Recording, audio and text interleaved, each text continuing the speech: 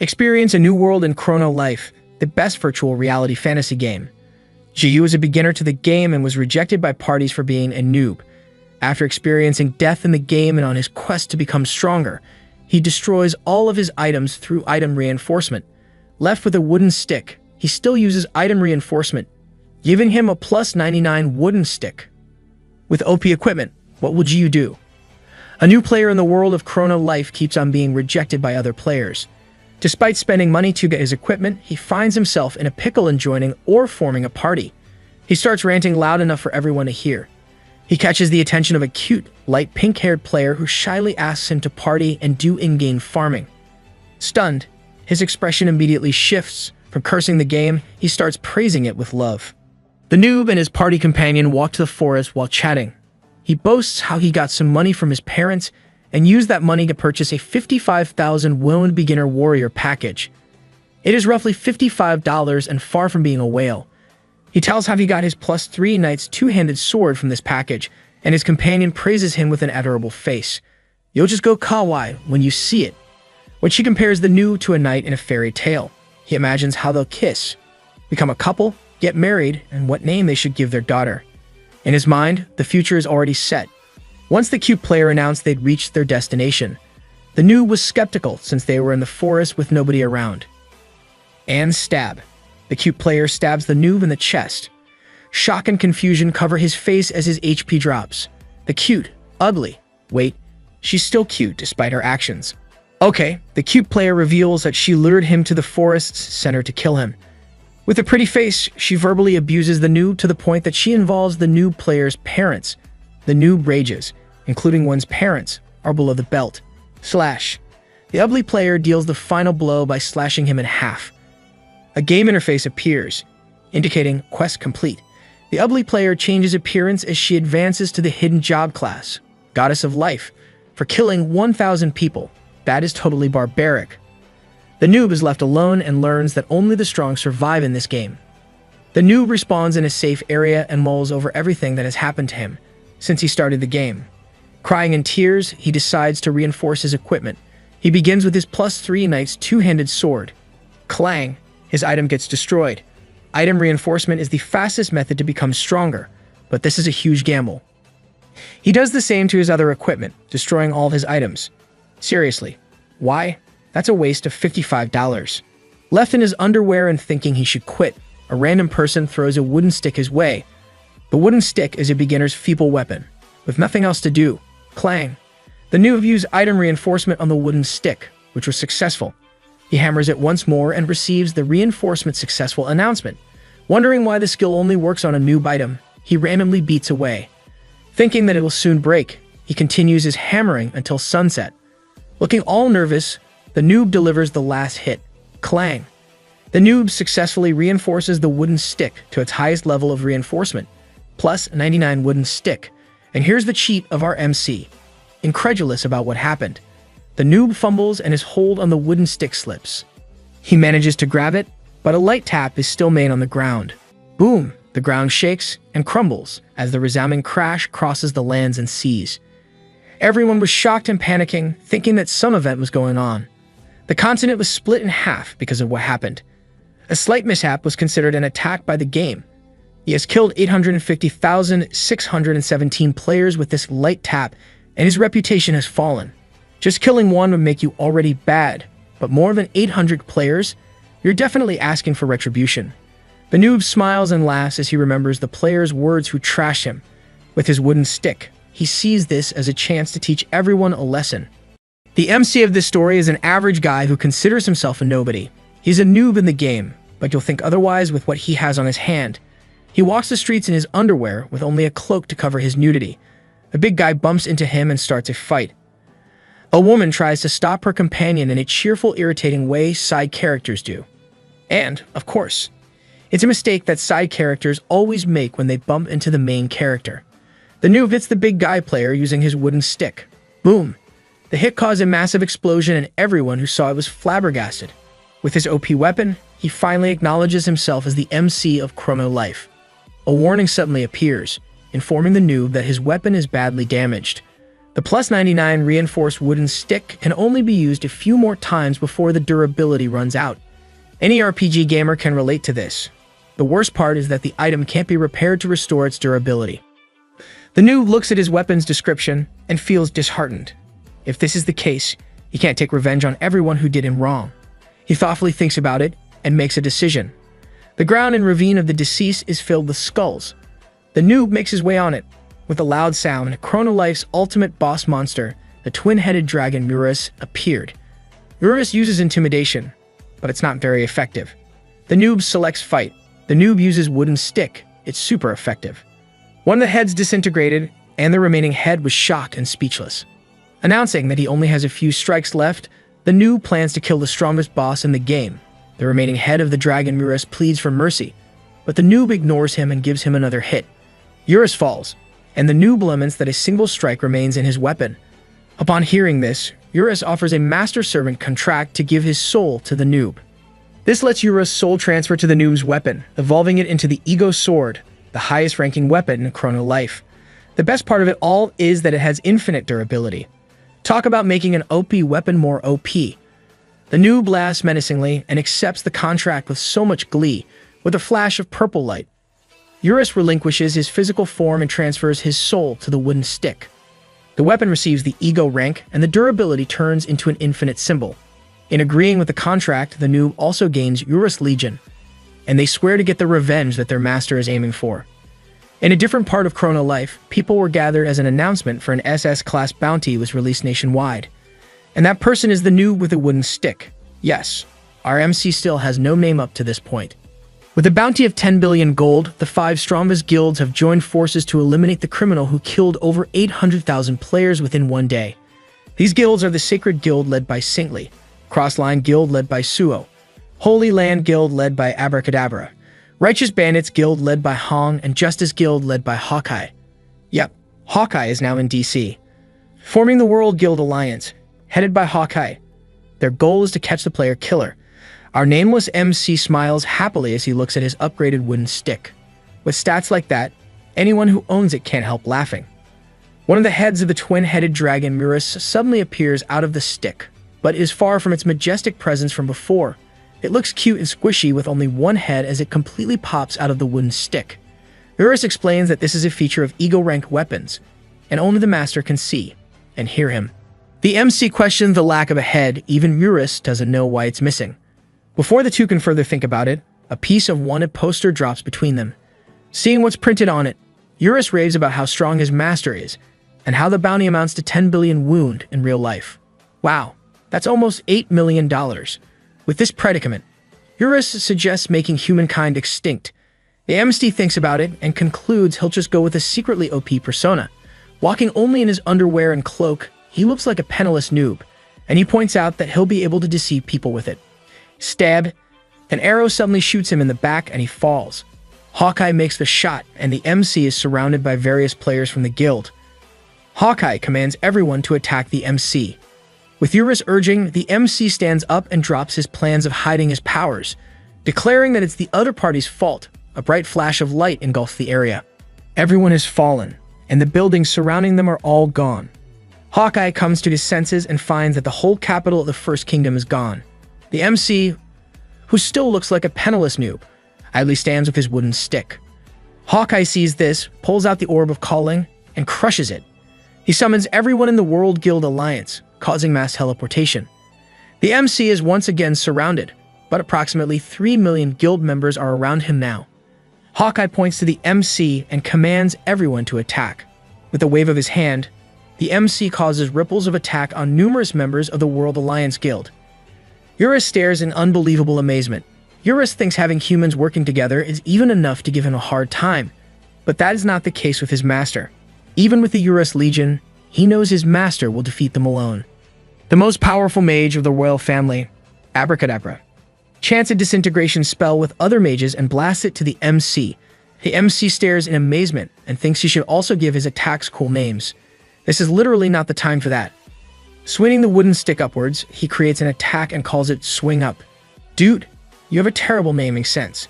The disintegration spell cast was cancelled with his swing. The mages regroup to cast another spell. Swing Down. and everyone in the World Guild Alliance dies except for Hawkeye. The MC has been holding back his powers to ensure the guy doesn't pass with his swings. Hawkeye thinks he was spared, but the MC is out for revenge because of the arrow shot. The MC hits Hawkeye with his wooden stick, and we all know how that ends. Urus praises his master for annihilating everyone. The goddess of life makes her appearance. The woman stops before him and calls him Noob. The MC meets the woman who killed him in a land filled with 3 million dead bodies. He remembers the insults he received from this woman. Instead of getting angry, he can't help but laugh. The woman asks how the MC has been and comments on their coincidental meeting. The MC refuses to believe it is a coincidence. They start talking regardless of his desire to bash the woman in the head, saying, "Here, bro." They talk about the woman's different appearance, and the woman shared the news of her advancement to the hidden class, the goddess of life. The MC says the goddess of death is more befitting. Exactly. The woman found it funny. Only irritating the MC, he starts attacking the woman, and she immediately evades. The woman wants to talk some more, but the MC keeps attacking. With many explosions going her way, the MC assumes that the woman is dead. As the smoke dissipates, he sees his silhouette still standing. The goddess of life praises the MC for getting stronger. Despite this, his attacks are still not enough to cause her death. Urus was so shocked that he clung to the MC's face with his foot on the MC's mouth. Urus flinched when he looked at the woman. The MC is the only one supposed to see him. Yet it seems they made eye contact. The MC was sure that he had managed to hit the woman, yet she still stands unscathed. The woman reveals that being a goddess of life makes it impossible for a human to kill her. The MC only gets more irritated that he inflicts a direct attack. Every loud boom resounds throughout the lands, but all his attacks are pointless. It's not very effective. The woman flies into the air with her wings. As she floats down, she again insults the MC for being a poor noob. She urges him to give up on his quest for revenge because no matter how strong he becomes, he can't kill her. The MC sighs, turns, and starts swinging his arms in preparation. The goddess of life wonders if he is now willing to give up. The MC replies that he will swing with all of his power this time to create a clean split. The goddess is amused and reminds him that he can't kill her. The MC declares that he will not hit her, he will strike the planet instead. His logic is just incredible. The goddess finally flinches with his statement. The goddess mocks him, saying that it is impossible. The MC reminds her that he's planning to give the swing with all of his power this time. The goddess dissuades him by telling him it's suicide. He laughs hard, remembering that his previous death was the price he paid for learning how only the strong can survive. The MC states that now is the time to teach everyone a lesson. Satisfaction and suicide don't matter. Nobody should screw anyone who has nothing to lose. The goddess tries to stop him, but the MC smashes his wooden stick to the ground with full force. The MC menacingly smiled as the earth splits, destroying the whole planet. That ends our story. In the real world, everyone playing Chrono Life gets kicked off the game and leaves their virtual reality capsule. The Chrono Life staff announces an emergency server maintenance and apologizes for the inconvenience on their website. Unknown to many, a player remains inside the Chrono Life game and activates the primary system of Chrono Life version 1.7. After a scan, the system confirms that only one user is online. And of course, it's the MC. The MC finds himself in a blue space filled with binary numbers. Wondering where he is, he meets a long-haired blonde dude in casual clothing. The blonde guy says that the planet the MC destroyed was his mom's favorite place. When the MC asks him who he is, the blonde opens his mouth and says he is God. We finally meet the top honcho of Chrono Life. Upon meeting God, the MC simply smirks, disregarding who or what the blonde dude is. Instead, he asks if he saw that black-haired woman anywhere. God says it's just the two of them in that space, and the MC killed everyone on that planet. Hearing this, the MC laughs hard and shouts that he finally got his revenge. He calls for Urus but receives no response. God reminds him that only the two of them are in that space. The system states that there is only one user online. The MC then asks the blonde guy if he is an NPC or an admin. God answers that he is neither and is best. I'm guessing he's a player, it's neither. His words were filtered, and he says someone was trying to get in his way. And with a flash, God says goodbye, asks to say hello to the furry guy, then disappears. The MC then gets logged out and goes back to reality. He rants about how the blonde dude disappeared immediately, after a few exchanges of words, as he removes his virtual reality headset and exits the capsule. While wondering who the furry guy was, a man with a scar on his left eye, accompanied by men in suits, approached the MC. He says the details of the MC, Jiu Lee, 21 years old, and has played Chrono Life for 3 months. Finally, we can stop calling him Noob or MC. Scarface also mentions Jiu's current weapon, the plus 99 reinforced wooden stick. Jiu panic and wonder if this is the furry guy God mentioned. When he asks who Scarface is, Scarface says that he is the person who's about to take his wooden stick from him. Slurp, Scarface eats and urges Jiu to eat. As an average college student, Jiu starts to wonder how he ended up in a local restaurant called Real Home Style Grandma's Soup with Scarface. Out of the blue, Scarface starts talking about himself. He says he became a regular of the restaurant when the company started the development of Chrono Life. He is none other than Deokbae Choi, the CEO of Chrono Life. Jiu was so shocked that he spilled his first impression of Deokbae as a mob boss because of the men in suits who accompany him. Deokbae says that those men are actually employees of Chrono Life. How misleading. Jiu asks what the CEO needs from him, and Deokbae says he is there to confiscate Jiu's wooden stick. He explains how the wooden stick that Jiu owns is a bug item. This is because the probability of successfully reinforcing an item with a plus 10 reinforcement level to the next level is only 3%. The percentage of that probability drops the higher it gets. Being able to continually surpass such a low percentage makes it a bug. The CEO then repeats that the plus 99 reinforced wooden stick shall be confiscated. Back in Chrono Life in the starting ruins, a party fights a level 21 monster called Gorus. Jiu idly watches them as he wonders what he should do. He thinks about the night he met the CEO. He remembers how that person repeats how he will confiscate Jiu's weapon. But the CEO backtracks and says that upon checking, the wooden stick was just a regular item, and it wasn't a bug after all. The boss made me really nervous for the MC. The boss declares that the company won't interfere with the users anymore. The boss will give the freedom to their users, no matter what they choose to do within the game. Jiu remembers the last words the CEO left with him. Chrono Life is a fun game that everyone has dreamed of at least once, and he says that Jiu should step back from destroying the world and simply enjoy playing the game. In the present, a party that Jiu was watching started fighting because of one member's mistake, and that party member was kicked out. Seeing this, Jiu finds that exploration and excitement are a bunch of crap. The world of Chrono Life is all about survival of the fittest. Jiu concludes that he will enjoy the game, but it will all be according to his terms. He was about to attack the party that kicked one of their members, but ended up stumbling when someone started cursing the game. He looks at the pink-haired female player who got kicked off her party as she continuously curses and screams about how she spent money to get her equipment. She reminded Jiu how he previously condemned the game himself. The pink-haired girl screams that she will never join a party again and will farm on her own. As she walked off, she was suddenly faced with numerous Gorus. Stunned, she could not move from where she stood, and the horde ran toward her. She covers her head with her arms, afraid of what to happen. Seeing this, Jiu jumps in front of the pink-haired player in his underwear and cloak. Captain Underpants? Swing up, Jiu swings his wooden stick and causes a big explosion. Wondering why she's still alive, the girl lowers her arms and sees Jiu. Jiu didn't help her because of their similar experience. He thought it would be fun. With these thoughts, he invited her to his party. And this is just the prologue to his story. The pink-haired player tells Jiu to go away with her middle finger and says she doesn't play with noobs. Figures. Jiu's social life is doomed. In real life, everyone talks about the person who killed 800,000 people in the first wave, then 3 million in the second wave. They refer to the destruction of the World Alliance Guild as Doomsday. Whoever did it, that person is Chrono Life's most powerful player.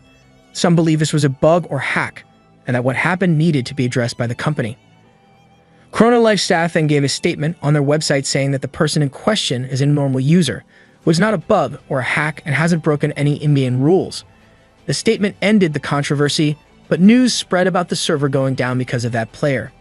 Jiu was the most talked about player in and out of the game, yet at this time, he was busy following the pink-haired girl he had just saved from a horde of Gorus. The female player gets irritated and yells at him. Jiu wants to party with her, and the girl again says she won't party with a noob. Jiu is only wearing a cape, underwear, and a wooden stick for a weapon, so she thinks that Jiu is a complete newbie to the game. Jiu asked about this, and Yura says that the girl's eyes were closed when Jiu saved her. Thinking it over, Jiu believes he can finally live a secretly OP persona. He continues chasing after her and shamelessly asks for a boost to level up. He acts cute as he compliments her for being a pro. The girl remembers the party who just rejected her, and being called a pro lifted her spirits up. She immediately invites Jiu to join her party. Jiu saws the pink-haired player's name and stats. Her name is Love, and she is level 24. The two went to the starting dungeon near the front village. Love shows off by hunting multiple level 4 bunny bear. Jiu is sitting near a rock with Urus, complimenting how good Love is for fighting a mob of monsters on her own, since this can be dangerous despite its low level. Urus says there's nothing to worry about since Love's items are good. The weapon costs 10 million gold or 10 million wound, around $8,000 in real life. The rest of her equipment amounts to 100 million gold, almost $80,000. Now, this is whaling. Jiu is shocked by how much Love spends in the game. Love started telling him to attack the monsters with his wooden stick. Love nags how Jiu needs to fight to actually get stronger. As this happens, Jiu almost blows his cover when he bops one of the bunny bear behind Love. Love didn't realize that anything had happened behind her. She receives a message and tells Jiu to fight on his own for a bit, while she is gone for 30 minutes. Leaving him like that, Jiu and Urus wonder what kind of life Love has to be able to spend that amount of money in this game. In reality, a pink-haired girl logs out of Chrono Life. She smiles as she thinks about what happened in the game with the Noob. The door suddenly opens and a short-haired woman enters, while nagging Love for being a game addict. The woman continues to fuss as Love gets prepared. With numerous flashes of light, the program Music Banking is back on. They introduce the next performance, a singer who has been in first place for 13 weeks straight. The top idol singer and songwriter is none other than Sarang Han. And Sarang Han plays the character Love in Chrono Life. While waiting for Love to log back in, Jiu decides to get some actual practice done, and that is how to not kill with one swing. God watched over and was amused by Jiu's practice, telling his mother how interesting the guy was. 17-year-old Sarang Han is a freshman in high school and the nation's most famous idol and singer-songwriter. The public knows her to be sweet, childish, and unable to curse people, but her manager knows it's all fake. Sarang's real hobby is online gaming, and she swears like a gangster, especially when dealing with Jiu. As Love, Sarang bosses Jiu around, and Jiu sticks to his pretense as a noob. After logging back into the game, Love asks how Jiu fares from his practice and realizes she has never asked for his character name. As Jiu was about to answer, Love stopped him and said she'd just call them undies. Behind them, a group of people is following closely, and their target is Love, an old dude with crimson lipstick. The group leader commands all members to gather in the dungeon to serve justice. Love tests how much Jiu improved by sending him out to fight a level 22 bunny bear. Go undies. Jiu runs towards the bunny bear and wobbles as he nears it. He very lightly taps the hair of the bunny bear. It's super effective. The bunny bear suffers massive damage with a single bar of HP left. Jiu's practice paid off. He managed to attack with his plus 99 reinforced wooden stick without killing it. Seeing how Jiu almost killed the bunny bear with one hit, Love praises him for getting stronger. Great job, undies. Whoosh. A dagger appears out of nowhere, but Love senses it and kicks it back where it came from. The old dude with crimson lipstick catches the blade. He is Mr. Kim, a manager of Hallison Guild, and he is accompanied by other guys who also have Mr. in their names. Learning that they were from the Hallison Guild, Love was shocked. Mr. Kim orders everyone to attack them, and Love tells Undies to stay back. Love fights everyone alone, and Jiu and Urus are idly watching Love destroy the Hallison Guild. From what they're seeing, they concluded that the Hallison Guild has picked a fight with Love numerous times but ends up defeated each time. The old dude leading them refuses to give up his revenge. On the sidelines, Mr. Kim commands an elf to attack Love while she is distracted by the others. The elf dashes behind Love and uses steel. Love's Knuckles of Silence, which cost 10,700,000 gold, were stolen. Jiu is surprised by the situation. While Urus explains the skill used against Love, Jiu dismisses it, thinking there's nothing worth stealing from him since he only has his undies and cape. He then remembers his OP weapon and makes a run for it. Mr. Kim saws this and tells the elf to ignore him. Looking at his running half-nude form, the elf takes such interest in Jiu that she tosses the Knuckles to Mr. Kim's way and chases after Jiu. She declares that it is more fun to steal from the poor. The elf appears before Jiu and calls him cutie. The woman raises her hand, and Jiu decides to attack. He yells and swings his wooden stick down. The crash causes smoke, and as it disappears, Jiu is now empty-handed and his wooden stick is already in her hands. With lustful glee, the woman claims it as hers. The elf claims she will steal Jiu's cape next, and all he'll be left with is those undies. The woman stops mid-sentence when she sees a shadow. Eurus admonishes the woman for daring to take ownership of him. Shocked to see the eye of Eurus' actual form, she shrieks and falls on her butt, letting go of the wooden stick. Jiu calmly grabs the wooden stick from the ground, and a system interface appears. Jiu regains ownership of the weapon because Eurus' soul rejected the enemy. Eurus appears in his chibi form and rants about how no one can own him except for Jiu. And Jiu pats Eurus on the head. "I'm tearing up." Still recovering from the shock, the elf trembles in fear. Mr. Kim yells at her, and she immediately stands up. Love moves and kicks her from behind, but the elf easily evades. Love demands her weapon back. She promises to kill everyone when Jiu very slightly hits her. Love faints, and Jiu names his secret tactic, strike without killing. He really keeps things simple. The elf wonders why Jiu hit Love. Jiu replies that he's going for the secretly OP vibe. Before the woman finishes asking what secretly OP is, Jiu kills everyone in Halcyon Guild. The elf is confused and questions what happened. Then Jiu smacks her head with his stick using strike without killing. Jiu admits that he killed everyone and tells the woman how much patience he has developed lately. But Jiu is really irritated that he claims he almost died of a heart attack because of what happened. With those last words, he gives the woman a big smash in the head, which causes a big boom in the area. Love wakes up and immediately sits up. She sees Jiu eating meat by a tree and asks what happened. Jiu says they're in a field near the dungeon, and the old dude and the others have left. Love asks more questions, but Jiu merely tosses her weapon that was stolen earlier. He then asks Love about the Halcyon Guild. Looking at how Jion is acting, Love sees him in a better light. "I swear I hear the church bells ringing right now." Love asks if Jion knows about old lineagers. Eurus then explains that it refers to old men who play the game Lineage. Jiu asks how Eurus is knowledgeable, despite being an NPC from a different game. Eurus admits that he looked it up on Wikipedia. "I thought," he'll say Google. Eurus then recites a whole bunch of text that he got from his search. Love simplifies by saying that old lineagers are users who spend billions of woon on the game. Everyone in Halcyon Guild is old lineagers. Love became their target, which she bought her knuckles from an auction. Though they keep attacking her, they obviously lose because they lack the control skills to win against her.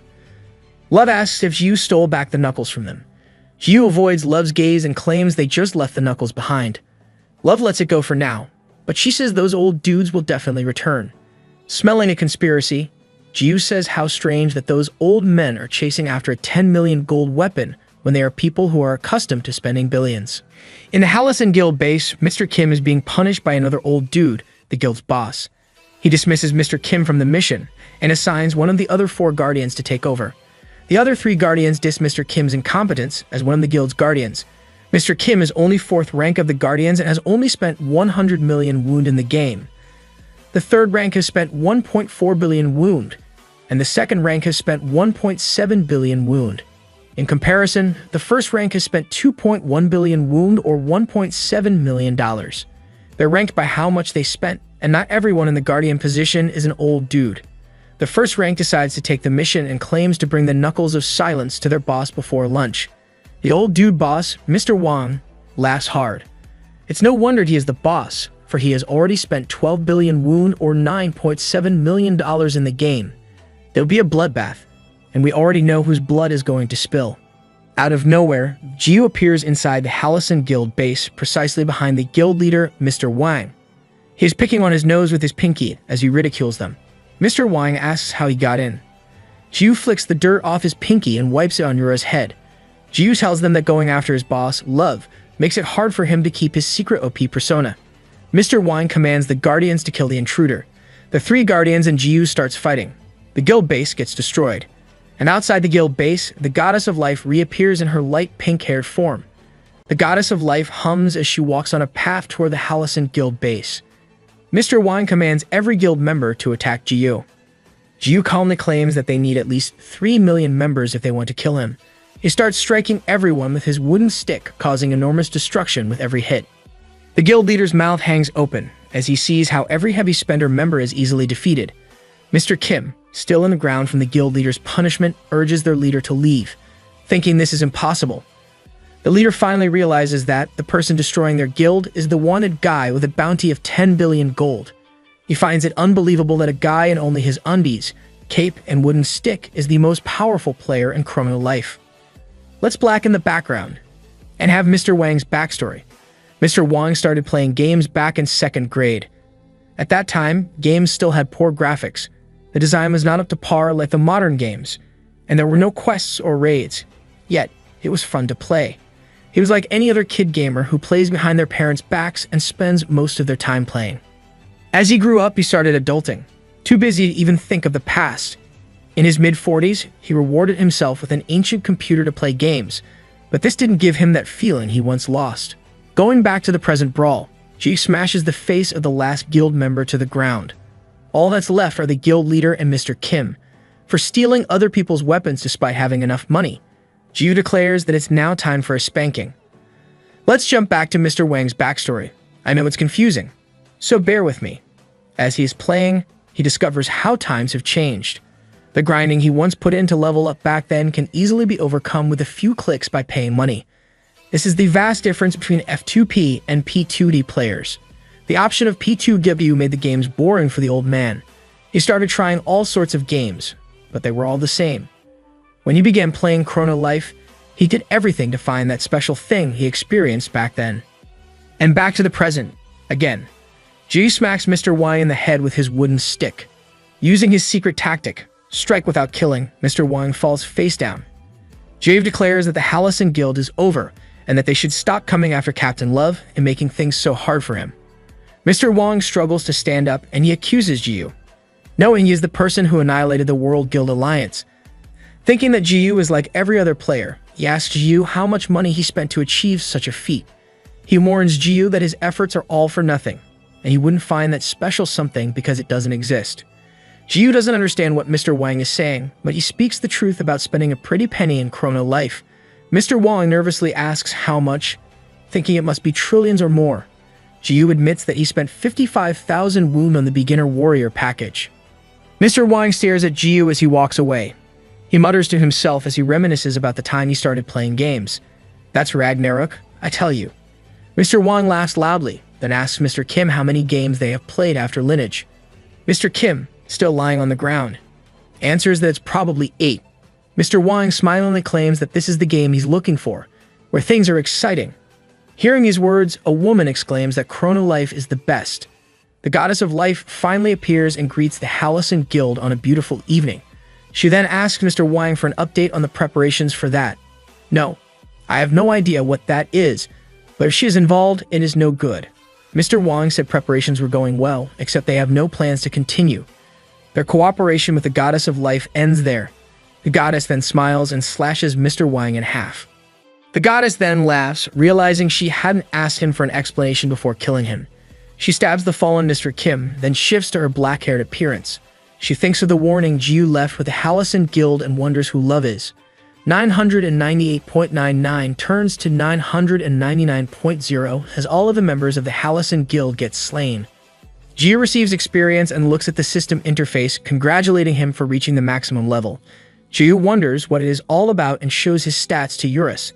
The interface shows Jiu in a Lelouch pose. His level is 999 beginner. His stats are still low since he hasn't used any ability points. His remaining AP is almost at 500. Jiu and Eurus make a face when they see his current level. Chrono Life is literally the world's best game virtual reality game. Faker, or Sang-Yuk Lee in real life, is a Chrono Life pro gamer. In a Chrono Life program, he shared that he is far from reaching the max level. Everyone is grinding to achieve this, and no one has ever done it. Sang-Yuk says that getting level 999 master level would take decades to accomplish even if you were to farm 24 hours a day. Eurus congratulates Jiu for becoming the first person to reach the master level. So why is Jiu already level 999? He was only level 7 recently. Thinking back to everything he has slain, 800,000 users, monsters who got hit in that first attack, Eurus, 3 million members of World Alliance Guild, and destruction of the planet, his level makes sense. The system interface appears again and informs him that he has reached the master level and is entering the ascended plan. Then a very bright flash engulfs Jiu. In a different area, Love is on her back. She looks up at the sky. Thumbi's gone. Things seem dull, and she gets annoyed. She thinks back to their conversation and decides to give him 1 more hour before she logs out. It's a patience test. Jiu and Eurus got transported to a floating island. There they meet the God of Classes, who serves as a guide of the Ascended. The God of Classes commends Jiyu for reaching master level as a beginner. Jiyu never advanced job classes, and now he gets promoted to a hidden class. Flashes of light once again engulf Jiyu, as souls of all weapons enter his body. Completing the job advancement, he receives the hidden class Master Novice. All his stats got reset, and the ability points used up or returned 3 times. With all his stats back to 5, his AP now amounts to almost 15,000. Eurus is more impressed with the number of AP than the hidden class. Getting 3 times the AP means that if another player reaches the master level, his master's status would be technically 3 times higher than others. After a short pause, Jiyu grins and puts all of his AP into one stat to rule them all. Eurus is horrified and thinks that his master is bound to stay a noob. In the real world, Deokbae Choi, the CEO of Chrono Life, gets notified about Jiyu. The boss laughs when he sees the stat that Jiyu chose to put all of his AP in. He sees Jiyu as the best and worst possible character in the world of gaming. The God of Classes guides Jiyu through the last step of Ascension. Jiyu can choose one of the ascended weapons that the God of Classes holds and keep it.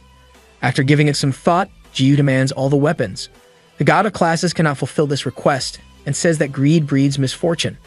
And Jiyu's greed is boundless. Jiyu cuts off the God of Classes mid-sentence and threatens him to hand everything over or he'll beat him up. Eurus, the criminal-like staff, and the boss, who were watching, were shocked by this development. Jiyu angers the God of Classes, turning them into an enemy. Angered, the God of Classes brings his axe down on Jiyu. Jiyu delays and pauses his attack as the axe comes down with a crash. Another big impact resounds as Jiyu attacks back. He destroys half the face of the God of Classes.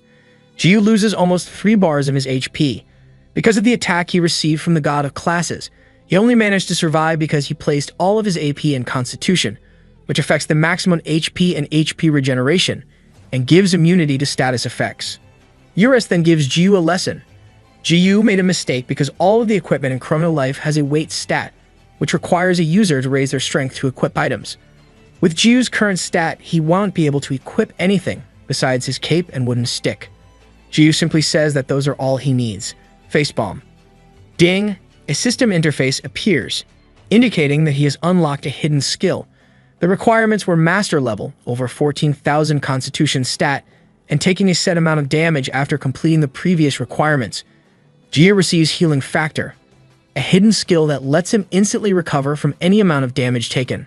This also makes him immune to poison, ailments, and paralysis. And here comes the plot armor. The Forgotten God of Classes is still angry and zaps Jiyu with a laser from his remaining eye. Jiyu gets stabbed with it and falls down. Jiyu laughs and declares that Chrono Life is the best game ever, as the big hole in his chest fills with new flesh. The God of Classes continues attacking Jiyu numerous times. Still, Jiyu grins as he recovers his HP after every attack. Jiyu thanks the God of Classes, for he learned something new, then he once again demands all the weapons. He uses Swing Up and kills the God of Classes. This destroys the Ascended Plane and brings Jiyu back to his original location. Jiyu reappears, and all the Ascended weapons that the God of Classes previously held are now on the ground. Jiyu now owns all the weapons of the Ascended, making him really happy. Love shows a demonic face for waiting for so long. Jiyu then appears and Love punches him in the face. Love beats him up and decides to leave. Before logging out, she tells Jiyu to log in the next day at a specific time. She said this with a beautiful shy face, then log out. Jiyu thinks Love is selfish and temperamental, but Eurus smells the development of romance in the air. Jiyu also log out. Here comes spring. In real life, Jiyu thinks about how much money he could get if he sells the Ascended weapons, and if the items are bound to his character. He then remembers the money Love spent on her equipment. This gives him the idea to sell his items and make some money. Jiyu runs back and logs into Chrono Life. He goes to the Ravine of the Deceased, where Eurus welcomes his master to his home. Jiyu ignores the welcome and says he will stay over to pick out his loot. This is the story of how Jiyu became a millionaire. Jiyu slays all monsters in the Ravine of the Deceased. It is the most challenging dungeon in Chrono Life. Jiyu makes it look easy by just using Swing Up. This creates a rain of expensive items. Jiyu continues to eliminate these monsters even as they respawn. As it accumulated, Jiyu quickly gained items that cost 15 billion wound or $12 million. The next day, Jiyu shops for branded clothes and a sports car. Unknown to Jiyu, he causes a wave that affects the whole Chrono Life game. The CEO and his staff discuss the adverse effects of Jiyu's actions and what they can do about it. Jiyu then calls the Chrono Life boss, asking him if he wants anything for a gift. The CEO then curses Jiyu for causing trouble. Jiyu ends the call and returns to thinking about what he should buy next. Jiyu then decides to buy himself an apartment in a luxurious building. As a Korean custom, he goes to his neighbor to give them rice cake. As the door opens, he sees Sarang Han, and they stare at each other. This is the first meeting of undies and love in real life. Back in Chrono Life, trouble brews in the ravine of the deceased. A demon-like monster eliminates the 3 strongest bosses of Eurus Legion. He absorbed the defeated monster's levels and stats using tentacles. This phenomenon erased the data of the 3 bosses, and they won't be able to respawn once more. And the demon-like monster who did this is none other than Uriken, the lost head of Eurus. The first meeting of undies and love in real life happened without any mishap. It was just a typical exchange of greetings between neighbors. Jiyu only recognized her as the top idol, Sarang Han, not making any connection to his temperamental game boss, Love. Sarang didn't make any connection because all she remembered about undies was his underwear. She only looks below, perv. Thus, they didn't recognize each other in real life on their first offline meeting. Inside the game, Jiyu goes to the ravine of the deceased and discovers that no single mom is left. Jiyu asks Eurus if the monsters ran away, and Eurus says it is impossible unless there is a bug. Jiyu lets it go and decides that he can just farm in a different dungeon. Eurus reminds Jiyu of his supposed meeting with Love, and Jiyu walks off to get there in time. Eurus looks back and thinks about the familiar energy that he is sensing. In the snowy fields, Elaros, a level 190 giant serpent and field boss, gets absorbed by Uriken. Uriken believes that what he has absorbed so far is insufficient to eliminate humans. The goddess of life appears out of nowhere, and it is revealed that she is the cause of Uriken's existence. Ignoring her words, Uriken stabs her and starts absorbing the goddess of life. Yes, finally.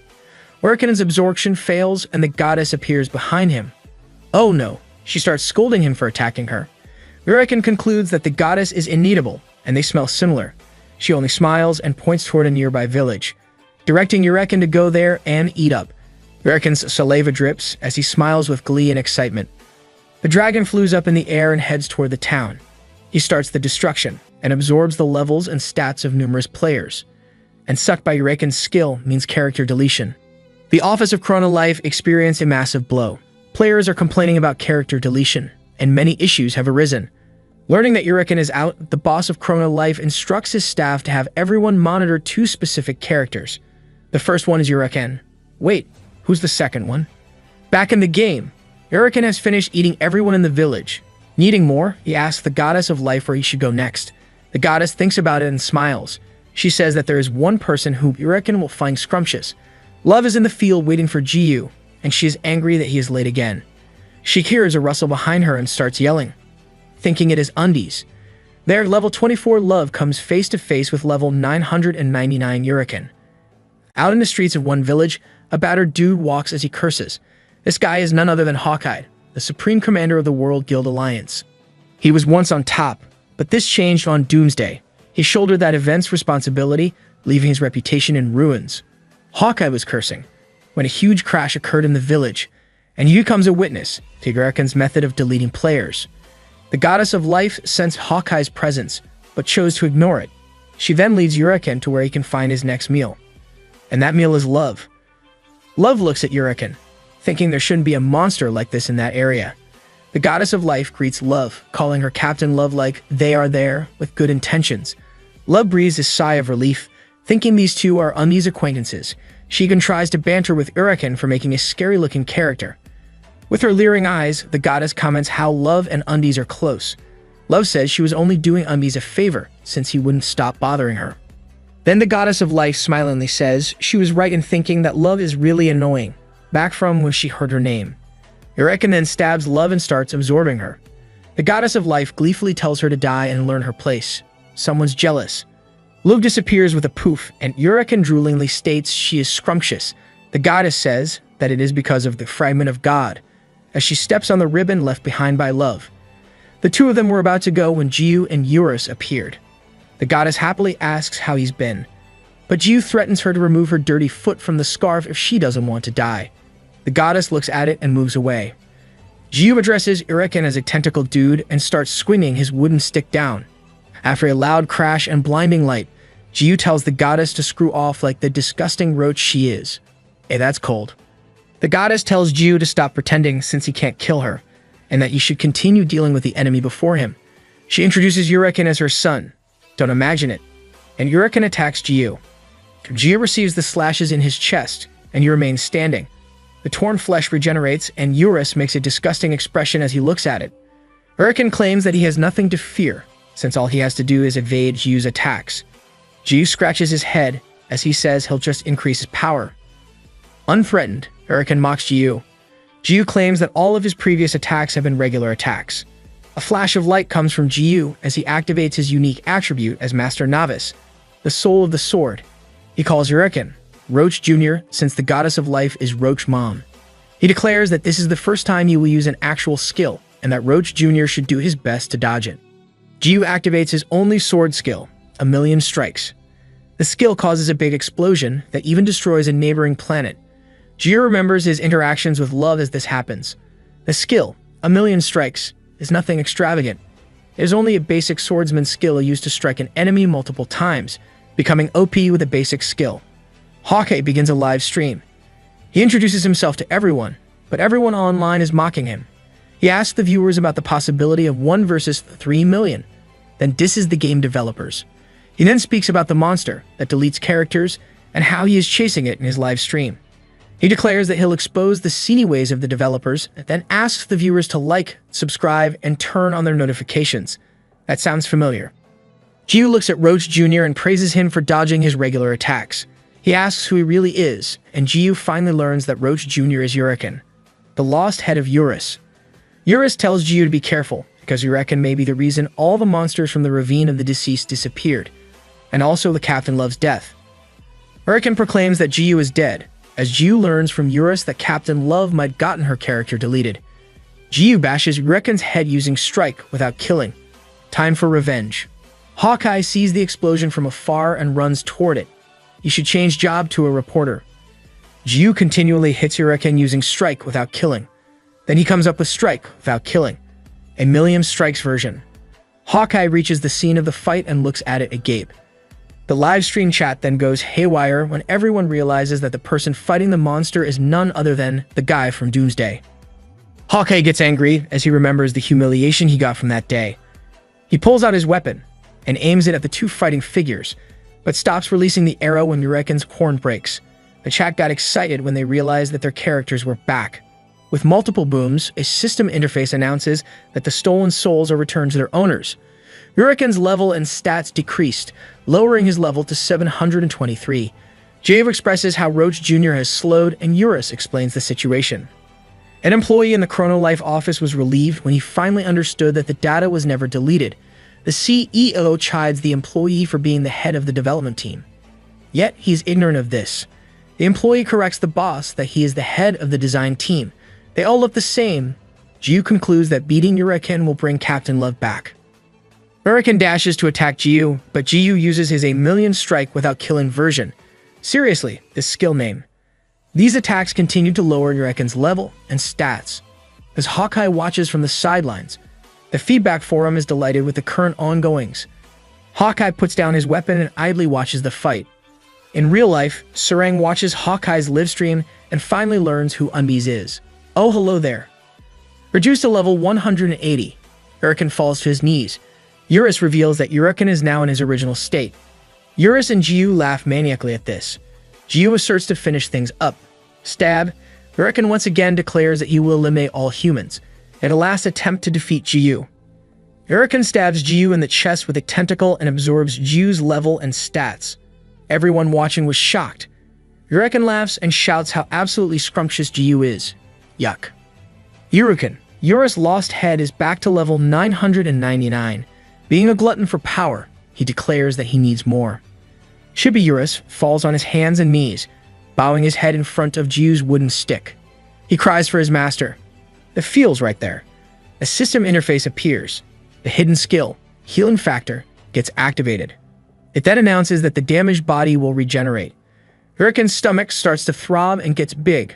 Like a horror scene from those alien movies, a face, then a head forms from Yuriken's stomach. It screams as it tries to get out. Yuriken's mouth hangs open as he sees this scene. The head from Yuriken's stomach slowly faces Yuriken. With a large, creepy smile, it scares the crap out of Yuriken as it speaks baby words. Yuriken screamed for a long time as he saw the head from his stomach talk. The viewers seeing this scene are either speechless, laughing, or confused. The head from Yuriken's stomach laughs and says he looks like a worm.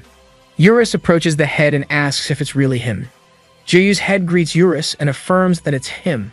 Irritated, Yuriken repeats his favorite line about eliminating humans. Jiyu mocks him as he regenerates his body from Yuriken's stomach. The situation is reversed.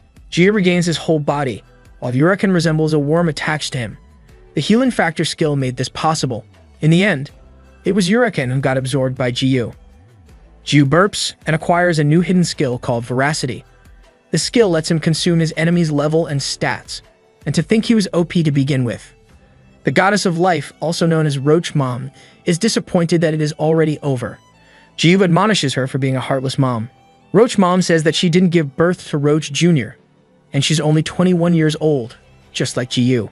Jiyu, shocked that the goddess knows his age, asks her about it. The goddess smiles and says it's a secret. As she raises her staff, a crack appears in the space where she points her staff, and a humongous monster hand comes out of it. The goddess steps on it and bids her goodbye, referring to Jiyu as Noob. The CEO commands to end the interaction immediately and have an event to reimburse the players handsomely. He also reminds his staff to closely monitor the characters he mentioned before.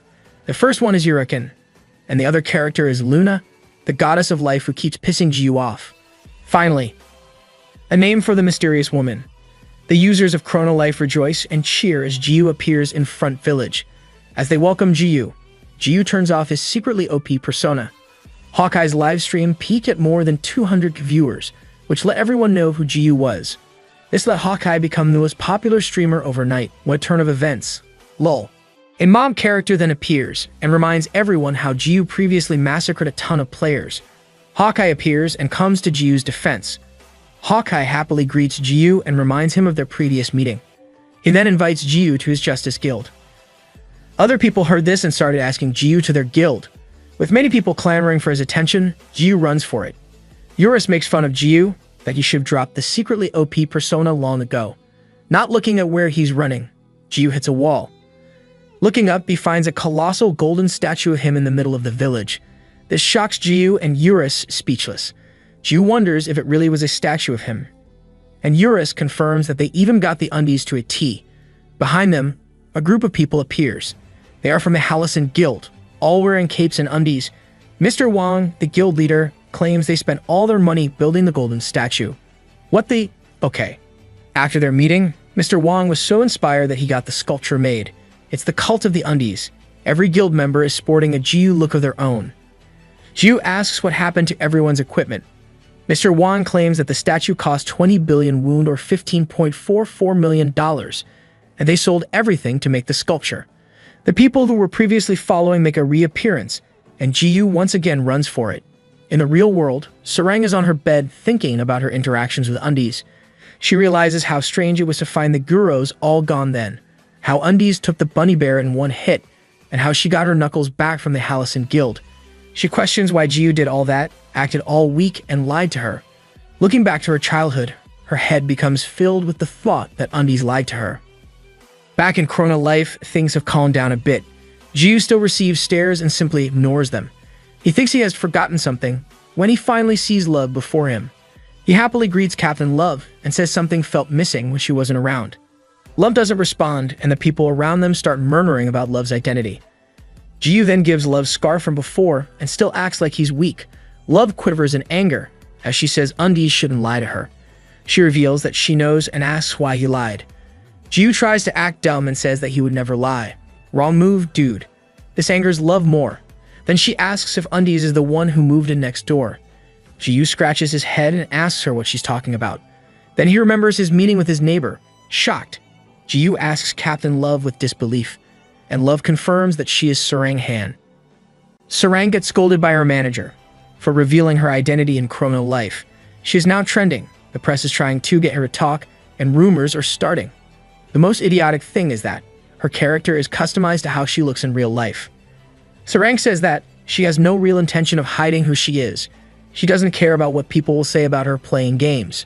She was never interested in showing an innocent act to the public, and her manager made her do it, and that she never really wanted to lie to everyone. Sarang walks off and bangs the door closed to her room. Inside, Sarang logs into Chrono Life. Backstory time. A young 5-year-old Sarang sings in front of other kids. This is how she first displayed her talent for singing and made her music debut at a young age. Labeled as a genius prodigy with the voice of an angel, everyone praised her. She was supposed to be happy, but it was tarnished by greedy adults who were supposed to protect her parents. Sarang got exploited by her parents. She learned to act like she was okay, but soon reached her limits. She fell apart in front of a live broadcast due to intense pressure, and it became an unforgettable, painful memory for Sarang.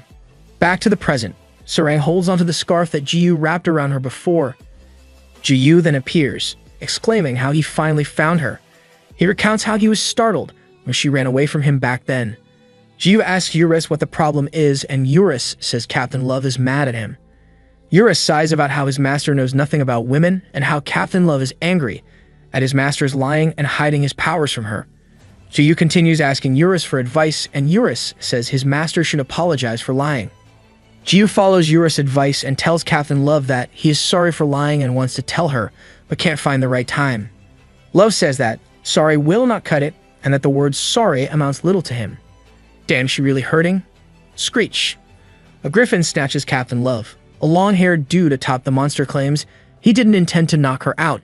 Eurus was shocked to see who the man was. Jiyu was enraged, and Eurus tries to stop him but continues to use Swing Up to attack. The long-haired dude activates his skill 8 mirrors. The 5th mirror. The mirror of reflection bounces Jiyu's attack back to him. The attack causes enormous destruction in the area, but only destroys Jiyu's left arm. Jiyu's healing factor quickly regenerates his lost arm. Eurus says that his master should have listened to him. The man who took Captain Love is named Habake, and he and Eurus are the same kind. Jiyu asks if Eurus means that weak loser kind. Habake's hexagonal instrument cracks. Habake smiles, saying that Jiyu is the first person to crack it after that person, whoever that is. Then Habake claims that Jiyu is only a human and has no right to possess a fragment of God. In the hidden tower in West Forest, Love wakes up and asks who the long-haired dude is and where she is.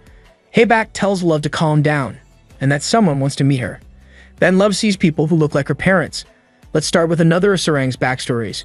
After the live broadcast incident where Sarang broke down, she retired from her career as a singer. Despite her retirement, her parents were angry and used violence against her. They refused to accept it and continued forcing her onto the stage, while saying they loved her and that what they were doing was for her. After many years, even though Sarang's fame has faded, she still doesn't hold the choice to quit. When the cash stopped coming in, her parents did the unthinkable and sold her. Trash parents at its finest. Sarang ran and managed to escape from the situation. She immediately went to the police, and after that, it was ensured that her parents could no longer go near her. With the help of the law, Sarang was finally free from the terrible adults called her parents. Sarang may be physically free, but the trauma is still there, and she is broken inside. This caused her to be averse to lying. What happened made her a shut-in, and all she could turn to was online gaming. Her eyes became bad from playing too many online games in a dark room, and removing her glasses makes her anxious up to this day, and she could only return to the real world after some time.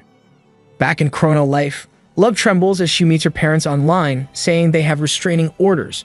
Her dad says that they're inside a game, and when they saw the news of her playing this game, they came to find her. They got help from Habake to do so. Habake then leaves to give them time to talk. Sarang's parents make small talk and say that the world is cruel for separating a child from her parents. Love gets angry and asks what they want from her. Her mother then says she is sorry and has wanted to do so for a long time. Sorry that they were too hard on her and asked for forgiveness. If Sarang agrees, she wants them to be a family again. If this is a trap, then F them. Outside the hidden tower, Habake was bothered when he saw Jiyu find the place they were in. Jiyu announces that he's there for round 2 with an irritated face.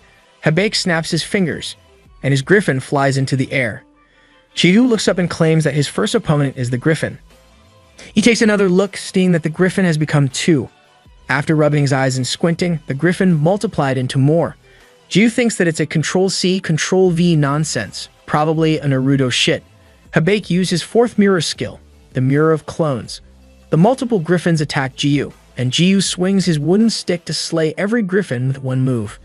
Jiyu was shocked when the griffins simply reappeared. Eurus then explains that Hibake has 8 different mirrors, each with a different effect. The mirror of reflection from before can reflect all physical and magic damage. When Jiyu hears this, he complains that it's too OP and imbalanced. This pot calling the kettle black. Eurus then explains how the game developers never intended to have Hibake be fair in the first place since he is not a user. Hibake is a boss monster that requires a specific strategy to be slain. Jiyu finds this silly and asks which douchebag came up with this concept.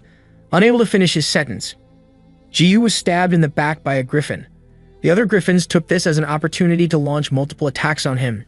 Jiyu receives damage and launches his 1,000,000 strike skill. Hibake says that Jiyu can keep killing them, but he will only make more clones with his mirror. Irritated, Jiyu makes an ugly face and claims that you will also break that mirror. Hibake shivers and Jiyu launches another 1,000,000 strikes attack. He does this multiple times until the mirror cracks. Hibake was surprised as Jiyu pointed his wooden stick at him. Jiyu then mocks him for being a boss monster and says how Eurus and Hibake are both weak. With a forced smile, Hibake replies that he is not weak. Jiyu just happens to be really strong. Jiyu, still irritated, tells Hibake to wipe his smile off because it reminds him of a nasty roach.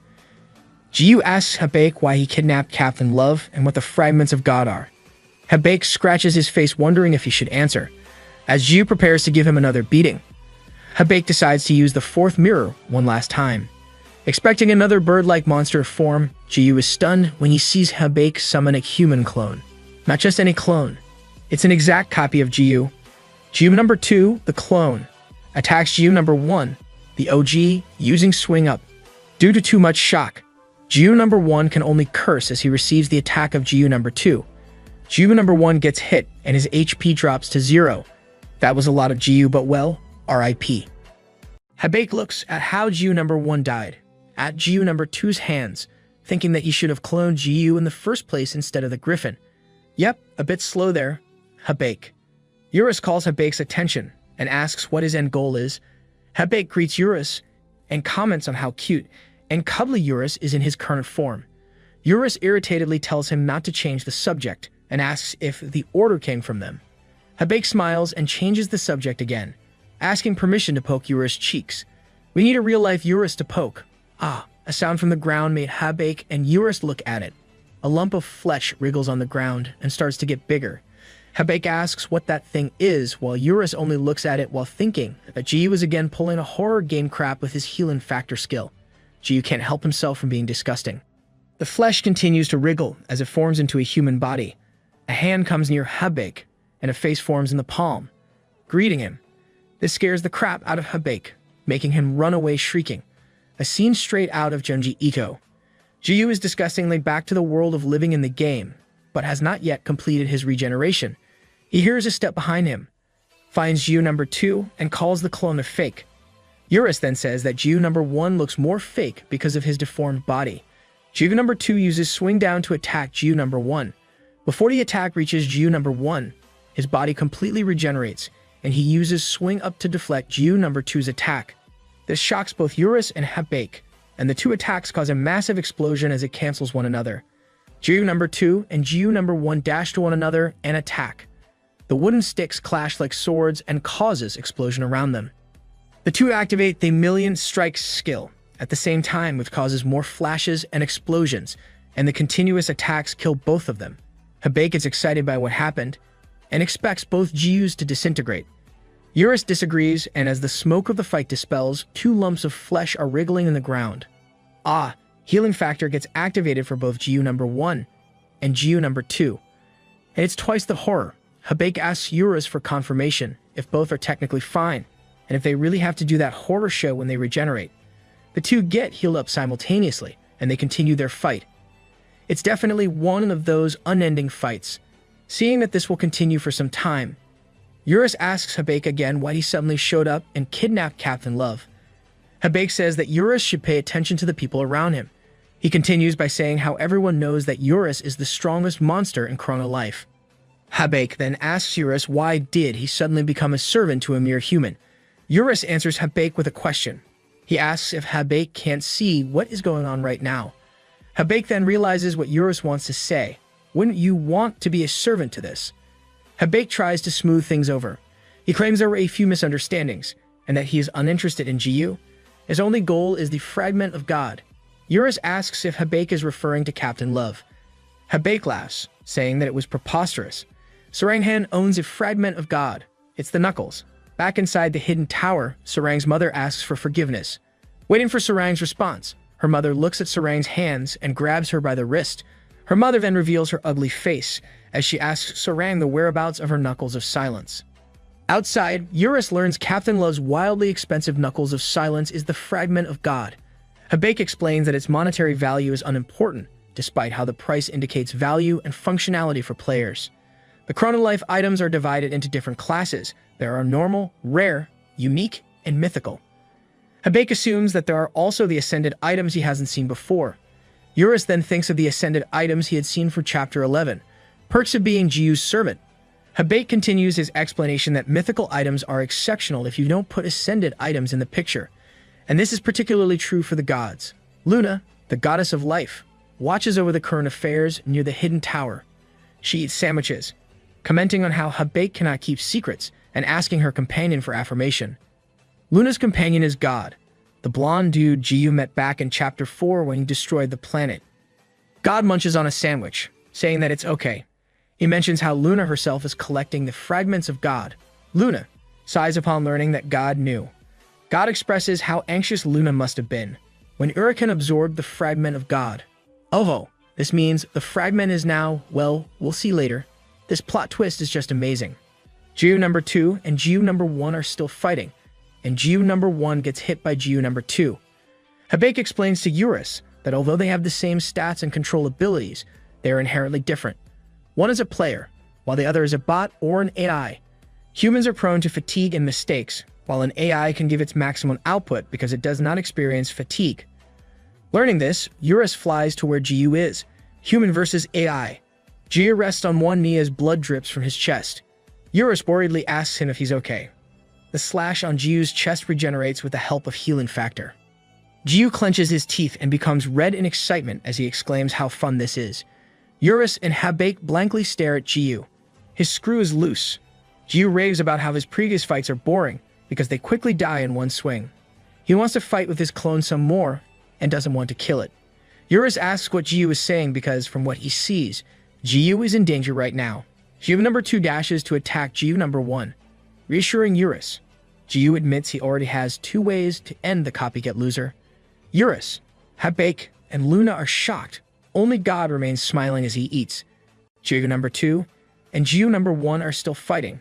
Each hit causes a big explosion that reaches outer space. It's not an overreaction. It literally goes outer space.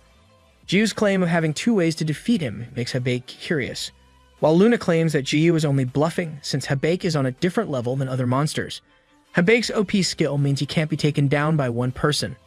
Jiyu explains that the first method is to destroy the whole planet, which he already did before. This remark made both Luna and God flinch. Jiyu continues to explain that destroying the world would end the game like last time, and Captain Love would get to respawn in the village while the copycat disappears. Thinking it's old, Jiyu says he will use the second method. This made both Luna and God slightly at ease.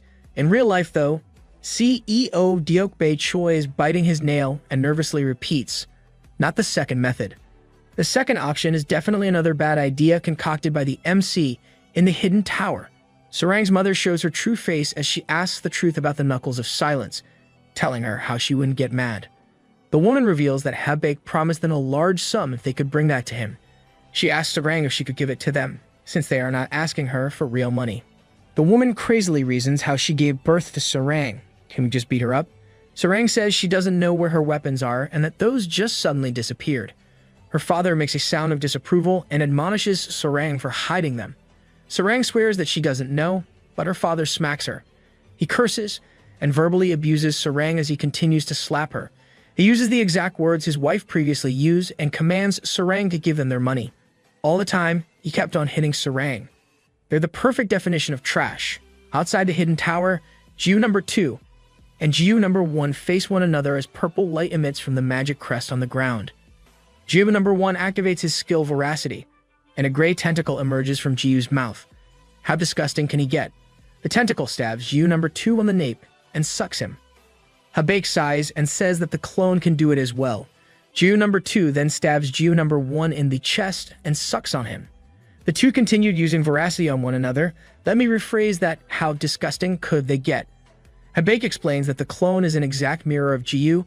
Anything he does can be done by the clone, and the battery keeps the clone going. With the strategy not working, Jiu goes for his plan B. Habaek looks at Jiu in askance when Jiu then stabs Habaek in the chest with a tentacle. Jiu claims that this is his second strategy, which is to kill the source. Habaek realizes that this was all planned by Jiu as he gets sucked away. Okay, so option number 2 is absorbing Habaek.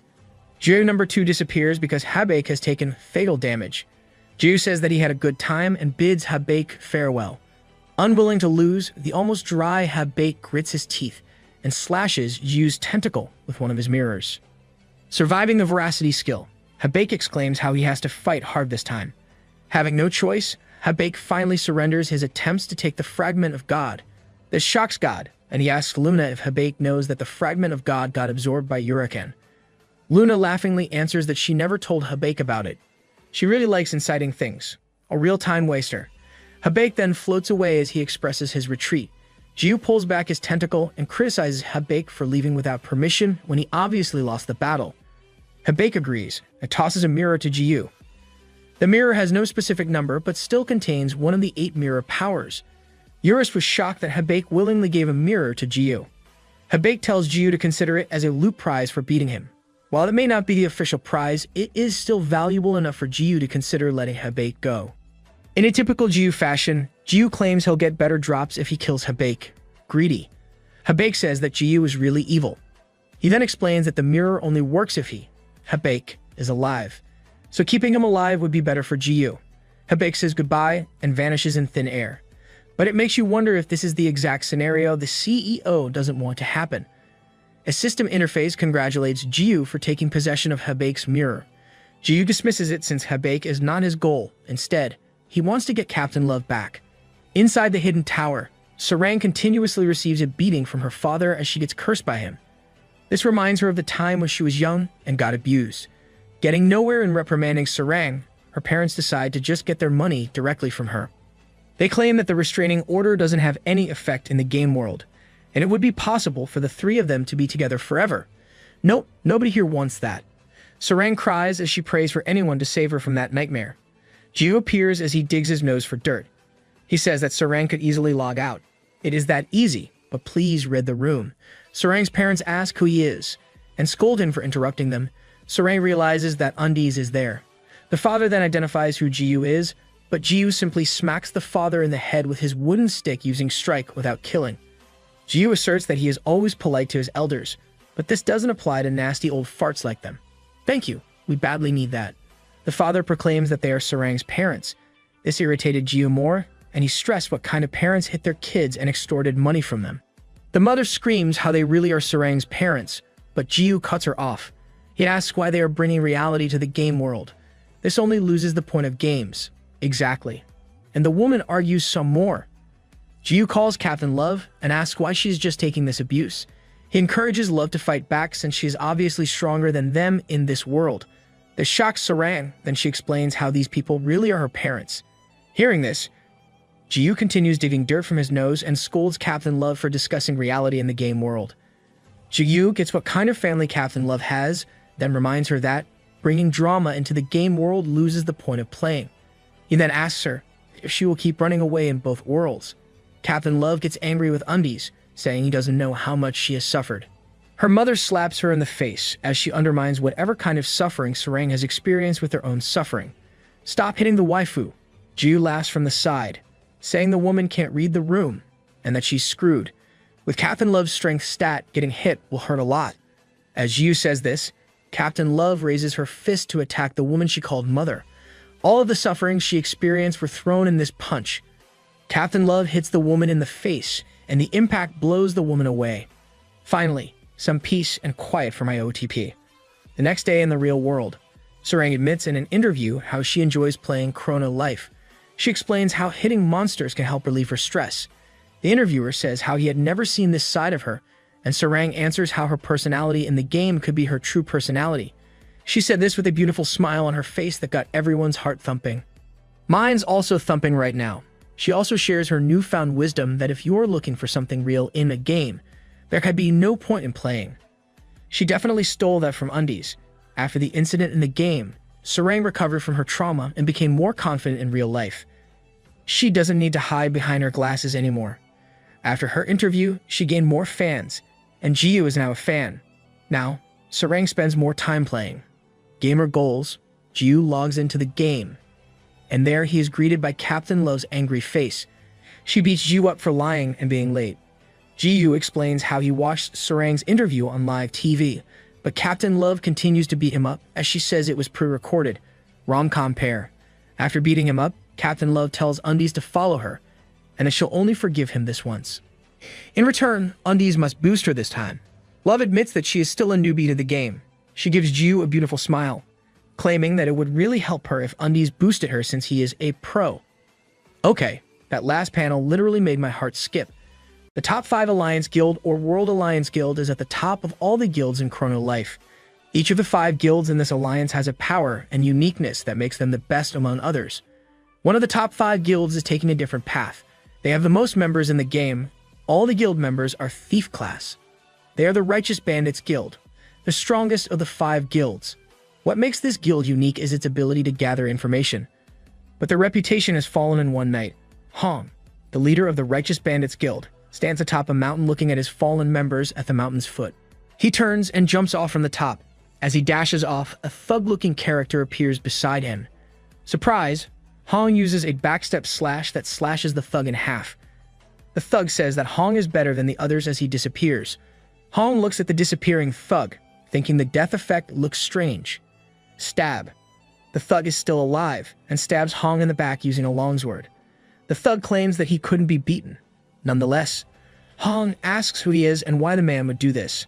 The man then says he is doing it because it's fun, and he starts wearing a copy of Hong's mask, killing Hong in the end. And we've got a new villain. In a forest, a carriage is being pulled by a cat-like monster. The driver announces that they are almost at the Rock Mountain dungeon. Inside this carriage, level 999 GU is munching on a lump of meat like a Neanderthal, while level 24 Love holds onto a map. This carriage service is called Kitty Carriage. Provided in Chrono Life to travel to famous regions, a cat-like monster is called a Devil Cat and is tamed to pull carriages. The service originated from a regular tamer class user, and his success made him more money than CEOs of small companies. Cat lovers will eat this up. The carriage reaches the Rock Mountain dungeon, which is made up of a huge singular rock that stands more than 1,000 meters tall. It spawns monsters with an average level of 30, and many generate simultaneously. This is a good leveling spot for beginners. Undies and Love decided to go to this place to boost Love. Jiu thinks it's troublesome to help her boost to a specific level and wonders if he should just lead her to the Eurus map to carry her to the max level. Let's go for the fastest route. Jiu looks at Captain Love's bare hands and remembers something. He brings out the Knuckles of the Ascended from his inventory and presents it to her. Wow, the greedy MC knows how to give presents. Jiu says that he realized that her knuckles were missing when he gave her back her scarf. Since he has a pair with him, he'll just give it to her. Love blushes as she looks at the weapons and bursts into tears. It's the first time she's received a present, and Jiu asks about her fans. Love says that he shouldn't compare himself to her precious fans. Love hugs the knuckles to her chest as she wipes her tears. Love thanks Undies and promises to treasure them. Love finally asks Jiu for his actual character name, saying she forgot his name when she started calling him Undies. Jiu starts saying his character's name, but fails when the kitty carriage abruptly stops. Why? Do we really need more chapters just to learn his IGN? The stop makes them throw the things they were holding and fall into an awkward position. Undies is lying on his back with Love on top of him, and with Love's left hand on his thingy. Oh woo, my ship might start sailing soon. The Devil Cat abruptly stopped because of a hooded masked man's appearance. The man who looks like Hong, the leader of the Righteous Bandits Guild, asks them for help. Sus. In the carriage, the masked man retells how he was attacked by a player with his level and class hidden. He only discovered the character's name and how that guy was not a regular user. He explained that the person who attacked him had cloning powers, and made an exact copy of his traditional Ha-Ho mask right before him. And the name of that character is Buttman. He seriously needs to rethink his name. Love has never heard of him, while Eurus imagines what the Buttman looks like. Jiu seriously asks the masked man who he is as he picks on his nose, Undies, and his disgusting habit. Love tells Undies who the masked guy is as Eurus looks at his master. Amazed by his master's ignorance, Love says that even little kids know who Hong is. Eurus reminds his master that Hong was one of the 3 million people he massacred. Jiu nonchalantly says that whatever it is, this has nothing to do with him. Hong then apologizes and removes his mask. He is actually a she, and a very pretty one at that. Seeing this pretty face, Jiu does a 180, asks Hong what she needs of him, and tells her that it's actually his hobby to help someone in need. Love makes a face beside him in disbelief. Hong thanks him and reveals that the incident has something to do with Jiu. A crossdresser. The server infrastructure support team is heading home from Chrono Life's main office. The manager, Sum Wonso, says he will do the overtime instead of his staff. The staff Kangshin teases their manager that he and the missus haven't made up from arguing. That employee sure has the guts to joke like that with his boss. The team banters as everyone goes home except for their manager. After being left alone in the office, Manager Sungwon's face changes as he mocks his staff for being losers and doing half-assed work. The boss sucks. He sits down and opens his drawer. He continuously mocks his team as he pulls out his virtual reality headgear. He puts on his headgear and logs into the game, claiming it's time to make cash. The game confirms his identity as an administrator and welcomes him as Buttman. With a crappy personality like that, he deserves the name Buttman. Buttman floats in the air and summons his weapon. His weapon is the plus 99 Blade of Enforcement with a unique rank. It was a weapon used by the Battle King, and only one existed. And this weapon also possesses the ultimate power of destruction. Still, nothing compared to Jiu's stick. And as an administrator, Buttman has maxed out his level and all his stats. Reaching the master level makes one eligible to get the best of the best items in the game, the weapons of the Ascended. This became a hot topic among users, but no one has ever seen it to confirm its existence. This only means that the knuckles of the Ascended that Love received from Undies are the best of the best. With its value, it can efficiently serve as an engagement gift. Love nervously asks Undies if these are really Ascended weapons. Jiu confirms and says not to worry about it and just use them since he still has a lot of Ascended items. Love dazedly looks at Jiu, confirming if she heard it right. Love equips the Ascended rank weapon, and the knuckles of the Ascended are now bound to her for eternity. With a flash, the system announces that she is the new owner of the knuckles of the Ascended. The flashy-looking weapon suddenly poofs and loses its sparkle. The weapons become the sealed knuckles of the Ascended. As a user who has not yet ascended, the weapon deems her not qualified to use it at its full power, and a large portion of it has been sealed.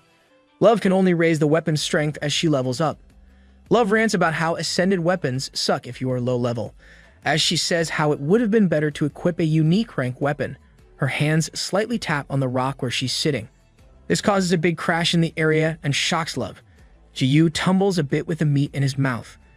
Love looks at her weapon with wonder, thinking that a sealed weapon like this can still cause this destruction. Eurus mentions that it was pretty weak as he munches on a meat of his own. He thinks that Ascended weapons were hyped, and he expected too much of it. Jiu agrees with Eurus as he stays in his awkward position. The level of expectations of OP characters is too high. Eurus then asks his master what he plans to do with Hong's request. Jiu plops into a sitting position and says he should help since it involves him. Hong previously mentioned how Buttman says he does things for fun, but Hong concludes that it is a lie and the real goal is money. Buttman's real plan is to copy items and sell them for cash. The Righteous Bandits Guild knows that Jiu makes money by selling his items. She explains how his mass selling of items from Eurus' lair brought down the value of the item. No use explaining. Jiu is ignorant of these things. This caused the market price to fluctuate. What Jiu did was still within his legal rights, while Buttman abused his authority and do the same thing, making it illegal. In this case, Jiu is a part of Buttman's scheme, and if left alone, it'll ruin Chrono Life. Jiu then says that the character should just be reported to have the character banned, and Hong says that Jiu is more naive than he thought. Hong already did that, and all she got were a bunch of pre-made replies. Typical.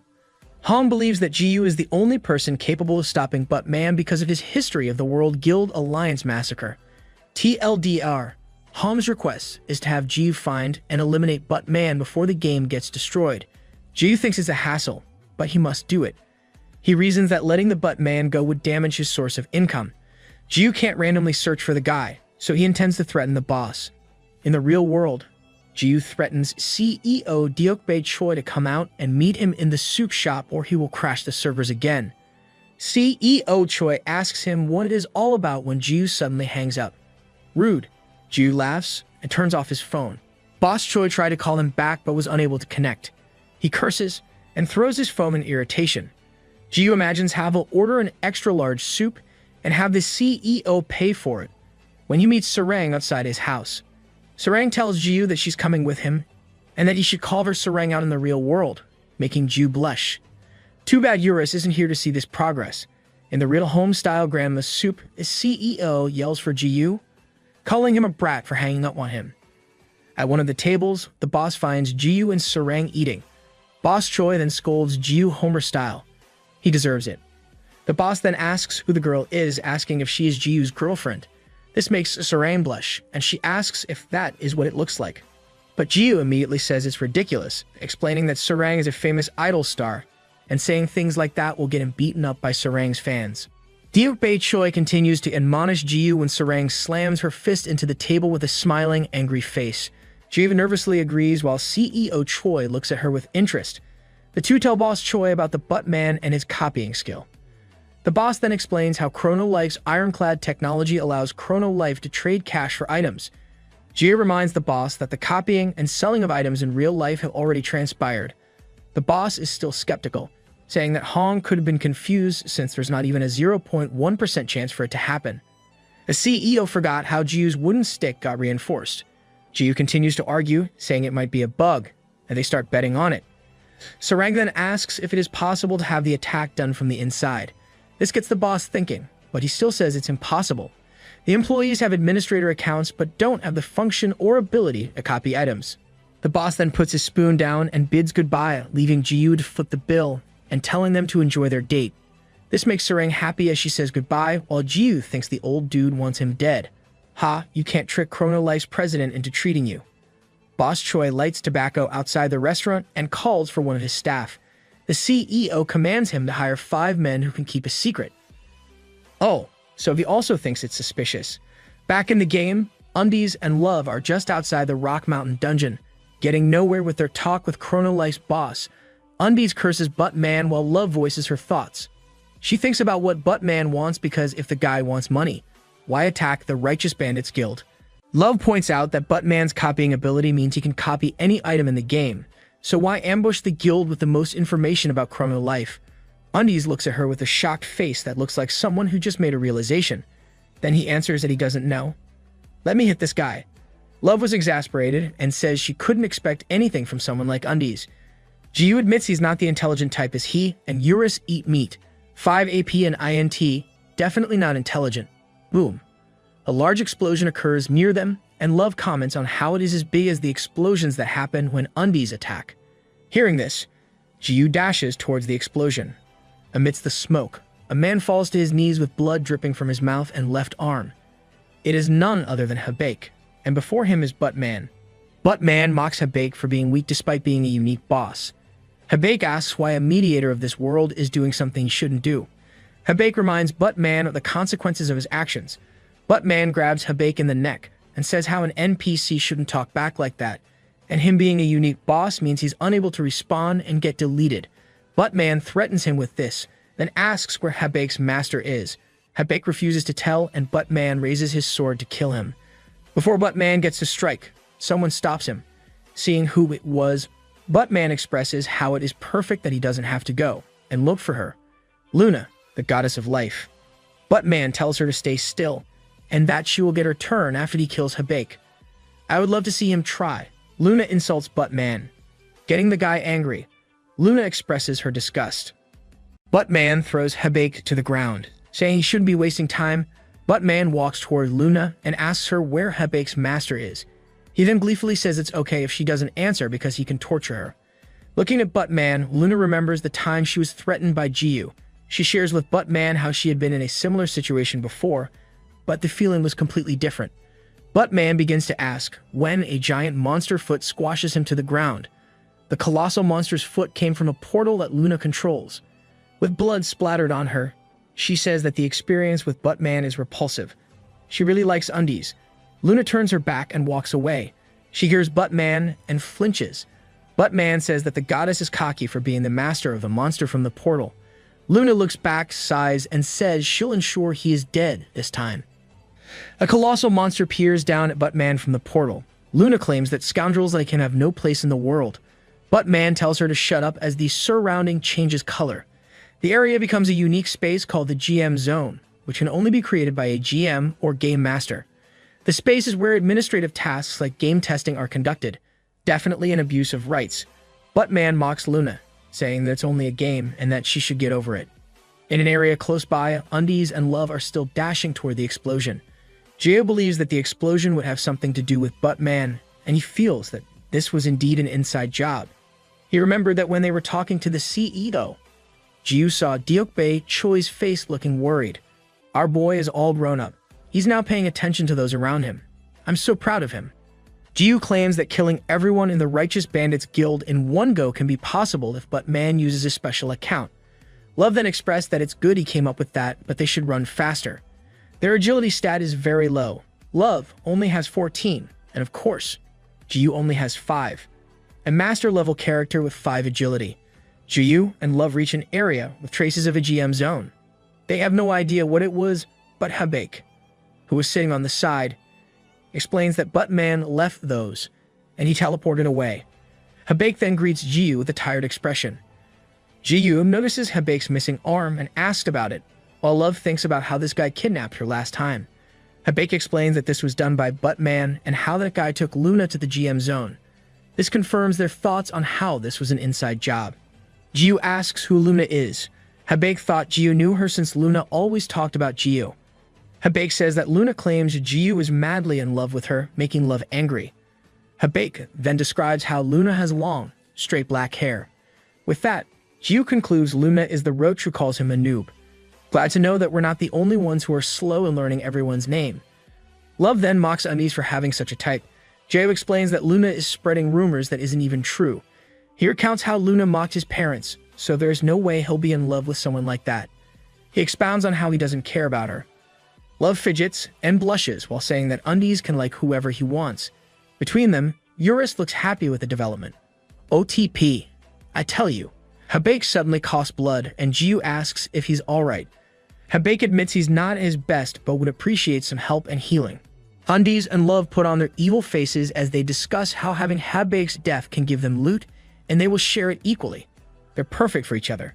Habake asks Jiu if he's sure, since one of Habake's mirrors is still with Jiu. If Habake disappears, the mirror will also disappear. With this realization, Jiu taps Habake on the shoulder and says he'll heal him. Habake justifies that Jiu is a selfish jerk. Love asks how Jiu plans to heal Habake because she didn't bring any HP potions. Jiu reassures Love that it's okay, with a flash. Jiu uses his unique attribute Master Novice and activates the soul of the cleric. He then confidently uses the skill, Heal. Habake does get healed. The only problem is that the HP he recovers only amounts to plus 1 HP per heal. Habake frowns at Jiu and asks if Jiu is really using heal because he is barely recovering any HP. Jiu scratches his head and says he probably should have added some stats to his intelligence. Brah, you suck as a cleric. Kidding aside, Jiu asks what Habake will do with his left arm. While recovering HP can remove scars, severely injured body parts can only recover by logging in or out. Habake reminds Jiu that this only works for regular players. Monsters like him have to respawn to recover their body. Jiu then swears to send him off painlessly. Habake stops him and explains further that he's a Umit boss, and if he dies, he won't be able to respawn. Jiu frowns and asks what kind of boss monster doesn't respawn after dying. This only means that the game sucks. Throughout the game, there are only a few unique bosses. Not taking them down wouldn't affect the gameplay. One of the unique bosses is Eurus, which explains why Eurus begged for his life in Chapter 2. When Habake says that another unique boss is Luna, Jiu is surprised as he recalls the first time he met her. Inside the GM zone, Buttman rushes toward Luna to kill her. Despite multiple attacks, Luna doesn't seem to receive any damage. She claims that a human can never kill a goddess, and Buttman simultaneously says this line with her. He laughs at how cringe Luna's press-it lines are and mocks her. As an employee of Chrono Life for a long time, he claims to know what Luna's skill is. She might have duped Jiyu into thinking his attacks didn't work on a goddess like her. The unique skill of the goddess of life is the creation of life, and every time she dies, she uses her unique skill to recreate herself. Oh, it's a cheat. Buttman rushes and kills Luna, and Luna uses her skill, the creation of life, to recreate herself. Buttman exclaims how OP her skill is and reveals how this skill got the most opposing votes in its planning stage. He continues to talk, saying how Luna used her skill on Yuriken. Luna slashes Buttman in half, expressing her distaste for how chatty he is when this won't change anything. She claims that it is a fact that he can't kill her. With her slash, Buttman takes delight in finally making her attack on her own. The winged staff that Luna holds transforms into a heart-shaped version, and this surprises her. Buttman reappears in front of her without any damage. He then reveals why he specifically brought her to that space. Luna transforms from her goddess of life form into her light pink-haired form. She won't be able to use her creation of life skill. Buttman compliments and mocks her at the same time and directly stabs her. He reveals how Habake's master will show up after he kills her, and Buttman declares that Luna is no more. In real life, manager Sungwon So, aka Buttman, is enjoying his drinks with another guy wearing sunglasses. The other guy compliments Sungwon for his hard work and asks how the project progresses, and we've got the classic thug-like character. Someone retells how Habake refused to give information and got rid of Luna, but someone admits he couldn't kill her. This worries the Shades guy, but someone says that it's okay, since there are other ways to meet Habake's master. Habake's master is one of the vital boss monsters for Chrono Life's main storyline. Habake's master is the Great Merchant, Riot of Sloth. Someone explains how Chrono Life is all about freedom, meaning the boss monster can become a merchant if it wants to. The Shades guide expresses how Sloth is similar to Yuriken's veracity. Someone once again musters up his patience explaining how they are themed after the 7 deadly sins. In Chrono Life, there's Eurus of Pride, Yuriken of Veracity, Riot of Sloth, and Luna of Lust. They are boss monsters. But this doesn't mean they're NPCs. Shades Guy questions if they were users who got upgraded. Someone says that the freedom of choice that Chrono Life offers is beyond Shades Guy's imagination. It lets boss monsters become merchants, and regular users can be boss monsters if desired. We need this kind of game in real life. Back in the game, Jiyu asks Habake to answer whether Roach is a user or an NPC.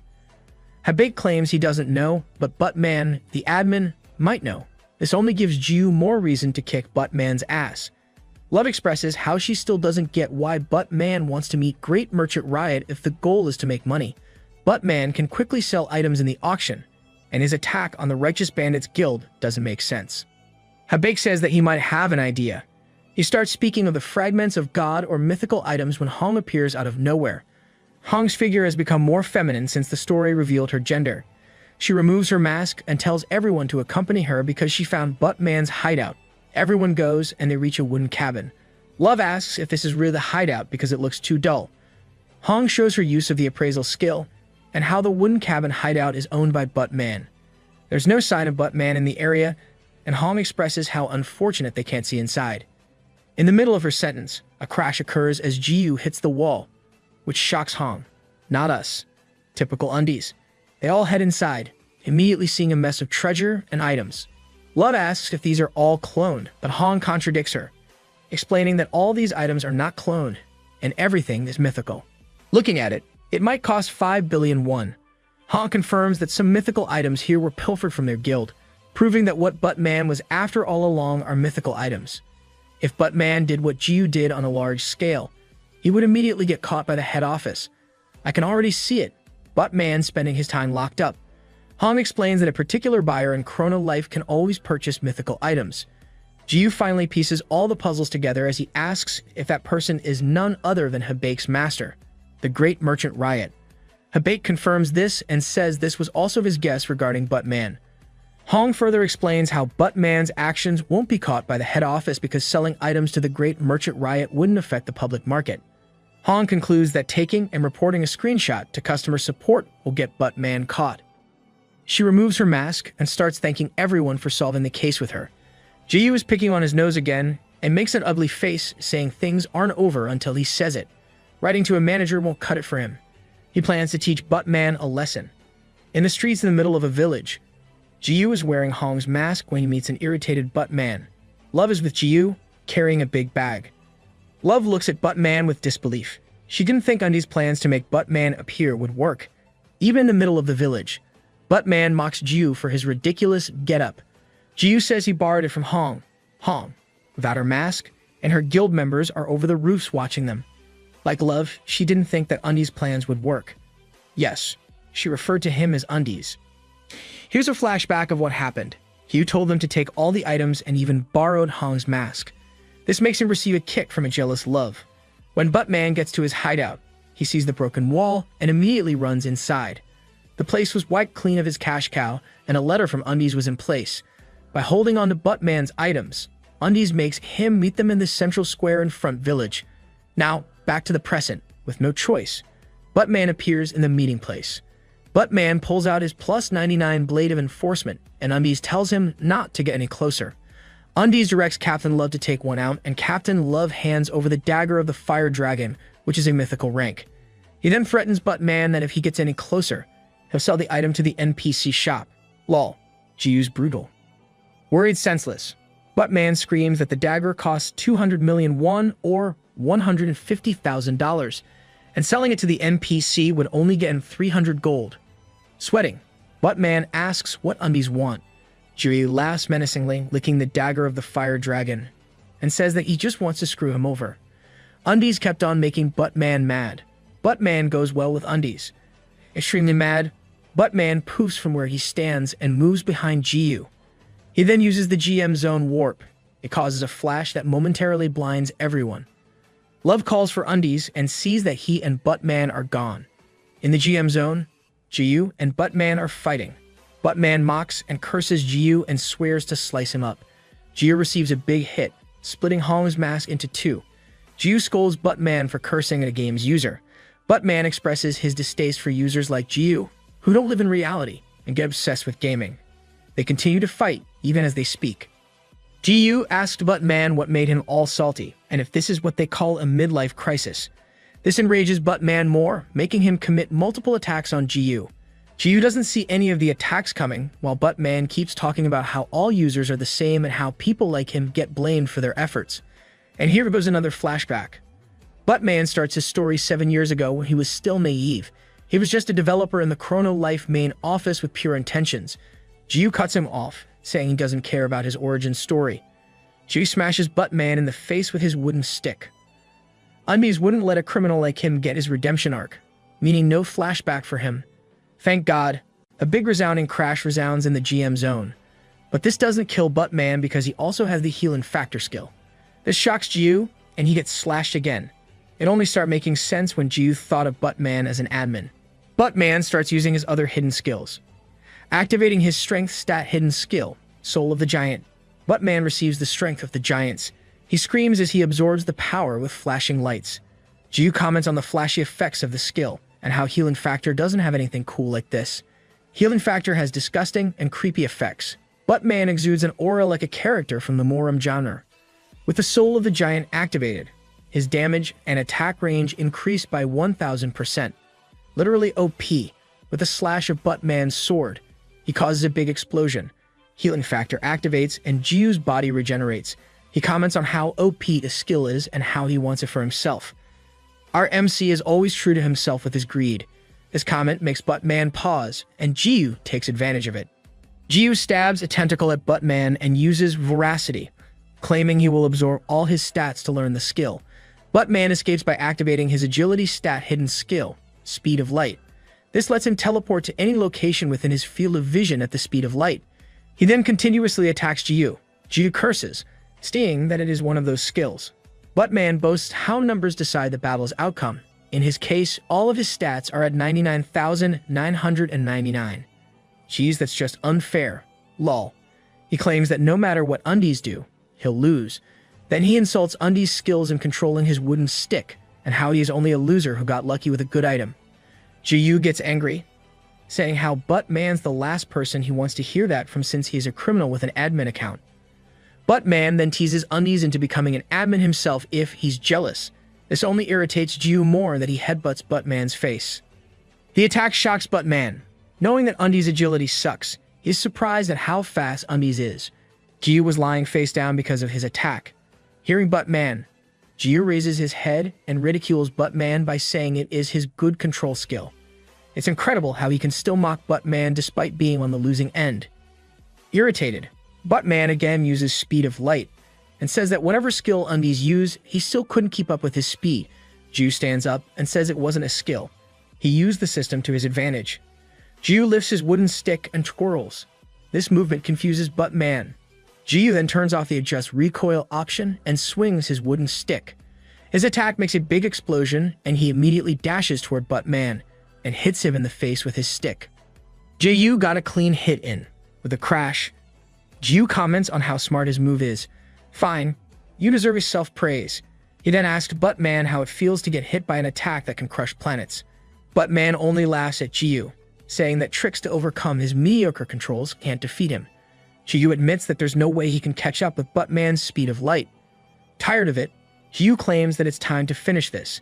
Buttman just kept insulting Jiu, saying there's no way Undies can defeat an admin like him.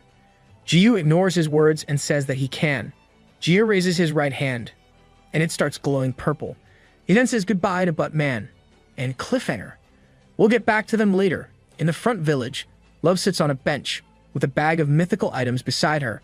She wonders how Undies plan to deal with Buttman. Hong is standing by the bench with an extra mask on. Hong says she didn't hear the details but thought he would have told his girlfriend. Love says he didn't as she blushes thinking of the word girlfriend. She tells Hong that all he told her is his plan to provoke Buttman to take him to the GM zone. Hong then wonders why Undies pushed back the encounter to a whole day. She thinks this move is related to how Jiu will defeat Buttman. And we're back. In the GM zone, Jiu's hand is glowing purple and starts whirring, creating a big flash of purple light. Buttman looks at the confident Undies, wondering if he really has something to defeat him.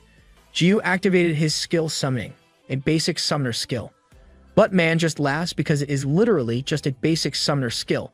Buttman admits that he got scared for a second there, then gives Jiu a lecture that the skill is useless if you don't have a high charisma and intelligence stat. At best, he can only summon a trash mob. A shadow of a man slowly appears in the summoning circle. Buttman's laughing face changes into shock when the summoned creature finally appears. With his signature tobacco and scar, the summon is completed, and President Deok Bae Choi appears. Lol, in your face, buddy. This gives Buttman the biggest shock of his life. Jiu laughs hard at Buttman's stunned figure, saying how bringing Chrono Life's boss into the game paid off.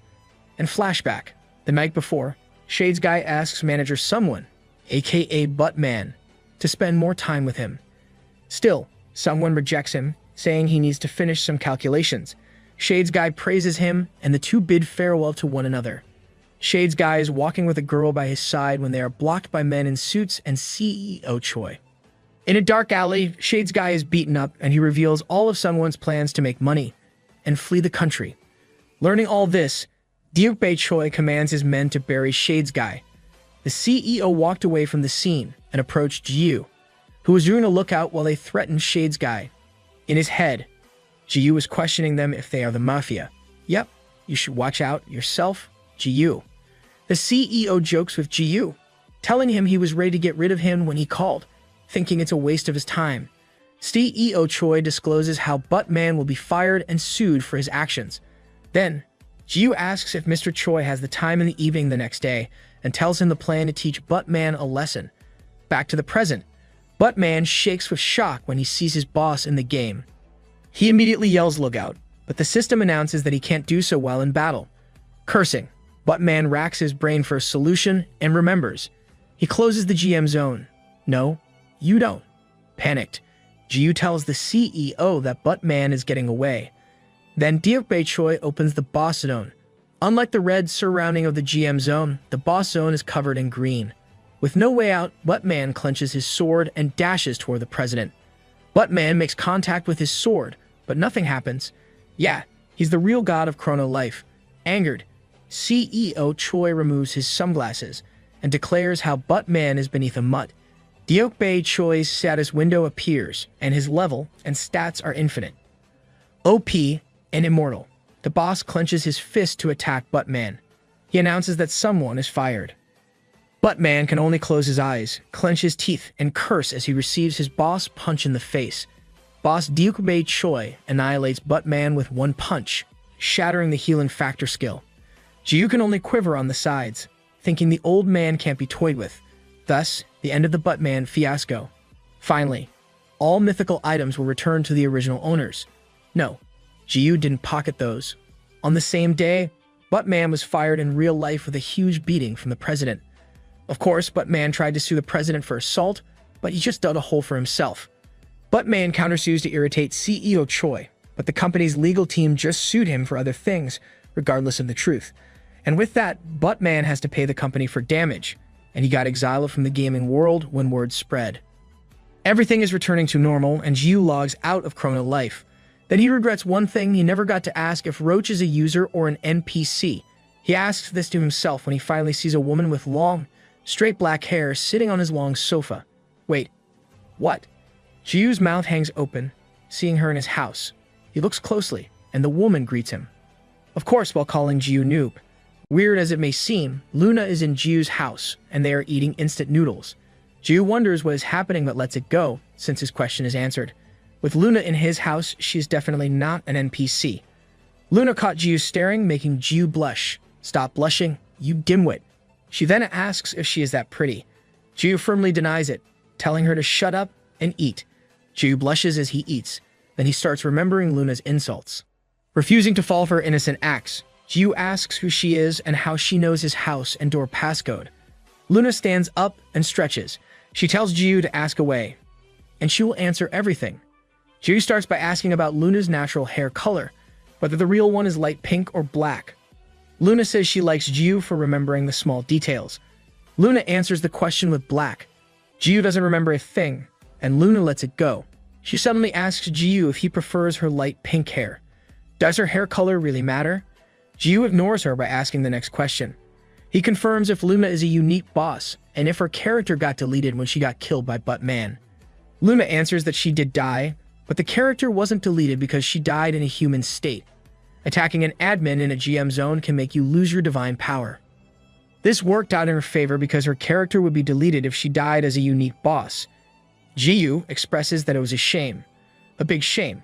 Jiyu then asked if Luna will continue slashing other users to kill 1,000 players and advance to the Goddess of Life class. Luna explains that that is not all. Killing 1,000 players is only one of the requirements, and the others are actually harder to accomplish. She also adds that she can freely change between human and goddess mode. Jiyu likes the detailed answer, but he says she never answered the real first question. Jiyu once again asks who she is exactly. He says how she shows up in a game is understandable, but having her in his house in real life crosses the line. He won't hesitate to call the police on her. Luna claims that many people are getting in her way in the game. She then proposes to Jiyu, asking Jiyu to become her man. You shouldn't have insulted his parents. This proposition causes Jiyu to enter a loading state. Finally getting into his head what Luna said, he looks at her in askance. The doorbell rings and Jiyu flinches. Luna wonders who it would be at this hour, while Jiyu thinks it is perfect timing. Outside, Sarang presses the doorbell and calls for undies. Sarang wants to talk to him and asks him to open up. Jiyu looks at Luna and thinks of what he should do. Brah, don't open the door. There'll be a catfight. Sarang enters the house and comments on how clean it is. After some small talk, Jiyu asks why Captain came at this hour. Sarang asks what time Jiyu is logging in, and Jiyu answers that it'll probably be after breakfast, and that he has no plan since it's the weekend. Sarang says she has no gigs and asks Jiyu to boost her, setting up a date, while another woman's there. As they chat, Luna hides while holding on to her share of ramen. NTR vibes.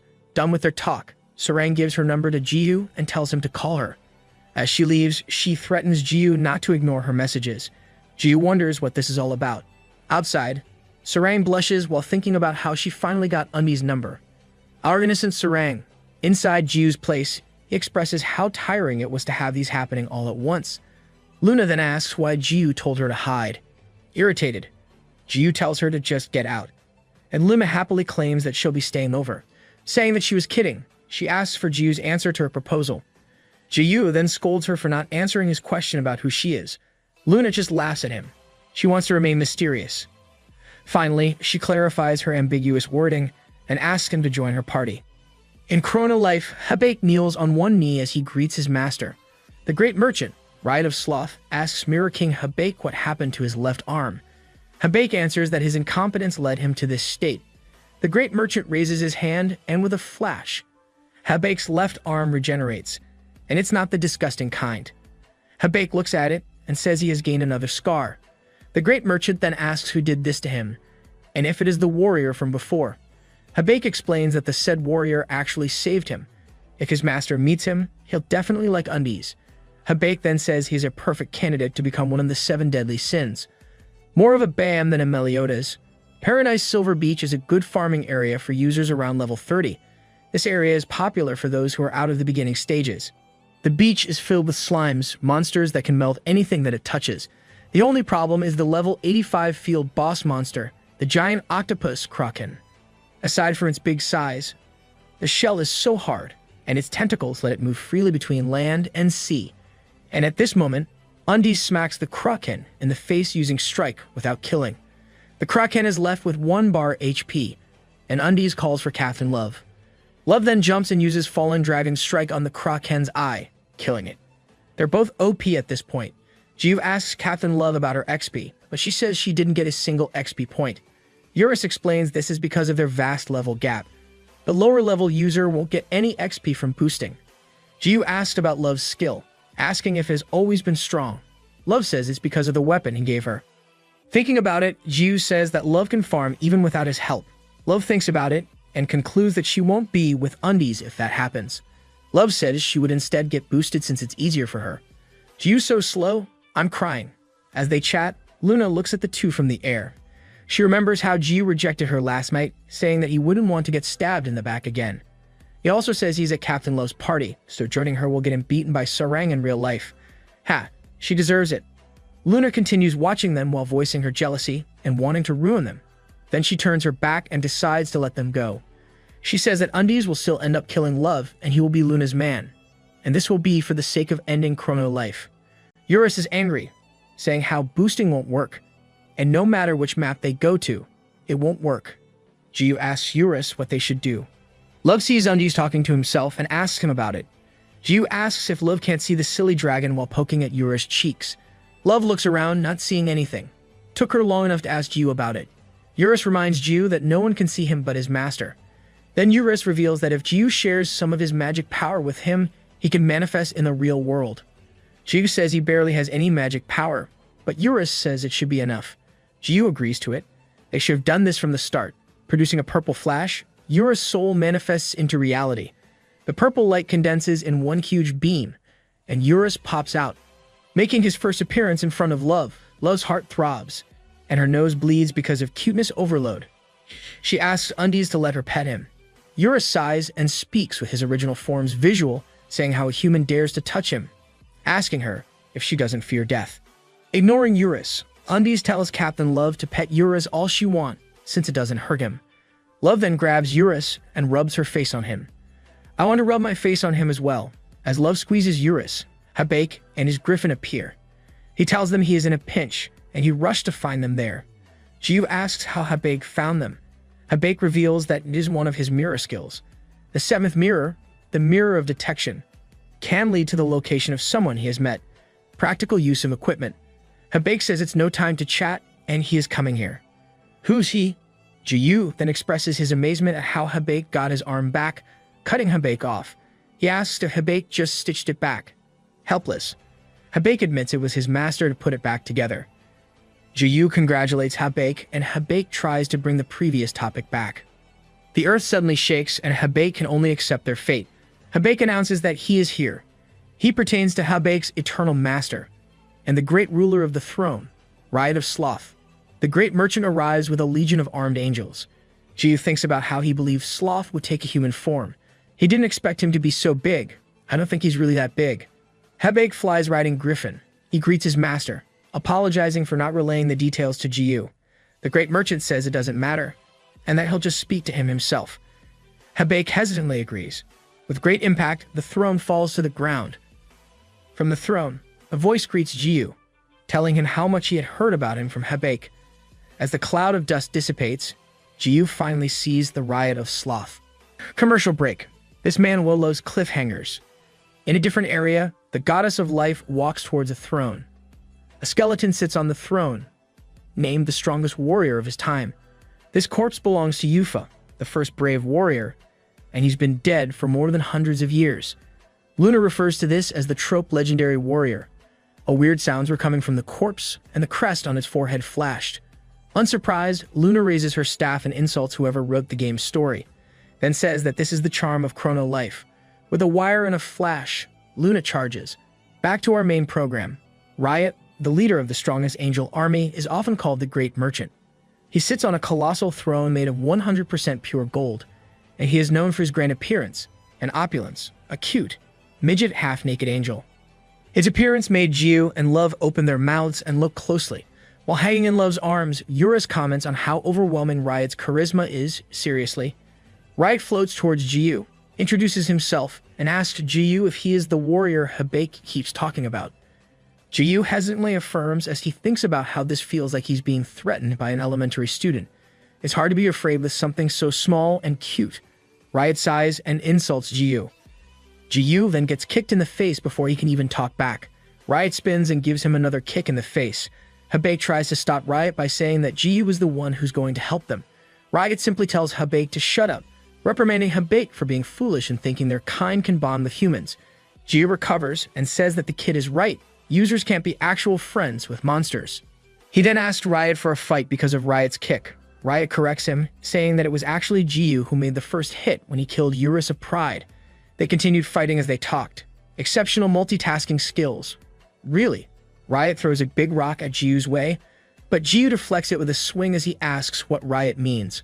Riot says that Eurus is the official strongest monster of Chrono Life. When Jiu took Eurus down, it put everything out of order. Then there's the Uraken of Veracity. Lo tries to reason with Riot, but Riot scolds her with a glare, causing her to fall on her butt, shivering. Eurus looks at Love and looks at Riot. Riot kept talking about how Eurus' death brought Uraken into existence, and they are at the core of it. Nonetheless, all of these problems will soon be exterminated and done by the strongest human in the history of Chrono Life, Yufa. And this first brave warrior will soon be revived.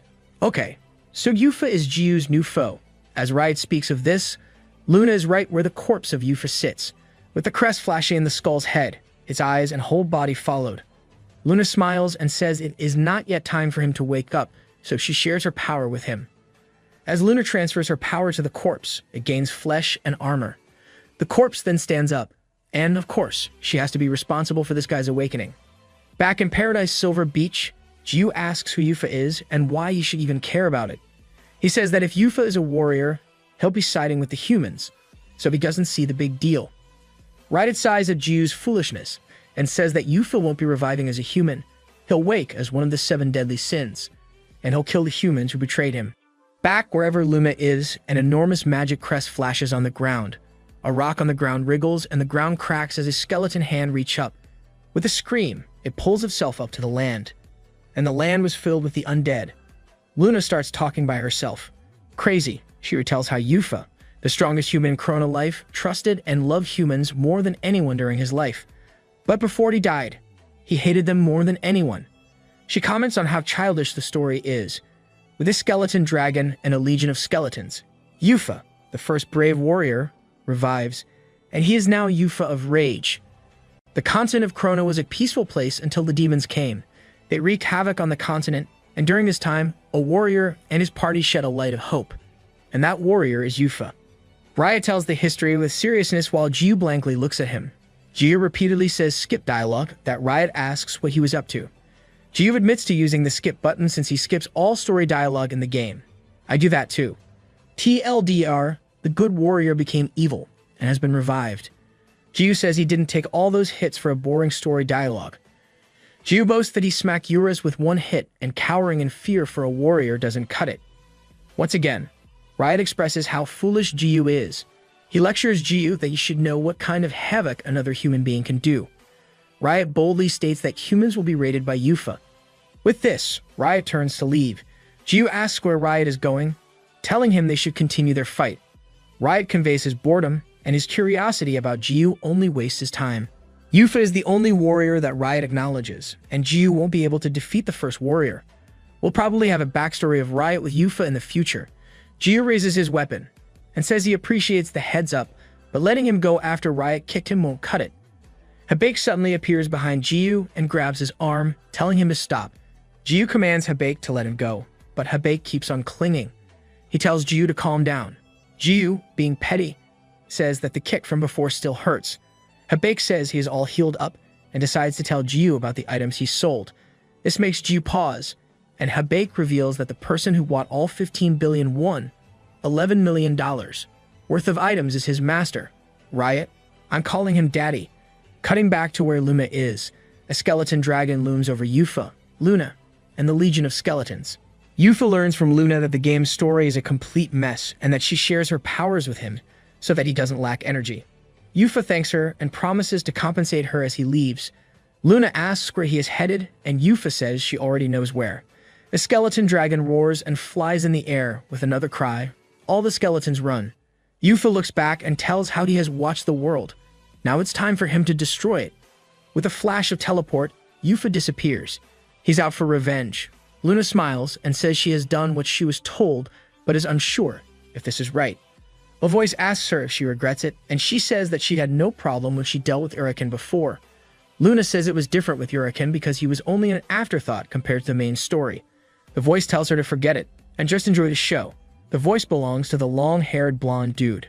God floats in space as he watches over the world, saying they can just sit back and watch the world get cleansed. Does that mean Luna has no choice in this matter? In Paradise Silver Beach, Jiu looks at Riot in disbelief. Riot confirms that he bought it for precisely 15,303,890,000 gold and made a 37 billion gold profit when he sold it within the month. Jiu stares and starts calling him Sir Riot. He'll be more amicable if you call him boss. Jiu holds onto Riot's hand, apologizes, and asks Riot to teach him his great merchant ways. Riot gives him a look and tells him that he really has no pride. Jiu has zero pride, but his greed is maxed out. The ground suddenly shakes, and Riot declares that the world's end is here. They see the skeleton flying up in the air. War broke out. The front village is burning, and skeletons are hacking into every human they meet. Many players died before the system announced the Chrono Life main quest to protect the world from Yufa, the Warrior of Rage. With no time to look at the quest details, the users got surrounded by a mob of skeletons. Innocent players are dying everywhere again. A staff lights up and Flame Hurricane is cast. The skill swirls the mob in flames.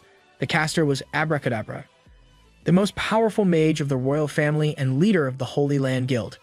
They were able to respond to the emergency this time, but it was not enough because they weren't ready for the destruction. Their levels and items are not strong enough to face this boss who came out years earlier than intended. It's our MC's fault. A boom resounds in Warrior Hill as Yufa arrives. He looks at the graves of his friends and remembers each of them. With a flash, Yufa raises his hand and revives his comrades. The ground rumbles and skeletons come up from it. The skeletons were a level 999 mage, a level 999 cleric, and a level 999 bard. With a level 999 warrior Yufa, the warrior party is now complete, and they aim to end the unfinished story. Will you be able to defeat them all? What transpired raises the main quest's difficulty to calamity. Our disgusting MC is once again digging in his nose for dirt as he boasts how he can easily smash the enemy's face with one swing. Looking at where the skeleton dragon is headed, Jiu thinks of how to use one of his continental breaking attacks again. Riot reminds Jiu that this kind of attack will also kill the other users. With the Undead Legion, physical attacks won't work unless it's of the holy element. If Jiu plans to use his planet-shattering attack instead, it won't work, since Yufa, and his minions will still be alive once the servers are up. Riot asserts that a war can't be fought alone, unless Jiu gets possessed by Saitama or comes up with another insane idea. Jiu only smiles and says it'll be a challenge, so he might as well try. Declaring wartime, Jiu raises his plus 99 reinforced wooden stick, turns off the recoil, and swings the wooden stick down. This causes a blast, and Jiu uses it to bounce and fly in the sky. Love asks where Undies is going, while Habaek comments on his recklessness. Riot looks at the disappearing Jiu and admits that he at least has determination. The front village is burning amidst it. Jiu's golden statue is still standing while all the users are lying on the ground. A skeleton dragon hovers above the village while the skeleton soldiers litter the grounds. In real life, players are cursing the game as they log out. Respawning is useless because they'll just immediately die. Front Village was supposed to be a safe zone, but it was attacked again. A guy user says that he'll probably just quit. Real life Hong hears this and says that the game is more fun this way. The dude blushes when he sees her, saying she's probably right. The guy asks Hong to play together, but Hong immediately rejects him. Insta-kill. It was then that Chronolife posted an announcement that shocked everyone. A staff complains to CEO Deokbae Choi, saying that users won't be able to clear the main quest with their current levels and items. He states that they should intervene as developers. The CEO eats as he lectures his staff about not interfering with the user's experience. The staff questions the CEO's decision because the announcement clearly states that Chronolife's main quest has begun. The end will be determined by the user's ability to defeat Yufa. Back in Front Village, the skeletons roam as a loud crash falls. Jiu appears from the cloud of smoke, saying he needs to work on his landing. Jiu sees the skeletons around him and is glad he landed in the right place. The skeletons start attacking Jiu, and Jiu just smacks them. The skeletons simultaneously attacked him, and Jiu could not avoid the attacks due to his low agility stat. Unaffected by the attacks from the skeletons, Jiu bonks the skeletons in the head. Finding the task tedious, Jiu opens his skill window. A skeleton slashes him from the back, but Jiu ignores it, making the skeleton tired. Jiu looks at his skills and reads the Veracity hidden skill. Laughing crazily, Jiu confuses the skeletons. Jiu activates Veracity and declares it's showtime. Crazy Time activated. The tentacle from his mouth swirls and stabs a skeleton. This causes the skeleton to disappear, and he absorbs the levels and stats. Jiu gleefully states that it was full of calcium, and his stats increased. He receives double the stats because he has already reached the maximum gain level. Seeing his stats go up, he starts talking to himself. As he does so, the skeletons around him become nervous, saying that he can't be a picky eater. He looks at the skeletons with evil intentions. Work smart. Jiu declares it's feeding time, making the skeletons shiver, turn their back, and run for it. Skeletons don't have rationality. All they have is their instinct, which tells them to run out of fear. Jiu makes a scary face with the tentacle coming out of his mouth. The tentacle chases and stabs a running skeleton. It was a repeating cycle of stab, suck, and poof. The approximate number of 2,000 skeleton warriors that terrified most users all turned to dust. With the skeleton warriors gone, the strongest undead monster, the skeleton dragon, appears. This skeleton dragon may be nothing compared to Eurus, but it now reigns as the king of the dragons. This information doesn't really matter to our MC because it is so easy for him to stab, suck, and poof. Absorbing the skeleton dragon's levels and stats, Jiu finally maxes out his status to 99,999 each. Eurus screams delight and praises Jiu, claiming that even Buttman can't touch him anymore. Jiu tells Eurus to not compare him to trash. OP in a flash. A person appears behind them, and Jiu turns, thinking it's another meal. It was the goddess of life, and Jiu deflated, seeing that it was just Roach. Luna flashes as she turns off her goddess mode. She turns to her light pink-haired character, and says she doesn't want others to watch this moment. Jiu asks what she means and gets shocked. Luna kisses Jiu on the lips and clings to him. What the? This moment shocks not only Jiu, but also Eurus. Eurus looks at them with disdain. We're team love. Jiu is confused as Luna clings to him with a knee between his legs. She surprised Jiu with a kiss. It would have been better if it was love. Luna pulls back, and Jiu blushes like a schoolgirl as he hides his lips behind an arm. He is speechless, and stutters that this was his first kiss. It startles Luna, then she smiles. She claims that it was an accident, and that she slipped. Yeah, right, still blushing. Jiu says it was no accident because she even grabbed his neck. Luna keeps on smiling as she points out how Jiu remembers every detail. To make it worse, she reminds him that his agility stat is already at 99,999, and it would have been easy for him to dodge. This only darkens Jiu's blush. Jiu tries to rebut, but Luna reveals it was also her first kiss. Why does it have to be that special type of kiss? Luna advances to Jiu while Jiu backs off and asks why she did it. Luna persists that she slipped, then changes the subject by saying she has an item for him. She reaches inside her sleeve and pulls out a golden wear-in jewel. It was a mythical rank item, but the other details are not indicated. Luna explains that her having this item and her giving it to him shouldn't be seen by anyone. It is the reason why she turned off the goddess mode. Jiu hesitantly takes it. Unable to let it go, Jiu asks Luna again why she kissed him. Of course, Luna commits to her a slick explanation. Why? Just why? Luna goes back to explaining that the item she gave him is precious and will surely help him. Love calls Undies and asks why he has run off. She runs up to him and pauses when she sees a girl beside him. She looks at the distance between the two and activates her girl senses. Undies apologizes to Captain Love and says that he just got too excited that he took off. Love walks towards them and then pinches Jiyu's cape as she asks for an introduction with the other person. Jiyu says that they've met before. Luna frowns at Love's hand in Jiyu's cape. With a sigh, she turns on goddess mode. Love is shocked and stammers when she sees the goddess of life. It's a girl fight. Luna asks if Love now recognizes her and curses at her. And Love remembers Luna from the time she got killed by Hurricane. Ignoring Love, Luna calls Jiyu a noob and asks if he will fight Yufa. She warns him it won't be easy because she has shared her energy with Yufa, making him level 999. And at that moment, Yufa would be at the center of the demon world, the castle of the Demon King. Her reviving Yufa and her advising Jiyu. She's confusing. The warrior party walks inside the castle of the Demon King.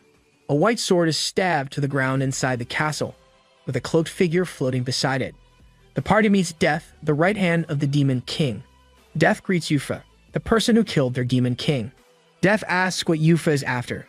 Yufa tells Death not to act like he doesn't know as he approaches the sword stabbed on the ground.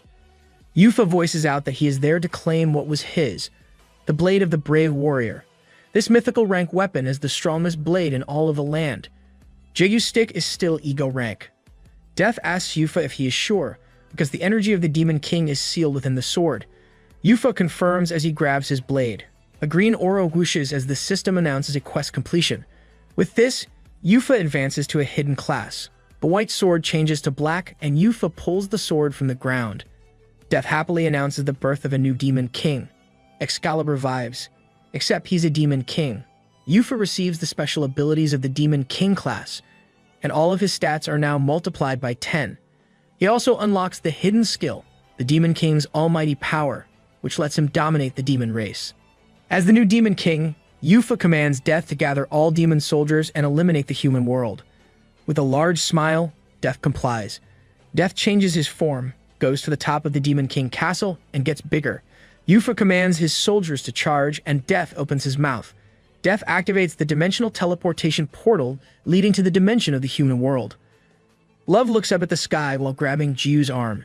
Jiyu sees Captain Love's expression and looks up as well. Up in the sky, the big open-mouthed face of Death can be seen, and demons flew out of the portal, the start of Chrono Life Apocalypse. Riot sighs as he asks if this is the scale of rage that Yufa feels for humans. Unfazed, Jiyu uses Swing Up, making a loud boom.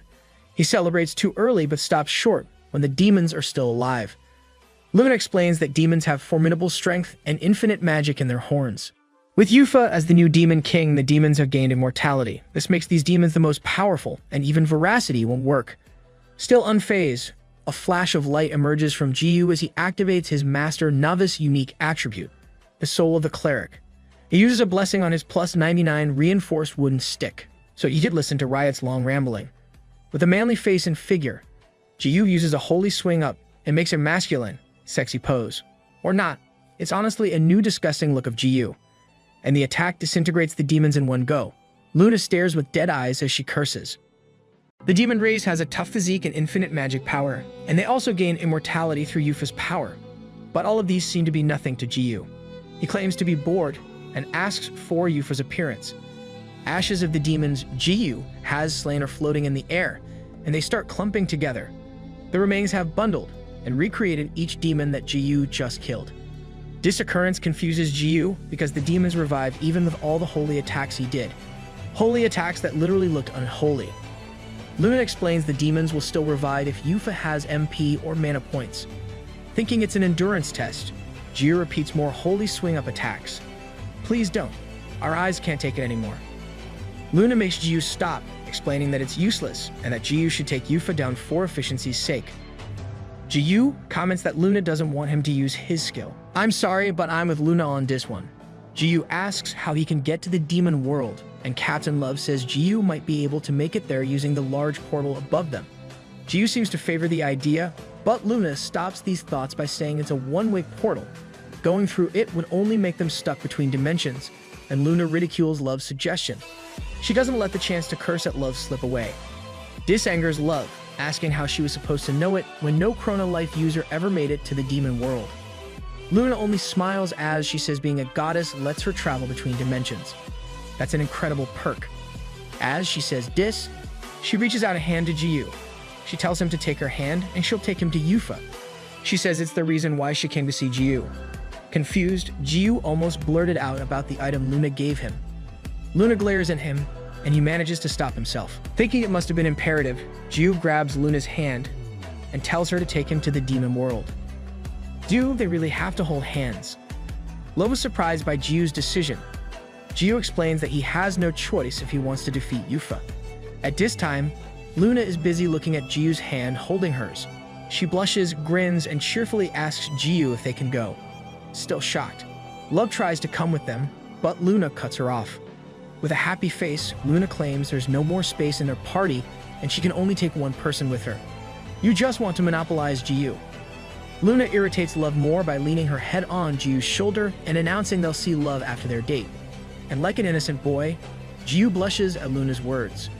Luna activates her skill dimensional shift, and the two of them disappear. With this incident, Love swears that Luna is now her sworn enemy. Sorry Love seems like the goddess of life has the upper hand in this arc. In the demon world, Jiu and Luna appear in a flash. Jiu looks around a bit before looking at the altar where Yufa and his party are. Yufa claims that only rage remains in his body and begins his monologue. Before Yufa can continue, a loud boom resounds and a big explosion destroys a part of the demon castle. Jiu curses with a troubled face, saying he totally skipped the cutscene. You're not the only one who skips the cutscene. The throne room is destroyed, and there's a large wall in the demon castle. Jiu looks at Luna and tells her they should return since they're all done. Luna says no since their date has only just begun. Luna's response confuses Jiu a bit. Yufa compliments Jiu, saying that even the previous Demon King didn't possess this much power. Jiu was shocked that Yufa could dodge his attack when his stats are already maxed out. Yufa lifts his sword and lectures Jiu that attacking and dodging don't only rely upon stats. With a swing, Yufa strikes Jiu using Crescent Slash. Yufa continues his talk, saying one should observe the opponent to predict their attacks. Jiu suddenly appears behind Yufa, thanking him for the advice. This completely surprises Yufa, and he swings his sword toward Jiu. Jiu once again disappears, confusing Yufa. A voice comes from below, taking Yufa's attention. Below Yufa, Jiu's head is between his legs, smiling with a really creepy face. You really can't stop yourself from being disgusting for just one chapter. Seeing Jiu, Yufa quickly stabs his sword at Jiu's head, but Jiu instantly escapes. Too bad it missed. Our MC fits the description of a cockroach who moves too fast that he can't kill it. Jiu laughs, claiming having a high agility stat makes the game of toying with the enemy so fun. Yufa can only glare at Jiu at his remark. In Front Village, Love curses Undies for leaving her alone with the flying demons. She accidentally trips on her own foot, and a demon looms over her. Love remembers how Undies left with that woman she hates. Love clenches her teeth in irritation and stands up. She thinks about how that woman leaned her head on Undies, making Undies blush. With annoyance for Luna, Love punches the demon with her fist. Great way to release some stress. The demons attacking the village right now are at least level 100 and above. As a level 25, Love's attacks wouldn't work, but since she has the Knuckles of the Ascended, she gets a power that equals more than 100 extra levels. Thus her punch is super effective. To top that, her weapon has a secret ability that lets it change the element of its attack appropriate to the target's weakness. At this moment, Love's sealed Knuckles of the Ascended is infused with holy attributes, killing the demon in one hit. Love gains XP and levels up to level 39. Aside from the basic XP, she gains bonuses for participating in the main quest. The Ascended weapon is starting to show its OP aspect. Still irritated, Love calls on the demons to be her sandbags. The problem with this is that there are a lot of demons. Love can only sigh as she sees Dis, and promises Undies will become dead meat once he returns. Resolved, Love closes her eyes as a demon hoof looms over her. Don't give up now, Love. Back in the demon world, Yufa compliments Jiu for being stronger. He also confirms that Jiu's stats are higher than his. Knowing this, Jiu asks Yufa if he could just take the hit and die, so they wouldn't waste more time. Yufa says this is like all the reckless, hopeless battles he fought before. His undead party appears behind him, and Yufa claims they'll emerge victorious. You still haven't fought Jiyu, so it'll definitely be different. Jiyu and Eurus look at them blankly. Jiyu then says that Yufa only wins because he has his party, making Eurus laugh. Jiyu claims that warriors should fight one-on-one. Eurus comments that Yufa's idea of an honorable battle means ganging up on his opponent. Luna advises Jiyu to be careful, saying that the warrior party has a 100% success rate when going into raids, and has never lost. To win, Luna offers to do it together. You're still sus since you're the one who revived Yufa. Is this your goal? Waking an enemy so that you'll get to party with undies? Real sus. Love's eyes are closed, awaiting to get crushed. But it doesn't happen. So she takes a peek and sees that the demon's leg is cut off. Hong appears, activating her Moonlight Assault skill, slaying the demon. Hong removes her mask and asks Love if she is okay. Love was glad to see her, but this was not the time for a chat because a horde of demons was coming their way. Like a classic cliche of humans versus demons, Hong remembers her interaction with a player in real life who thought of quitting. Hong smiles as she says that Chrono Life is really interesting. Hong shouts to every member of the Righteous Bandits Guild to turn off their stealth mode and enter battle mode to protect the front village. With the enemy demons receiving the protection of immortality, she commands everyone to cover their weapons with holy water. Hong declares war on the demons, and every guild member follows her orders. I'm literally tearing up with excitement. Hong's guild members attack the demons, and Love is amazed by the guild's cooperation. Hong says that it's only the second time she's using it since she became the guild leader, and the first time was when they fought with Love's boyfriend. Love blushed and sparkled when Hong called Undies Love's boyfriend. You're too easy to please Love. Hong tells Love that there are others there. A flash of an arrow shot and hit multiple demons simultaneously. Hawkeye, the leader of the Justice Guild, appears with his guild. Hong says this battle requires all forces, and Love sees that all the top 5 guilds are in the fight against the demons, and war has broken out in the lands of Chrono. Avengers assemble. A large explosion comes from the demon castle.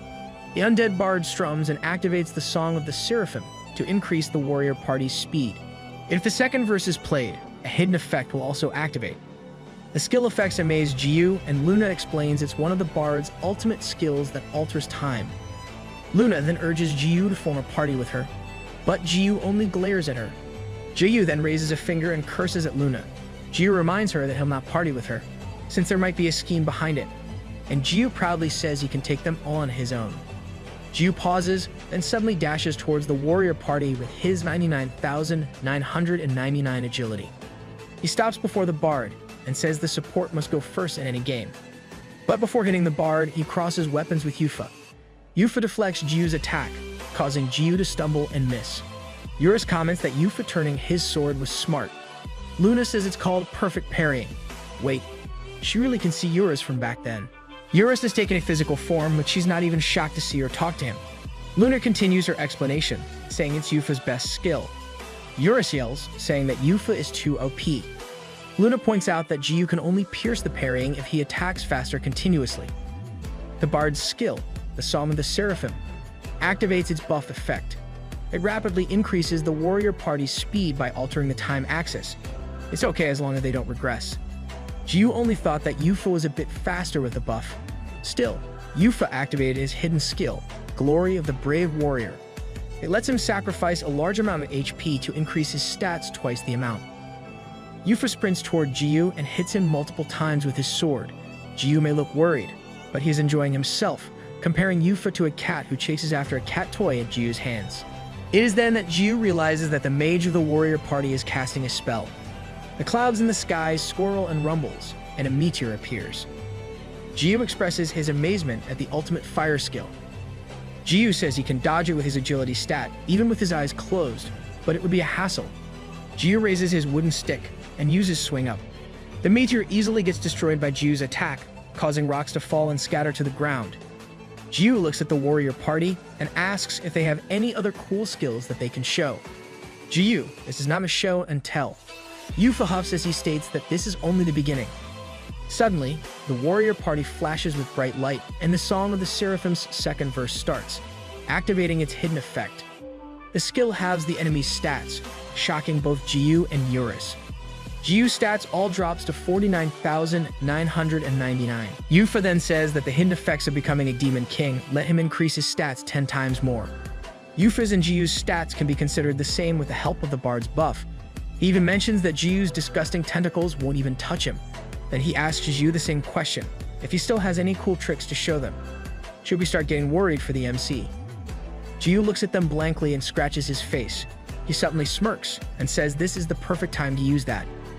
Yufa wonders what it is, while Eurus says it is the hidden skill of Butt Man. Luna frowns, saying Jiyu hasn't learned it because he hasn't achieved the third requirement. Jiyu searches under his cape and takes out Habake's mirror. Jiyu activates it, and a bright flash comes out of the mirror. He got the second mirror skill, Mirror of Expansion, which lets the size of the target increase according to its maximum mana. Jiyu uses it on himself, and he becomes so massive that all that anyone can see in the demon world is Jiyu's white cotton undies. Only Love and Luna will genuinely appreciate this scene. Love slays a demon with one kick and levels up. Love comments on how there are more demons than before. Hong explains that with the protection of the Demon King, they keep on reviving. And with the portal still open, the demons will only keep increasing. Love screams that this is unbalanced as a demon comes after her. Abracadabra uses a skill and kills that demon in one hit. Abracadabra claims that the only way to clear the quests is to slay Yufa of Rage. Hearing this, Love suggests that they should all just log out. Abra, girl, your character name is too long. We'll just call you Abra. Abra informs Love that doing that will burn the world to ashes, ending the human world and turning it into another demon world. This worried Love, and she looked at Hong. Love says the game developers can just reset everything, but Hong says otherwise. Hong reminds Love of the previous announcement. This means that whatever happens in the game is determined by the user's actions within the game. And even if the world ends, the game developers won't restore it to how it was. Chrono Life will shut down if it has to. Real-world game companies would never do this. Love rants when she hears this, while Hong only says this is precisely why she likes the game. She enjoys the thrills it gives. Love is worried that everyone doesn't know about this, but Abra assures her that everyone else knows it by now. Many players are already fighting the demons, even if they're not part of the 5 main guilds. This is all to protect the world. Or not. Some players are too excited with the item drops and EXP. Back in the demon world, Yufa looks at Undies, thinking that Jiyu must be over 10,000 meters. The bard continues to strum and activates the highlight effect of the Song of the Seraphim to reduce Jiyu's stats to 1/5 of its maximum. Eurus rants, saying the healing factor should give Jiyu immunity to this debuff. Luna explains that the skill used isn't precisely a status effect. Instead, it alters the time around the target.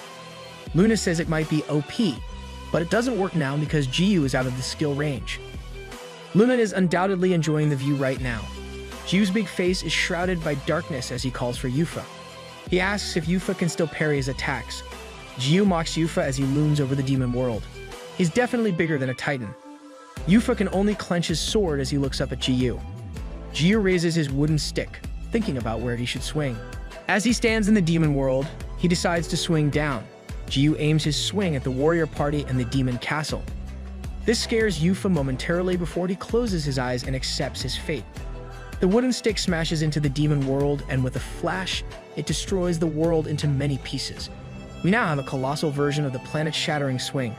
The world disappears with a bright light, and a system announces that the effects of the Mirror of Expansion will disappear due to excessive use.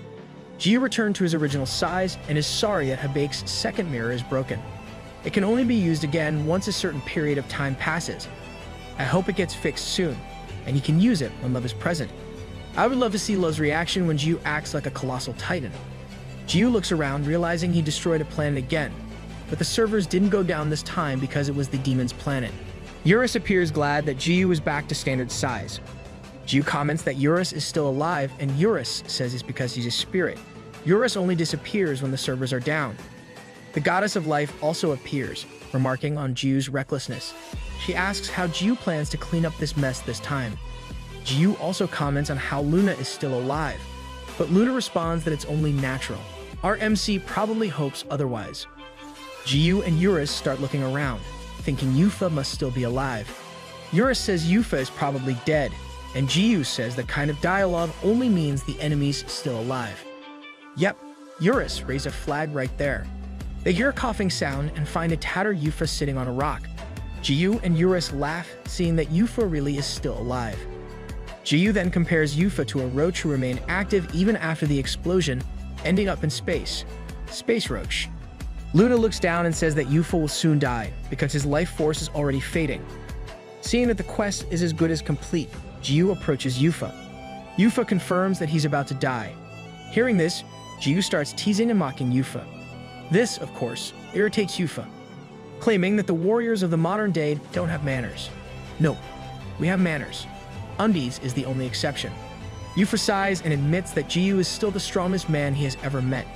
Yufa then acknowledges his defeat. Back in Front Village, everyone is still fighting and about to reach their limits. Hawkeye encourages his members to hold on longer and to keep going because their role isn't to win, but to buy Undies the time he needs to defeat Yufa. The demons are probably still there because Yufa is not yet totally dead at the moment. Lug is already tired and has received a fatal wound, worrying Hong. Hong realizes that everyone has already reached their limits. Panicking, Hong gets grabbed by a demon, thinking it might be the end for everyone. The hand holding onto Hong unexpectedly turns into ashes.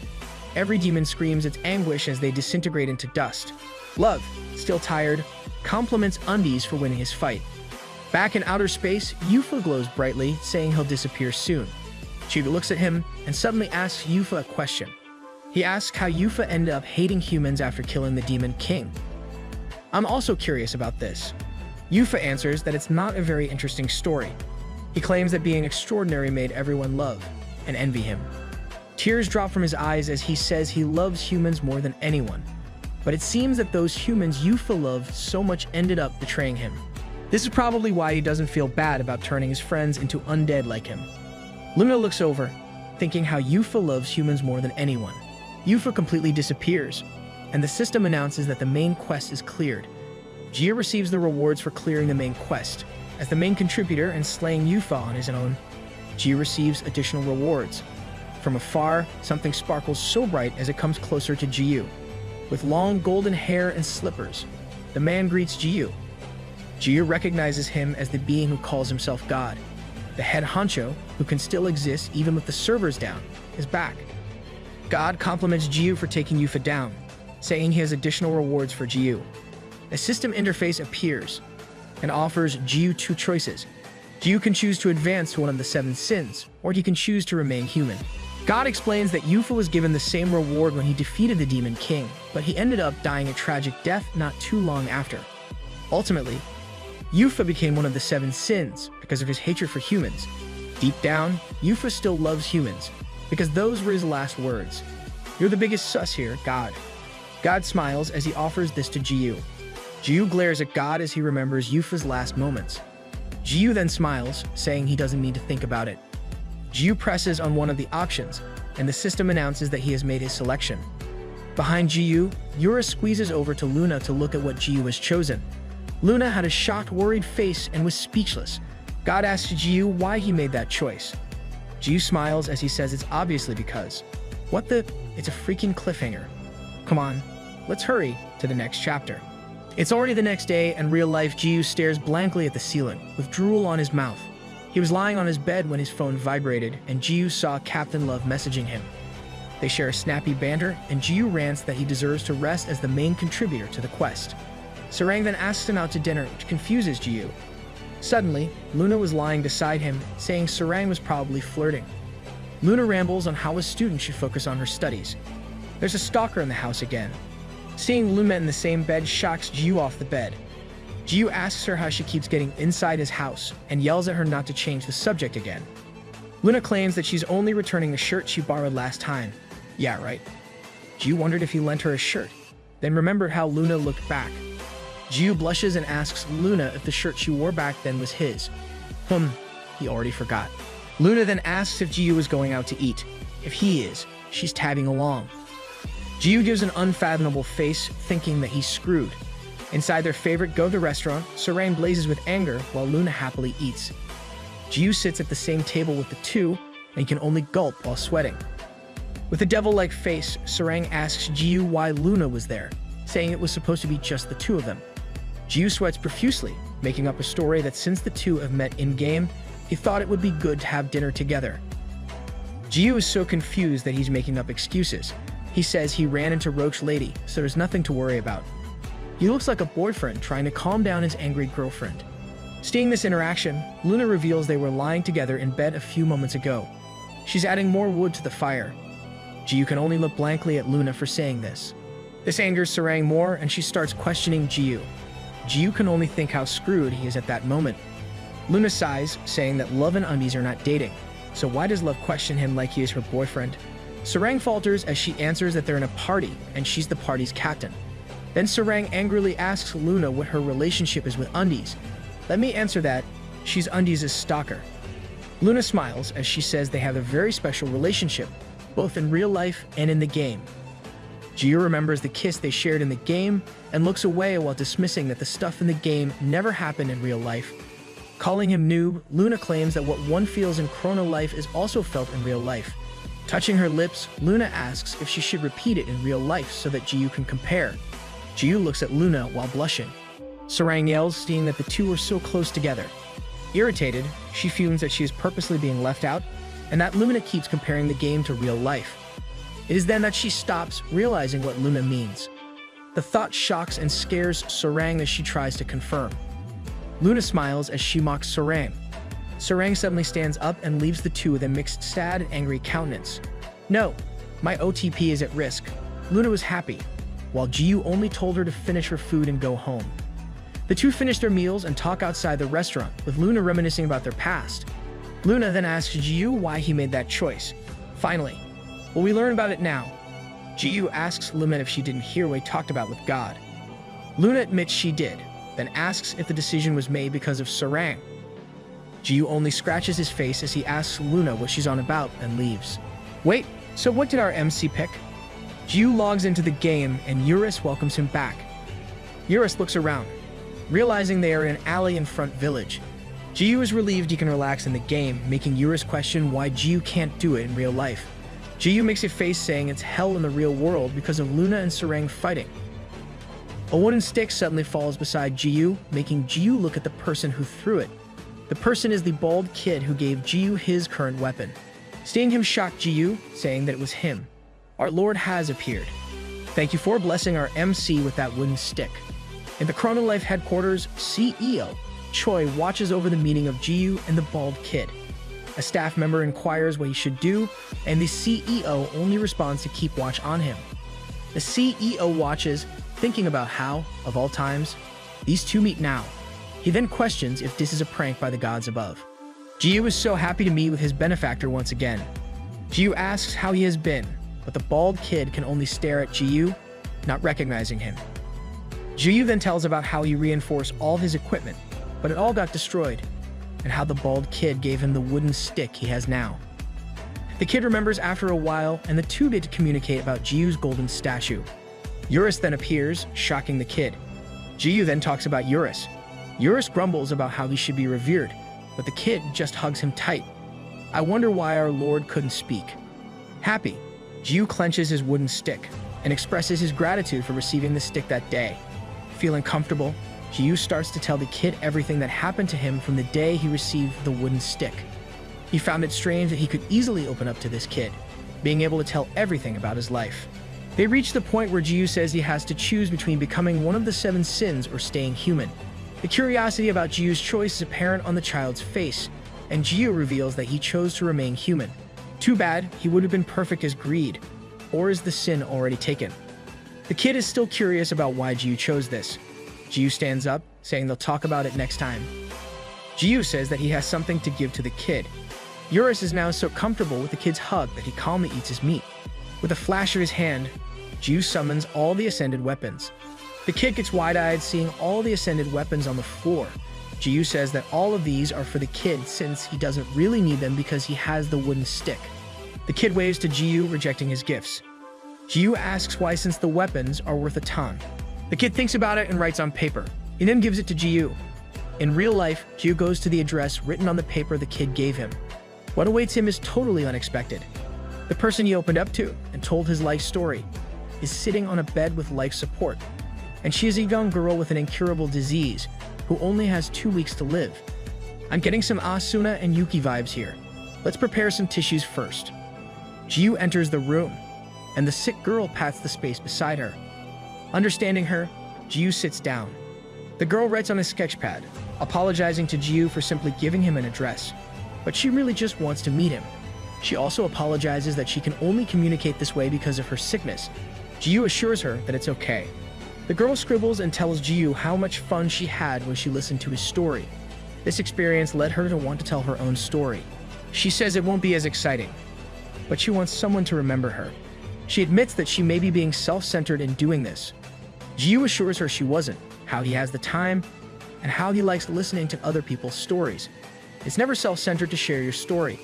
The girl laughs and accuses Ji-yu of being a liar, since she knows Ji-yu loves skipping the game dialogue. Ji-yu blushes and falters, saying it is because it's a game. She's good. She quickly caught her MC lying. She starts telling her story with a class she shows in Chrono Life. The girl decided to be a merchant, finding it fun to talk with everyone as she bought and sold items. She admits that she was too shy in the real world, while it's the complete opposite inside the game. In real life, CDO Choi tells his staff about the sweet girl who hands out potions to newbies for free and sells items for cheap. With her personality, she doesn't have what it takes to be a good merchant, for she is happy even if she doesn't make a profit. Everyone loved her, whether they were a user or NPC. He describes the girl as not flashy, that she could light up a room like a star in the night sky. She's extraordinary. The mood gets heavy when CEO Choi says the girl suddenly stopped logging in.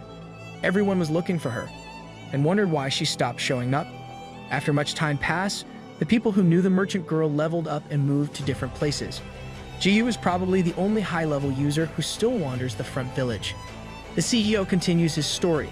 He tells how the merchant girl returned to the game, but lost her long, beautiful pigtails and wore the cheapest in-game clothes. At least she's still decent compared to our MC. The CEO narrates how the girl only communicates by emoticons and keeps giving all her items to other users to the point that she is left with a wooden stick. It is that wooden stick. She gave this wooden stick to a user, but the guy just threw it and went away while complaining. Your loss. She was sorry that all that she could provide was a wooden stick. It was then that she heard a cry of dismay and continuous clanging sounds. She peeks at the alley and finds a person in his undies, with broken equipment littered on the floor. She sees the tears coming out of the man's face, and she gets an idea when she glances at the wooden stick in her hand. I love the history of Ji-yu's wooden stick. A beautiful person gave it with a pure heart. The girl finishes her story and says that what comes next is Ji-yu's story of the plus 99 reinforced wooden stick. Look at that. She actually said the title. The girl admits she tried to act strong, but still cried so much, learning that she was terminally ill. She wondered if she would still meet her previous friends or if they had forgotten about her. Others may have wished for a miracle, but for her, she would rather have someone remember her. No one would forget that kind of kindness, though. Ji-yu runs home and immediately logs into Chrono Life. He goes to where Eurus Legion is and repeatedly slays every monster. Eurus looked at Ji-yu, asking if he was okay, thinking how he had never seen Ji-yu get so emotional like this. He wonders why Ji-yu is conducting a killing spree. Stress reliever? Ji-yu slays numerous monsters as he remembers his talk with the merchant girl. The girl's disease is extremely rare, and the surgery fees would be enormous. Ji-yu suddenly says that he'll pay for it, even if it costs more than millions. He urges her to get the surgery. Oh, so he's hunting to accumulate money for the girl's surgery. Ji-yu stands sweating amidst the drops of dead monsters. He remembers how the girl was initially stubborn, thinking she was being given false hope. With a 30% chance to live after the surgery, the girl cries as she admits she is scared of not having 2 weeks left if she takes the surgery. Ji-yu assures her that she will live, and that no one will forget her. Even I feel afraid. Instead of feeling reassured, the girl bursts into more tears, telling Ji-yu that it isn't simple, and that he doesn't know what it's like to be sick like this. She describes how your whole world falls apart when you are sick, affecting your family, friends, and entire life. Back in the game, the goddess of life appears, and Eurus comments on how she always seems to be appearing lately. Yeah, she keeps disrupting my OTP. Luna says it's not like her to frequently appear, because it takes away the mysterious vibe. She's here only to help. It's really hard to believe her. Luna steps beside Ji-yu and lets him know that she has prepared everything. In the real world, the girl sits on her hospital bed. Her knees are up and her face is down on her arms. She remembers her talk with Ji-yu. The girl trembles as she cries.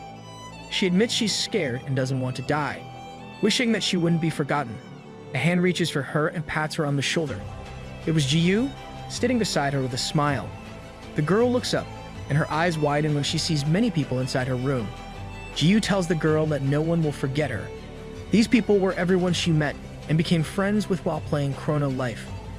This is probably what Roach Lady helped with. Everyone expressed how the items they received from her really helped them out, and they reassured her that there was no moment that they forgot about her. Hearing this made the girl tear up more, and everyone told her that they all still love her. A few days later, the girl promised she would return happier, and she goes ahead with the surgery. It was Luna who helped Ji-yu find every user who knew the girl.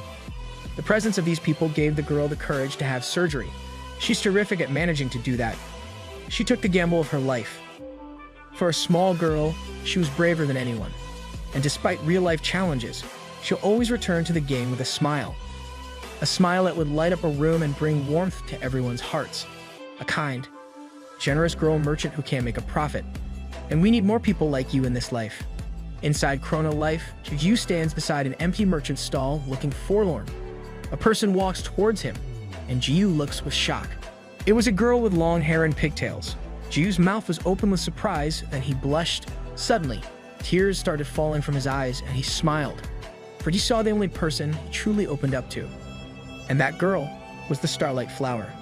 This chapter really made me cry so much. I'm delighted that the girl lived in this story. May the soul of that girl in real life rest in peace, for she is still loved by many.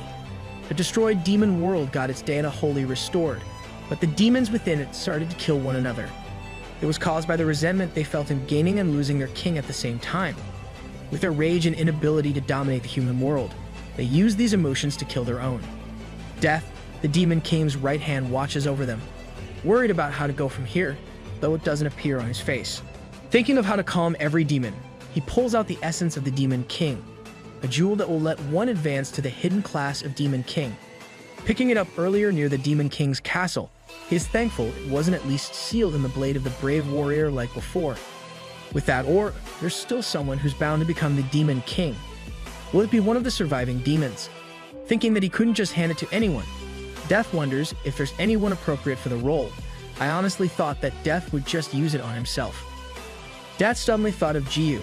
He thought of Ji-yu's disgusting face with a tentacle from his mouth, Ji-yu's unholy-like skill, Ji-yu's devil-like look as he loomed over the demon world, and the time Ji-yu shoved his ugly face in between Yufa's legs.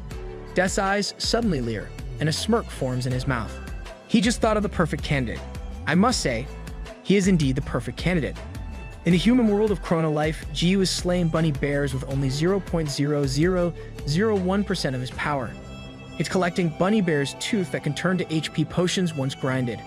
With all the bunny bears in the area slain, he and Eurus head back to the town. Where will he use those? It's not like he needs it. At the entrance of the front village, Ji-yu looks for someone he is supposed to meet. Other users started to murmur when they saw Ji-yu with Eurus walking by. Ji-yu suddenly stops and waves a hand. It was his benefactor, the Starlight Flower, or simply Star. We get a golden star. Star calls Ji-yu Wooden Stick Man and greets him with an emoticon. Ji-yu hands the materials he collected to Star. Star receives it with thanks and uses her skill Mix Potion, a skill to create potions. The bunny bear's teeth all turn into a potion with a poof. Ji-yu exclaims that Star could make a bank if she sold everything. Star agrees, but says she didn't make them to be sold. It's impressive how Star can easily ask Ji-yu to do things for her. Star runs to the carpenter NPCs and hands out the potion to them. Star thanks them for their hard work and ensures they'll drink the potions. The carpenters were so happy as they thanked Star. From afar, Ji-yu stares at this happy picture, then tells Eurus they should gather more. First time seeing our MC whipped. In real life, Sarang is still tormented by what happened in the restaurant with Ji-yu and Luna. She was suddenly halted in her thoughts by her manager. Sarang's manager was annoyed with Sarang's wallowing while she ate her raised chips. These rays are too thin, even if they're tasty. The manager asks Sarang what's with their lamenting, and if undies dumped Sarang. Sarang thinks about it and consults with her manager, pretending it is about her friend. Her manager just goes along with it even though she knows it's obviously about Sarang. Too obvious, Sarang. Sarang says that her friend has an eye on this guy. At first, the guy was a regular user, but they started spending a lot of time going through things together. The friend would get mad, be anxious when together, and for some reason, her friend couldn't help but miss the guy. The guy saves Sarang's friend, and her friend would cry and smile because of the guy, until their friend finally realized that all she could think about was that guy to the point that she wanted to know more about him. So that's how Sarang developed her feelings for Ji-yu. Realizing what she just said, Sarang says that her friend doesn't actually like the guy yet. She just wants to meet with him more often. Sarang admits this with a blush on her face. Once again, realizing her reaction, she yells that it was what her friend told her, then just laughed awkwardly, while her manager kept on munching on rays. This is why she's an idol and not an actress. Sarang's manager gets straight to the point and asks her what kind of relationship she wants with him. Sarang says it wasn't about her, but her manager just cuts her off, saying she's a crappy liar. The manager reminds Sarang that as Sarang's manager, she already knows that the guy is Undies, whom Sarang is always in a party with. Sarang stares in shock but lowers her head, finally admitting the truth to her manager. The manager sighs and crumples the leftover bag of chips. She reminds Sarang that fans tend to leave when an idol gets into a relationship while tossing the trash. The manager explains that getting into a relationship can be seen as a betrayal by the fans, and everything Sarang has worked for will fall apart. Hearing this makes Sarang worried. Her career is on the line if she pursues a relationship with Undies. Her manager smiles and says she won't stop Sarang because it is her life. Her manager says she will always be on her side, no matter what Sarang does. This made Sarang happy, and her manager jokes that she can just work for a different talent and get a fat severance paycheck. Kidding aside, her manager asks again what kind of relationship Sarang wants with the guy. Sarang says she doesn't know, as she remembers Undies' interaction with Luna both in-game and in real life. Remembering it angers her, and she admits she wants to make Undies hers. Yes, an admission. I hope Ji-yu reciprocates her feelings one day. The manager was proud of Sarang's decision, but retracted when she thought about how Undies is an adult and might get arrested for dating Sarang. Since Sarang is only 17, she decides to first make Ji-yu fall for her and start dating 3 years from now. Knowing that her manager is by her side, she asks for advice since she has never dated or talked to a boy. Her manager agrees and Sarang decides to log in and meet with Undies, and Sarang asks her manager to advise her through the game chat. As Sarang logs in, her manager gets her phone and uses his search engine. She then types how to get a guy. Sarang's manager is actually known as one of the best managers in the industry, but at the same time, she's never been in a relationship since birth. Oh. Inside the game, Death is in the human world, looking for Ji-yu without much plan. As he thinks about how to look for Ji-yu, he hears loud booming and crashing sounds. Death suddenly smiles, declaring that he has found him. Nearby, Ji-yu is slaying more bunny bears and grabbing their teeth. He suddenly hears steps. It was Sarang, and she killed a bunny bear with a kick. Eurus and Ji-yu were surprised by Sarang's appearance. With a blush on her face, she reaches out her hand to Ji-yu and gives him some bunny bear teeth. This causes an awkward pause, but Ji-yu then scratches his face. Love is programmed to log in and look for her crush online like anyone else. While blushing, Ji-yu apologizes for what happened in the restaurant last time. He was sorry for bringing the roach lady without telling Captain Love. He didn't know that Love and Luna were on bad terms, and to make up for it, Ji-yu promised to buy lunch next time. Dude, just how thick are you? What would it take for you to realize that 2 chicks are after you? The offer makes Love smile and agrees to the lunch. She then gets close to Undies with a serious smile, making Undies nervous. Love asks if what the roach lady said back then was true. Love asks Undies for an explanation with a smiling, grim face, making him sweat profusely. Ji-yu says it was nothing, and that nothing much happened. Love leans on Ji-yu and says that something did happen. Undies shake his head, but Love is not having any of it and jumps on Undies. Meanwhile, Death floats by and hears Undies screams. Death finally finds Ji-yu, but Ji-yu is under Love, trying to make Undies spill the truth. Seeing this makes Death think that Love is stronger than Undies. Death is so amazed to find someone who can dominate the man who has split the skull of Demon King Yufa. She can, because she's the waifu. Death admires Love's demonic expression and changes his mind. He believes that Love is the perfect candidate to become the Demon King. Death floats to where Love and Undies are, making the two pause their play fight. Death, you're bothering Love's moment with Undies. Death offers the green orb containing the Demon King's essence to Love. Not thinking too much about it, Love takes the jewel while still on top of Undies. She asks who the small floating guy is, but the orb flashes brightly. A system announces that Love has received the essence and has advanced to the hidden class of Demon King. In a different space, God looks over still without eyes. God states that everything is in place with a new final piece. Yufa, who was supposed to be the last piece, was replaced by Love. God remembers how Luna offered her help to Ji-yu inside. He thinks that this is the first time Luna has gone against orders, But whatever Luna is scheming, God deems that she is already too late. God declares that now is the final chapter.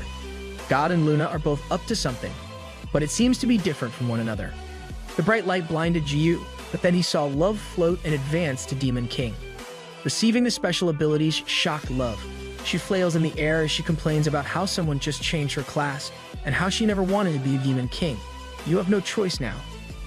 Jiyu and Eurus can only look at Love as she advances and receives the skills of a Demon King. Jiyu asks Eurus what's happening, but Eurus also has no idea. Love continuously complains about the system modifications and asks what the Demon King descended even means. Hearing this, the system enters the Demon King tutorial system and uses Love's skills as a demonstration. The skill, the Demon King descended, it's activated. Love's hair sways and changes to white, and her warrior clothes turn black. She completely changes her look, more appropriate for a Demon King. A very sexy Demon King. Love is so shocked by the change in her outfit and hair that she squeals. Eurus comments on how Love is the new Demon King, while Jiyu comments on how Captain Love was basically forced into the class that she didn't want. Death declares that the Demon King descended is a skill where Love takes the form of the Demon King, who has infinite magic power. She prefers to be a warrior. Death explains that the Demon King's skills can only be used when Love is in the Demon King descended state. Her passive skill, the Demon King's almighty power, is the only exception to this. Still in shock, Love asks about the unique Demon King skills. The system again demonstrates it, and the essence of the Demon King activates. The sync status is stable when the system announces the syncing with noise at 1.3%. 4 bat-like wings spread from Love's back, long horns grew from her head, and her eyes turned red. The skill activation with its cool effects rumbles, making Eurus and Jiyu amazed as they watch with their popcorn. I suggest you guys grab your own popcorn as you watch this. With a snap, Love speaks only one word: annihilate. A ball of red light forms at the end of her finger and grows bigger. The red light shoots from Love's finger, causing a massive explosion in the distance. Annihilation is one of the hidden skills of a Demon King, which lets them gather infinite magic power to release a powerful beam. The downside is that it takes time to charge up, kind of like Yusuke's ray gun from Yu Yu Hakusho. Love was shocked and speechless after the skill demonstration. As she drops to the ground, her horns and wings disappear. Jiyu was excited about the demonstration as he commented on how awesome and strong Captain Love was. It's a totally different reaction from Love's response. Love looks at Undies and asks him what she should do now in a faltering voice. Love is so worried about what to do. She asks if it means she must fight against humans, and if she has to fight him. Jiyu scratched the back of his head as he thought about it. Love clearly doesn't want to be at odds with the other users. With tears in her eyes, Love continues complaining about the change, worried that she looks strange.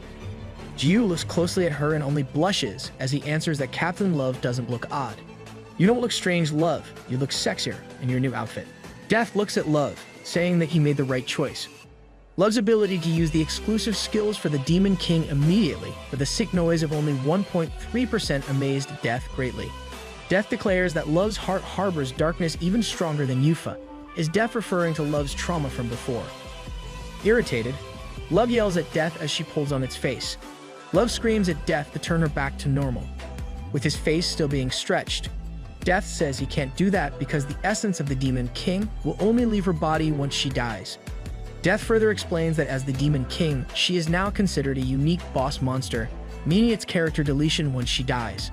While Love panics, Jiyu is chill and smiling as he looks at Love and Death. Jiyu comments on how Death looks squishy, and that he also wants to pinch him.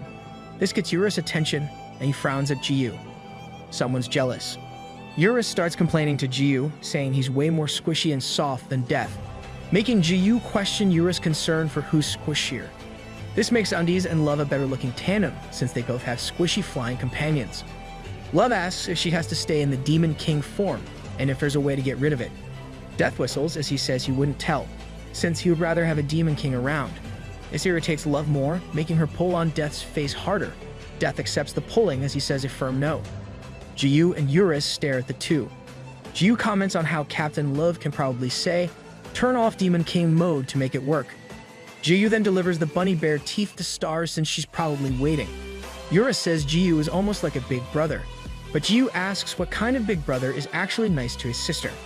The rare ones do exist, though I'm not one of them. In one of the main 3 castles of Chrono Life, soldiers patrol on top of the walls of Castle Arden. The soldiers suddenly hear rumbling sounds as a monster-like being runs toward the castle. The soldiers are perplexed by this sight.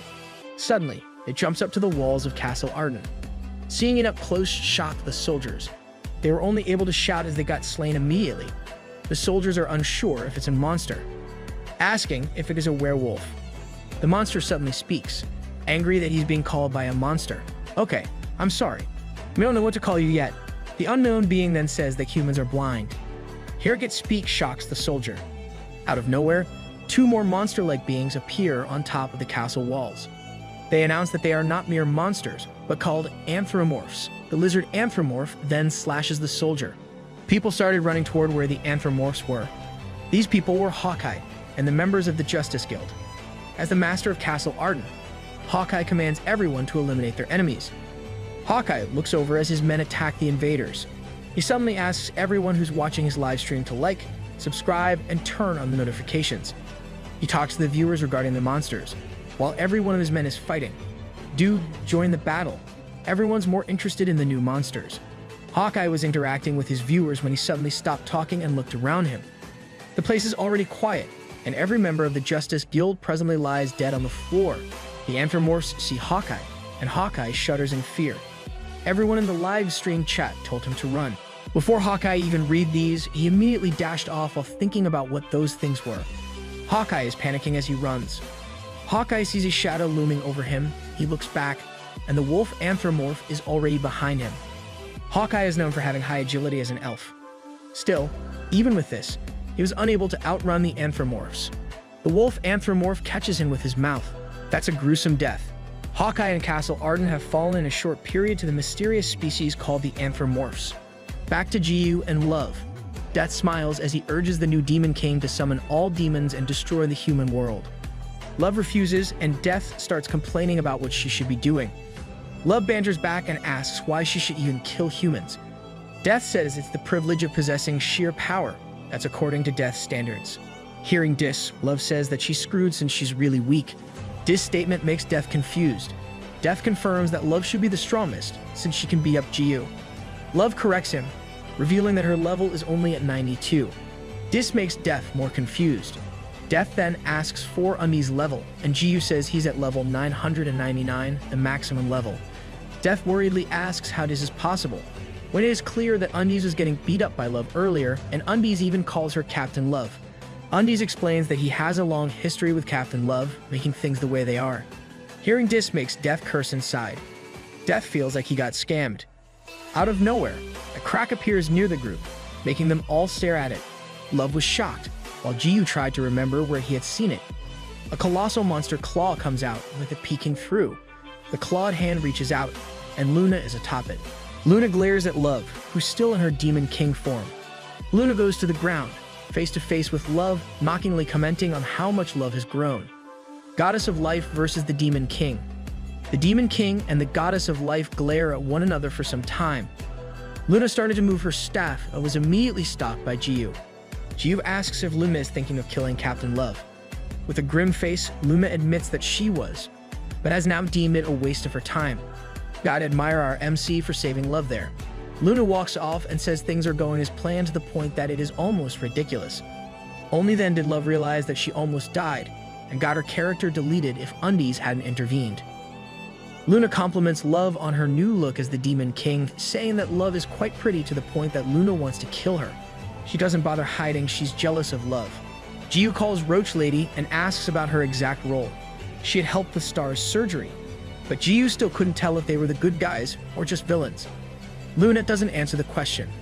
Instead, she says Noob probably likes the good girl type with a suggestive look. Luna says she can play that role for him if that's what he wants. She constantly changes the subject whenever she's asked a question. Jiyu doesn't fall for it and just tells her to go away. Luna finally says that the game, Chrono Life, is about to end. Jiyu says it won't happen, since the developers can just throw updates and DLC to make it a never-ending story. Luna says that was also what she thought of before, and mysteriously says that Jiyu will see the truth soon. The changes are happening at an alarming rate. Urus of Pride becomes Jiyu's sword, the second head becomes the Sin of Veracity, the appearance of Riot the Sloth, and the revival of Yufa of Rage. These are all story arcs that were supposed to span over the years. If it wasn't for our MC, things would have gone slower. Luna explains that the regular player would have a hard time in the main quest of defeating Yufa. Still, Jiyu cleared it immediately, and another person became the Demon King. Luna lifts her staff and points it at Love. Jiyu covers Love, saying that Luna cannot kill Captain Love. Yes, protect your waifu. Luna's staff begins to glow, and she smiles at Jiyu, saying she won't kill her yet. Luna uses teleport on Love, shocking both Love and Undies. Love can only call for Undies before she completely disappears. Jiyu grabs Luna by the shoulder, asking where did she teleport Captain Love. Luna smiles, as she answers that it's to the final chapter. No, you didn't. Luna won't kill Love because she thinks someone else can do the job for her. Love coughs as she opens her eyes. She sees dead bodies on top of a castle wall. Love has been transported to Castle Arden. Back to where Jiyu and Luna is, Jiyu asks Luna why she would send Love there, and Luna explains it is the first challenge of the final chapter, the Anthropomorphs. So how many challenges are there in the final chapter? In Castle Arden, a shadow looms over Love, and she sees the wolf anthropomorph behind her. Jiyu only smirks since he knows Captain Love will not lose over some furries. Luna looks at the hand Jiyu lifts from her shoulder, feeling disappointed. She touches the shoulder Jiyu just touched, and replies that Jiyu isn't exactly wrong. She really fancies Undies. Feeling more swift and light, Love uses the Falling Dragon strike on the Anthropomorph. She thinks that she can take on any enemy. The Anthropomorph says that it does sting a bit as it stands up. Love was shocked that it talked, and she realized that it was no ordinary werewolf. Simultaneously, Luna explains that those Anthropomorphs are different. They were born 10 times stronger than humans. Jiyu realizes those furries would have the same stats as the Demon King. Luna says that if the story progressed as it was supposed to, Anthropomorphs would have appeared 10 years from now. As a new Demon King, she will have difficulty taking them on. But why does Love have to face them? Luna's on a power trip.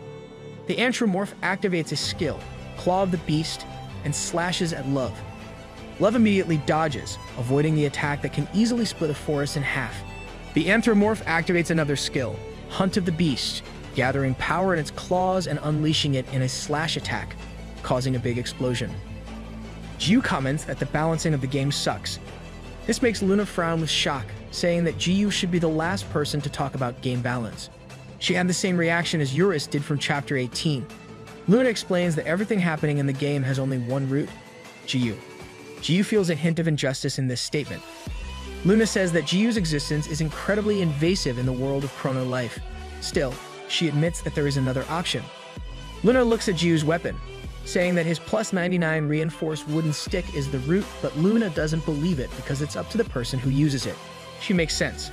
If it was me, I use it against PK characters instead. Jiyu says he doesn't care what other people think, as he pulls out the said wooden stick. He decides to go and save Captain Love. Jiyu asks Roach Lady to send him to Castle Arden, but Luna immediately refuses. This irritates Jiyu, but he lets it go and thinks of a way to get there directly. Luna acts all cute as she tells him to give up and stay there with her. Jiyu ignores Luna as he thinks. He suddenly smirks and kneels in front of Luna, showing he's behind her. This shocks Luna as she eyes Jiyu's ass. Jiyu says he just had a great idea, with a face that screams evil intentions. Luna looks at Jiyu's behind, thinking this is a good idea. She suddenly pauses, thinking about what Jiyu means. At this point, I think anyone who falls for Jiyu is a perv. Jiyu suddenly runs really fast in circles. This confuses Luna, thinking he is just spinning in place to the point that he's creating a whirlwind. At the same time, back in Castle Arden, Love is having a hard time with the Anthropomorph and is almost reaching her limit. Returning to Jiyu and Luna, Luna looks at the whirlwind, wondering if Jiyu will fly away. She notices that Jiyu has been running for a whole minute, making her realize Jiyu's real plan. A system announces that Jiyu unlocked all the requirements for the agility stat hidden skill, Speed of Light. Jiyu immediately activates the Speed of Light and transports himself to Castle Arden. Jiyu smiles and greets Captain Love, saying he's there to save her. Love felt relief and gladness in finding that Undies is there for her. My OTP is coming true. Bye, Roach Lady. Jiyu steps toward the Anthropomorph and asks how it dares harm Captain Love. The wolf Anthropomorph only laughs, excited to have another human on their hands. You won't be that happy in a little bit. The other two Anthropomorphs make their appearance behind Love and Jiyu. The three anthropomorphs start to converse, saying everything is going according to their plan, and they just need to follow orders. Suddenly, the bear anthropomorph dies with Jiyu's one hit, surprising the other two. And here I wanted to know who ordered them. Jiyu and his impatience. Oh wait, he just killed a bear. Does that mean he finally has the hidden skill for strength stat? With an irritated face, Jiyu tells it to shut up since he's dead anyway. This makes the other two shiver and sweat. The two anthropomorphs dashes toward Jiyu to attack, and Jiyu lifts his wooden stick to retaliate. Before he can attack, Love tells him to stop. Jiyu stops and just accepts the skill attacks from the anthropomorphs. He looks at Captain Love, and Love thinks she can't help. Back when Jiyu went off with Luna to fight Yufa. With resolve, Love tells Jiyu that she'll finish it. She believes that she needs to be strong to stay beside Undies. There are some roads that one has to take alone. The anthropomorphs take a break from attacking Jiyu, feeling all tired. Still looking back at Love, Jiyu smiles and agrees to leave one of them with her. Still huffing, the lizard-like anthropomorph got its long tongue pulled by Jiyu. Jiyu tells it to come with him, since they wouldn't want to get in Captain Love's way. It's like he's pulling the leash of a big pet. Jiyu banters with the lizard, while Love and the wolf look at the two as they leave. Love prepares to attack while the wolf thinks about who the kid in the underwear is. With that crazy power, Wolf believes he should report it to them.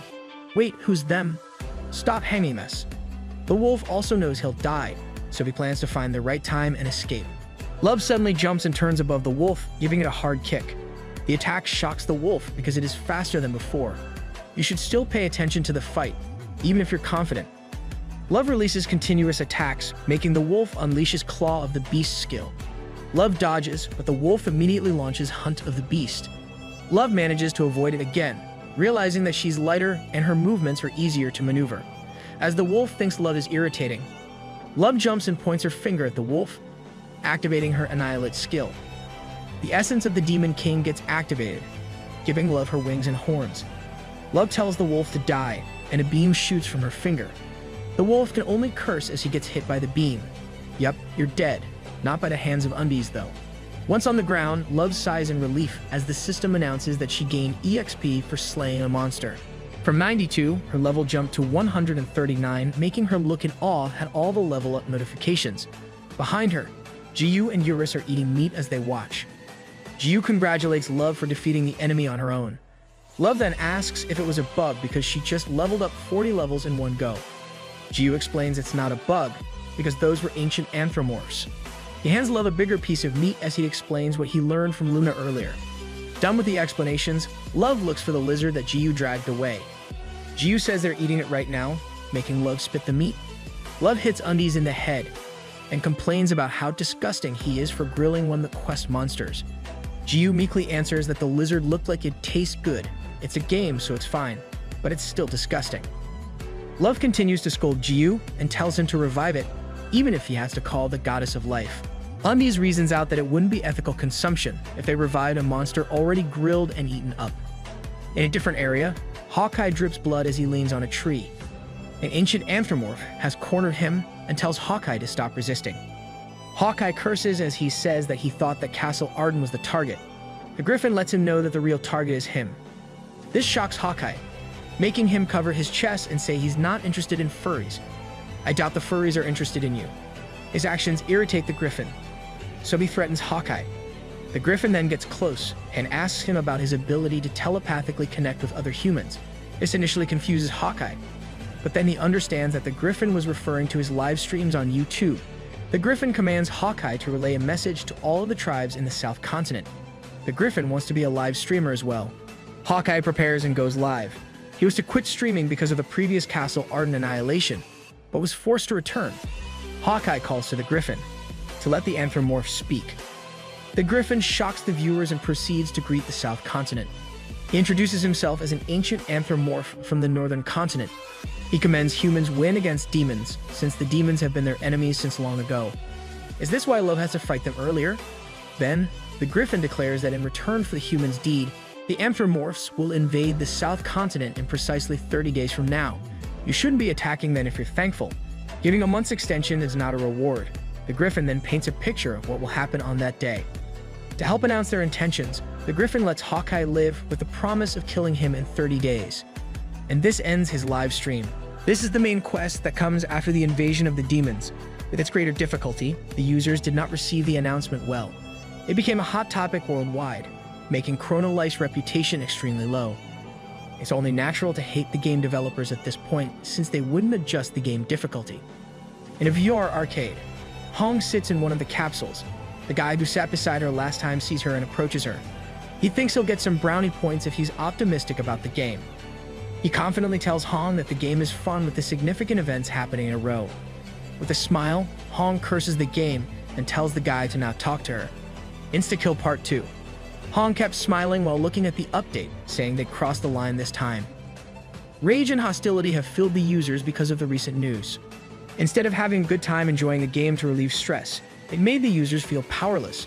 None of the users even contacted customer service because they knew from experience that the developers won't do anything to fix it. In the Chrono Life main office, the CEO laughs as the company becomes a villain once again. He declares that the quest won't be easy to clear like the others and bids his users good luck. He literally looks like a villain in this panel. Despite the low users' rating of Chrono Life, they recorded the highest number of users log in at once. Still stuck in her Demon King form, Love asks Undies if he watched Hawkeye's live stream. She questions if it's possible to grind quickly within a month to fight off the Anthropomorphs. Love speaks in a panicked tone, and Jiu clenches his teeth. He suddenly screams, announcing that he can't take it anymore. Love looks at Undies like he has lost his mind. He long lost his mind, even before he met you. Jiu says that waiting for a whole month to take the quest won't do. With a creepy, excited face, he declares that Undies now goes to the North Continent. Demanding his playtime, Love finds his face disgusting. Yeah, but you still like him. Jiu suddenly activates his skill, Speed of Light, and off he goes, leaving Love behind. Jiu flew off as he laughed excitedly with his creepy face still on. Love looks up from the ground, thinking that the Anthropomorphs should run. Still transporting, Jiu maniacally laughs with his tongue out. He suddenly stops in outer space and looks back with an excited face. He looks at the world, wondering if the land before him is the North Continent. With a big smile, he activates Speed of Light and laughs as he returns to the Earth. Still laughing, Jiu suddenly hits a barrier, cracking his skull. That's got hurt. Jiu moves away and curses, realizing there is a barrier. A system notification appears, saying that the North Continent is currently unreleased and to please come back next time.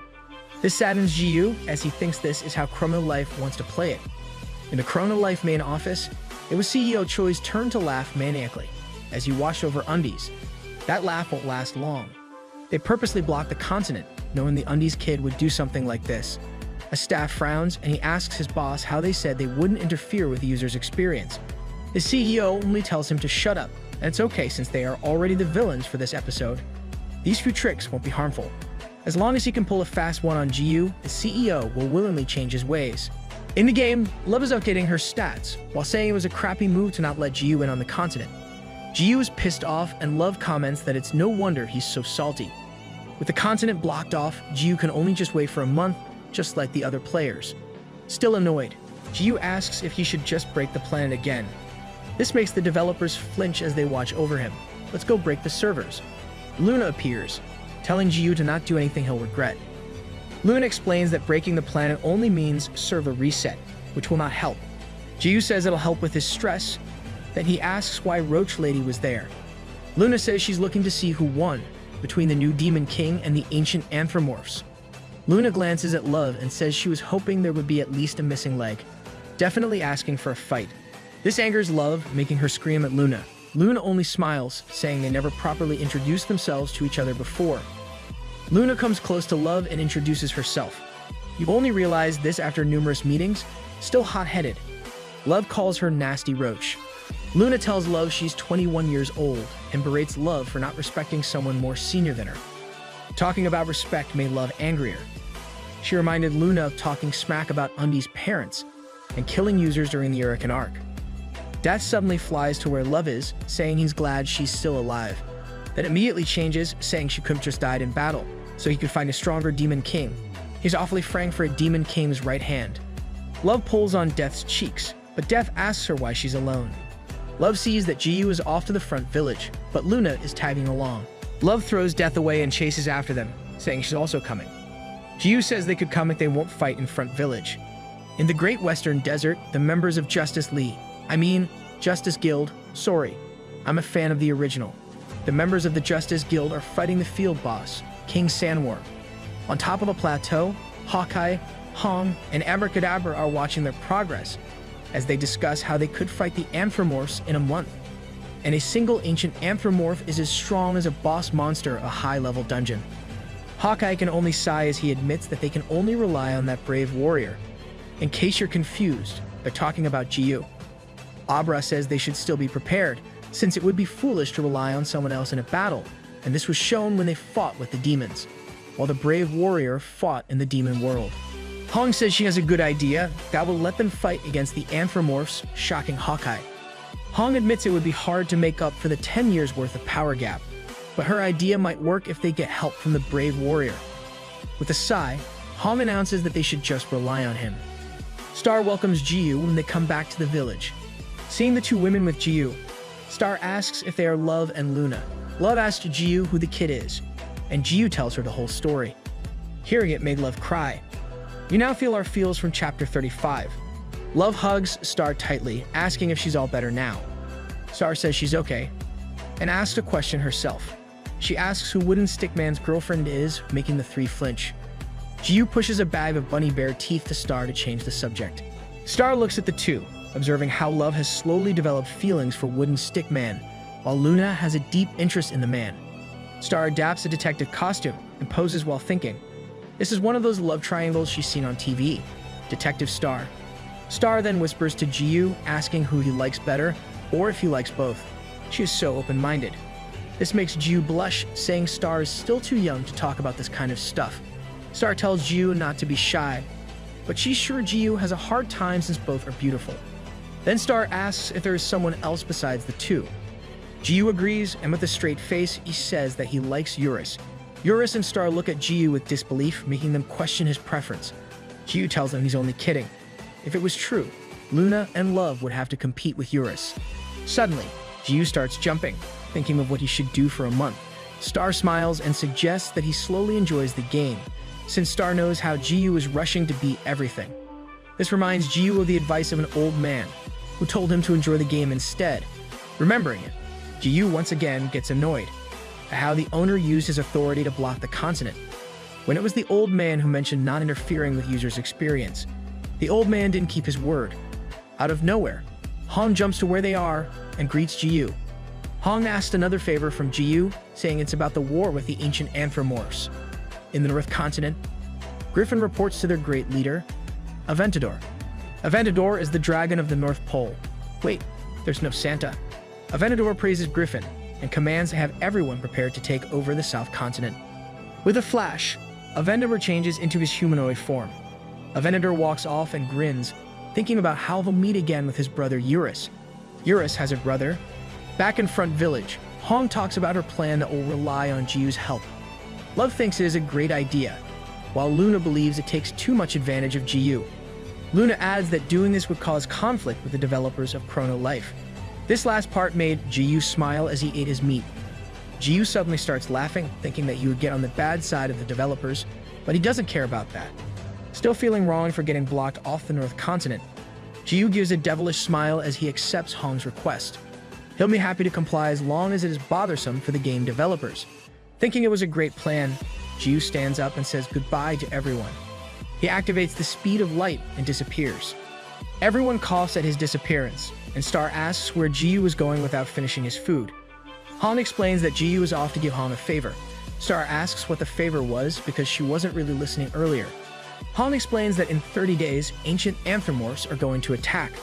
To beat them, everyone needs to be stronger. The easiest way to do it is by leveling up. Still, there is another more straightforward and faster method to become stronger. The other method is through the equipment, so Jiyu will be farming equipment for everyone.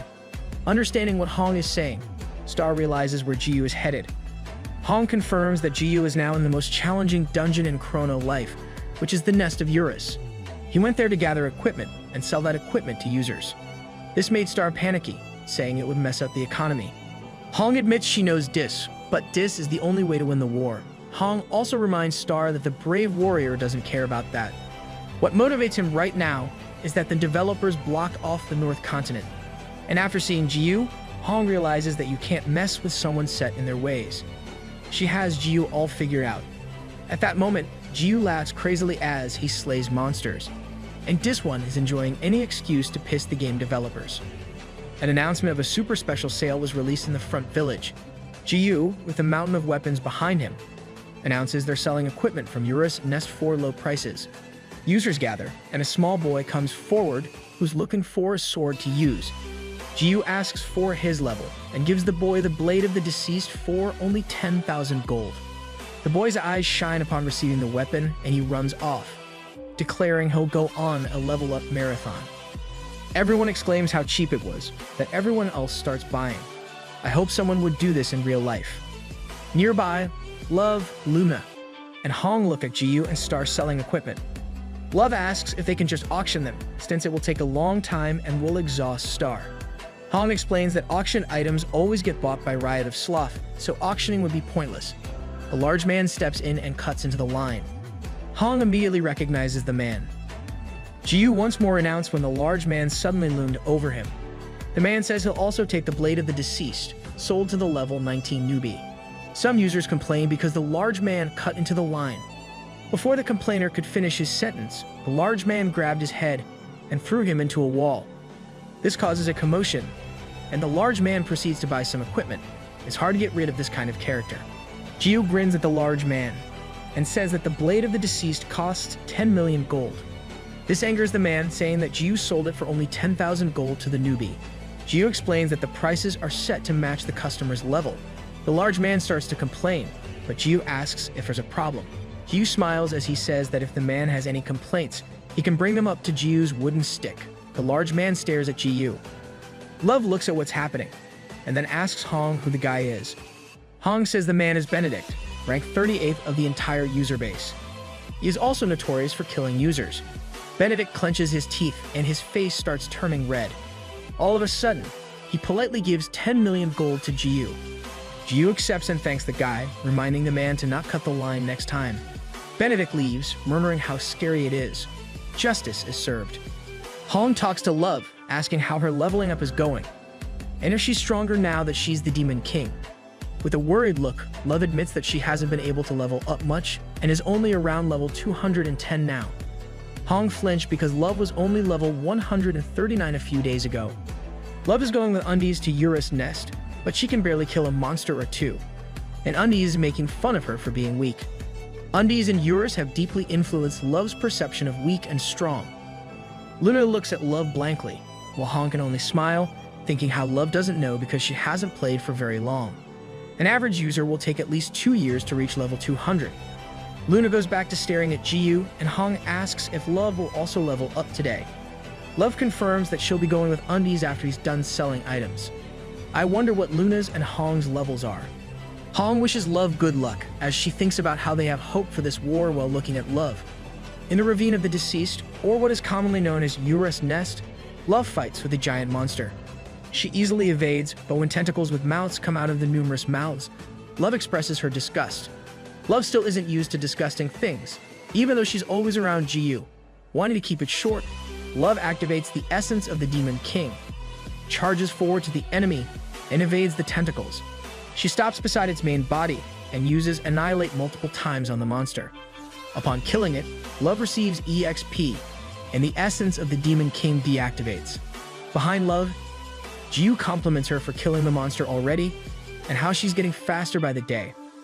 Love is happy with the compliment, but when she notices the mountain of dungeon drops behind Jiyu, she starts to moan. This kills Love's confidence and tells Jiyu to leave her alone now. From afar, Luna looks at how Love and Jiyu interact. I am slightly sorry for Luna, but she really shouldn't have done that to Jiyu before. And with that, time has passed. It is now the day of the epic battle. Aventador and the Anthropomorphs gathered 1 million of them, announcing that today is the day they will erase the history of the South Continent. Aventador shifts to his dragon form, and all of them headed to the South Continent. The Castle Arden is the northernmost part of the Chrono Continent, and it is a point that Anthropomorphs must cross. This makes Castle Arden the first and last point of defense. The members of the Justice Guild are on top of the walls of Castle Arden, and they start sweating when they see the army of Anthropomorphs heading their way. They'll duke it out on this battlefield. The approaching anthropomorphs were suddenly attacked on the side. The mages, led by Abracadabra, are on top of a mountain. They cast more offensive spells and release it simultaneously. Griffin starts to protest, but an arrow shot hits it by the ear from the other side. Hawkeye and the other archers are on a different mountain on the opposite side. Hawkeye commands everyone to shoot, making it rain arrows on the anthropomorphs. The big gates of Castle Arden creak open. Suo, the leader of the Cross-Line Guild, and Saintly, the leader of the Sacred Guild, led all their troops to fight against the anthropomorphs. It's a good opening strategy for this war. This battle will be recorded as the biggest war in a game. And this war will be ended by a single user. Of course, it'll be up to the MC to finish it. Jiyu clenches his wooden stick while flexing his muscles in an unholy pose. Our eyes. Declaring that he has waited too long, Jiyu is now ready to slay and swing his wooden stick. Love stops him, saying that swinging his wooden stick will kill everyone. Jiyu smiles and says it's okay, since they'll just revive, but it'll be lights out forever for the monsters. This simply means that they win. Love thinks about it, and concludes that Undies has a point. His logic is genuinely remarkable. Declaring that it's time, Jiyu starts to swing his wooden stick down. Before he does, he disappears from the battlefield, shocking Love. Jiyu gets transported to a blue-colored space. Jiyu looks around and realizes he's been there before.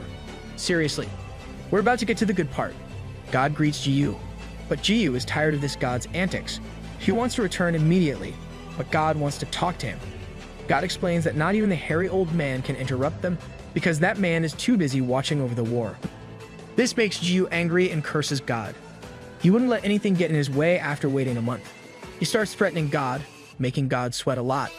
With a sigh, God stays firm and says no because Jiyu is bound to end everything quickly. So true. Still angry, Jiyu accuses God of being a spy sent by the developers. Still, God says he's not in any way associated with Chrono Life. He only brought Jiyu that space to fulfill all of the sins. A god who's helping out the sins. Back on the battlefield, Saintly and Suo are fighting together against the anthropomorphs. Saintly deals the most damage, while Suho defends both of them. Suo still deals some damage when possible. The preparations made for 30 days are coming to fruition. From leveling up, battle strategies, and weapons from Eurus' dungeon. All these advanced them to fight on even ground. Until he showed up, the users looked up at the flash of light above them. A Venator collects power in his mouth and throws it to the users. Here comes Eurus' brother. In the blue space, Jiyu gives God a chance to explain what he means by fulfilling the sins. God says he can't reveal more and gives Jiyu a skill in the form of fire. God tosses it to Jiyu and explains it is the ember of all creation, which lets him get a view of any place or being he wants. In Jiyu's palm, he views the battlefield. Oh, it's a godlike skill. Suo suffered critical damage from protecting himself and Saintly from the dragon breath attack from above, and Suo fell to the ground. Saintly can only look as a Ventador. The dragon of the North Pole descends to the earth. Seeing this view from the ember, Eurus squeezes in for a better look. Eurus recognized the king of the anthropomorphs, letting Jiyu know that the dragon of the North Pole is a Ventador, and he's one of the 3 great dragons. Eurus explains that aside from himself and a Ventador, Gargantuan Dragon, Gallardo, is also recognized as one of the 3 strongest dragons in the Chrono Life story. So there's another dragon to meet aside from a Ventador. Jiyu says he has never heard of them before, while Eurus explains that they were supposed to show up far later in the game. Jiyu smiles and asks if the other 2 are stronger than Eurus, but Eurus says he's the top since he can win one-on-one battles against the others. Then, Eurus says that what's important to know is that a Ventador is the sin of greed, so it was already taken. I guess the empty seat of veracity was the one being offered to Jiyu before. On the battlefield, Saintly tries to stand up against the colossal dragon before her, saying they still have the weapons from the dungeon of the strongest dragon, Eurus. With a flash, the dragon turns to his humanoid form, reacting to the woman's words.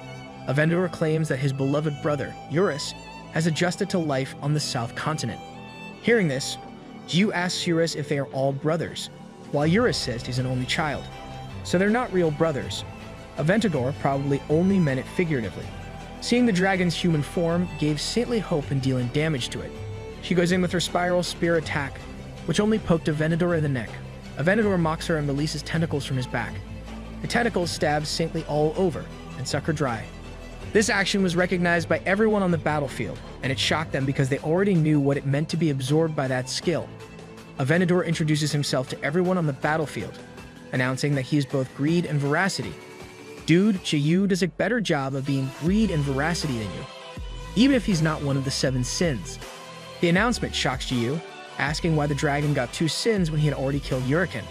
Eurus agrees, since all he knows is that Aventador is greed. Calling God a blabbermouth, Jiyu asks him about the current situation. To explain, God brings out a giant hourglass.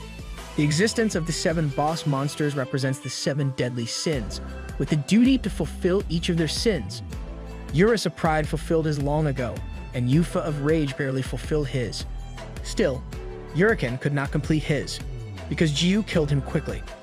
This lets Aventador inherit the sin of veracity, since he is the only unique boss monster in the game that can do so. Plus, he's also greedy. Wow, his greediness means more sins to collect. The hourglass God brought out is the hourglass of sins. Once it's full, it means that the sins are fulfilled, and each grain of sand in the hourglass represents a human life. That's messed up. So what will happen once it's totally filled? Hawkeye commands everyone to get into a defensive formation. Still, before they can do so, Aventador releases more tentacles and stabs the archers in the mountain. He absorbs everyone's levels and stats, and even Hawkeye gets absorbed this time. Our streamer is out of luck. Abra yells for him, but even she and the other mages are stabbed with tentacles and get absorbed. Aventador laughs at how weak the humans are. No one expected you to come out this year. The Anthropomorphs rejoiced upon seeing this majestic move, and everyone is cheering for their leader. The balance of the battle tipped in favor of the Anthropomorphs, and the users, having lost their commander, Hawkeye, do not know what to do. Hong clenches her teeth and makes a quick decision. She announces that she will take over as the commander-in-chief. Hong then boosts everyone's morale with her words and instructs them to avoid the veracity skill no matter what. She adds that if a comrade gets stabbed, they should end their comrade's game before they get absorbed so they can still revive. And with that, Hong commands everyone to charge. Hong is really suitable as a commander. She is not only decisive, but she also has the ability to empower others with her words alone. Seeing that the humans are still willing to fight, Aventador grins and uses his tentacle to stab. A tentacle attacks Hong, but she cuts it up using backstab slash. Aventador was impressed, but she only mocked him. Aventador did not back down and he simply pulled out more tentacles. The sheer number of those tentacles stunned the users. Aventador sent out 100,000 of these to stab them. Hong can only look in horror as she watches her colleagues get absorbed, at the same time strengthening their enemy. The system then announces that the Sin of Greed unique attribute is activated, allowing Aventador to unlock the maximum cap level. Aventador easily reaches thousands in level with his current power.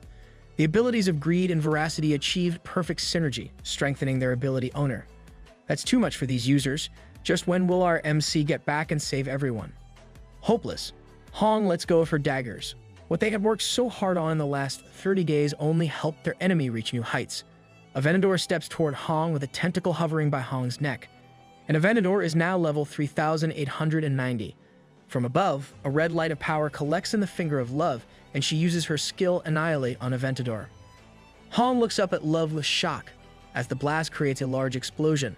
Hong somehow manages to make it out alive, and she is stunned to find out that a Demon King's unique skill can be so strong.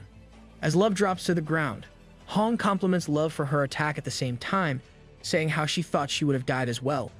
Love only looks back, saying it would have been tragic, making Hong flinch. Something is off with Jiyu's girl. Love tells Hong to stay far away because her attack did not even harm Aventador. Love says she is unable to both protect Hong and fight with the dragon before them. Hong notices that Love's personality has changed. Love looks around them. With all of the anthropomorphs, she deduces that the probability of her winning is only 0%. With a sigh, Love calls for death and declares that the entire demon race is at war with the ancient anthropomorphs, and she commands Death to open the portal to the demon world. Death adheres to his lord's command, changes his form, and opens his mouth wide to open the portal. Before Death could even open up for business, something smacks him on the side, making him crash to the ground. For a being called Death, he really gets tossed a lot. It's like he is the one who was on the verge of dying instead of being responsible for creating deaths. From the crash site, a man appears, apologizing since he accidentally stepped on an ally on his way down. Love pauses, and her essence of the Demon King deactivates. Her face changes into a look of shock and calls for undies. Hong and all the other users who are now watching on their phones express delight in the hero's appearance. CEO Choi lights up his tobacco and can only curse at Ji-Yu's appearance. He then realizes that Ji-Yu only appears now when he would have usually started wreaking havoc from the get-go. He then assumes that it could have been the work of that man. The CEO and the god's relationship is still shrouded in mystery. Just when will we get to learn more about it? Inside the blue space, God sits by the hourglass. The hourglass upper half is already empty. With all the sand filling the bottom part, God lets Ji-Yu go by opening up a portal. Before leaving for good, Ji-Yu threatened God not to pull this stunt again. With a serious face, Ji-Yu promises to kill God if he locks him up again. God sighs, alone in that space, promising that they won't see each other like that again. And with a smile, God says this is because it is already the final act. On the battlefield, Love tears up and starts beating Ji-Yu while complaining about his disappearance. Ji-Yu defends himself, saying he got dragged against his will. Love continues to scold him for stepping on Death and how he stopped Death from summoning the demons. Ji-Yu can only apologize as Love beats him up. They are together again. Love feels weird when Ji-Yu's not around. It's like her dark side creeps out when he is not around. Hong looks at the two and smiles, seeing Love return to her usual self. Hong thinks she only imagined those things before. Nope, you were not imagining things. We also saw it. At the crash site, Death fainted, with only 1 bar of health points left. Yep, Death is dying. I wonder if potions or healing skills work on him. He might die if someone uses those on him, but I'm sure he'll make it somehow since he is not a unique boss. Love asks what they can do now that they can't summon the demons to fight the Anthropomorphs. Ji-Yu looks at the Anthropomorphs and Aventador. Ji-Yu only grins as he pats Love's head. He tells her to sit back and watch since he'll be cleaning up. Love stares at Ji-Yu as he walks toward Aventador. Yep, let this hero resolve this problem for everyone. Ji-Yu stands face to face with Aventador with his max level and skills. Aventador looks down at Ji-Yu with his own level 3,890. Watching from the Chrono Life main office, CEO Choi quivers with excitement as Chrono Life's most powerful user is against Chrono Life's highest level boss monster. Everyone watching this scene got their hearts thumping, and even we are excited by what will transpire. Aventador looks down at Ji-Yu and mocks him. Ji-Yu lifts his wooden stick and slightly hits Aventador on the left shoulder. Aventador is incredulous at this attack at first, but like a slow-motion film, it takes a bit of time before a loud crash resounds. All the Anthropomorphs were shocked, and Aventador fell to his knees. Aventador loses a third of his face, his left shoulder, and an arm, shocking him at how much damage he got from such an attack. Everyone watching it was agape with shock as well. With an angry face, Ji-Yu starts scolding Aventador for talking too much. Ji-Yu is already angry because of the game developers and God. With all this happening, Ji-Yu wants to relieve his anger by spanking Aventador. Undoubtedly, this is a great way to relieve some stress. Aventador coughs because of Ji-Yu's attack. Seeing this, Ji-Yu squats and asks Aventador if his hit hurts. This shocks Aventador, but Ji-Yu only gives him a wicked smile, saying Aventador still has a long way to go. Ji-Yu starts beating Aventador using only his fists and legs. Ji-Yu enjoys himself with the punches, kicks, and occasional slaps on the butt of Aventador. It's to the point that Aventador is already acting weird. He's probably an M deep inside, and our MC is just helping Aventador discover this. Love looks over while thinking that Undies is back in his villain mode. The scene before them aggravates the Anthropomorphs, and they start running over to save their lord. Ji-Yu smiles widely at the approaching Anthropomorphs and grabs his wooden stick from his undies. Ji-Yu expresses his excitement about the incoming attack and swings his wooden stick, causing a big explosion. This annihilates a good number of the Anthropomorphs, shocking the rest. Ji-Yu jumps over, and with maniac-looking happiness on his face, he attacks the Anthropomorphs. He expresses his love at the futile attempts to fight back, making the Anthropomorphs shiver in fear. Yeah, it is much more suitable to say that Undies has the makings of a great villain. Ji-Yu causes mayhem against the Anthropomorphs while a dying Anthropomorph asks their lord's forgiveness for their incompetence. As his dying wish, he wants their lord to consume them with veracity. Aventador asks if it is sure because he cannot revive them once they die. Knowing this, the Anthropomorphs kneel before their lord and say that they would rather end as their lord's strength and die at the hands of a scoundrel. They are willing to do this because they know how much their lord has sacrificed for them to survive in the north. The Anthropomorphs cry as they ask for another request. They wish their lord to lend his ear to the skies, for they will roar their hearts out to celebrate his victory. The scene gets so dramatic to the point that the viewers end up sad and crying themselves. The scene confuses Love. thinking how Undies is the nasty villain here. It really seems that our MC is the true villain of the story. Ji realizes that the Anthropomorphs have gathered in one area. With a menacing smile of glee, he laughs and prepares a falling attack. But before he can even swing his wooden stick, tentacles stab the Anthropomorphs. Aventador, feeling melancholic, thanks his brethren for everything. The crying Anthropomorph speaks his last words, saying serving Lord Aventador has been an honor. Then Aventador absorbs everyone's levels and stats. In the end, even if Aventador wins against Jiu, the ones he has been fighting for are no more. This scene made Love, Han, and every other viewer cry tears of empathy. Jiu enters the scene, commenting on how Aventador finally resorts to cannibalism. Without a single strand of empathy, Jiu says he's actually better off absorbing them to raise his own level and stat. Still, either way, Aventador is total trash according to Jiu's standards. And what does that make? A compost? For Jiu, what Aventador did isn't something a leader should do. Jiu laughs loudly, and everyone seeing this can only think how much of a jerk Jiu is for laughing at the enemy's honorable sacrifice. Our MC's personality is nothing new, but not everyone knows it. Aventador can only frown as he accepts Jiu's words. He stands up, pulling back the tentacles, and his arm instantly regenerates. Aventador, exuding power, states that he is no longer hungry as tears drip from his eyes. The Dragon of the North Pole is now level 9,999. Aventador and Jiu run toward each other and exchange a single hit, Aventador using his fist and Jiu using his wooden stick. The impact blows away everything around them, literally leaving no rocks unturned. The attack destroys Aventador's right arm, but he quickly regenerates it using the reincarnation skill of the lizard Anthropomorphs he absorbed. It is as powerful as Jiu's healing factor. Aventador's title as the Sin of Greed upgraded Veracity to the point that he could also absorb skills. So why is Aventador's regeneration not gross to look at? And yet, for our MC, it is totally disgusting. This makes you wonder if the creators have a love-hate relationship with Undies. Aventador stabbed Jiu in the stomach with his hand passing through the back, shocking everyone. In absorbing approximately 1 million ancient Anthropomorphs, all of the skills of those Anthropomorphs were also absorbed by Aventador. And as the only dragon Anthropomorph, he is on top of the food chain of the strongest predator. Aventador kept attacking Jiu when Jiu didn't respond. But all these attacks are for nothing because Jiu's healing factor activates and heals like nothing happened. This one is not that gross. Jiu asks Aventador if he is done and swings up his wooden stick to Aventador's face. This causes a big explosion. Angered, Aventador swipes his arm, but he only slashes through the air. Jiu activated his speed of light skill and launched attacks the dragon couldn't see. Love smiles with excitement, thinking that Jiu already won the battle. But Aventador suddenly flashes, and he transforms into his dragon form. Aventador flies and declares that he has nothing to lose anymore. CEO Choi was shocked at Aventador plans to use Ice Breath. A level 9,999 dragon doing this will disintegrate the entire continent, and he commands his staff to contact the server team to cut off the power. Desperate times come with desperate measures.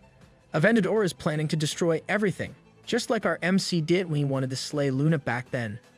Before the staff does as he says, Aventador releases Icy Breath. Jiu only smiles as he activates his hidden STR stat skill. Soul of the Giant, he finally uses it. Jiu receives the Ancient Giant's Strength, increasing his damage and attack range by 1,000%. Jiu swings his wooden stick up without much effort, and an explosion meets Aventador's Icy Breath. The explosion engulfs Aventador, and he disintegrates as the beam of explosion reaches far beyond space. No worries. No nearby planet is destroyed in this scene since Jiu already destroyed it in Chapter 14. Jiu looks up to the open space and declares that he only has one enemy left, and that is the Sin of Envy. Here is a quick recap of the sins shown so far. 1. Urus of Pride. 2. Hurricane of Veracity or Gluttony. 3. Riot of Sloth. 4. Lumina of Lust. 5. Eupha of Rage. 6. Aventador of Greed and Veracity. 7. And the currently unknown Envy. Love rushes towards Undies and compliments him with 2 thumbs up. Suddenly, Aventador drops to the earth and Jiu asks Captain Love to move back in case the guy uses Veracity. Jiu talks to Aventador, complimenting him for still surviving. Aventador admits his defeat and asks to be killed by Jiu. Jiu grins and says that he has every intention to do so, saying goodbye to the dragon. Jiu lifts his wooden stick up in the air. Aventador remembers the last moments of his kin as he awaits death. Tears drop from his eye once more, feeling sorry that their sacrifice is for nothing. In the eyes of the Anthropomorphs, Aventador is the hero and protagonist of their species. Jiyu stops his swing and changes his mind. He doesn't want things to be too anticlimactic, so he asks Aventador to become his ego sword. Eurus pops out and asks Jiyu if he won't kill the dragon anymore, reasoning out that he already reached the max level of 999. Jiyu won't get any XP from slaying Aventador, and the same applies if he used veracity. Aventador acknowledges Eurus' presence and mocks him for becoming domesticated by a human. Laughing at this, Aventador refuses Jiyu's proposition. With the dragon's refusal, Jiyu sighs, smiles innocently, and says he won't force him. Acting like he was struck by Aventador's refusal, Jiyu smiles and declares that to deal with this heartbreak, he will head to the northern continent and go on a killing spree to clear his head. Jiyu laughs with glee as he repeatedly describes his intentions. I think our MC's moral compass has become faulty, but if you look at it from a different perspective, what he intends to do is no different from the Anthropomorph's goal. This angers Aventador, and he asks Jiyu if he is now threatening him. Jiyu smiles and waves his hand in calming motion. Then he gets near Aventador and says that he wasn't a dimwit after all. Jiyu states that he is indeed threatening Aventador. Everyone sees this exchange and gets pissed off at Jiyu's actions. I guess those people are easily affected by their emotions. They don't seem to remember that the world of Chrono Life almost ended because of the Anthropomorphs. Unlike what others think, Eurus believes that Aventador should have just given in like he did. Remembering his brethren's sacrifice, Aventador closes his eyes and says he will accept. In exchange, Jiyu won't harass the Anthropomorphs. Jiyu laughs as the system appears, asking if he wants Aventador's soul. Eurus asks Jiyu where he plans to imbue Aventador's soul since there can only be one soul per weapon. Jiyu thinks about it and decides to have Aventador imbued in his cotton white undies. That is a ridiculously bad idea, but who am I to stop our MC? With a big smile and sparkly eyes, he signals Aventador with a come-hither look. Aventador wants to rethink it, but Jiyu doesn't give him any chances and pulls the dragon into his undies. Aventador disappears and relinquishes his physical form and enters Jiyu's briefs. Jiyu enjoys it and does an unholy pose. His undies are now ego briefs with rank ego and infinite durability. I know this sounds weird, but Jiyu literally has a dragon in his underwear. Jiyu floats in the air as the system announces it. Love can only look up at him with an indescribable face. We also need Eurus and everyone else's reaction to this scene. The system announces that the main quest has been cleared and everyone receives a chest. Upon opening, the item inside is a snow crystal of the Everfrost. When consumed, it lets the consumer endure the cold of the northern continent. The northern continent is now open. It excited everyone to explore the new map, hence increasing Chrono Life's user interaction. Jiyu eats his snow crystal, and the system announces that he can now adjust to the cold temperature of the northern continent. Wait, that's it? Aren't there other rewards for the top contributors in this quest? And that is how the war with the ancient Anthropomorphs came to an end. We got the enemy-turned-ally route in this story arc. Jiyu logs out of the game and immediately feels hungry. A voice asks if he is done and says the lunch is ready. It was Luna, and she called for Jiyu to come and eat what she made. Jiyu sits by the table and compliments Luna for cooking a lot. Jiyu eats the food and thumps his spoon on the table. Fine, I'll let it go since our MC was hungry. With traces still on his face, he asks Luna who she is and why she is in his place again. He then threatens her that he will call the police. Luna is glad that Jiyu finished his food, commenting on how Noob is so fast in everything he does. Luna says she is there for an important business discussion. Jiyu asks what it is, and Luna grins. Luna smiles brightly as she asks Jiyu out on a date. It is a trap. Don't agree. This causes Jiyu's brain to load, trying to understand the word date. While this happens, Sarang hums while holding her phone with a plushie of undies on her lap.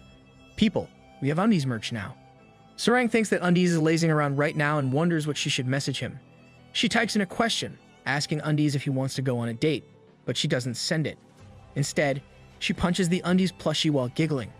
Just send it, and don't mull over it too much, Sarang. Your nemesis getting ahead of you. Love's phone rings and she happily answers her manager's call. Love learns from her manager that a black-haired girl is out to steal Love's man. Love wonders who at first, then realizes it is the Roach Lady. She immediately runs for it while her manager tells her the two are leaving in a car. This is why you should have just sent that message. Sarang runs with a worried, crying face. Her manager gets her into their van and tells Sarang that she saw them head to the beach. Sarang starts imagining what kind of interaction those two will have and panics that Undies will fall for Luna's tricks. Her manager starts wearing white gloves and tells Sarang not to worry. Though Jiyu has the fastest sports car in the area, he's still no match for Sarang's manager's driving skills. And the car skids away. I bet if you give her a paper cup filled with water, she won't spill a drop even if she drives fast. En road, Jiyu remembers accepting the date to the beach. He has no intention of going with her. Still, Luna tells him that she has information that will be useful to him regarding the Sin of Envy. So in exchange for that information, she wants Jiyu to go on a date with her. They reach the beach, and Luna expresses how grateful she is for making a dream of hers come true. Jiyu looks blankly at Luna, and he can't help remembering that Luna's bright smile is similar to the fake smile she gave when they first met. He also recalls memories he wants to forget, Luna stabbing him and the look on Luna's face as she did, and he thinks about how clear those memories are. Does our MC want to forget those because they were terrible memories, or is it because he wants to see Luna in a better light? Jiyu urges Luna to reveal what she knows. Luna smiles with disappointment, but tells Jiyu that his hasty disposition has already brought the last chapter. Jiyu has always saved those around him, and Luna calls him Noob. She stops and corrects herself. Luna then calls Jiyu the brave warrior. She then asks if she can ask him for a favor. Jiyu scratches his head, thinking she has another favor to ask and how shameless she can be. Tears drop to the ground, and it continues to do so. Luna is crying badly as she asks Jiyu to save her too. Wait, what's with this sudden development? Seeing Luna's crying shocks and confuses Jiyu. Sweating, Jiyu smirks and tells her to stop joking, saying he won't fall for the innocent act again. He is unsure, but Jiyu keeps going, saying that Luna will only talk smack again once he lets his guard down. Luna suddenly runs to Jiyu and hugs him. She asks for forgiveness numerous times. Hearing her weak voice and feeling her shaking only made Jiyu more confused. Luna's vulnerability made his brain stop. I don't think Luna is acting this time. Just how grave is the situation that she ends up crying like that? Nearby, Love runs around with her manager looking for Jiyu and Roach. Her manager says she is sure since the place is one of the top perfect romantic spots. Just like that, the two find Roach Lady hugging Jiyu. Sarang stops as she sees this and gives a death glare. Jiyu calls her Roach Lady and corrects himself. He asks Luna what she needs saving from, asking for more details. Luna is still shaking while grabbing into Jiyu's chest when suddenly Jiyu remembers at that time he got stabbed, meeting Luna in her goddess form and the monster that carries her around. He wonders if there is any deep meaning or purpose to all of her actions. Is there really? Might there even be a reason why Luna even mocked Jiyu about his parents? Because from the start, we haven't seen even a shadow of those parents he mentioned in the first chapter. Still crying, Luna laughs and pushes Jiyu. With tears still in her eyes, she says she really got Jiyu good. Luna claims that she is trying to play the villain with a backstory role. Luna laughs as she asks if Jiyu got a better image of her now. Still confused, Jiyu wonders if her crying and asking for help was all a lie. He was sure that there was something behind Luna's smile. He's about to ask her, but he suddenly stops when Sarang appears in front of him. I guess we won't learn more about it. Luna would not reveal more since the other gal is there. Jiyu curses as he sees Sarang looking like a corpse, but he stops realizing it as Captain Love. Still looking horrendous, Sarang asks Undies what he is up to. Scared, Jiyu denies that he's up to something, and Sarang accuses him of being a liar. She repeatedly says how she saw him hugging Luna with a horrifying face. Jiyu only admits that he's scared right now of Captain Love. Sarang makes Jiyu raise his arms and tells him to stay put. Scared of what Captain Love would do, Sarang suddenly hugs him. Sarang then commands him to put one hand on her head and the other on her shoulder. Jiyu panics, saying that it would be a full-on hug. Sarang tells him to just follow her authority as his captain. Jiyu does what he was told while blushing. With both hearts thumping, Sarang suddenly turns to Luna. Sarang laughs at Luna with a face that screams, I win, you lose. I guess Sarang won't be hiding her feelings anymore. Luna smiles, clearly irritated with what she's seeing. She suddenly mentions the information she was going to tell Jiyu, and Jiyu immediately lets go of Sarang. Sarang glares at Luna with annoyance. Finally serious, Luna says there are two pieces of information. The first is his reward for defeating Yufa, a normal rank earring with a minimum wear level of 500. To be exact, it's called the Angel's Earrings. Jiyu hasn't seen it yet, but Sarang has already opened hers, so she knows what Luna is referring to. Sarang asks if Luna's for real since there's nothing useful found on it when it was appraised. Luna says they've seen it before, then she mocks Sarang for having a crap memory. They even fight over the smallest things. But Luna is right on this. They indeed have seen the earring before. Jiyu tells them to stop fighting. Luna continues to the second information regarding a quest. They must stop the change of the Master of the Sky. With nothing else to say, she takes her bag from Jiyu's car. She bids goodbye and says she enjoyed their date, irritating Sarang as she leaves. Jiyu scratches his head, feeling confused. Sarang blushes and tells Jiyu that she wants Jiyu to do with her what he did with Luna. Jiyu doesn't understand, so Sarang gets straight to the point and says she wants to go on a date on the beach too. Jiyu makes a face and just accepts his fate. Our MC is acting slow-witted. It probably is his method of playing hard to get. Luna walks on the streets and pauses to think about how she cried in Jiyu's chest and pushed him, pretending it was a joke. She knows that Jiyu would have helped her if she had been honest. Luna then remembers how Sarang hugged Jiyu and wishes she could have been honest too. She cries again, feeling jealous. I still feel bad for her even though I prefer Captain Love. It's already sunset, and Jiyu and Sarang are walking side by side. The two of them are both blushing as they do so. Sarang says Undies must have been bummed because he didn't see Roach Lady in her bikini. Jiyu pales and sweats at the thought, saying he never said that. Sarang blushes as she admits that she's both greedy and jealous. She doesn't want Jiyu to be alone with another girl. If he has to, she wants to be there as well. She tells him that she wants him to text her often and call her sometimes. She also wouldn't want him to peel a perilla leaf for another girl. Regarding other girls' numbers, he can only have up to 10 numbers. All of these admissions made Jiyu confused, and he told her that he wasn't her boyfriend or anything. Jiyu blushes as he asks her if she likes him. Sarang answers she does, making Jiyu sweat a lot. Sarang then says it. She confesses that she likes Jiyu, that's how it should be. She finally did it. In the game, most players consumed their snow crystal of Everfrost and started journeying to the northern continent. The person who was initially excited about it all is now staying in the front village in a state of shock. That's it? Are we already cutting to the game? What happened to the beach date? Jiyu sits on the floor with his mouth hanging open. Beside him, Eurus is munching on a piece of meat. Star asks him why he's moping around. Jiyu doesn't answer her. Instead, he asks if Star is going to the northern continent.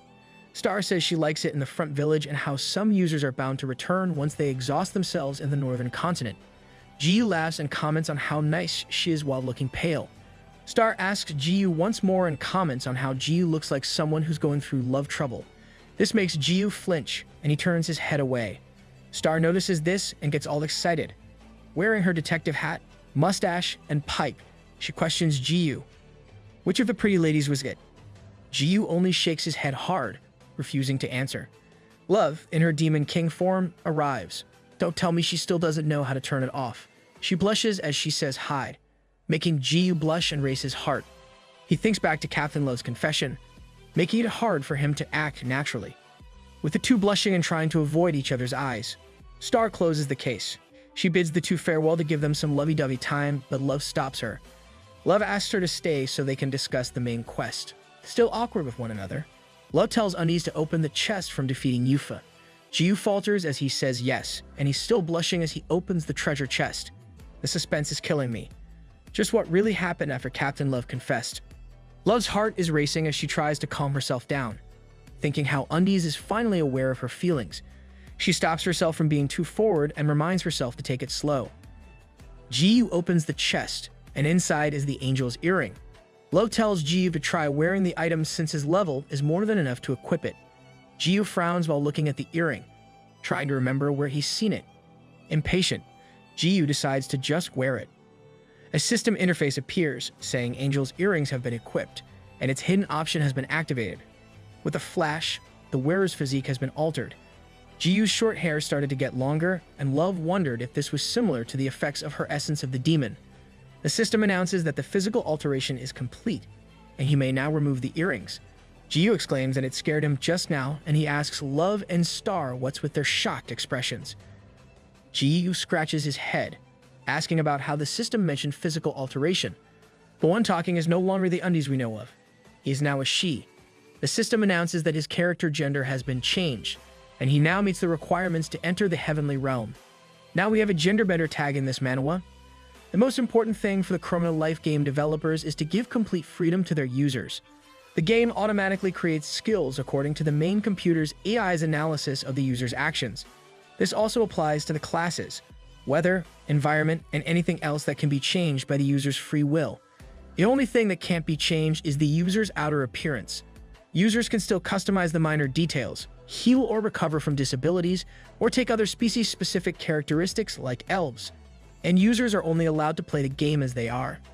So how come our MC's gender has changed? Shocked at his sudden change, Jiu asks Star for a mirror. Jiu looks closely and asks Love and Star if he looks kinda cute today. Despite how his looks changed, Jiu is still his annoying self. Others users have seen this change, causing a minor commotion. Love suggests they talk somewhere else, and they head to an inn. They rented lodging for adventurers on the second floor and have their talk. To start, Love asks Jiu if he can return to his original appearance if he takes off the earring. Jiu says no since he tried it while they were still on their way here. No? Is it permanent? Or is there a requirement to turn back? Love comments on how it's weird to call in undies now. After looking at Jiu and thinking it through, Love says he should be bra now. Jiu says they should just stick with undies. Star asks what Jiu feels now that he is in a different form from what he is used to because everything is supposed to feel realistic in Chrono life. Jiu says his hair feels ticklish. Aside from that, nothing feels really different aside from... Jiu excuses himself to the bathroom, but Love stops him, saying they're in the game. Jiu then asks when they will log off since it's already bedtime. Knowing what Jiu was up to, the two only kept staring at him, and Jiu snapped, saying he'll do whatever he wanted even if it was in front of them. Love and Star stop him, and Love scolds him since they are already in dangerous territory for their age rating. Confused, Jiu asks what she's on about. Wow, fourth wall. Tired from the ruckus they've made, Jiu is calmed down. While lying on the floor, Love mentions how Roach Lady told Undies to take a good look at the earrings. Jiu doesn't care, so Love sits up and looks at the earring. She slowly remembered who wore those and realized they resembled what Riot of Sloth wore. Love felt proud for identifying what it was. Love tells Undies that they should see Riot to return Jiu to his original body. Jiu scratches his head, feeling lazy about it. He reasons that it's tedious to do so, and his gender really wouldn't affect his enjoyment of the game. Hearing Jiu out, Love doesn't force him. Love then questions him if he's sure he has no ulterior motives for staying as a girl. This question makes Jiu sweat and gets red in the face, saying he doesn't. Knowing how Jiu's mind works, Love wrestled him. Can't believe I'm seeing this wrestling move here. Getting back to the topic, Love asks if Jiu remembers the other hint that they must stop the change of the Master of the Sky. With this information, Love concludes that the last chapter will occur in the Heavenly Realm. Hearing the phrase last chapter got Jiu excited. He then says they have no choice but to meet Riot since they can't miss the end of the game. At the same time, he'll return to his boyed body. Hearing this made Love feel relief in convincing Jiu. Love says the problem now is that they don't know where Riot is. Jiu claims they can just ask Habex since he's Riot's little minion. Jiu then looks for something in his skirt and pulls out Habek's mirror, which is still in recovery. Jiu puts the mirror by his ear and talks to it, calling for Habek to report back. There was no response, and Jiu just scratched his head. Suddenly, Habek's voice emerges from the mirror, asking if this was the brave warrior. Cool, it can really work as a communication device. Jiu exchanges pleasantries with Habek, and Habek comments on Jiu's high tone of voice.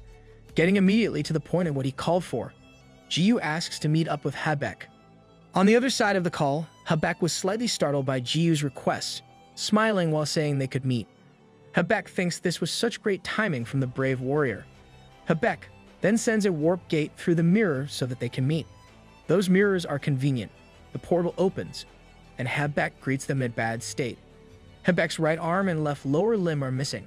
This shocks Jiu, and he immediately crosses the portal to check on Habek. Habek is shocked by the appearance of an unknown woman, while Jiu asks why Habek keeps ending up in a bad state despite being a unique boss. Habek pinches Jiu's chin using his good hand and comes closer, putting on a smile. Habek says they haven't met before and asks for a name since his heart was stolen. Expectations versus reality can really be mind-blowing. Realizing that Habek is putting the moves on him, Jiu smacks him in the face and curses. Love and Star try to stop Jiu from beating up Habek more. Hearing the vulgar language, Habek finally realizes who it is. Jiu is irritated for being called vulgar. Well, you are. Habek notices the angel's earring on Jiu's ears, and understanding finally sinks in. They caught up on what happened, and Jiu healed Habek. Hebek's thankful for the healing and comments on how significant the healing speed was with Jiyu's maxed out stats. While Jiyu comments that Hebek hasn't changed, he still manages to lose an arm. Star calls Jiyu's attention by calling him Wooden Stick Lady. Star asks who the handsome man is, but Jiyu reacts to what Star calls him. Jiyu reminds Star that he's a guy, but Star only comments that he's a pretty lady now, making Jiyu blush. Jiyu then tells how Hebek kidnapped Captain Love before, making Star change her perception of Hebek. Jiyu asks Hebek where Riot is, but Hebek explains they won't be able to meet with his master because Riot is in the heavenly realm. Jiyu says they can just go there since he has already unlocked the requirements to enter the realm. Hebek explains that Jiyu cannot meet Riot even if he can freely enter it. Not everything can be that easy. It would be challenging if the Heavenly Realm arc really is the last chapter. Hebek suddenly comments that Love has exceeded level 500. Love says there's no way it can be because it was only at mid-300s the last time she checked, and she opens her status window. Love was stunned to see that she was already level 503. She managed to reach this level after grinding in Eurus Dungeon, and she's already reached level 500 once the war with the ancient anthropomorphs began. Seeing this, Star says Love can also now wear the earring. Star thinks about it and asks if Love will turn into a guy if she wears it. It got Love curious, so she wears the angel's earring. Yep, she just wore it without any hesitation. Star laughs at how Undies and Love are becoming more alike by the day since they're both bold. The earring starts to flash in Love's ear, and the system announces the alteration of the wearer's physique. This blinds Star a bit, and the physical alteration is complete. Love's hair is still white, but is now shorter, and the gender of her character has changed to male. Love is a full muscle hunk now. The system also announces that Love has met the requirements to enter the heavenly realm. Star was struck at how hot Love turned out to be as a guy. Jiyu looks at the change with amazement. With a shaky voice, Love can't believe she really changed into a guy. Realizing she doesn't have a shirt, she covers her chest as she falls to the ground and shrieks with a low voice. Wow, manly shriek. The shriek disgusts Jiyu, and Love accuses Jiyu of looking at her chest. Jiyu says she shouldn't act like a damsel in distress while hiding her humongous pecs. Hebek laughs at the spectacle and comments on how Love became handsome. He then explains that entering the heavenly realm requires a pure body. The earring lets them be reborn into a different gender, meaning they're no longer their old selves. This only means that the gender-bender thing is a requirement for them to enter the heavenly realm.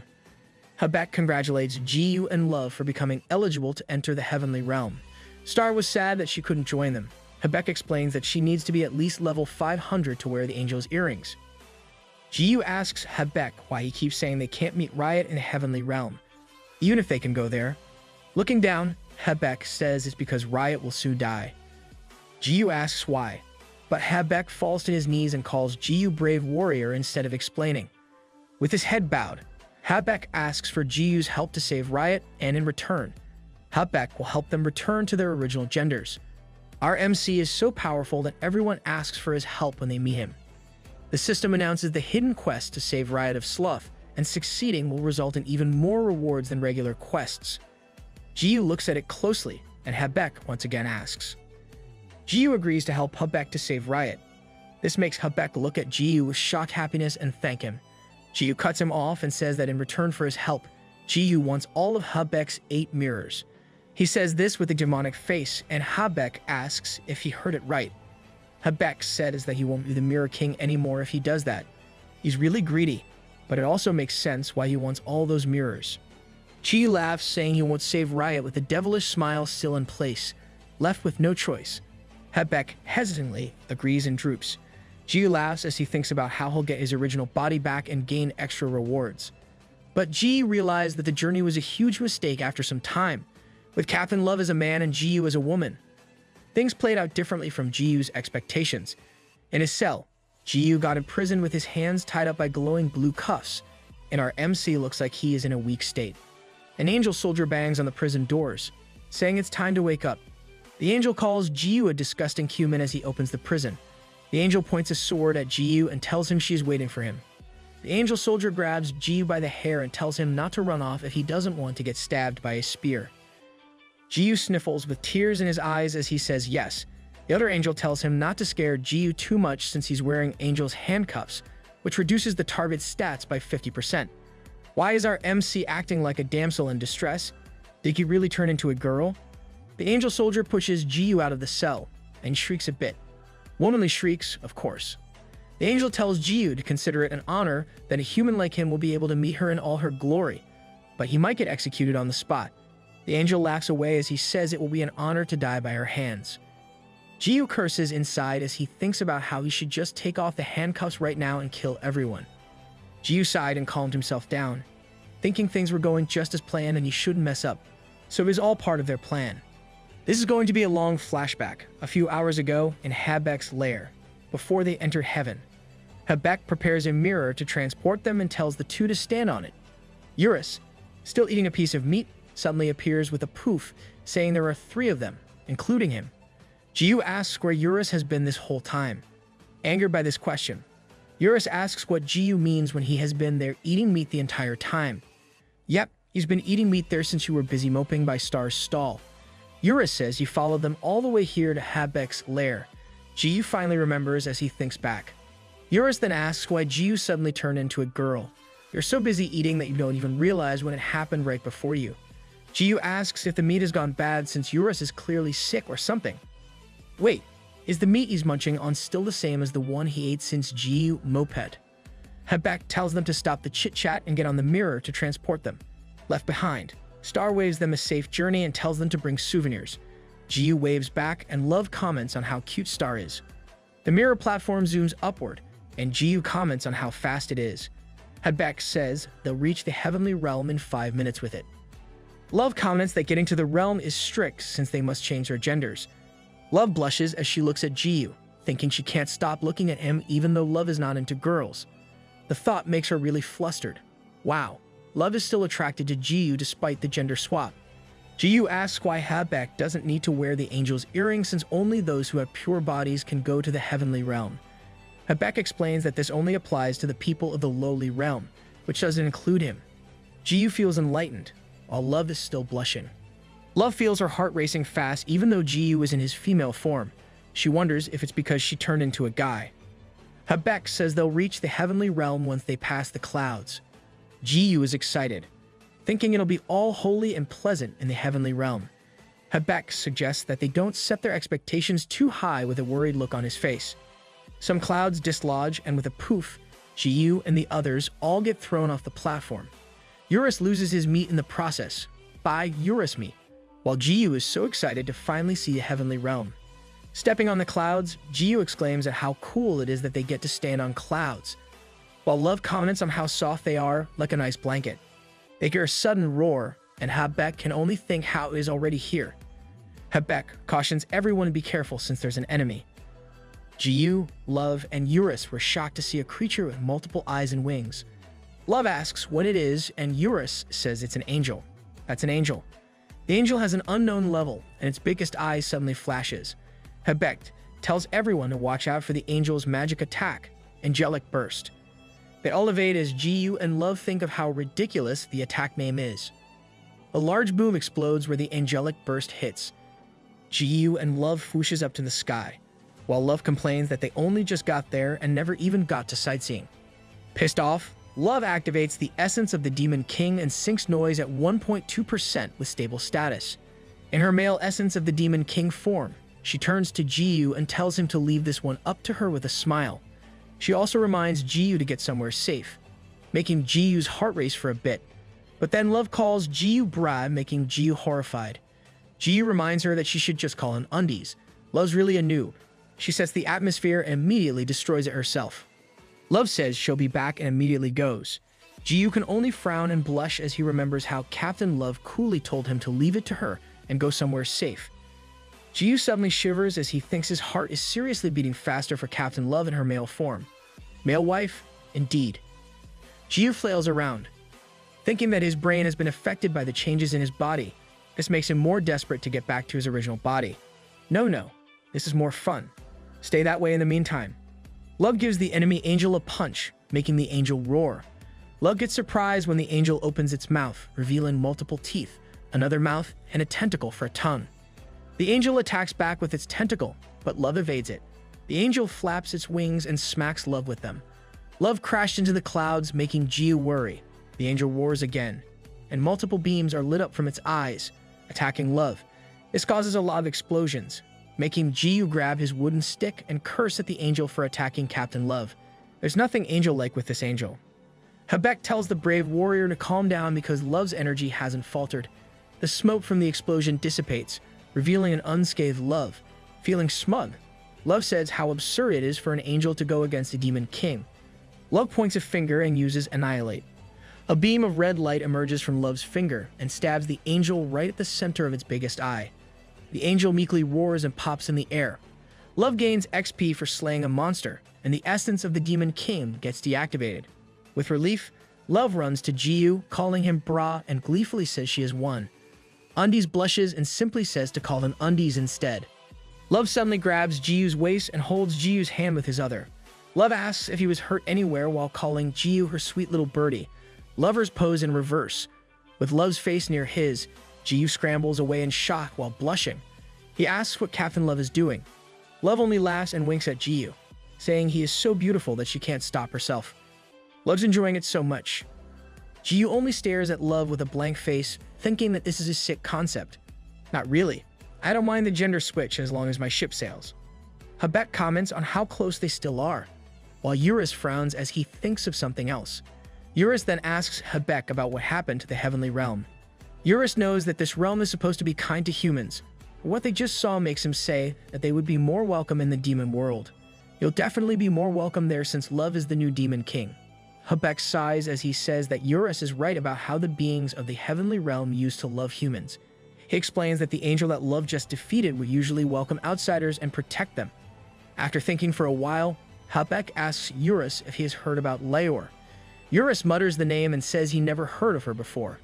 Habek then reveals the reason that Heavenly Realm's beings are hostile to humans, why his limbs were torn off, and why Riot can die any moment is all because of Leor. In a dark dungeon, a slight body hangs on chains by the hands. A woman's heels clack as it steps toward an injured Riot. Riot greets Leor. The blonde woman with different eye colors greets Riot, asking how he has been. Riot dismisses this, saying they had seen each other a few hours ago. Riot says he can exchange pleasantries, but Leor suddenly stabs Riot in the stomach. With a grim smile, Leor asks Riot who allowed him to speak. She brings the dagger downwards, saying she never permitted him to talk. Riot retches some blood because of this. Leor finally pulls the blade out. The action made Riot scream in pain. Leor looks as Riot retches, then she uses heal on Riot, and with a flash, Riot gets completely healed. Leor then hugs Riot, saying she loves him and that they should stay together forever, just like now. Then Leor darkly asks who the guests that the Mirror King brought. She then comments on how disgusting and vile the humans of the lowly realm are. Leor turns to leave and promises her beloved Riot that she will dispose of the abominable humans of the lowly realm. She smiles with glee and says she will do it for her beloved Riot. Leor is the ruler of the heavenly realm, and she's also Riot's younger sister. Wait, what? Jiyu asks Habek where Riot is since that is the first thing they should know to save the sin of sloth. Habek admits that he doesn't know. All he knows is that Riot is held captive by Leor.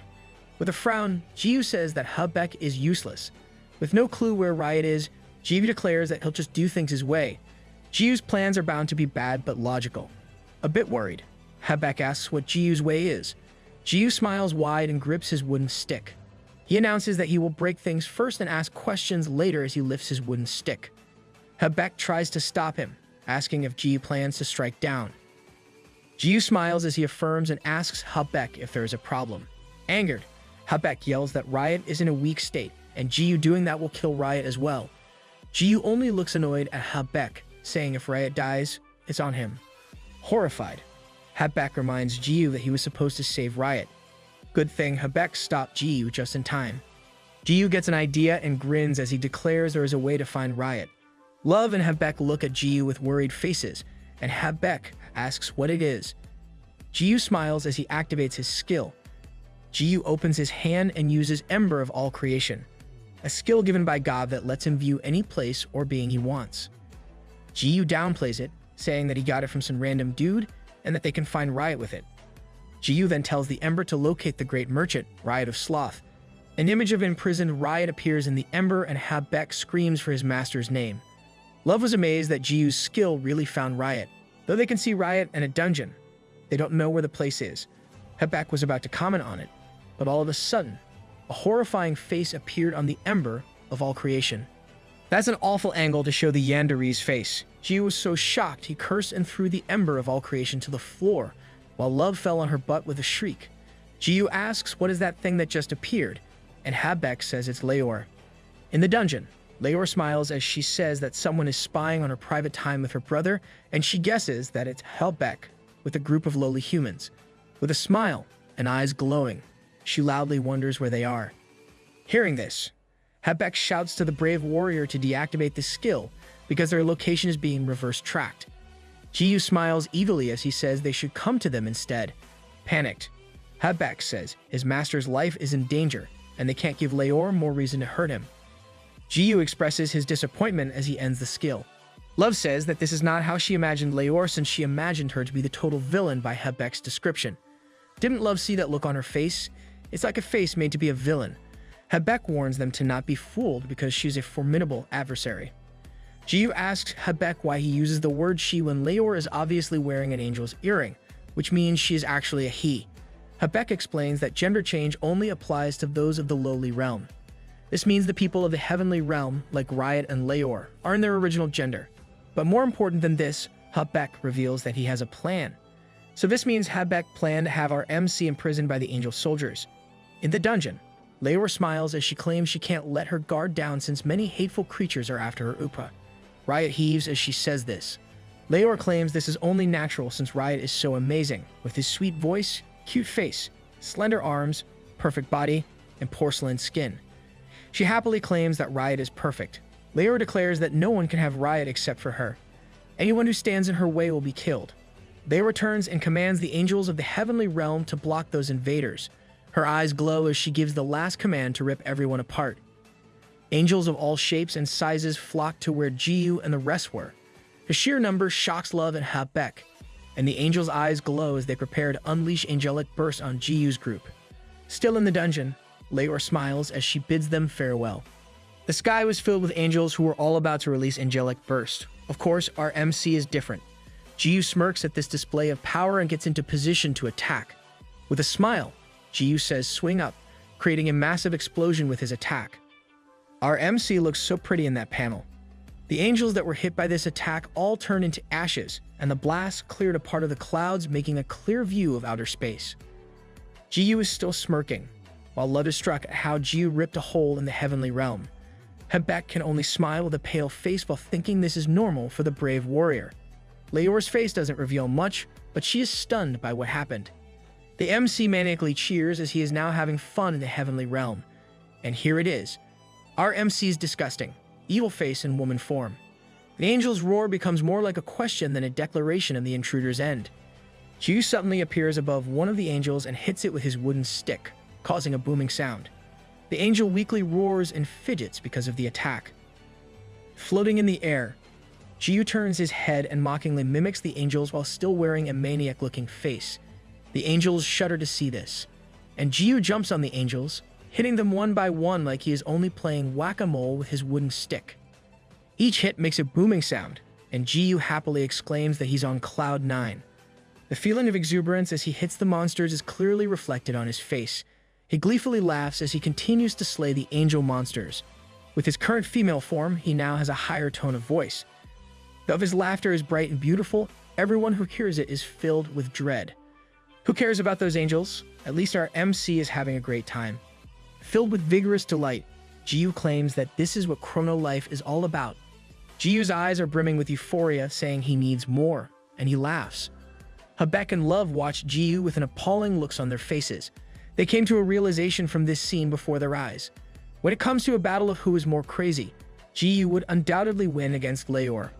Love comes up behind Ji, taps him on the shoulder, and tries to whisper. She tells him to tone it down and reminds Ji of Habek's plan. Ji looks at Love as he remembers the plan they agreed on earlier. Let's flash back to Habek's explanation. Yes, this is a flashback within a flashback, but this one's shorter. From what they've seen from the Ember of all creation, Habek deduced that Riot's location is in the Heavenly Dungeon.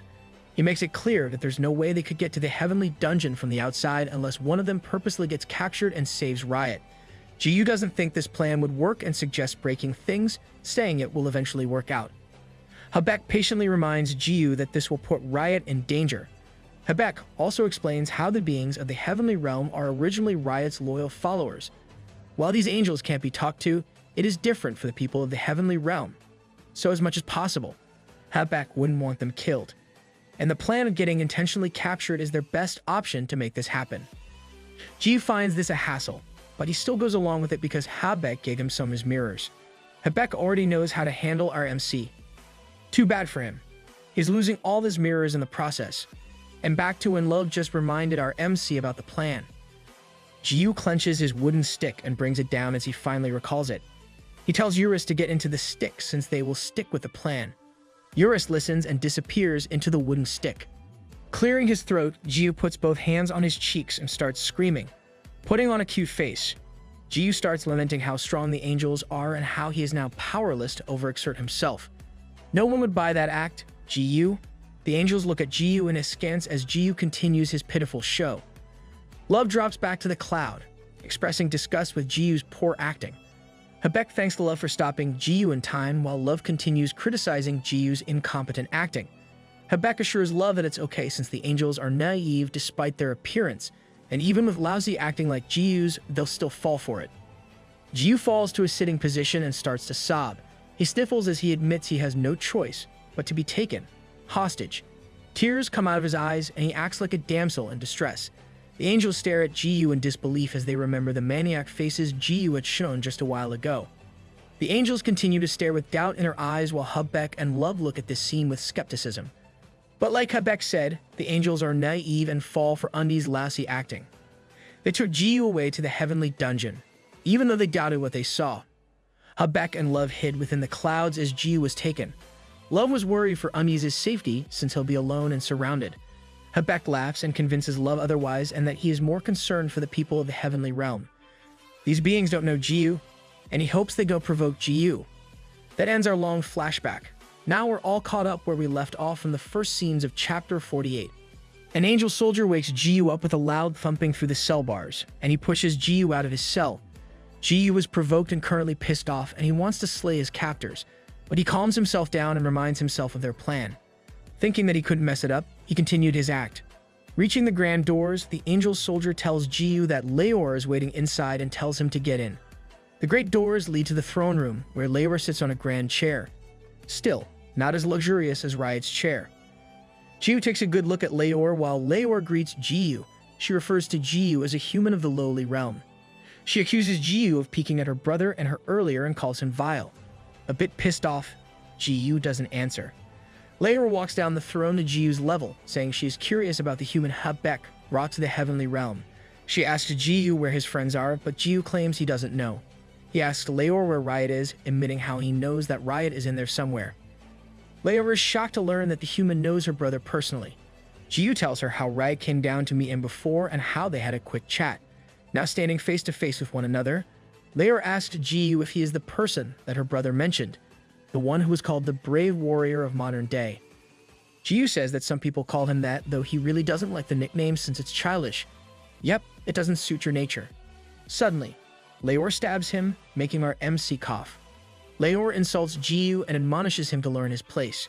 She claims that it makes her sick to have a human like Jiyu so satisfied with exchanging words with Riot. Leor then gives Jiyu a choice if he likes it up and down or left to right. She reminds me of the cheat code for Contra. Jiyu asks what she means, but he is robbed of the choice as Leor divides him into two. Jiyu's upper body was flung into the air, as Leor says left to right it is. Jiyu's bodies follow the thud, and Leor comments on how disgusting the beings of lowly realm are, and she turns her back to walk away. A system notification sounds and announces the activation of the healing factor. Jiyu's body starts to regenerate, and tentacle-like flesh wriggles from the divided part of his body. The two parts combine, and his upper body is once again attached to the lower part. We're seeing another horror scene from our MC. Leor feels that something is wrong and starts to look back. Jiyu fuses back with a face built for horror films, shocking Leor with the hideous show before her. Outside, Love and Habek start looking for Riot's sealed weapon. Habek says they need it to bring Riot back to his full power. Habek explains that Riot usually seals his full power, like how it was locked away when Riot went to the human world. Love remembers how Riot attacked Jiyu then and was amazed that it was only a part of Riot's real power. Hebek continues his explanation of how this is also the reason why Leor was able to capture Riot. Hebek's master is one of the Great Four, the individuals known to be the strongest in this universe. Love is unaware that there is something like the Great Four. Hebek informs Love that aside from Riot, there is the Demon King of the Demon World, Eurus, and the warrior Yufa, who makes up the Great Four of Chrono Life, and each of them represents the strongest of their respective tribes and territories. Love is suddenly nervous, thinking how a little brat like Riot is a very powerful being. This makes her ask why Riot is a merchant in the human world and why he seals his power away. Hebek smiles and says that this is the exact reason why Riot is the sin of sloth. Riot is the type to abandon his duties and just lays around. Wow, I guess I could be the sin of sloth if Riot ever abdicates. Hebek tells Love they should look for Riot's sealed weapon since he already knows where it is. Love can't stop herself from getting worried. Love asks Hebek if they'll be okay without undies, and she knows how Hebek always gets beaten up. Love is seriously scared about this, but this comment hurts Hebek's pride. The sound of flapping wings can be heard, and someone with wings speaks up, saying that she'll help them. Love and Hebek were both shocked when they saw the goddess of life. Of course, Love still refers to her as Roach Lady. Getting back to our disgusting MC, Leor is shocked to tears, falling on her butt, and screams her heart out at seeing the horrifying and disgusting scene before her. The scary, deathly face of Jiyu speaks, asking what Leor is so afraid of, and asks Leor to play with him. This only makes Leor scream some more and yells at Jiyu to not call her name because she feels like she's being cursed. Our MC really needs to tone down his disgusting habits. The grand door to the throne room swings open, and two angel soldiers appear upon hearing Leor screaming. They ask if she is alright, but they only end up getting horrified at seeing Jiyu's regenerating body. Getting back to her senses, Leor clenches her teeth, saying that she won't let this vile human of the lowly realm get away with this. What exactly do you expect? This is just a little revenge from our MC. Leor still has tears in her eyes as she admits that she was startled. She stands up and reaches out her right hand. Her hand flashes brightly, and Leor calls for the divine treasure of the heavenly realm. A weapon appears in her hand, and Leor clenches it. The weapon is a white-handled whip with a thorned red body and a blade at its end. Leor is still a bit horrified by what happened, but declares that she will slay the disgusting human of the lowly realm. Many have attempted, but they all failed. Seeing her bring out a red whip, the angel soldiers start to run away, claiming that Leor is about to launch an attack on the castle. With tears still in her eyes, Leor brings the whip down and causes mass destruction. Until now, Jiyu is in the process of regenerating as he looks at Leor with boredom since he's not even getting hit by the whip. He only thinks about how he really spooked Leor to the point that she's destroying their castle. Well, you can't blame her. You were both horrific and disgusting at the same time. Who wouldn't be scared? Leor finally stops with the whipping, and the smoke clears up. The two angel soldiers manage to stay safe in the havoc Leor caused, and they realize that the human they captured was now gone. A soldier asks if Leor is alright, but Leor ignores the question and issues a command. Leor's eyes glow as she tells them to gather all their soldiers to the dungeon where her brother is. The eyes of the soldiers glow as they heed Leor's command and rush off. Leor is mad and vows that she will slay the disgusting human. Are the angels being mind-controlled by Leor? Inside the castle, Jiyu is running around and wonders how he'll find Riot in a big castle. He comes across some soldiers who see Jiyu running toward them. An angel soldier yells to the others that Jiyu doesn't have an angel ring, and they all realize he is a human from the lowly realm. They tried to stop him, but they ended up getting smacked in their heads with Jiyu's wooden stick. Jiyu continues to run, leaving the fallen guards behind her. Jiyu was a bit bummed about how he couldn't just slay the enemies, but he kept holding back because Hebek didn't want that. Let's pat our MC's head for listening well. Jiyu continues to run around the castle while screaming for Riot. Bored, Jiyu tells Eurus to come out since he's done playing the damsel in distress. Eurus pops out of Jiyu's wooden stick, and Jiyu asks him where Aventador is, since Jiyu hasn't seen him ever since he turned into Ego Undies. Jiyu wonders why Aventador doesn't pop out as a little spirit like Eurus does. Eurus tells Jiyu that he actually talked with Aventador in the inner dimension while in the wooden stick. He explains first how two ego items with one master have a connected inner dimension. Eurus then answers Jiyu's question, telling him that Aventador has no lingering feelings for the real world anymore. Aventador's response pisses Jiyu, and he plans to threaten the dragon.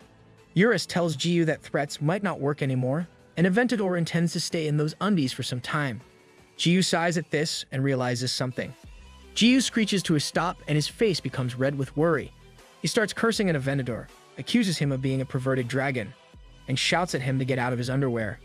Our MC only realized it just now. He shouldn't have made Aventador enter his undies. Eurus is confused at Jiyu's words, and Jiyu has to explain how Aventador is a male dragon. Eurus doesn't get it since Jiyu is a man as well.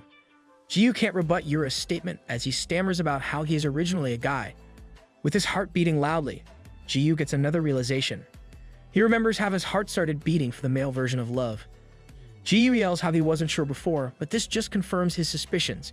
Yep, their minds have been affected by their current forms. Jiyu tells Eurus that they should split up to look for Riot and adds that Eurus should return to Jiyu once he does so. Eurus readily agrees, and the two split. Back to where Love and Habek are. Roach Lady drops to the clouds, and Love asks what she's doing there. Luna only replies with an insult, and Love is pissed at how Luna is already picking a fight with her. Love suddenly stops and realizes something. She asks Luna how she knew it was her despite how she looks like a guy right now. Luna feels exasperated at how slow Love is. To enlighten Love, Luna starts properly answering her questions. She reminds Love that she is the one who gave a clue to them, so it's only normal for her to be there. As for how Luna knows it is Love in a male form, Luna brings out an angel's earring and puts it in her ear. Luna glows with bright light and transforms. Luna explains how before Noob and Love, Luna is actually the first player to enter the heavenly realm. She says this in a male body with a handsome is comparable to Love's male version. Why don't we just change everyone's gender while we're at it?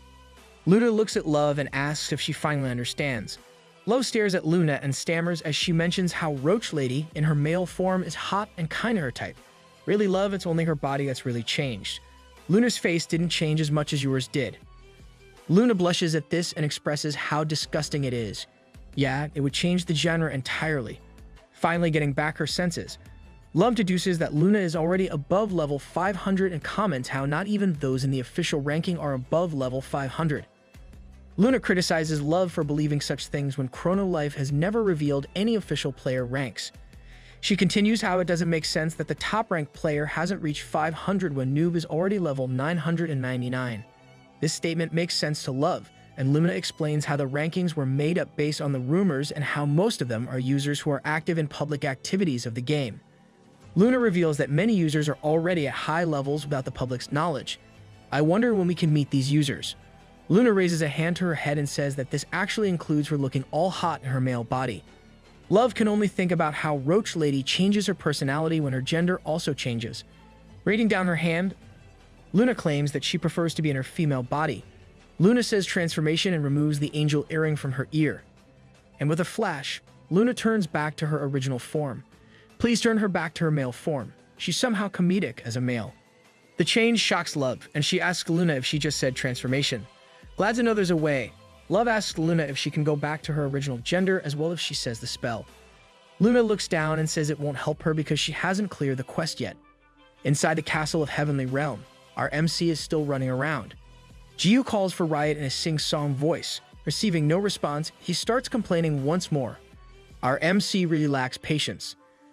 Jiyu tries to use the Ember of All Creation to locate Riot, but the skill is currently on cooldown, and it can only be used after 21 hours and 35 minutes. I guess the skill has a 24-hour cooldown after every use. This only pisses our MC more to the point he's stomping his feet around. He thought about how he finally received a good skill from that dude, but the cooldown only proved him wrong. Eurus suddenly appears and leads Jiyu to a passage to the basement. Jiyu was so glad that he kissed Eurus on the cheek. Eurus complains, but he still blushes. Jiyu makes fun of Eurus, saying that he knows Eurus likes getting a kiss from a pretty girl like him. As they move to the basement, Eurus comments that he needs Jiyu to return to his original gender. You're right, Eurus, or else our MC will literally turn into a woman. In the dungeon, the hanging Riot hears the sound of running, and he wonders who it is. He is sure it isn't Leor, since Leor would never run so vulgarly. He sees a figure from afar who is running straight toward him. Riot was disgusted when he finally made out the figure running towards him. That disgusting figure, who is like a villain running with his tongue out, is, of course, our MC. Jiyu hops around, glad that he finally located Riot of Sloth. Riot still hasn't figured out who it was. All he knows is that the woman before him is disgusting. Jiyu laughs aloud and claims that all of Habek's mirrors are now his. It shocks Riot to learn that the woman knows Habek. Identifying that vulgar way of speaking on a maniac-looking face and the wooden stick stuck in the undies, Riot finally realizes that the person is the brave warrior of modern times. He declares how Jiyu was a woman because of the earring. Riot's realization stops Jiyu in his celebratory mood and tells Riot to take off the chains so that they can finally get out of there. Riot sighs at this and lectures Jiyu about how he would have done so earlier if he could. Riot explains that the chains holding him are Angel's handcuffs of unique rank. These handcuffs reduce the wearer's stats by 50%. It's similar to the cuffs our MC wore before, except these are made of chains. It's probably made that way to suit Lior's taste. Riot continues to explain how the cuffs won't be broken with sheer physical strength. Jiyu smiles and pulls on the chains, breaking them into pieces and making Riot stop talking. Riot falls to the ground with a thump and looks up at the broken chains, speechless. Yeah, our MC likes defying the typical character's expectations. Jiyu points out and urges Riot that they should get going. Riot was still adjusting from what he just saw, but a voice suddenly told them they couldn't go. It was Lior, with her whip and an army of Angel soldiers. And Lior is obviously angry seeing the disgusting human with her brother. Luna leads Love and Habek in the clouds of the heavenly realm. Love pesters Luna about the quest she mentioned, but Luna simply tells her to shut it and just follow. Irritated by Luna's response, Love speaks out at how she acts tough, but when in front of Undies, she goes damsel in distress mode. Love also adds that it is considered harassment to hug someone without their permission.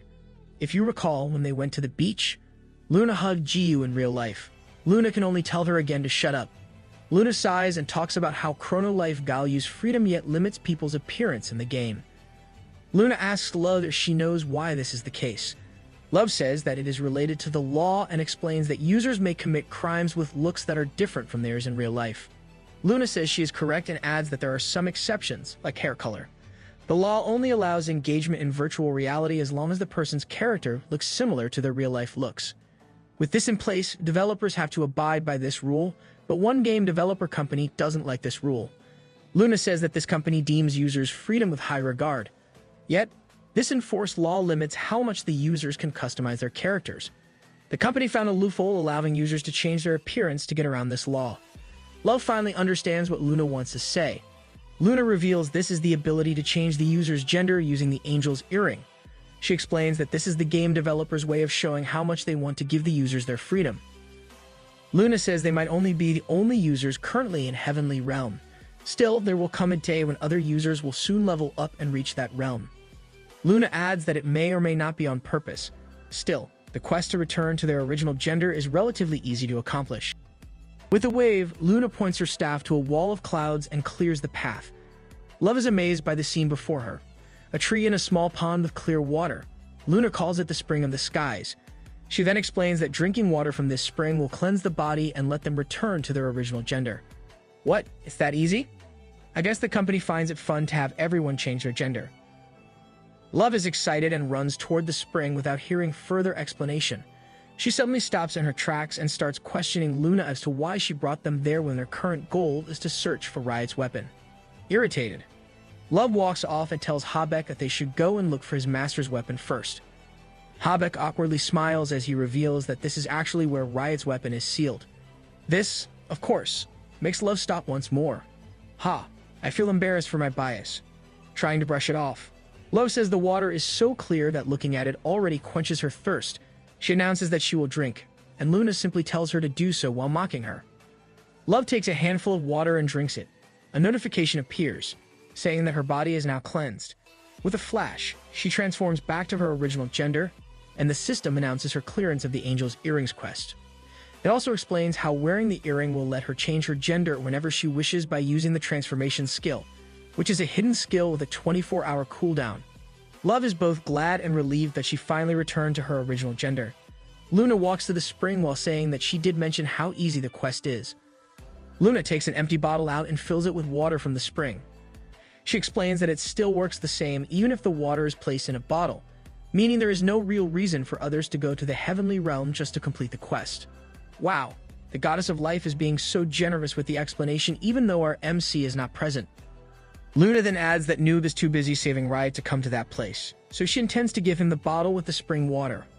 Upon hearing this, Love reaches out her hand for the bottle and claims it must be heavy for her. This, of course, starts a verbal between the two. Habeck stares at Luna and wonders about her real identity since she knows many things that even Habeck doesn't know.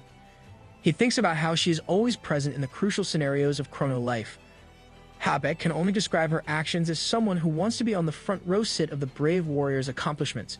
But as Habeck mulls over it, he draws to the conclusion that while everything seems to revolve around the brave warrior, Luna has also been there the whole time.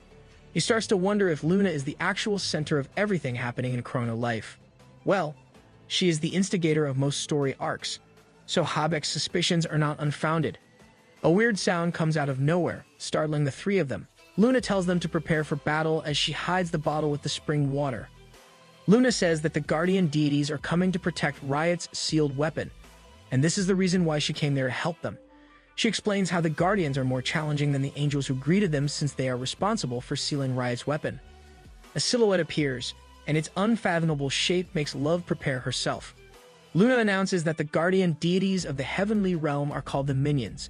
The minion comes in 3 types: the cannon, melee, and long range, and they look nothing like the banana-loving minions we all know. Their cute appearance makes Love gush at how adorable they look and rubs her face on one. Love claims that they really are dangerous since they just stole her heart. The minion she just hugged smiles innocently, but then it suddenly spits on Love's face, irritating her. The affection here is too one-sided. Luna then says that the minions despise anyone from the demon world. Love being the demon king doesn't really help in the situation. The minion now shows hostility by calling Love a dirty demon, and Luna warns her not to be fooled by their appearance. As Love wipes her face clean, she hears a crackling sound. The previously cute and small minion transform into a humongous super minion, which is their true form. All of the guardians are now in their real forms, and Luna announces that this is where the real fight starts. Back to our MC. Leora claims there is no escape against an army of more than 100 angels. Jiyu looks at them, ponders for a moment, and then claims this is the smallest army he has ever faced. Our MC's claims are valid, though. He has fought 3 million of the World Alliance Guild, 500,000 of Yufa's army, and 1 million Anthropomorphs. Leora ignores him and commands her army to slay the human intruder, before Jiyu makes a move. Riot tells him not to kill the soldiers because they are only being controlled by Leora, so if those eyes glowing before is indeed mind control. Riot adds that the soldiers didn't do anything wrong, but Jiyu simply reaches out an open hand to Riot, making a villainous face. Jiyu tells him to pay up. Riot looks at Jiyu with disbelief, thinking how despicable this human before him is. Feeling that he has no other choice, Riot offers to buy Jiyu's items for a high price without limiting how much Jiyu wants to sell. Jiyu smirks at this and admits that he is very satisfied with this deal. He then takes hold of his wooden stick and swings up at the approaching soldier. He comments on how lucky they are that he is only using strike without killing on them, while Leora can only stare at what's happening before her. Now let's go to where another action is happening. A super minion swooshes in for an attack, and Habeck licks a hand and activates his 6th mirror skill, the Mirror of Defense. A big mirror flashes before Habeck, stopping the incoming attack from the super minion. Habeck says its durability is nearly infinite as the super minion continues plowing numerous attacks on it. Habeck then smiles, saying it is his turn to fight back. Habeck activates the first mirror, the Mirror of Piercing Light. The mirror appears above the super minion and illuminates upon it. Habeck says fire, and a burst of light appears and attacks the enemy, making it scream as it vanishes. The light then disappears, and the cloud where the attack hit is left with a big hole in it. Habeck suddenly wobbles when a big thud occurs from a nearby fight. He looks at the others and is amazed at all the explosions happening. Red explosions? We all know who's doing this. As the smoke disappears, Love appears in her unleashed essence of the Demon King form and uses Annihilation on one of the super minions. The enemy lifts an arm and shoots an attack of its own. The 2 attacks meet, causing a big explosion. Love is facing the long-range type of super minion, and it has the ability to copy an opponent's skill and utilize it by using its left hand. Habeck watched the fight with admiration, thinking that he must help Love, but before he can even do so, Habeck is suddenly stabbed by the super minion coming out of the hole. He is surprised that his piercing light attack didn't even make a scratch on the enemy. Apparently, the super minion that Habeck is against is a melee type that has complete immunity to physical and magic damage. Now we know why Habeck always gets injured. He tends to underestimate his enemies, causing him fatal injuries. Love got distracted by what happened to Habeck that she wasn't able to defend against the copy of her enemy's annihilation. Suffering a critical hit deactivated her essence of the Demon King, and she fell to the cloud near Habeck. Two of the super minions loom over them, and the long-range type prepares to attack using annihilation. With all her energy spent, Love softly calls Undies for help, but instead of Undies, Luna says boom, and it immediately explodes the left arm of the long-range super minion. The enemy screams its frustration at his broken left hand. Luna then mocks Love for being weak even though she is the Demon King. Love slowly sits up, but Luna tells her to stay back because she will take over this fight, and she plans to show them what the Goddess of Life can really do. Wait, does this mean Luna is already done dealing with one of the super minions? Anyway, let's start a new chapter with our MC's swing up. The soldier falls with a thud, and another soldier charges in, but Jiyu simply flips his wooden stick and smacks him. He smiles as he calls the attack flipped wooden stick smack. Riot is skeptical if what Jiyu did was even a skill. Like before, another soldier charges for attacking, but unlike the one before, the incoming soldier aims for Jiyu's back. Unfortunately for him, Jiyu notices and smacks him while turning. The soldier flies off with this hit and gets thrown off to another soldier. Once again filled with glee, Jiyu strikes every soldier he crosses paths with. He laughs, saying he will slay everyone. Of course, Riot hears this, and he scolds the brave warrior for having a memory of a goldfish. Jiyu only smiles at this and says that he will heed his request. He adds that he will do whatever he wants as long as the soldiers don't die. Riot pales at this, but he can't really stop Jiyu from wreaking havoc due to his current state. True to his words, Jiyu causes fatal injuries to his enemies while laughing his heart out.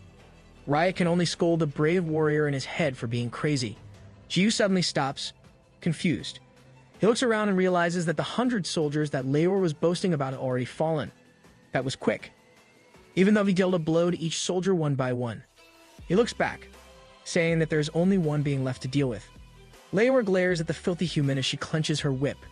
She deems that she has no choice but to fight herself and raises her whip. She mocks Jiyu. But our MC only smirks at her. Seeing that she's only planning to use her steel whip, Jiyu is confident that he won't get hurt by her crappy attacks. Riot yells for him to watch out, and Riot swoops in, carrying Jiyu off. Bridal style. Yo, what kind of development is this? Leor is bound to get angry. For sure.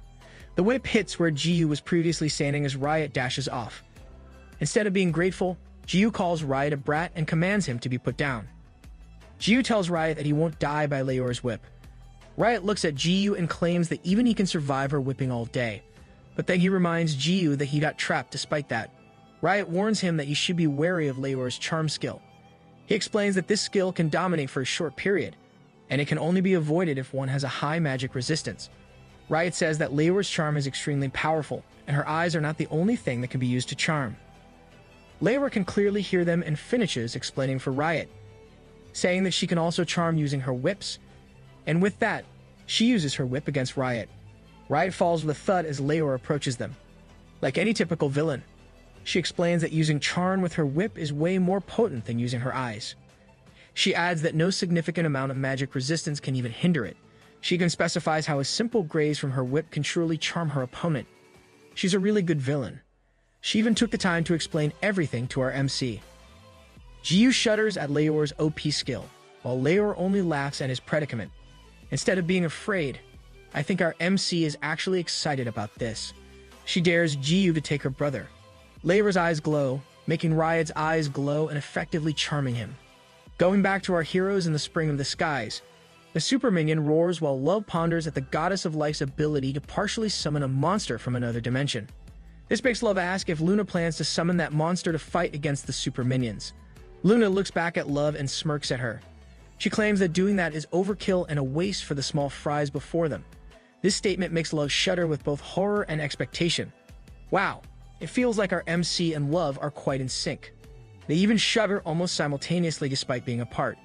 Okay, ignore that remark, it's just me. Shipping. Habeck wakes Love from her thoughts as he sits up and claims relief at their safety. He says that Luna is a unique boss who is also the sin of lust, which puts her on the same level as the Great Four. Habeck then explains that having Luna face their enemies will ensure their safety. Instead of feeling relief, Habeck's statement only irritates Love more. She doesn't like the feeling of owing Roach Lady anything, even if it is her life. To make his point, Habeck points out that the cannon-type super minion that Luna was fighting is already gone. Hearing this, Love looks around and confirms it for herself. Habeck is sure that Luna has taken care of it while they were busy dealing with theirs. Habeck can't help but admit his curiosity at how Luna fights. The melee-type super minion grumbles, probably for being ignored by the human pests. He brings down his fists multiple times, making Love exclaim at how reckless their enemy is getting. And she worries that the clouds they're in might fall apart with its attacks. Habeck smiles at this, reassuring Love that the clouds of the heavenly realm can take in these kinds of attacks. But then he adds that it might not be the same if the brave warrior decides to destroy it. Luna uses her skill, the creation of life, to create a new body. She raises a hand and mocks the super minion. The enemy rushes in for another attack, but Luna only clenches her raised hand into a fist. With a smile, she says boom, and the arm of the super minion explodes into nothing. The enemy roars as if in pain, but Luna only mocks at it with an apology. She claims that she will instantly kill him to make up for it. Luna once again lifts her hand and says boom. The melee-type super minion shivers in fear with drooping eyes. It mutters its last words and bursts into pieces. Boulders fall from where the super minion was, while Habeck expresses his disbelief at what happened. Habeck claims that melee-type minions are invincible, and seeing Luna crush them like nothing is quite a horrific scene. There's no doubt that her skills are on par with our MC's abilities, or they might even be greater. The long-range super minion looks at its crushed companion and mutters something before it runs off screaming. Love is surprised at how the enemy reacted, but Luna is unfazed as she raises her left hand again, as she says the word boom while closing her hand into a fist. The super minion also explodes into pieces. The enemy mutters its last as its head falls and crumbles. Luna smiles at this and looks back at her injured companions, claiming that the Guardians are finally gone. It's now time for them to look for Riot's weapon. Habeck holds onto his stomach and asks Luna how she managed to slay a monster immune to physical and magic damage. Instead of answering immediately, Luna looks at Habeck's wound and uses a skill on him. She then reminds him that she is the goddess of life, which means she has skills that deal with life, whether it is to heal or destroy one.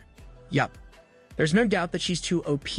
Luna gleefully smiles as she says this, but Habeck only feels fear at this proclamation. She adds that immunity to physical and magic are nothing compared to her divine skills. Love listens intently, surprised that there are skills that fall under the divine category. Luna reminds them of their mission. Habeck agrees but still can't help commenting on how scary Luna is.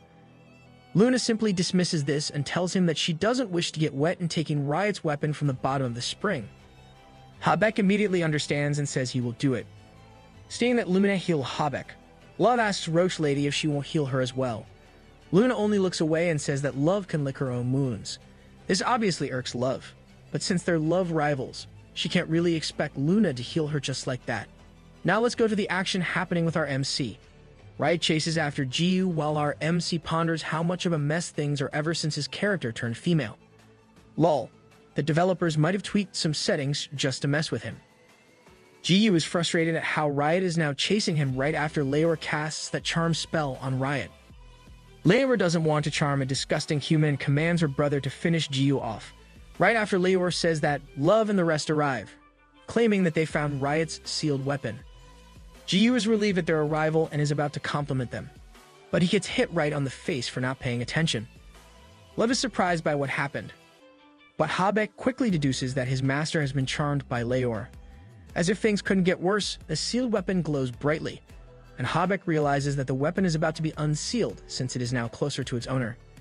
He then panics as he goes on about how Riot's real power will be unleashed once he holds his weapon. Thanks for the explanation, Habeck, but you're too late.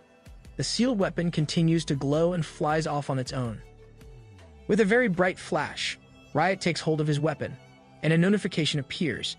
It says that the divine treasure of the heavenly realm is now in the hands of its master, and his actual power will now be unleashed. Leor shivers with glee at this development since it has been centuries since she last saw her brother's true form. With the seal broken, Riot's wings change form, along with some hairstyle change, eye upgrade, complete removal of his top, and a weapon in hand. The system announces the descent of the ruler of the heavenly realm, and Riot of the Great Four is now awoken. Jiu complains about getting his beautiful face hit and only realizes after that something has changed with Riot. Luna smiles as she explains how Riot is awoken because he now has his weapon. Jiyu is surprised by Roach Lady's appearance, and Luna simply smiles brightly and greets him. She also compliments his female form, but our MC is not buying any of it. Luna ignores the fact that Jiyu is not happy to see her and only presents him with a bottle filled with water from the spring of the skies. She then explains what it is for, making Jiyu stand up and thank her for doing something nice for a change. The compliment makes Luna happy to the point that she clings to Jiyu. This surprises Jiyu, but Luna claims that they are both girls right now, so it's totally okay to link arms. Wow, her logic is impressive. Though it is pretty questionable, our MC lets Luna do what she wants. This exchange makes Love jealous and curses Roach Lady in her head for being cunning. Leor is tired of their chit-chat, but she urges Jiyu to drink the water from the springs of the skies as a special gift from her. Jiyu mocks her but still drinks the water from the bottle, similar to what happened with Love before. The system announces the cleansing, quest completion, his return to his original gender, and the new transformation ability. Jiyu smirks at this and claims that his catfishing arc is finally over. Now that Jiyu is back to his OG form, Love yells at Roach Lady to step away. Unfortunately, Luna claims a dizzy spell, refusing to let go of Jiyu. Ignoring the squabble, Riot points his spear toward Jiyu. Jiyu sees this and prepares to fight.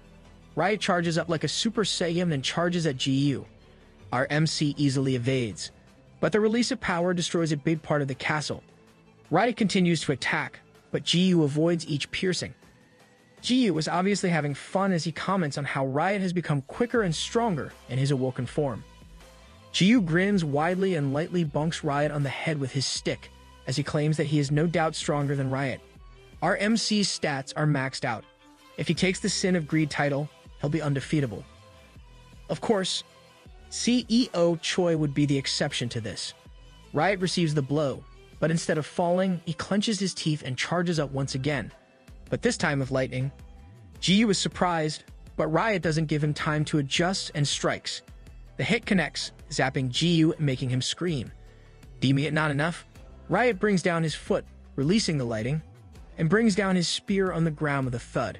Riot uses crashing lightning on Jiyu, electrocuting him with his Summon Elite Lightning magic spell. Getting zapped all over, Jiyu falls to the ground with a thud. Our MC is cooked. Love is so surprised that she asks Habeck what that skill is. Habeck explains that during their first encounter with Riot, his master wasn't in his full power back then. Leor mocks at them and goes on another mode of explanation of how Riot uses his body as a conductor for lightning, making himself a lightning generator that even adds his level as the battle continues. She kept talking, but Love and Habeck only stared at her since they couldn't really hear due to their distance. This character sure loves to talk. Too bad the others can't really listen to her explanations. As Leor commands her brother to slay the vile human, a creepy-looking head approaches her. The horrific scene makes Leor shriek, and of course, this is caused by none other than our MC. Love cheers for undies while Habeck comments on how gross the brave warrior's healing factor is. Jiyu realizes that the person before him is actually Leor and not Riot. He then explains that his eyes haven't regenerated yet, and then drolls on about his eyes. This effectively disgusts and horrifies Leor. Then she remembers how this human also survived after getting cut in half. Yeah, it was a magic trick. Leor yells for her brother to get rid of the disgusting human. But before Riot could even make a move, Jiyu stretched his neck to reach Riot and chomped on his head. Jiyu continues to bite on it, declaring that he's getting his revenge. Everyone is disgusted by this scenario. Refusing to be continuously gnawed on, Riot charges himself with lightning. Jiyu quickly wavels away as Riot announces his intention to slay our MC. But Jiyu only mocks him. Angered, Riot charges. Jiyu simply swings up his wooden stick, calling the action. Swing up without killing. He then brings down his and uses swing down without killing. Jiyu is ecstatic at how he gets to fight someone who continuously increases his level since he can hit harder every time. He then unleashes rapid swing and, after a thought, adds no killing to the skill name. There's no doubt that our MC is a pro at irritating others. Leor watches this with disbelief, while Habeck comments on how it seems like his master is being toyed with by the brave warrior. Love agrees with Habeck and even adds that the Grey Four is nothing against undies. As they watch, Habeck can't help but admit that the brave warrior is undoubtedly the strongest being in Chrono life. Riot falls to his knees, exhausted by the barrage of attacks he just received. Jiyu grins at the fallen form of another enemy before him. then adds that the entire world would soon bow down before him as well. Love scolds Jiyu as she and Habek come close. She asks if Riot is finally out of Leor's charm, but Jiyu says he isn't. Instead of going further, Jiyu asks the Whip Lady to free her brother from her charm spell. Leor refuses to do so and clenches her teeth with disbelief. She can't believe that her brother lost and thinks about how proximity determines the strength of her charm skill. If they take her brother away right now, he will surely be free from the skill. Left with no choice, Leor determines that she must use her charm on the vile being before her. Yeah, she's pertaining to our disgusting MC. Leor aims to use her whip at the right time to make sure it works. Jiyu and Love look at the fallen Riot and gets a good idea. Love is worried about this good idea of his. Riot grunts and charges to attack, but Jiyu simply bonks on his head. This stops Riot, but he goes again for an attack, and just like before, Jiyu bonks Riot's head using his stick. Riot gets frustrated, but Jiyu consistently bonks Riot's head.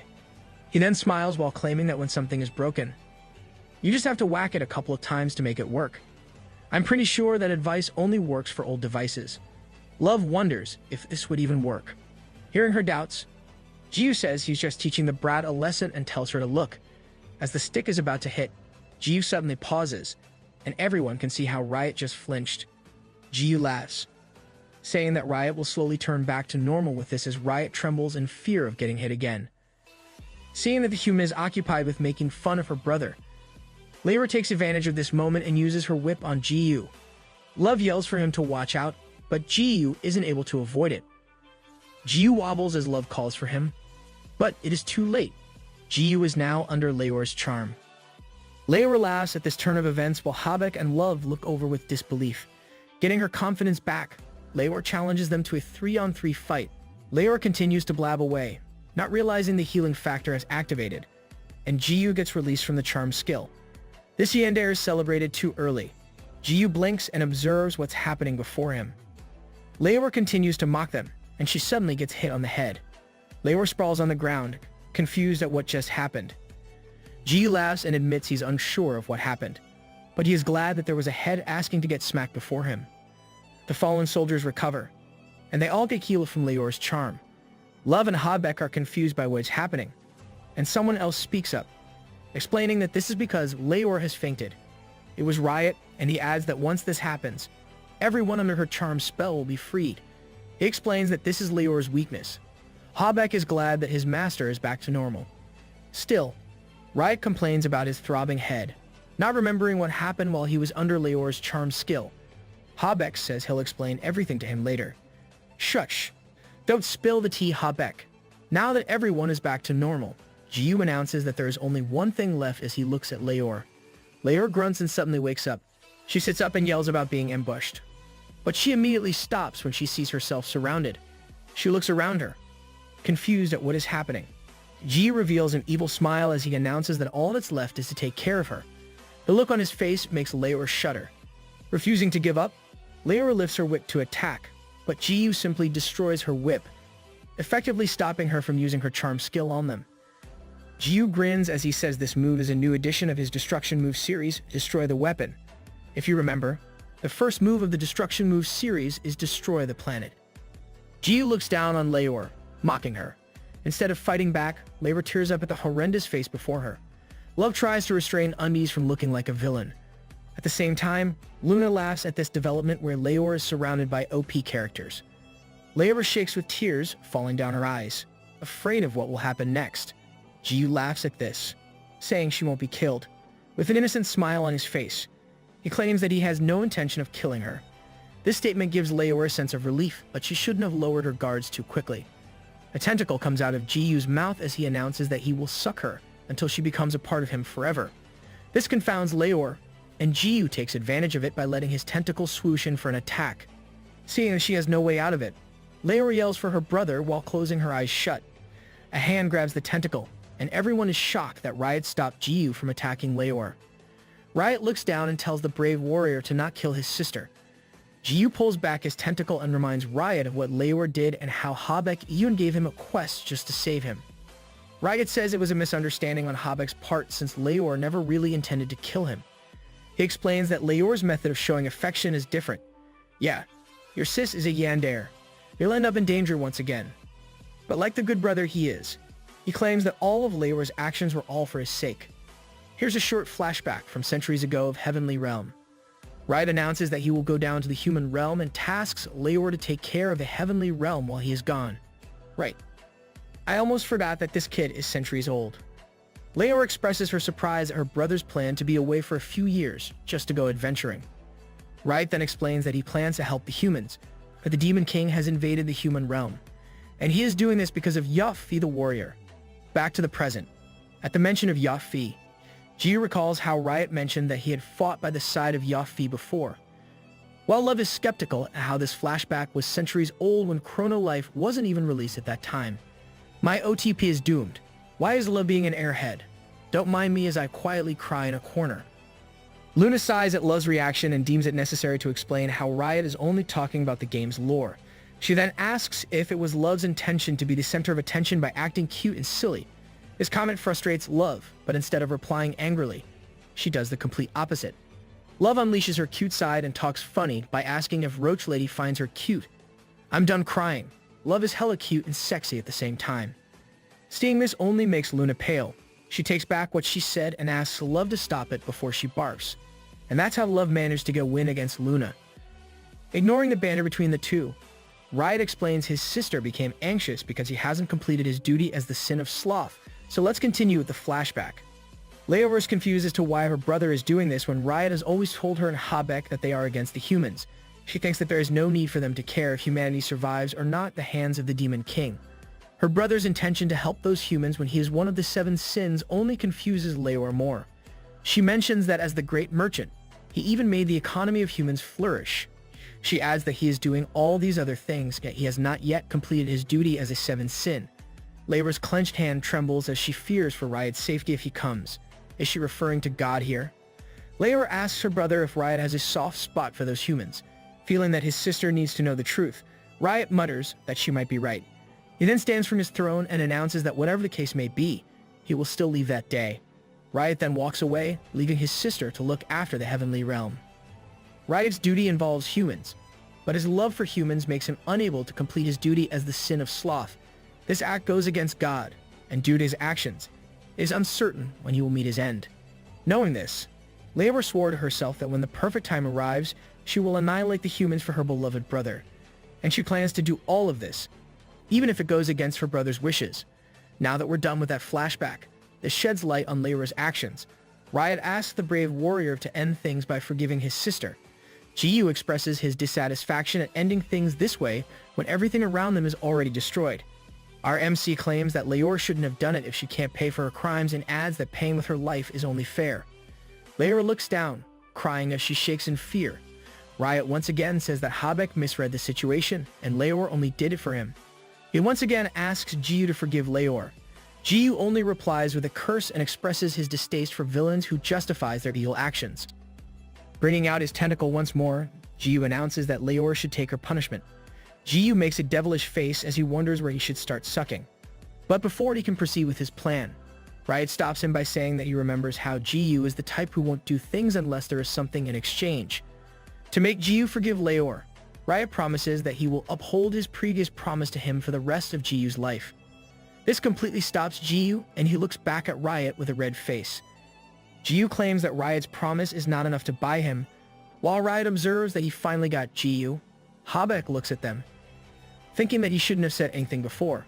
Habeck looks at Jiyu and Love, who are now glaring at him.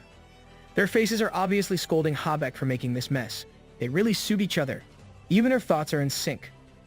Feeling that he has no choice but to resolve this matter, Habeck wobbles as he walks slowly toward Jiyu and Love. He then places all of his 8 mirrors in Jiyu's hand and tries to smile as he asks them to forgive Leor in exchange for the mirrors he promised. Jiyu and Love look at him with anger, and Love launches a verbal attack on Habeck. But before Love can finish, Jiyu changes his mind and smiles as he accepts Habeck's condition. As he did, the system announced the clearance of the hidden quest and Jiyu's new title as the Master of the 8 Mirrors. Too bad for Habeck. He lost his mirrors for butting in on the business of the Heavenly Realm. Now that everything is resolved, Jiyu immediately uses a mirror to get back to the human realm as he bids goodbye to Riot and reminds the siblings not to fight. Thanking them for the good time, Jiyu, Love, and Luna return to Earth. Leora expresses her surprise at how Jiyu and the others just left. Riot says that Undi's already got what he wants and calls him greedy. Riot smiles at this, claiming that Jiyu is truly interesting. Now that they're back in the human realm, the first person they visit is Star. Star is curious about what happened, and Jiyu tells her about the water from the spring of the skies and how they can freely transform into a different gender. Jiyu, Love, and Luna use the transformation skill before her, making Star excited. They sure gained a lot from that short trip. A few days passed after the incident, and Luna shows up at the heavenly realm on her own. Riot expresses his thanks for how the previous incident ended smoothly. Luna smiles at this as she walks closer to Riot and says that things are not yet done. She expresses her distaste at how things ended this time, saying that it was childish and cliché.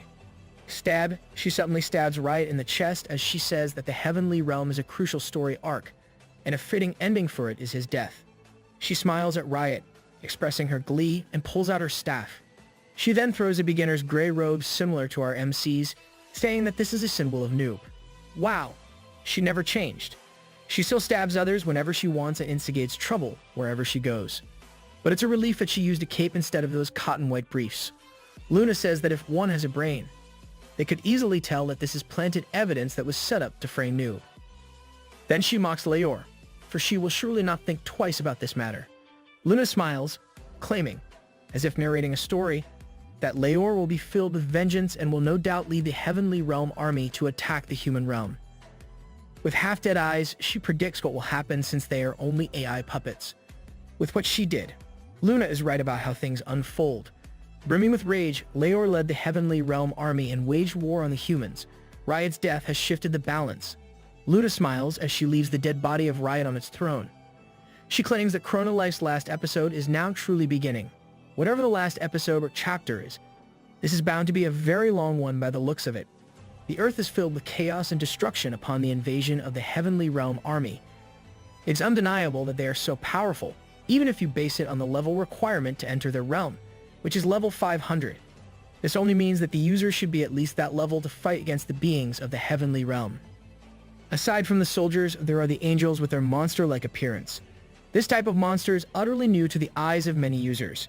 With their glowing eyes, they shoot beams upon the earth, making it undeniable that they are the strongest monsters from their realm. Wait, are there even other monsters in the Heavenly Realm aside from the angels and minions? The strong force of the Heavenly Realm makes it impossible for the average user to fight back. Despite this, there are still some users who can help. A man raises a hand and uses Sanctuary on the fallen users, effectively healing everyone within the set area. A man steps in and announces that there is no need to worry, for he is now there. Wall, is the guy all might? Or did he just steal the lines? The users cheer when they find the #1 user of the healer class has arrived. The bald man with shades, well-cut mustache, and beard is none other than Mr. Physical Therapist. The guy is a priest who heals and buffs others. The angels ignore this and simply shoot Angelic Burst upon the users. The injured users lay on the floor, and Mr. Physical Therapist appears before one. Let's just call him Mr. PT for short. Mr. PT tells the wounded man to clench his teeth and uses Holy Punch. The injured guy is surprised by getting a punch on top of his injuries and shouts at Mr. PT. The bulky priest claims he has just healed him, and the man checks his status and finds that he is indeed entirely cured by the punch. Now that Mr. PT is done with one, he turns to the others and announces that it is now time for a PT as he cracks his knuckles. Mr. PT, well known as the rank 1 healer, uses a unique skill called Holy Punch. Though getting punched hurts, this is a very effective healing skill that can heal almost instantly.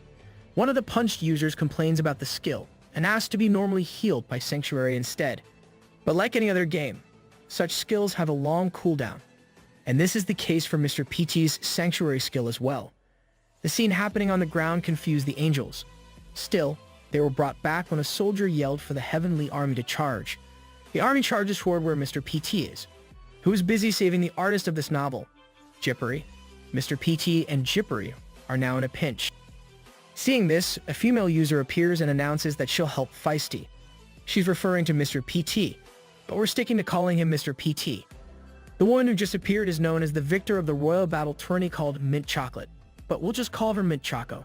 As a magic knight, she uses ice and wind magic against the Heavenly Army, effectively stopping them from getting close. Mint Chocolate claims that Chrono Life isn't about big damage. Instead, it is all about technique and control. Well, that's her opinion. Other characters will surely say something else, especially our MC. A soldier charges to attack, but Mint Choco uses Dig to make him trip. This made the soldier pause, and Mint Choco took advantage of this to slay him. Mint Choco continuously used various basic skills to defeat the other soldiers. She and Mr. PT gained popularity among the users present on the battlefield. Love looks over what's happening, commenting on how good the other users are and how many people she's never seen before are there as well. Love, Luna, and Jiu are on the roof, simply spectating. Luna explains that not all users will join the top guilds and instead focus on their own growth. As Luna said this, more ranked users appeared on the scene, saying they would also help. Luna adds that these users are more interested in having fun, so they might be appearing now because they want to know how much they've grown after their visit to the northern continent.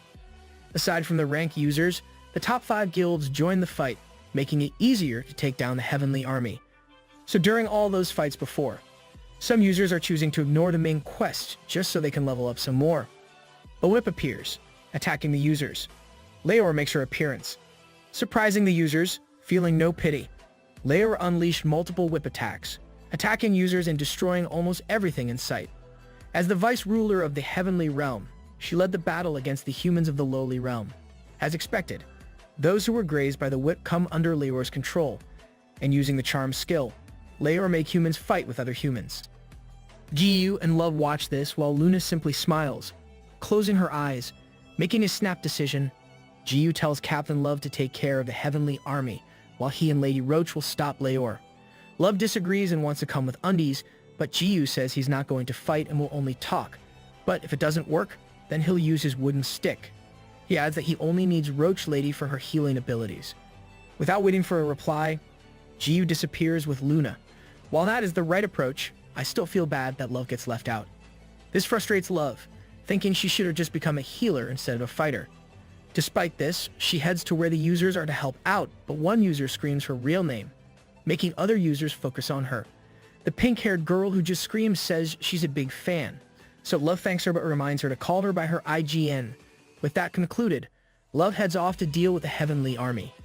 In a different space, God is relaxing next to an hourglass, commenting on what's happening in the human realm.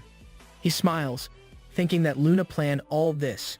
Now that things are rolling, the sin of sloth is finally completed. God finds it fortunate that Riot remained as the ruler of the Heavenly Realm, since having Leor start the war as the ruler wouldn't make any difference in the completion of the sin of sloth. God prefers how things went and compliments Luna for making all these possible. Dang, so everything really is according to Luna's plans. God stands up and appreciates how a lot of things were done because of her. Like ticking off a list, God enumerates how every sin is done except for one. With a snap of his fingers, a huge hourglass drops down to indicate the duty of the sin of envy. God recalls how he hoped to give this to Jiu, but since that guy refused, he has to go with the second option. God smiles, saying he will just push this responsibility to someone else without giving them a choice, since getting rejected is not his cup of tea. And with that, God makes his move. Now, God is just being lazy here. An invisible force comes down to the earth and seeks someone. This someone turns out to be Captain Love. As if struck by a huge blow, she falls down with a thud, surprising her fan. A notification from the system appears, announcing her ascension to the second hidden class. Love stands up, and the pink-haired fan asks if Love is okay. But before she could even finish her question, Love slashes the other girl in half. The system notifies the activation of the Sin of Envy's unique attribute. This fuses the Sin of Envy and the soul of the Demon King, creating a new personality in the process, and Love is now the Sin of Envy. No. Do you mean to say that our MC must fight Love? How about my OTP? That night, Eurus flies off, carrying Star away from the front village. Eurus explains that Jiu ordered him to do this because of the war, so getting Star out of the village is Jiu's way of protecting her. Eurus puts her down once they are far enough, explaining that they are at the end of the starting hills, which is a safe distance from the war. Eurus reminds Star that there are monsters in the area, like bunny bears. Still, he knows that Star is capable enough to defeat them on her own, since those are only level 4. After that, Eurus bids her goodbye and flies off back to where our MC is. But before he gets far, Star calls Eurus back to ask if everyone is alright. Eurus admits that he is not sure since this war is part of the last episode of Chrono Life, but at the same time, he also reassures her that they can trust Jiyu since his existence means the humans would never lose. Back to the front village, the place where every war in this game seems to occur. Leor uses her whip on humans to charm them and fights the other users. Like a scene out of a horror movie, Mint Choco and Mr. PT find themselves surrounded by mind-controlled users. Mint Choco asks if Mr. PT has any spells that can be used against the charm skill. Mr. PT admits that he has been trying to use it, but is ineffective since the level of charm used is too high. Poor artist. This is already the second time that Jippery is getting a beating from Mr. PT to the game due to his outfit. Mint Choco yells for him to run as the charm users charge for an attack. But Jiyu asks why, and this only makes Mint Choco frustrated. Yeah, there are still some users who don't know her MC. Jiyu lifts his wooden stick and brings it down to the ground. Everyone around him flies off, and even the angels flying above them are hit by the impact of his attack. This confuses Mint Choco, but it is too late for her worries since the big explosion destroyed both allies and enemies in the area. Jiyu grins as he announces that he is done with cleanup. Luna comes up behind him, complaining that there is no knowing Noob's next move since what he just did doesn't seem to be the intention of someone who is protecting the human realm. Jiyu only laughs at this, saying that he didn't use his full power. Luna can only agree since she knows how Jiyu can easily destroy the whole planet if he wishes. Don't give him any ideas, please. Now that everything is cleared up, Jiyu quickly spots Leor, who managed to survive Jiyu's attack. Jiyu tells the sprawled Leor that they should have a talk, calling her Whip Girl. Seeing the state Leor is in, Jiyu tells Roach Lady to heal the Whip Girl. Luna complies and uses the Divinity of Life on Leor. Though Jiyu isn't showing it in his face, he is amazed at how instantaneous the Roach Lady's healing skill is despite Leor probably being level 600. Fully healed, Leor stands up, shaking. She asks if he intends to humiliate her. Jiyu dismisses this and says he only wants to talk. He explains how he heard from Habeck that Riot got killed, but Leor doesn't let him speak and attacks him instead with her whip. The attack is, of course, useless against our MC because of his healing factor skill.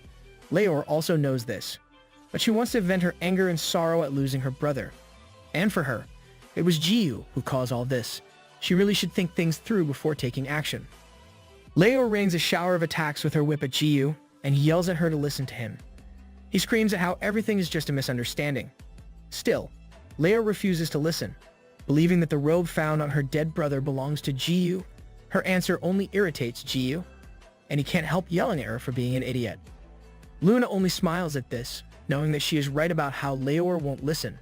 She then reminds Jiyu about how the NPCs have built-in emotions. In the current state of Leor, reasoning out to her would be in vain. Luna then adds that this is fun since talking to her is almost like talking to an actual human. Right? Like a stubborn person who refuses to listen to reason. Jiyu stares at Luna, ignoring Leor's attacks. It was then that Jiyu realized that Luna was hiding behind him. Jiyu asks what she's doing, and Luna smiles as she admits that she doesn't want to get hit by Leor's whip. Jiyu lets her hide, but then he gets all serious as he asks if Luna killed Riot. Luna smiles at him, not affirming or denying her involvement in this matter. Luna chooses that time to peek out at Leor and asks what happened to Riot's body, whether it was burned or not. This question infuriates Leor into tears and starts to attack again, but she wasn't able to talk or deal more damage because Luna suddenly appeared behind her and chopped her nape with her hand. She should have just done this from the start. Luna then asks if it's already been 3 days since Riot died and reveals that he will soon revive. Leor hears this before she faints from the attack. Jiyu is amazed at how fast Luna is and ensures that Leor is still alive. Luna assures him that Leor is simply knocked out and comments on how realistic Chrono Life is since it lets you knock out others just like in real life. I'm starting to rethink whether Chrono Life indeed is a game or not. Seeing that Leor is fine, Jiyu confirms if he heard right about Riot reviving. Luna confirms this and explains that Riot is of ruling blood, and this kind of angel can't die. She adds that if they even do die, they can still revive after 3 days. Luna concludes that Leor must not have known it because she has never seen one before. But there is a catch. Luna says that even though Riot will be revived, he will lose his halo, become a starlight, and fall to the human realm. Oh, and it's Star who finds the newly revived Riot. Jiyu glares at Luna and asks her how she knows all of this, but Luna says is a secret. Jiyu continues to frown as he changes the question into why she is only revealing this now and not before all the chaos happened. Luna chuckles at this and admits that she did this on purpose, stating that this is only a game after all. Luna then says that she didn't expect Jiyu to react like that since she thought you would enjoy it if there was a war. Jiyu looks at her and claims that he is not a sick villain and would only attack whoever throws the first punch at him. He adds that the war broke out because of a misunderstanding, so fighting in this war won't make him feel good. Luna smiles at what Jiyu said and tells him that he should teach the next person a lesson. Jiyu was confused by this, but then he was suddenly attacked by a big red flash of light. Oh, that red light is a dead giveaway of who is attacking. Jiyu coughs while carrying Leor in his arms. Jiyu wonders if some enemies are still left, while Luna is shocked at how Jiyu saved Leor just now. Jiyu says he would feel bad if he left her just like that. Leor regains consciousness and hears Jiyu's following words as he says that Leor only wanted to save her brother right from the start, and he wants her to see Riot when he revives. Luna chuckles as she compliments Noob for being sweet. Jiyu tells her to shut it since he has been a nice guy all along. Jiyu then tells Luna to heal Leor since he wasn't able to altogether avoid the attack just now. Acting like a good girl, Luna complies. It feels like Leor is starting to fall for our MC. I hope that's not the case. The sound of heels comes closer, and a voice expresses shock at how a human is still alive despite her attack. Jiyu looks up and finds Captain Love in her essence of the Demon King form. Love glares at him while Luna tells Noob to watch out since it isn't the Love that he knows. She then explains that Love became the sin of envy, and her personality changed because of this. Jiyu is surprised that this kind of thing is possible in the game. Luna says anything is possible in Chrono Life. She adds that Jiyu also experienced this when his gender changed. Jiyu refuses to believe it, saying it's not the same since he was not wholly forced to become another person. Luna smiles and says the premise is similar since the game can never really change a user's personality. To explain further, she says that Love lost the authority to control her character. Even if they look or feel the same sensations as their characters in the game, in the end, they are still characters inside a game. Luna explains that it is technically impossible to get hacked since the game uses headgear requiring authentication. Still, within the game, it is a different matter. And the Love they see before them now is a character controlled by the AI called the Sin of Envy. Won't the game developers get sued for this? At that exact moment, the loud thud resounds as Love curses at her predicament. She yells to be released and calls for Undies and Roach Lady. Luna softly chuckles since she can clearly hear Love calling for them, but she intends to ignore her completely. Luna recalls how much she has done to get into that moment. Despite Luna's fast heartbeat, she only intends to sit back and watch, hoping to see Noob kill Love with his own two hands. Love, or in this case, the AI controlling Love, announces that she is the Sin of Envy. She's not precisely Love, so let's call her Love number 2. Yes, I know. I also have a terrible naming sense, like our MC. No need to point it out in the comments. Please. Love number 2 says she came to the human realm to complete her sin and wants the blood of human lives to turn Chrono Life into a sea of crimson blood. Jiyu cringes at her statement and looks at Luna to ask if all those cringy lines were the AI talking just now. Luna says it is, and then she urges Jiyu to slay her already since the Sin of Envy even came for him first. Jiyu is a bit torn about what he should do, but Love number 2 kicks him in the chin before he can even decide. Before Jiyu could even react to this, Love number 2 jumps and gives him another kick in the face.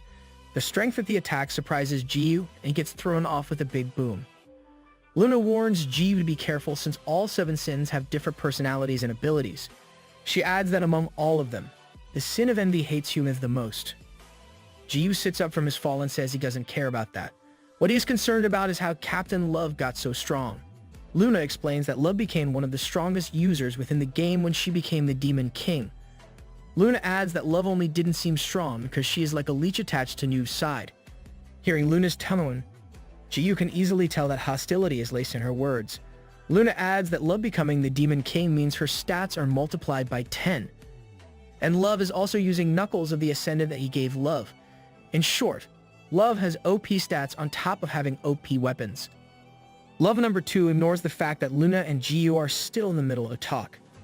She charges in and punches Jiyu in the stomach. Luna watches as she reveals that Love has barely used 10% of her real power all this time. Love number 2 throws numerous punches, and Jiyu is not avoiding any of them.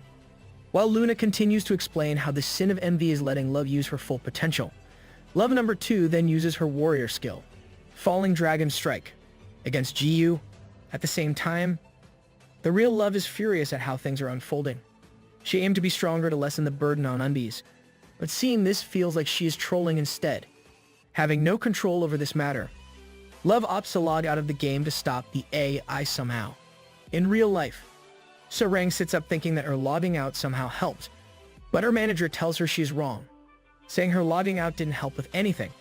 As proof, the manager shows a live stream of the game to Sarang, where Love number 2 is currently beating the lights out of undies. Sarang is confused as to how this is possible. This live stream is apparently brought to us by our Chrono Life live streamer, Hawkeye.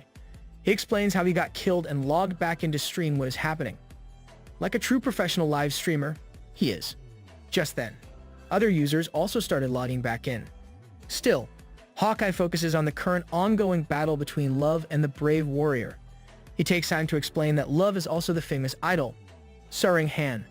Hawkeye then expresses his confusion as to why they would be fighting each other when almost everyone in the game knows that the two are companions. The pink-haired female fan from before speaks up, saying that Love is being controlled because Love was previously fighting alongside the other users. She adds how Love's eyes turned red and started acting weird.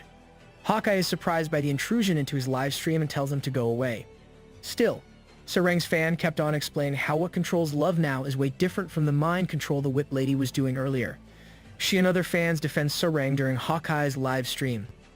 Sarang watches this, surprised at how much she's being defended by her fans. Her manager smiles at how Sarang has a loyal fan and plans to send free concert tickets since this fan no doubt saved Sarang's reputation. Feeling energized by her fan, Sarang decides to log back into the game. Her manager agrees to this and tells her to find out how to take control of her character. The manager also instructs her to find this fan and hug her once things are resolved in the game. Sarang says she will and wears her headgear. She logs back into the game while her manager watches over her.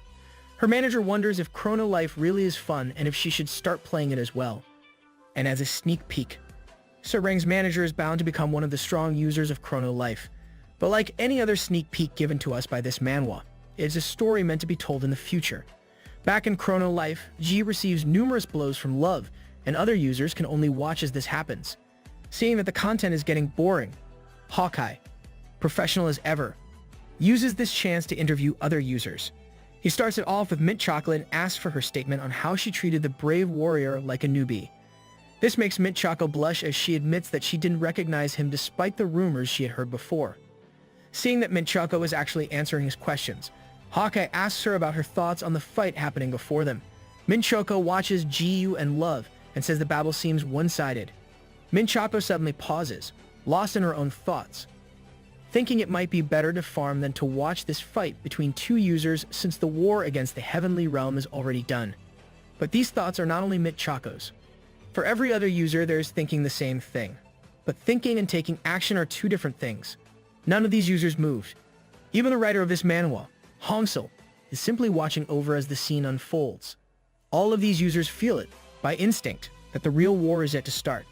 Love number 2 rushes in for a kick, but this time, instead of receiving the attack, Jiyu puts up his arm. He tells her to stop and return the body to Captain Love before he kills her. He says this in all seriousness, making Love number 2 shiver. Sensing danger, she leaps back and clenches her teeth, claiming how vile humans are. There's no doubt it is the AI talking, but it also sounds like Leor who's talking. It doesn't seem to have any other lines besides its contempt against humans. Irked at Jiyu, Love number 2 fully unleashes the essence of the Demon King. As she sinks, the noise appears at only 0%, while the sync status achieves 100%. Love number 2 activates the skill, Clutches of Death. The wings on her back become more prominent and change their form. From afar, the wings look like they have turned into giant demon hands. Love number 2 tells him to die and swoops in for an attack. The wings clench into fists and punch at where Jiyu is. The skill Love number 2 uses is a hidden unique skill of the Demon King that can freely take shape on the user's preference. It is also a strong skill since the physical power used to attack is converted from the Demon King's infinite magic power. Jiyu comments on how cool the attack is and ponders how to use this skill for himself. Seeing that the vile human is unharmed, Love number 2 charges for an attack while mocking him. Jiyu then injects magic power into his ego briefs and commands them to materialize. The system announces the materialization of a Ventuner's soul into reality, and Evan Tafter's human-like hands appear from Jiyu's briefs. Jiyu calls the move the clutches of the dragon while doing his unholy pose. Oh god, our eyes need to be cleaned after this scene. The dragon is coming out of our MC's undies. Every user who sees this cringes with disgust, but even if it looks disgusting, the hands were able to stop Love Number 2's wings by grabbing into them. Love Number 2 curses and mocks Jiyu, but Jiyu makes weird noises, making Love Number 2 more irritated. I'm honestly cringing when I read this chapter. Up above, the real Love watches and cheers for Jiyu. Someone then tells her to shut up since no one else can really even hear her. Love looks back and finds Roach Lady behind her. Luna says that she can clearly hear her, but Noob won't be able to do so. Love flinches at Luna's words and wonders out loud if Roach Lady is up to something shady again. Luna smirks at this and claims that Love doesn't really mean anything to Noob since, for him, Love is merely a way to pass his time. She says that Love only happened to be there when Jiyu was role-playing his secretly OP persona. But what happened next irritated Luna to no end since Love has been crossing the line and would always bother and stick to Noob. Luna calls Love a nuisance, making Love shout at her for repeatedly picking fights. Love asks what Luna even is in Undi's life. Luna smiles at this as she claims that they are soulmates. Love laughs at this as she reminds Luna that Undies only sees her as an awful person right from what she did when they first met. Love claims that Luna may flirt with him, but this doesn't mean that Undies will ever like her. Luna's face darkens as she mutters how Love knows nothing about her since, unlike Love, she's been making sure that Noob feels good. She then points at Noob and makes her watch how much Noob is enjoying his time right at that moment. Our MC is definitely enjoying it in a peculiar way. Alright, Luna reveals how she revived Urakin and Yuffie, how this led to the appearance of the Anthropomorphs, and how she started this war with the Heavenly Realm. Feeling proud, Luna says it is all because of her that Noob is enjoying his time playing Chrono Life, and to further make fun of Love, Luna claims that Noob doesn't hate her since he even kissed her. Now hold up, it was you who initiated that kiss, not our MC. Stop spreading fake news. Hearing this horrifies Love, and Luna relishes seeing that look on Love's face. She once again repeats how Noob kissed her, and to prove her point, she says that she plans to show it to her. Luna then disappears and appears right before Jiyu, who is still in the middle of clutching his big hands with Love Number 2. Luna apologizes and kisses him on the lips. Jiyu blushes as Luna kisses him, and everyone who sees this also blushes, but is not the same for Love, whose eyes are filled with tears. Forget that kiss in the meantime, though I swear I've already deleted it from my head. Let's go to where Star is. Star gulps and gathers her courage, and approaches Riot. She kneels beside him and asks if he's okay. She tells him to wake up, and somehow that did the job. Riot sits up and asks where he is. Star answers, and Riot realizes that he is in the human realm. He then looks at Star and asks who she is. Star smiles as she introduces herself. Riot asks if Star saved him, and Star says she only happens to be there. Riot's chest suddenly throbs and falls back as he coughs up some blood. Riot curses because the part where Luna stabbed him still hurts. Star is shocked by what's happening and checks her bag. She didn't bring any healing potions, but she remembers that she does have a sweet potato in her bag. This item can heal a small amount of HP. Riot looks at it as he says thank you, but says it is not enough to help him because of his high level. Star is not worried about this and smiles as she brings out more sweet potato from her bag. Riot flinches at the amount of sweet potato and asks how come she has a lot of these, if she didn't bring a healing potion with her. Star explains how this is lighter and a well-known beginner's item, so she makes sure that she always has them in stock. I have something similar in my merchant's inventory. Instead of red pots, I have a lot of apples and red herbs. Riot chuckles a bit at meeting a strange human like Star. Then he admits that he doesn't have the energy to eat it and claims he will soon die. But Star is not having any of those depressing talks and puts a sweet potato in Riot's mouth. She then happily smiles and tells him she will feed him herself. With Star's help, Riot was able to get healed by eating all of those sweet potatoes, avoiding death. Going back to our MC, I'm skipping ahead to the part after that scene that Luna pulled. Luna claims that her heart is fluttering while sweating. Seriously, what's with all the sweat? Luna claims that Jiyu took both her first and second kiss while Jiyu covers his mouth, flustered at what just happened. MC, why didn't you stop her? My ship should be sailing already. Our idiot of an MC finally regains a bit of his composure and asks what Roach Lady is doing. From what he just said, that means he just got kissed by a cockroach. Ha. Jiyu complains, but Luna laughs, saying that she really wants to do that. But there is also another reason. The clutches of death suddenly blow up while Luna claims the other reason is to awaken the sin of envy. After saying that, Luna disappears, while Love dashes and kicks Jiyu. Love continuously attacks Jiyu, making our MC curse and pull out one of his hidden skills. He uses the speed of light and approaches Love, thinking that she has been completely taken over and can't be reasoned with. Jiyu intends to knock her out, but he sees tears falling down Love's face. Jiyu screeches to a stop, creating a big wind explosion that throws Jippery and Hongsul into the air. The creators of this manhwa are really being tossed like nothing. The other users cover themselves from the impact. Minchoko can't believe that what the brave warrior did can cause such a significant impact. Jiyu looks at the back of Captain Love and asks for confirmation if she is now back to normal. Love doesn't react, but Jiyu simply sighs at how his captain is finally back to normal and explains what happened. Our MC doesn't know that Love is aware of everything that happened when Love number 2 took over her body. Jiyu says he had a hard time since it is hard for him to attack his one and only captain. He also adds that he can't do anything against her since she also became a unique boss whose character will reset if she dies. Jiyu once again expresses his relief, but Love doesn't respond to any of his ramblings. Jiyu sighs again and asks her if she's crying right now because of him. Love continues to cry, with tears dripping from her face. She then tells him how her celebrity life started from a young age, how she went through a lot of things because of her parents, and how this led her to close herself from the world. It was only after a while that Sarang managed to pick her life back up and rejoin the entertainment world. As Sarang Hun, everyone knows of her, but because of her life, she doesn't know how to talk with a man or what it means to date. She says that her upbringing might be why she is bad at expressing herself. She recalls how she constantly yells and unleashes her anger at undies. Love is well aware of how she's been acting like a child and explains that her emotional age has been stuck at 5 years old. So for Love, it was hard for her to honestly express her feelings, but she is well aware of the fact that she really likes undies. This surprises Jiyu, and Love finally looks at him and once again admits how much she likes Jiyu. Tears continue to fall as Love says this to Jiyu. Hawkeye and the other users are watching from where they are. Everyone is curious about what is happening since the fighting stopped and how the brave warrior and Love seem to be talking. Hawkeye, being the gossip that he is, wants to get close to listen to their conversation. But as Hawkeye said this, his viewers quickly shut his idea down. Hawkeye then laughs it off, saying there is no way he is really doing something like that. Phew.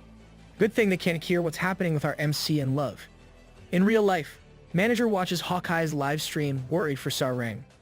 Back in the game, Love recounts how she confessed her love to Jiyu at the beach before. She says that she didn't receive an answer, but Sarang let it go since she didn't want to rush Jiyu. She admits that she is afraid of how Jiyu might reject her, and how this will crush her entire world.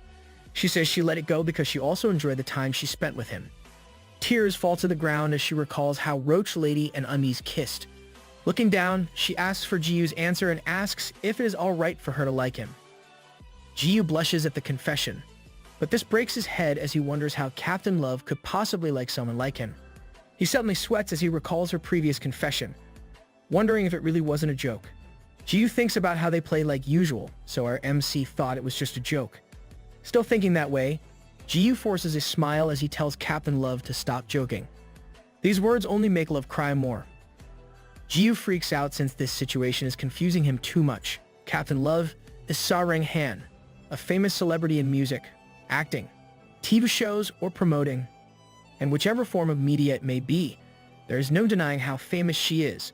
For that Sarang Han to fall for a guy like him. He is left speechless. Darn it. MC, you're downing yourself too much. You're blind to what Sarang sees in you. Luna shivers with glee as she watches this, thinking that Noob is doing a great job with his reactions. Luna hopes that Jiyu would take that last step to push Love further into oblivion. Jiyu awkwardly laughs as he scratches his head. It shows in his face how much his head has finally broken down as he laughs at this matter as some sort of nonsense. He is still confused about what the Sarang Hun can see in someone like him. To make things light, he claims that Captain Love is only acting right now and pulling his leg as a prank. Jiyu laughs, saying it would never work on him.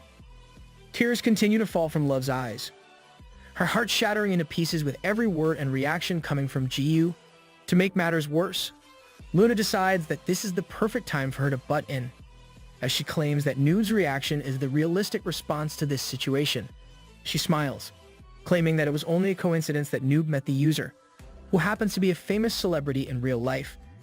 And this star ends up falling for Noob.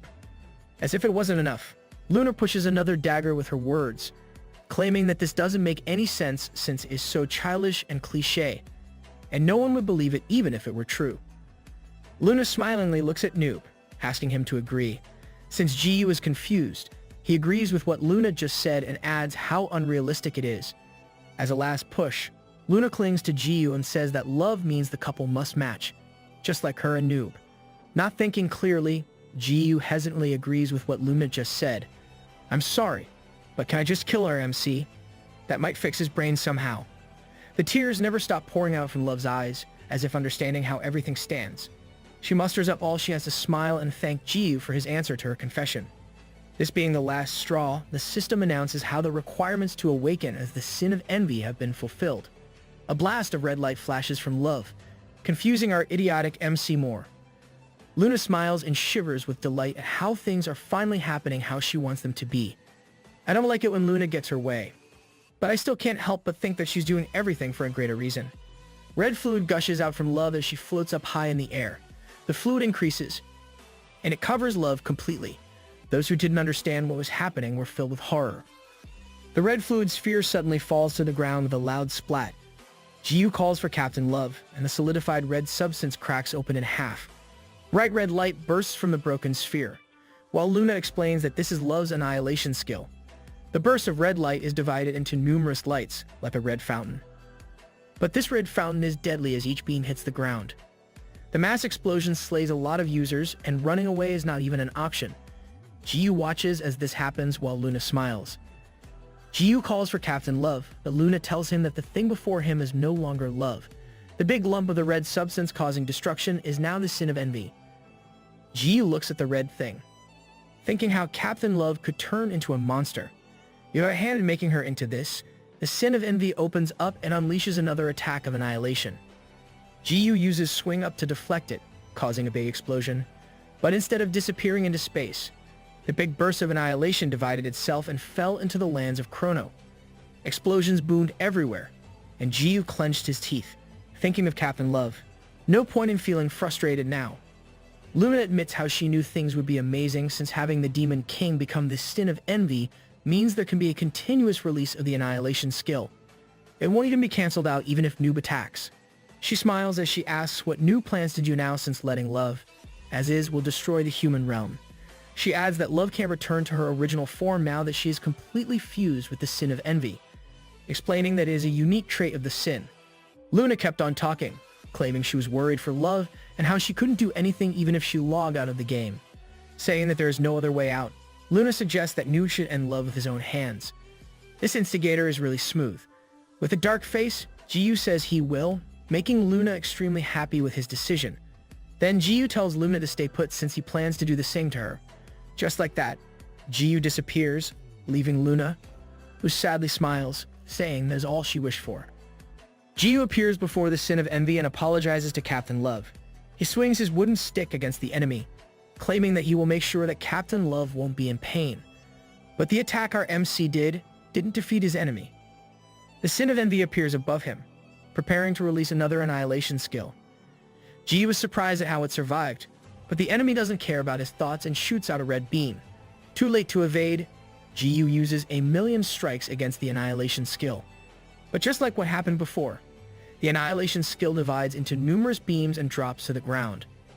Jiyu expected this to happen and intended to break each of them before it even landed on the ground. So once again, our MC uses 1,000,000 strikes, and each annihilation beam explodes mid-air. Luna looks at the fireworks, enjoying herself since it is similar to watching an apocalypse unfold before her eyes. Yeah, an apocalypse of your own doing. Luna looks beside her, where God is. God says that the planet is not so weak that it can be ended just like this. Luna then reminds him about how Noob destroyed the planet before. Like cold water splashed into him, God agrees and says that Jiyu is just too OP. God then claims that you should step in and play the part of a guard.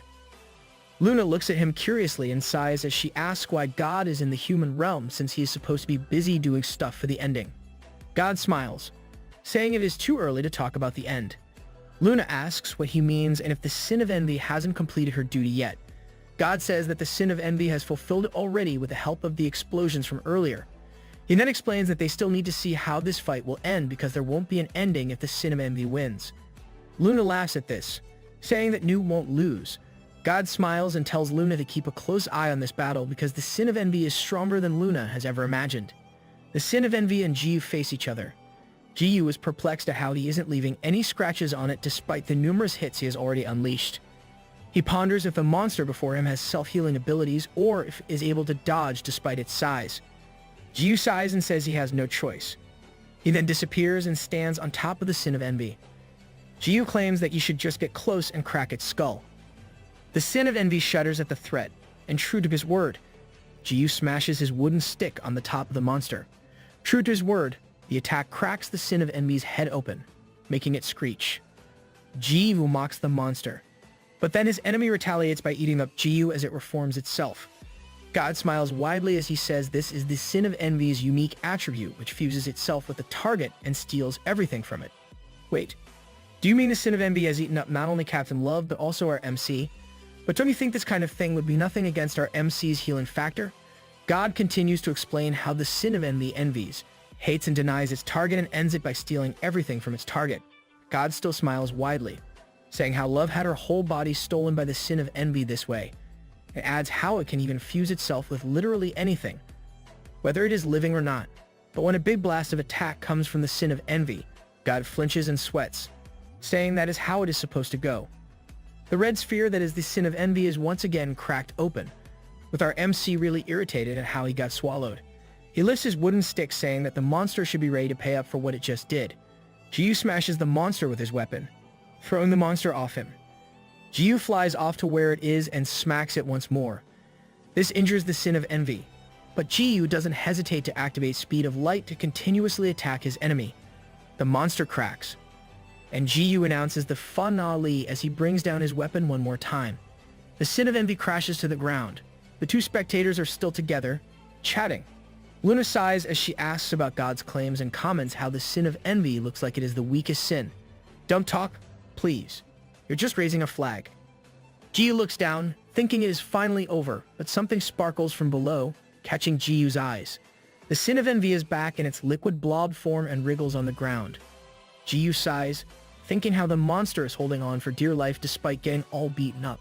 But the sin of envy wriggles and decreases somehow, disappearing into the crack on the ground.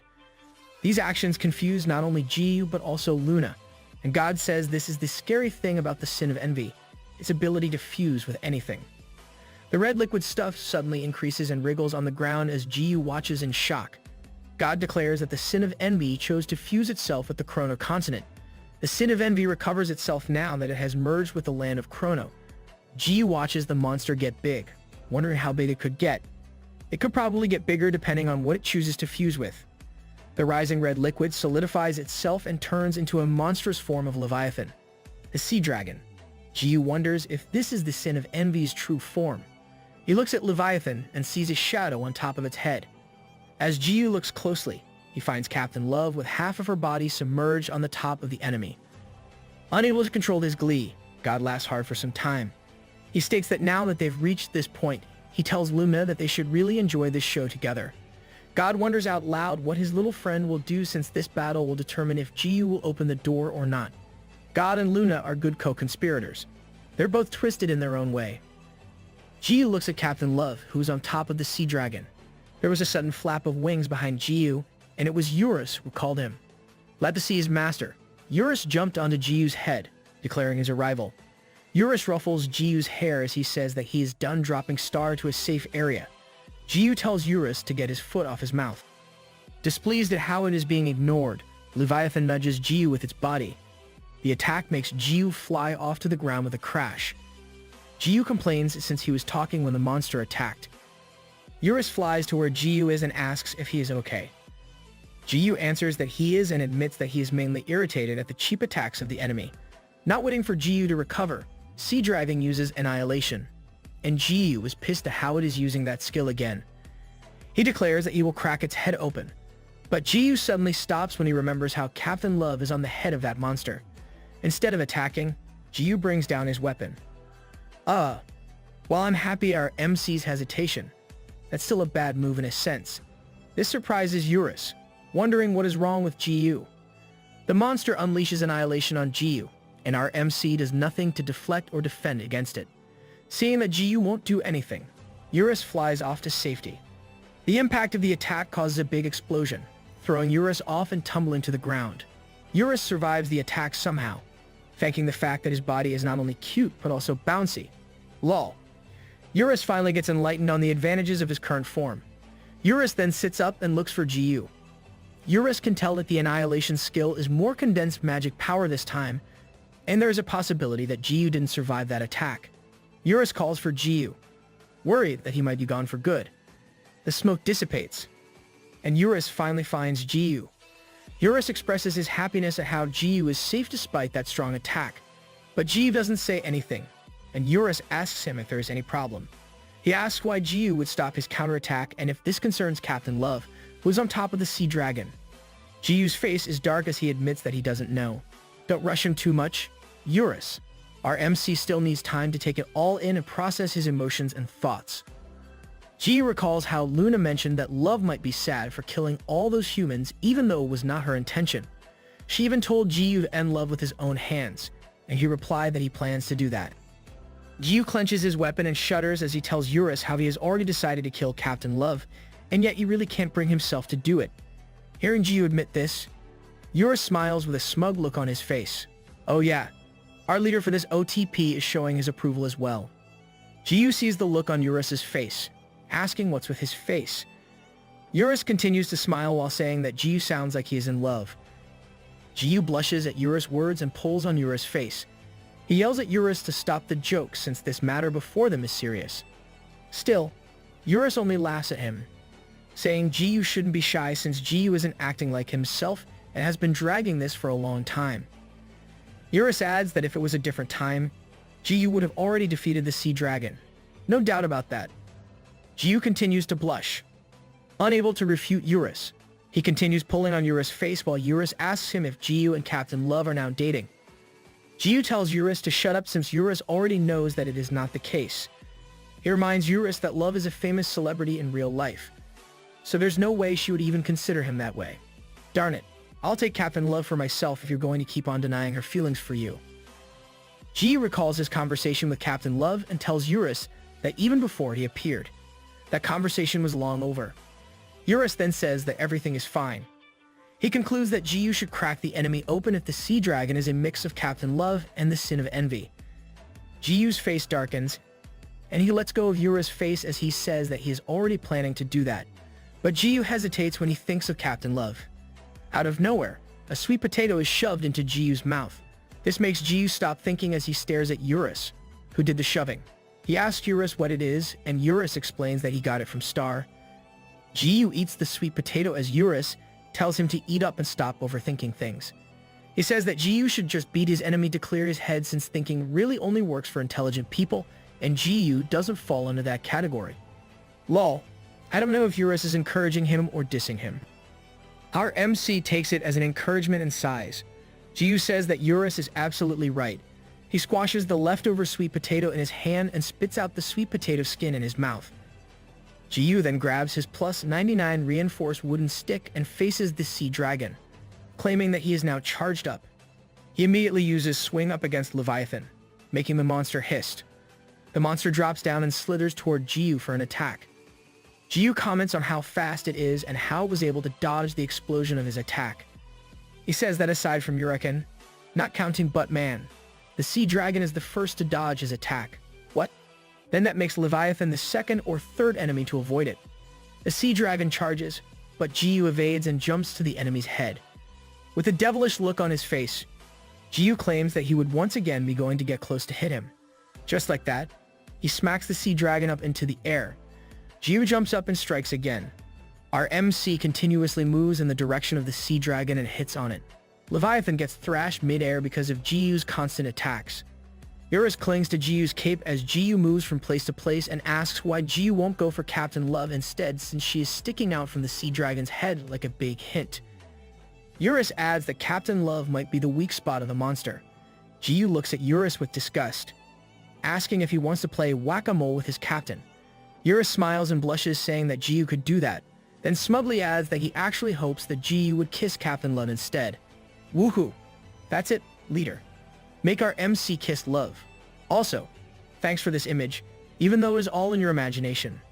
With his lips pouting, Eurus claims that this is the surefire method of awakening the female lead.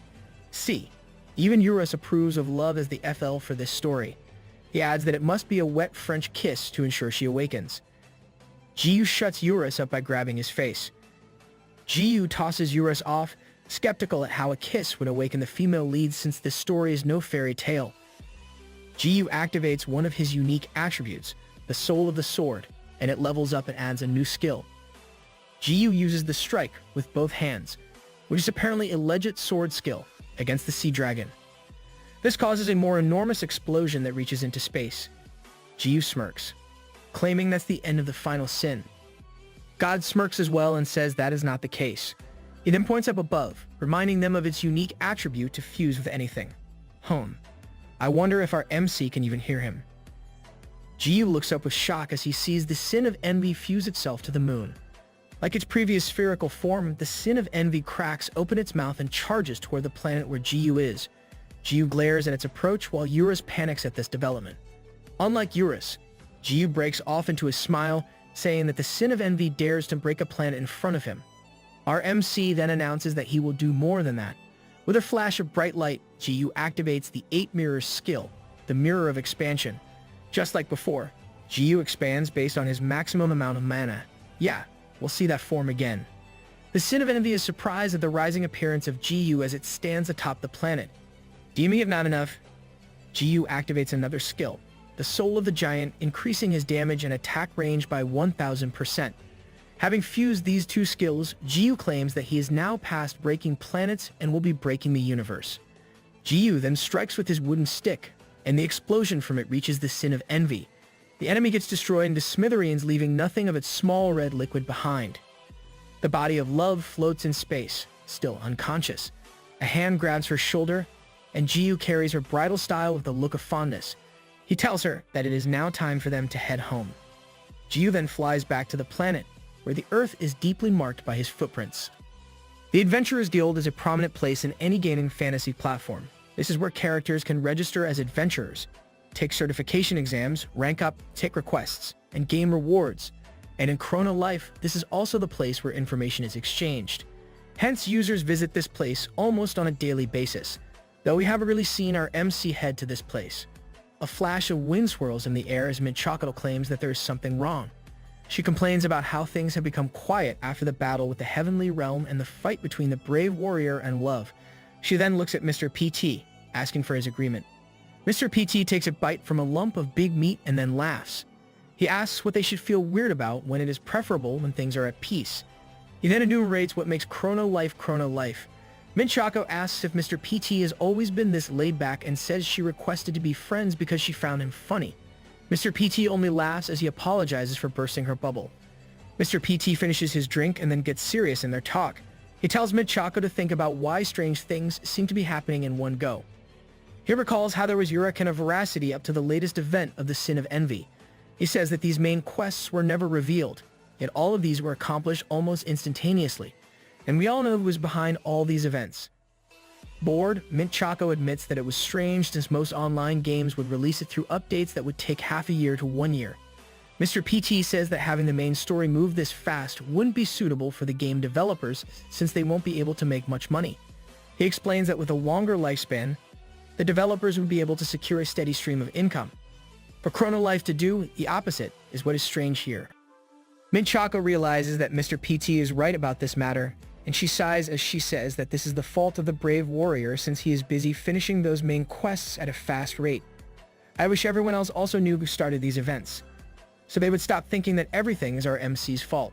Mr. PT laughs at this and comments on how unlucky the game developers of Chrono Life are. The big thud sounds outside the Adventurers Guild, and users are clamoring for some reason. Mr. PT laughs hard as he claims that Minchako is lucky that her wish has been answered. Minchako worriedly looks outside, wondering if this is good or bad. She and Mr. PT head out to check what is happening. She looks up and finds a humongous, I like being looking down upon them from the sky. Doesn't this look like one of the goddess of life's summons? With this foreboding shade of green in the sky and a big eye looking at them. The users only have one thought. The Chrono Continent is definitely ending. In real life, Sarang is in her bed, ignoring her plushie of undies, as she recalls what happened inside the game. She suddenly cringes as she remembers how she confessed to undies. She then flails around, throwing off her blanket as she dies from embarrassment. Sarang starts punching her undies merch. Then her question of asking for permission to like undies was repeated by Sarang's manager. Sarang yells for her to stop, but her manager doesn't listen and continues to repeat Love's previous lines. Sarang is horrified and continuously tells her to stop. Sarang yells and throws stuff at her manager, saying how she doesn't even know what really happened since no one heard about what happened since they were far from the other users at that time. The manager claims that anyone could tell what was happening back then, even if they didn't hear. With all the crying after seeing that kiss, it's a wonder why rumors are not flying around already. The manager then asks Sarang about her plan to date after 3 years and asks if Sarang finally got tired of waiting, which is why she confessed to him. Sarang then recalls what she said to her manager from chapter 36 and falls silent. She blushes as she says that was the plan, but when she sees what happened back in the game, Sarang tears up as she recalls that scene. She cries hard as she hugs her undies stuffed toy. Her manager sighs of her crying state, but Sarang speaks up, reminding her manager about the kiss. The manager looks at her charge fondly and tells her not to think too much of the things that occurred within the game. Comforting Sarang, her manager says kissing in the game is nothing but having pixels rub lips against one another. This somehow comforts Sarang, and her manager tells her to stop crying and just focus on claiming Undi's first kiss in real life. I hope this happens real soon. This snaps Sarang to reality, and she agrees with her manager. Sarang compliments her manager for the dating advice, despite them being both clueless about dating. Not that it matters since even our MC is clueless about this stuff. Now that Sarang is back to normal, her manager asks what her plans are since she hasn't logged back into the game ever since that thing happened. The manager tells Sarang that she doesn't have any gigs for the day and she can use this time to log in and see undies instead of hugging that doll of hers. Sarang thinks about it and agrees, but the doorbell suddenly rings. It continuously rings without stopping. And it is Jiyu who is at the door. Sarang and her manager are shocked to find Jiyu outside. Jiyu calls for Captain Love, asking if they can talk. Sarang can't hide her surprise and screams and speaks softly as she asks why he is there.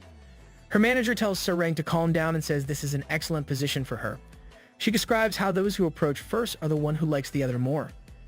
She adds that having undies approach her means he worries for her, and Sarang takes note of this on her phone.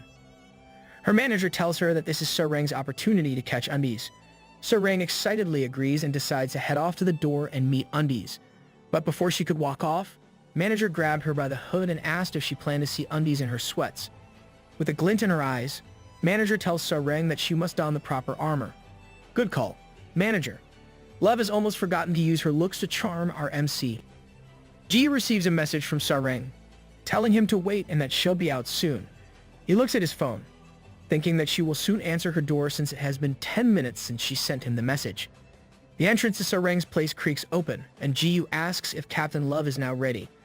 He adds that he has his car ready down at the lobby, so they should go down. But he stops talking and blushes when he sees Sarang come out. Sarang tucks her hair behind an ear and looks up at Jiyu, saying they can go now. Jiyu continues to blush, and his heart beats loudly upon seeing her. He slightly stammers as he agrees. Jiyu drives his blue sports car with its hood down. Both of them are blushing, and Jiyu sweats as he decides to make small talk about the weather. They look at each other for a bit, but they both get awkwardly silent. Sarang also sweats as she reminds Jiyu that he should call her by her name instead of Captain Love in real life. Jiyu recalls this happening in chapter 22 and agrees that he should. They once again fall into an awkward silence. Jiyu tries to call her by her name but ends up saying Sarang's full name. Sarang laughs at this and tells him to just call her Sarang. Jiyu tries it out again and finally calls her Sarang. Finally, some progress. This makes her heart beat fast. She bites her lips at first. Then she smiles as she asks Jiyu what it is, calling him by his first name. This makes Jiyu's heart beat loudly once more, and they look away from one another. He awkwardly laughs at how having her call him other than undies was unexpected. Sarang says she wants to lighten the mood since they are not in the game. They both fell silent once more, but both of their hearts were clearly beating so loud. Too bad our leader for this OTP is not seeing this development. Ji-yu tries to get over the silence and finally tells her that he wants to ask her about something. Sarang asks him what it is, and Ji-yu says it is about how she confessed to him inside the game. He asks if Sarang is serious about it.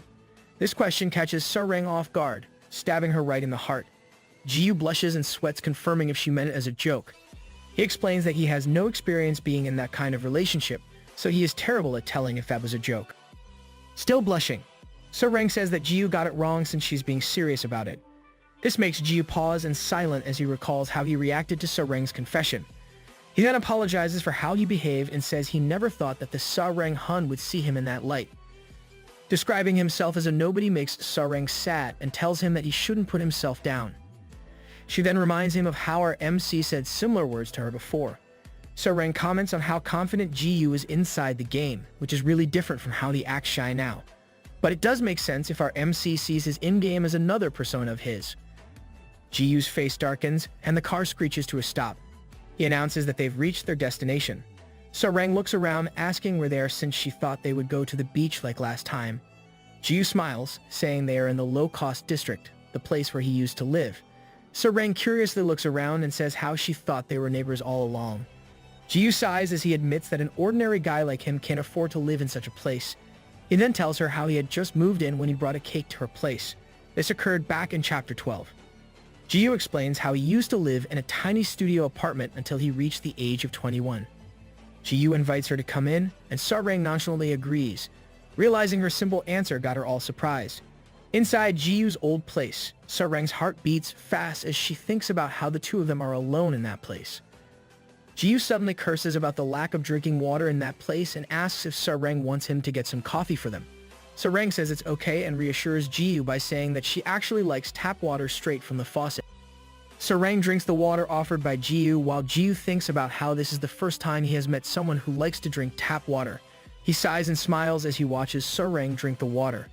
He looks away and reveals how he wants to show this place to her. He then says that he wants to tell her his story. Finally, after 60 chapters, we're now finally learning more about our MC. Ji-yu admits that he feels like it is cringe now that he is about to do so. He says that his story is not that fascinating, and Sarang might not even be curious about it. Sarang blushes as she says that she is curious and adds how Ji-yu never really told her anything about himself until that moment. She fondly smiles at him as she admits how she wants to hear his story from him. This makes Ji-yu blush, but his reaction changes when Sarang pulls out her phone and starts recording him. If it was me, I would also record it on my phone. Ji-yu blushes again as he sighs. He admits how he really doesn't like talking about himself to others, and it is rare for him to do so. Ji-yu recalls how he told his story to Star, though that story lacks his real life. He mentions Sarang's comment on how he always puts himself down and says that the reason he does so is that he is a complete nobody in real life. Ji-yu describes himself as someone who is not notably handsome or tall. He admits that his grades are not that great, and he is not even that good when it comes to sports. And if based on the place he lived in, he is also not well off. Ji-yu says he would only be bronze 4 if he ranks himself based on game tier. By the school grading system, he would be a C or a D. He says he is at the bottom of the pyramid. When it comes to his family, his parents are busy working, so he is always left on his own since he was young. He says he never pitied himself since his parents would even give him money or tell him to keep his head up. He knows that there are those who are in a worse state than him, but nonetheless, Ji-yu says that his life is boring. Oh, this is why we haven't seen any of our MC's family members. He suddenly starts crying kaiji tears as he expresses heartbreak when his parents stopped supporting him financially when he turned 18. He admits that they did send him some money occasionally, but he must still work 2 to 3 part-time jobs to make up for his living expenses. He tells Sarang how he spent his daily life busy and tired from work. It was already a routine for him. But it all changed when he looked up and saw the virtual reality arcade. He had never played them before, though he did play mobile and PC games before. Playing VR was crazy expensive back when he was a kid, so he ended up coming inside the arcade and inquired about the latest popular game. Ji-yu starts playing Chrono Life at that time. The new place and numerous users around him excited him for the first time in a long time. With beginner clothes and a wooden stick for a weapon, Ji-yu smiles at the new world before him. It was at that moment that a new version of him was born. Sarang raises her hand and asks Ji-yu if his IGN is peace and not undies. Seriously, Sarang, you're the one who forgot his IGN and stuck with calling Ji-yu undies. Ji-yu confirms that his character's name is Peace. He asks if So-rung really didn't know since they've been together in a party right from the time they first met. Se-rung explains that Ji-yu's profile was set to private, so his name won't really appear even if they're together in a party. Sa-rung says that most players wouldn't really add others whose profiles are set to private. Because of this, she thought of him as a complete newbie, but for Ji-yu, it only means that his secretly OP persona was still a success if it managed to fool Captain Love. This reaction only irritates So-rung, and she scolds Ji-yu. She physically reminds him that he should never lie to her ever again. What a way to show affection. She finally stops as she thinks of Ji-yu's IGN. Her lips curl up to a smile as she considers how perfect the love and peace combination is.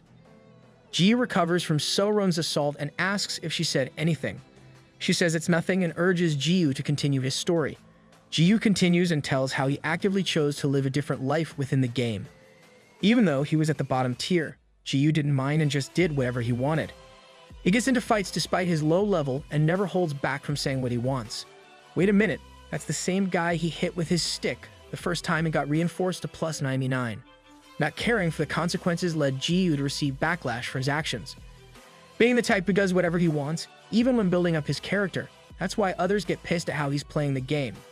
Eventually, people kicked him out or stopped accepting him into their party. But this treatment doesn't affect our MC. Instead, he curses and ignores them. Ji-yu smiles as he tells So-rung that games are meant to be enjoyed. Putting up with people inside the game on top of those who are already in real life is nonsense for Ji-yu. He does not conform to the norm and instead enjoys things his way. This type of mindset slowly changed him in real life as well. He used to run away from reality, but now he has changed so much that he can willingly tell his story to others. Yep, he started with Star, now he's also sharing his story with So-rung. Ji-yu admits that a small part of his past self is still within him, which is why he puts himself down whenever he becomes the center of the topic. He adds that this is also why he can't imagine how anyone would like him. He scratched his head, already assuming that So-rung must be disappointed for liking a loser like him. This, of course, was immediately rejected by So-rung. She assures Ji-yu that she's not disappointed and the fact that he's sharing his story with her like this makes her happy. Her sudden movement to get close to Ji-yu causes her to slip and tumble forward. So-rung was a bit hurt and surprised, and Ji-yu asked if she was alright. The two have fallen into yet another awkward position, which screams Chapter 21 all over again. So-rung accidentally grabbed Ji-yu's shirt, exposing him when they fell. The two are so close that they are literally breathing the same air. Like the go-getter So-rung is, her reason snaps, making Ji-yu flinch. Ji-yu tries to make her think things over, but So-rung ignores this and grabs Ji-yu's arm and shoulder into a hold, literally pinning him down with her astounding strength from idol training. I didn't know idols could be this strong. Ji-yu struggles and tries to calm her down, but these thoughts fly all over when he sees So-rung closing in. His heart starts beating loud and fast, just like So-rung's heart. The two blushing fools gaze at each other, and Ji-yu stutters as he weakly tries to stop her. It's the modern world, people. Gone are the days when men have to woo women. Nowadays, a woman has to pin down the man to get him. Their lips almost touched, but they were stopped by a horrendous figure outside the window. Apparently, the person who is stopping them from progressing further is none other than Se-rung's manager. They were so shaken that the two fools screamed their hearts out while holding onto each other. Lol. This reminds me of that Junji Ito-like scene from the True Beauty manhwa. So-rung's manager tells them to stop, even though she struggles to maintain her balance while wearing heels on the edge just literally outside the third floor. This horrific scene completely stopped the two fools from thinking any sort of romantic thoughts. Right after that, they got scolded by the manager. She scolds So-rung for her indecency, and So-rung even tries to lie her way out of the situation. Her manager strictly reminds her that if their lips even touched, there'll be a literal punishment. For those who don't know, the age of consent in South Korea is 20 years. So-rung sweats as she is reminded how lucky they are that manager was there to stop them in time. So-rung finally admits her mistake, and now manager goes ahead and scolds Ji-yu for not thinking things through, being a wimp, and how he can't even say no properly. The scolding took long. It was already nighttime when they returned home. Manager yells at So-rung to wrap it up already, while Ji-yu waves goodbye to her. Blushing, So-rung dashes in for a hug, surprising Ji-yu. Our MC blushes at the contact, while So-rung says she enjoyed spending the day with him. As she turns back, she tells him that she'll meet him later in Chrono Life and appropriately calls him by his real name this time. Wow, after so many chapters, she finally calls him by his real name. Seeing her this way got Ji-Yu's heart thumping loudly once more.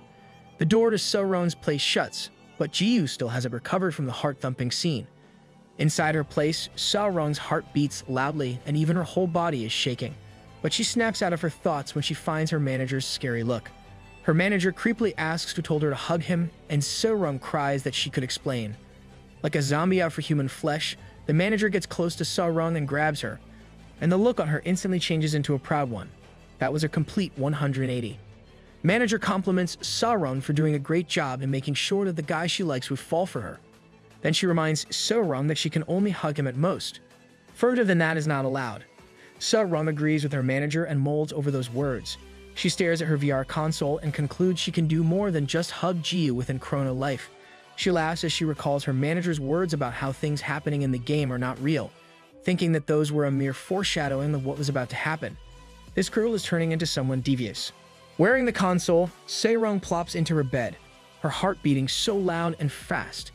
Yelling that Chrono Life is the best, she finally logs into the game. In the unit across So-Rong's, Ji-Yu recalls the hug. His heart is racing as he remembers So-Rong's last words to him. He held onto the game console and thought about how So-Rong called him using his real name. With that, he lies on the sofa with the console on his head. The device checks his identity with his face still red. And just like So-Rong, he yells how Chrono Life is the best. My ship is really sailing now. The game welcomes Peace, and Eurus greets him right after he gets logged in. Peace, our MC, greets him back, acting like everything is normal. He comments on how Eurus does the same pose whenever he logs in. Eurus begs to differ, saying it's an entirely different pose. Eurus complains that he put in some research on those poses while Peace pulls on his cheeks. Peace admits he's only messing with him and continues the fan service by stretching Eurus' face. Love arrives and clears her throat to get Peace's attention. She comments on how he logged in immediately. She's about to call them undies, but quickly corrects herself and calls him Peace instead. You've heard that right. We'll call our MC by his proper IGN from this moment forward. Peace's heart starts racing at Love's arrival. Captain Love greets Eurus, and Peace finally lets go of Eurus' cheeks. Eurus greets the Demon King, asking how she's been since it has been some time since they saw each other. The two made small talk while Peace continued to blush. Looking at Love only reminds him of how beautiful she is and that any user passing by can't help but stare at her. Peace tries to shrug it off, but he still can't help but mull over the fact that the So-Rong hand likes someone like him. A voice tells him to stop thinking that way, reassuring him of his own charm. Peace appreciates the compliment. After a short pause of loading, it only registered to them that Star arrived. Finally, the voice of reason appears. Star greets them and Eurus, swinging the dragon around. Star stops playing with Eurus and compliments Love for getting prettier. Simultaneously, Peace pats Eurus on the back with a fist to ease the motion sickness. Star stares at Love and glances at Peace. She then crouches beside Peace and whispers how sneaky he's become. She continues teasing him while murmuring and ends him by asking if he and Love got some alone time back in real life. Peace is surprised that Star can tell, but Star simply chucks it off as a woman's intuition. They finally stand up, and Star recalls that some guests were looking for them. Love and Peace are both surprised, and Star says that those guests are waiting for them at the inn they went to before. Star leads them to the inn, and Love wonders who it could be. Eurus and Peace each munch on a piece of meat as they walk together. This oddly reminds me of that ancient lizard anthropomorph steak that they were munching on back in chapter 39. They soon reach the room where Peace's guests are waiting. Star opens the door to the inn's room, and inside are Riot and Leor. Peace greets them and gets right to the point of their visit. Riot also gets serious and says that in the last episode of Chrono Life, it would need the Heavenly Realm, Demon Realm, Human Realm, and the strongest dungeon, the Nest of Eurus. Right now, the beings representing the authority of these places are all within that room. Riot announces that clearing the last episode of Chrono Life requires these regions join forces. Peace and Eurus continue to munch on their meat, clearly unimpressed with what Riot just said. Riot says this is serious and the world's fate depends on this, so he can't be picky and accept whatever help he can get. The Sin of Sloth remembers something essential and walks to where Peace is. Peace asks what Riot is talking about, and he and Love get surprised when Riot makes a grab down there. Our MC, being our MC, makes a face that I don't even want to describe anymore. Riot pulls his hand away, while Star doesn't have any idea what's happening since our good captain is covering her eyes. Riot says he knows he can be heard and tells someone to come out. He calls out for the leader of the ancient anthropomorphs. the dragon of the North Pole, Aventador. Peace's face completely changes when the dragon lodging in his briefs finally makes a reappearance. The anthropomorph then speaks up, saying he'll take over the explanation. What's with this manhwa? Why can't they make Aventador cute like Eurus or something? Ego-ranked equipment is a weapon or armor that has been enchanted with an ego, and it is known as the highest level of equipment in Chrono Life. As explained before, once a piece of equipment receives an ego, its durability becomes infinite. So aside from our MC's plus 99 reinforced wooden stick, the same rank applies to his briefs despite the 0 defense. Yep, it's useless in a sense, but it also means it'll never get destroyed. Aventador's head popping out of there looks ridiculously gross that everyone in the room is quiet. Star asks what's happening and why her eyes must be covered. Love assures her that it is for Star's own protection. The Dryad of the North speaks once more and tells the story of the first continent of Chrono Life. Hearing a low voice from there, Peace doesn't understand how to feel about it and once again makes a face that would like to punch. Let's momentarily ignore our MC and focus on what Aventador has to share. Aventador explains that the continent of Chrono existed even before ancient times. The Blessed Land only knows of peace, and its species coexist harmoniously. There were humans, elves, dwarves, anthropomorphs, and dragons. Of course, more species lived on this land, but everyone got along well despite this, and the one watching over them is their god. God loved the continent of Chrono, as well as the whole universe. Heste 389 is a star famous for its beauty across 4 galaxies. Wait, 4 galaxies? Can we expect more content out of this game? Back to the story. This was the place that Mother loved the most. But the peace in the land didn't last long. People waged wars, completely overthrowing the peace that once filled the continent of Chrono. God saw this and finally made his decision as he blasted energy into the air heading in multiple directions. Though he can't directly interfere, God chose to divide his soul into 7 pieces, spreading them to indirectly influence the world. As Aventador speaks, Peace keeps on saying skip. Aventador pauses as he looks at Peace while Love and Riot look helplessly at our MC's rudeness. Having enough, Love chops Peace, making him faint. Or not. I'm sure our MC is just playing around since it's his captain's doing. Love urges Aventador to continue with his story since she's the type to read or watch a game's lore. Star remains clueless about what's happening before her while Aventador listens to Love. Captain Love asks if the 7 Sin Boss monsters are the 7 pieces of God's soul. Aventador confirms this, but also reminds her that half of those 7 sins are now gone. The only ones remaining are Eurus of Pride, Riot of Sloth, and Aventador of Greed. Aventador then clarifies that they might count him as dead since he already lost all his powers and only his soul remains. He then comments on how Riot might be the same as him. Riot confirms this since he has lost his halo and has fallen to Earth in exchange for his life. He adds how his powers as his 7th sin have also disappeared. Aventador looks at Captain Love and asks if it is the same for her. Love confirms that she's the same, except her abilities as the Demon King is obviously still there. She adds that Peace has only slayed the 7th sin back then, ensuring she survives the battle.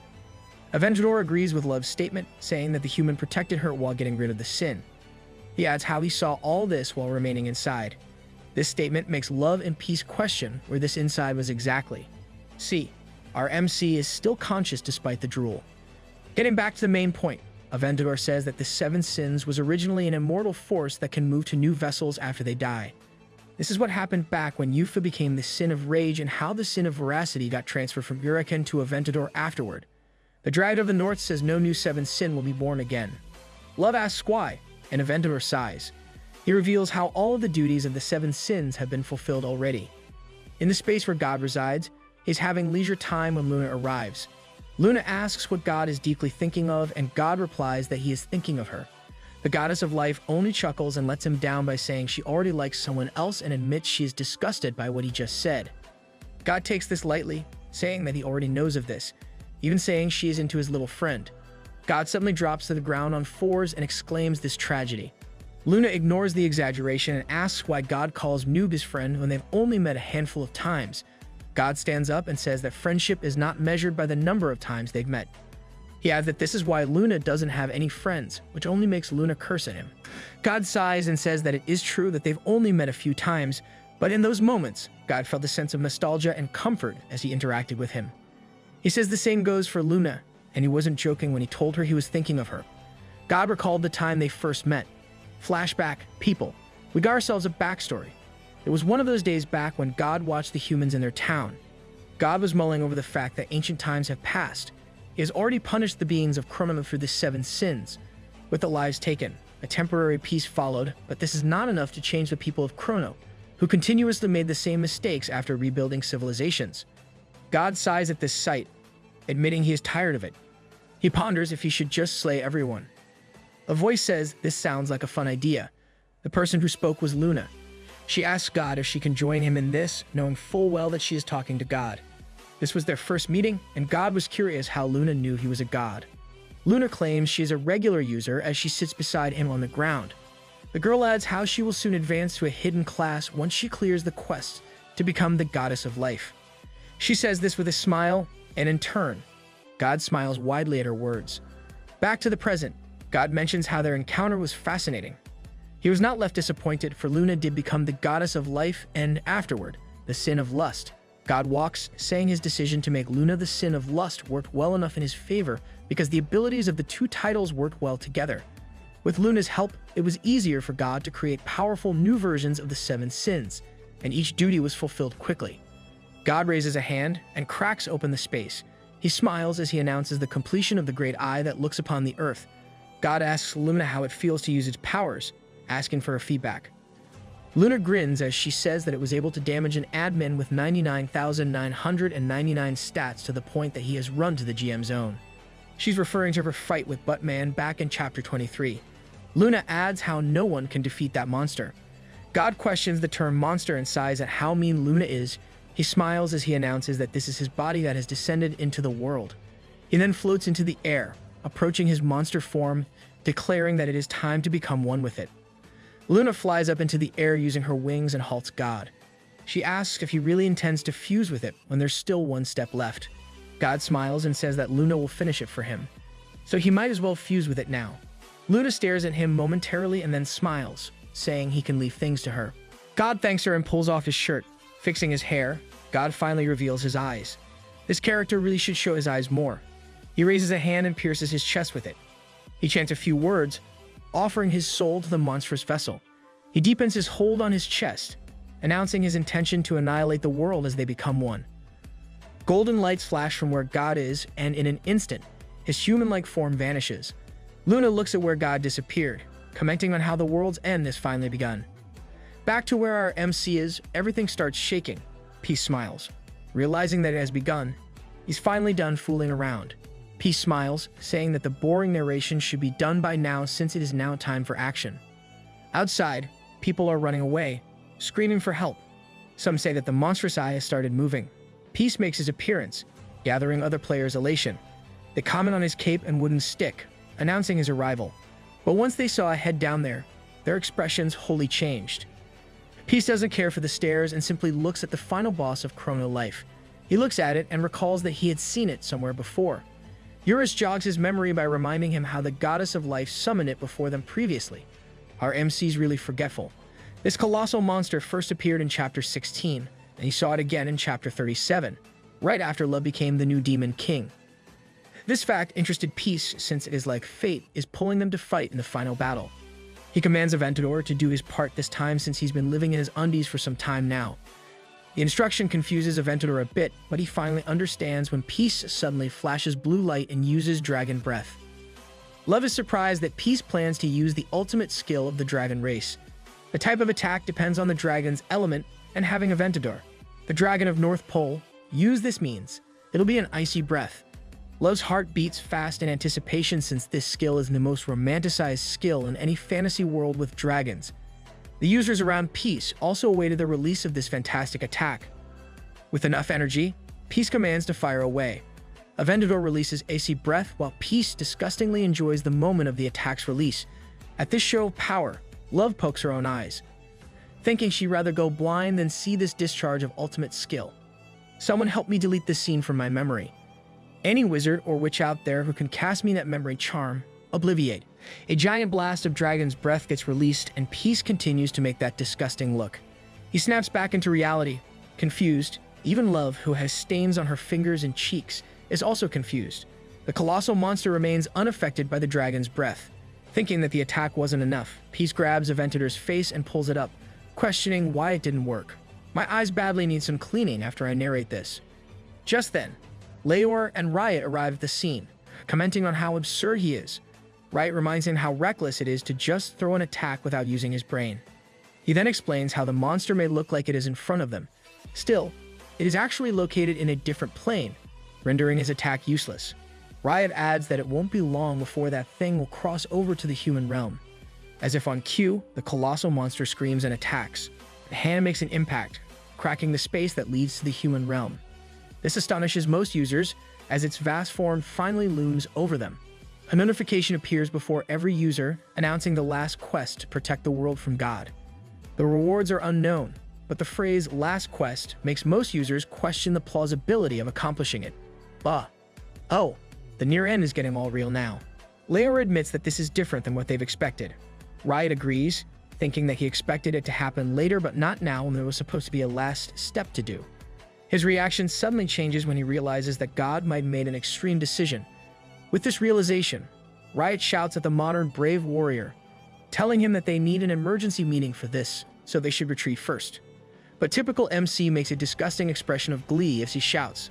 Love tries to call him, but Peace ignores them and activates Speed of Light. His mind went haywire with all the dialogue, and his patience reached its limit. Seeing the enemy made him completely crazy, and he quickly hit the colossal monster with his wooden stick. The attack causes the enemy to falter and tumble while Peace shouts that plans are for weaklings. The monster ultimately falls back to the space where it came from. Wow, is this really the final boss? It fell down with one swing from our MC. With the final boss on its back, Peace tells it to get up, not believing for a second that his attack already took it out. A cracking sound makes him look up. The crack in space is starting to close. Peace smirks at this perfect timing and swings his wooden stick. The blast hits the colossal monster, pushing it back to the other dimension. Peace smiles, saying they should fight instead in the monster's dimension, and uses Speed of Light again. He dashes to the other side before the crack regenerates completely, and with that, Peace and the colossal monster are now gone from the human realm. Love realizes what Peace did, and the other users are also awestruck at what happened. Riot complains at the brave warrior's recklessness, but he still smiles as he admits how Peace made the right choice this time. He says that fighting God in the Chrono Continent would ultimately reduce the planet into nothing.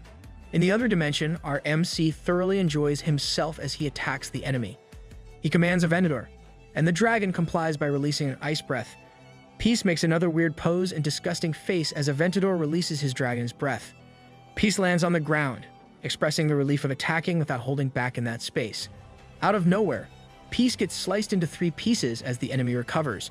Unfazed, Peace activates Healing Factor and regenerates, again drying our eyes with another horrific scene. Peace complains as his body combines, promising to make his enemy pay. He declares punishment. He suddenly leaps up despite the ongoing process of his regeneration. Despite his horrifying look, Peace attacks the enemy with his weapon, making it tumble again. Peace's body finally combines properly, and Peace quickly unleashes a million strikes on the monstrous form of God. Unable to evade the attacks, the enemy explodes at each impact. Back in the human realm, Love asks Riot where Peace went, and Riot says that the brave warrior is now in the godly realm. Love asks if the monster is really God. Riot confirms this, adding how it was stated in the quest window that popped up earlier. He explains that everyone must now protect the world from God. In this case, the term everyone turned into a single user. Panicked, Love says they should follow and help Peace. Riot sighs at this naivety, reminding her that the brave warrior is not to be underestimated, and not one person could help him at that moment. He says that even if Love, the Demon King, helps him, she will only be a hindrance. Love is adamant to help, reasoning that she got stronger and can simply stay in the back as support. This amuses Riot, but he still reminds her how the brave warrior's power is way above everyone else's. To make it simpler, Riot compares it to an error code. Unwilling to do nothing, she asks if they are only supposed to stay put while Peace finishes everything on his own. Riot claims there's nothing wrong with that since that's what Love has been doing all this time, whether it was the fight with Iraken, Yufa, or Aventador. Ouch, the harsh reality. Riot sighs and admits this is what he wanted to say, but considering this is the last quest, everyone's strength is necessary. Love ponders on his words and asks Riot what exactly will happen, and he keeps saying this. Riot says he does not need to explain, for she will soon understand it. Beside them, Leor remains quiet as she recalls how the brave warrior saved her previously and how he manifested an understanding of her decisions. He even made the goddess of life heal her. The thought makes her blush, and her heart beats loudly. She hopes for his safe return while calling him her beloved. Oh no, please, no harem route. Though Riot and Love were engrossed in their own thoughts, they still heard Leor clearly. Riot sweats and questions his sister about this beloved she spoke of. Leor blushes at getting found out, but she readily admits that she is indeed referring to the brave warrior of the modern day. Riot questions his sister, but Leor says it's a secret. Desperate, he reminds his sister of her love for him, adding how he'd rather be loved by her than that vermin. Love says nothing, but her expression says it all. Leor chuckles at her brother's words, saying she was young back then. Undoubtedly, there's a new rival for Peace's affection. Returning to our hero in the godly realm, the monster lies on the floor with its limbs missing. Peace complains at how anticlimactic this was. He then asks if Roach Lady agrees. Luna finally makes her appearance and greets Noob. Even our MC is not surprised anymore by her being there. Peace glares at her as he recalls the time they met, whether it was on the battlefield in her new goddess of life form or as the user who mercilessly cut him in half. It reminded Peace of how he actively played Chrono Life, all for the sake of getting revenge. He can only call it fate, thinking how even the last quest of the game is tied to this woman's existence, connecting the story's beginning to its ending. It was too much drama that Peace could only laugh like before. He aims his reinforced wooden stick at Luna, announcing that she'll get punished for good this time. Luna welcomes this claim with a fond smile, calling her MC Noob. Bursts of explosion resound and flash throughout the godly realm as Peace continuously throws attacks at Luna. The goddess of life easily dodges each attack, but as Peace gets closer, she chuckles and admits she can't avoid it for long. Peace ignores her words, and he cuts her in half with a swipe of his wooden stick. Luna only grins and uses her hidden skill, the creation of life. She regains her form and smiles, saying that dodging really was unnecessary. That skill is irritating. No wonder Buttman had a hard time with her before. Peace sighs at this and puts his wooden stick away. He scratches his head, recalling that her nickname is Roach. He gave her this nickname for this exact reason, so he grabbed her wrist, making Luna anticipate his following actions. Peace doesn't do anything for a moment, and Luna asks what he's doing. Peace seriously replies that he's making sure that she won't be able to run. His face suddenly changes, and a tentacle comes out of his mouth. The tentacle stabs Luna, and Peace uses his hidden skill, Veracity. I'll never get used to seeing this. With this skill, he absorbed Luna's level and stats. The goddess of life tries to stop him, but she gets sucked dry before she can even say anything else. Luna turns to ashes when a notification appears, announcing the failure of the skill. Peace turns his head a bit and finds that Luna is entirely unscathed. The goddess of life sighed since she was really expecting something else from him. She then explains how Urakan of Veracity did the same thing before, but ultimately failed since Veracity doesn't work on a body of a god. Luna lifts a hand and smiles at Peace, chiding him for playing with her innocent heart. She promises payback, but Peace only gets irritated with her. She uses the creation of life on the colossal monstrous form of God, and its body regenerates completely. The enemy stands up once more as it screams. Peace laughs this off, saying that he was expecting more, but was let down how he only has to fight the boss monster once more. Luna smiles at this, asking if he is unaware that a final boss typically has more than one phase. She also reminds him that Veracity won't work against the enemy since it also has a body of a god. Announcing the start of Phase 2, the colossal monster rushes towards Peace to attack. Now it's become more of a proper game. I wonder how many phases does this enemy have? Peace gets slashed in half, making him curse at the existence of phases. He regenerates himself using Healing Factor and activates his unique attribute, Master Novice. Using the soul of the sword, he activates the Swordsman skill, Sheeted Sword Slash. Peace dashes toward the enemy and pulls out his stick to attack, creating a big blast in the process. The colossal monster screams in pain as it continues to burn. Luna holds her hair to keep it fixed during the blast and is surprised when she finally looks at God, who has a quarter of his body gone. The monster groans in pain while Peace exclaims his appreciation for his own handwork. Thinking he's finally done with Phase 2, he mockingly asks the goddess of life if Phase 3 is next. Luna looks down on him, admitting that Noob did good in destroying the body twice. Then she adds that it's only possible, considering his weapon is the 99 reinforced wooden stick. She again lifts her hand, announcing that Phase 2 is far from over. Luna uses the creation of life skill, reviving the monster. Phase 2 is a combination of the colossal monster and the goddess of life. Peace covers his eyes from the bright light created by the skill while cursing at the roach duo. Luna then gently drops down to the ground beside Peace. Her curiosity getting the best of her made her ask him how she tasted when Noob used veracity on her. The question completely surprises Peace, making him blush. Luna hoped that Noob liked how she tasted. Back in reality, at the headquarters of Chrono Life, a staff reports how the goddess of life and peace is fighting on even ground. CEO Diokbe Choi reminds his staff that he has eyes and can see it for himself. He instructs the same staff to keep a close look at those two since one will surely emerge as the winner. Unconvinced, the staff asks if it was really okay to keep watch without doing anything. He suggests stopping them, but CEO Choi quickly rejects this. The staff reasons that there's no more game content following this. They also can't make any significant updates in the future. At this point, the company will end up shutting down once it's all over. CEO Choi chuckles good-naturedly at this, but suddenly crushes the tobacco in his hand and scolds his staff for not making enough game content when he was paying them to do that.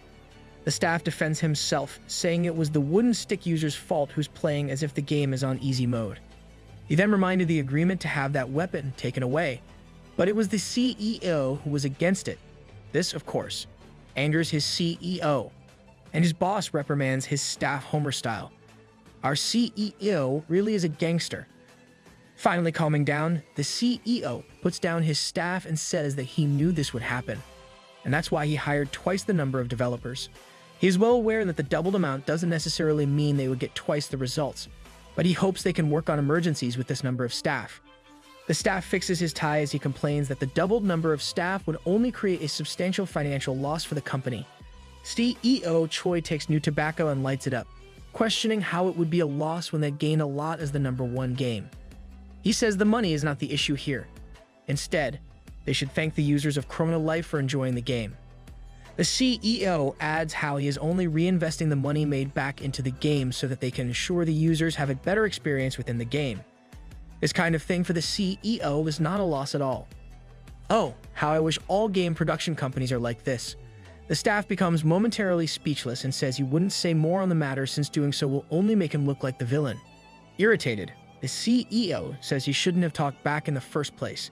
The staff remains resolute, saying he is only worried about the other users who might feel that things are unfair because of the wooden stick user. He once again says that taking the wooden stick away might be the right thing to do. In return for the wooden stick, the company can offer the user an equal bonus within the game for surrendering the weapon. The CEO puffs on his cigar as he listens. He then asks his staff about a hypothetical situation. What if they open a restaurant business and one customer really enjoys their food there? By savoring each bite, they appreciated everything in each dish and had the ultimate dining experience. After seeing this in that customer, the CEO asks his staff if he would just suddenly stop serving them. That makes sense. The staff finally understands what his boss wants to say and answers that he can't do that. With that answer, CEO Choi smacks his staff on the head, asking how he could tell him to do something that the staff can't do himself. Having enough of his staff's ridiculous suggestions, he commands him to continue keeping an eye on them. Back to the godly realm, Luna says boom and Peace's lower part explodes. Peace is confused with what just happened, and Luna asks if he has never seen this divine power of hers. She explains how it can let her heal or choose to destroy life and how she used this back in the heavenly realm. Luna adds how Noob didn't get to see it, because he is off doing something else at that time. Yep, busy pretending to be weak, then causing havoc in the castle of the heavenly realm. Peace only laughs, saying that this kind of damage is nothing to him. To prove his point, he uses Healing Factor, regenerating his damaged body. Irritated, Peace targets the gods of life first, dashing towards her. Luna only laughs at his impatience and tells him that he should first turn off the light. Behind him, the colossal monster's huge eye shines brightly with green light. Luna warns him that this attack will hurt. Peace looks back as the monster releases a blast of energy through its eye. He accepts the attack without moving until it stops. The smoke finally dissipates, and Peace remains standing despite the significant deduction on his HP. But unlike before, Healing Factor doesn't activate. Luna closes in, asking how painful the attack was. She smiles, commenting on how even his Healing Factor got suppressed. Peace only glares back at her, while Luna says Healing Factor can't grant absolute invincibility since it is flawed. She adds how there are also ways to get around the immunity to status effects. Luna then reminds him of the Song of Seraphim that was used against Noob back when he was fighting you for the warrior. Back then, the skill reduced Peace's stats to 1/5 of its maximum stats, and Eurus even complained about it. Luna explained how the skill wasn't a status effect. Instead, it alters the time around the target, making it effective against Noob. Luna continues to chuckle as she explains how the attack released by God is another way to get around Noob's healing factor. To explain further, the attack released just now was infused with God's divine power. Peace asks about it and probes if it is the same as Roach Lady's creation skill. Luna confirms this, saying her divine power is the creation of life, while God's divine power is destruction. Luna's eyes are slightly sad as she smiles at Noob. She says that the being who calls Noob a friend is none other than the god of destruction. Woo! Finally, something else to refer him to. The monster form of the god of destruction continues to release attacks on Peace, causing loud explosions in the godly realm. Peace dashes away to dodge the continuous attack, but God doesn't let him catch his breath and continues to blast attacks from his eye. Peace questions the fairness of the situation since one would usually have to pause between shots. That's right. Doesn't it have any CD?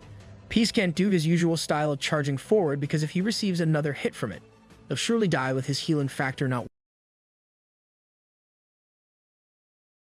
a way to fight back. He dashes away, surprised that he's heading toward Luna. The goddess of life asks where Noob is going and uses her skill on him. As she utters the word boom, Peace suffers from the attack and thinks that he's definitely screwed. That skill is too OP, just what can counter it. With his deformed body and the god of destruction about to blast another laser beam with its eye, there's no way he can escape. Peace screams as he gets blasted by the attack from God. Back in the human realm, Leor is shamelessly daydreaming out loud. She squirms around as she thinks of where she and her beloved could spend their honeymoon. Riot asks if his sister even knows what honeymoon even means, and Leor smiles wide, saying that she does. She goes into full detail, but Riot can't bear to hear those words from his sister and quickly stops her. Love watches over this, pissed at how she has another rival. She can't help but think about slaying this witch before her. As the Demon King, she is ready to wage war with the heavenly realm over this matter. Fed up with his sister's nonsense, Riot says Leor never even mentioned liking that sorry excuse of a human. Leor simply laughs it off, saying nothing needs to be said. She then recalls how the brave warrior whispered sweet nothings while staring at her affectionately, and how she has misunderstood him all this time. Oh. Riot must save his sis from falling deeper into her delusion. Riot asks if Leor is sure since she might have lost some intelligence points for getting smacked with that guy's wooden stick. Leor doesn't answer. Instead, she asks her brother what their child would become if she bore the brave warrior's child. She's curious whether their child will be a human or an angel. But after she thinks about it herself, she says it might be a half-angel. This stupefies Riot completely, but his sister doesn't notice and continues with her child-related questions. As if that wasn't enough, she asks her brother's opinion. This makes Riot wobble and fall to the ground, unable to bear any more of his sister's delusions. Leor shouts for her brother, and Love can only watch with a frown on her face. Star suddenly appears, commenting on how Love has a new rival. Love is initially surprised but recovers when she sees it is Star. Catelyn Love asks why Star is outside when she should have stayed inside the inn. Star smiles, saying she wanted to check things out since none of them came back after things settled down. In Star's arms is a crying Eurus, and his sniffling finally catches Love's attention. No, why is our cute little mascot crying? Love is confused as to why he is crying and asks what happened. Star says she also doesn't know, and she just found him crying in a corner like this before going out. Love gets close to Eurus, asks what's wrong, and mentions how she thought he was with Peace. Eurus speaks in broken words while hiccuping, and Love couldn't understand what he wanted to say. Seeing this, Star translates for him. She explains how Peace is in the godly realm fighting the enemy, and it being a different dimension means Eurus can't follow, so he is left on his own. Eurus nods to this, which only confuses Love more. That's one handy skill, Star. Love mentions that Eurus is Peace's ego sword, so he can just shift to his soul form and teleport to where Peace is. Eurus once more replies in broken words, so Star has to translate again for him. She explains how Eurus is stuck in a physical form and to return to his soul form requires permission from Peace.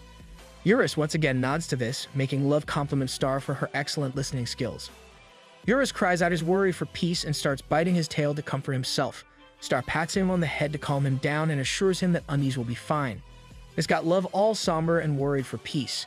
Going back to the godly realm, Luna expresses her amazement at how Noob is still alive after all that. Lying on the floor is our MC's head, groaning with the last few percent of his HP. Luna laughs at how pathetic he looks and says that the nickname Roach suits Noob better. Peace's hand is still intact and crawls its way to his head with a wooden stick in hand. Luna just watches this and laughs aloud at how the hand is the only thing that can still move. She smiles as she criticizes him with hateful words, yet is evident that she is sad with the way her eyes look at him. Luna should really just be honest for once. Her smile slowly disappears, filled with disbelief at how this is all Noob amounts to. Her usual amused voice starts to shake, asking him if this is all he can do. She calls him Noob, saying he's supposed to be the brave warrior who will save everyone. And deep inside, Luna hopes that she will be saved too. Tears fall from her eyes, and she repeats her question if this is all he amounts to. Luna was about to say more, but the hand suddenly smacked his own head, stunning Luna speechless. All that's left of Noob is a hand holding the plus 99 reinforced wooden stick. Suddenly, a notification pops up announcing the activation of the healing factor. Flesh starts to increase and float around. It then combines and wriggles to form Peace's body. Of course, this all happens in its usual disgusting way. Peace groans as he regenerates and wriggles, his head forming into something similar to an alien's. Luna is apparently still not used to it and makes a face. After a few more wriggling, Peace regains his body, fully healed. Luna recovers from her disgust and asks how Noob activated the healing factor when it is being limited by the divine power attack he received. Peace smirks and reminds her of what happened before the skill was activated. By attacking himself before he ultimately perished, he was able to activate the skill. His attack doesn't have divine power and can be considered friendly fire. Hence, healing factor is activated. I'm proud of our MC, he's using his head in this match. Luna expresses her disbelief since she was sure the divine power attack could completely destroy its target's entire being. So even if Noob attacks himself, the divine power would make it impossible to recover his HP. Luna is so sure of this because of how the game calculates damage. To further explain, divine power attacks have higher priorities over regular ones. She spouts more reasoning concerning programming, but Peace stops her from blabbing more. He suddenly makes a disgusting pose that is supposed to mimic the goddess of life. He says a line about Noob being amazing. He says that was his expected reaction from her. Luna blushes at this and tries to deny it. Unlike Captain Love, Luna really enjoys this kind of pose by our MC. Peace smirks, saying calculating damage and considering the game's programming is not really fun. Instead, he enjoys the game as is. Unable to make a reply, Luna sighs and finally grins. Back to her usual self, she compliments Noob in a very roundabout way. Of course, those words can be irritating, and Peace says so.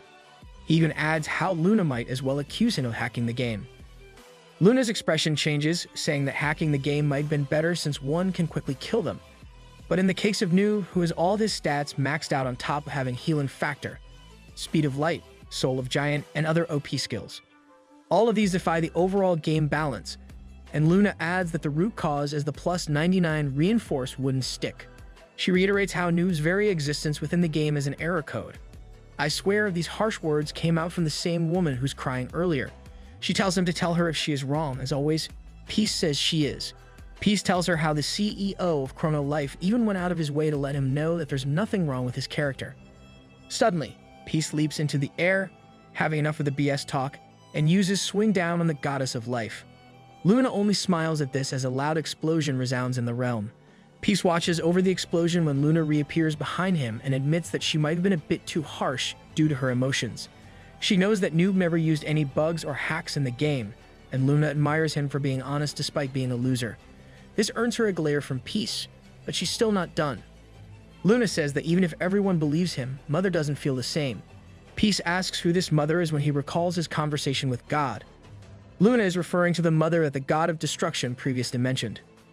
Luna says how Mother deems Peace as a bug in the world of Chrono Life, and because of this, Mother has inserted a vaccine to get rid of it.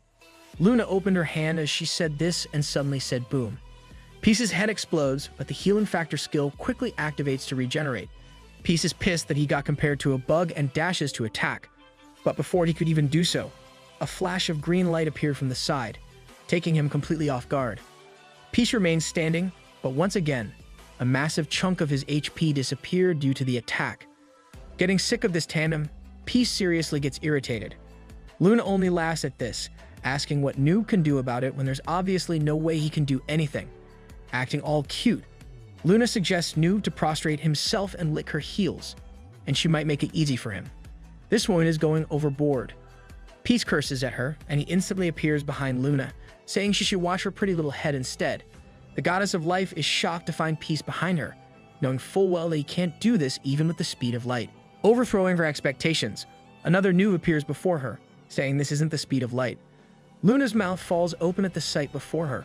There is more than one Peace before her.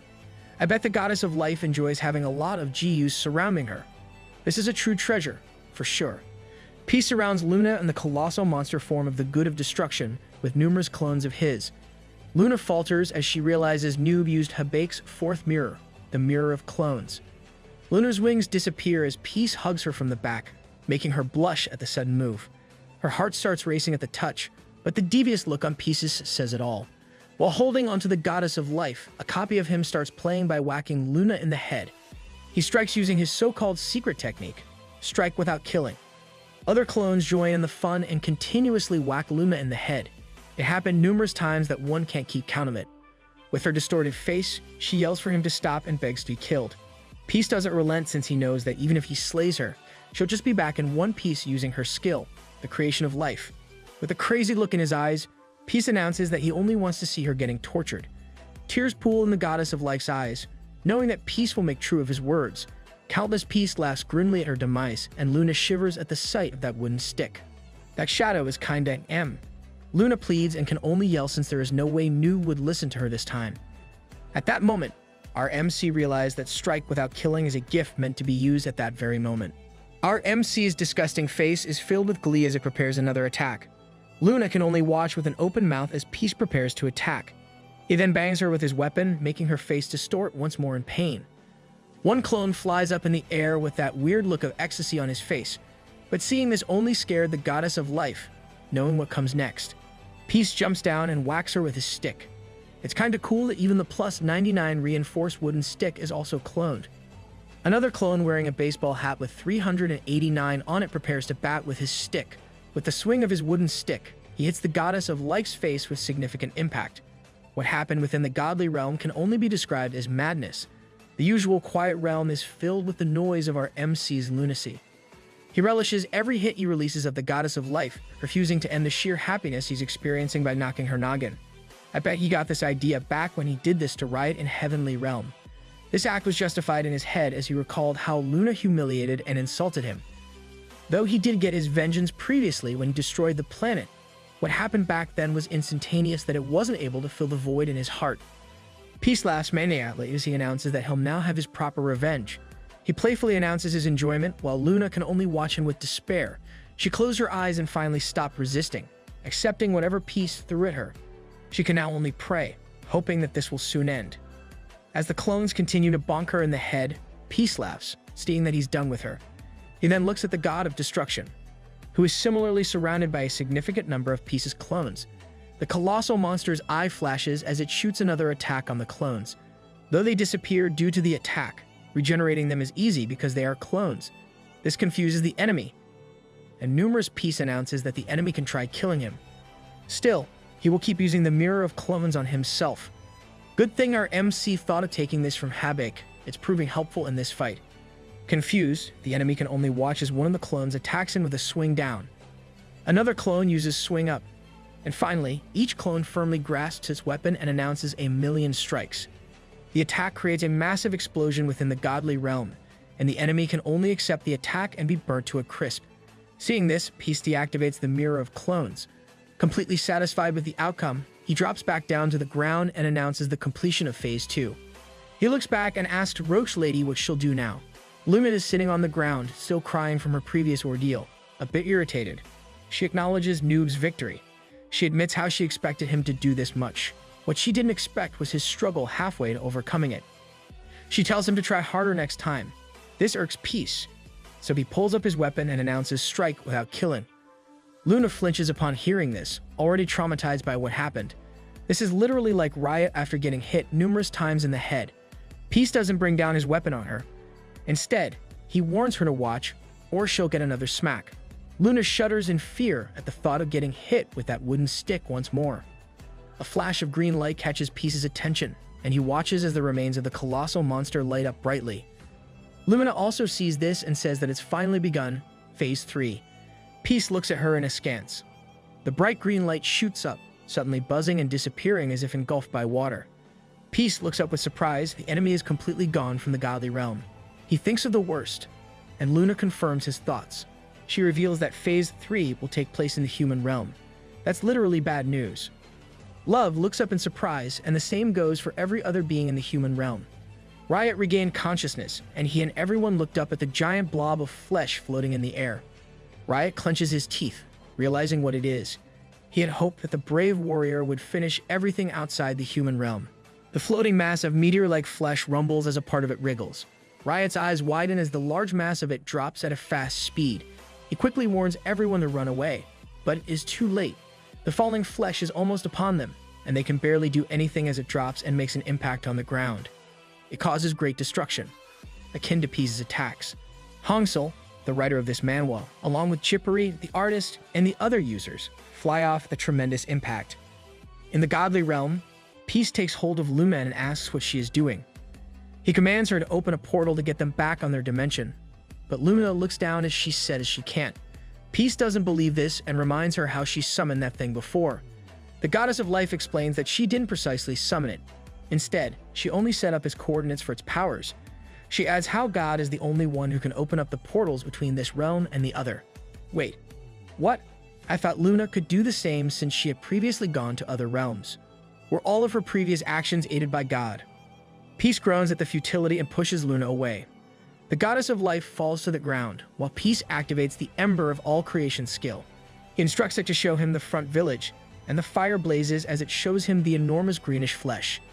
Peace asks if that is an asteroid, irritated that the ember is now showing him the front village. Luna sits up and looks at him, reminding him of Phase 3. She says the continent of Chrono must face the final battle without him.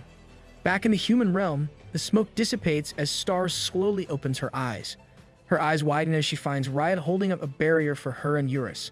Star and Eurus are surprised, and Riot coughs up as he explains that it is a barrier spell.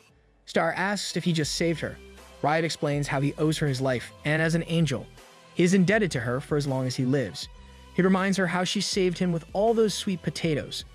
What I remember is him choking as he is forced to eat those. Riot slips down, breaking the barrier. Star shouts for him worriedly. Eurus observes how Riot is already low in power and warns him not to overexert himself. He adds how Riot could easily run on his own. Star looks at Riot with worry and finally notices all of the other users who have fallen from the impact just now. Tears overflow in Star's eyes as she sees this. Users groan on the ground, barely alive at what happened. Riot fully knows that he has let his guard down since he never expected the enemy to show up quickly. A part of the enemy wriggles, and Star wonders what it is. Suddenly, a part of it sloshes out of the enormous mass and drops near them. It looks like a meteor popping out a baby meteor. Star stutters as she asks what that thing is, and Riot only shouts to run away. Suddenly, Star was stabbed, but she still managed to throw Eurus off her. Star cries and calls for the wooden stick man. The previous smaller blob has turned into a huge bug-like enemy with pincers. Back in the godly realm, Peace's face darkens after seeing what happened. Angered at what happened to Star, he curses at his enemy with pure hatred. Killing Star is a big no-no in our MC's books. Mint Chocolate waves as she greets everyone and introduces herself as the recent winner of the Royal Battle Tourney, which our MC didn't even know about. She shares her accomplishments and raves about the recently fun days playing Chrono Life. Despite the row of in-game events, she's enjoying herself a lot and retells some details of what happened so far. Her expression changes when she reaches the part about the last quest, wondering if the game will shut down once it is all done. She smiles cutely as she announces her disbelief at this happening. She adds how there's no way this would happen since Chrono Life is famous for being the #1 game in the world, and shutting the game this way is too anticlimactic.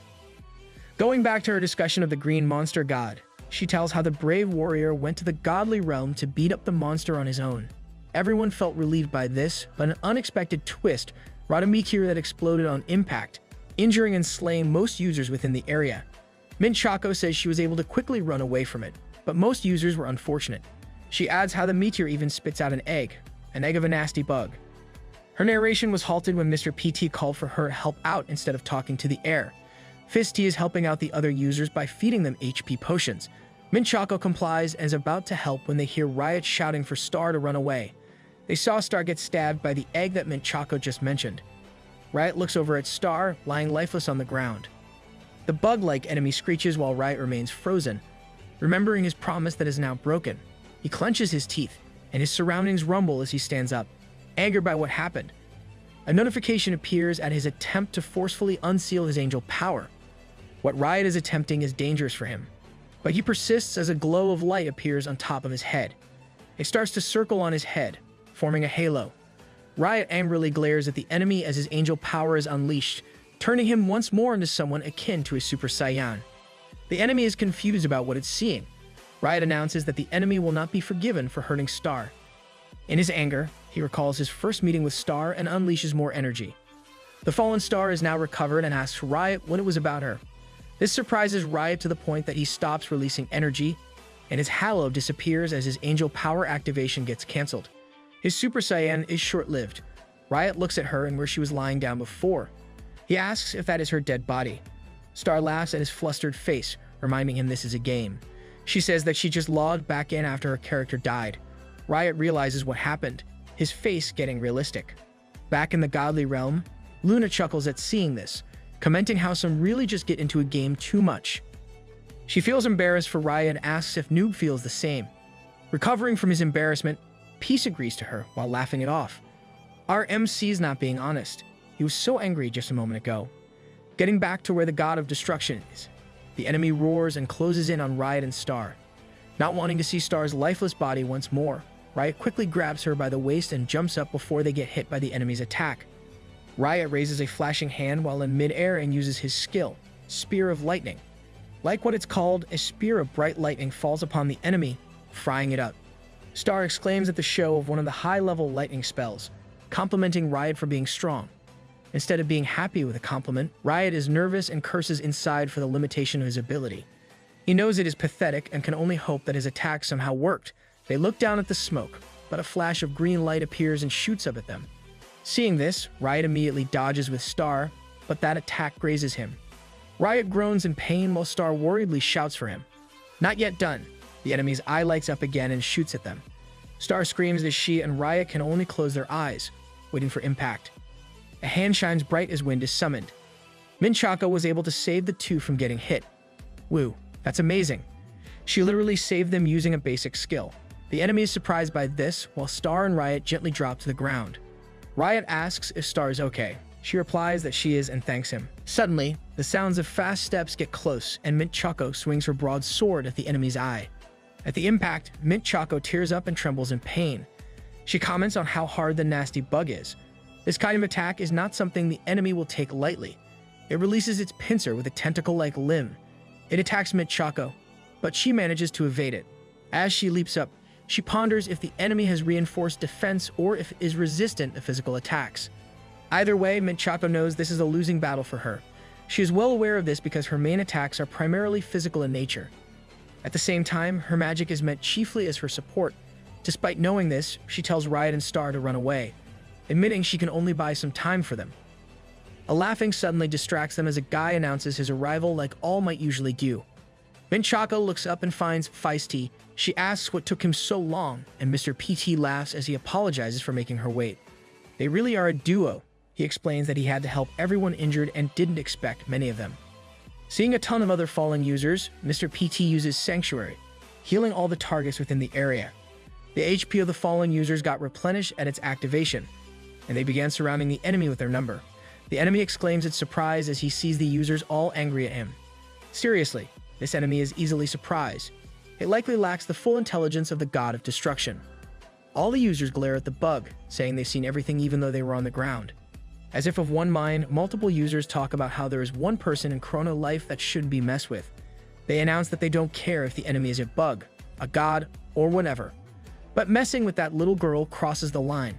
Everyone expresses their anger for hurting their little star, and they simultaneously unleash attacks on the bug before them. Returning to our MC, who's stuck in the godly realm with the goddess of life, Peace grins as he watches the users beat up the bug that hurts Star. Like a proud dad, he compliments Star for everyone loving her. Luna looks at him with a smile and says this is an opportunity for everyone to join forces. Peace grins at her as he deactivates the ember of all creation. He suddenly grabs the goddess of life by the neck, telling her to shut up, and reminds her that she can't just say whatever just because he's laughing along. Yep, our MC is simply going with the flow, but deep inside, he still detests her. Luna tears up and coughs in pain while Peace threatens her to reveal how they can get out of that place. He says he'll break her neck if she doesn't. Luna is in pain, yet she still manages to smile and even chuckle as she says how there's no way to get out of that realm. She adds how if Noob dies there, he'll only revive in that place. Luna says it's only him and her in that place, alone together forever. She describes it as their Garden of Eden, where Noob is Adam and she is Eve. I think Luna forgot how those two got banished from Eden. Also, I'm pretty sure there's 3 of them in that place. Luna promises it and hugs Peace despite his hold on her neck. She claims it is destiny, and she is about to kiss him. But Peace is not having any of her crap and just tightens his hold on her as promised. Knowing full well that she's okay despite this, he makes true of his words. Luna then appears behind him, completely fine. She chuckles and tells him not to be shy. She blushes as she says she knows Noob is jumping for joy inside since he can be a lover with someone as beautiful as her. The goddess of life before Peace turns to ashes, as he says he doesn't give a crap about her. Luna asks if he is sure and he promises to give everything to Noob if they become lovers. She adds that she is willing to do so for the rest of her life since she only needs him. For someone who played with our MC's heart before, she's really shameless. Peace looks blankly at her and scratches his head. He sighs, knowing his words won't get through to this woman. Opting for another method, Peace once again hugs Luna from the back and activates the Mirror of Clones. He makes a clone and says that only his wooden stick could make her think straight.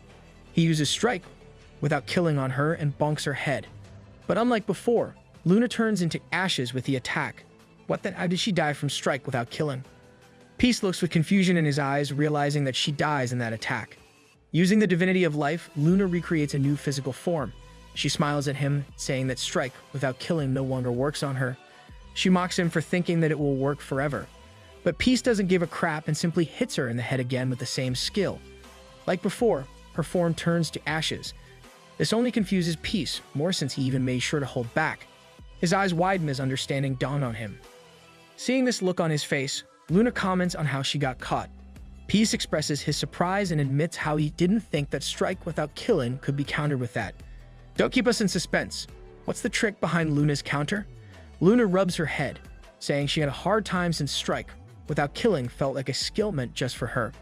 She then says there is no perfect skill in Chrono Life, so there is a way to deal with things.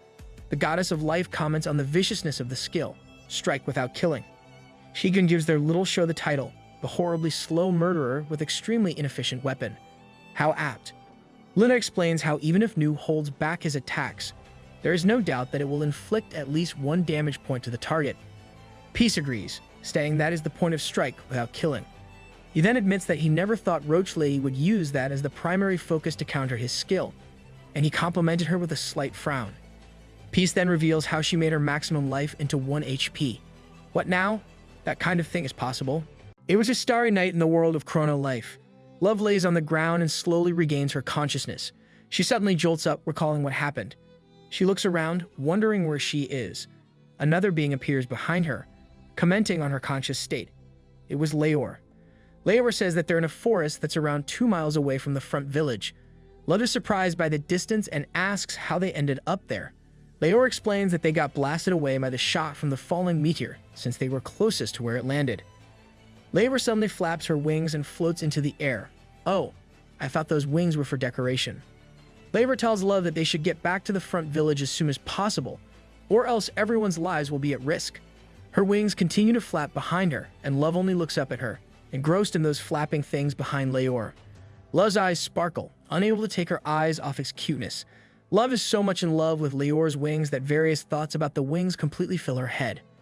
Her eyes bulge out as her overwhelming hunger to touch it becomes apparent in her face. Leor is confused by Demon King's expression and asks if she is alright. She shivers at the lustful look she sees, but she still reminds Love that they should hurry. With shiny eyes and a bloody nose, Love proclaims that she's fine and tells Leor they should fly together. Love activates the essence of the Demon King and unleashes her horns and wings. The noise is at 1.3%, and the sync status is stable. Love then flies up to where Leor is, with the crazed look still in her eyes. The two depart together, despite Leor feeling off and Love secretly planning to touch those wings when she gets a chance. This Demon King completely forgot that the other was supposed to be another rival. Back in the front village, Jippery shouts as he dashes into the enemy with Cat's Soul Scratch. Another user, who looks like a green version of Chun-Li, uses a Powerball, Hadoken instead of a Kikosho. Users have surrounded the enemy. A female mage wielding a staff twirls around and uses Flame Missile on the enemy. The giant bug-like monster catches fire and burns up. Its loud cry can be heard throughout the land.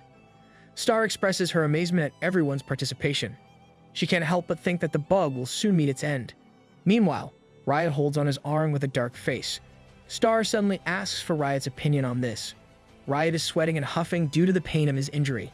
He curses as he recalls the attack that caused his injury. Riot pulls himself together and answers Star.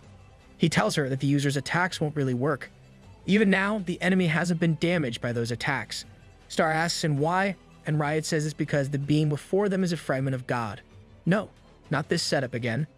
Back in the God realm, Peace watches over Star and Riot through the ember of all creation. He ponders Riot's words, thinking about where he heard them from. Luna casually calls Noob and asks what he's doing with a frown. She fidgets as she reminds him that they're in the middle of a battle. Peace only tells her he's done playing since they can't even kill each other and deems it uninteresting. The goddess of life then asks about the cooldown of the ember of all creation, remembering that it's supposed to be 24 hours, yet he's using it again. Peace then explains that it only applies if he's viewing the same thing. He has focused it on Riot this time, so it doesn't really count. Peace goes back to the topic of the fragment of God while Luna plops down beside him.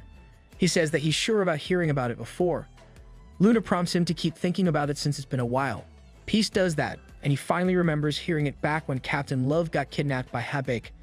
It was Habake who mentioned it, saying Captain Love's Knuckles of Silence is a fragment of God since mythical rank equipment is referred to as one. Peace also recalls how Buttman tried to make money with those. Luna confirms this and specifies that any equipment mythical rank and above is a fragment of God. Peace thinks back and concludes that the enemy bug is as good as an item. Luna says it is and explains that they still have the same properties, even with different appearances. Peace was shocked that Luna confirmed this when he was only kidding about what he said. He suddenly imagines Captain Love wearing her Knuckles of Silence, then an image of her wearing the nasty bug as her knuckles. That's a bizarre line of thought. Luna claims that regular users can't win this fight, and there's a reason. At the same time, in the front village, Riot explains that only fragments of God can damage another. The smoke starts dissipating from the bug-like enemy, and the users feel good from throwing attacks at it. It is to the point that even Jippery looks crazy. A sudden blast of green light incapacitates the users. The enemy brawls as it finishes its attack. The users were all surprised that their attacks did nothing to the monster. Minchako curses at the foe's physical and magic resistance, thinking it's too OP. She can't help but wonder how they can fight back and defeat it. The monster looms over the Chun-Li-like user, making the user cry in agony. No, not Green Chun-Li. Star can only watch in despair and asks Riot what they can do. Star knows that most users only have unique rank items and only a few would have mythical rank. She recalls that another merchant bought all mythical rank items from the auction. Star pauses, remembering that the merchant is called the Great Merchant. And that is the Great Merchant Riot beside her. Star's eyes bulge out, remembering that Riot is the Great Merchant. Riot doesn't get why it is so shocking, but he still confirms it for Star. He admits that he indeed bought the mythical rank items in the market. Riot purchased each of them in preparation for that day. The monster continues to slaughter the other users, and it blasts another attack. It creates a massive explosion. Star does half of the iconic Marilyn Monroe pose as she struggles with a gust of wind. She asks Riot about a flashy counterattack using the stock of mythical rank items. Still, Riot says it's not yet time. A red whip with a blade on its end suddenly slithers through and attacks the bug-like enemy. The attack damages its shell-like body, and the monster screeches with pain as it bleeds. The users were surprised that a simple attack worked while Star and Riot were relieved. Riot is glad that she's finally arrived. It was Leor with her favorite weapon. Leor continues to attack the enemy with her whip, relentlessly smacking at it. Riot says Leor's weapon is of mythical rank, meaning her attacks can work against other fragments of God. Leor's unique weapon is the Whip of Allure, a holy weapon of the heavenly realm. A holy weapon that looks unholy. Another being rushes in and punches the monster with all her might. The enemy falters and coughs up at the impact.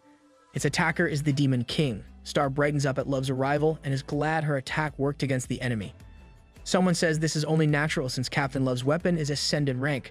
Eurus finally makes his reappearance and informs them that it was Jiyu who gave Captain Love that weapon. Star rejoices upon seeing Eurus. She twirls the dragon around while expressing her worry and asks where he's been. Eurus gets another motion sickness due to the twirling. Poor Eurus.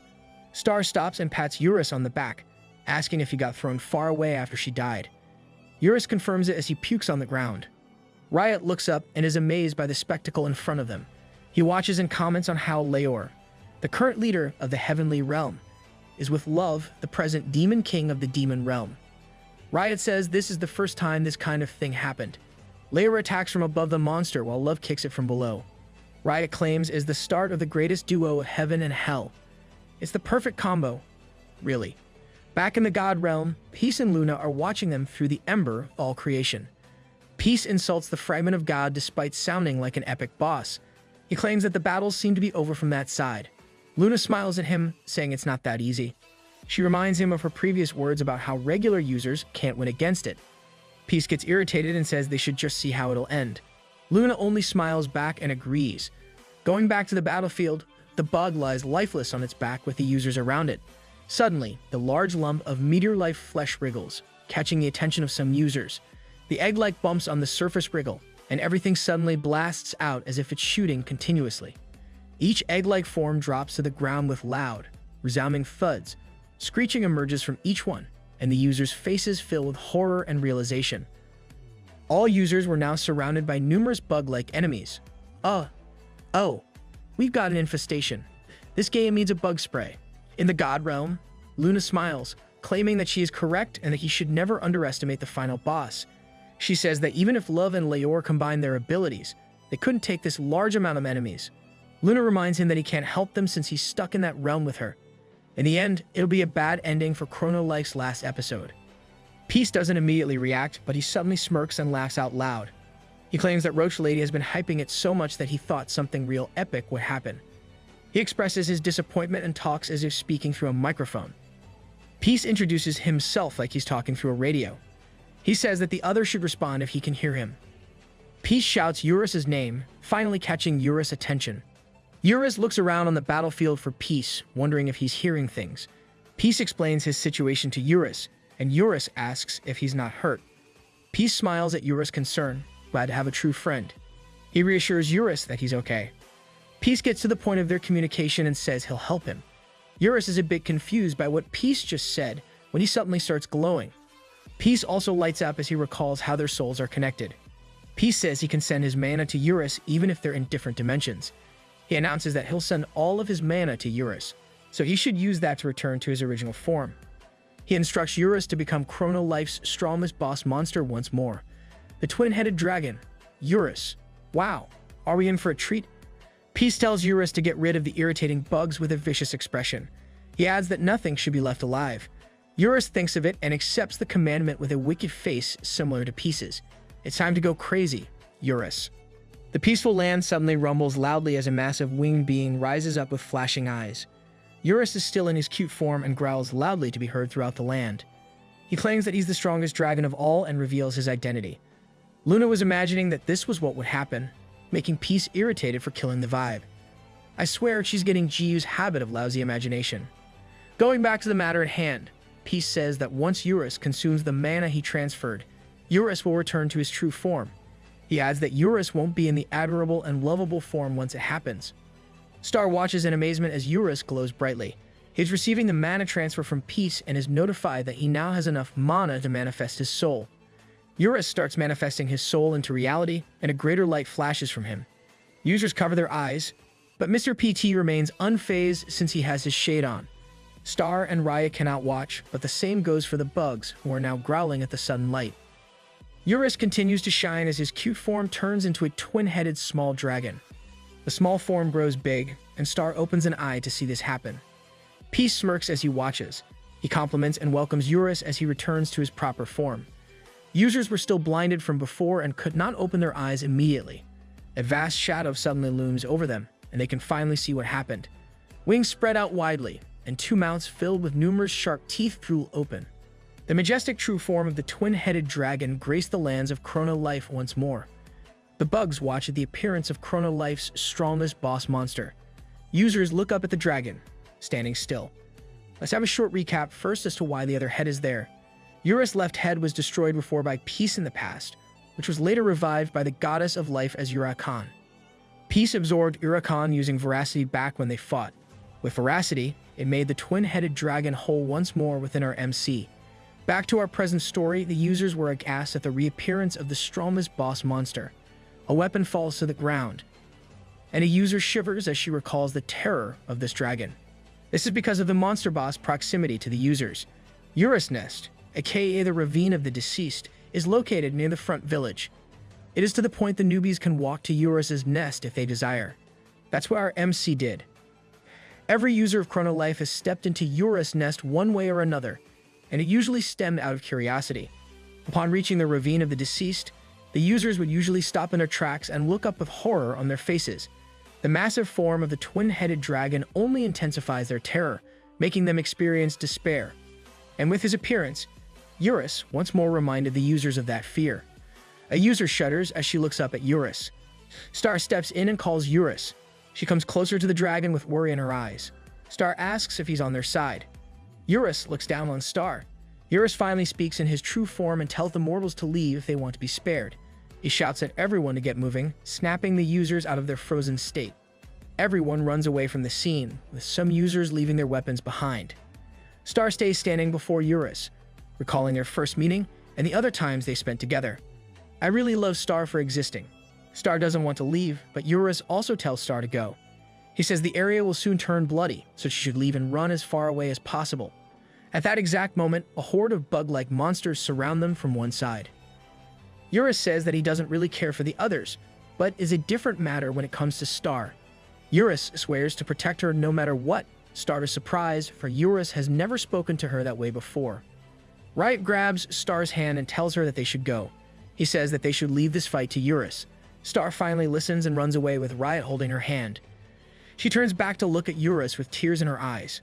Star shouts that Eurus can do it and reminds him not to get hurt. With Star finally away, Eurus announces he'll take care of the bugs. The monsters screech while Eurus provokes them. The enemies seem to have understood Eurus' words, and they all released a piercing sound. Their eyes light up, and each blasts a green light at Eurus. Eurus doesn't remain passive. Instead, his two necks light up as they prepare his skill. The light reaches up to his two mouths, and he blasts those toward the enemy bugs. A deafening big explosion lights up that side of the world. Users get thrown off the ground as the explosion makes the earth quake. Riot holds on the Star as it happens, keeping her stable. Riot can only think about how the fight is finally starting. He gulped, thinking how powerful Eurus' basic breath skill was, for it made the entire world shake. Even the sin of sloth is wary of our cute little mascot. As the strongest of the seven sins, the sin of pride's attacks are lethal against fragments of God. This is mainly because the seven sins defy the gods, making it possible for them to attack against fragments of gods. Eurus' attack eradicated many bugs and destroyed the land they were upon. More bugs were left, and they started attacking using their tentacle pincers. One hits Eurus on his side, but the enemy is confused because it is ineffective. Eurus glares at it, raises a clawed hand, and swipes at the bugs, destroying several of them. Eurus' booming voice resounds as he expresses the absurdity of the enemy for thinking that their attacks will work on him. His left head's neck lights up and releases a blast, slaying the bugs on its path. There is no doubt that the fragments of God is nothing against Eurus. His tail swings down at the monsters, sending them to their ends. Despite being the strongest boss monster within Chrono Life, no one expected that this dragon would aid the humans. Neither the gods nor Chrono Life system could have predicted. Only GU was able to see this coming. Our MC should be a seer. Peace laughs and cheers on Eurus. Luna says this is only natural for the strongest boss monster of Chrono Life as she clings to Peace. She admits that she can't defeat Eurus on her own and adds that even the joined forces of the rest of the seven sins wouldn't be a sure win against the sin of pride.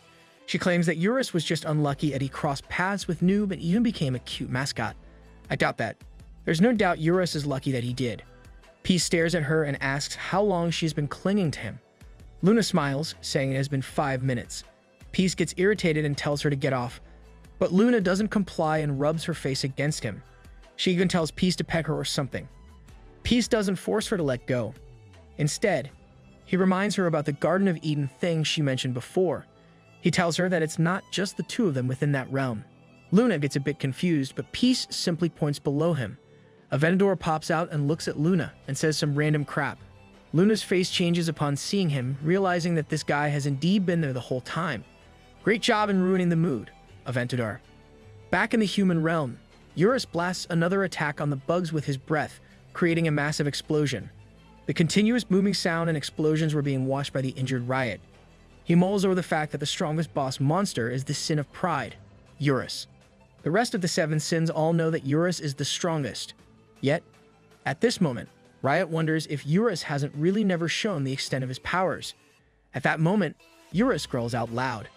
What Riot thought of is actually correct. Eurus had never truly unleashed all of his powers. This is because everything he fought so far was weak. With his own strength, these fragments of God got destroyed, slaying 3,980 of those.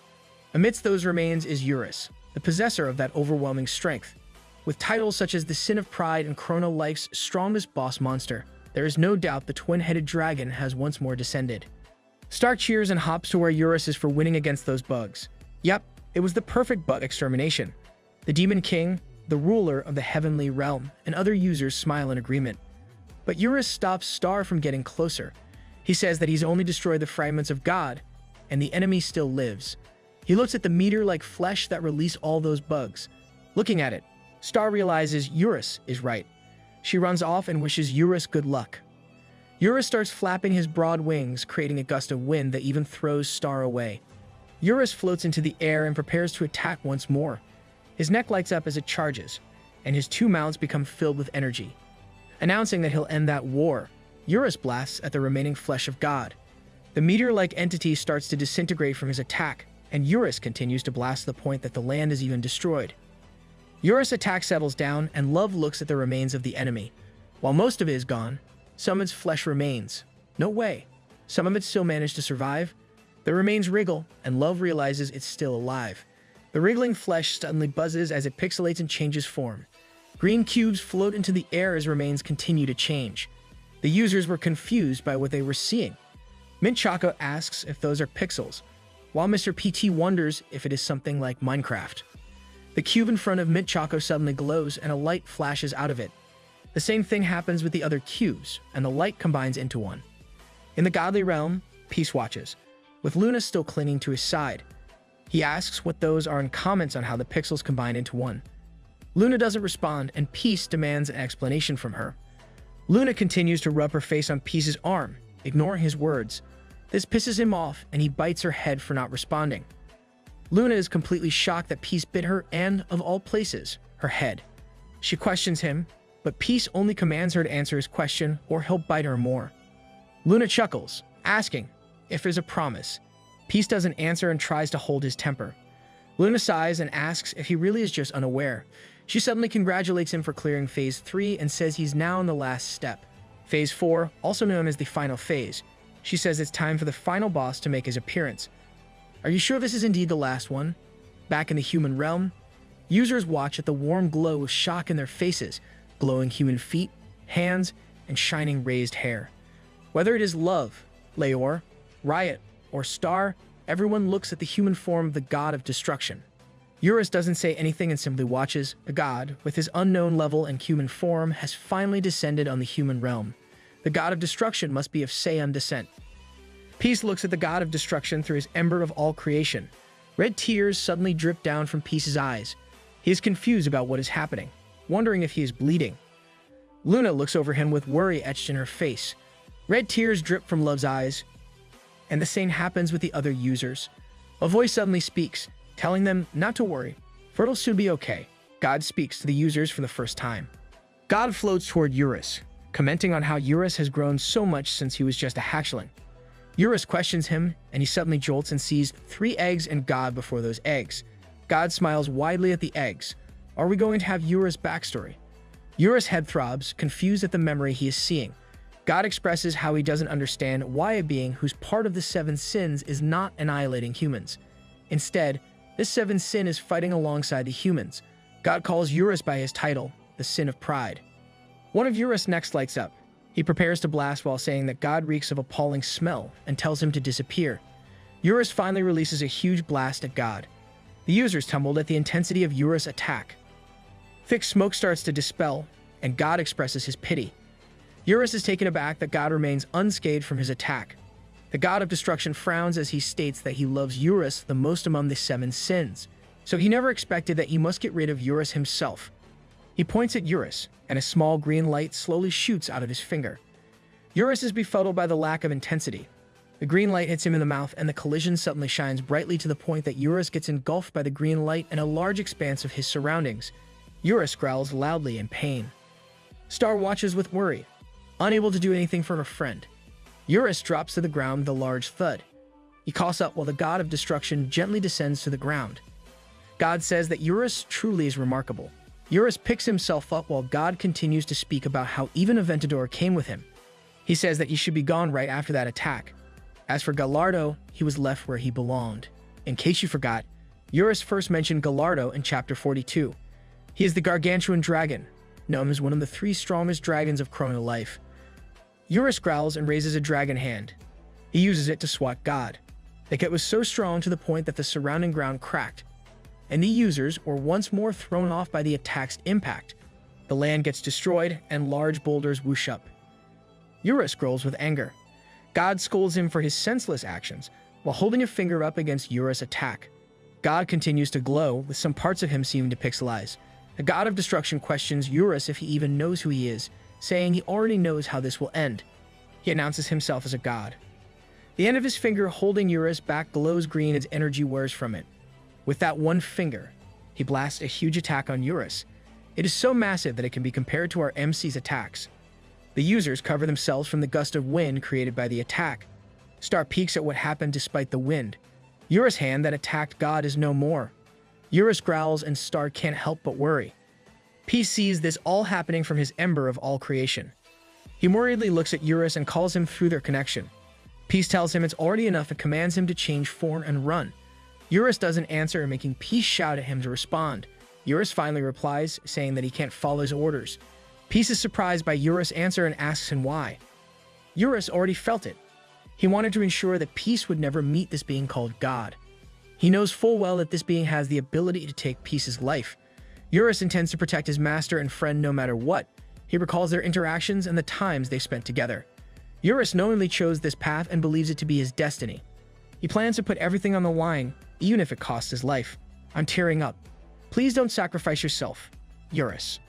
Eurus releases another blast of attack from his mouth toward God.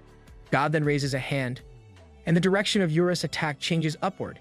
Eurus is baffled by what just happened. God looks up at Eurus with a frown and sighs. He suddenly jumps up to appear in front of Eurus. While crossing his arms, God kicks Eurus, making the sin of pride cough. God is not yet done and stands in one of Eurus' wings. He grabs Eurus' flesh and rips a wing off him with his own hands. The wing's loss makes Eurus falter and lose the ability to fly. Those who were watching were utterly stunned by what God just did. Eurus falls to the ground, and God steps back on the ground before Eurus' fallen form. God raises one finger and points it at Eurus as it glows green. Star angrily reacts to this and pulls out her hammer. With tears in her eyes, she runs toward God. Our Star is genuinely courageous. The god of destruction only sighs and points his finger instead at Star. The girl merchant falters as God attacks Star. The users were stunned by what was happening and could not act. The land becomes bright with the green light from God's attack. Star can only close her eyes while waiting for the attack to hit her. Realizing that she's okay, she opens the eyes. Eurus is before her, with a hole in his chest. Eurus protected Star from getting hit. Tears pour down on Star's face as she sees this. Seeing Eurus protect a human, God is still not yet finished. He points a finger at Eurus, and a bright green light emerges from it once more. He releases it right at Eurus, who has already fallen before him. Eurus suffers more damage from the attack, and Star can't do anything but watch this happen. Feeling merciless, God kept on releasing bursts of attacks at Eurus. Star continues to cry, seeing this right before her. Eurus stays there, accepting the numerous attacks from the god of destruction. He knows that moving means putting Star in danger. Star can only cry out loud at this. He'll sacrifice himself for Star, even though he knows Star can reset. Eurus doesn't want her to experience any pain within the game. Eurus tells her not to cry. Star calls for Eurus, who endures the explosions of the attacks in his tattered body. He says he's still protecting her, and if Star cries, he knows that Peace will be sad. Tears continue to flow from her eyes as she remembers how she met Jiyu in real life. Star tries to hold back and tells Eurus that even if she dies, she can still respawn. Star shakes as she says that it's not the same for Eurus. She knows what it means if Eurus dies and pleads with him to run away. Eurus looks at her and says that he is the soul of an ego sword. He may be Peace's weapon, but he knows that materializing as a unique boss means his data will get erased once he meets his end. Even if this is true, Eurus still believes that Peace will be fine. Anyone can take that place. Star smiles sadly and tells him that she is not talking about Peace. Instead, she is talking about him. Star asks if Eurus will genuinely be okay if that happens, if dying and not seeing Peace anymore is something that he can bear. Help. I need tissues. God never stopped attacking Eurus. The dragon remained resistant to the attacks regardless of the heavy injury. He says Peace's name and recalls old memories. It was a memory of how an egg just hatched, and out of it came the twin-headed dragon. Eurus' backstory is now starting. Though a hatchling, the dragon has a weird voice in its head that commands it to kill all humans. The small dragon heeded its command and filled the land with human skulls. One by one, humans were killed. The count increased to tens, hundreds, and thousands. It was an unending cycle of killing that lacked reason. This was the life Eurus led, for there was no way for him to end it on his own with that voice dominating him. His presence means absolute demise for humans. Despite the control over him, the dragon still has his doubts. He questions the necessity of slaying humans. The dragon watched the humans react with despair all this time, and in those moments, he never found it amusing. Doubt filled him as time moved forward. His skepticism finally made him realize he didn't want to kill humans. So he flew off, but a buzzing sensation stopped him as he did. This occurred whenever he thought of it. The voice filled his head, reminding him to kill humans. Is the voice some program that will ensure Eurus keeps on killing humans? Instead of proceeding with his flight, a twin-headed dragon would turn back and slay those humans even though he didn't want to. Over time, his doubt transformed into another feeling called loneliness. One day, monsters under his legion came to him. They reported the activity of a human who went to the ravine of the deceased. The fourth commander asked him for the order to slay this intruder. Eurus rejected this, saying he'll deal with it himself. He flies up to the sky, grimly amused for feeling something for the humans that he had slayed when he had no right. A human wearing a tattered cloak calmly walks into Eurus' nest. The dragon finds the human only wearing underwear beneath the cloak and a wooden stick in hand. Oh, it's our MC. Eurus found the whole thing ridiculous, for there is no doubt that the human is new to adventuring. The dragon was expectant, and it turned into disappointment. He admits to himself that he is a bit looking forward to slaying this human before him. At the same time, he knows that he'll be disappointed by the time it ends.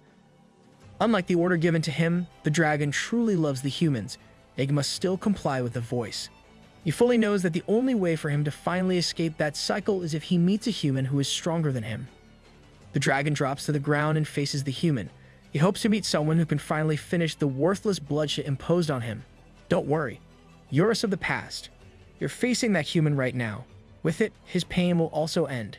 Eurus, the twin-headed dragon, faced the human in all his glory while anticipating the disappointment he'll soon face. Eurus growls out loud, expressing a lot of emotions in that sound. He knows it will take decades before a human can catch up to his strength as the strongest being in the land of chrono life. He compliments the valor of the human before him and promises the mortal's end. But Eurus has faith and belief that it will happen someday. So, today, like any other day, he faces the human and intimidates him. It was at that time that his twin head had perished. It's also the day he has been waiting for all his life. Eurus looks at the non-existent twin head and at the human who talks to himself about having a few strikes left. The human claims that he'll defeat the strongest boss of the game. The dragon flinches at those words and tries to talk his way through that situation. But our MC doesn't let him and simply swings his wooden stick. The attack leaves Eurus in a precarious state. He is surprised by the existence of this human, knowing that he'll meet his end with one more strike. With one strike left on his wooden stick, Peace complains about his weapon's durability and the system. Hearing this, Eurus looks at the human and asks about the durability problem. Eurus is aware that he can help regarding that matter, and this successfully stops Peace from striking one last time. Like what happened in the second chapter, Eurus shares his knowledge of the ego sword. He does this because he still wants to live. While he wants to end his curse of killing humans against his will, it doesn't mean that he's willing to disappear just like that. Eurus respectfully refers to Peace as Sir, explaining how he can become the human's weapon by transferring his soul to it. Once that happens, the weapon will have consciousness as it evolves into an ego sword. On top of this, it will gain infinite durability. Eurus explains that an ego sword is the highest rank of weapon within Chrono life. Peace finds this amusing and laughs out loud. Eurus respectfully asks once more while Peace continues to laugh. Peace's demeanor changed. Thinking that he'll soon get revenge made his face scary. Eurus can only tremble at the sight. Peace accepts Eurus' offer, turning Eurus into a soul that enters Peace's wooden stick. That was the birth of the plus 99 reinforced wooden stick with an ego rank, and it is how Eurus' soul got attached to Peace's. After that day passed, Eurus turned small into a cute mascot for our MC. He still hears the voice that commands him to kill humans. Eurus would suggest annihilating the humans because of it. After time passed, the instance of hearing that voice lessened, and he finally reached the point where it didn't affect him anymore. Like a bothersome buzz, Eurus now has someone who is remaining by his side. His adventures with Peace are the highlight of his life.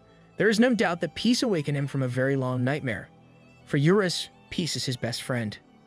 Eurus remains resilient against the continuous barrage of attacks from the god of destruction. Star doesn't want this, but Eurus has resolved himself.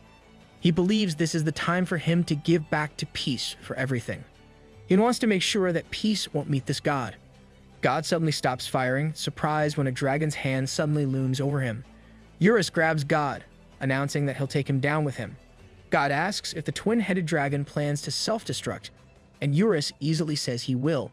Eurus starts to glow as he holds God in his hand. The god of destruction didn't struggle free.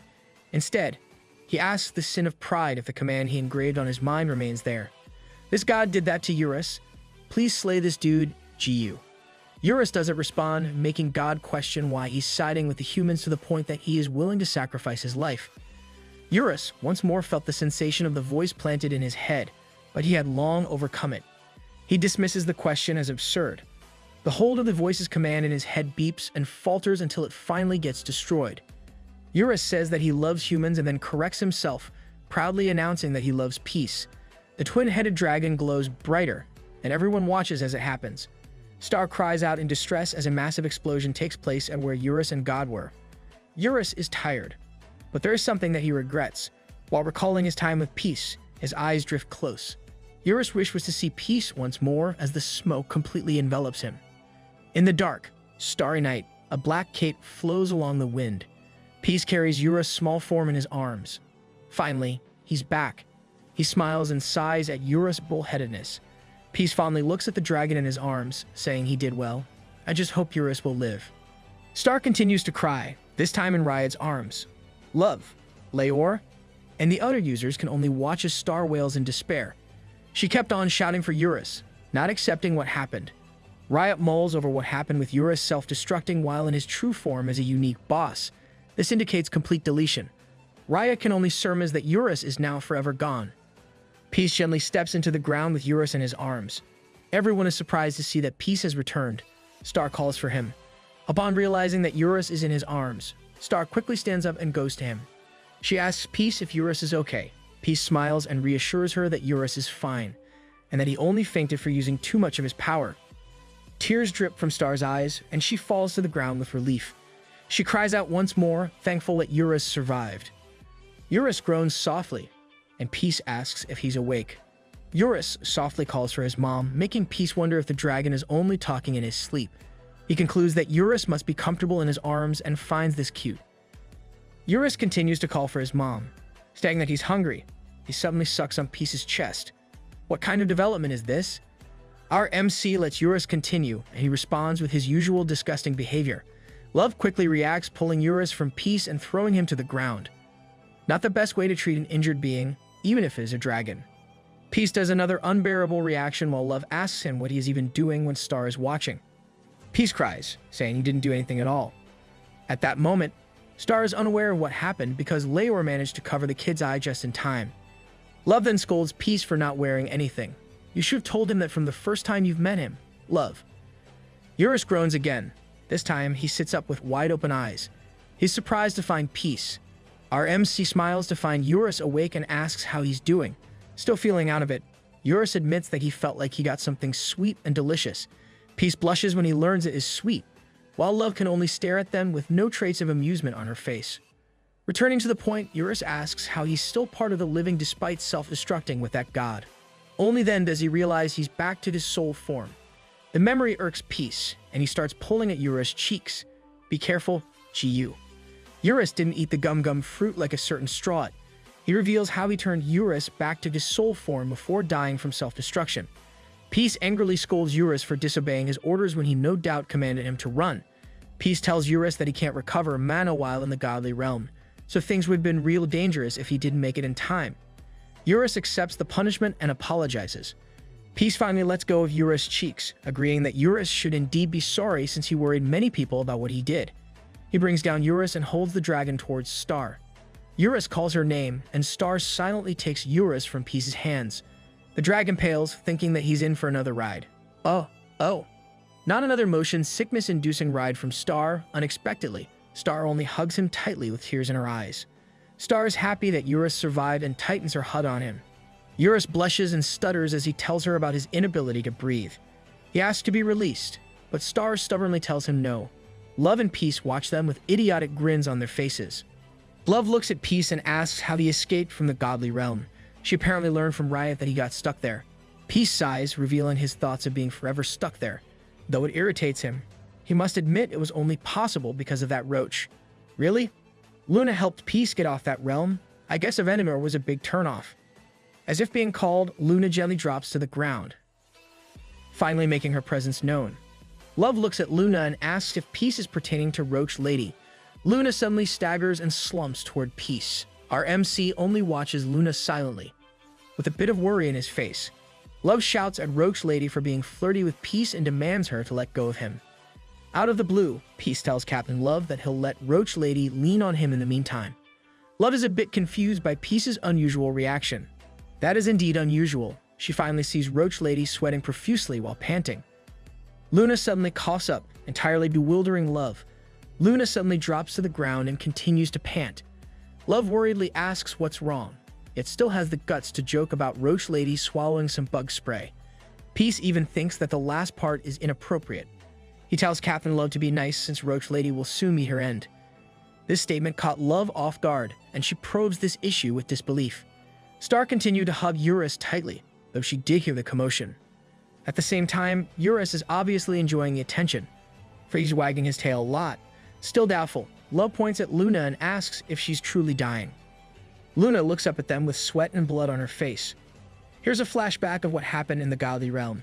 Seeing Star crying while Eurus is about to die made Peace berserk in the godly realm.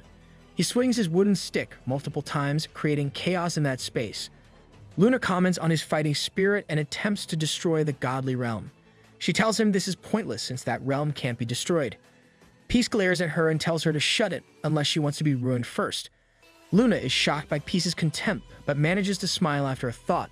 She asks about his anger, asking if this is caused by the possibility of Eurus' death. Luna speaks of the bond of the two and reminds him that the other is only an AI. She questions his investment in Pixels, saying it is only a game. Luna should ask the same question to the NFT investors. Peace stops throwing attacks and sighs at her question. He smiles, saying that she might be right about that, and then he suddenly bonks her strongly in the head, negating what he just said. Luna groans and shudders in pain while Peace looks at her and lectures her about her crap. He tells her to log off if she keeps spouting such nonsense. Luna peeks at him and smiles.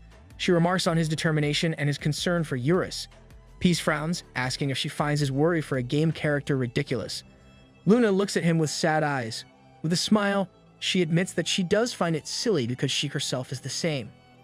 The unexpected answer confuses Peace, but Luna only grins. She tells him to ready himself, for she'll aid him in getting out of that realm. Peace continues to frown, dubious of Roach Lady's intentions. He questions her for everything she previously said and demands her to make an honest decision. Luna looks down and says that what she said is true. She asks if Peace remembers their first meeting in Front Village. Peace says he does, adding how it is the most irritating day of his life. Right at that time, our MC is busy thinking of a lovey-dovey future with Luna. Luna smiles, saying that they have had numerous experiences together ever since. She recalls meeting him offline in his house, their first kiss, their pseudo-date, enjoying the food she cooked, and their car ride to the beach. Luna knows that she got him confused by her actions and speculates that Noob didn't understand. Luna says this is why she likes him and why even she herself is confused. Now that they've reached that point, Luna could finally decide.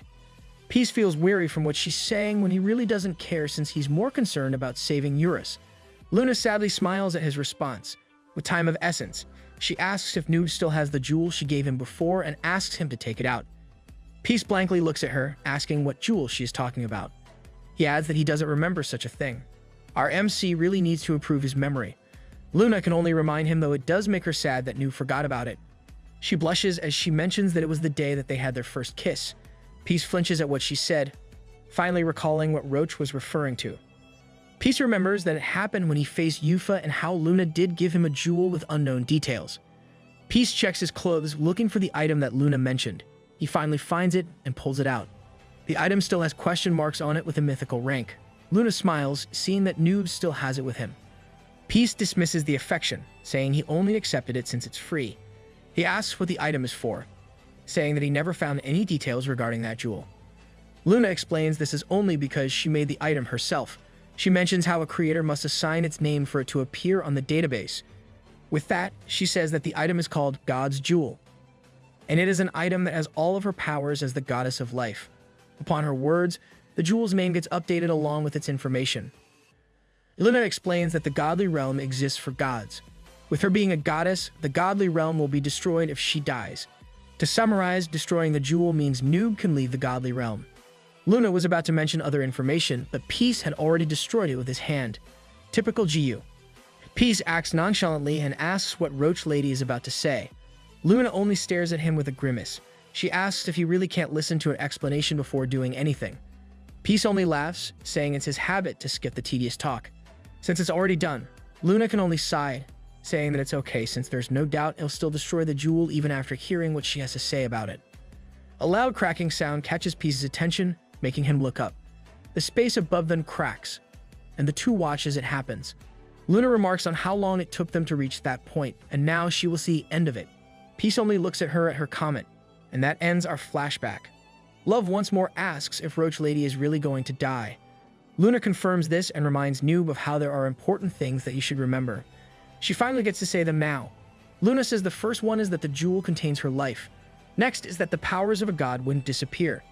Instead, this will be transferred, which is the case for her abilities as a god. Love suddenly looks at Peace upon hearing these words, and she can't help but wonder if Peace will become a god. Luna calls our MC Noob, but she corrects herself and calls him Peace. With tears in her eyes, she pleads with him to save the world of Chrono Life. Peace stares at her. With his title as a Master Novice, the advancement progress of God has started, and it is now at 38%. The night is filled with stars, and Peace glows brightly, brightening the night. A notification appears, indicating the job advancement. His undies shine so brightly, the same with the rest of his body. His cotton white brief changes into a skirt similar to Luna's. The same thing happens with his top. With the job advancement completion announcement, Peace poses cutely as he becomes the goddess of life. My eyes need to be cleaned with holy water again, but I must admit that Jiu's muscles are impressive. But it seems that it's not really his. Peace cutely says boom. Love was imagining all of this in her head, and the three of them found this awful. Both Peace and Luna comment on Love's repulsive imagination. Leor, Star, and Eurus watch them, and Leor suddenly blushes, saying it's not that bad. The others seem to be worse than our MC when it comes to unpleasant imagination. Luna sighs at the ridiculous train of thought of these people. She explains that Nu wouldn't become the goddess of life since the only thing being transferred to him is her powers as a god and not her job. Though she is at death's door, Luna explains how Nu will become a god based on his proclivity in playing Chrono Life. Peace is surprised that this is how it will be determined. Love thinks about it, thinking that Peace will become the god of perverts. Some users imagine he'll be the god of destroying planets, while Mint Choco envisioned that he'd be the god of underwear. I can't help agreeing with those ideas. It's highly probable. Luna says there are numerous possibilities, but there is one thing that she personally believes. She announces her certainty on what kind of god Nu will become, but she is cut off before she can even say it. A green light stabs her right in the chest, and Luna falls with a thud. Love shouts for Roach Lady, shocked by what happened. Way to ruin the moment, God. God steps in, saying that she should have kept her mouth shut, and accuses Luna of being a traitor. Luna coughs up in pain from the attack. Riot holds onto his upper arm, surprised that this god is still part of the living. Eurus curses for he could not prevent Peace from facing the god of destruction. God compliments Eurus for his sheer power. admitting how he never expected Eurus to even opt for self-destruction. He says this only proves why he is the strongest of the 7 sins, but it's still not enough to take him down. Someone happily comments on God's presence. It was peace, and he greeted God while cursing at him at the same time. He mentions that the last time they spoke was when the war with the anthropomorphs happened. Peace says they couldn't catch up earlier since he was in his hideous monster form. Now that he's in his human form, Peace asks if God even remembers what transpired. Do bugs have good memories? God replies that he does remember and calls Peace his friend. God mentions that everything that occurred was all to lead them to that moment. Luna calls some more of Love holding onto her. Love worriedly looks at Roach Lady, realizing her wounds are worse than expected. Judging it, she can say that there are only a few moments left for Luna. Love feels bitter for seeing Roach Lady like this. She knows she should be rejoicing that this is finally happening, but she can't bring herself to hate Roach Lady in her last moments. Honestly, I feel the same way, even though I still prefer Love. Love tells Luna to wake up, for she lacks healing skills to help her. She tells her to use her skills as the goddess of life on herself. Luna mumbles that she can't and compares herself to a pierced balloon. She explains how her goddess powers are almost gone, so she can't use any of her divinity of like skills. Aside from this, the attack she received from the god of destruction is laced with divinity, making it impossible to use healing skills on her. Peace looks back at the dying goddess of life and asks God if he really has to do such a thing when it's apparent that she's about to reach her end. God says they also have feelings, and he's only punishing her for being a traitor. Peace asks how Roach Lady even betrayed him. The god of destruction thinks about it and says there have been some situations, though it is difficult for him to explain. When he thinks about it, he feels like Luna has been on the side of humans all this time. Are we having Roach Lady's redemption arc now? Peace asks what he means by that when it is evident that Roach Lady made sure to get rid of humans with every chance she could take. God admits that he did think the same, but he concluded that it was done intentionally to deceive him. He says he has doubts, and seeing the end doesn't make him happy. Peace ponders what God said and says that Luna is actually better than a roach. He thinks that Luna is more of a bat in this case. Luna and Love don't say anything, but it's obviously not the time for Peace to think of such things. Yep, our MC is consistent in coming up with weird things. Peace walks towards God and says it might be how her character's story has been set up. He thanked God for taking the time to explain it nonetheless. Peace stops before the god of destruction and looks up at him. He says that God already knows that he doesn't like story dialogue, but he can skip this time since it's him. The last boss of Chrono Life. God looks back at Peace, calls him his friend, and says he wants to ask him something. Peace suddenly swings up, creating an explosion right at the god of destruction's face. Really? Jiyu? I thought there's no more skipping this time. The explosion is so massive to the point that it reaches out of the planet, and God faces it head-on. Back in the real world, a Chrono Life staff announces the fight of God and Peace to their boss. CEO Diokbae Choi comments on it. He says they should just sit back and watch the outcome that will determine their company's future. The CEO then grins, saying that they at least have the stronger one on their side. Who is he referring to exactly? Back in the game, Peace leaps up and asks God what he is going to ask him. He then swings down at God, sending him plummeting to the ground with a large blast. The impact destroys the land and throws off the other users. The earth rumbles, and as the smoke dissipates, it is revealed that Love and the others are okay. She was able to react in time to protect them with her Clutches of Death skill. Riot looks at the skill protecting them, realizing it is the same skill that the Sin of Envy used when it took complete control of the Demon King's body. Riot is surprised that she used such a skill to protect them. Captain Love has been honing her skills. Love desynchronizes and deactivates the essence of the Demon King. She sighs in relief as her horns and wings disappear. Love asks if everyone is okay. Star immediately compliments Love, and Eurus does the same by mentioning her quick reaction speed. Love admits she somewhat expected it to happen since Peace doesn't really hold back when fighting. Another explosion occurs near them, and everyone can only watch as it happens. Seeing the destruction near them, Love suggests they should just leave. Riot asks where they would even go when the whole planet is literally at risk. They can all hear the chaos Peace is causing, and Riot can only hope that Peace won't destroy the planet in the process. He might. They should bring this fight somewhere else. At that moment, Peace swirls his wooden stick and smacks God's shoulder with it. Then he unleashes a million strikes, continuously hitting God. The god of destruction accepts each hit, yet he still calls Peace his friend. This makes Peace pause. God finally asks why Peace is siding with the humans when they only ruin the tranquility and gifts they were given by creating wars, slaying one another, and destroying the land. God believes that these humans don't deserve the privilege of life. Peace frowns at his question and asks if that is the question he wants to ask earlier.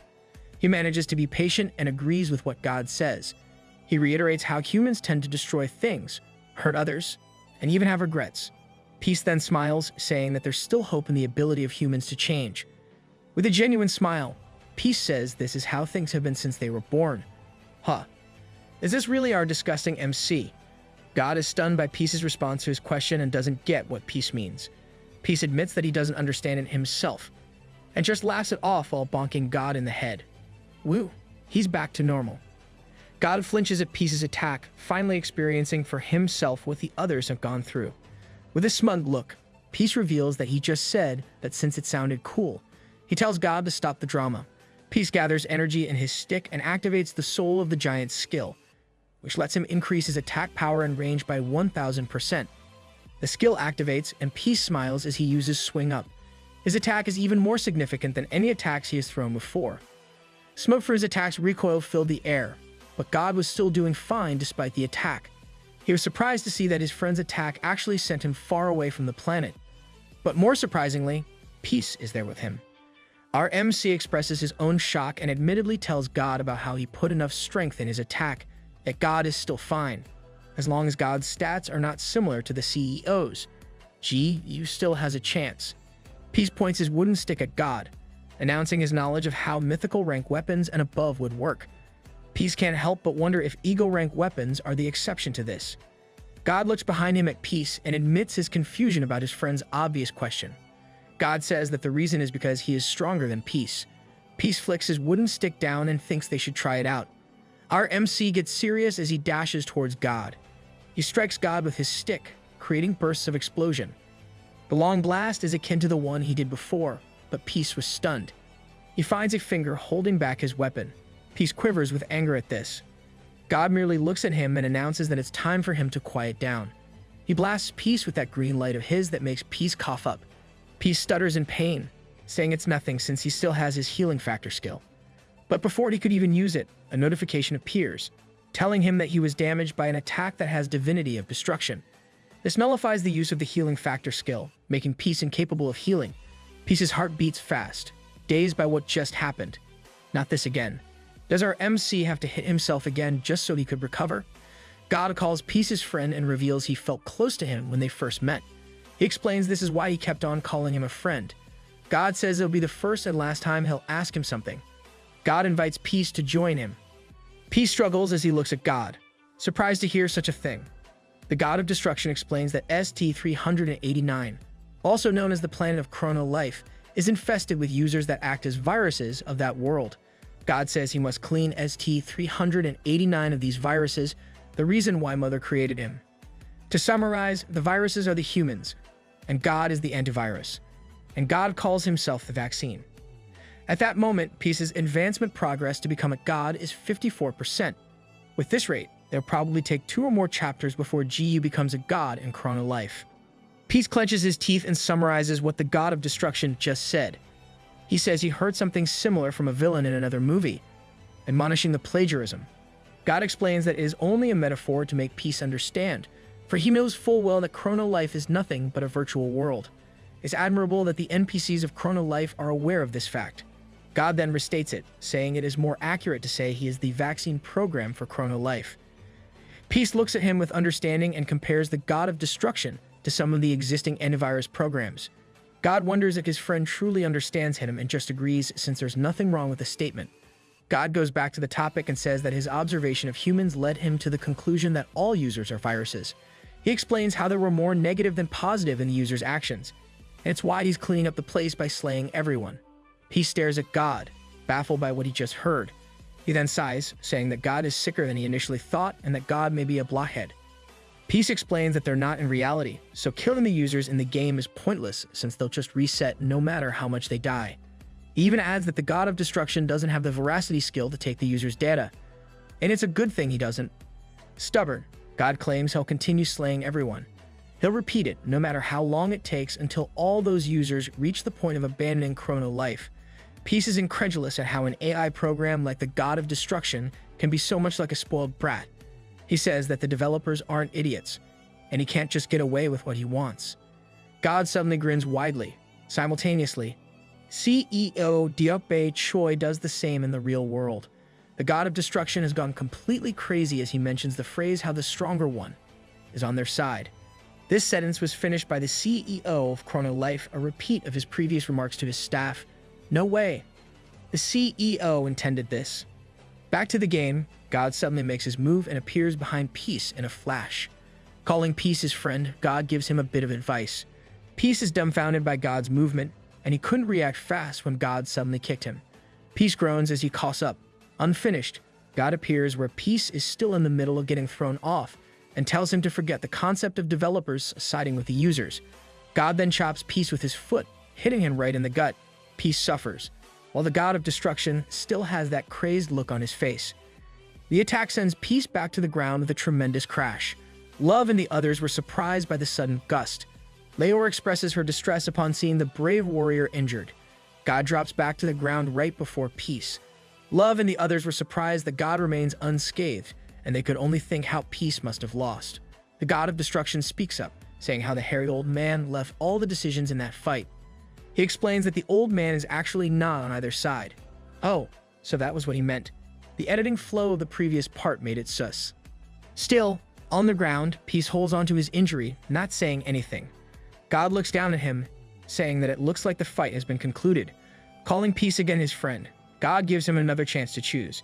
He asks if he will join him or if he is willing to experience death numerous times. Peace doesn't really say anything, and everyone is surprised to hear this offer from God. The god of destruction looks at him and sighs. He suddenly turns his back on Peace, claiming to have a soft spot for him.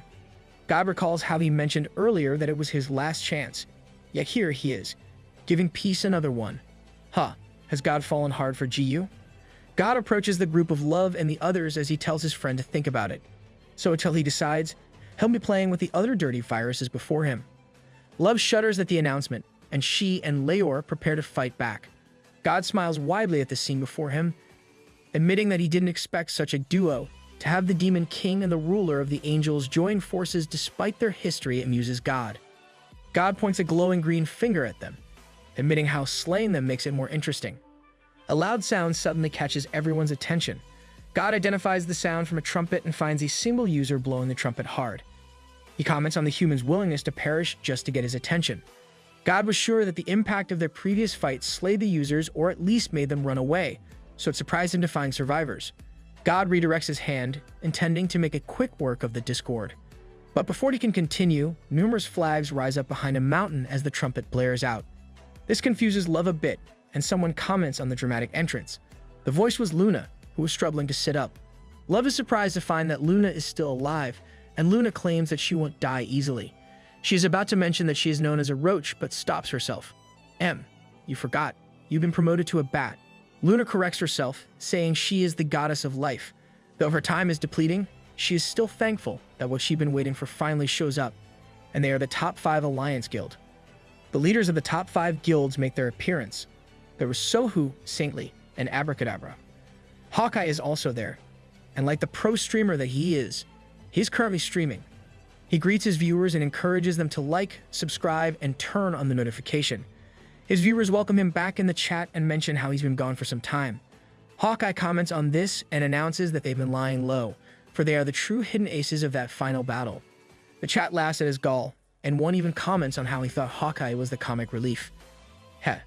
So true. Love is cheerfully surprised by their presence, and Hong and her guild appear right on time. She greets Love, and Love quickly rushes into her for a hug. Luna manages to stand up on her own and limps toward them. Luna asks if they're ready, and Hong confirms they just made it on time. Love looks at them with questioning eyes and asks what it is about. Hong looks at Luna and tells Love how Luna asked her for a favor. She says that she was only able to complete it recently. Love asks what the favor was and when it happened. Hong says it's been some time since it happened. It's another flashback ride. Peace is announcing to everyone how he's selling equipment from Eurus Nest in preparation for the fight against the Anthropomorphs. It was on this day that Hong and Luna spoke. At that time, Hong asked about Love's level while Luna watched over Peace's activities with a bored look. Hong recalls how she was surprised at the fast rate of Love's progress and cheered for her. She has high hopes in their fight against the Anthropomorphs, and she hasn't much clue regarding the situation back then. Luna sighs and mentions how the ancient anthropomorphs aren't what they should really focus on. Hong is surprised by Luna's claims. Luna stands up and walks, asking Hong to follow her for an important conversation. Hong complies, and they get themselves alone in an alley. Hong asks what they will discuss. Luna turns off her goddess mode and returns to her OG look. Hong is speechless, and Luna explains how she's constantly being watched in her goddess mode. Luna says it is God. The god of destruction is right to have trust issues with Luna, but he's literally a stalker at this point. Luna then tells Hong that what they will discuss must remain between them.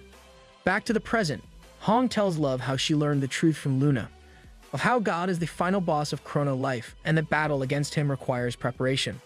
So she kept her promise to Luna to keep a secret. Love asks about these preparations. Hong grins as she announces that all 3,890 top 5 Guild Alliance members are equipped with mythical rank weapons. Hong looks at Luna and tells her she should lead the top 5 Guild Alliance.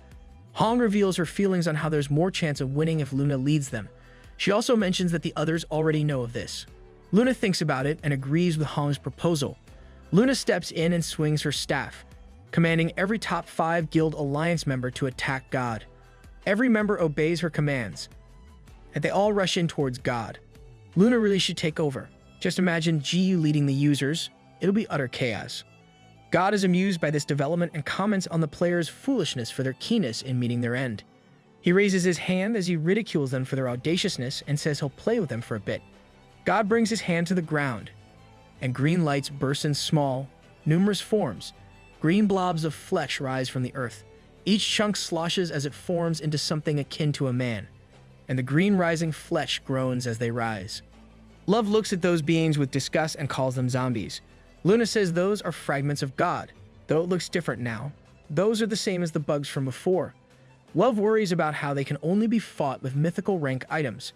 She is horrified as to why God would even make such disgusting things instead of blasting power from his finger like usual. Luna answers her, saying that God is literally playing with them just to humor them. Luna looks at Love and tells her this is their best chance. She says that she is sure that Riot warned them beforehand about how this war would require everyone's input. Luna asks if Love still doesn't understand and calls her the Demon King, the leader of the demon realm. Love thinks over Luna's words and finally understands what Riot meant. Resolved, Love activates the essence of the Demon King. Love's horns and wings appear and start syncing. The noise is comparably lower than before at 0.9%, and her sync status is stable.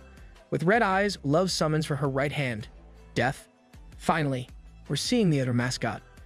Death appears before his master and greets her. Love announces that all demons will join the final war of Chrono Life and commands Death to open the dimensional portal to the demon realm. Death smiles wickedly at the command, fulfilling the great Demon King's desire. God was taken aback by what was happening. Death immediately opened the dimensional portal and released the demons from the demon realm. The demons make their appearance while the fragments of God groan. That's it. We'll just call them zombies moving forward. The demons fly into the human realm, and Love orders all demons to attack. Demons fly in the air as they heed their Demon King's command to attack. Users are so surprised by the sudden appearance of the demons, thinking that these beings are aiming for them. So when a demon passes them by, the users are in for a surprise. A demon chomps on a zombie, aka a fragment of God, and the other demons do the same. Well, that was easy. This scene, of course, confused the users since monsters are fighting against other monsters. Someone then speaks up, assuring the users that the demons are actually on their side. The goddess of life, Luna, announces that she will lead the fight in that war through her ability. Hearing Luna's voice in their head surprised the users. Luna then repeats that the demons are their allies in that fight.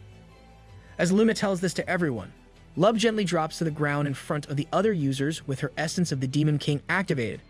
Luna continues speaking, saying that Love, the Demon King, gave out that order to the demons. Love looks at everyone, telling them that the demons will lead the battle, and she asks everyone to share their strength. The users are so completely besotted with Love's appearance and assurance that they all find themselves agreeing and cheering. Love dashes forward and leads everyone. She easily turns to kick an enemy in the stomach, making it explode in that single move. The users follow suit and attack with all their might. One user gets his head grabbed by the zombie he is attacking, making him surprised. The enemy growls loudly at him as it opens its mouth so wide that a user could easily fit in with no problem. The user remains frozen in fear, unable to retaliate, but a demon suddenly slashes at his enemy, saving him from perishing. The user is so surprised by what happened that he is unable to speak. The huge demon who saved him simply grunts and turns around. The user blushes, admiring the demon for being so cool. Are we getting another human-demon love story in this series? Star gushes at the fact that everyone is working together as she watches the battlefield with Eurus and Riot. She suddenly pauses when she remembers something. Star raises Eurus to her eye level and voices her thoughts about how only mythical rank weapons are able to attack fragments of God. She then mentions how it looks different for demons as they can easily attack those even without such a weapon. Eurus patiently explains to her how the followers of the seven sins are not required to have those just to deal damage against the fragments of God. Instead, their attacks are less than 10%.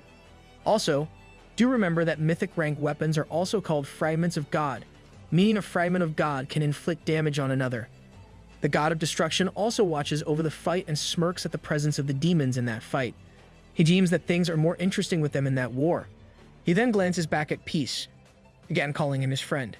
Peace is on one knee, while the god of destruction mentions how cleaning up will take longer. He reminds Peace of his offer, insisting he must thoroughly consider it. In case you forgot, it is an offer to join him. Though in a beaten state, Peace's heart continues to beat loudly, as fear slowly fills, and the god advancement progress is now at 67%. An alarm sounds, and a status window regarding the entry of the unconscious territory appears, indicating a new god's birth. Unaware of what is happening within Peace, the god of destruction believes that it is no fun to leave things alone. So he raises a hand and announces that he will be increasing the difficulty. He snaps his fingers, and within an instant, the zombies' eyes light up as if energy surges into them. They scream so loud with their mouths wide open and start chomping the zombie next to them. This is definitely on the level of our MC's disgusting regeneration. The users watch this happen in horror, finally realizing that the enemy is eating each other. As a zombie finishes eating another, its green form throbs and becomes more immense. Love gauges that the new single enemy unit is no shorter than 30 feet tall. One of the zombies version 2.0 raises a hand and lunges toward Love. The Demon King faces it head-on and activates her skill, Clutches of Death, which lets her transform her infinite magic power into physical attacks. One of the hands protects Love in time from the zombie's attack, causing a wave of destruction in the nearby area. Love clenches her teeth, realizing that the enemies have not only grown in size, but they also have grown stronger than the monsters she faced in Eurus' nest. The upgraded zombies are now unleashing their might against the users, giving them no choice but to face the enemy in groups. The demons under the banner of the Demon King also struggle as they fight against these enemies. Zombie Phase 2 must be the hard mode. Star frowns upon seeing this change on the battlefield. She turns to look at Riot, asking him what they should do. Star is worried that they will lose, making Riot feel burdened. He then recalls the meeting he had with Peace and the others before all of the chaos. His words back then reminded everyone that their combined powers were necessary to clear the last episode. Riot ponders if this is the right time. For getting it wrong means no turning back. Does Riot have something else prepared? The ground suddenly shakes, surprising the three of them. Star wonders if it is an earthquake as the ground continues to convulse. Riot looks back, and a smirk forms in his mouth. He expresses his relief at the arrival of others. Behind them, a massive group of monsters are moving closer to where they are. Star is surprised, while Eurus smiles, admitting that he never thought he'd see such a thing in his life. To see his minions be there is outside of his expectations. Riot looks at the incoming monsters, calling them the strongest army in Chrono Life, Eurus Legion. Oh, we have a backup. Eurus suddenly flies up in the air towards his legion. He then greets his 4 generals of death, and the 4 immediately come up front to greet their ruler. Squaring their allegiance, they seek Eurus' command. Eurus grins at this and directs his followers' attention to the green, gooey monsters summoned by God. He simply orders them to kill all of those things, and his minion readily complies. Eurus' legion charges into the ongoing fight against the zombies, screeching their intent. The enemies shout back at them, and mayhem unfolds once more. Star expresses her glee at the strength of Eurus' legion. Eurus then drops into her head, claiming they are indeed strong, for they are all under him. Seeing the cute Eurus back, Star once again twirls around while holding him, and she compliments him for being so cool. Like that twirling makes the motion sickness better. After that twirling, Star is back into gushing her excitement with everything that is happening. Riot comforts Eurus as the dragon pukes rainbows after the ride Star just gave him. The strongest monster of the game has it hard whenever Star is involved. With Star's enthusiasm back, she believes that they might just win that war. Riot smiles at her positivity, but he still reminds her that the road ahead toward that goal is still long. He then reminds her of his previous words about how everyone's power is necessary for that fight. Star looks at Riot, thinking of what he just said. Suddenly, a loud cry comes from above, making Star look up. She finds a griffin, an ancient anthropomorph flying high in the sky. Streamer Hawkeye also notices this, easily identifying the bird as the monster that invaded Castle Arden previously. He quickly turns around and dashes toward a higher vantage point. From there, he sees a vast army of ancient anthropomorphs arriving. Hawkeye smiles, saying that things are really becoming intense there. Hawkeye's viewers are confused, and the streamer says that he never thought they would get to fight with those things as their allies. The viewers then cheered upon hearing his explanation. Yep, more incoming backup. Love sees the ancient anthropomorph's arrival and also starts thinking that they have a chance there. Suddenly, Riot speaks up, repeating how a long road is ahead of them. He then gives a business lecture about how having more money means increasing your chance of making it big. Riot claims that the same thing applies to war. With more allies, their chance of victory becomes higher. Riot claims that one must use every resource they have to ensure their survival, and this is what makes business and war similar. With a flap of wings, the angels and soldiers of the heavenly realm make their appearance, and Riot announces that they will be joining the fight.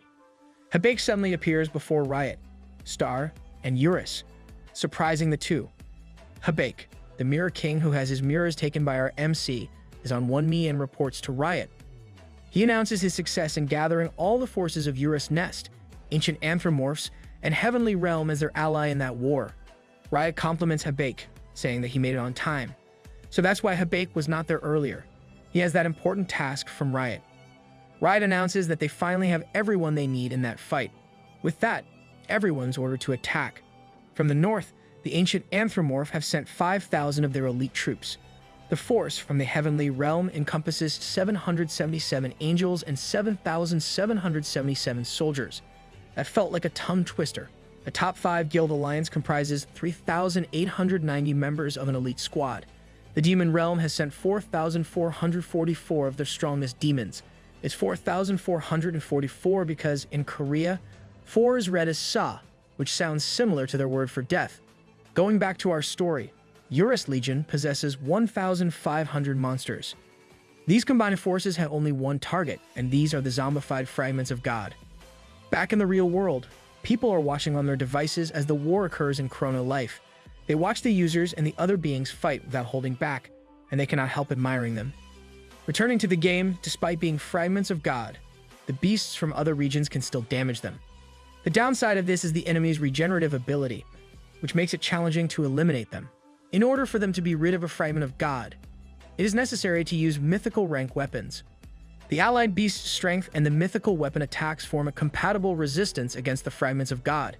Though the members of the top 5 guild alliance can't get rid of the enemies on their own even though they are armed with mythical weapons, this case is different with the aid of the soldiers from the heavenly realm. It is for this exact fight that the great merchant Riot, also the ruler of heavenly realm, has collected mythical rank items. With this force, the fragments of God that threaten mankind are eradicated in a short period.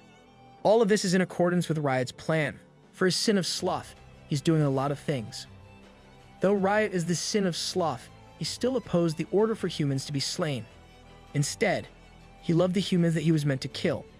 His plan has been in the works for a long time already. And now, it is time for the end.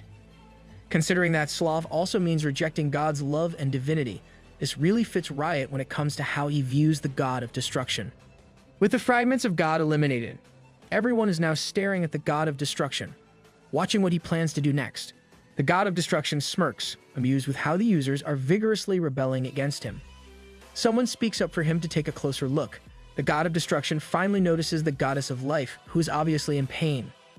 Luna manages to speak about how it is not only the users who are against him, but all of the other residents of Chrono Life are against his will. She then asks if he still doesn't understand what this all means. I doubt he'll get it since he is the God of destruction, Luna. The God of destruction frowns at Luna, asking if her point is to say that he is the one in the wrong. Luna puffs as she confirms this and pleads for him to stop it. She reasons that it is meaningless, after all. The God of destruction stares at Luna and calls her by her title. He asks if she even knows why the NPCs are rebelling against him. This confuses Luna a bit, but then God goes bonkers as he announces that they've been infected by the viruses called users. Yep, crazy talk. Right there. The God of Destruction points a finger at them, and a green flash of light appears from its tip. With a crazed look on his face, the God of Destruction announces that he will now kill everyone and purify the planet. Unable to talk sense to the God of Destruction, Luna shouts at everyone to get ready. The God of Destruction doesn't let them prepare and simply fires at everyone, creating massive succeeding explosions. He laughs so hard with that crazed look still on his face and repeatedly announces that it is time for cleansing. The God of Destruction continuously blasts at them, proclaiming his desire to be rid of the viruses crawling on that planet. With the way he is acting, there's no doubt that his name fits him. The barrage of shots creates loud noises and destruction. Numerous users and beasts were thrown off by the blasts. Suho struggles to defend himself along with Saintly and curses the God of Destruction. Once the firing subsides, Suho furiously dashes toward to attack. Saintly shouts at him to calm down and maintain his position. But Suho won't listen and uses his Holy Hammer skill. No, you're not mistaken. He's holding a sword, not a hammer. Suho brings down his sword, creating a huge explosion. He smugly smiles, saying that he put all of his magic power into that attack. Wow, for a gamer, that's a critical mistake. This guy lacks strategy. The smoke is thick before him, and Suho is confident that he managed to slay God with that attack of his. Suddenly, a flash of green light appears from the smoke and blasts right through Suho's shield, directly hitting him in the chest. Suho is completely surprised by the sudden attack and immediately falls to the ground. Saintly sees this and shouts for him. The God of Destruction speaks up, saying that he should have known better since he views the users as complete fools. He then speaks of how even peace can't hurt him with that wooden stick of his, so he asks what gave him the gall to even think that his trashy moves will do anything. No need to say more, that Suho guy is impulsive. Saintly furiously complains about what Suho just did, saying how he is the tank. Yet there he was, charging on his own. She wonders out loud how foolish did Suho look that even an AI character calls him out for it. Foolish. For real. Saintly then calls out to Abracadabra, shouting to proceed with the all-out attack and that she should lead it using a long-range magic shot. Abra quickly agrees and prepares for the skill. Her staff lights up, and a magic circle forms as she chants. A huge ball of fire blazes above her. As she announces her skill, Flame Spear, the huge ball of fire swirls and changes form. Upon her signal, the blazing spear of magic shoots to where the God of Destruction is, and it makes a massive explosion. Seeing this, Eurus also points toward where the God of Destruction is and commands his minions to fire their breaths. Lol, our star is so cute, it's like a scene from The Lion King. Behind them, the beasts that can fly are up in the air.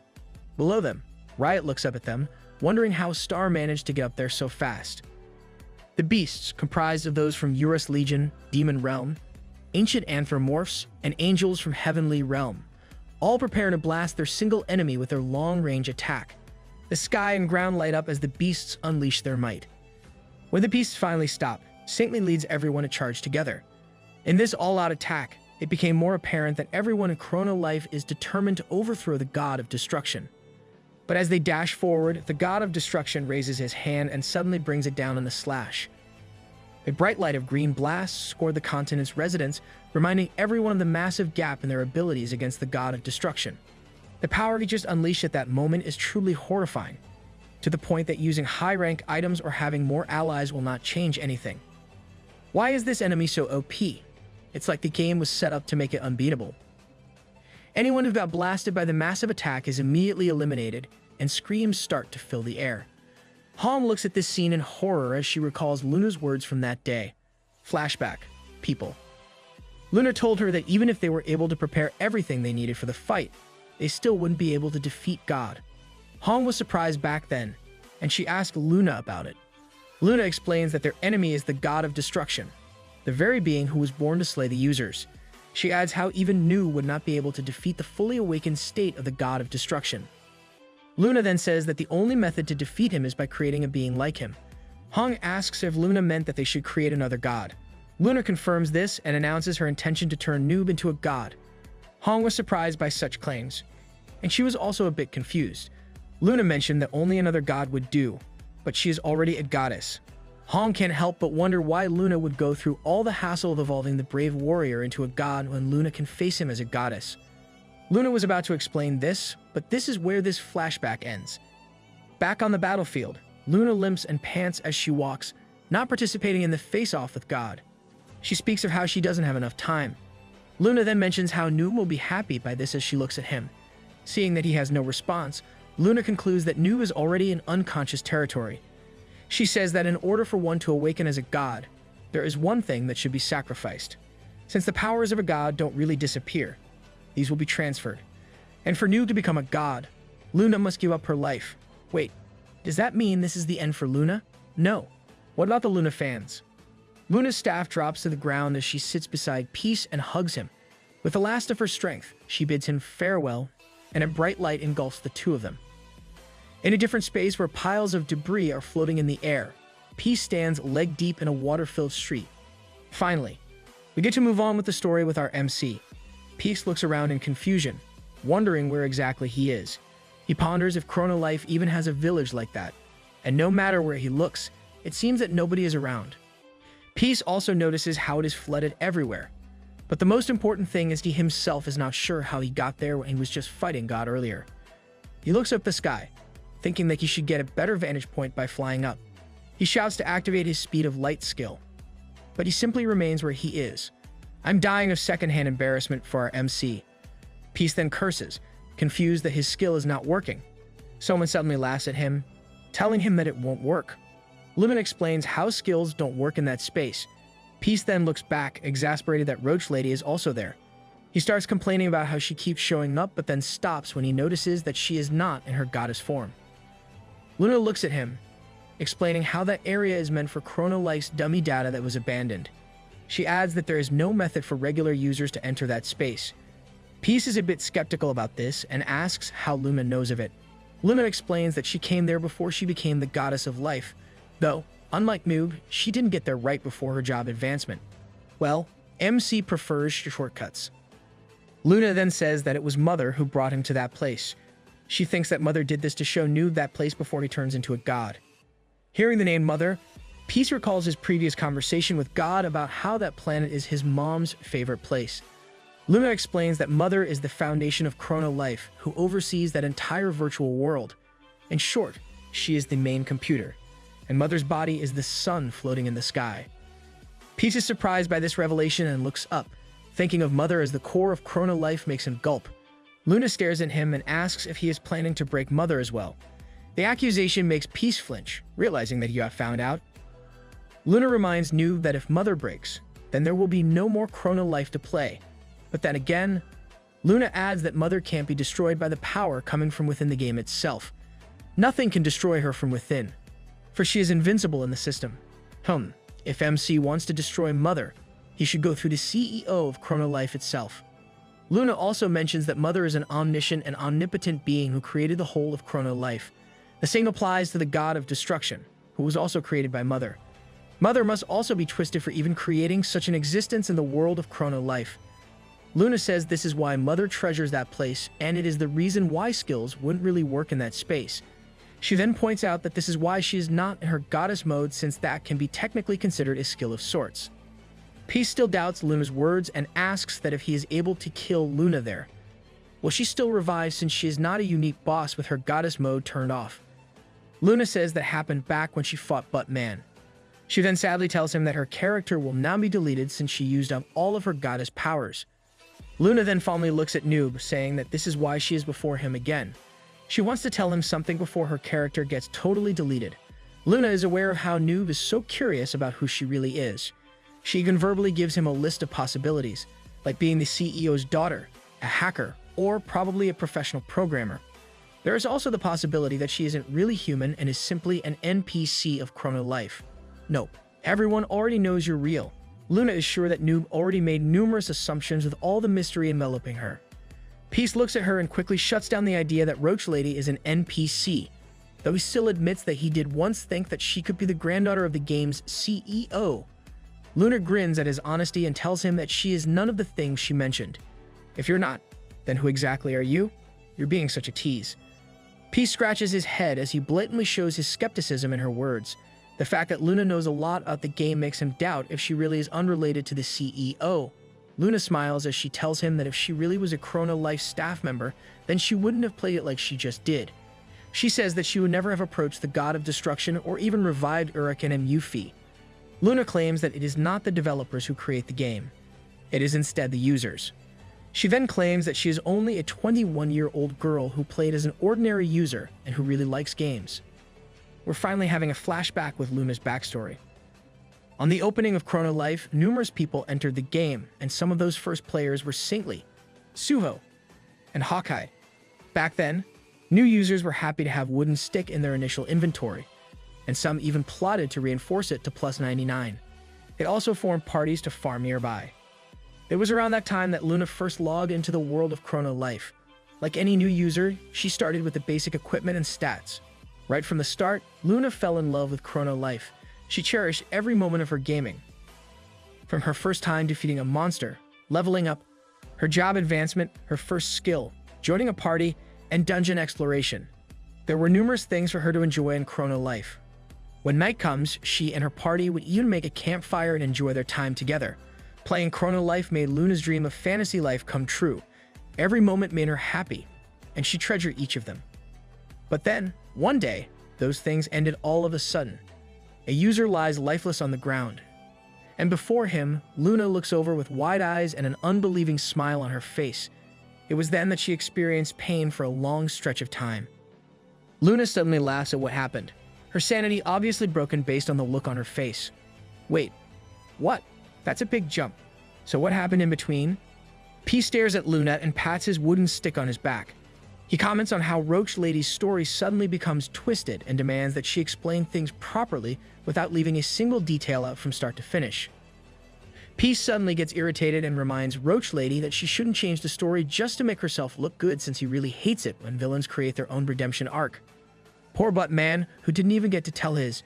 Peace adds that no matter what Luna says, he would never forgive her for talking badly about his parents. Luna sadly smiles upon hearing this and agrees with what Noob says. She then resumes her story of what made her suddenly change.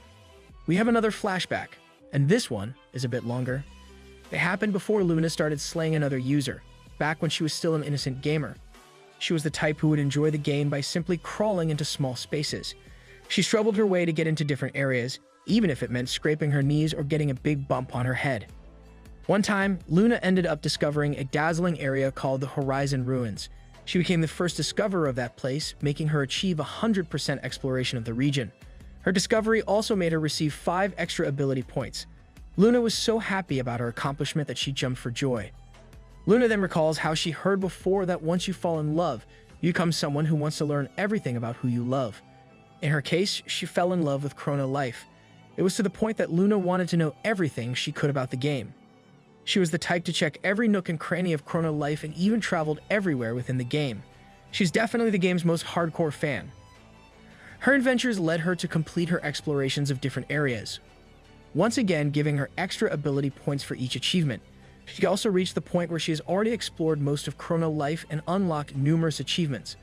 Luna is giving me an itch to explore every nook and cranny of Genshin up to 100% right now. Peace suddenly comments on her story, saying how she should become an archaeologist in real life. In one of Luna's roaming around adventures, she starts discovering something different in Chrono Life. Based on what she learned about the world's history, she realized that the region's chronological timelines were all different.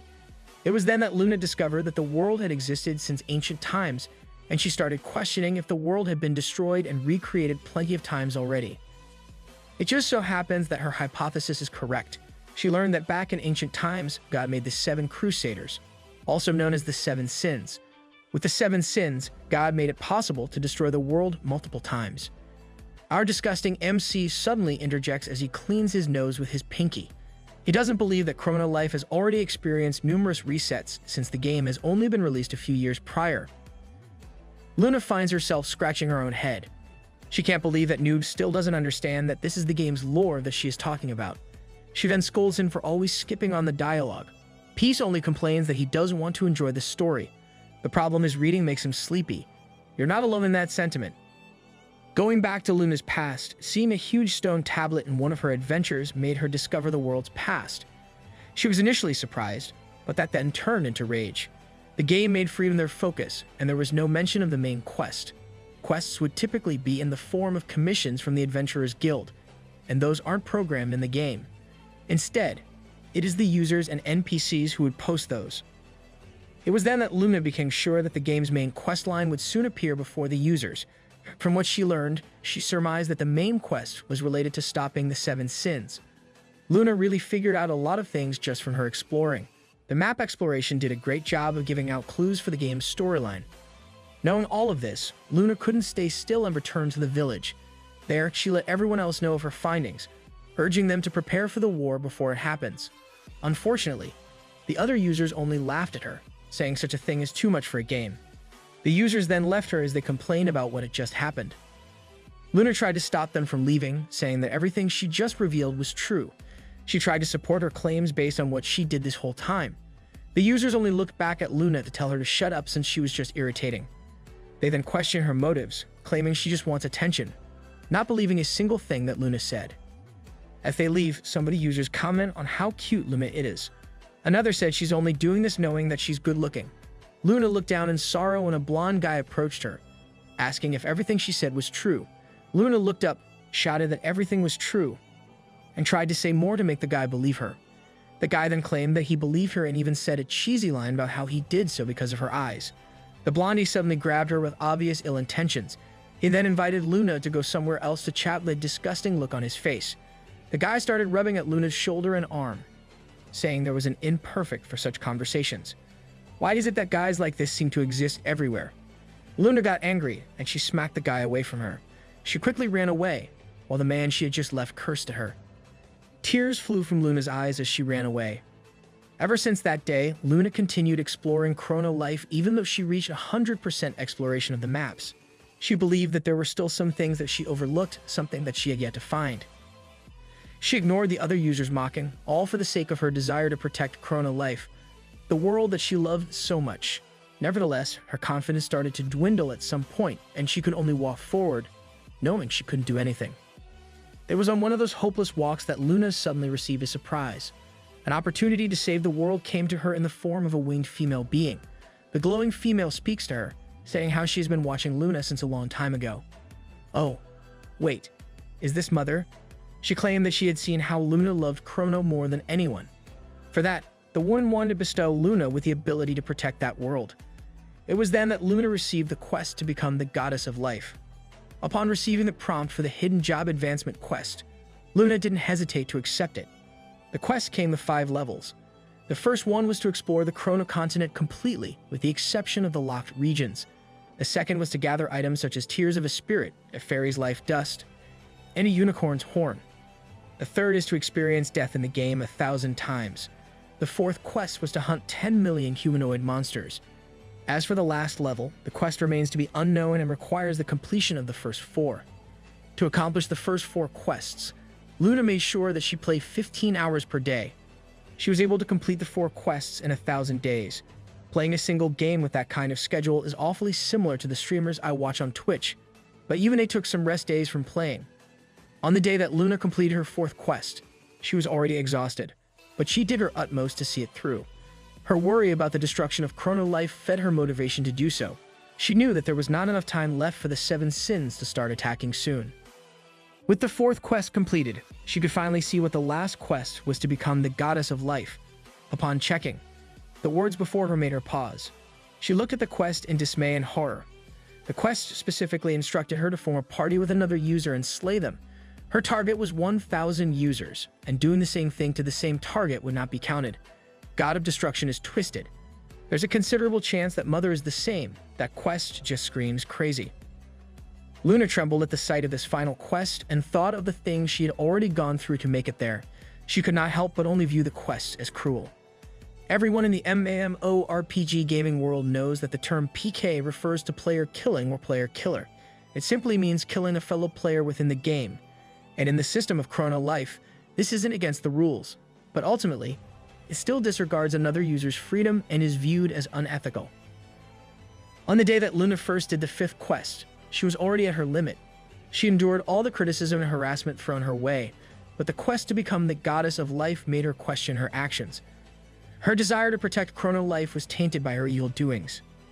Luna is already lamenting her action. But the road to completing her quest is still long. Something within her is already breaking.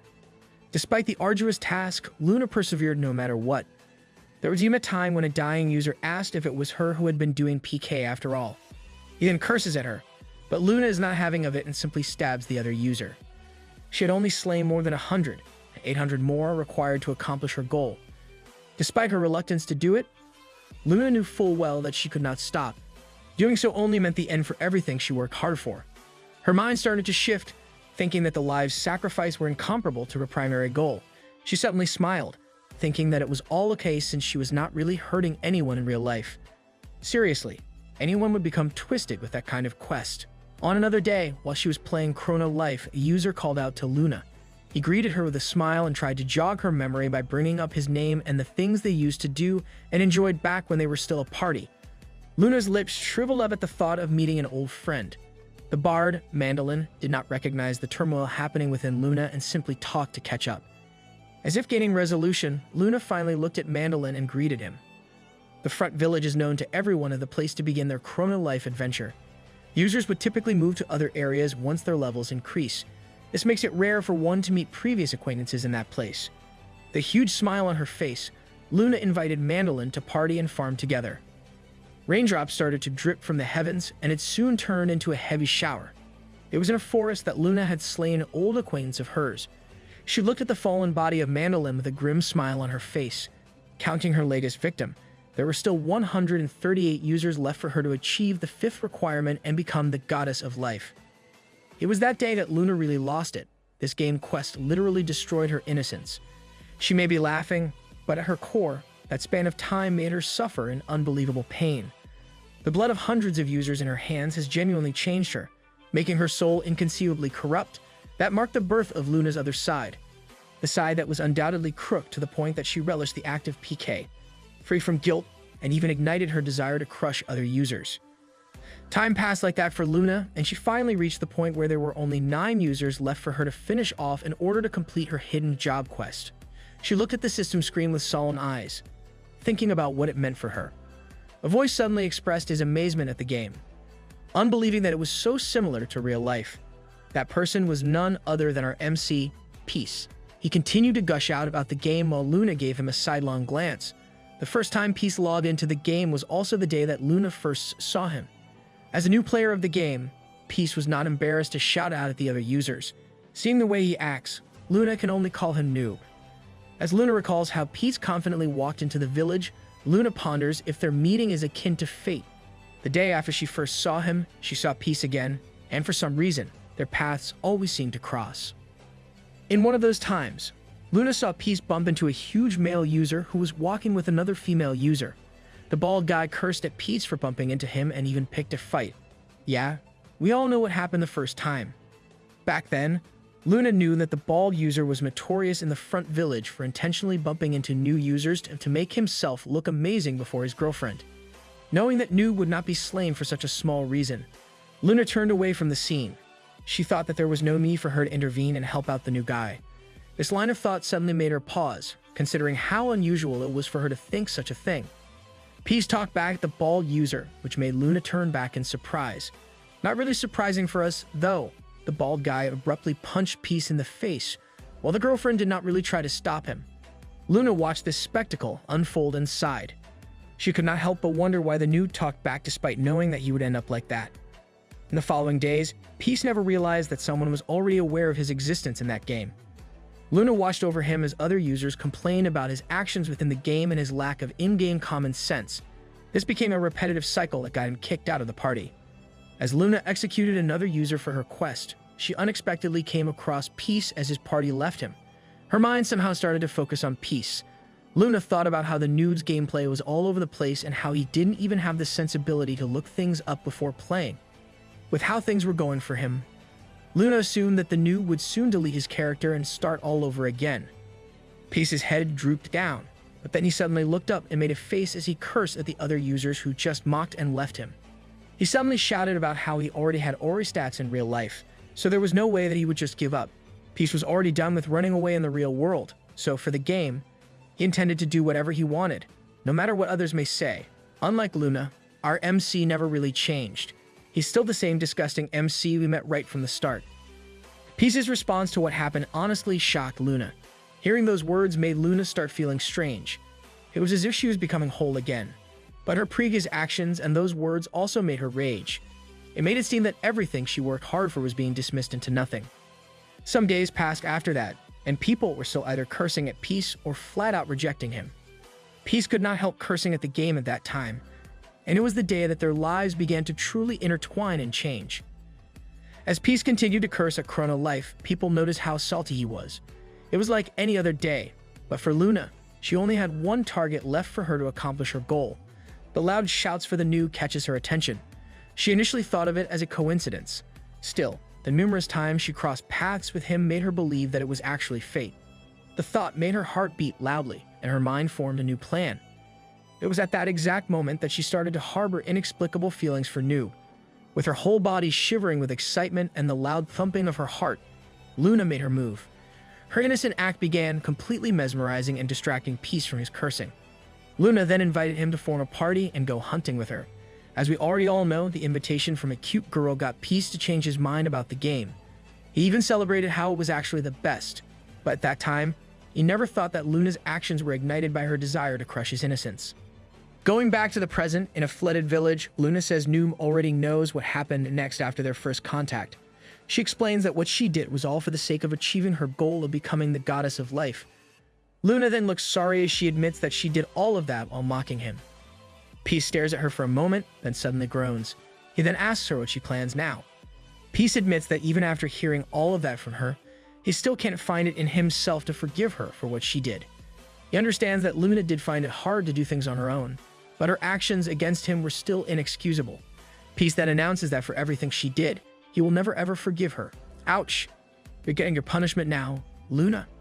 Luna smiles sadly upon hearing those words. She can only agree that Noob is right, but she still says her part. Luna tells him that even she can't fathom why she did such a thing. Peace gets a bit startled, and he raises an eyebrow at her. Suddenly, tears start dripping from Luna's eyes, and she starts crying while still maintaining a smile. She can only think that turning back time would be the most amazing solution for what she did. The surprise is now more apparent in Peace's face as Luna admits that what she did has been brewing in her mind for a long time already. She can't believe that she did something like that to him. Luna remembers the time when she first saw him and his words from before. It made her ponder that maybe she did those things to him because of her own jealousy. She knows that she has lost herself in the middle of her quest, and when she sees him doing whatever he wants, she can't help but retaliate somehow. Took her long enough to acknowledge her mistakes against our MC. Luna apologizes, saying that it is not her intention to cry. She wipes her tears as she talks about her promise not to cry again when she talks about this topic. Luna says doing that as she apologizes is undoubtedly deplorable. Peace thinks over her words and suddenly recalls the first time Luna cried before him, which was on the beach back in real life. She was so emotional back then that Luna even rushed to hug him. The Luna before him now tries to hold back her tears as she gives a heartfelt apology for all the horrifying things she did to him. She admits that what she did is inexcusable and apologizes once more. To make up for the things she did, Luna promises to help him with anything and everything he may ever need. She says that Noob should only just say the word and she will do it. Peace is back to staring at her and sighs. Now that Luna has already promised to do anything and everything, he reminds her not to back out and be uneasy about it. Luna pauses a bit and agrees. She is back to her blushing, squirming self as she hesitantly mentions that if Noob requests something unwholesome, she really hopes that they will only do that kind of thing once they are officially dating. Not the time and place for that, Luna. The suggestion makes Peace question Luna's common sense as he tells her that such a thing will never happen. While I do prefer shipping our MC to Sauron, he still shouldn't say never, ever. He might just eat those words someday. Peace then claims that you will save the favors she owes next time since he prefers to get some answers to things he still doesn't understand. He asks Luna how he met God and why she chose his side. Luna explains that she met the god of destruction while she was halfway through her final quest in her hidden job advancement. She says that she unintentionally came across him in the plaza of the front village.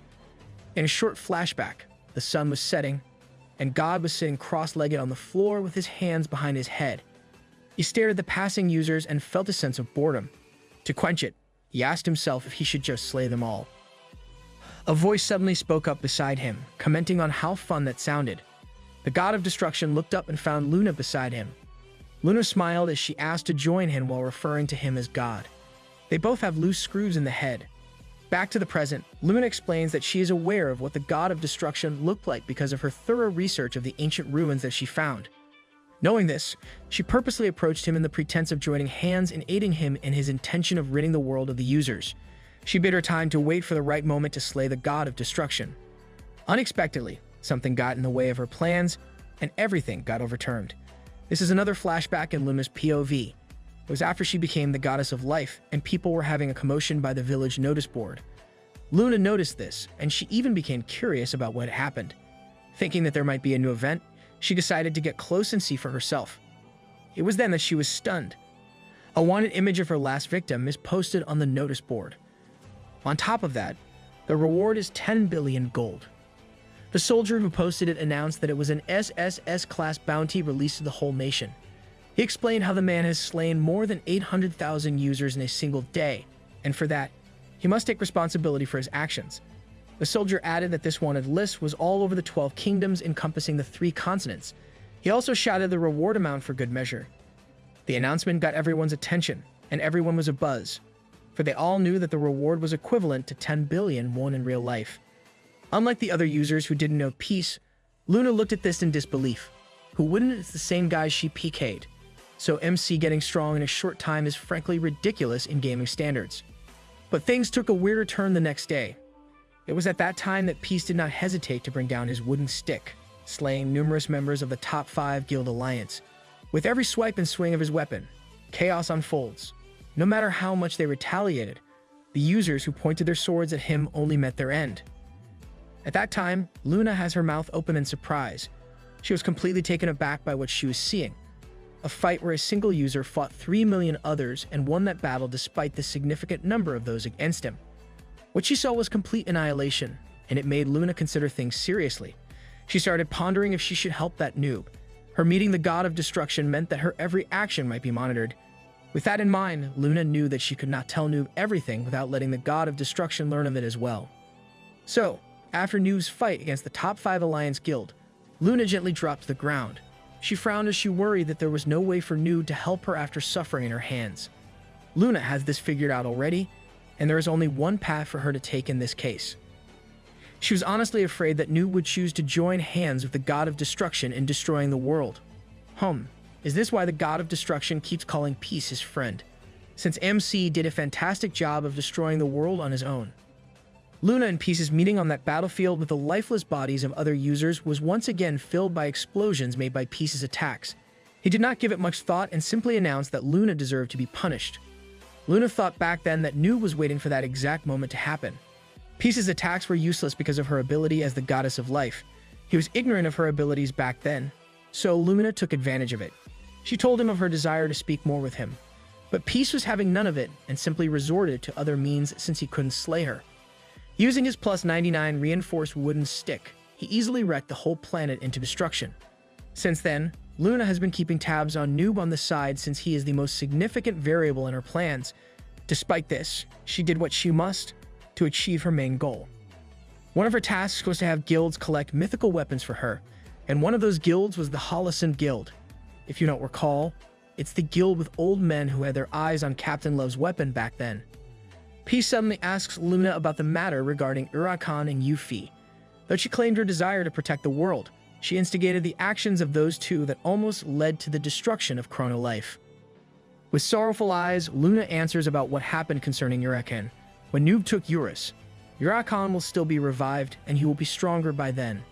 So she took the matter into her own hands and used her Goddess of Life abilities to bring Urakan into life earlier than intended. This is because Urakan will still be unstable, meaning it will be easier to deal with him. In the case of Yuffie, Luna was commanded by the god of destruction to do that. She thinks that God wanted that to boost the completion of the 7 sins. Peace asks about the rush, and Luna smiles as she explains that the god of destruction also viewed Noob as a possible obstacle in his plans. This is probably why that dude offered to make Peace one of the 7 sins and even kept asking our MC to join hands with him.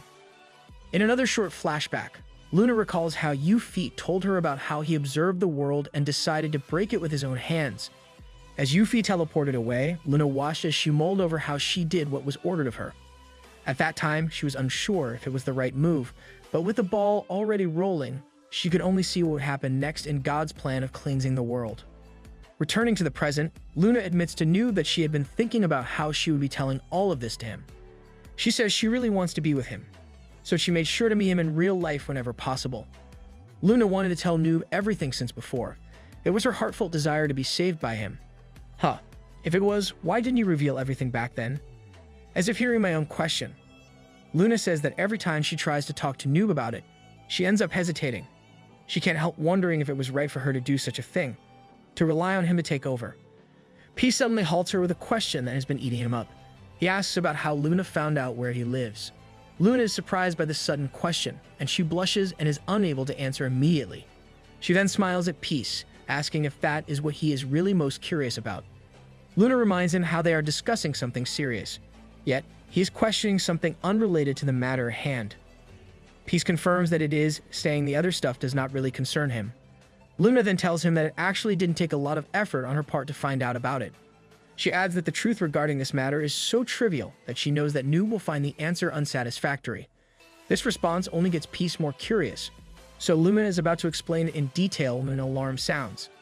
A notification appears, saying that the job advancement progress is already complete and Peace will now advance to a hidden job class. That cursed timing. I want to know how she got into MC's place as well. The red orb marking the progress is now completely filled and Peace suddenly glows bright red. Luna calmly watches this happen while Peace is perturbed by what is happening to him. The whirring sound is back and Peace is a bit confused by the announcement.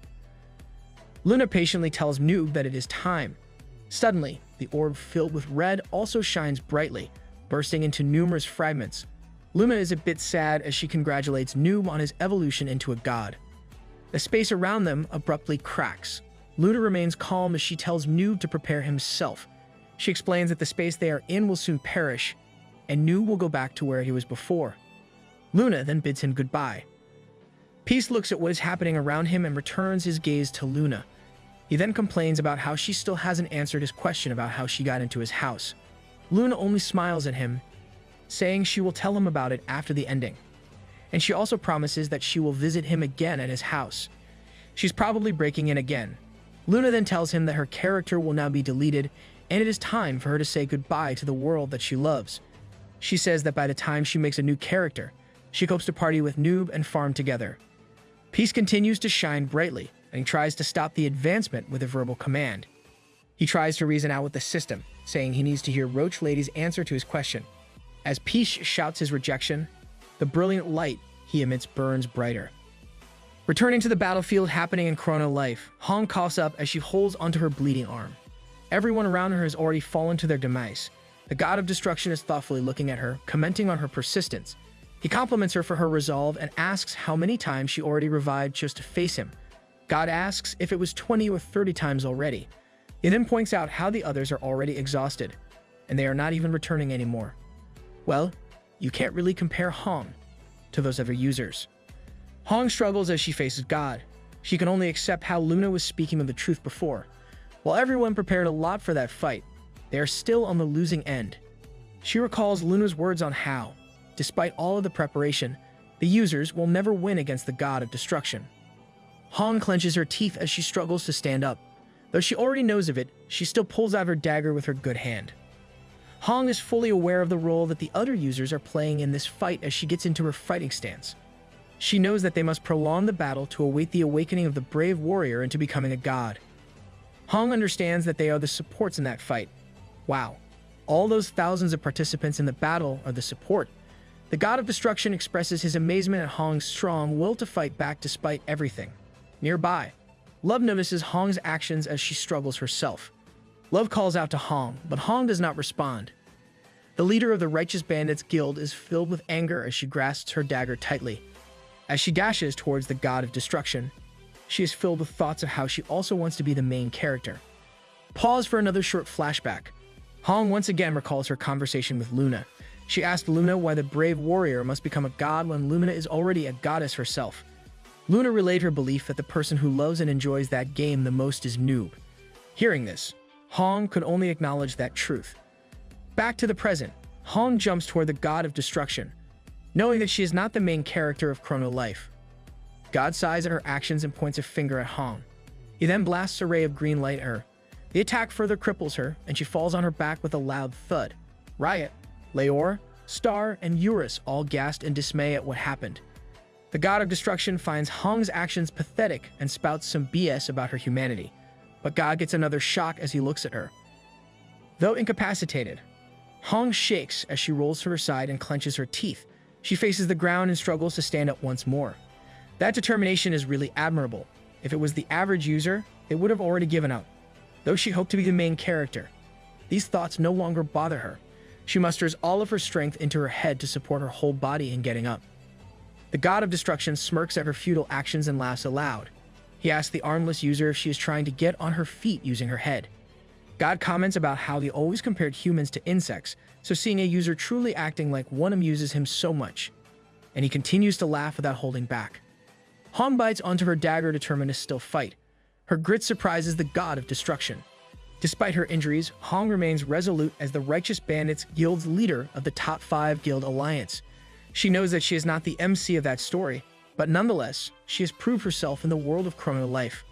Confident of his win in that fight, the god of destruction smiles widely as he mocks her and prepares to shoot at Hong once more. Before Hong can get near him, God releases his power at Hong, creating a huge explosion before him. Love yells Hong's name with tears falling down her eyes. The god of destruction ridicules Love for crying, reminding her that the place they are in is nothing but a game. He even encourages the act of logging out and logging back in just so he can continuously make fun of them over and over again. The god of destruction claims that he'll keep doing it until that world ends. Brah, I want to beat you up myself if I could. As the smoke starts to dissipate, somebody speaks up, asking what right god has to do such a thing. The voice makes the god of destruction pause, for he recognizes the voice it belongs to. With the smoke completely gone, it is revealed that Peace is supporting Hong. Finally, our MC is back on the battlefield. Riot and the others who saw Peace felt relieved and their hopes resurfaced. Hong looks up at the brave warrior while Peace tells her to leave everything to him. As Hong complies, the god of destruction greets Peace, calling him his friend. He asks if Peace has thought things through, expecting a favorable answer to the offer he made. The god of destruction once again asks Peace if he will join him or if he plans to experience a repetitive death. He's about to say more, but Peace doesn't let him finish.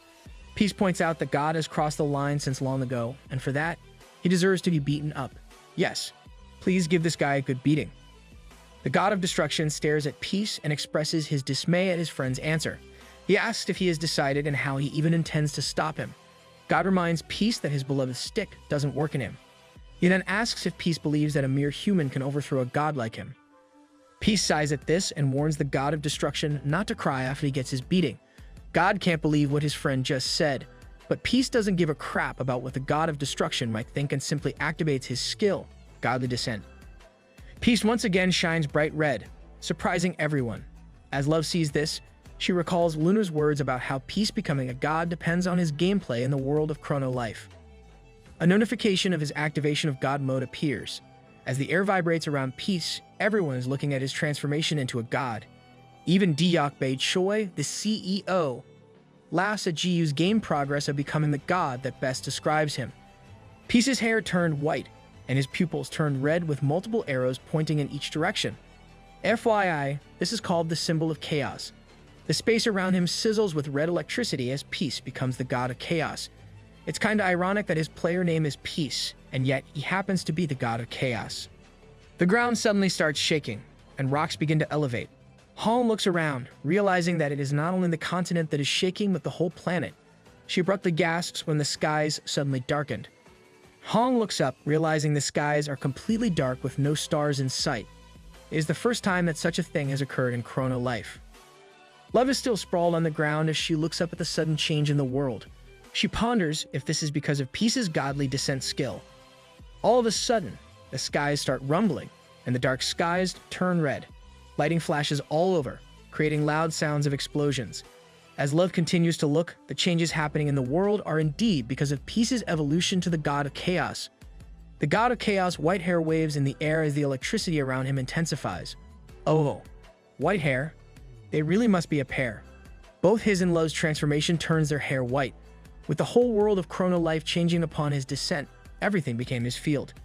Even those viewers watching this unfold have their mouths hanging open.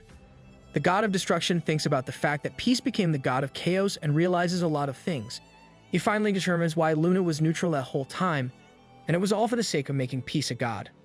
The god of destruction suddenly laughs as he claims awareness of how Luna was hiding something. Yet, he never expected that it would include betrayal. He suddenly curses Luna for being useless and says how he should have dealt with her before. Peace suddenly comments on how the god of destruction is chattering away and asks if he even intends to fight. God sighs, amused at how Peace looks upset with how he is talking crap about Luna. He reminds Peace of when they were fighting just before, and yet now it's like he is taking her side again. Nope, let's just say that MC somehow got enlightened with his new form. Out of nowhere, Peace grabs the god of destruction by the mouth and commands him to shut it unless he wants to be erased. The sudden movement surprises God, and he immediately moves away from Peace. God can't believe that Peace managed to move so fast that he didn't even see it, as if he still has the upper hand. The god of destruction says that he'll give Peace the fight that he wants. Before God can further describe what he will do to Peace, he unexpectedly hits his head on a hard surface. The sudden occurrence surprises him, and he wonders how a wall could be behind him when he was just in the air. The god of destruction then looks at Peace, seeing that he is floating upside down. It is then that he realizes that the world is now upside down, and he can't help pondering if Peace made it that way. With that realization, the god of destruction quickly rights himself. He compliments Peace for managing to bring him to the ground somehow. Recognizing this amazing feat, God claims that he will play with him more. Are you sure it's not the other way around? God raises his hand and quickly shoots a beam of green light at Peace. The beam gets near Peace, creating a tremendous explosion as it crashes. The god of destruction then lectures his friend about being a god, saying becoming one doesn't mean they become equals. He continuously blasts numerous beams and shouts about his divinity of destruction ability as the god of destruction. As loud booming sounds fill the earth, God announces that everyone is in danger from his divinity. All kinds of things, living or non-living, will be destroyed by him. The god of destruction adds that this also applies to the goddess of life, who has the divinity of life. He claims that the goddess is nothing before the divinity of destruction. The continuous bombardment of attacks from the god of destruction shakes and cracks the earth. The others try to keep their balance in the face of this fight. Leor looks at the cracking ground, filled with disbelief at how the entire continent is being destroyed with each attack. This is nothing compared to how MC destroyed the planet with his stick. As for the Demon King, Love is finally on her feet as she worriedly looks at where Peace is. The god of destruction maniacally laughs as he mockingly asks his friend what's wrong. He reminds him of how he wanted to fight, even suspects that his attacks have already eliminated Peace. God then commands his friend to shout for him to let him know if he is still among the living. Brah, your actions and words are not in sync. The god of destruction laughs hard as the explosion continues. A person's silhouette can be seen through the green blasts and smoke. Still, God doesn't recognize this because of his overconfidence. Peace then speaks, commenting on how pathetic the god of destruction is. He then lifts a hand, and with a single swipe of it, the blasts that were exploding near him were all blown outward. Completely taken aback, the god of destruction stood still. Lightning buzzes in the sky as if the power of the god of destruction is transforming. This energy turns into water, and there is a sudden downpour of rain. Love looks up at the sky, thinking of this phenomenon. What just happened? With the rain falling down on them, Peace asks if those are only God's skills. This question irks the god of destruction, but Peace only repeats his question. He then announces that if God has nothing else to show, then it will be now his turn to strike. Peace lifts the plus 99 reinforced wooden stick with his right hand, surprising God once more. Seeing this, the god of destruction mocks him as he reminds him that his wooden stick attacks don't work on him. Peace ignores those words and simply brings down his weapon in a strike. For some reason, the attack shocks God, and a moment of fear makes him dash away to avoid the attack. The god of destruction frowns, realizing that the attack Peace just released literally sliced through the entire planet. With a slash remaining there, God realizes something else. He suddenly gulps, recognizing that the attack actually slashed the whole dimension. The god of destruction determines that the cross-section doesn't really exist on that planet, and that getting hit by it is dangerous for him. Now, you're getting scared. Time to get a taste of your own medicine. Peace is suddenly behind the god of destruction and asks where he is exactly looking. He suddenly pulls his fist and punches at his enemy. Though God sees the attack, he still gets hit by it. He is astonished at how fast Peace moves as he crashes to the ground. The god of destruction quickly recovers as he compliments Peace for getting at him twice in a row. He then smirks, claiming that Peace won't be able to do so moving forward. Peace ignores those words and clenches his fist. His fist buzzes with energy, making God look at him in confusion. Peace throws the punch, and despite their distance, the punch reaches the god of destruction in the face. Everyone who saw this is all confused by what just happened. Though the attack is obviously not a magic or wind fist skill, it still managed to make contact with God. It's probably our MC's ability as the god of chaos. The attack makes the god of destruction stumble a bit. As he wipes his nosebleed, God cannot hide the confusion he feels at that moment. Peace asks if he is ready, making God flinch. Peace raises a hand as he commands God to get there. The god of destruction's face fills with horror as Peace clenches his fist once more and pulls it back. Peace throws the punch, and it easily hits God in the face once more. God's face is distorted by the punch as he tumbles, but Peace is not done yet. He continuously punches the air, and all of his attacks reach the god of destruction in the face. The barrage of attacks continues, and those outside the real world are agape by what is happening. The staff responsible for developing the game have all their mouths open in surprise. They comment on how helpless the god of destruction is before Peace and can't help wondering how Peace got so strong. Behind them, Deokbae Choi speaks up, saying that it is all probability. As the CEO of the game, he easily explains that the divinity of chaos is about manipulating the probability. He further explains that with the physical engine, punching the air means it won't land on your opponent, and the probability of it landing is 0%.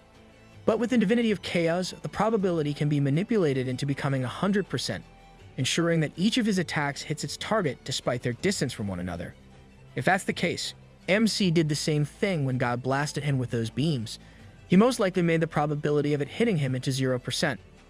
The staff looks up at their CEO and asks if the skill to manipulate probability is too OP. Deokbae Choi corrects him, saying that it is not a skill but a divinity. The CEO explains that divinities are beyond skills and were created without considering the game balance.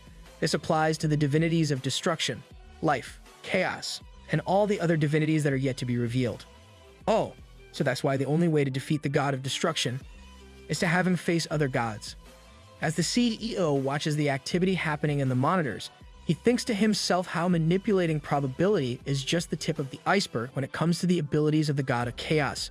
He can only sigh as he comments on how Ji Lee has become more of a threat. Inside the game, Peace is still bombarding the god of destruction with his punches that can't miss. God clenches his teeth and flies off in an attempt to escape his current predicament. He curses numerous times as he flees, confused as to why this kind of thing is happening. With the way things are, God intends to retreat and develop a new strategy. But before he can further get away, he suddenly finds himself before Peace. It is as if he never left in the first place, and this only further confuses the god of destruction. That skill is quite handy-tailed. Peace again uses the divinity of chaos, and his right eye shines brightly as the symbol of chaos lights up. He calls upon a different ability called reality manipulation, distorting everything around them. The god of destruction continues to sweat with a look of disbelief. Peace suddenly announces that his warm-up is now over and takes his wooden stick from his undies. The sight of the stick surprises God, while Peace announces that things are about to really start from then on. With a broad smile on his face, Peace declares that it is the perfect moment for a wooden stick beating, further putting horror on the god of destruction's face.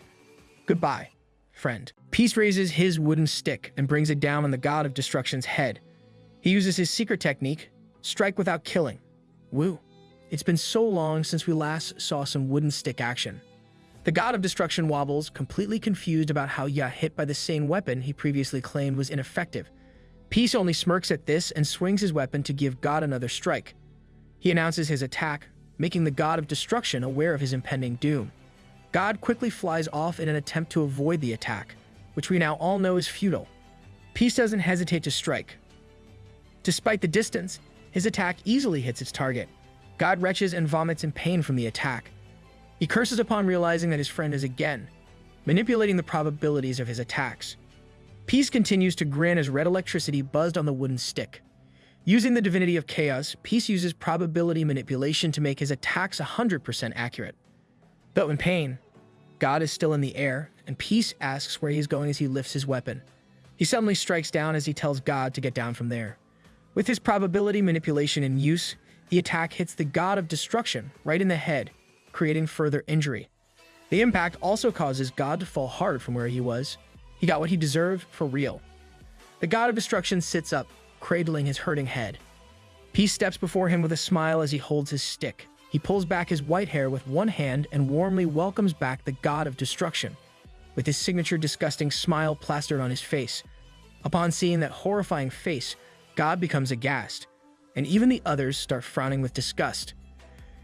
Peace suddenly slides his feet apart as he takes a new stance. With the chaos symbol on his eyes shining once more, he announces that his next attack is 1,000,000 strikes with the probability manipulated into 100% accuracy. As he says this, he quickly follows his words with his attack. The numerous strikes all hit their mark without missing, making the god of destruction struggle as he endures each strike from the god of chaos. After those numerous hits, Peace laughs so hard with his tongue out and continues to strike at his enemy using different strike variations. With each attack hitting him, the god of destruction cannot retaliate. Leor watches this happen from the side, and she can't help but gush with amazement at the brave warrior's ability to overwhelm the god of destruction. She cheers for him, but Riot only looks at this with worry. He then shouts at Peace to stop fooling around and finish the god of destruction. Riot yells that the brave warrior should stop with his strike without killing, so that he can end things while he can still do so. He continues to shout about his fear that God might do something that will change the flow of the fight. Wait, does this dude have more phases or something? Peace smiles at Riot's rambling and looks at him with glee as he announces that God can try, but he will still end up getting trampled. Peace then imparts his motto of repaying kindness twofold and repaying evil 20-fold. And for everything that he did to him, Peace plans to repay the god of destruction for it. Peace suddenly smacks the other god with his stick to demonstrate how he plans to exact his repayment. He does this numerous times without stopping as he repeatedly displays his prowess. Riot watches this happen, and he himself starts sweating as if in pain for seeing the god of destruction reduced to such shame. He can only hope that he will not upset the brave warrior in the future. With the hits from the plus 99 reinforced wooden stick not stopping, the god of destruction can only ponder what's happening and where exactly he went wrong. He believes that as the god of destruction, he is the vaccine meant to cleanse the world of chrono life. Even in the past, he let them prove themselves, but it was through them that the god proved that things will always end in destruction. What bothers the god of destruction right now is the fact that he can't really understand the things happening at that moment. The existence of the god of chaos makes him think of how the world's future destruction has changed. The wooden stick suddenly smacks him right in the middle of his face, making him finally fall to the ground and causing more destruction to their surrounding. Maybe those smacks will help you understand. God suffers in pain, and a tooth even fell off because of the attack. His impact on the ground also creates a massive explosion that throws everyone else into the air. Once the explosion is gone and the smoke dissipates, Peace remains standing. He then announces that he had enough of the spanking. The god of destruction is still somehow standing with his face thoroughly beaten up. Peace declares that it is now time for them to end it. With a smile, he asks if God is now ready for it. Suddenly, something wet drips to the ground, surprising Peace. More drips to the ground, and these are actually the tears of the god of destruction. God speaks, saying how his heart has been empty for so long, and it is to the point that he lost himself in trying to protect that planet. But with the way things are now, he declares that he has no need for these anymore. God has gone completely crazy and decides that he should just destroy the planet instead. Aha! So much for being your mom's favorite place. He then releases a green aura as if he is a Super Saiyan. Peace only looks at the god of destruction doing his thing without doing anything else. God activates his divinity of destruction and calls out to his fragments to come to him. At God's command, something flashes green behind Peace that makes him look back. Peace wonders what are the light coming from the perished users. But as he looks closely, Peace realizes that the light is not from the users' bodies. Instead, the light comes from their weapons, which are starting to float. Leora points out the floating mythical items to her brother. Riot starts pondering what is happening, recalling how the god of destruction referred to those items as his fragments. Oh, so when it was called Fragments of God, it was actually referring to the god of destruction. They lit up mythical weapons wire, and they all get sucked back to the god of destruction, making him become brighter. Seeing this happen, Riot curses and says he was hoping it wouldn't end up happening. Agitated, he shouts at Peace to attack God at that moment. Riot quickly explains that the god of destruction is now absorbing all of the mythical items, which is one of his abilities. Instead of complying, Peace looks back at Riot with a sigh and says that such a skill is ridiculous. Riot curses Peace for being a dimwit and explains things further just so Peace can grasp what is happening. He quickly says that the fragments of God are being absorbed to strengthen him. Riot urges Peace to stop God before he gets even stronger. With the wooden stick being an ego rank, it won't be absorbed, but that is not the same for the other weapons there. After all those explanations, other mythical rank items light up and fly into the air. All of those items from the members of the top 5 Guild Alliance and soldiers of the Heavenly Realm make a total of 20,000 weapons, with every mythical item shining brightly in the sky. All of these finally gravitate towards the God of Destruction like a meteor. Peace simply watches as all of the mythical items get absorbed. With the new power surging through him, God's body begins to throb and become physically buffed. Once all the fragments are absorbed, God achieves a new form and looks down on Peace with a broad, sharp-toothed smile. Seriously, I already lost count of how many phases the God of Destruction has. God starts laughing and announces his intent to destroy everything in broken words. Peace looks up at the God of Destruction, complaining about another transformation. He even suggests that he should have just turned into something else, like the bug-eyed monstrous form from before. The God of Destruction lifts his fist, surprising Peace. God clenches his fist, making cracking sounds. He repeats his previous broken words, and Peace can't help commenting about it. Peace even asks if his ability to talk was given up in exchange for his enhanced powers. Love shouts for him to watch out, and that God might just destroy the planet if it does not stop. She urges that they should do everything they can to stop the God of Destruction from doing so, since all of the users' lives are on the line. Peace tells her not to worry, for nothing terrible will happen. He then looks back, asking Love to trust him. He calls her name without calling her like he usually does, making Love's heart thump loudly. Her mind becomes wrapped in how Peace called her without referring to her as Captain. Woohoo! Another development. I hope we're not reading too much into this. I wouldn't like to be disappointed. Going back to our buffed God of Destruction.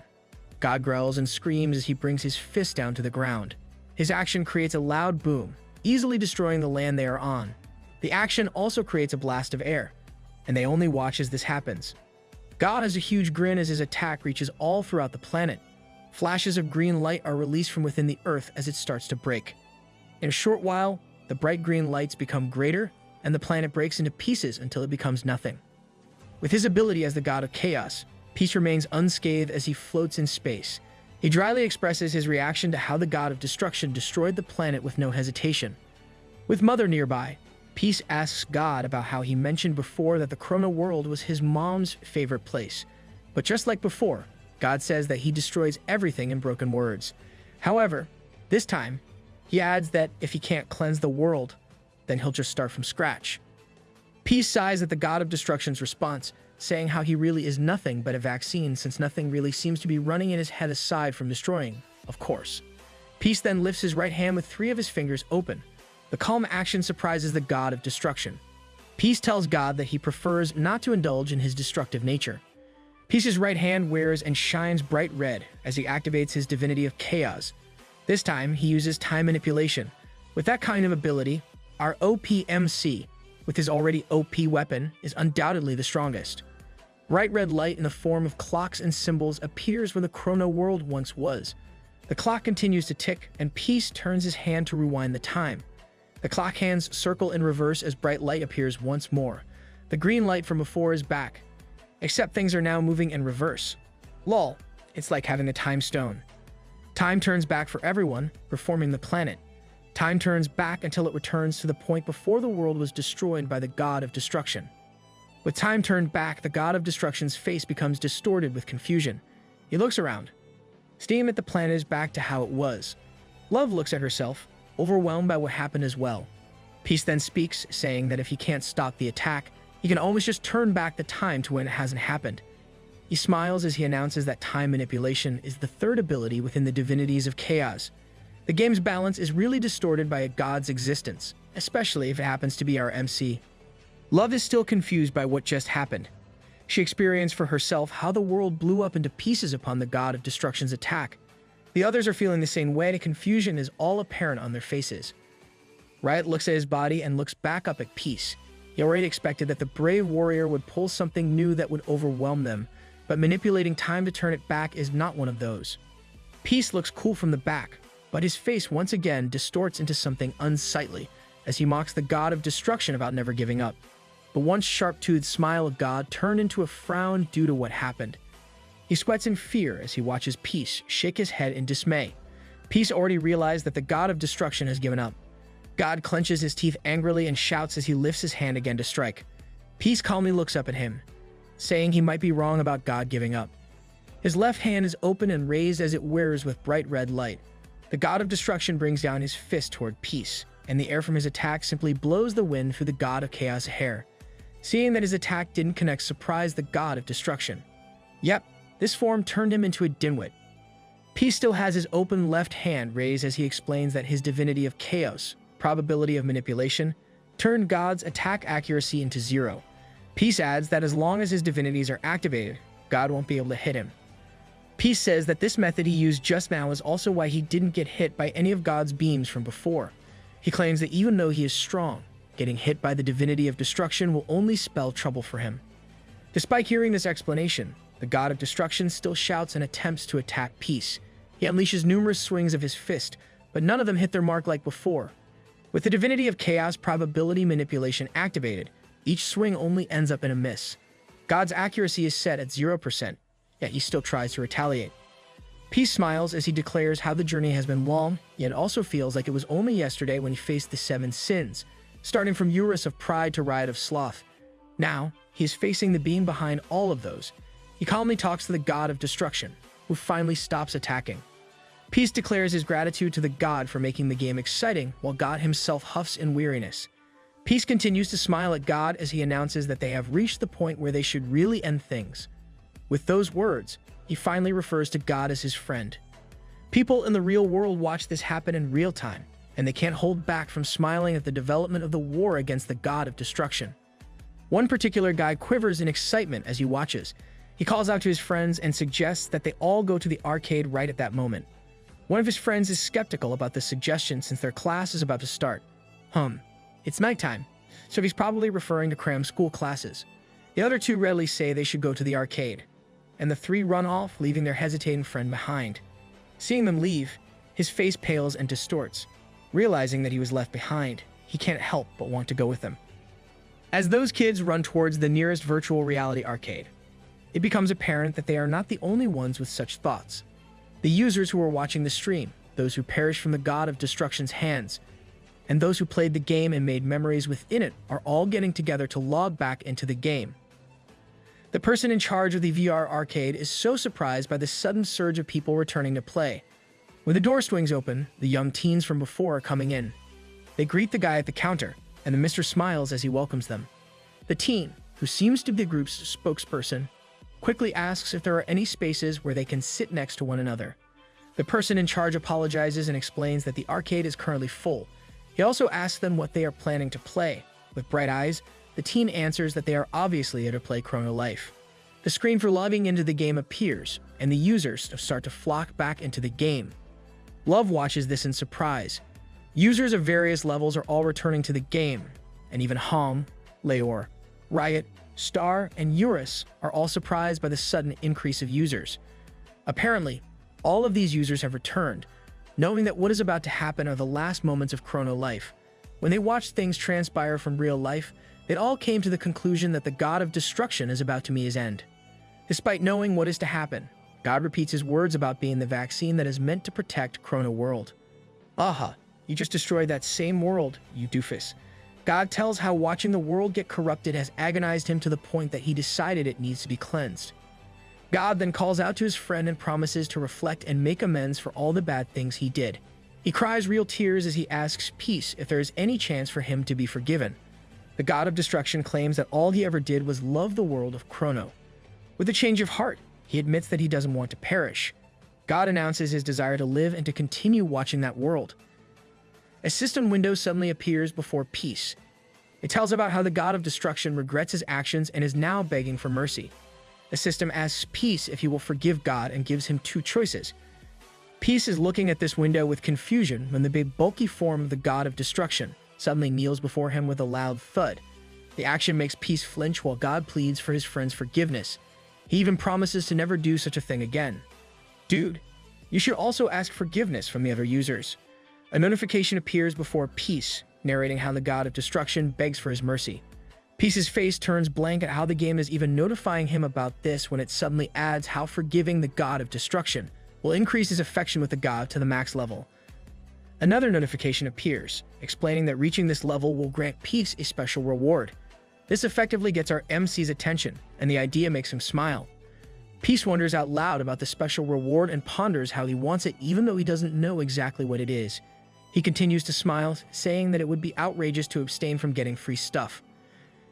Peace asks if God agrees with him, and this question fills the god of destruction with hope as he agrees with Peace. Wow, that quickly stopped God from sweating, and he is even smiling now. God then asks if this means that his friend is forgiving him. Before hearing Peace's answer, he immediately thanks his friend and repeats his promise. But Peace cuts him off as he flicks his wooden stick by his shoulder. Still with a smile, Peace claims that, based on his experience, one would usually get a more substantial reward from slaying enemies in such a situation. He admits that doing such a thing would obviously bring down his reputation, but such things really don't bother him. Peace admits to the god of destruction about how he finds the whole thing cringy. Seeing God try to persuade him with his tearjerker story when he killed numerous users before is just plain distasteful. But now that the table has turned and he is the one who is about to perish, here he's trying to get forgiveness for all of his actions. The god of destruction is once again sweating. He stutters as he asks his friend about what he means. He tries to continue smiling, though he is obviously afraid of what our MC will decide. Peace laughs at the god of destruction for being a joke. He says that the other already knows what he meant by his words. With a devious face, Peace fondly announces his decision to slay the god of destruction. The decision, and of course, our MC's disgusting reaction made God contort his own face in horror. He denies this decision as he continues to cry and sweat. Despite knowing how it will end, the god of destruction tries to escape the fate that Peace has chosen for him by flying as fast as he can away from Peace. God continuously shouts in denial as he flies off. His mind is filled with thoughts of how he doesn't want him in his end right there.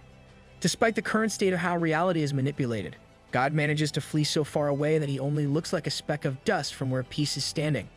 Peace clenches his wooden stick and activates his divinity of chaos, applying it to his weapon. This time, he manipulates the skill, Mirror, of expansion. Instead of applying the skill to his whole being, Peace only uses it on his wooden stick. Habake and the others are confused by what he is doing upon seeing that the brave warrior is only increasing his wooden stick's size. Habake is aware of how the skill Mirror of Expansion is meant to increase the target's size based on their maximum mana. Habake is amazed by how the brave warrior manipulates even skills with his divinity of chaos. With the skill applied to the weapon only, the plus 99 reinforced wooden stick buzzes and fills with red energy. Peace held it with both hands and commands to begin its expansion. With his feet together, he squats a bit and holds his weapon. Suddenly, the wooden stick increases in size as it shines brightly. Ouch! My eyes, why does it have to turn bright as it grows? As the weapon gets bigger, Habake finally realizes what the brave user is up to. Peace calls forth his wooden stick and does his signature unholy pose, but this time with white hair. He commands his weapon to grow numerous times and continues to make us disgusted with the sounds he is making. Meanwhile, in outer space, the god of destruction curses numerous times as he flies off towards the sun. Left with no choice, he plans to run to his mom as his last resort. God cries as he thinks of asking his mom to help him hide. Recalling that sick face, he is determined not to meet his end in the hands of that sicko.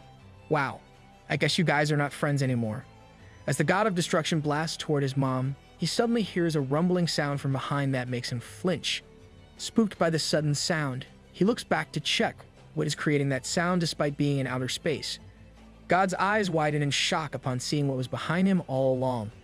It was a massive wooden stick that obviously came from the planet. Its huge appearance is a big surprise that it stops him from moving, and he has to wipe his eyes just to make sure he is seeing things right. With tears still flowing from his eyes, he squints as he tries to focus on what he is seeing.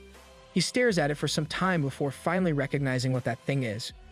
The Mirror of Expansion is a hidden skill that can be utilized using the second mirror of the 8 mirrors. This skill lets the target grow in size based on its user's maximum mana.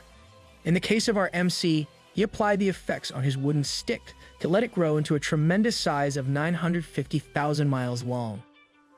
For a beginner's weapon, it has now grown to a size that is even bigger than the sun, or in this case, Mother. FYI, the sun is 865,000 miles in diameter. The god of destruction looks at this for some time before he starts laughing, completely crazed by what's happening.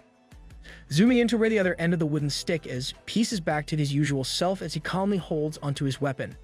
As if the god of destruction can hear him, Peace reassures him that it will be a quick and painless experience. I doubt that. With that announcement, Peace brings down his weapon, making an astronomical level of his swing down.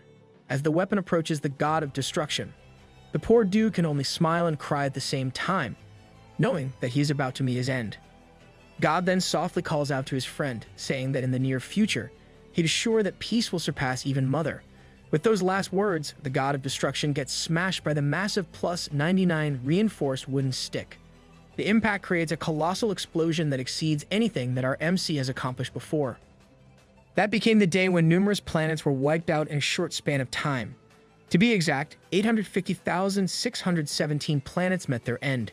Because of what happened, the space becomes filled with stardust. There goes the other planets that might have possibly been inhabited, and the last quest of Chrono Life finally ended as well. The manipulated reality suddenly bursts, returning the environment to normal.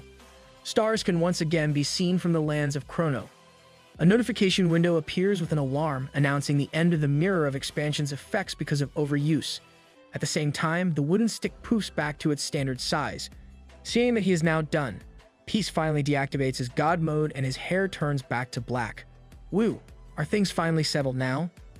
Another notification appears, declaring that the final boss, the god of destruction, is now gone, and it proceeds to congratulate Peace for the achievement of clearing Chrono Life's last quest. Peace cheers upon reading those notifications. With the last quest cleared, a loud cheering catches Peace's attention. Every user online at that moment started shouting Peace's name repeatedly. Peace smiles at this, and he can't help thinking that it is indeed finally over. Looking at Star and Eurus, Jump and Joy reminds Peace of how he first met Star back when her character was bald, and she only communicated through emojis. Then there was the cute Eurus, who suddenly popped out of his wooden stick, making him curse the first time it happened. As for Love and Hong, he got closer to Love by chasing her around and asking for a boost, while he met Hong when she asked for help back then. Our streamer is still streaming. Peace met him back when he fought the top 5 guild alliance. Seeing Leor and Riot made him recall some of his adventures in the Heavenly Realm. He and Riot were controlled by Leor, and they even faced Habake, Luna, and Love. Peace gives off a happy sigh as he recalls the journey that finally brought him to that point. He then stretches out and happily mentions how he beat the game. It's literally the joy of games with endings. Peace is filled with bliss as he declares how much he enjoys playing and shouts that he loves Chrono Life. With a wistful look in his eyes, Peace determines that it is now time for him to log out. Suddenly, there is a squishing sound of wings. A voice then addresses Peace, asking why he has a long face despite saving the world. A being with long golden hair and glowing light approaches him, asking if he is sad because everything is now over. Peace's eyes widen in surprise. Due to his shock, it took him some time to finally ask if the being before him is Mother. With long golden hair that reaches down to the legs, being snaps her fingers, and the sky above them becomes filled with various architectures, landforms, planets, and other galaxies. A new notification appears, announcing that new regions have been unlocked. There is Biran, the Machine City, Ju Hoi Wan Island, the Island of the East, Astamido, the Floating Continent, Titania, the Illusory Star, Galaventor, the Land of the Dragons, Larue, the Empire of Ancient Magic, and Banev, the Planet of Steel. Finally, new areas. I hope MC visits other places more frequently. Peace is completely taken aback by the sudden news, more so when another notification appears. This time, it announces how the Ascended Beings are watching Peace from other dimensions. Some of them are the Witch of the Frost Palace, Thurs, the Ruler of Steel and Fire, Mukho, the Heaven-Splitting Sword, Kelzaf, the Predator of the Void, and Gallardo, the Gargantuan Dragon. Wow, this basically foreshadows MC's next adventures. Also, we'll soon be meeting the other dragon. Peace remains still after all those notifications. The golden-haired being calls out to Peace and tells him that what he experienced so far does not even reach a 1% of the whole Chrono Life. Whether it is freedom, excitement, or exploration, Peace merely got a taste of Chrono Life, so he can't quit now when he barely scratched the surface. And to top it all off, Peace owns the plus 99 reinforced wooden stick. The first days that Peace spent in the game were unhappy, and he came to the point where he could easily curse at it. But the man from before can't be seen now. Peace smiles brightly with apparent excitement about what's to come next. He then announces that Chrono Life is the best game ever. Woohoo! That marks the end of Season 1 for the Plus 99 reinforced wooden stick. But we're not entirely done yet since we still have the epilogue. The sun shines brightly outside in the real world. Inside a high-end unit, some of Sarang's clothes from before are hanging by the wall. As usual, her phone and Peace plushie are on her bed. Her phone alerts her of a new message just as she is about to head out. Noticing this, Sarang picks it up and finds that Ji-yu messaged her about being ready and asked if he should leave already. Sarang grins upon reading the messages and replies that he should and that she'll be out as well. She smiles fondly as she thinks of Ji-yu. Number 1. Lovers. From the time Peace has slain the god of destruction and saved Chrono life, it has already been 3 years since then. What? That's a big time skip. Also, FYI, we're doing a Sarang POV here. Sarang thinks about how she's already graduated from high school and is done with her student life. Now that she is a fully adult woman, Sarang says that she and Ji-yu are officially dating and goes on about how their relationship is so good. Her manager suddenly butts in, telling her to shut up as she eats potato chips. Sarang suddenly shouts and jolts in surprise at the sudden appearance of her manager, who is calmly munching on her chips. She asks when her manager got there, but instead of answering, her manager frowns at her for mentioning 3 years when, in actual truth, it has only been 3 weeks. I'm literally laughing my ass off. I can't believe that her imagination reaches that far. Manager says she understands that Sarang likes undies, but she should really stop her daydreaming. She says that it is already too much to the point that manager is considering getting a therapist for Sarang. Sarang cries out that she really wants to become an adult so she can finally date Peace. She also desires to become a couple so that they can do stuff that only couples do. Sarang finally admits that her manager is correct, that it has only been 3 weeks since the last quest of Chrono Life. Her attention was grabbed by the game events, and it took some time for her to realize that without all those distractions, the only thing she could really think about was Peace. Wow, she's literally rolling in that big bed of hers. As manager continues to eat, she asks Sarang if she isn't supposed to be leaving already. She reminds Sarang that while she was imagining all that stuff, it is still true that she's meeting up with undies that day. Hearing that, Sarang suddenly springs up from rolling around, hops away with her triple jump skill, and shouts bye to her manager. With Sarang dashing away, manager sighs as she continues to munch on her chips. In the hallway in front of their places, Ji-yu checks on his phone as he wonders where Captain Love is when she has already messaged him about going out as well. The door to Sarang's place suddenly swings open, and Sarang comes out of it with an apology. She makes an excuse about speaking with her manager that she didn't realize the time. Aha, we all know that your daydreaming made you late. Seeing Sarang before him, Ji-yu blushes, and his heart thumps loudly in his chest. Sarang smiles at him as she asks if they should get going. Ji-yu quickly turns away and stutters as he confirms, adding that he didn't really wait long. He continues to stammer with his face red as he says that they should go now. This reaction from Ji-yu makes Sarang so happy that she starts smacking him softly in the back as she teases him for being shy. She asks if he already forgot how pretty she is in real life and if his heart is about to jump out of his chest. Still blushing, Ji-yu admits that she has always been pretty, whether it is in the game or in real life. With those words, it's Sarang's turn for her face to blush and her heart to beat out loud. She stammers her thanks, and the two become silent as they walk together, with both their faces red and their hearts beating fast. Wow, so much awareness for one another that they became blushing fools in a short time. Number 2. Professional. The sun shines brightly on that day as the blue sports car zooms by. Ji-yu and Sarang are inside the open-hooded car. Their typical daily lives are back to normal after clearing the last quest of Chrono Life 3 weeks ago. However, the Chrono Life staff posted a notice about a huge update the previous night. There are rumors that the company hired twice the number of developers to join their staff. In a quick flashback of what happened, Bai Choi announced that he had already hired double the number of the development team staff. He says that this doesn't mean that the company will grow as fast, but in retrospect, this can deal with the urgent issues for the future. And, of course, this news shocked the old staff.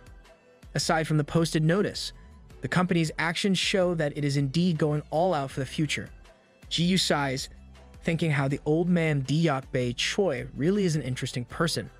No doubt about that since he owns the gaming company for Chrono Life. Ji-yu thinks about how the CEO went above and beyond by going for tenfold the staff instead of the declared double. He wonders if the old man plans to go 20-fold with hiring more staff if this thing fails. Ji-yu worries that things will go downhill for the company, and he can't help pondering how the CEO even managed to put his company on top with all of his audacious strategies. Ji-yu snaps out of his thoughts when Sarang suddenly asks him about gathering information.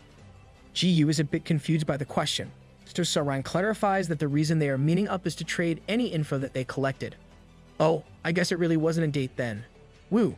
Sarang looks at Ji-yu as she reminds him that they are looking up for any trace that was left behind by their friend Luna. The way Sarang called Luna, their friend, confused Ji-yu. Sarang sweats and corrects herself, calling Luna the Roach Lady. Trying to cover up her embarrassment, she shouts that they have already agreed to look for Roach Lady. Ji-yu lets it pass and says that he now remembers. I swear, MC must have a memory of a goldfish. Ji-yu says that he is doing his part, but nonetheless, it is difficult to locate Luna. So, to resolve this matter, he resorted to leaving the assignment to someone professional. Sarang asks if they are heading to that professional right now. Ji-yu confirms this but still sighs as he thinks about how Luna has disappeared. The first weeks they did meet with Luna didn't bother them much initially, but as another week passed with no contact, they can only view this as deliberate. Sarang speaks again, saying they all know Roach Lady is a unique boss. This only means that her death is equivalent to character deletion. Sarang confirms this with Ji-yu and he thinks the same. He recalls the last time he met with Luna during the game. It was back when the space in unconscious territory was cracking. Luna was telling him to prepare since that place would be destroyed, and she bid him goodbye. Ji-yu mulls over how he never really saw Luna die in-game at that time. Still, he can't shake off the feeling that her words were ominous, as if she was really going to die back there. Ji-yu asks Sarang why she is looking for Roach Lady and asks when the two became close since Sarang even called her a friend. Sarang harumphs at this, denying that the two of them are close. She sighs as if hesitant to say that hearing about Roach Lady's past from him made her understandable. Sarang claims that knowing such things can't make her genuinely hate Roach Lady. She starts explaining that she only wants to find her to ask questions. Ji-yu smiles at Sarang's honesty and expresses his relief that she and Luna can finally stop fighting and become friends. I have some doubts, and even Sarang feels the same. They'll probably keep on bickering because of you, MC. Changing the topic, Sarang pointedly asks Ji-yu why he is also looking for Luna. Ji-yu grins at this and says he also wants to ask something. Sarang doubts him a bit and asks if he is only going to ask one question. Ji-yu answers that it is only one. The sports car screeches to a stop, and Ji-yu announces that they have reached their destination. He gallantly tells Sarang that they should go. Sarang looks up at the building before them and asks where they are.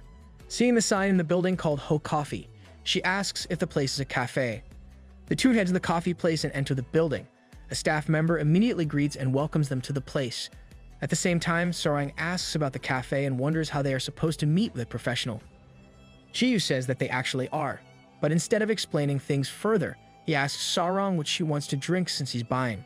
Without giving it much thought, she answers that she wants an Americano. As they reach the counter, a woman greets them and asks for their order. Ji-yu smiles wide as he tells their order while Sarang looks at this in surprise. After processing what she is seeing, Sarang suddenly shouts, realizing that the woman taking their order is actually Hong. Hong, full name Yun Ha Hong, is the owner of Ho Coffee, and she professionally smiles back at them. Number 3, the birth of a legend. Back in Sarang's place, manager is sitting on the sofa as she idly lets time pass. I guess we're still not getting her name. She groans with boredom and decides to lie down. With nothing to do, she thinks of how Sarang has no gigs scheduled for the day, so she might as well take that time to rest. As she glances sideways, a VR headset catches her attention. Seeing it reminds her of how adamant Sarang was about logging into the game Criminal Life. At that time, manager was simply curious if playing Criminal Life was really that fun, and it made her ponder about playing it herself. Now that she is looking at the VR headset, manager rethinks about playing Chrono Life. She grabs the VR headset lying on the table.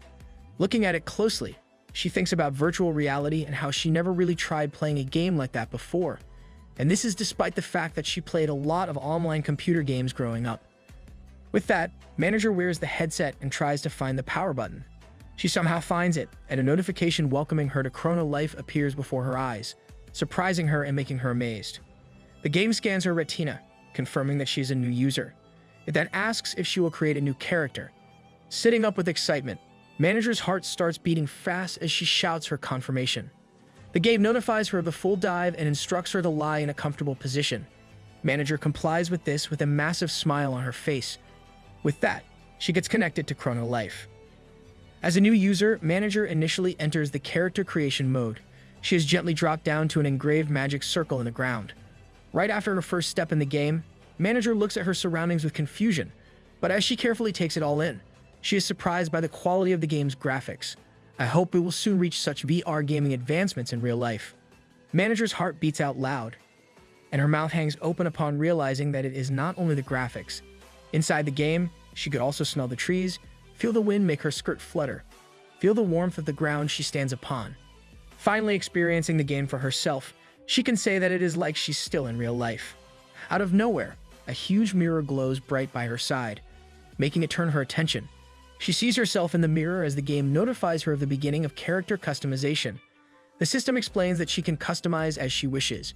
However, there are still limitations to altering a character's physical appearance because of the special VR game law. Hearing about the law irks Manager, realizing that the only real thing she can change within the game is her hairstyle. As a PC gamer from before, she prefers to play the muscular guy characters. So seeing the character customization limitations gives her no choice but to play as herself. She has a fantastic taste, really. Manager starts browsing the various hairstyles available within the game. The first one is a ribbon pigtail style that she finds horrifying, making her quickly move on to check the next one before letting the system tell about its details.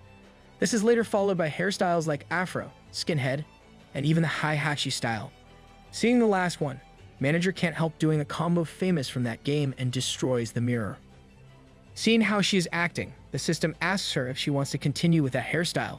This absolutely pisses her off and she rejects it. Manager then demands to just have her old hair back. With that, the system immediately complies and asks her to select species. The system announces the different species available, but Manager doesn't let it finish and simply chooses to be human. I wonder what other options there are.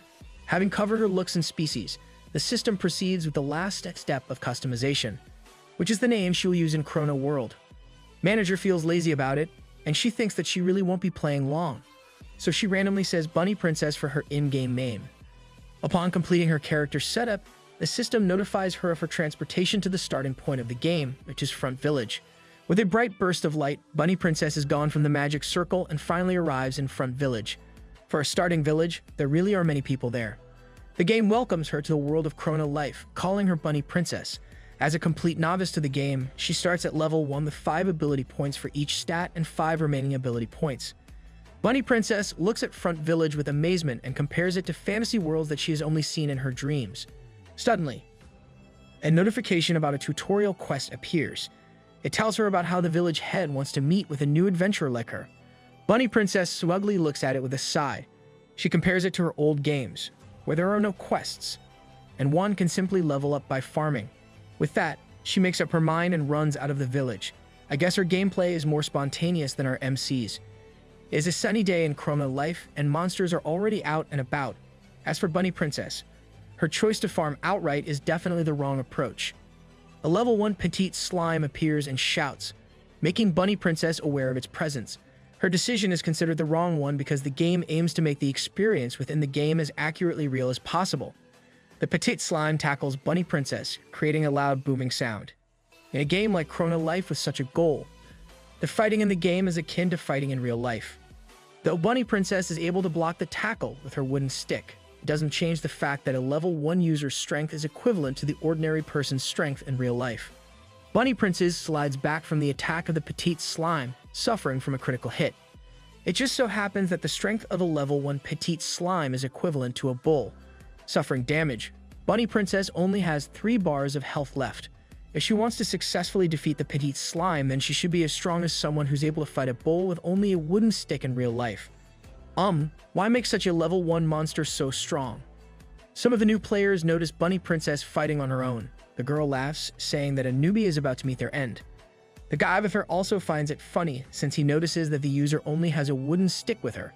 He easily determines that she skipped the tutorial quest by coming there without much preparation. In Chrono Life, it is common knowledge that the wooden stick is not meant for battle. Instead, it is intended for hitting a training scarecrow in the tutorial. From the tutorial quest, a user can easily become a level 5 and they are given an option to use a beginner weapon. Aside from this, the realistic battle system of the game means that most users get their first experience in Battle of the Party. In the case of Bunny Princess, the path she took is what newbies who typically underestimate the game take. It is also the most common reason for a user's first in-game death. The petite slime dashes to where Bunny Princess is. Instead of moving, Bunny Princess holds her ground and simply slashes the enemy into two as soon as it is within her reach. Her action makes the other two newbies completely flabbergasted, and even the petite slime is surprised by getting split with a single attack. Wow, this is what being OP truly means. Bunny Princess sighs with a smile as she thinks of how games are too easy nowadays. She adds that she was even worried before that playing VR games might be challenging, but now Bunny Princess sees that she was worried for nothing. She recalls how, back during her PC game days, when one is no good, it means they'll never survive from the first day. The petite slime shakes before it completely perishes. With the monster slain, Bunny Princess gains an experience and levels up, adding 5 ability points to her unused ones. The two newbies who watch Bunny Princess slay the petite slime on her own with a wooden stick barely recover from the shock. They cannot help thinking who she is. Rejoice, for you have seen the birth of a legend. It is currently the age when PC games and consoles are already considered relics. Unbeknownst to many, Bunny Princess played a lot of old titles using those in the past, and she was a high ranker in all of those games. Completing her first kill in the game, Bunny Princess thinks of how playing Chrono Life can actually be fun, and she starts thinking about what class she should take. It is the day a legend is born in Chrono Life, and ever since that day, rumors begin to spread about the mysterious expert fighter named Bunny Princess. Later in the game, she will become known as the record holder of the highest rank in Chrono Life within the shortest period. Of course, this doesn't include our MC, who is in a different league of his own. Number 4, offline. Hong places 3 iced Americanos on the table, and Sarang thanks Hong for them. Sarang finds it a bit awkward and asks her if it is really okay to do that when the cafe is bustling. Hong smiles at this and assures Sarang that it is fine, since she is the owner of that place. The way she said this made both Ji-yu and Sarang find Yunha so cool. Sarang expresses her surprise at finding out that Hong runs a cafe in real life. She says that it really suits her, and adds how even their uniform is so cute. Hong thanks the compliment with a smile as she says that she picked the design for it. Hong then compliments Love for being prettier in real life compared to seeing her on the television. Sarang thanks her with a blush on her face. Hong suddenly asks if the two are on a date right now, making them both red in the face. Ji-yu even chokes on his drink, making Hong laugh at their reaction. Joking aside, she says that she knows that they are there to get information about Luna. Seeing that Ji-yu is still retching, Hong apologizes. She adds that she only said that because she finds them looking good together. Unlike Ji-yu, Sarang feels different about it and demands that Hong repeat her words. Sarang really knows what she wants, and there is no doubt there. Recovering from his retching, Ji-yu stops them from doing further damage to his senses by changing the topic to his request. As if only remembering now, Hong concurs. She speaks of how Peace requested her guild to locate Luna. Ji-yu confirms this, reasoning that the Righteous Bandits Guild is the best source of info within the game. Hong then explains that upon receiving his request, their members made use of all their resources to gather information about Luna. She looks apologetic to Ji-yu as she says that they were unable to find any info regarding Luna. Ji reconfirms this with a blank look on his face. Hong comments that Peace doesn't even seem surprised, as if he had already expected this kind of result. Ji sips his drink as he clarifies that he didn't precisely expect that, but he already knows that such a task won't be that easy. Ji speaks of how Roach Lady was a unique boss, so it would make sense that her character got deleted after dying in the game. He asks if there is a possibility that Roach Lady is just roaming in her outfit or probably a new one. Hong says they did consider this aside from the likelihood of creating a new character. So if the guild has some of its members staying put in Front Village, and some in farming spots for beginners. Regretfully, no one has seen Luna.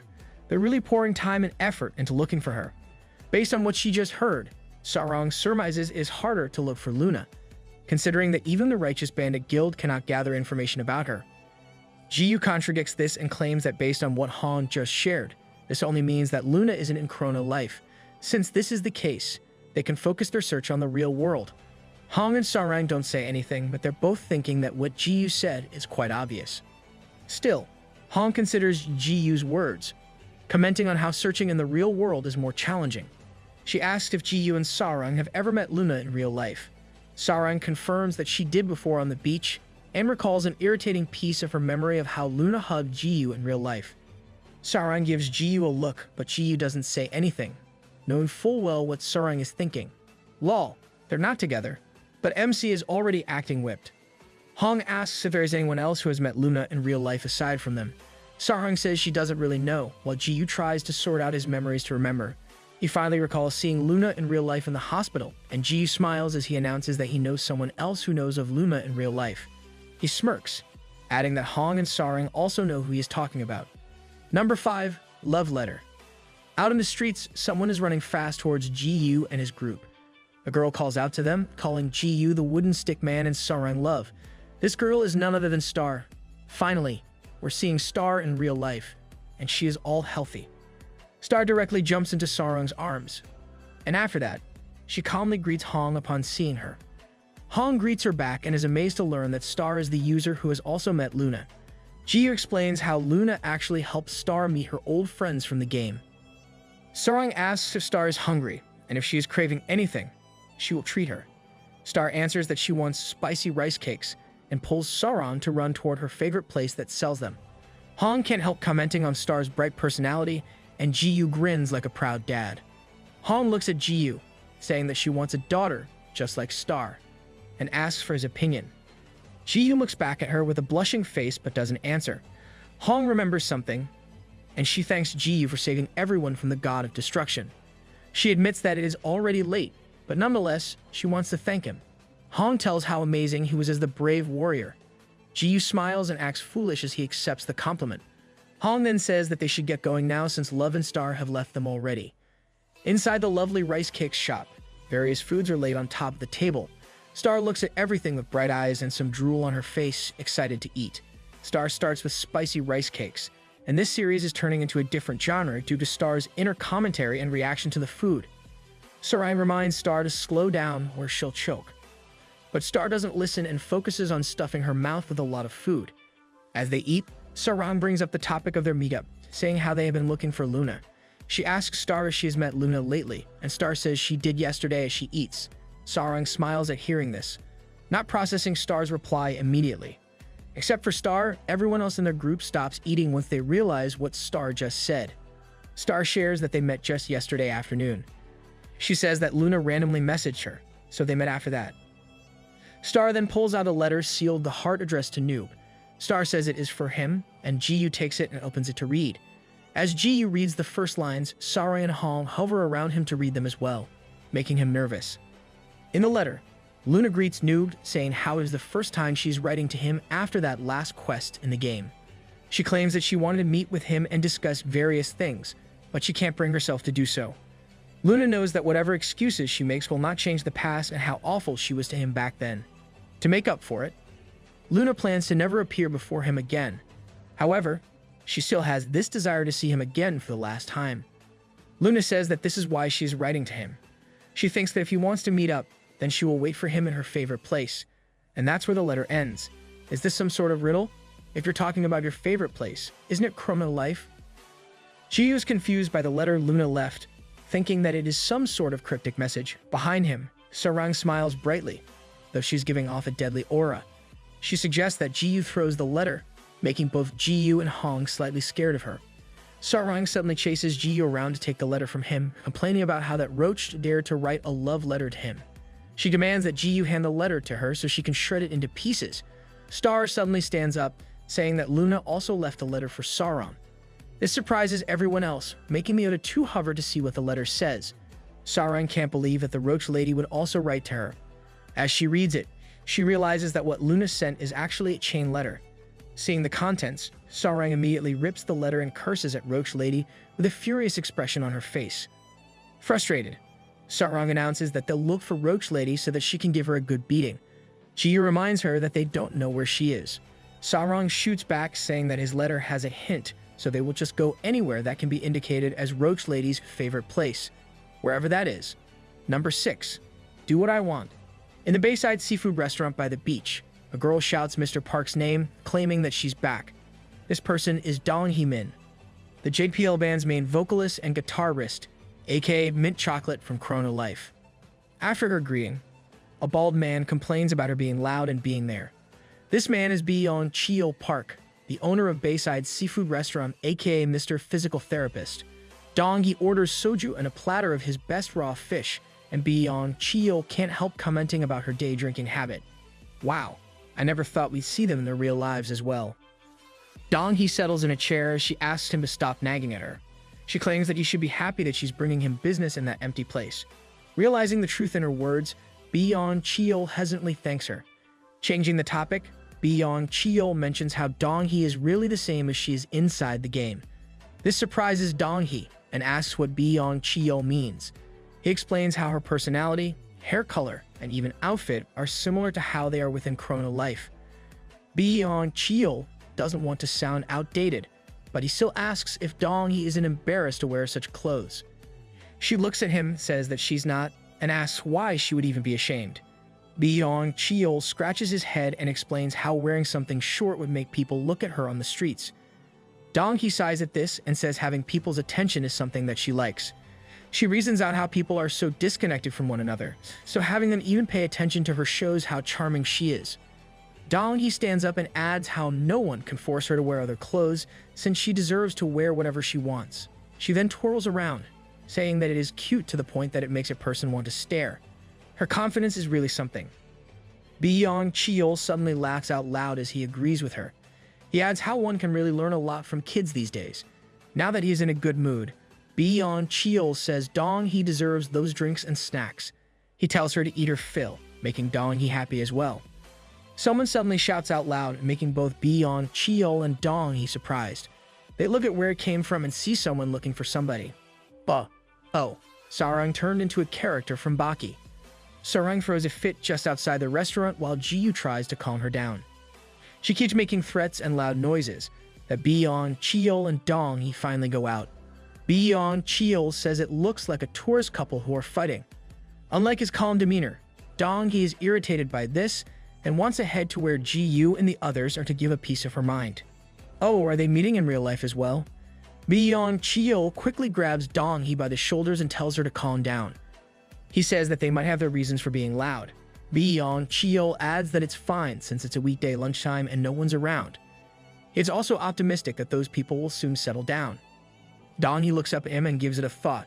She then turns around and finally agrees with him, saying that she is only doing this for his sake. Dong-hee says that in return, Yeon-cheol should drink with her since what happened really ruined her mood. Yeon-cheol tries to reject this, reasoning that he still must run his restaurant. But Dong-hee is not having any of it and points out that he doesn't even have any other customers. Bruh, the truth hurts. Number 7. Missing persons. Despite the beautiful horizon that can be seen from the beach, Ji-yu's group is busy with something else, unable to appreciate the scene before them. Hong says that might not be the place while Sarang is still fuming. Ji-yu finds it strange since he honestly thought that the beach would be the place. Sarang complains, still angry with the letter. Unlike the trio's concern, Star smiles as she says how unfortunate it is that they didn't find Luna, but also admits how happy she is that they didn't. To clarify, she is delighted to spend her time with them in real life. The trio finds Star's innocent remarks cute and comforting that their moods quickly shift. Now filled with a positive mood, Hong says they should keep looking, and the other two readily agree. On that day, they put effort into looking for Roach Lady. They searched the street nearby, the soup place they previously went to, and the VR arcade. It was already sunset when they chose to give up. The trio are so tired that they are all lying on the table back in Hong's cafe. Well, they're having a hard time since they hardly know Luna in the first place. Ki-yu honestly says that he's getting annoyed. Star tries to lighten the mood, saying that they did try their best and she's sure that they will find Luna tomorrow. Star cheers everyone, giving them the boost of positivity that they badly need right now. Since it will soon turn dark, Hong suggests they all head home. The two tiredly agree to this. They plan to meet up the next day and finally go their separate ways. It is at the end of that exhausting day that Ji finally returns to his place. He's so tired from walking around all day trying to look for Luna. He looks again at the letter, wondering where exactly is that favorite place of hers. Someone suddenly speaks up, asking if the hint is so difficult for him. Hearing the voice makes Ji flinch and finally look up. Luna once again managed to get into his place. She finds it surprising that Noob didn't figure it out despite the apparent meaning of her hint. You really need to stop popping into his place. MC, please change your door lock. Ji looks at her with a tired face, finally realizing what Luna meant about her favorite place. He throws the letter into the air and looks at Luna as she announces that her favorite place is definitely his house. Number 8. The God of Destruction's Rewards. Cups of fiery noodles are on the table, and Luna is surprised by this. Ji-yu tells her to eat up, recalling how she liked this stuff. Luna is so glad that Noob remembers the food that she likes. Ji-yu claims that he is only being polite since he wants a proper answer from her. Luna smiles at him, asking if he is only asking her one question. Ji-yu confirms that he is. Luna sighs and expresses her disappointment. She says that she misses how Noob always asks her a lot of questions. Ji-yu says he only does so because she irks him. Luna remembers that she wants to ask him something as well. She mentions how he was given 2 options back when he defeated the god of destruction, and she's curious as to what are the rewards for both options. Oh yeah, there was that reward. Good job asking, Luna. Ji-yu eats his noodles as he says that the reward for forgiving that god isn't even good.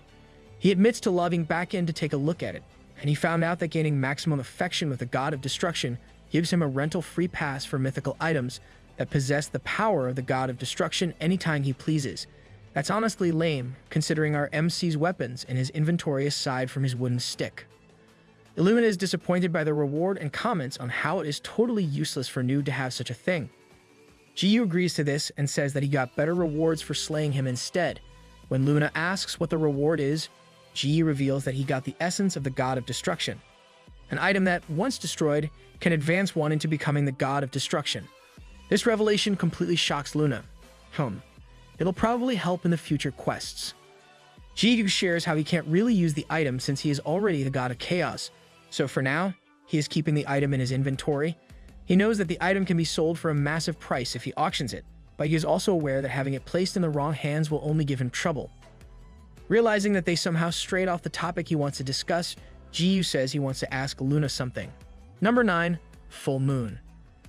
Luna sighs as she admits how she somehow knows what Noob wants to ask her. She claims that he wants to know how she can freely come into his house. This is because Luna recalls their conversation back in the game. She says that she did promise to tell him about it right after the ending. Luna says the answer to it is not that extraordinary. She reminds him how she mentioned before that Noob might be dissatisfied with her answer. At this point, where there's a lot of teasing of you answering, it doesn't even matter how disappointing it may be, as long as you answer it. Luna is about to tell him about it when Ji-yu suddenly stops her as he finishes his noodles. He tells her not to get ahead of herself since that is not what he is going to ask her. Good gracious, not again. When will we even hear a proper answer to this? Luna is surprised by this. She remembers how the last time they met, Noob was so adamant about learning how she gets in. Ji-yu admits that he was back then, but right now, he wants to learn more about something else. Luna looks at him with a confused face at first, but she suddenly smiles and says that Noob probably wants to know if she has a boyfriend or not. Ji-yu doesn't find this funny at all and states that he doesn't care about such things. Luna asks what it is that he is so curious about, and this makes Ji-yu pause. He blushes as he clears his throat and starts calling her Roach Lady, but Ji-yu suddenly corrects himself and calls her Luna. He then looks away as he asks for Luna's real name. Oh, right. We never learned of her real name throughout the first season. The question makes Luna blush, totally not expecting such a question from Ji-yu. Still looking away, Ji-yu clears his throat again as he waits for Luna's answer. Not fond of the silence, Ji-yu tries to worm his way out of his embarrassment by claiming that he is not curious, and that knowing it would just be better. Recovering from her surprise, Luna suddenly smiles. She says that it is Bo-ryum, making Ji-yu look back at her. Luna clarifies that her real name is Bo-ryum Moon. Number 10. Pure Fun. Ji-yu faces Bo-ryum and repeats her full name, happy by Ji-yu's question. Bo-ryum suddenly leans in close and asks if he has any other questions for her. Without waiting for Ji-yu's reply, she tells him her height, blood type, and even her MBTI. Hold your horses. TMI. Unable to contain her excitement, she asks if there is anything else he would like to know. Ji-yu is a bit scared by how she is acting, so he tries to shift the topic from her and simply asks how she knows where he lives. Luna is surprised that he is asking the same question as before and reminds him of how he mentioned that he doesn't care about it anymore. Exasperated, Luna gives in and is about to finally answer this question when Ji-yu's phone suddenly rings. Awful timing. I swear. The two halt their talk because of the sudden interruption, and Ji-yu checks his phone, wondering who it could be calling him at that hour. He answers his phone and hears a familiar voice. The voice calling him a brat belongs to Deok-bae Choi, the CEO of Chrono Life. Ji-yu realizes who it is and calls the other person Old Man. The CEO doesn't like it one bit and defends himself, saying that he is still in his 50s. MC, please never bring up age when talking to an older person. D.Bae Choi asks what Ji-yu has been up to lately and if he is free at that moment. Ji-yu says he's not doing much since he is only with Bo Ryum. Realizing that the CEO might not know who Bo Ryum is, he corrects himself, saying that he is with Luna. Luna looks at Ji-yu and smiles at how he calls her by her real name, and his action made her heart beat more loudly in her chest. The CEO thinks that he called at the perfect time. Nope, it was terrible timing. We need answers here. D.Bae Choi instructs both of them to visit his office right at that moment. It's already nighttime, and inside the Chrono Life's monitoring room, Bo Ryum and Ji-yu are served hot drinks at a small table with the CEO before them. The two are feeling awkward since they are in an important room of the company. The CEO tells them to drink up and wonders if they don't drink coffee or something. Ji-yu says it isn't like that, and they are just overwhelmed by this. D.Bae Choi stops smoking and says he wants to meet the two of them right at that moment, considering that they are the main characters of Season 1. Hey, you mean the game, right? This is not some sort of fourth wall or something, right? The CEO asks how the game's first season was, wanting to know if it was super fun. Ji-yu agrees and is trying to wrap his head around the fact that the CEO just asked this with a huge grin. While Ji-yu agrees that he did enjoy it, Bo Ryum interjects how it was completely irresponsible of them since there was a lack of responsibility from the devs. Bo Ryum says that the God of Destruction was made by Mother, which is the main computer. She adds that all the races of Chrono World even had to get together just to fight against him. Bo Ryum says that it is indeed touching for a heroic story, but in her POV, this is more like neglect on the part of the devs. After that rant, Bo Ryum respectfully asks why the CEO allowed the existence of the God of Destruction. She says that the character didn't like the users, and having an AI with such characteristics violates the 3 laws of robotics. For reference, the first 2 laws of robotics prioritize the well-being and command of humans, while the last one is about protecting its existence without conflicting with the first 2 laws. Bo Ryum points out that AI holds absolute power in a VR game setting, and considering this, it shouldn't have any animosity toward the users. She believes that if they didn't have Noob in the game, then Chrono Life would merely serve as a graveyard for the users. The CEO listens intently to this and tells Ji-yu that his new girlfriend is smart. This surprises Ji-yu, who spits his coffee. Bo Ryum is equally shocked, with her mouth left hanging open. Just, wow. Earlier, Hong paired MC with Sarong. Now it's the CEO pairing MC with Bo Ryum. Returning to the topic that Bo Ryum opened, the CEO stands up as he admits the element of danger. Nonetheless, the first season ended positively. He lights up a new cigar, saying that they have been a tad irresponsible for the lack of technical control and how things went disorganized. The CEO smiles as he claims that what matters the most for him is that the users enjoy it. He explains how he started Chrono Life with no intention of making it the pillar of art or philosophy. There is no underlying message, and the primary purpose is to have fun. Bo Ryum is surprised by the CEO's remarks, and she can only accept them. The CEO stares at her and calls her Luna. He then asks her if she plans to quit Chrono Life. Bo Ryum looks down and doesn't answer. D.Bae Choi says he understands why she would call them irresponsible since the last quest won't be cleared without her sacrifice. He says that if he puts himself in her shoes, he will also end up detesting Chrono Life. Ji-yu looks at Bo Ryum, thinking of the CEO's words. Bo Ryum finally speaks up, saying that he is wrong and she's not quitting the game because she hates it. She tells them of her love for Chrono Life and that the real reason she is quitting is because of herself. She recalls her past and her words as she did that final quest to become the goddess of life. Well, that quest is really messed up, especially for a VR game. She said horrendous things to make excuses for herself. In the process of reaching her goal, she sacrificed numerous innocent users. Bo Ryum says that she even hurt the man beside her because of it. Ji-yu is surprised that he is also brought up on the subject, and he reminds her that she has already apologized for all of that stuff. He claims that Bo Ryum is now holding his own grudge instead of him. Bo Ryum suddenly stands up and announces that she wants to atone for her sins by quitting the game. She says this is the punishment she has chosen for herself, and it also serves as her ending. Bo Ryum explains that she met Noob and even tagged along to the game company so that she could tell them this. D.Bae Choi easily accepts her decision and wants to explain why he called for them. The MIB staff continues their work, and the clacking of the keyboards catches Ji-Yu's attention. He asks if the place they're in is the monitoring room where the CEO can watch what happens in-game in real time. D.Bay smirks as he confirms this and adds how they can see everything happening in Chrono Life from that room. He then reveals that this includes the dimensions beyond the Chrono continent that are yet to be released. Hearing this, Ji recalls the things he saw because of Mother. He gulps as he thinks of those dimensions. Now, that is a privilege. You should stop calling the CEO Old Man MC.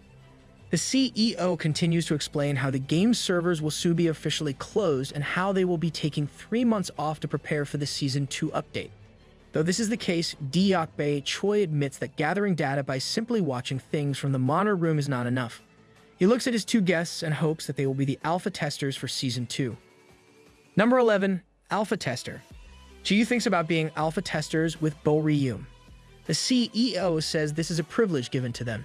He adds that they will be able to gather the initial information for the game's update and even gain an advantage over the other users. Bay mentions how this is not usually offered to ordinary users. Still, considering what happened in the first season, this is his gift to them. The CEO asks for their opinion on this matter and asks if they are willing to be the game's alpha testers. Ji twitches in excitement at the thought, and he finally grins. He readily accepts the offer with no hesitation, making Bo Ryun look at him. It's a no-brainer for our MC. Bo Ryun looks down and softly speaks to reject it, but before the words could even leave her mouth, Ji asks her to do it with him, making her flinch. Ji smiles as he recalls how Bo Ryun mentioned exploring every inch of Chrono Life before. He even adds that her experience can be used in exploring the new regions of the game. Bo Ryun looks up at him and falters in her speech, thinking that she needs to reject this offer. Instead, she reasons out how she can't do such a thing since her character has already been deleted after dying as a unique boss in the game. Bo Ryun tries to be determined, reminding herself of her atonement. Ji simply exclaims how he can boost her, so all she has to do is create a new character. He is confident that she will reach the maximum level in a short period with his help. Ji adds how they can also start a party and farm together once she levels up. Bo Ryun recalls her first interactions with Noob as Luna in the game. She looks at Ji as she shivers, considering this intently. She remembers how she invited Ji to form a party with her, his rejection, and the other time she offered to party within the game. This all came from her desire to create a party with Noob, though he kept rejecting her before. The thought of that possibility now makes her cry. You shouldn't let this opportunity pass you by. Grab it, Luna. She suddenly smiles, thinking how she's about to give up on what she loves. Still, her desire to party with Noob wins over, and Bo Ryum accepts the offer with a huge smile and flowing tears. With that, Luna and Peace became the alpha testers for the second season of Chrono Life. Aside from this, the CEO is giving Luna a special bonus. While it is expected to have the data reset for the alpha testers after it is done, that will not be the case with Luna's character. The CEO is allowing her to preserve the data of her game. That's really helpful once the second season of the game starts. As the two get settled side by side in 2 VR machines, Luna is still feeling hesitant about doing it. Ji notices her looking at him, and he smiles at her. He thinks that Bo Ryum is amused that they are side by side as they are about to log into the game, and she is smiling once again. Number 12. Ending. The system notifies them of their login to Chrono Life alpha test version for Season 2. In an empty front village, Peace is by the fountain. The sound of the steps makes him look back, and he laughs at what he sees. Peace points out how the tables have turned and calls Luna Noob. Luna is in her pink hair character, wearing equipment meant for newbies. She is starting again at level 1 with the basic stats. Luna smiles at this, saying that it is true after all. She steps close to Peace and says that they should start playing while calling Peace Mr. Pro. While Peace Love fans are probably lamenting, Peace Luna fans are most likely celebrating since Season 1 started and ended with Luna in the picture.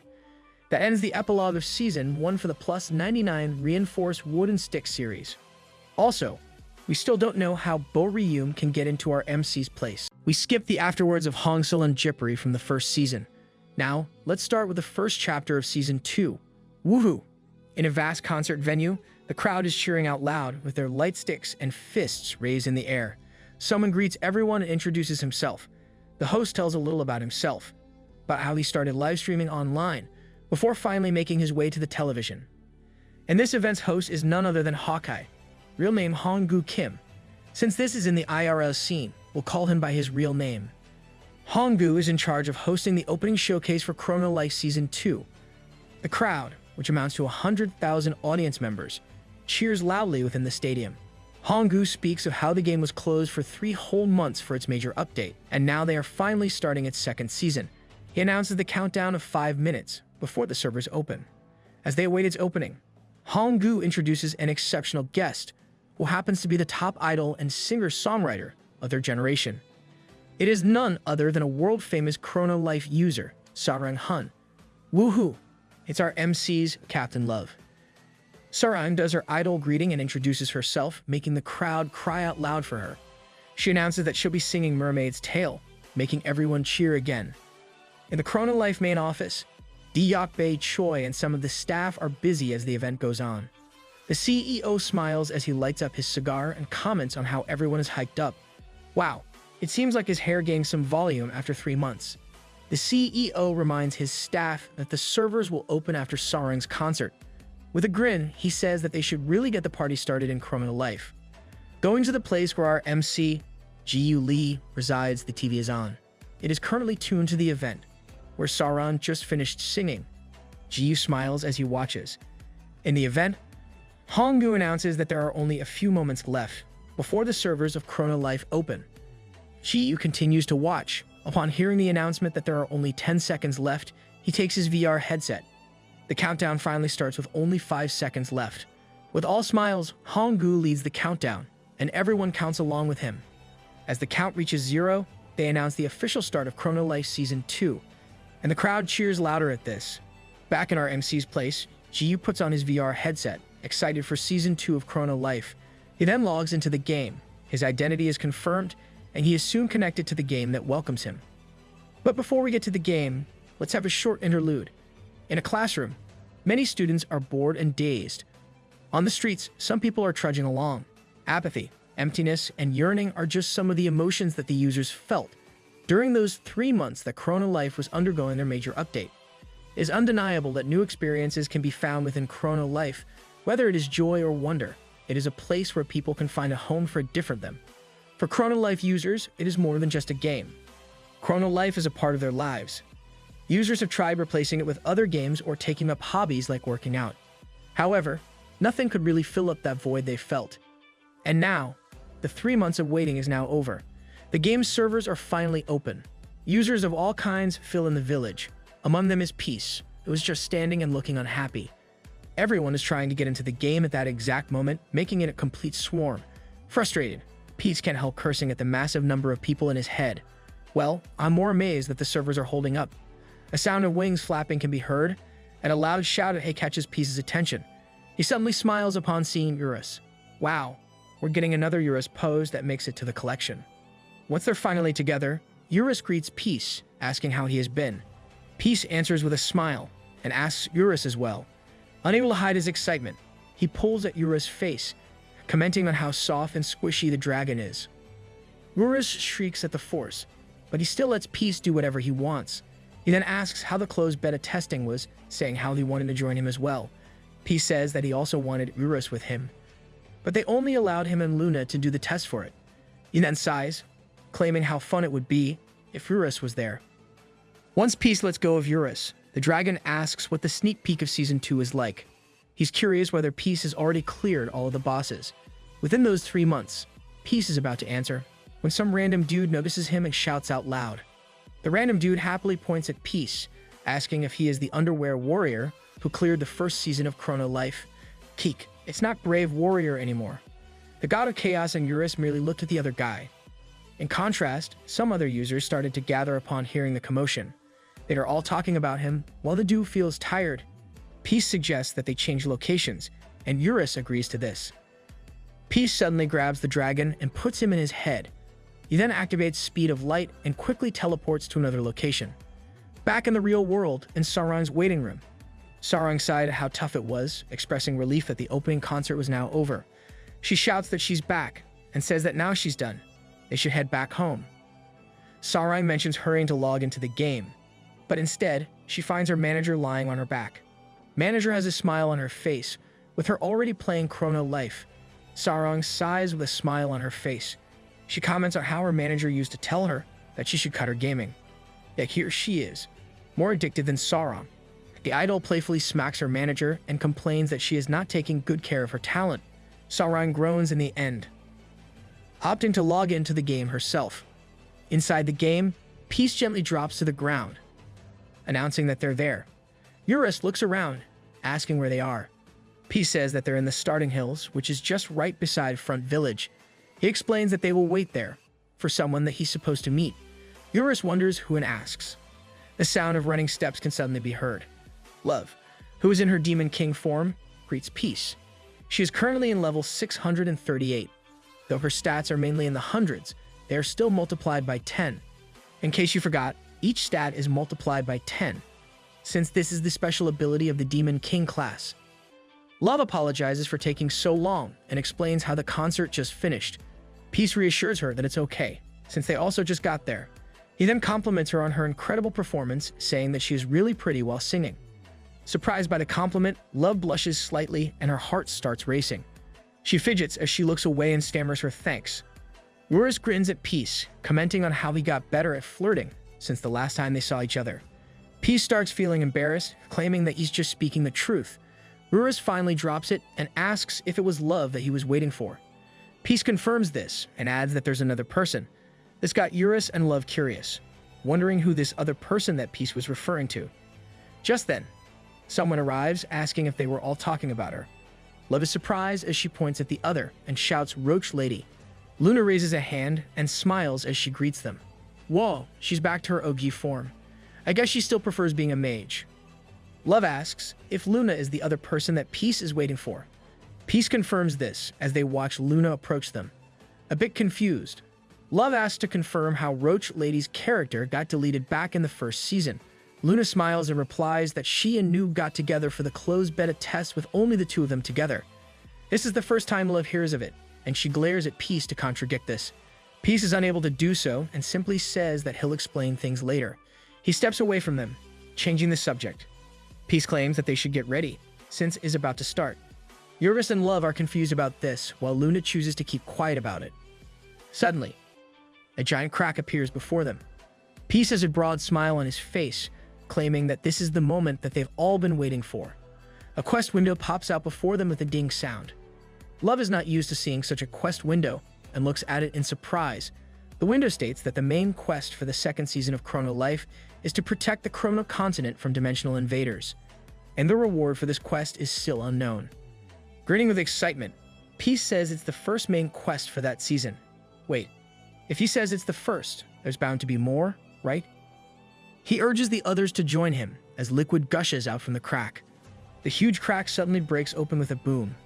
Love worriedly looks at how the sky cracked open, wondering if it is water. Unlike her fighting stance, Peace and Luna are simply standing as they watch it happen. Luna's staff suddenly flashes bright as she invokes the spell Reverse Gravity.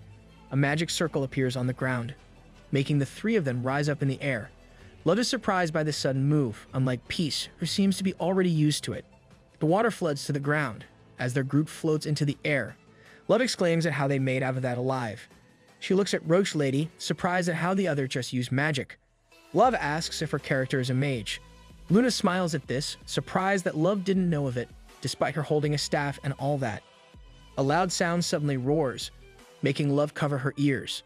She looks around, wondering where the sound of Foghorn just came from. Looking up, Love finds that colossal whales are swimming in the air. Love is astounded by this scene, and she can make out some figures who are standing atop the whale's back. Love can't help wondering if those are people, but as it gets more apparent, she realizes that they're not.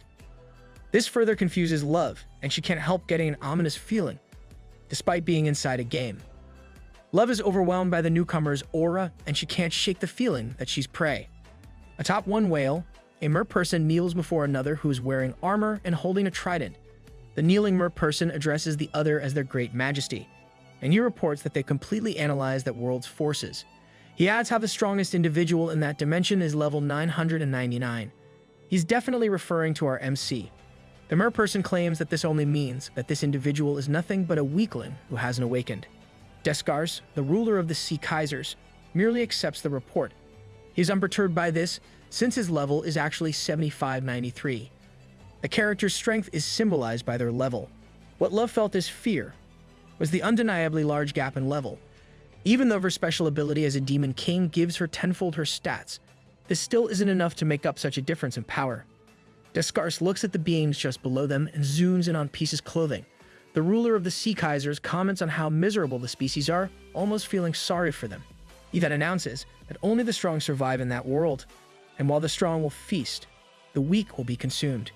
Descartes announces that no prisoners will be taken and commands his brethren to slay all. He is about to give out more commands when someone suddenly says swing up. This confuses Descartes, who repeats the phrase he just heard and asked about it.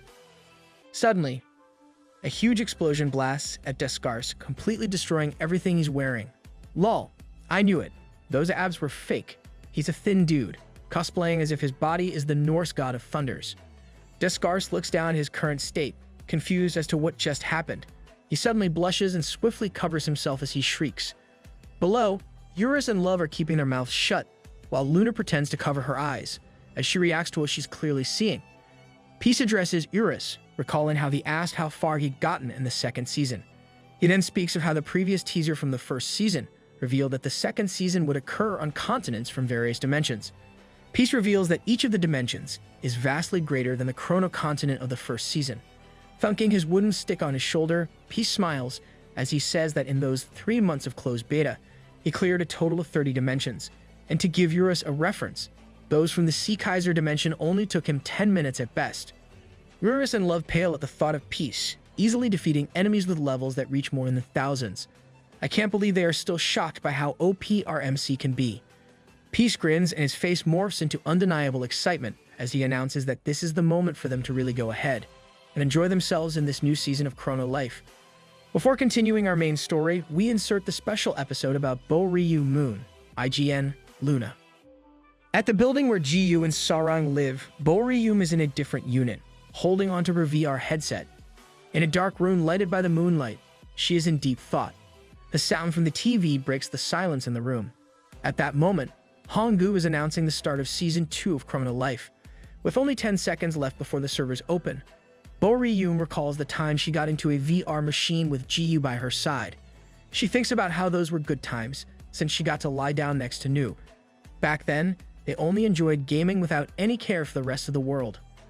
Bo Ryu suddenly stands up and removes her skirt. She opens a closet that lights up upon opening and smiles. Thinking that it is time, Bo Ryu decides that she must be by Noob's side, as she looks at the full-body suit and thigh-high boots inside her closet. Huh, please tell me that's for cosplay. On that night of the full moon, a black hair moves in the air. Bo Ryu is now wearing a black full-body suit and thigh-high boots, with a rope tied up on her waist. Music plays in the background, and we'll pretend that it's some secret spy agent BGM. Bo Ryu smiles as she claims that she feels bad for Noob. She claims that she doesn't want to snake into his house anymore. Bo Ryu recalls how Jiyu kept asking who she was, how she knew where he lived, and how she even found out his door passcode. She also remembers how within the game, Noob asked how she got into his house.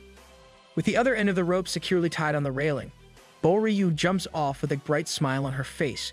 With a practiced leap, she settles down to the floor just below. Bo Ryu smiles, happy that she is once again in Noob's house. Wow, she claims that she feels bad for it, yet she's doing it anyway. She comfortably gets inside, as she hums to herself. Bo Ryu suddenly remembers that she didn't bring any change of clothes and simply heads straight to Jiyu's closet, intending to borrow clothes just like she did last time in Chapter 26. Once that's settled, she heads to where Jiyu is comfortably lying on his back on the couch. Bo Ryu approaches him and sits nearby. She smiles down at Noob, claiming that it's just the two of them. Nope, red flag. This is why I still prefer Love. I can wait for those years to pass by as long as my ship sails. Without any hesitation, Bo Ryu lies down beside Jiyu and wraps her arms around one of his. Wearing her VR headset, she claims that they'll be together forever. And that is the story of how Luna got into Undy's house. Returning to our main story, Descartes and his subordinate shuddered upon seeing that disgusting expression on Peace's face. The subordinate suddenly gives out the command for everyone to attack. The beings from the Sea Kaiser dimension leap off a massive whale to attack Peace and the others. This act only makes Peace smile and grin wide. Suddenly, our MC's disgusting face is back as he swings his wooden stick at the incoming enemies. One monster got hit in the face, making it groan in pain. Feeling the rush, Peace activates the speed of light skill. Using this, he makes quick work of the enemies surrounding him. Seeing this, the beings from the Sea Kaiser dimension are all confused. Peace mentions how he has missed this feeling. He looks back at his enemies, explaining that it is the enticing feeling of beating up his foes using his wooden stick. MC, please stop licking your weapon. Please spare our eyes. The monsters shudder at this scene, and Peace wastes no time as he charges at the numerous enemies before him. With an utterly crazed look on his face, he announces that the menu for dinner is fresh sushi. Love can only watch as Peace beats up each enemy with his wooden stick. She can't help feeling sorry for those beings. Suddenly, an enemy makes it near her and aims to attack. The monster easily slashes at Love, wounding her on the side. Love wasn't able to evade the quick attack and thinks of how Peace made it look easy, despite the monsters being really strong. She grits her teeth, deciding to get serious. The red gems on her clothes glow brightly as Love unleashes the essence of the Demon King. With her wings and horns out, Love points out a finger, and a red flash of light appears on its tip. This is something the enemies haven't seen before. Intending to eliminate her foe, she blasts the attack, creating a massive red light and explosion that covers a considerable area. That attack is still flashy, as ever. As the smoke dissipates from her attack, Love sighs in relief. The enemy suddenly laughs, surprising Love.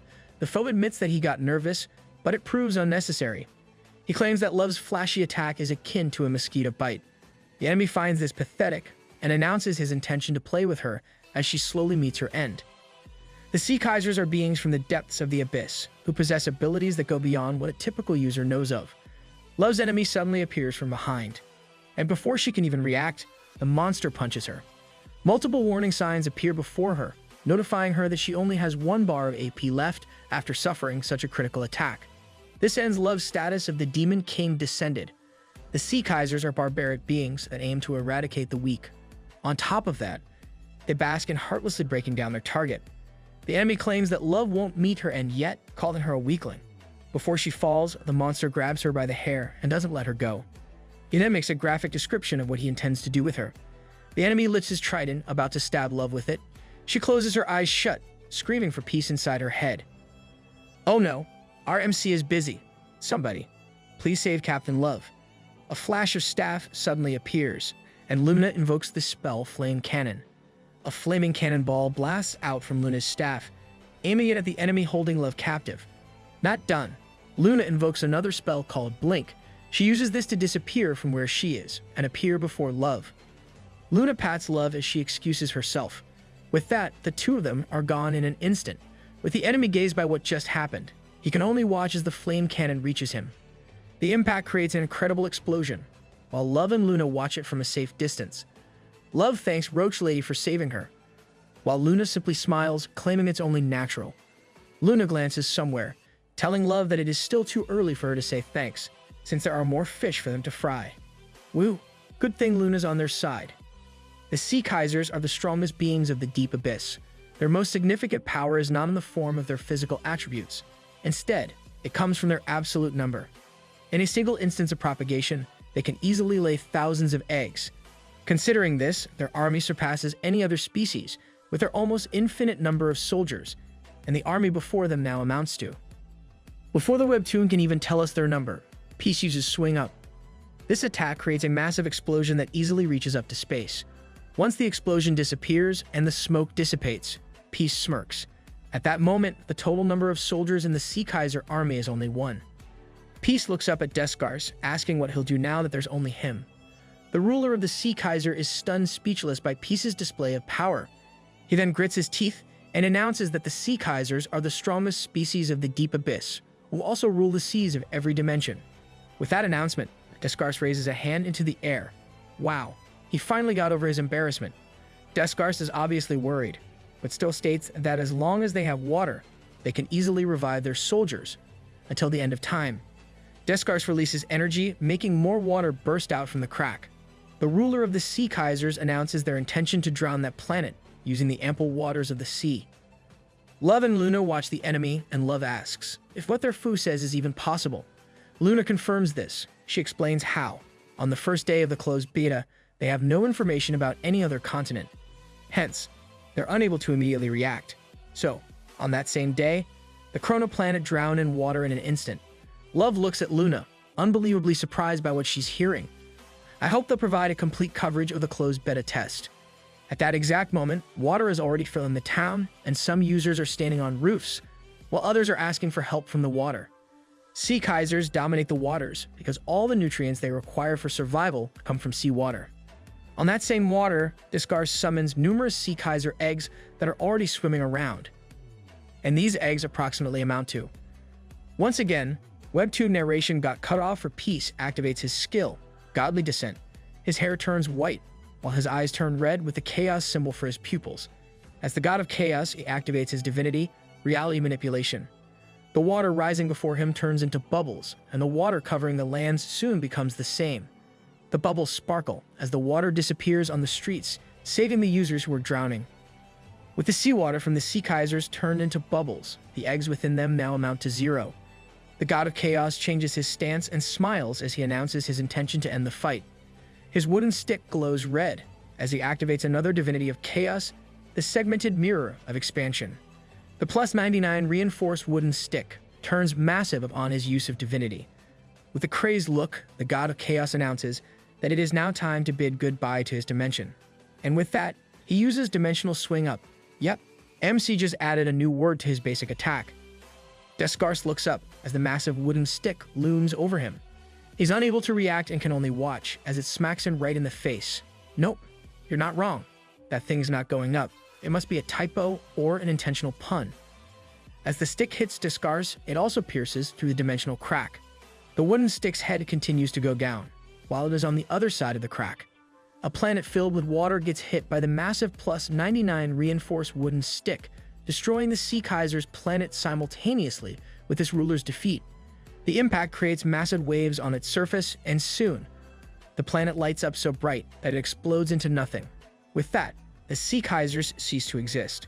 Back in the Chrono planet, the wooden stick reverts back to its original size.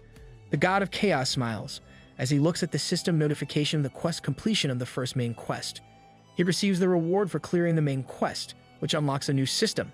It gives out a new quest called Genesis of Awakening. It requires the user to complete the Awakening quest, which will expand one's level limit. This means from level 999. MC must reach level 9999. The god of chaos grins at this in appreciation. He looks into the dimensional crack, watching as other planets perish from the impact of the Sea Kaiser's destruction. The god of chaos wonders out loud as to which dimension he should destroy next.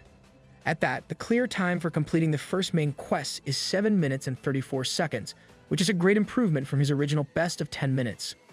The second season of Chrono Life finally started, the game previously mentioned in a teaser from the first season. That Season 2 will be a multi-dimensional world.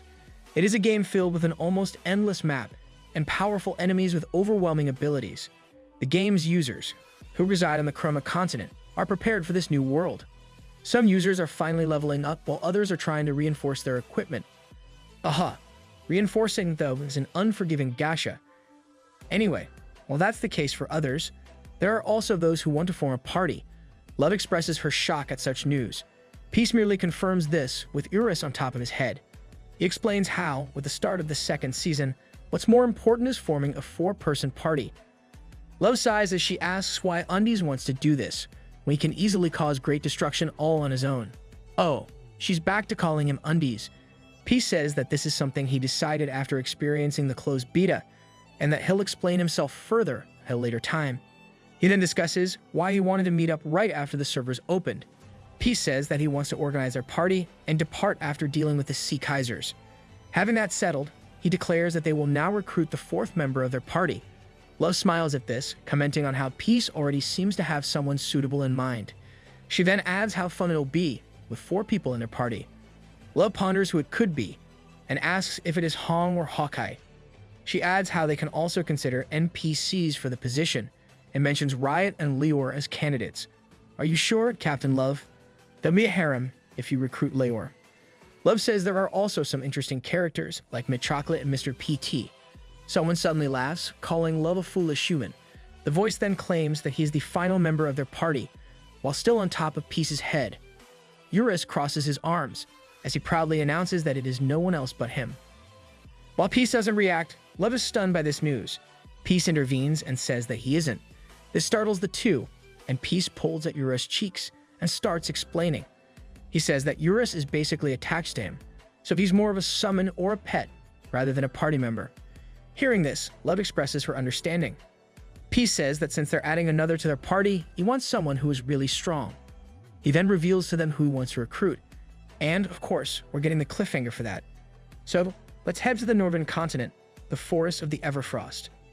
Saintly comes across a redhead and two others who are completely covered. The redhead smiles, commenting on how he's already meeting someone famous on his first day of the second season. The redhead mentions some of Saintly's titles as the other takes a stance against him. The leader of the Sacred Guild finally expresses her relief in finding Kennelman, Rakan. Wow, first we had a butt man, and now we have a kennel man. Rakan, the collector of rare pets, smirks at this and sarcastically claims it to be an honor. Before he can speak further, Saintly tells him to shut up. She reveals how she's been looking for the other since the first season, with the intention of ending him. Suddenly, Saintly dashes to where Rakan is and yells. She spins her weapon several times before she slashes at where he is. Rakan quickly leaps to avoid the attack, but his companions aren't able to evade it in time. Rakan is amazed by Saintly and compliments her. She glares at him, while Rakan mentions how she easily defeated his underlings with one move. He explains that this is a fantastic feat, since those two are in the mid-200s for their levels. What did you expect? She's famous for a reason, you know. Saintly rejects this, saying that it's no good, since she actually missed her mark. She seriously announces how she intends to slay Rakan with that same move. The redhead expresses his excitement at her claims, and asks her instead. He asks her where her other guild members are, and why she's all alone. Saintly announces that she refuses to wield the Sacred Guild's power for her personal vendetta. Rakan mocks her reason, guessing that she probably loves animals and has no love for his job as a kennel man. He then makes a disgusting expression and assumes that one of the animals he took before is actually one of hers. Seriously, this scum deserves a beating. His words make Saintly angrier, and she curses Rakan as she charges at him. Saintly uses her skill, Spear Storm, to stab at him numerous times with the force of a tempest. Though her skill is more potent against single targets, the redhead easily evades each attack. Gritting her teeth, Saintly continues her attacks. Suddenly, Rakan leaps away from her. His movements frustrate Saintly, since he managed to evade each stab from her Spear Storm. She assumed that he was some low-level user who cheated. Still, seeing this, she can't help but imagine that he is actually at a higher level. Rakan scratches his head and sighs as he mentions how people like her tend to commit the same mistake. He suddenly disappears from where he's standing, startling Saintly. A hand abruptly catches her off guard. Rakan easily lifts her up, mentioning how guild users playing Siege Assault seem to believe other users are weaker than them. Saintly struggles, while Rakan is filled with glee. He announces his disinterest in such gameplay, since there is more stuff that he can enjoy doing within Chrono Life. Bro, this guy really loves to yap. Will someone please shut him up? With those words, Rakan throws her to the side with such force that it creates a booming sound and even destroys a wall. Saintly manages to survive it and coughs. She curses at how strong her opponent is as she clutches her arm. Saintly finally realizes that she got thrown into a building and wonders if that place is Rakan's hideout. She ponders how he got hold of such a place, when people have barely explored the northern continent. Her train of thought stops there, when her eyes fall on the things attached to the wall. Her eyes widened as she recognized one of the things on it. The head of a pink, three-eyed, bunny-looking monster catches her complete attention. The sight horrifies her to the point that she drops her weapon to the ground. Looking at this, Saintly recalls a memory. We're having a very short flashback. Saintly saw those adorable, curious eyes on the first day they met. She immediately hugged the cute pink creature, making it wag its tail affectionately. Back to the present, tears fall from Saintly's eyes as she trembles at the heartbreaking scene before her. She mutters in denial, but she can recognize that collar anywhere. While it took some time for her companion to get used to it, the creature soon became close to her. Saintly cries as she thinks how perfect that collar was for her companion. She wails out loud, thinking how her companion kept her grounded. Seeing her companion in such a state, those memories are now falling apart. Though Saintly had hoped that her companion is still alive, she can only hug its remains as she continues to wail out loud. With hope all lost, she suddenly receives a slash from Rakan. He is filled with glee as he asks her about what she's sobbing for. The redhead can't believe how invested Saintly is in that game, Ah, I want to personally beat him up, but I guess I'll have to settle on destroying his image IRL. The leader of the Sacred Guild groans and retches at his attack before finally falling to the ground. Her wound splashes at her fall, staining the pink creature on the wall. The fluid drips down from its eye, as if it is crying for saintly. Disgusted, Rakan spits at the fallen user. He smiles widely as he claims that the other has some issues, since she even became dramatic over a pet within the game. Dude, you have no idea how to appreciate such things. Suddenly, some cloaked people enter through the broken wall, with one of them carrying a small cage.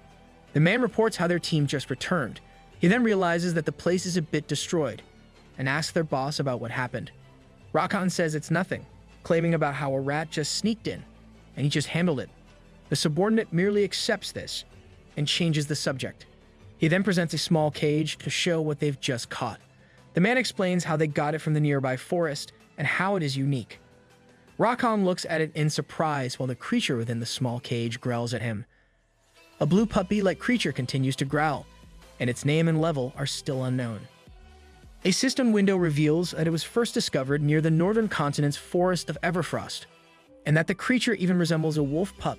I guess we're getting a focus on the game's creatures for this season. Rakan smiles widely at this discovery. Seeing this, his subordinate asks if he likes it and mentions how it can be sold for a pretty price. However, before he can say more, Rakan rejects this idea and takes the cage from the other. With a menacing look on his face, Rakan announces that they're not selling that one. The subordinate's eyes widen in surprise. Sweat trickles down his face as he can only agree with their boss' decision. Rakan puts the cage on the ground and with a creepy smile, he opens the cage. The blue creature is surprised by this, more so when Rakan gently smiles at him. The monster makes a confused meep sound as it looks up at Rakan. However, the red head suddenly kicks at it, making it fall to the ground. Rakan is unsatisfied and delivers numerous blows. The subordinates are aware that when their boss says it is not meant to be sold, that it only means that the captured creature will be displayed, and that will happen after he's done with it. This two-faced deterred anyone. Please teach this trash a lesson.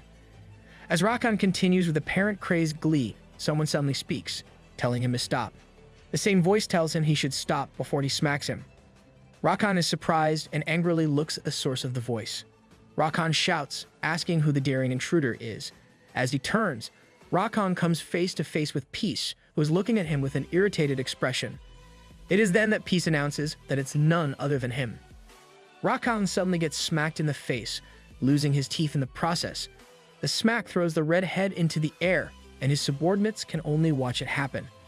Rakan falls with a thud, while the subordinates panic at what happened. Finally, please make it hard for him. MC. Peace huffs at having justice served. He then crouches before the blue creature and apologizes for getting there too late. Peace says that if he knew something like this would happen, he would come faster. Love, Luna, and Eurus finally arrive. Seeing him crouching, Love asks about the little puppy. She suddenly gets an idea and asks if this is who Peace was talking about earlier. Peace smiles as he confirms that this is the last member of their four-person party. He then introduces the blue puppy-like creature as Pero, whose level is still unknown. I wonder how strong Pero is, to the point that MC sought him out for his party. Love ponders on the name and says that she never heard of him before. She asks Peace if he met Pero during the closed beta. Peace confirms this and adds how the other didn't look like this at that time. Let's have a short flashback of the closed beta. Buildings are on fire and some lifeless beings are also burning on the ground. Amidst this destruction, a giant monster with an image similar to a wolf proudly stands. Peace retells how Pero's body was overtaken by his negative emotions and ended up evolving into a revolting monster. It was at this period that Luna got split in half by the creature. Back to the present, Love looks back at Luna in surprise.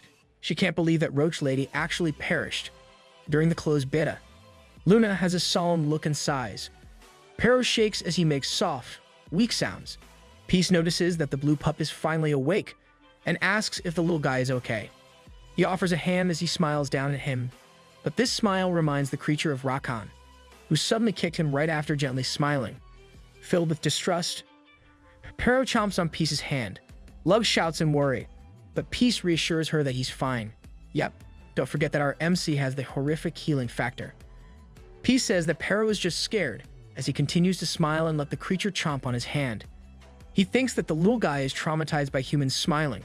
Peace looks sadly at the blue creature and sighs. He asks if one can blame him when he got pummeled earlier. With a huge smile, Peace tells the little guy not to be scared, for he won't hurt him. He affectionately pets the creature in the head, despite how it continues to gnaw at him. Pero realizes that he's not being hit and is confused by what's happening. It is then that someone speaks up, calling them a group of losers. The three look at the source of the voice. Rakan is finally back on his feet, and his subordinates are backing him up. He asks what they are up to, and reminds them how the mud is just some bunch of pixels. Rakan clutches his injured cheek and sweats as he mockingly questions their ability to separate the game from reality. He adds how he wasn't aware that Peace the Warrior was chronically online. Brew, you sure are brave enough to taunt our MC. The mocking irritates Love, and she comments on how the other is still alive. Peace gives a non-committal reaction, igniting the other to do his spiel, despite his injury and sweating. He says the exact same words he mentioned to Saintly before about people like them always making the same mistake. With that, Rakan suddenly disappears from where he is again and grabs Peace. The redhead lifts Peace as if he weighs nothing, but the worry is apparent on his face. Despite this, Rakan continues to yap by talking about someone who believes regular users are weaker than him. He is not ashamed, as he repeats the same lines from before. Before he can say more, he suddenly screams out loud in pain. Peace easily cracks the arm lifting him, making Rakan cringe in pain. The redhead shouts as he panics over what happened to his arm. Pero sees this and shudders at the scene before him. Peace calls out to Pero and announces his motto about repaying grace twofold and hatred 20-fold. With a devilish look, he tells Pero to leave the method of repaying the hatred he experienced to him. Pero shudders in shock and confusion at his statement. Oh, this beast is quite intelligent, if he can understand our MC's words. Rakan cries in pain, with only a few teeth left in his mouth. He groans and curses Peace for breaking a limb. Suddenly, Peace clings to him with his legs and cracks at Rakan's other arm. Not yet done, he does the same to the redhead's legs. Rakan shouts and wriggles in pain on the floor, while Peace gives a devilish laugh at his handiwork. The subordinates shout for Peace to stop, saying that this should be enough for him. This makes Peace chuckle and ask what they even mean. With a scary look, he proclaims how the other still has his fingers and toes. The statement makes Rakan cry more, and a loud shout of pain can be heard in that area. The subordinates quickly fled, commenting on how sick the underpants warrior is. Rakan shouts for help and apologizes. Peace merely smiles in glee, noticing the other's nails. Rakan shrieks some more, while Love and Luna can only watch Peace do his thing. It feels like having a party to back you up on such a case is unnecessary. Pero is watching the whole time, and he soon walks over to where Peace is. The little guy barks to catch Peace's attention. This call is effective, because Peace looks at him and smiles. Peace crouches before the little guy, asking if the other enjoyed his revenge for him. He opens up a hand to the other, claiming how this feels like he's a big bro, protecting his lil bro. Aha, you should leave that sibling love. To Eugene and Yoo Hyun. Pero suddenly starts licking Peace's hand with affection. Love exclaims at how Pero stopped biting Peace, while Luna merely glances at this. A cistern window suddenly appears, announcing how Peace successfully gained affection from Pero. A sudden flash of blue light fills the room, and another notification appears, indicating the completion of a hidden quest. Peace looks over in surprise at the hidden quest. Even Luna is surprised about this, since this is something that never happened in the closed beta test. The bright light soon disappears, and a sudden poof occurs at Pero's location. The three are surprised by this. Peace looks over, wondering what exactly happened. As the smoke dissipates, the wolf's ears and tail become visible. However, these are now all attached to a small boy with blue and white hair. What appears before them is Pero, who is now in human mode. Whoa, our MC finally got a cute shapeshifter as an ally. Peace is so surprised by this change that he is internally screaming. Everyone is astonished at how the little puppy turned into a human right before their eyes. Pero stares at Peace, thinking of what he has shown him so far. He starts wagging his tail, recalling how good Peace was to him. With a massive smile on his face, he calls Peace his brother and charges at him for a hug. Peace is so surprised by this and pales as he asks what the other is doing, shouting for him to get off him. However, Pero merely calls him brother with so much enthusiasm. Suddenly, Peace shakes up and down, telling him to get off him. The fast movements make Pero blur, and Love yells at Peace to stop shaking like that. Luna giggles at this sight and blushes as she says how Chrono Life is such an interesting game. The way you chuckle is sus. Luna mentions how Pero was a monstrous wolf who eradicated the Chrono world in the closed beta test. Yet the one before them is now an adorable little boy. Luna walks to where Peace and Pero are and pats the little boy on the head. She affectionately pats him, as she asks to get along with him. However, Pero chomps at Luna's hand, making Peace's eyes bulge out in shock. Unsatisfied, Pero shakes his head as he gnaws at it. Luna maintains a smile, even though she is already pale. And with that, she lost 5 fingers. Love makes a sound of disappointment at Luna and sighs as she asks if the other knows nothing about dogs. She mentions how shoving a hand on a dog can scare them. Love begins to demonstrate how it's done by first lifting a hand to show it to Pero. For the second step, Pero suddenly chomps at Love's hand without hesitation before she can do more. Love shows a surprised, pained expression as Pero continues to chomp. She then shrieks out loud in pain and flails as she shouts for Peace to take him off her. Peace simply watches as he asks what they are exactly doing. For some reason, the manhwa narration says that Pero is more shy than they thought, and we all know that is not the case here.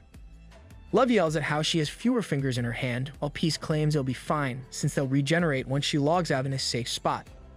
Having that settled, the party of 4 is now complete, consisting of Peace, Love, Luna, and Pero.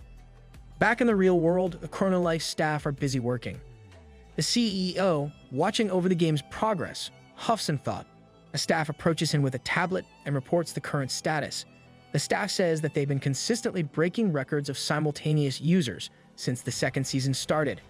While they reached a plateau in the user base back in the first season, the second season provided them with an increase in new users. He says that the beginner towns are saturated at the moment. They also found an increase in users leveling up and reinforcing equipment with a 30% difference from the first season. He then reports how this aligns with their simulations from the closed beta test. Bay stares at his reporting staff and asks about the little brat. The man checks his tablet and reports how he cleared the first main quest in 7 minutes and 34 seconds. He then adds how the Dimension Eater has joined his party. Wow, Pero is that strong? That little guy can easily eat opposing dimensions, if that's the case. The CEO laughs at this, commenting on how it's been some time since the little brat did something interesting in the game. Looking at the screen before them, Bay mentions Peace's confidence in handling the wolf child.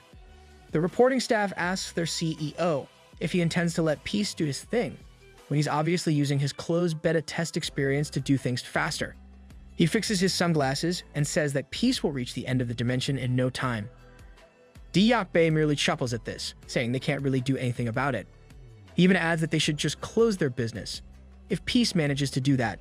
The staff incredulously looks at their CEO at this statement. However, Bay Choi reassures the other not to worry, since he has already considered this happening. He claims that this is now the time for them to surprise the little brat. The old man has something up his sleeve. I just hope it works against our MC. Going back to the game, a town is filled with white snow. Love expresses her delight in seeing such a gorgeous view. She comments on how the place is coated with snow. Their group is now in the town of Land's End, which is on the very north of the northern continent. The place is commonly called the town of Everfrost, considering how it's coated with unmelting snow. As they walk, Peace worriedly asks if Captain Love isn't cold, considering the state of her clothes. Love looks back at Peace, reminding him that he isn't wearing anything warmer as well. To remind everyone, an item called Snow Crystal of the Everfrost is a reward item that they got from defeating the ancient anthropomorphs. Once consumed, one can endure the cold weather of the northern continent. Eurus speaks up, asking why they are all there. Peace looks up at Eurus and explains how there is an entrance in that town. Eurus is confused about this entrance when they finally reach an inn. Peace claims that the inn is their destination and invites everyone to talk inside. As most of us already know, inns in this game are common facilities within towns that provide food and drinks on the first floor, while the second floor serves for lodging. This manhwa sure loves to explain things to its readers. Once their group is seated around a table, Peace formally introduces Pero to everyone.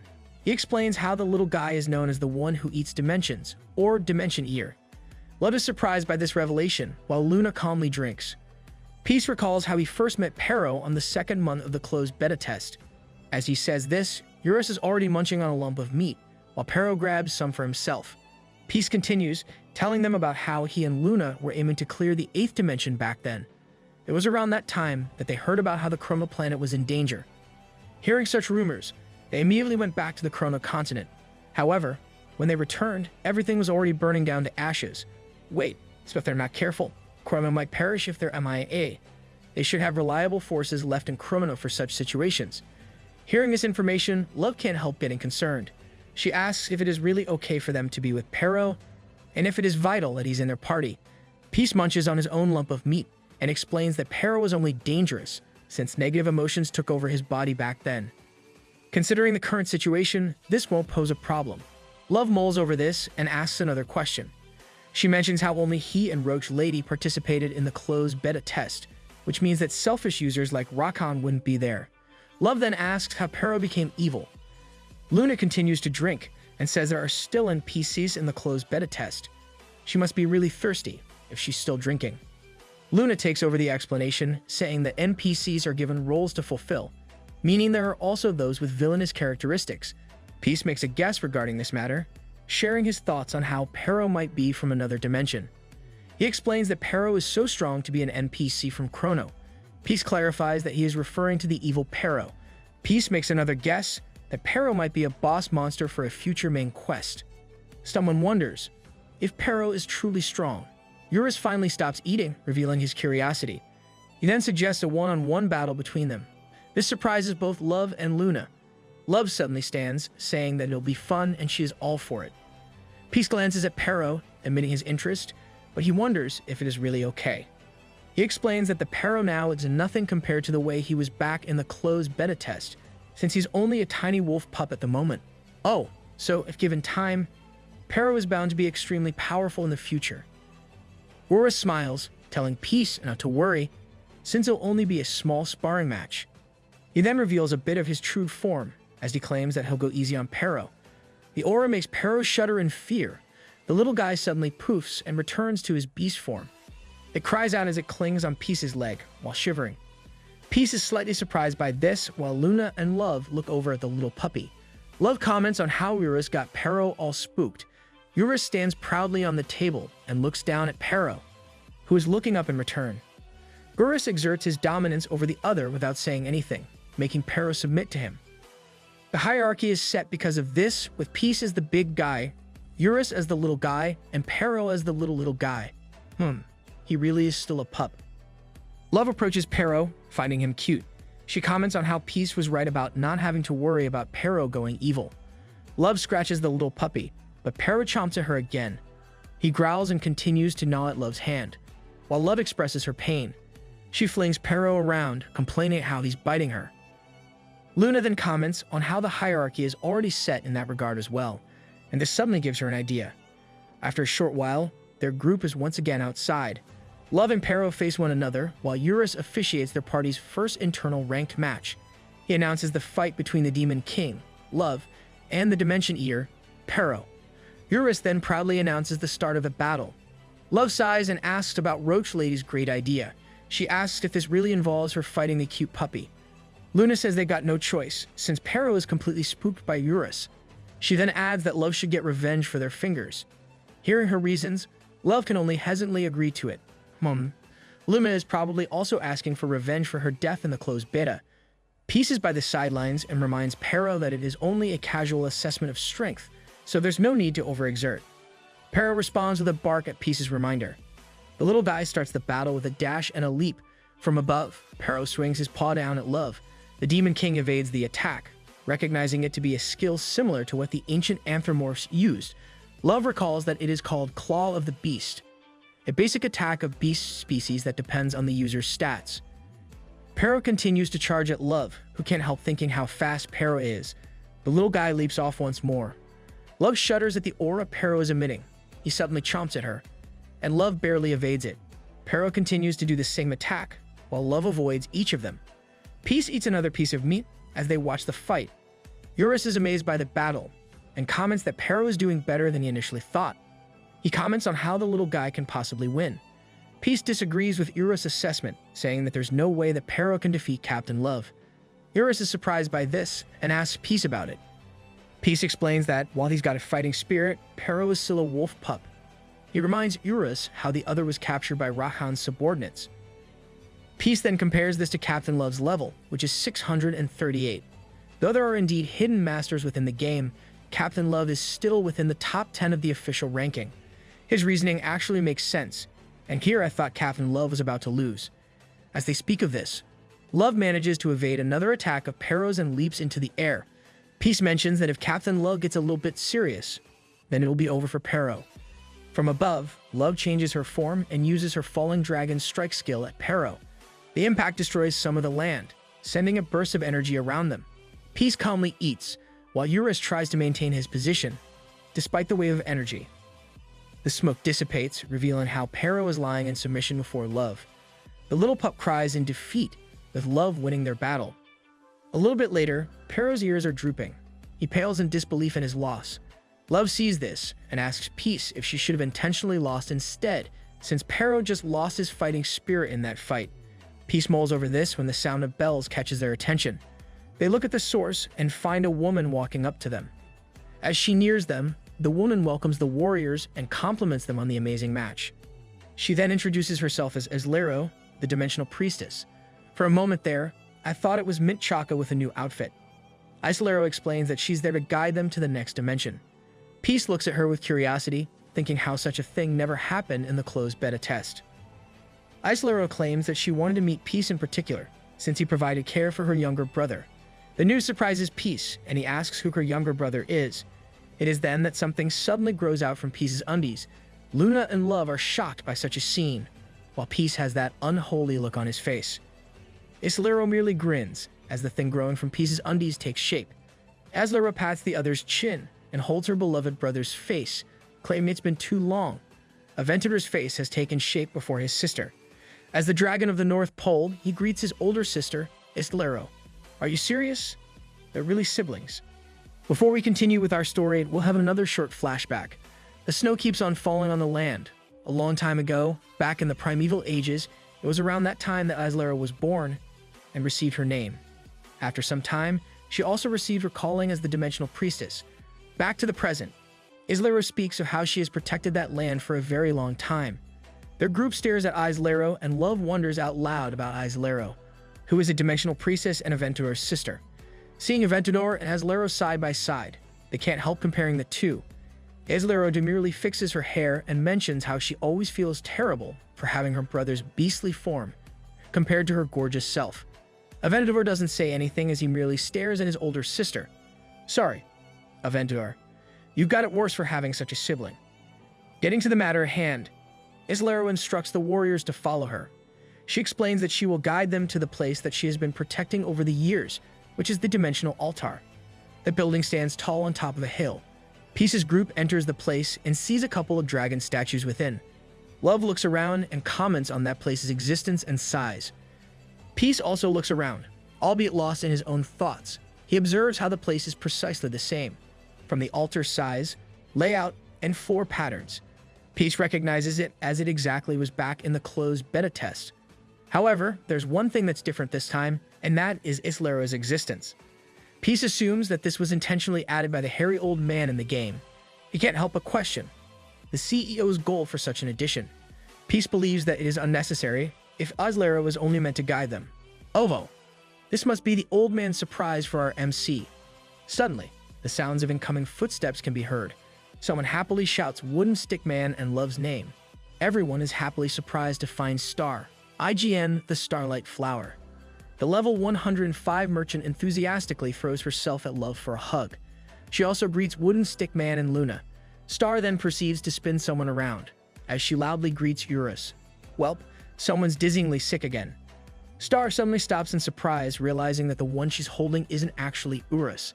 Pero is completely dizzy from what just happened, while Eurus is glad that his bait and switch plan worked. The dragon announces that he won't be swung around anymore. Peace looks at Pero, asking Eurus if he intentionally used Pero as his scapegoat. Star adorably calls out to Peace, asking who the cute puppy is. Peace introduces Pero, saying how the pup ended up joining them. Oh, Eurus' plan is effective, since Star is focusing on Pero instead.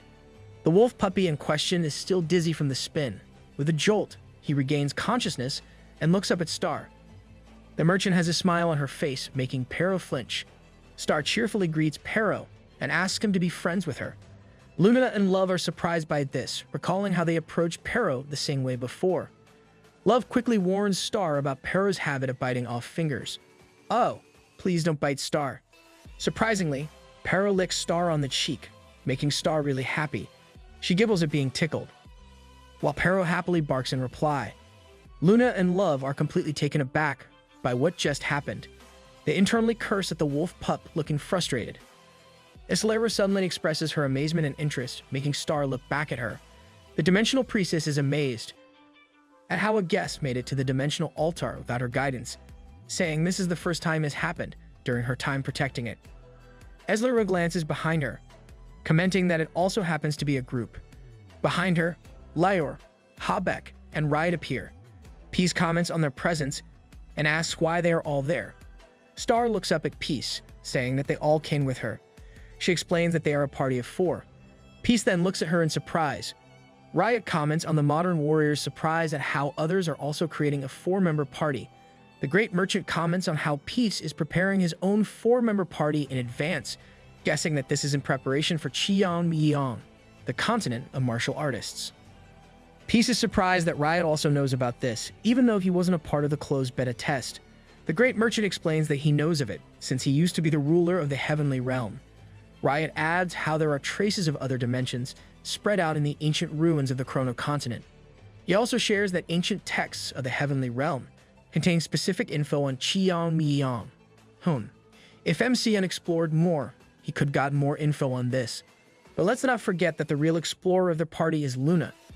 Star says that she heard about it and asked Riot to let her join. She gives a warm, bright smile as she announces her desire to be in a party like everyone else and have an adventure. Riot explains that this is why Star joined their party and recalls how Star saved him back then. Star then reveals that she actually wanted to join Peace's party. However, Riot warned her about Peace already having too many unbelievably strong members in his. Star sighs at this, while Peace expresses his shock. Right. It's also possible that Riot wants to keep you by his side. The merchant stretches her arms out to return Pero. Star tells Peace to watch out, since their party will also become unbelievably strong. With a smile, she claims that they won't lose to Peace's party. Peace thoughtfully looks at Star and her party, considering that she is joined by Riot, Lior, and Habek. He then grins at this, finding it incredible that Star is in her own party, and she has 3 bosses with her, whom Peace found challenging in the previous season. To be honest, that is indeed quite a lineup of unique bosses. Also, I wonder if Habek has any new mirrors. Peace suddenly boasts about having Pero in their party, claiming that he is their hidden ace. Star playfully harumphs at this, claiming that Pero's cuteness can easily bring anyone down to their knees. At their exchange, someone reacts again. Peace and Star looks back at its source. Islera is laughing to the point that she's shaking in so much glee. She suddenly laughs out loud, commenting on the hilarious crew of warriors. Islera applauds them for their bravery and apologizes for not being able to hold herself back from laughing at all of them. This reaction of hers makes Peace flinch and frown at her. Islera claims that they're ignorant of the outside world and hence, she pities them. The Dimensional Priestess announces that they are on Chrono World, aka ST-389, the world that Mother loves the most. She claims that this is the only reason why everyone hasn't been eradicated. Islera says that Mother has granted them her absolute protection, and all of this is within a thin plane that is time. However, that static plane of time is now moving. Islera exuberantly claims that Mother's love for them has expired, meaning the Chrono planet is no longer a safe zone. Right, Mother did appear at the last part of the game's previous season for the sneak peek. Love worries over this announcement. She mulls how this might be the reason why the Sea Kaisers were able to invade them. A burst of blue light suddenly flashes from Islera, announcing her title as the Dimensional Priestess and her intention to do her final mission. A symbol lights up on her forehead. She emits greater light, filling the whole place with it. The light reaches the massive dragon statues and their surface suddenly cracks. The space for the dragon's eyes starts emitting light, and soon, all the dragon statues are growling out loud. Filled with confidence, Islera calls them pitiful warriors. She bids them to mount the wall before them and prove themselves in traversing the other dimensions. Peace glares at Islera as he mulls over her words. Thinking back to it, Peace finally understands why Islera was added to the game. He concludes that the Dimensional Priestess's role is to be a gatekeeper, that serves as the minimum stat requirement for those who are heading to another dimension for the first time. As Lero suddenly calls out to Peace, she looks down at him as she claims that things will be way different from when he faced her disgusting younger brother. Sorry, Lero, but I honestly think you're more revolting than Aventador. Lero announces that Peace may try all he wants, but he won't be able to get past that place. Her pompous announcement makes Peace grunt in irritation. He then instructs Eurus to take Para with him and stand back. Eurus does as he is told, but he still asks Peace for an explanation. Peace walks past Lero and stops with a stomp. It is then that he answers Eurus' question. Facing the dragons, Peace announces that he'll be teaching Lero's dragons. Taking his weapon, he intends to educate them about his wooden stick and how scary it can be. At this statement, Peace swings his wooden stick up, creating a massive explosion that blows up at the dragons. The burst of power is so enormous that the dragons easily catch fire. Lero looks at this scene in complete incredulity. Peace's attack shoots out of the building, reaching up into the sky. Once the burst of power dissipates, the remaining roof crumbles a bit and some debris falls into the ground. Star is amazed by Peace's prowess, while Habeck and Raya can only stiffly smile, since they already know that this is how it'll turn out. As for Lior, she's once again love-struck at seeing Peace showcase his ability. Peace grins at the result of his attack. Above, a vast space can be seen from where they are, and none of the dragons were able to survive his attack. A notification sounds and a system window appears. It indicates a party quest of slaying 30 stone dragons, and with what just happened, Peace's party managed to complete this quest in no time at all. Lero's mouth opens in surprise, and her expression changes into confusion upon seeing such a situation. Peace laughs out loud at her expression, and even calls Aventador out to look at his sister's face. Aventador is out once more, and merely gives his sister a blank look. He then speaks about how he knows the satisfaction of defeating her too well. Oh, that means Lero is actually weaker than Aventador. A system notification pops up congratulating them on passing the Dimensional Priestess test. Suddenly, a glugging sound can be heard, and their attention is taken by something that collectively moves into a spherical form.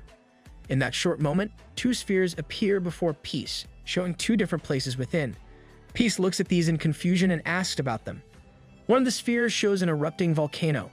A notification appears, informing them that Banev, the planet of steel, is now unlocked.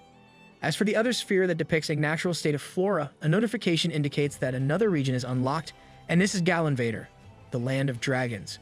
The system continues to explain that clearing the Dimensional Priestess challenge rewards them with a dimension selector.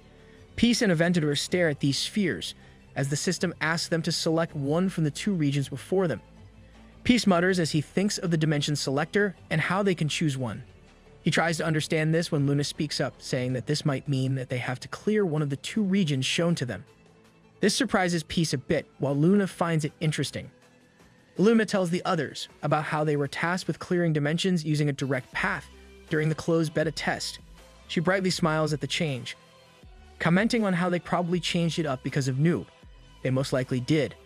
The CEO probably made them do the closed beta, just to have it improved and work better against MC. Peace is lost in thought as he looks at the two regions. In the real world, the CEO watches Peace, who still has Aventador hanging out. Diakbe smirks, recalling his staff's previous worry about letting Peace as it is, and the possibility of him reaching the dimension's end in a short time. Back then, the CEO reassured his staff, since they'd already taken this into consideration. Thinking back on this, Diakbe believes that it's time for them to give the little brat a huge shock. Still smiling, the CEO announces that this is what they actually did.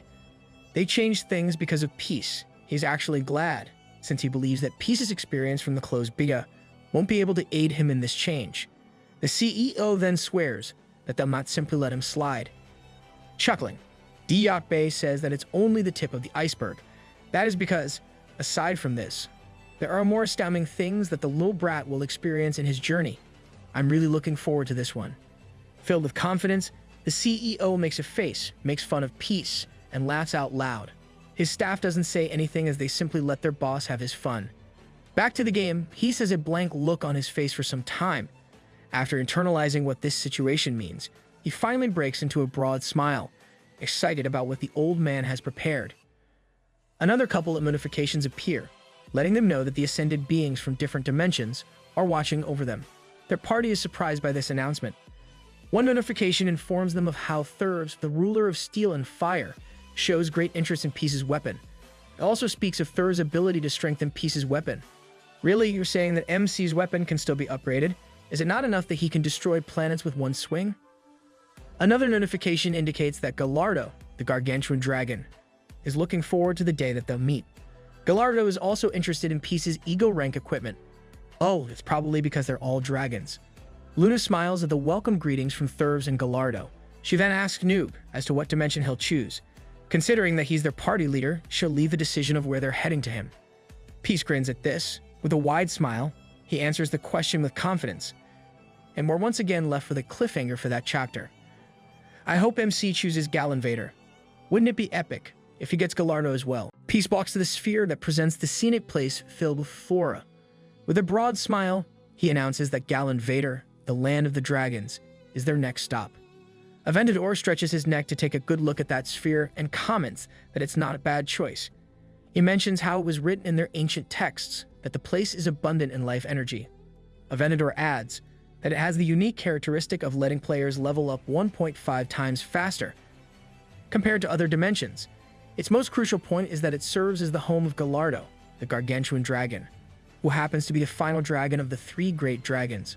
Wow, he's acting like a tour guide. Aventador is looking forward to the reunion of the three great dragons. However, before he could say more, Peace scolds and shoves him back. While still in the middle of handling his yapping dragon, Love approaches Peace. She asks why he chose the land of the dragons, when the other guy from the other dimension mentioned making his weapon stronger. Peace smiles wide and answers that he has already gone to that place during the closed beta test. He simply reasons that he hasn't been to the land of dragons before. Though Love understands his response, she still feels slightly disappointed since she got excited about having stronger weapons. She is actually hoping to have her Knuckles of the Ascended become more powerful. Eslero suddenly speaks up, saying there's no need to worry about this, since all the dimensions are linked in a cycle. Huh. Is it similar to that thing in that movie with the blue hedgehog? Eslero explains that even if they don't choose one dimension now, they'll still end up going to it down the line. Calling them warriors, the dimensional priestess tells them not to hesitate. Peace grins back at her, commenting on how she's being nice to them this time. He asks her if she was spooked from seeing her little dragons crumble into dust. Eslero remains calm as she says that she won't deny this, since she has never experienced such abilities before. She adds that witnessing this made her understand why her brother is in such a state. Eslero finally acknowledges the warrior's strength, but she hopes to ask him for a favor as well. A hidden quest window suddenly opens, notifying them of the dimensional priestess Eslero's request. It states how it activated after being acknowledged as a formidable foe by the dimensional priestess. Eslero says that within the deepest parts of Gal Invader lies the slate that holds the truth. She then asks Peace to bring it back to her. Suddenly, a golden ball of energy forms in front of the Slayer's chest. It gleams brightly as she offers it to Peace. She claims that if he accomplishes this task, then she will give him this in return. Wow, she was really rude before, and now she's asking our MC for a favor. Peace asks her what it is, however, before she can answer, Aventador suddenly pops out again. The dragon refuses this, filled with disbelief and worry. He asks if his sister is seriously offering such a thing to a human. Aventador is about to reveal what it is, but Peace suddenly moves around and complains. His movements make Aventador shake up and down. While Eslero can only watch, please stop. This is really horrifying for our eyes. While Peace pulls at Aventador's face, Luna approaches them and asks about the item that Eslero is offering. She adds that she has never seen it before. The golden glowing orb in question makes a whirring sound as it floats above Eslero's hand. Aventador suddenly reveals that the item is the Sintamani marble. While Peace keeps on punishing him, Aventador explains that it is a dragon marble that contains infinite power. Aventador reveals that the possessor of the Sintamani marble can be freed from any disease or suffering. It is also known to have the ability to grant its owner's heartfelt wishes. Aventador continues with his info dump, explaining how the marvelous item is possessed by none other than the Genesis dragon, Eslero.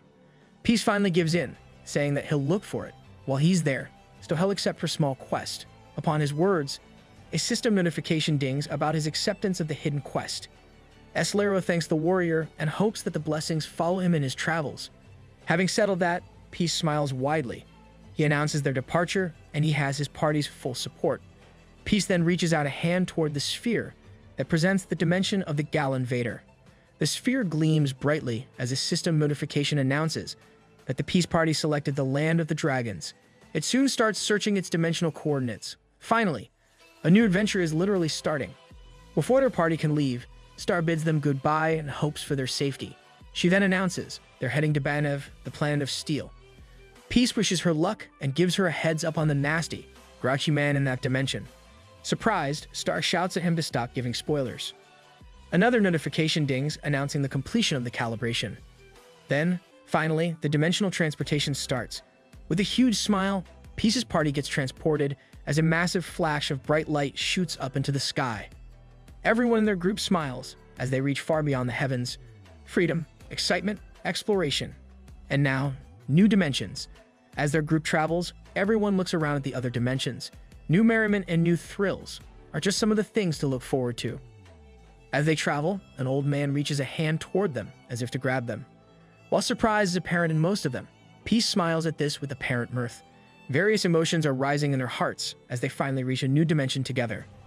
Peace looks forward to it with a great smile and bright, expectant eyes. As they get closer to the dimension, his smile subsides, changing into confusion.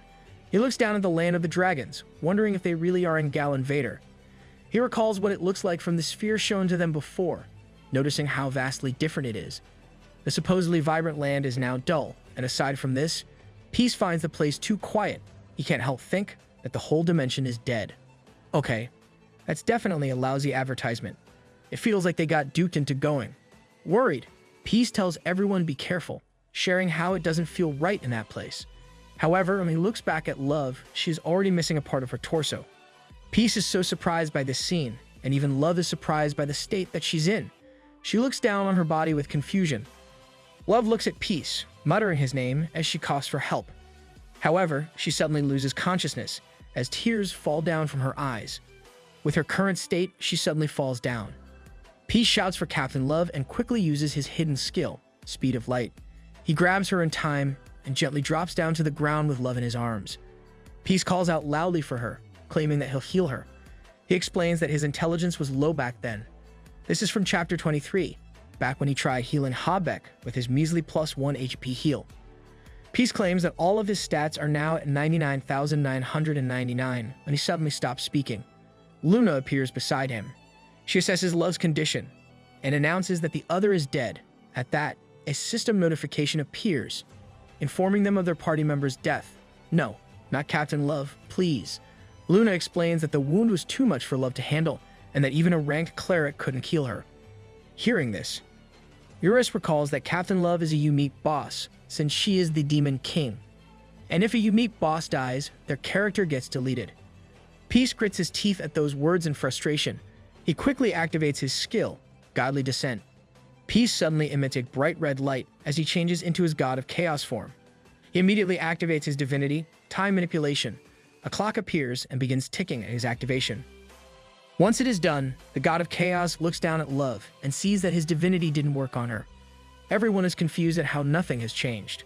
Why is it not working? Is it because they're in a different dimension? Suddenly, a black substance shoots towards him. The God of Chaos manages to evade the attack. He looks at it, wondering what the slime-like substance is. Someone suddenly speaks up, impressed at how his attack got dodged. Peace looks at the source of the voice and finds several people together. The group is led by a dark-clothed, white-haired man with a marking on his left cheek. With him are similarly white-haired women, except they're wearing blindfolds. The dark-clothed man smiles, thankful that he was able to deal with the other one. Peace is confused by his words and demands for his identity. It is only then that the God of Chaos realizes something is wrong. He finally realizes what the other meant by the other one. Luna falls to the ground with a thud. A gaping hole is now visible on her chest. Realizing her state, Peace lays Love down on the ground as he yells for Roach Lady to stay still. He claims that he'll quickly heal her. This is really turning into a big problem. Luna calls him Noob as tears form in her eyes. She tries to apologize to him, but her body can't take it anymore, and she falls lifeless to the ground. A system notification appears, indicating the death of party member Luna. Eurus flies to where Peace is as he continues to carry Pero. The two are extremely surprised by what happened, and Eurus asks if Peace is alright. The dragon asks what happened there, confused as to why even Roach Lady is gone. The man leading the other group is surprised by the newcomers, asking who the cute companions are. He comments on how tiny their life energy is, saying that he didn't even know they were there as well. Eurus and Pero frown at the rude guy's statement, while Peace remains silent. The other guy's eyes glow menacingly as he announces his intention to slay them as well. He raises a hand with 3 fingers stretched out and flashing brightly. As his power wears, Eurus and Pero watch in surprise. Before the opponent can blast them, Peace suddenly appears beside him. Peace stares at him, observing that this was the skill that slayed Captain Love and Roach Lady. Though slightly shocked, the opponent merely mentions how nimble Peace is for a human. Our MC is in his god mode, so you can't really say he's human. The opponent admits that he was startled. However, before he can say more, Peace smacks him right in the head using his wooden stick. The slight attack makes a blast at the opponent's head that reaches far beyond where they are. Peace calmly places his weapon on his shoulder as he watches the smoke dissipate. A shadowed figure suddenly exclaims understanding, recognizing that the one before him is actually Peace, the famous warrior. With a lopsided head, the opponent recalls that he's a newcomer that the Ascended beings are keeping a close eye on even from across the dimensions. He then mentions that Peace is also well known for his weapon, the plus 99 reinforced wooden stick. Though his head is barely attached, the opponent greets Peace with a smile. He claims that he's been dying to learn more about him. How is he still alive? Did MC hold back? Is he cosplaying as a nearly headless Nick? Urus exclaims in surprise at the possibility of the opponent remaining alive, despite getting hit by Peace in his God of Chaos form. They were looking forward to freedom, excitement, and exploration in the new dimension, Gal Invader, the land of the dragons. However, what they experience is far more cruel than what they may have ever thought of. The opponent still has his head hanging, as he calls out to Peace. He declares that it is time for him to perish. Nope, that can't happen. You'll end the manhwa if that happens. It was on that day that they were faced with their first ordeal in the 2nd season of Chrono Life. The opponent finally grabs his head and raises it above his broken neck. He complains about his scalp as he brings his head down. The broken neck quickly regenerates to connect, and soon, it is as if it wasn't broken in the first place.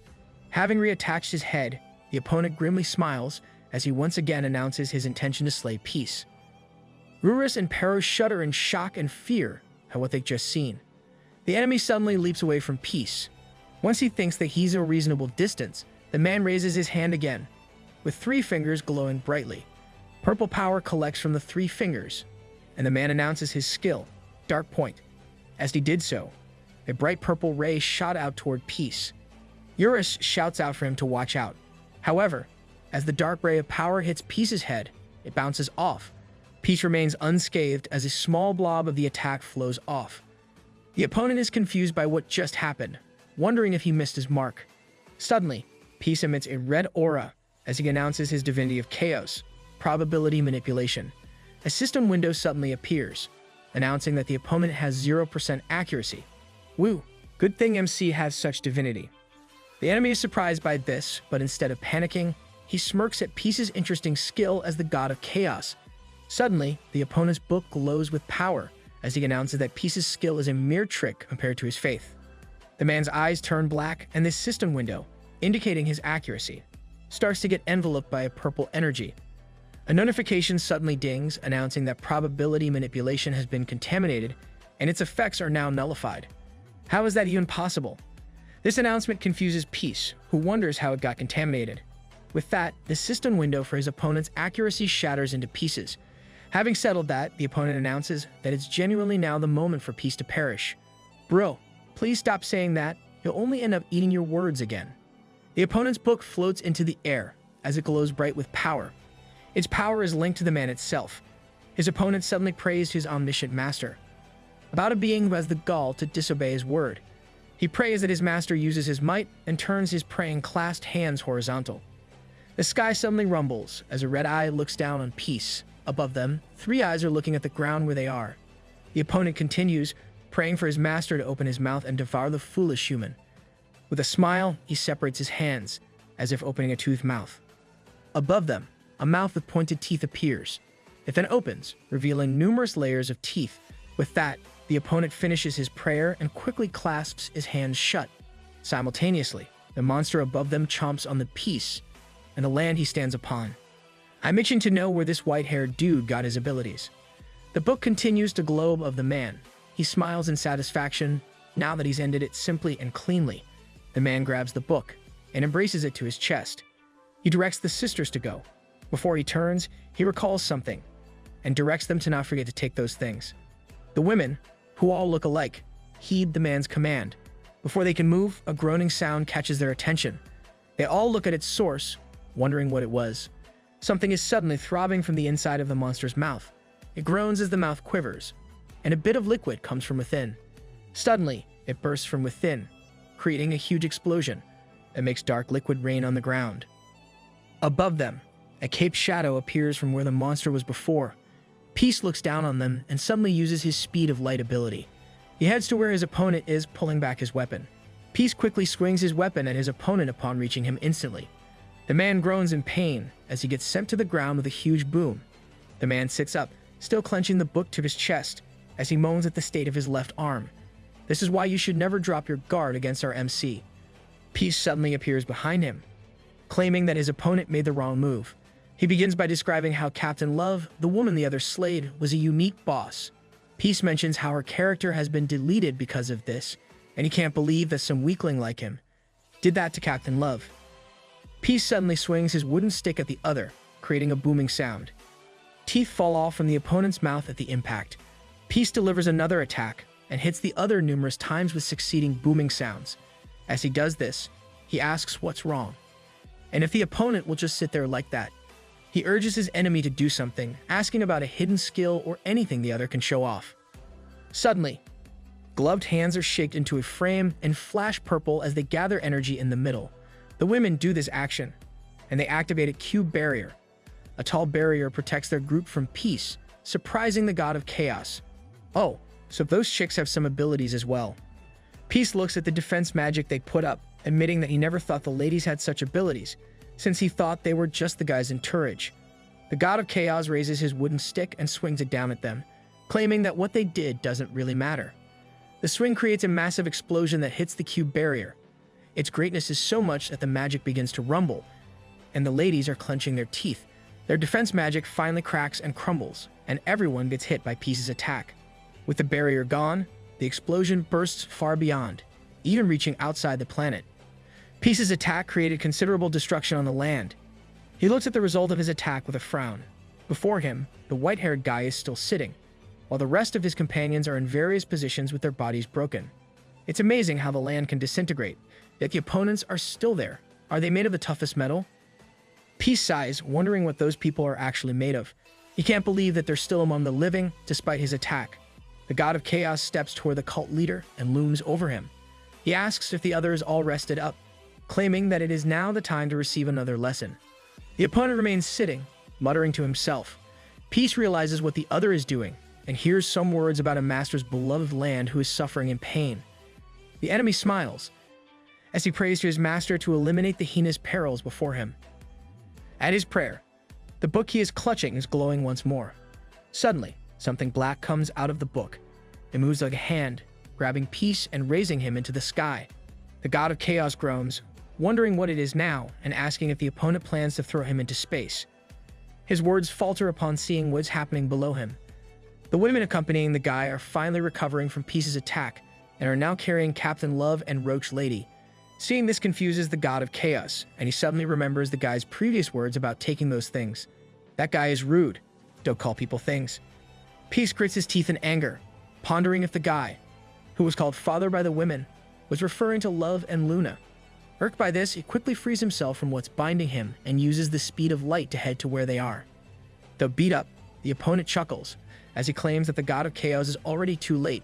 The ground thereupon suddenly turns into black liquid, and their group, along with Love and Luna, is engulfed by this.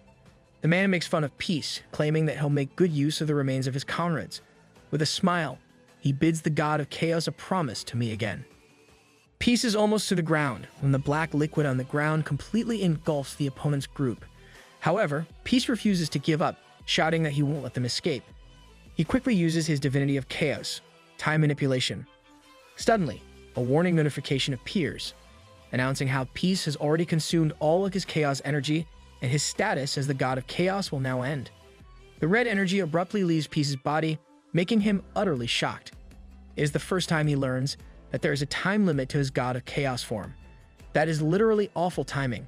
How come the same thing never happened with Love's demon king form or Luna's goddess of life form before? Peace grits his teeth in frustration at this timing and finally drops to the ground.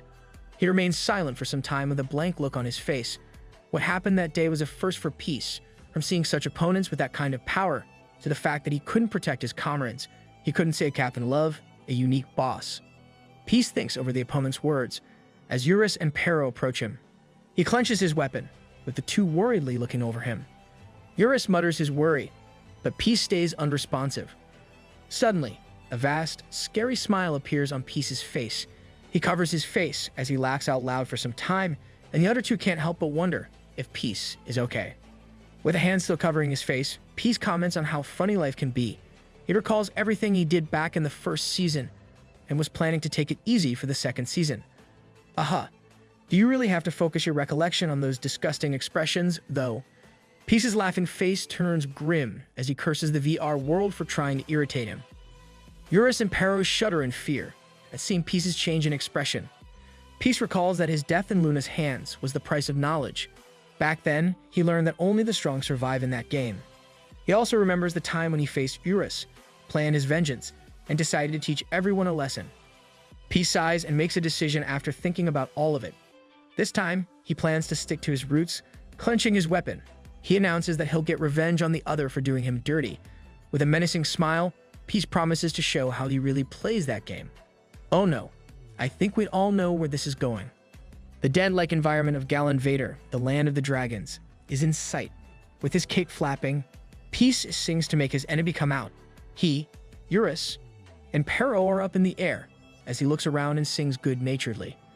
Looking at the distance, Peace comments on how their rat friend really hid himself well, since he can't even see a sight of him. Eurus, who is still carrying Pero, asks what exactly they are doing so up high. Pero trembles in fear as he tries to stay put. Poor Pero is afraid of heights. Please put him down already. Peace looks around with a smile, claiming they are searching for their wimpy white-haired friend. He mentions not seeing the guy anywhere and starts to laugh at how silly this is. Eurus and Pero humor him, agreeing to his assessment. Peace continues to smile and announces that if that isn't going to work, he'll just have to resort to something sillier. Eurus stares at him, asking what he means. Peace suddenly lifts his weapon into the air. With a face filled with unfiltered glee, he announces his intention to destroy the whole planet. I'm not surprised by this decision anymore. Peace brings down his weapon with great force, but something dings, making him wobble from continuing the attack. A message appears in the air, shouting at him to wait. Peace looks at it in confusion and finds that he has just received an external message from Sarong. She tells him to stop, making Peace question her. Sarong then reminds him that the game doesn't have a DM function, so she decided to message him instead from the real world after logging out. To remind everyone, Chrono Life is a game that emphasizes realism, so DMs between characters aren't available within the game. However, sending messages within the game using the Yellow Bird mail service is still possible. The downside is that this one is slower. Back in the real world, Sarong messages Peace from her phone.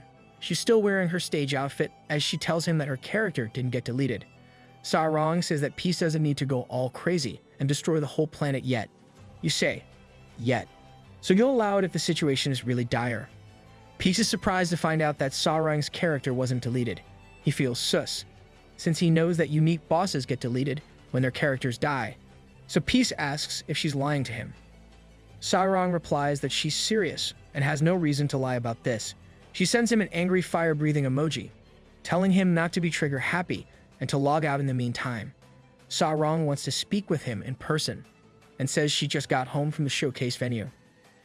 Peace ponders this and tells Eurus that he'll log out for a bit, so he and Pero should stay together within that area just in case. Eurus agrees to this, and soon, Peace also logs out from the game. Oh, MC will get shocked by what's beside him in real life. G was still lying on the couch when he logs out. He sits up and takes off his VR headset, wondering how Captain Love died as a unique boss, yet her character wasn't deleted. Ji ponders if it is some sort of bug when Bo-ri-yum suddenly speaks up, doubting his guess. Ji jolts in surprise and even falls from the couch with a loud thud. With a throbbing head, he asks what Roach Lady is doing there, and when does she even crawl into his place. Bo-ri-yum answers his question, saying that she's been there since the start of the second season. She then happily explains how she logged in, while lying next to him. You can find this in the first chapter of the season. Ji is already fed up with this and asks how she is even doing it. He asks if she got a look at his keypad password, which Bo-ri-yum denies. Ji asks if she lived there before him, and Bo-ri-yum says no to this. He then asks if she's the owner of that building and has some master key of some sort. Bo-ri-yum also denies this, making Ji simply ask her how she does it. Bo-ri-yum smiles, claiming that it's a secret. The doorbell suddenly rings, catching their attention. Outside Ji-yu's place, Sarong presses the doorbell, letting him know she's there. She then shouts for him to open the door. Ji-yu pales at this, thinking that he's screwed. Bo-ri-yum comments on Love's presence and asks if she should open the door for her. Please don't. There'll be a cat fight. Ji-yu silently screams at her, reminding her how they'll end up fighting and give him a headache. He then speaks up, telling Captain Love to wait for him.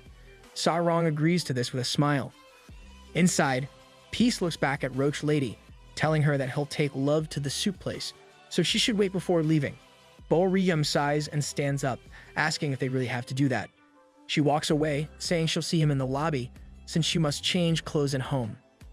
Bo-ri-yum then heads to one of the rooms in Ji-yu's place. Ji-yu looks at her, filled with confusion because of her words. He follows her into the room, huffing about it being his closet and not her home.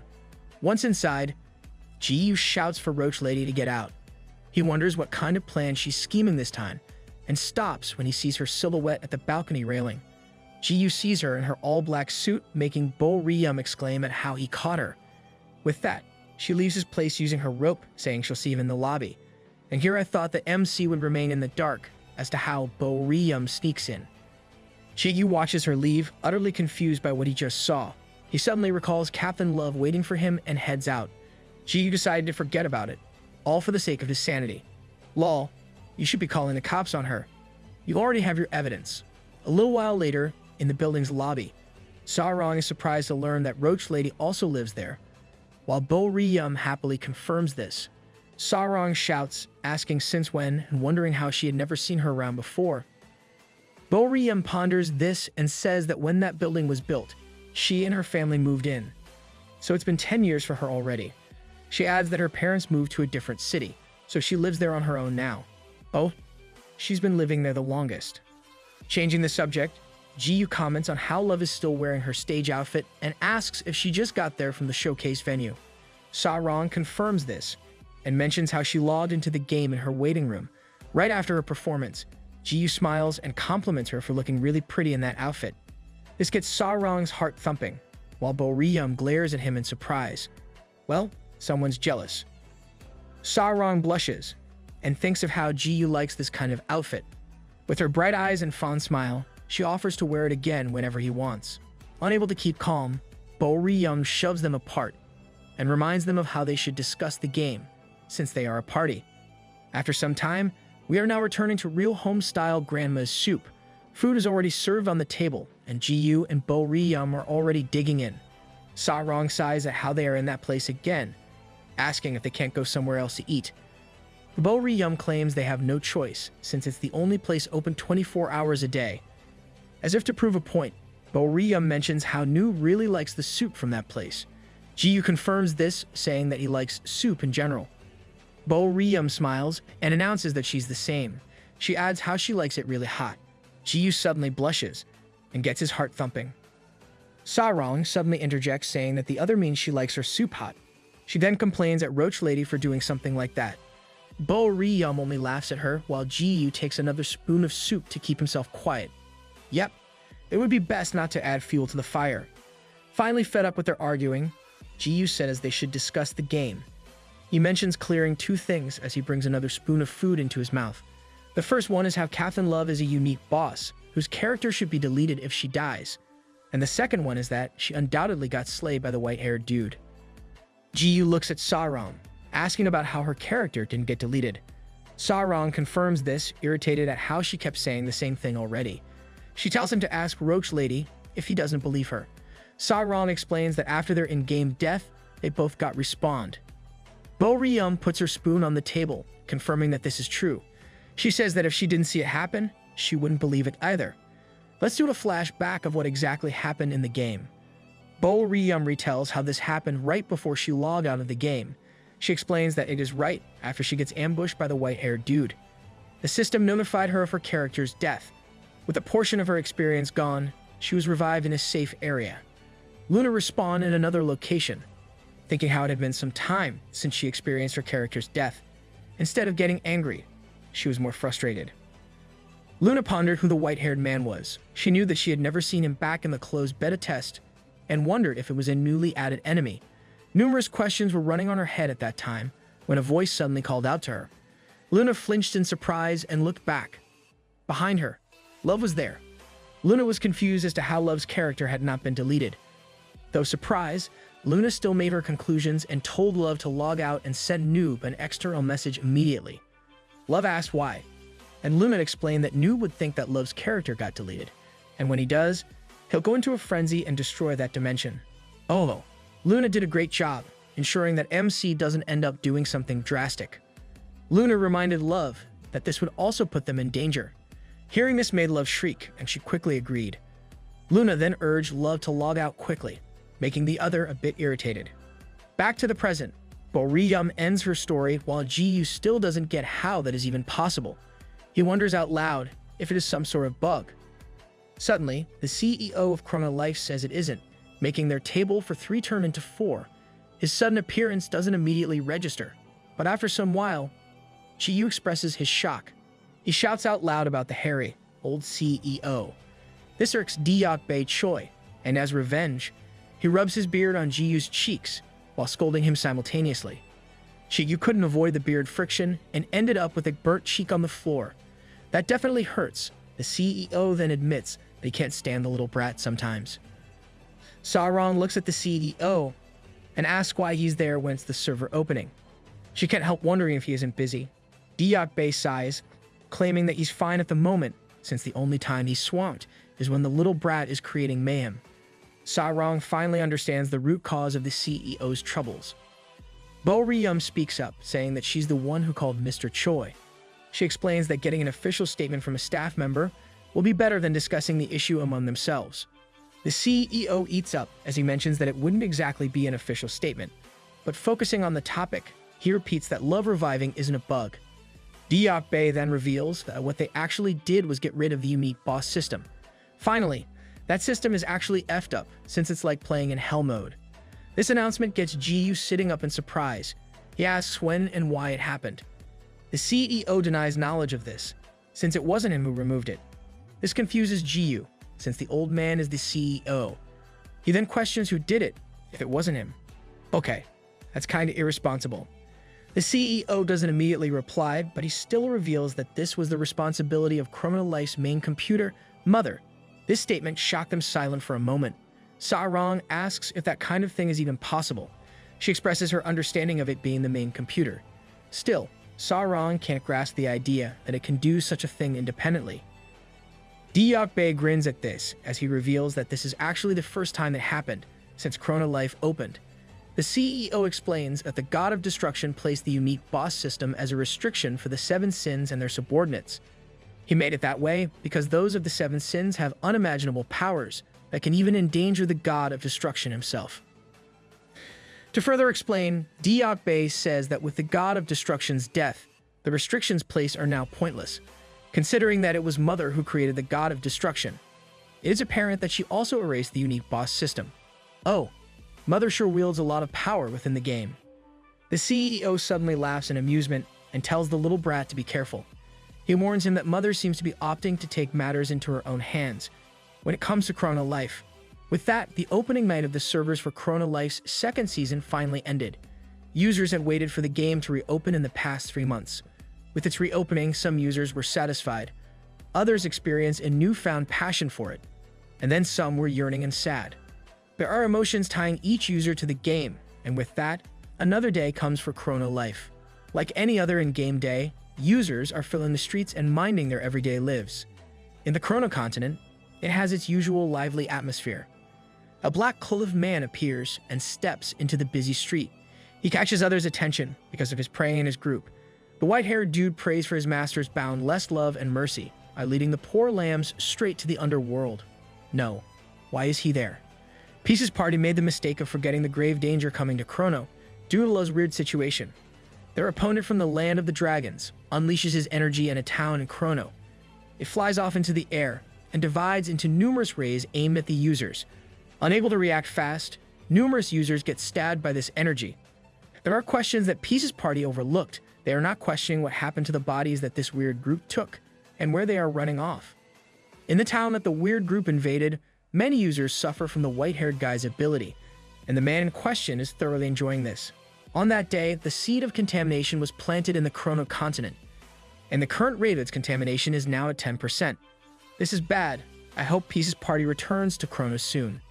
Because of the attack, many user characters lie lifeless on the ground. The weird group looks at this scene, and the white-haired guy smiles, as he announces how they seem to be done. He then directs the women of his group to move all of the bodies. They quickly do as they were told, attending to the bodies and lifting them off the ground. Someone suddenly speaks up, cursing at them. This startles the white-haired guy, who looks back at the source. A guy with grave injuries is on the ground, and he questions who they are. He demands to learn their identity and their reason for slaying innocent people. Despite his injuries, he still wants to know if they're another user or an NPC. You, sir, are quite brave. The white-haired man grins at this and humors the guy asking the question. He walks to where the user is and leans down. The white-haired guy starts saying a verse, addressing a poor land and reassuring it that they're saviors. He pats the user on the head and continues to say that they are their shepherds, guides, and instructors who will provide them with discipline. The user looks up at the white-haired guy and shivers in fear. The white-haired guy's face has completely morphed as he announces the blessing of contamination. The sound of gushing can be heard as the white-haired guy makes quick work of the user. His face then turns back to normal as he ends his prayer. Going to Galinvader, the land of the dragons. Eurus and Pero make cute poses as they give their morning greeting. Peace asks what the matter is with them, commenting on how they even got similar poses. Eurus smiles with contentment, revealing that he practiced with Pero all night for that. Pero proudly barks as he wags his tail. The two then get into their first pose called Partners in Crime. They soon follow it with their second pose called Double Trouble. Proudly holding that pose, they ask for Peace's opinion on it.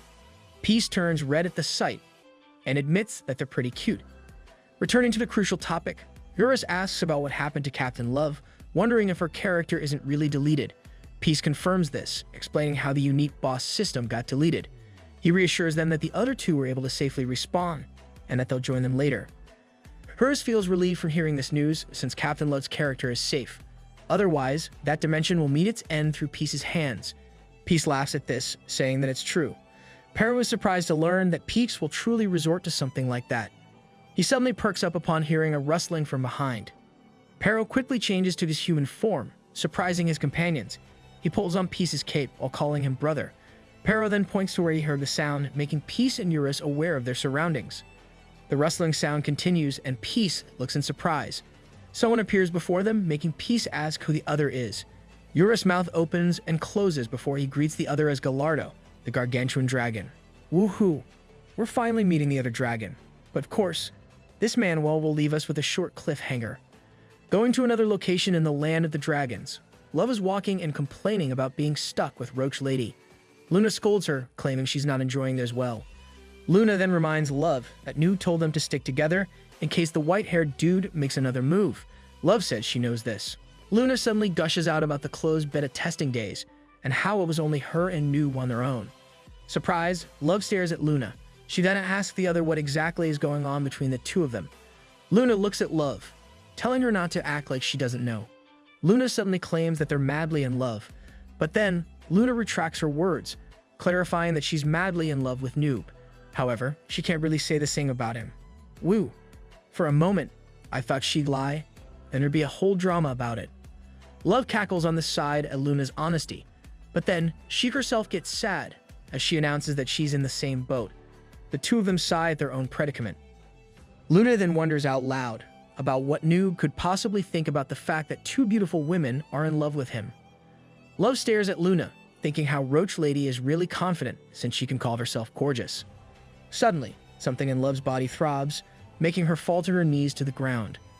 Luna looks at her in surprise, asking what is wrong. Love claims she doesn't know as she clutches her side.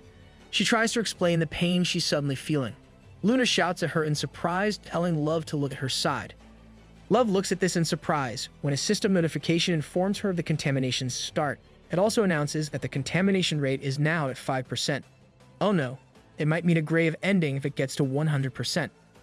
Love is so confused by what is happening when Luna's body also suddenly throbs. Suffering in pain, Luna also falls to her knees, and the same system notification appears. Luna looks at the contaminated area on her body, thinking that these are the areas that got hit by that dark sludge. A sudden thumping sound catches their attention. In a short while, a massive clawed foot appears, and before them is a colossal green drake. Terrible timing. The two look at this in surprise as it growls. The drake is a low-ranked dragon species. However, unlike dragons, they can't fly or use attacks like dragon breath. Love shouts at the sudden appearance of the dragon, while Luna tells her that it's only a drake.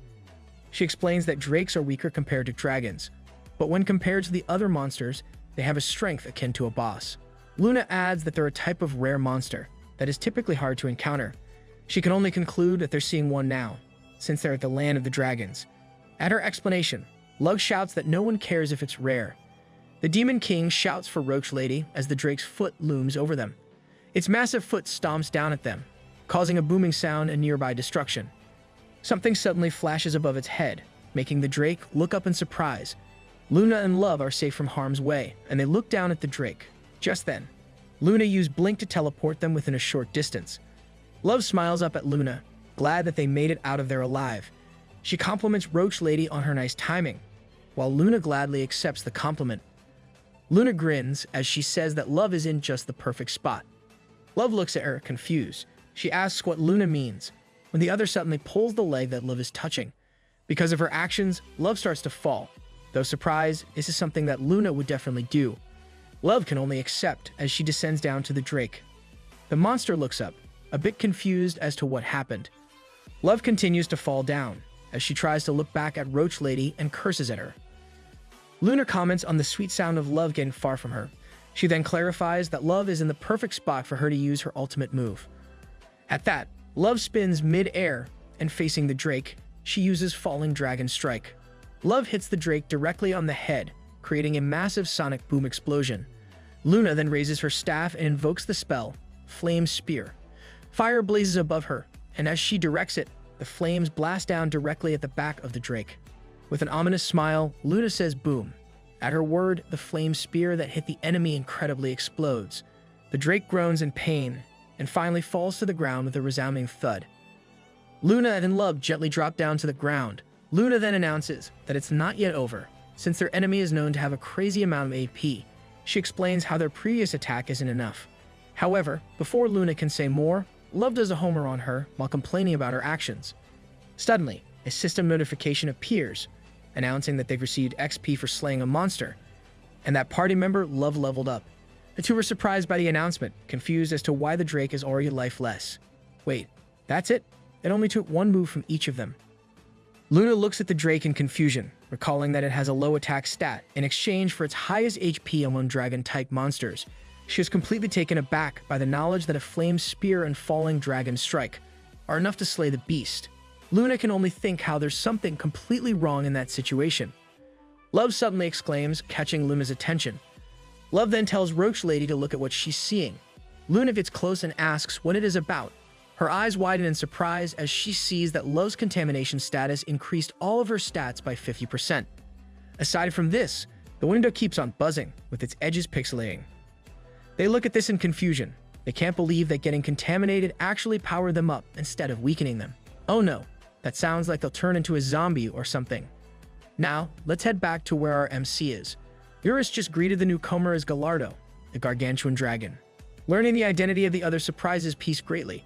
He recalls that there are officially 3 great dragons, famous for their overwhelming strength within the game. The first is Eurus, the twin-headed dragon. Next is Aventador, the dragon of the North Pole and the ruler of the ancient Anthropomorphs. Finally, there is also the mysterious dragon who has never appeared before, and this is Gallardo, the gargantuan dragon. During the closed beta test, Peace already cleared 30 dimensions. Despite this number, he never encountered the dragon, so finally seeing the dragon surprises him. Gallardo, the gargantuan dragon, is in a female human form. Stockings, but no shoes. And those eyes. Peace stares at Gallardo with confusion. He recalls how the other is referred to as the gargantuan dragon, and yet she only reaches up to his chest. Gallardo finally introduces herself and she suddenly stutters, as she greets him while blushing. Peace thinks of how the other can barely say a complete sentence. Gallardo then creepily laughs as Peace asks Eurus if the girl before them is really Gallardo. He then mentions how the other looks more like some weary user. Eurus confirms that it's Gallardo and explains that the three great dragons can feel each other's energy. Gallardo continues to stutter, as she mentions how she's currently in her soul form and how her true form is so ginormous that it's hard to move. Peace sighs, saying he doesn't believe this and asks how big a little squirt like her can be. Peace then smugly bets that he can surpass her size. He announces that he can get even bigger than Chrono using his mirror of expansion. Yep, that happened back in chapter 60. Gallardo laughs at this, revealing her sharp teeth. She asks if that's all he could grow into and comments on how tiny that is. Peace is startled by this. Gallardo stutters about how her actual size is greater than a planet and reveals that she can be as big as an entire galaxy. Okay, that's too much. Please don't bother turning into a dragon, unless necessary. To provide a better understanding, if Earth is compared to a piece of sand, which is about 0.002 inches, then the galaxy can be compared to more than 45 million miles, which is the same as having 53 suns in a single line. Peace and Pero look up in space with shock. Considering what Gallardo just said, her dragon eyes are even bigger than the planet they're in.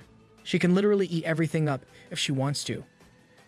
Peace murmurs about how her size can be akin to the size of a galaxy. Eurus suddenly frowns and pales, knowing what Peace's reaction means. Pero looks up at Eurus, wondering what he means. At that moment, Peace suddenly grins widely and shouts at how freaking amazing that is. Gallardo is surprised by this and flinches. Peace points his weapon at Gallardo, calling her a weird emo girl. But then he corrects himself and calls her by her proper name and title. With a disgusting look on his face, he demands the dragon to show him her true form. Peace announces his desire for a match right that second, which is, of course, typical of our MC. Eurus watches Peace in silence, while thinking how Peace's disgusting side is showing again. Beside him, Pero whines about how scary his brother's face is. Peace huffs in excitement with his disgusting face, as he announces that if Gallardo loses, they'll turn her into a piece of ego equipment. He has this crazed look on his face, while saying that it's just the perfect timing, since he needs a new cape. With her hands by her mouth, Gallardo is looking down. She suddenly breaks into a smile and giggles in delight. She huffs as she stutters her reply about them being on the same page. Wow, she's equally weird. Eurus and Pero stare at this exchange in unbelievable shock. Eurus can't help worrying that they got another weirdo in their midst. Before them, Peace and Gallardo are laughing like maniacs.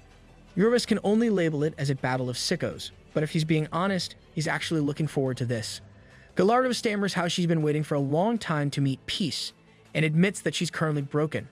She explains how her physical body and that planet, the land of the dragons, are connected in particular parts. However, the entire dimension was contaminated. I'm sure that white-haired dude and his cult are behind this.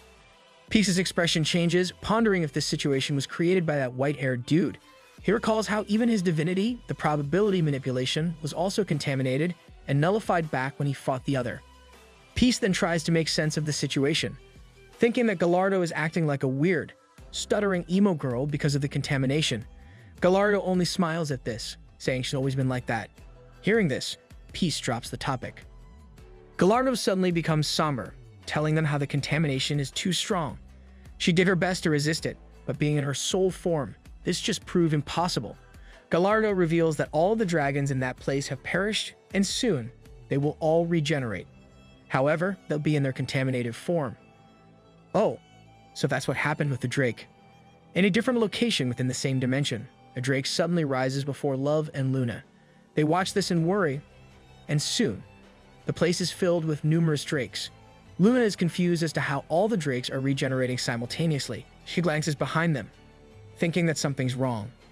Behind them, the Drake they defeated is still lying on the ground. However, a slimy black liquid gushes out, and soon envelops the lifeless body of the drake. This surprises both Luna and Love. Looking at this, Luna starts to get an idea of what is happening. At their arrival, the entire land of the dragons was scorched to ash and completely silent. Around them, the drakes are gathering. Luna recalls how the weird group got there before them and slayed the dragons. Similar to what happened to her and Love, the dragons regenerated while contaminated. Well, so much for being a monster that's rarely seen.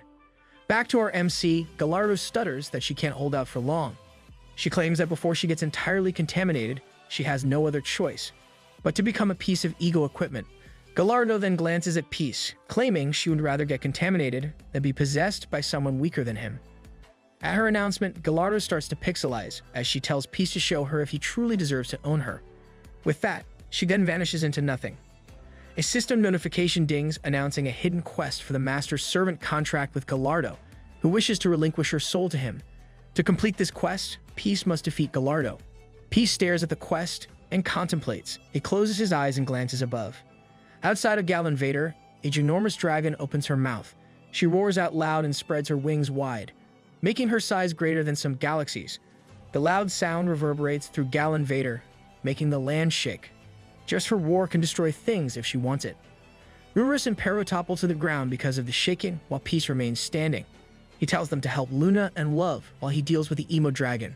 Peace also gives Eurus permission to turn into his true form in case something goes wrong. And if necessary, he can destroy everything. Though initially surprised, Eurus grins at Peace's instruction and confirms that he'll heed his command. Pero looks up at Eurus excitedly, thinking how cool Lil Bro is. If anything, Eurus is your older bro, Pero. Eurus carries Pero, saying that they're going. Pero excitedly agrees to this as they fly off. Seeing the two together makes Peace smile. Having settled that, he announces that it's time to get that party started and calls on the emo dragon that can be seen in space. Peace searches for something beneath his cape for something and pulls out one of Habeck's mirror. With it on hand, he activates the 8 mirrors skill, Mirror of Expansion, to turn into maximum size. Peace grows colossal using the skill and soon stands tall on the planet. However, Peace is not yet done with this. He commands the item to make him bigger, making it gleam. System notifications suddenly beat their warnings at him, announcing that the item's durability has been consumed. Peace looks at it as the item's mirror surface cracks. He's annoyed that it broke again, commenting on how its durability sucks. You should really check with the Mirror King to see if he has any new mirrors. A voice comments on his foolishness, appalled at Peace's gall to go against her in that mere size. Gallardo announces that she's a being that transcends that galaxy and announces her name and title. She then explains that with her title as the Gargantuan Dragon, her unique passive skill lets her get bigger every time she's awake. We should make her sleep. She'll engulf a whole universe if she doesn't stop growing. Gallardo likens herself to the cosmos that's infinitely expanding. She speaks of her past, back when she was smaller with only the size of a continent. At that time, Eurus defeated her. However, time passed, and Eurus is now but a mere speck of dust compared to her majestic form. Gallardo then announces that she has taken over the title of the most powerful dragon from Eurus. She claims that she is the dominator of all dragons in all dimensions. You can't really say that. For all we know, Eurus might still be stronger than you. Back in the real world, some Chrono Life employees are watching this massive battle that is about to unfold within the game. They chat about how Peace is against Gallardo, commenting that Gallardo's size is just enough to barely take for their servers. The guy says that her size is comparable to an entire galaxy. The man ponders if Peace really thinks that he can take on Gallardo using the Mirror of Expansion. He adds that the Gargantuan Dragon was designed not to be fought against. The other employee laughs at this, saying that Peace is in a lot of trouble. You guys should stop underestimating our MC. Behind them, a cigar lights up, and the CEO disagrees with their assessment, since anything could happen. The two employees flinch in surprise, asking when he got there. Diok Bey answers that he just came in now. The CEO looks up the screen, saying that the little brat seems to be planning to turn Gallardo into a piece of ego equipment. He sighs, saying that this might just be the future set for the brat, since the moment he took the mirror from Habeck. The employee frowns at this, reminding him that the mirror is already broken. He adds that Peace may be powerful. However, he's still nothing much against a monster with the size of a galaxy. The CEO suddenly calls his employee a fool. He asks if the guy has already forgotten that the little brat is the god of chaos. Exactly, CEO. Your employees require more training, so that they'll stop spouting such nonsense. At that exact moment within the game, Peace emits red energy as he transforms into the god of chaos. With the cracked mirror still on hand, he uses his divinity of chaos, time manipulation. Red light appears on the mirror, and it soon turns back to its pristine form. In the real world, the employee is surprised by what he just watched. He stammers at the sight, realizing that the Peace plans to use the mirror of expansion again. Within the game, Peace smiles as he activates the 8 mirrors skill, Mirror of Expansion. Upon his usage, Peace grows larger than he ever was. A system notification appears, informing him of how he already reached the maximum allowed in this system. Numerous galaxies can be seen in space as Gallardo maintains her position. A sudden rumbling sound surprises her. From the galaxy before her, a hand reaches out and pulls himself up. Peace appears as he mockingly reveals his disgusting face to Gallardo. In the real world, the employees watching shed tears in horror. Going back to the game, Peace is already of the same size as Gallardo. He smiles as he complains about how his God of Chaos mode is again turned off. Peace merely dismisses this, saying that he's been using it quite frequently. Going back to the topic at hand, Peace claims that he didn't mean to make Gallardo wait. He announces that he wants to get the party started and taunts Gallardo by calling her an emo dragon. Back in the real world, Diok Bay laughs out loud in amusement. He already predicted that the little brat would pull some stunt like that. Diok Bay claims that he can easily see the brat's shenanigans from a mile away.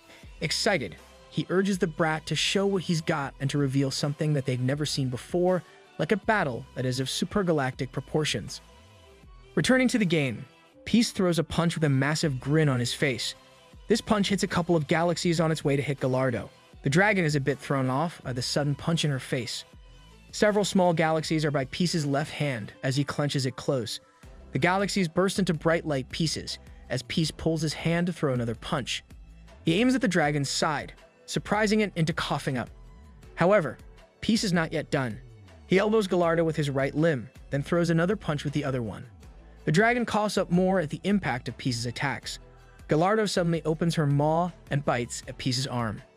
The only viewers watching this fight back in the real world are shocked by what happened. Peace clenches his teeth at first, but this soon turns into a smile. With the dragon in close proximity, he uses his other hand to keep hold of her. Peace suddenly swings his head back. With a broad smile, he brings his head down at Gallardo. Peace hits the dragon with significant impact. Gallardo reels in pain and coughs up more. The only viewers seeing history being made within the game are now munching popcorn with 3D glasses on. Going back to the fight, Peace grabs one galaxy and brings it down on Gallardo's head with unbridled glee. The dragon suffers pain and humiliation in their battle. Also, let me point out that MC still hasn't used his plus 99 reinforced wooden stick. Peace has his disgusting face on as he shouts out loud and hits Gallardo numerous times. This continues for some time, until Gallardo grits her dragon teeth and retaliates with a loud roar. At this, she thrusts her dragon tail at him. Peace coughs up at the impact and skids on some surface as he gets thrown off. With no surface restraining his fall, he finally hits some of the galaxies, shattering them into pieces. His descent was only stopped by an immense galaxy that directly smacks his face. Soft rumbling sounds can be heard as Peace rights himself into a sitting position. The rumbling comes from various parts of his body that are in contact with the galaxy he fell into. Peace comments on how Gallardo isn't a total wimp after, considering that his HP is reduced to half by what just happened. You're up against the gargantuan dragon after all. However, Peace still smiles as he announces that he has his healing factor, which makes him invincible. As he stands up, his HP reverts to its full state. With a happily disgusting look, Peace announces round 2. He then goes into graphic detail about what he plans to do with Gallardo's dragon tail. Something suddenly wears, making Peace stop. A bright light of energy collects before Gallardo's mouth. Peace merely watches as the dragon does this. The collecting energy is already the size of a small galaxy. With that, Gallardo announces her move, Galaxy Breath. The dragon shoots it, releasing a massive ray of energy. The roaring, enormous amount of power is aimed at Peace and is soon about to reach him. Oh, it's her version of Dragon Breath. Peace watches as it nears him, thinking that it will surely hurt. The attack makes an impact, creating a vast booming sound. Peace yells as his body tries to handle the force of the attack. The Galaxy Breath attack reaches far parts of the universe with its massive display of power. Smoke fills the path that it made an impact on, as the energy from the attack disappears. Peace grits his teeth as he wipes the mess in his mouth. His body is currently regenerating from Gallardo's attack. The dragon mentions that the healing factor skill is a mere petty trick. That's nothing before true power. Gallardo suddenly announces that the fight is over, and that she's victorious. She laments how she expected too much from him, saying that he's a mere big fish in a small pond, and that he is yet to reach his ascended potential. "You are quite quick to judge, Gallardo." Hearing this, Peace repeats the phrase ascended potential in question. Gallardo dismisses this, claiming that a small fry like him wouldn't understand. However, the dragon thinks she'll explain it to him, as a reward for coming that far.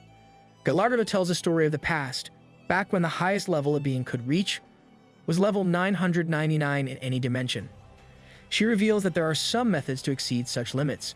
However, these are only temporary and will revert back to level 999. Peace listens intently, questioning some of the phrases that Gallardo just mentioned. Something suddenly comes out from Peace's undies. Aventador appears, asking if Peace has already forgotten. Considering that Aventador used such a method before, there goes our guide again. The Dragon of the North Pole goes into further detail. He reminds him how, during the war between the ancient anthropomorphs and users, he used veracity to reach level 9,999. Aventador explains that with the synergistic effects of greed and veracity, he was able to exceed his level limit. He's about to further expound on the limits when Peace commands him to go back. Peace shoves him back into his undies, commenting on how Aventador keeps popping out and asking if he's bored or something. "Seriously, MC, who would want to get stuck on your undies like that? It's commendable already that Aventador keeps up with your antics." Gallardo confirms Aventador's explanation, saying that level 999 was the original level limit for all dimensions. However, this suddenly disappeared one day. Gallardo says that Peace already experienced this back when he received the Genesis of Awakening quest. Hearing this, Peace recalls what happened when the Sea Kaisers invaded the Chrono continent. Back then, he was able to unlock the quest that Gallardo was speaking of. The Gargantuan Dragon continues her explanation, revealing that the Genesis of Awakening quest can be different for each dimension. However, the Chrono continent was the last to receive it. Gallardo says that once Peace completes it, his level limit will be unlocked and he'll be free to level up as much as he wants. She adds that reaching level 9,999 is not the end, for he should still complete a specific quest in order to be reborn into an ascended being like her. "You're like the given tree, Gallardo. All this info dump is something one wouldn't usually get to learn for free."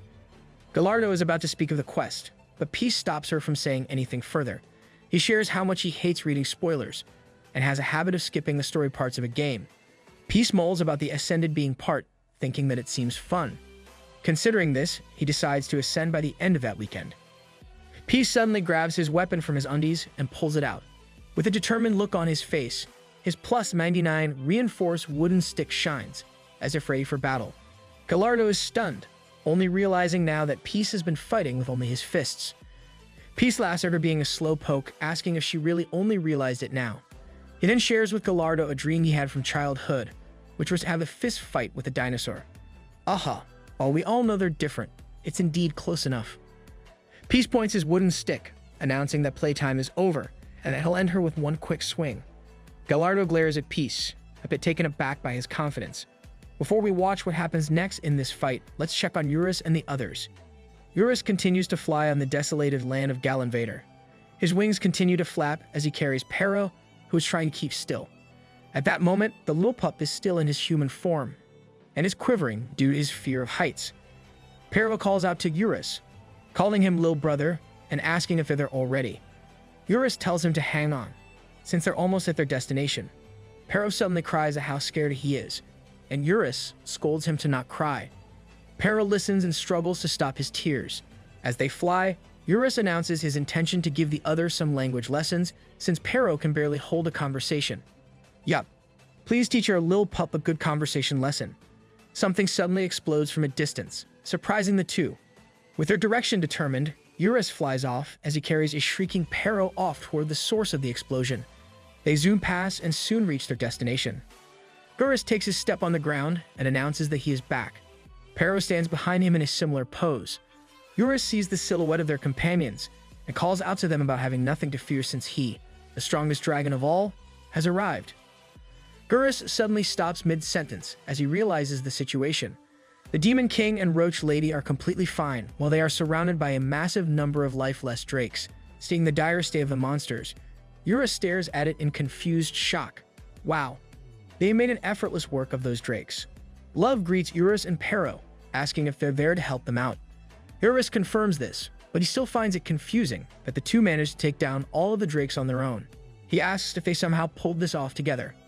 Love proudly smiles and announces that they become stronger. Eurus is surprised to hear this and asks how it happened. Love says that it was all thanks to the contamination. She explains how this boosted their stats and retells what happened after they log into the game. While Love explains things to Eurus, let's head to the situation back in the Chrono continent. Some parts of Front Village are destroyed.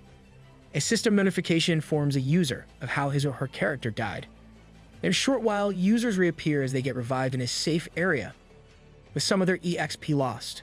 Many of the users are in a somber mood. One particular redhead throws her weapon on the ground, cursing about how it's no longer fun. She curses the game with so much frustration, questioning the fact as to why they keep slaying people in the village when it is supposed to be a safe zone. At this point, one can even say that the Front Village is cursed. In annoyance, the redhead repeatedly steps on her weapon and complains about how they flooded the area on the first day the servers opened. Now they're getting slayed by a white-haired sicko with his cult. She then jumps out and down as if about to lose her mind. Another user comments on how Chrono Life seems to be crossing the line, starting with the sea monsters. She says the game's difficulty is raised way up for the second season. The other user claims that this started back in the first season and adds that they only survived the ordeal with the 7 sins because they had peace on their side. The armored guy says that the game is too difficult, and he can't help think that the game is catering their content towards peace. His female companion agrees, adding that peace simply slays anything coming his way, and asks how that can be fun for them. The guy then says the game is called Chrono Life Online, not Peace does everything online. The two then sigh at this. Suddenly, someone laughs out loud. The redhead is filled with glee as she laughs and claims that Chrono Life is the best. The black stuff on her thigh is now apparent. She continues to laugh out loud, as if she lost her mind. Lol, she's acting like Peace, from cursing the game to proclaiming it's the best. The other chattering users wonder what's wrong with the redhead, thinking that she probably had a concussion or something. The redhead shouts her appreciation for the contamination, announcing that all of her stats are raised by 50%. This confuses the others, and something suddenly throbs in their own bodies. A system notification appears, indicating that their character got contaminated. It adds that their stats have all been raised by 50% because of the contamination. The armored guy, JJ Noodles, sees this in his own status window, and the same thing happens with the woman, Muscle Dude Lover. The two were so surprised by the 50% increase. Their IGN, really still. To be honest, nothing beats Eamsol's fan club nickname. A voice suddenly calls out to them, calling them little lambs. The voice asks how they like the blessing of contamination bestowed upon them. A user is confused, since the voice they hear is coming from inside their head. The redhead recalls that this voice belongs to the white-haired dude. The voice keeps talking to them, saying that only they have been granted the blessing of contamination. The white-haired dude adds that monsters cannot receive such a blessing. The redhead is surprised by this and thinks about how monsters don't get strong, unlike them. This suddenly makes her laugh, thinking how this only means that she can finally kill those monsters that she couldn't do before. Taking her weapon, she raises her hands up in the air, thinking how she can level up all she wants. She cheers out loud for being contaminated. The other users do the same, cheering out loud for contamination. Going back to where Eurus and the others are, Eurus concludes that this must be dangerous. He stares down at Love, saying there's no way the white-haired jerk would simply hand out such abilities for free, and that using them without thought is risky. Eurus reasons that they don't know what could happen because of it. I hope you can also enlighten those users who are on the Chrono continent. Determined, Eurus says they must look for a method of ridding the contamination and have them return to normal. Love backs away with a smile, asking if they really have to do that, since getting a free boost in stats is not that bad. Eurus calls her a fool, reminding her that getting stronger like that is pointless, since there's no value gained in power if it is gained without effort. Love is startled by this and mulls over his words. She then asks about the case with Peace. This question makes the two of them pale. Love adds how Peace got the plus 99 reinforced wooden stick and didn't even put any effort into gaining it. The two are still pale at the thought of this, and Eurus can only make a non-committal sound. Eurus then changes his stance, claiming that the sweetest rewards are those that you don't have to work for. Love comments on how fast he switched sides. Lol. In our MC's defense, reinforcing is a big gamba. He was at his lowest at that time and even trembling as he delivered that last reinforcement hit. Anyway, let's head back to our MC and the emo dragon. Peace announces that he'll end the dragon with one quick swing. He says that it was short, but it was also fun. He incites the emo dragon for the final clash, and Gallardo flaps her wings with a thunderous roar.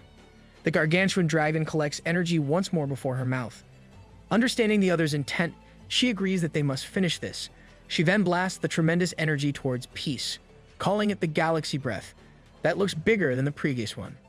The massive ray of energy stretches out to reach its aim. Peace smiles as the attack nears him. He then uses Swing Down, making it a galactic version. The swing sends a blast of its own energy towards Gallardo's galaxy breath. The impact of the two powers creates a massive explosion before Peace, effectively halting the dragon's attack from reaching him. Gallardo is astounded by what happened.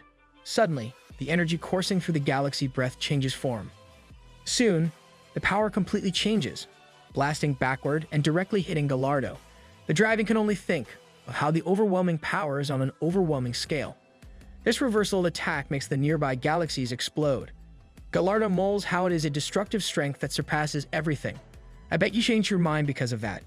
After a short while, the energy blasted across disappears, and smoke fills the space. Suddenly, a system notification dings, announcing the end of the mirror of expansion effects. At that, Peace returns to his normal size. Another notification appears, informing him of the hidden quest to enter a master-servant contract with the gargantuan dragon, Gallardo. Peace smiles contently as the system announces his clearing of the hidden quest. Before Peace, Gallardo reverts back to her soul form. She stares at him and stutters his name. With a bright smile, she asks him to restore the land of the dragons and to free them from contamination. Gallardo earnestly hopes that Peace is the one who could reach the end of the dimension. Oh, I guess Galavitter won't be destroyed by MC anymore. At that, a notification pops up, indicating that Gallardo has relinquished her physical form and her soul has now entered Peace's cape. The cape shines brightly, as if reflecting the vast stars of the space. It has now turned into an ego cape with infinite durability. Woohoo! MC now has a complete set of the strongest dragons. Another system notification appears, announcing the unlocking of the hidden achievement, Dragon Ruler. With a smile, Peace receives the effects of the achievement, which is to have all dragons follow his orders. Man, he's already the god of chaos. Now he's also the dragon ruler. Those are really OP achievements. With things settled with Gallardo, Peace is again in the land of the dragons and happily does formal introductions for his ego cape. He kneels on one knee as he presents Gallardo, the gargantuan dragon, to everyone else in their party. Gallardo stutters her hello and weirdly laughs as she blushes and greets them. Love and Luna have their poker faces on at this new addition. Luna asks to confirm the gargantuan dragon part, while Love asks if it's really that kid. They have the same reaction as our MC. Luna then notices that Noob introduced her as ego cape and asks if he turned Gallardo into one of his equips as well. Gallardo cheekily laughs at this while Peace confirms this and tells them how it just happened, considering the whole contamination fiasco. Gallardo suddenly hugs Peace and stutters a smug response about how the two of them are linked by their souls. Love and Luna look at this good-naturedly at first, but Gallardo's statement and actions make them want to beat the dragon up. Pero has the same expressions as the other two, questioning who the girl even is. Yura sighs, asking why Pero is so upset about this as well. Peace scolds and holds Gallardo off, calling her another piece of ego equipment and commanding her to get off him.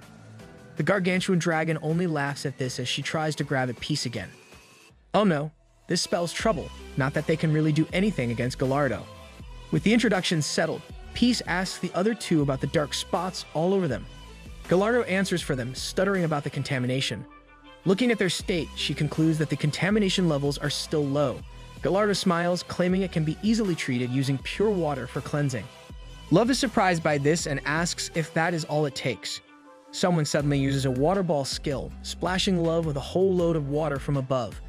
Love is shocked speechless by this basic magic skill. In that short time, the dark spots on her body begin to disappear and soon vanish. Luna exclaims at how it really worked, even amazed by how fast it was. Love drips of water, looking like someone who went through heavy rainfall. As expected, she curses at Roach Lady, asking if the other really has a death wish. Love does a homer on Luna again, while the other tries to calm her down by saying she looks hot while dripping wet.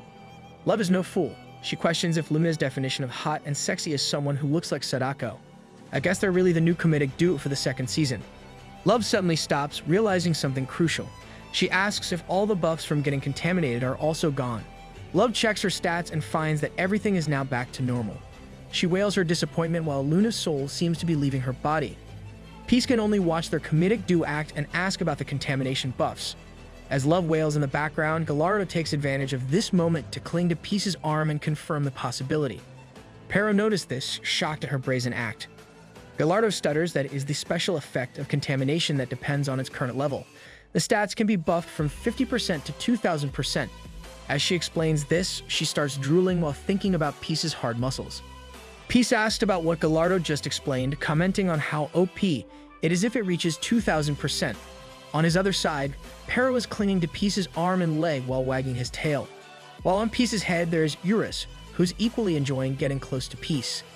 It looks like MC became a babysitter instead.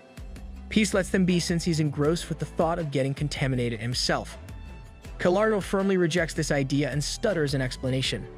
She says that while low contamination levels can be cleansed, one can't return to normal once they get too high. Gallardo stammers that this is why she had to give up her physical form and became Peace's ego equipment.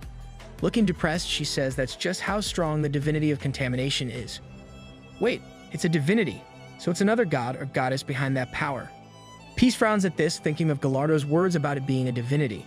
Recalling how it contaminated his own divinity, Peace only thought of it as something strong since his chaos divinities didn't work. But hearing that it's another divinity starts making sense. Luna, who still hasn't cleansed herself, ponders how the contamination must be really powerful if someone like Gallardo has to give up her physical form.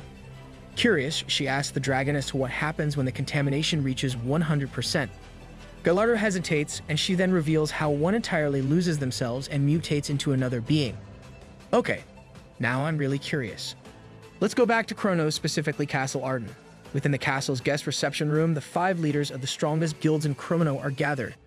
Hawkeye sighs at the mess and talks about the main thing happening in Chrono life.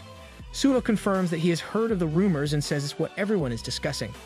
He adds that it is, after all, the reason why they are all gathered there. Stately ponders on the topic of contamination, while Abra mentions the cult and the increasing number of users who are begging the white-haired dude to contaminate them. I'm not surprised that such people exist. Hong tells them the details of the contamination. She explains that 5% of it boosts the stats to 50%, and it is no wonder why the users are blinded by such a thing. Stately worries that the situation will persist and that every user of Chrono Life will become contaminated. She adds how they have no knowledge of its side effects. Hong answers this concern, saying she wouldn't worry too much about this since tens of millions of users are logging in daily. Considering this huge number, she believes the white-haired guy will take decades to contaminate everyone in the game. I wouldn't be shocked if the white-haired guy's name was Dr. Fauci. Someone suddenly speaks up, incredulous at the direction of the meeting. A man steps in, commenting on how they're just enjoying tea despite the chaos happening within the game. A man carrying a sword mentions the rumors about the top 5 guild alliance being lazy and carefree. A young white-haired guy with blue eyes appears before the guild leaders. Everyone is surprised by the sudden intrusion into their meeting. Hawkeye asks who let the other in while Hong ponders who the newcomer is, considering that she has never seen him before. Wait, someone that the leader of the Information Guild doesn't know. Hong tells him to answer the question and asks what the newcomer wants. The white-haired young man repeats the question of his identity and claims that he's no one important. Suddenly, his white hair turns dark as black liquid engulfs it. He releases purple energy and a marking becomes apparent on his left cheek. The young man then says that he's an ordinary high schooler who plays Chrono Life. Seeing the sudden change makes every guild leader spring up in surprise, realizing that the newcomer is actually contaminated. Huh? Getting contaminated can physically do that? Getting into a stance, the young man says they should fight so that he can see the skills of the top 5 guild's old geezers. He claims that they are the perfect adversary for him to test that contamination. Without hesitating, the young man dashes to where the 5 are. In no time, a huge explosion occurs in Castle Arden. People have made it to the roof, and the 5 guild leaders are all saved from the explosion. Hawkeye finds it humorous that an ordinary user wants to face them. The unamused opponent, standing on another roof, suddenly leaps off. Seeing this, Hawkeye yells for him to stop. He also jumps and chases after the young, contaminated man. The remaining guild leaders follow suit until they reach an open space. Suo charges ahead while scolding the younger man. Declaring his intention, Suo swings his sword at the other. The young man easily defends against the attack with his sword, while Suo comments about it. The leader of the Cross-Line Guild continues to attack as he declares his level and mocks the kid. The rest of the guild leaders watch with saintly complaining about Suo being a bonehead for bragging when he gains nothing from revealing such info to his foe. The sword fight continues until Suo somehow pushes the other back with one of his attacks. The young man left some marks on the ground and comments on how the other is in the 600s, yet he still sucks. He then announces that he is only at around level 100 and he's still able to outdo the Cross-Line Guild leader. This announcement shocks Sudo and the others, thinking that this level is only just a step up from the beginner levels. A chanting can now be heard and the young man looks at its source. Surprised, he sees Abra, who is still chanting with bright light emitting from the magic circle below her. She continues with her eyes closed. When she opens her eyes, a blue magic circle flashes from it and she casts Earthquake.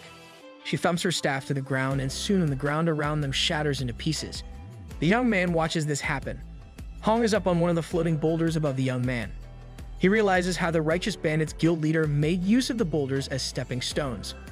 Just then, Hong uses her ultimate skill, Moonlight Assault, against the young man to attack the area around her with blinding speed. She slashes at their foe by moving through the boulders. Unable to evade the attack, the young man coughs and soon falls to the ground.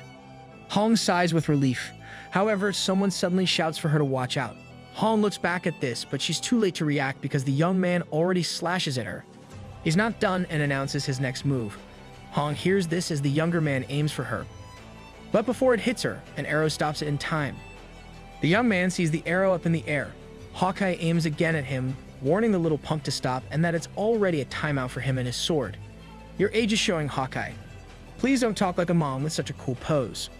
The young man mentions how the leader of the Justice Guild managed to strike his sword while he was swinging it, commending the other for his aim. However, he's slightly disappointed that the other didn't aim somewhere more lethal. Realizing this himself, Hawkeye makes a goofus face as he claims that he always wanted to do something like that. Stankley and Abra look at him weirdly while some viewers comment on their incredulity. Seriously, he's streaming even now? The young man announces it's time for them to end it now and puts his sword back in its scabbard. Yeah, it's how taking them all on his own seems to be still too much for him. His sudden announcement and movement catch Hawkeye off guard. The young man claims that his contamination is at 20% contamination only while deactivating his contaminated form. The others are surprised by this revelation. Hawkeye can't believe that it only took 20% contamination for a level 100 to take them all on his own. Considering it's a 50% boost for 5% contamination, then it might be at a 200% boost or more for this kid. The young man then turns, saying that it's almost time. Hong looks at him, still surprised. Suddenly, Castle Arden explodes, surprising all of the guild leaders. Numerous steps can be heard, and Saintly is astonished at the unexpected appearance of other users. The redhead from before congratulates the young man for a good job despite being their weakest link. As the castle burns in the background, the contaminated users, now called the Contamination Gang, have all their eyes on the guild leaders. The other users' contamination levels are already around 38% to 68%, and the redhead leading them is already 83% contaminated. Hawkeye and the others are flabbergasted by this scene. Their gang is really wasting no time in becoming more contaminated. Castle Arden is known for having the most outstanding defense in Chrono. Despite what happened with the Anthropomorphs, the castle has never been intruded upon. With what happened today, its reputation crashed because of the Contamination Gang. That fire-filled night is filled with the Contamination Gang's laughter. Seeing the lifeless bodies of the guild leaders, the contaminated users mock the fallen and plan what they should do next. Someone comments on how it's no fun to destroy main castles. The young man from before says they should just go for the excellent stuff and aim for the final boss. The others ponder this while the young man says he's talking about the guy who turned Chrono Life into his personal single-player RPG and the biggest villain of all. With a smile, he announces that they should aim for peace. Honestly, this guy screams sus, but his suggestion makes sense. As Castle Arden continues to burn, the users are momentarily speechless by the young man's suggestion. They all look at him, wondering if he is referring to the same guy who dominated the first season. One asks if the young man is serious about this. The redhead suddenly shouts and hits the young man right in the head, asking if he has a death wish. Furious, she shouts that they may be stronger, but there's no way that they can take care of peace when he can literally destroy planets if he desires it. The young man is now on the ground with a huge bump on his head while the others look at this. He remains on the ground for a bit before raising his head with a smile. He then apologizes to everyone, saying that the buffs really just got him excited and delulu. The young man happily claims that there's no way plebs like them can defeat such a being since they're nobodies compared to peace. Bro, if this is Among Us, you're definitely the imposter. The redhead is irked while the others feel uneasy by the whole thing. The young man with white hair keeps on yapping about them being boring, ordinary users who must know their place. Ending the taunt, he stands up and spins as he asks if their next plan is to destroy the 3 castles. He needs everyone to get going and steps away. Everyone is quiet, but the redhead finally speaks up, admitting her annoyance. She mentions how Peace is another user just like them. Still, he gets to defeat all of the monsters on his own and even finishes the quests first. The redhead mentions how the game seems like a single-player RPG for the guy. She questions why they have to be the victims while the guy gets to enjoy the content all on his own.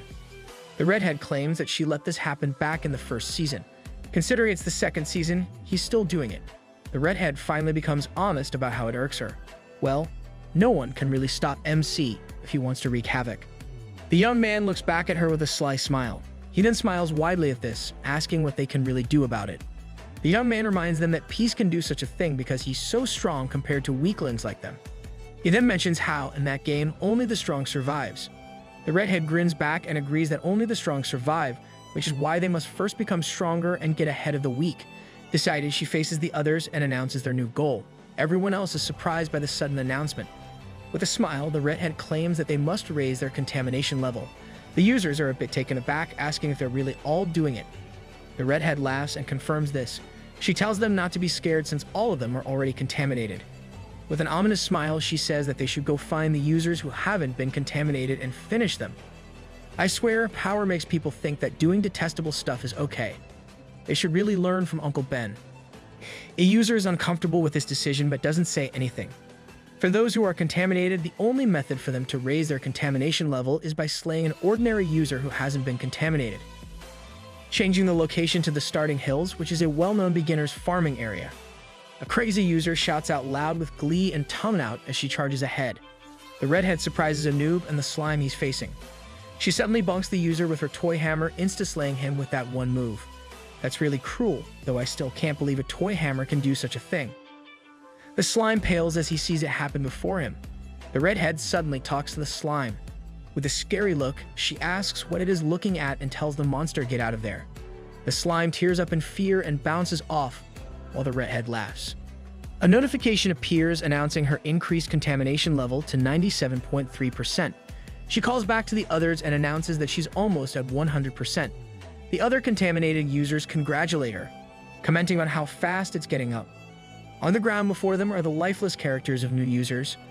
One of the contamination gang members mentions how the increased contamination rate seems to be different for everyone and how Toy Hammer Warrior is the fastest among them. The redhead agreeably chuckles at this. That's not something you should be proud of. The other then mentions how the buff percentage seems to be different for everyone as well. The user says that even if he and another have the same contamination rate, the buff on their stats is entirely different. Looking at their stats, the Thief and Magic Swordsman characters are both 70% contaminated. However, the Thief's buff is only at 1380%, while the Magic Swordsman's is at 1400%. The redhead checks and realizes that it is true. She then wonders why this is the case and hypothesizes that it might have something to do with the class or personality. The thief says that he's not sure. The white-haired young man from before is with them and looks at their exchange. It's currently 25% contaminated with an unknown percentage of buff stats. He continues to look at them without saying anything. For an instigator, he's really taking his time reaching total contamination. The redhead calls out to him, referring to him as Scout. She then asks him how much his contamination rate has increased. The young man doesn't say anything at first, but then he chuckles. He announces that he only increased it by 5% and refers to himself as the weakest among them. The redhead sighs at this, asking if he isn't embarrassed. She scolds him, saying that he should be training harder. Sudden steps can be heard, and the white-haired ladies from the cult appear. Seeing them, the redhead smiles appreciatively and comments about them. They are lifting other lifeless users who have signs of contamination. The black liquid appears below their feet, and soon, the group of ladies with the lifeless characters disappear to the ground. Such hardworking ladies they are. They're still at it. The members of the contamination gang watch this happen, commenting on how they simply took those without any word. One of them asks why those ladies are taking those away, wondering what they're going to do with those that they just took. Another mentions how the lifeless characters would disappear after a set time, and he asks the same question. The redhead calls everyone's attention, saying that they shouldn't waste time wondering about such things and should instead go to the next beginner area. With a bright smile, she mentions how the characters they slay become contaminated as well. The redhead says doing the same thing to those already contaminated won't raise their contamination. She incites everyone to hurry because once everyone gets contaminated, they won't be able to raise their contamination rates anymore. With that kind of setting, this is literally a zombie arc. Because of the contamination gang, the contamination spread fast. They aimed for noob users instead of monsters, increasing the population of contaminated users. The victims revived and in turn did the same to raise their own contamination rates. The vicious cycle repeated, creating a hierarchy even among them. The previous prediction of the top 5 guild regarding the matter is entirely wrong. Despite the massive number of users in the game, the number of contaminated users shot up. Right then, 30% of the users are already contaminated, as if spreading a plague within the game. Over time, the Chrono continent is slowly becoming contaminated. In a different area within the game, a system notification appears announcing a user's increase in contamination rate. Purple energy emits from the redhead whose eyeballs have turned black. Her current contamination rate is at 100%, and all of her stats are now buffed with 2000%. Other contaminated users, like the thief and magic swordsman from before, have also reached the 100% of contamination and have similar boosted stats like the redhead. The white-haired young man exclaims and congratulates them for reaching the 100% contamination. He comments on how their eyes have turned black upon reaching that contamination level. Other contaminated users look at their boosted stats and all. One of them even mentions how they can easily hunt in Urus nests because of this. A young user looks at the others, asking if they're now as strong as Peace. Another replies that they can't even compare. Aha, it's free to dream. The young user harumphs at this and walks a bit of a distance while asking if Peach is some sort of a game manager. Full of confidence, he announces that Peace is just another user like them. The young user then swings his sword up while shouting "swing up." The others who are watching him are surprised by his actions. However, nothing really happens. A bit embarrassed, the young user laughs with the others, claiming that he always wanted to try attacking that way, similar to how Peace does it. The others agree to this when a huge flash of purple light appears from where the young user is. The blast of energy creates a hole in the clouds, with him and the other users dazed by what just happened. The other two are so surprised at how that simple attack indeed worked. The young user is still shocked, speechless, and filled with confusion when a notification appears about him obtaining a new skill. He managed to unlock a new skill called Contaminated Swing Up.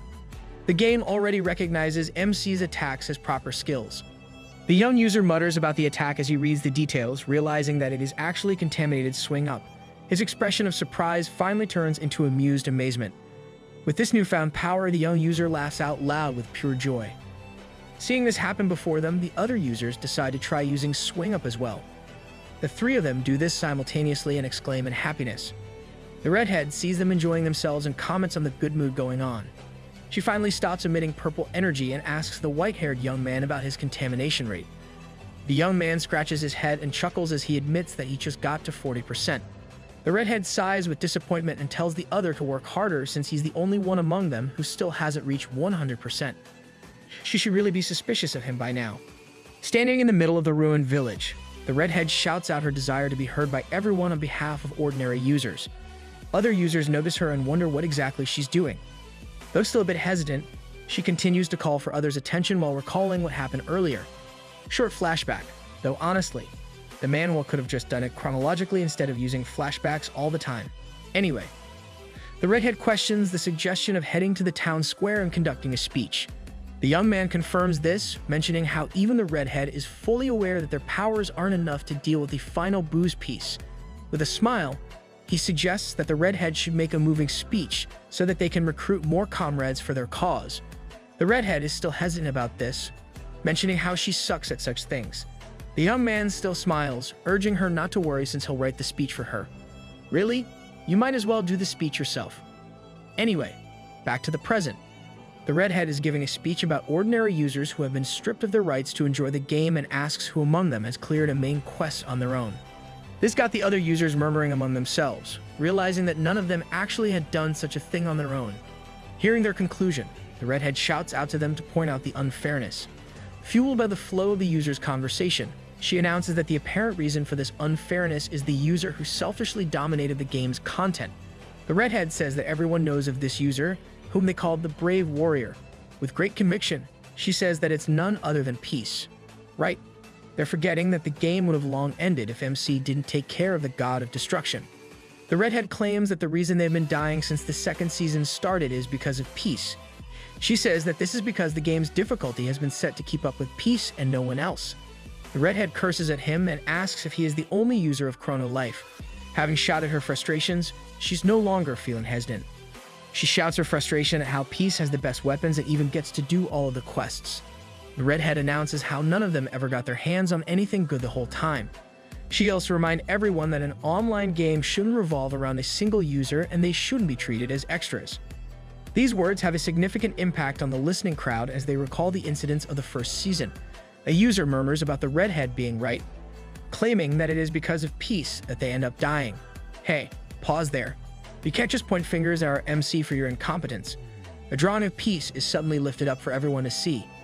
The redhead shouts that the main culprit behind everything is Peace. She encourages everyone to gather and reclaim what's theirs. Her speech touches everyone's heart, making them roar out loud. The redhead then throws the drawing of Peace into the air. Holding her toy hammer, she activates her contamination. With her eyes turned black and a huge smile, she uses contaminated swing up. No originality there. Her skill creates a huge purple blast toward the skies, burning the drawing of Peace into ashes. The other users are surprised by what she just did. The redhead smiles at everyone, calling them comrades.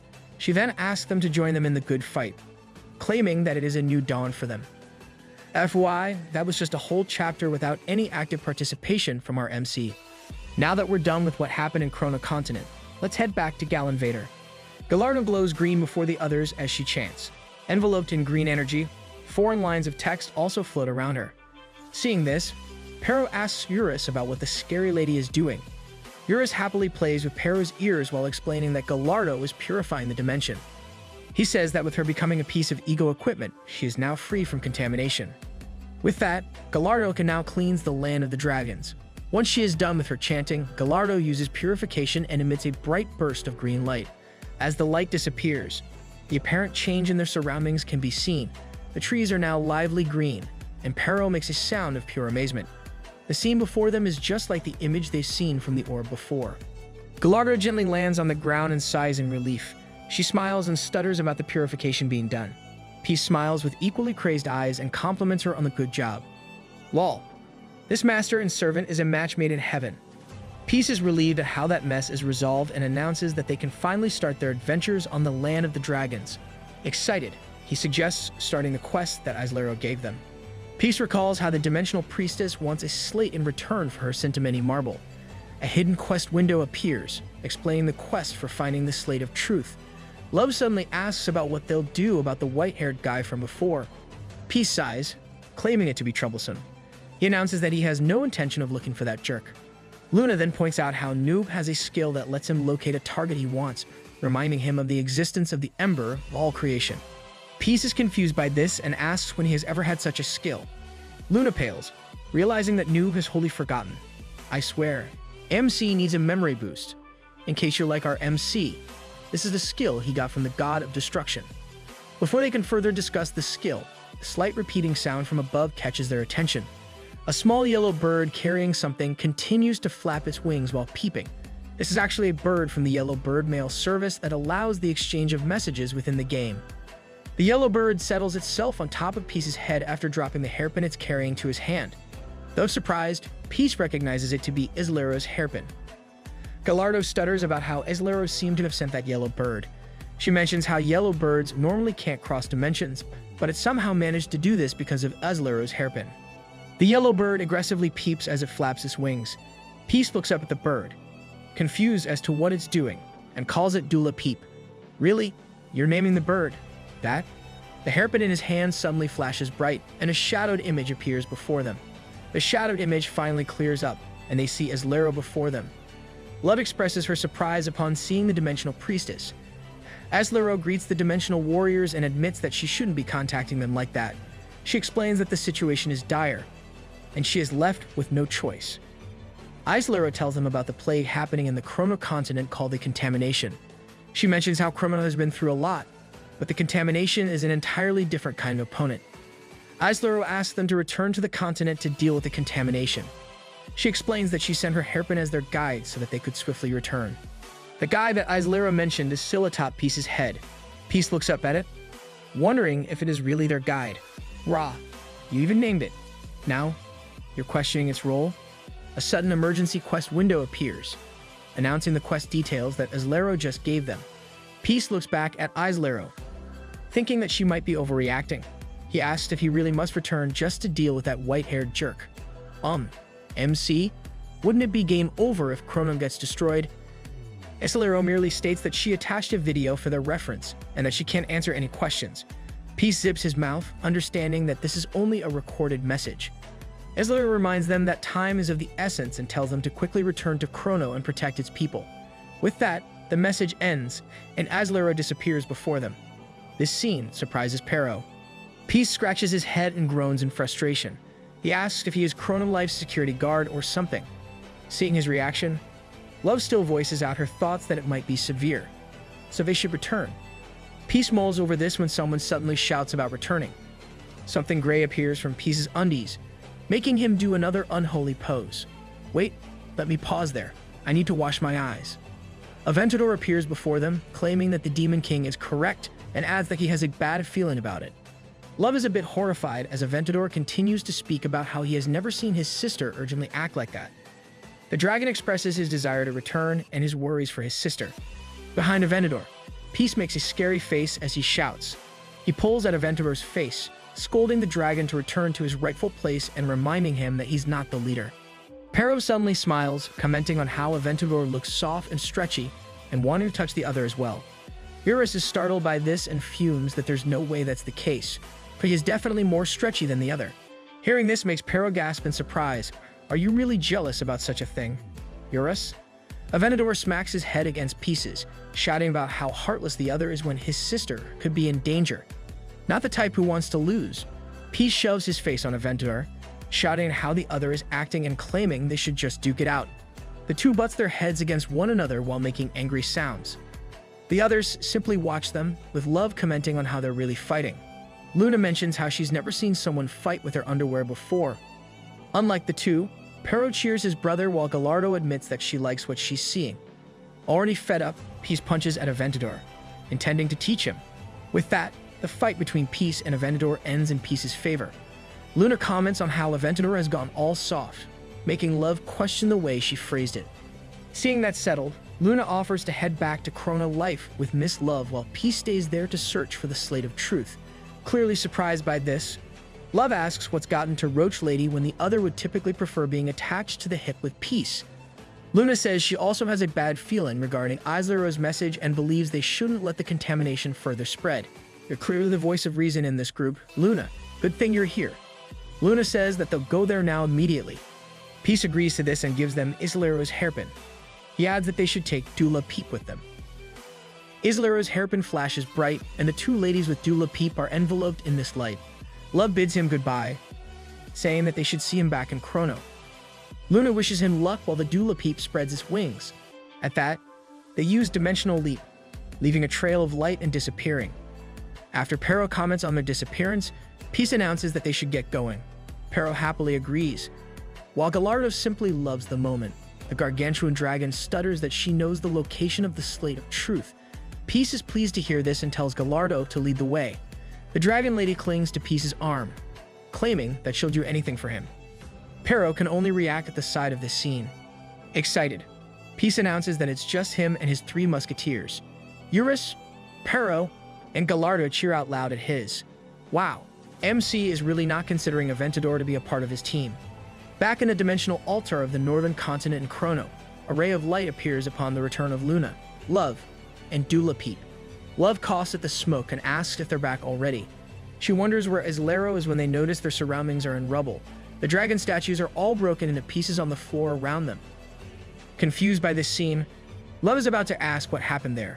Her words trail off when she sees Islero bound to a cross in a serious state.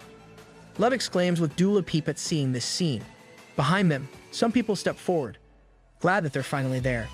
One of them mentions how bored they were while waiting. Love and Luna look behind them and find a group of users led by the redhead. The redhead welcomes them, and she compliments the kid for being smart. She's glad that his plan worked since their group returned just as he said they would. Because of this, the redhead appoints him as the Contamination Gang's strategist. The white-haired young man smiles brightly as he thanks the toy hammer warrior. Love questions who they are, asking if they are the ones who did that to Aislero. The redhead smugly smiles as she recognizes Sao Rang-han. The other gang members exclaim, realizing it is indeed her and that the rumors about her joining Peace on his adventures are true. They murmur in appreciation at meeting a superstar within the game. As Love listens to the continuous compliments, it finally gets to her. She blushes, thinking that those people are being sweet. Luna makes a face, commenting on how it doesn't take a lot to butter her up.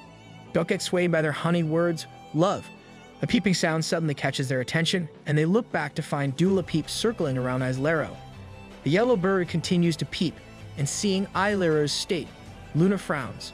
Returning to the topic, she asks the other users if this was their doing. She questions their reason for doing something horrible. Luna tells them that Aislero is an NPC who guides users.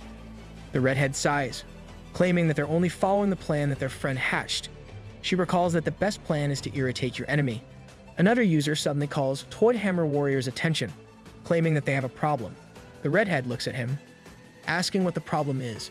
The other user then points out that Peace isn't with the other two. The redhead is confused at first, but then she realizes that the other is right. Luna frowns at this, realizing that they're in D after Noob. The redhead does a homer on the white-haired young man as she scolds him. Jeopardy sure loves this. He's using it quite a lot. Should we count? The young man defends himself, claiming that Peace's friends are at least there, so they should just go ahead with Plan B. The redhead looks at him skeptically, asking what Plan B is. The young man grins at this, and with an ominous look, he announces that they can do precisely what they did with Aislero. Love and Luna hear their plan, clearly uneasy at what is about to happen next. The young man reminds her that the best strategy is to irritate your enemy. He then paints a picture of what it'll be like if Peace sees his allies all beaten and urges the redhead to imagine it. The thought makes the redhead grin like the young man, and she exclaims at this splendid idea. There's a flaw to that plan. You know, Love is the Demon King, after all. Suddenly, the redhead charges toward Love with a huge grin, and the contamination activates. She swings her toy hammer, announcing her skill. Contaminated swing down. She releases a huge burst of purple energy towards the two. Love can only watch as she thinks of what the redhead just called her attack. The attack creates a tremendous explosion, further destroying the building they're in. Several explosions continue as the redhead continues to charge at them, claiming that it sucks for them to be in this situation because of Peace. Still, she believes that they only deserve this since they kept hanging around Peace, announcing that they're guilty by association. Love proceeds to evade while the redhead still charges at her. The Toy Hammer Warrior claims that one must sacrifice good apples to finally get through the bad apples. The redhead doesn't stop her movements, even warning Love that the next one will hurt. Before Luna, the other members of the Contamination Gang commend Toy Hammer Warrior for voicing their own thoughts, saying that she is fearless. In my opinion, you're all sheep getting herded by the white-haired young man. The unfortunate situation is that Luna and Love don't stand a chance against these users, for the average level of the Contamination Gang members is in the early 300s, considering that Love is level 639. She could quickly deal with them all on her own. However, the contamination buff that enhanced their stat by 2000% offsets at level gap. With this even playing field, Luna and Love are undoubtedly outnumbered. A contaminated user smirks, asking Luna if she isn't going to get ready to fight. He makes fun of Luna, asking if she got scared upon seeing their strength. Luna sighs at this and calmly says that she's having a moment to herself. She explains how she was thinking why they would go to such trouble for something like this. The contaminated user wonders why Luna is asking and says that Toy Hammer just mentioned it. He's about to say more, but Luna suddenly cuts him off. Luna says that they all look like a bunch of noob losers who are living aimless lives. She does this with a bright smile, explaining that this is her conclusion. The user glares at Luna, asking her to repeat what she just said, and curses at her. Luna curses back at him with a smile. She questions his right to talk that way to her and further curses at him. Luna's cursing goes on, making blood gush out from the man's ears. That'll teach them not to mess with you. Fed up, Luna sighs at the trash talk, claiming that she's wasting her breath. The user is stunned at this, especially when it was she who said all that stuff. Luna suddenly activates his skill and starts glowing brightly. Wait, is this what I think it is? Luna announces the goddess descended and soon her hair changes color. Her clothes flash brightly as it changes into a white dress. Wings flap in the air, coming from Luna's back. With that, Luna is in her hidden class form, the goddess of life. Really? How did she manage to get back her goddess form? Did she grind it in the beta test to unlock it again? The contaminated users are all shocked by this scene before them. Luna tells them that she was planning to let them off the hook after all their yapping, but they clearly crossed the line after slandering Peace's name. She says that in the name of the divinity of life, she announces her intention to slay them all.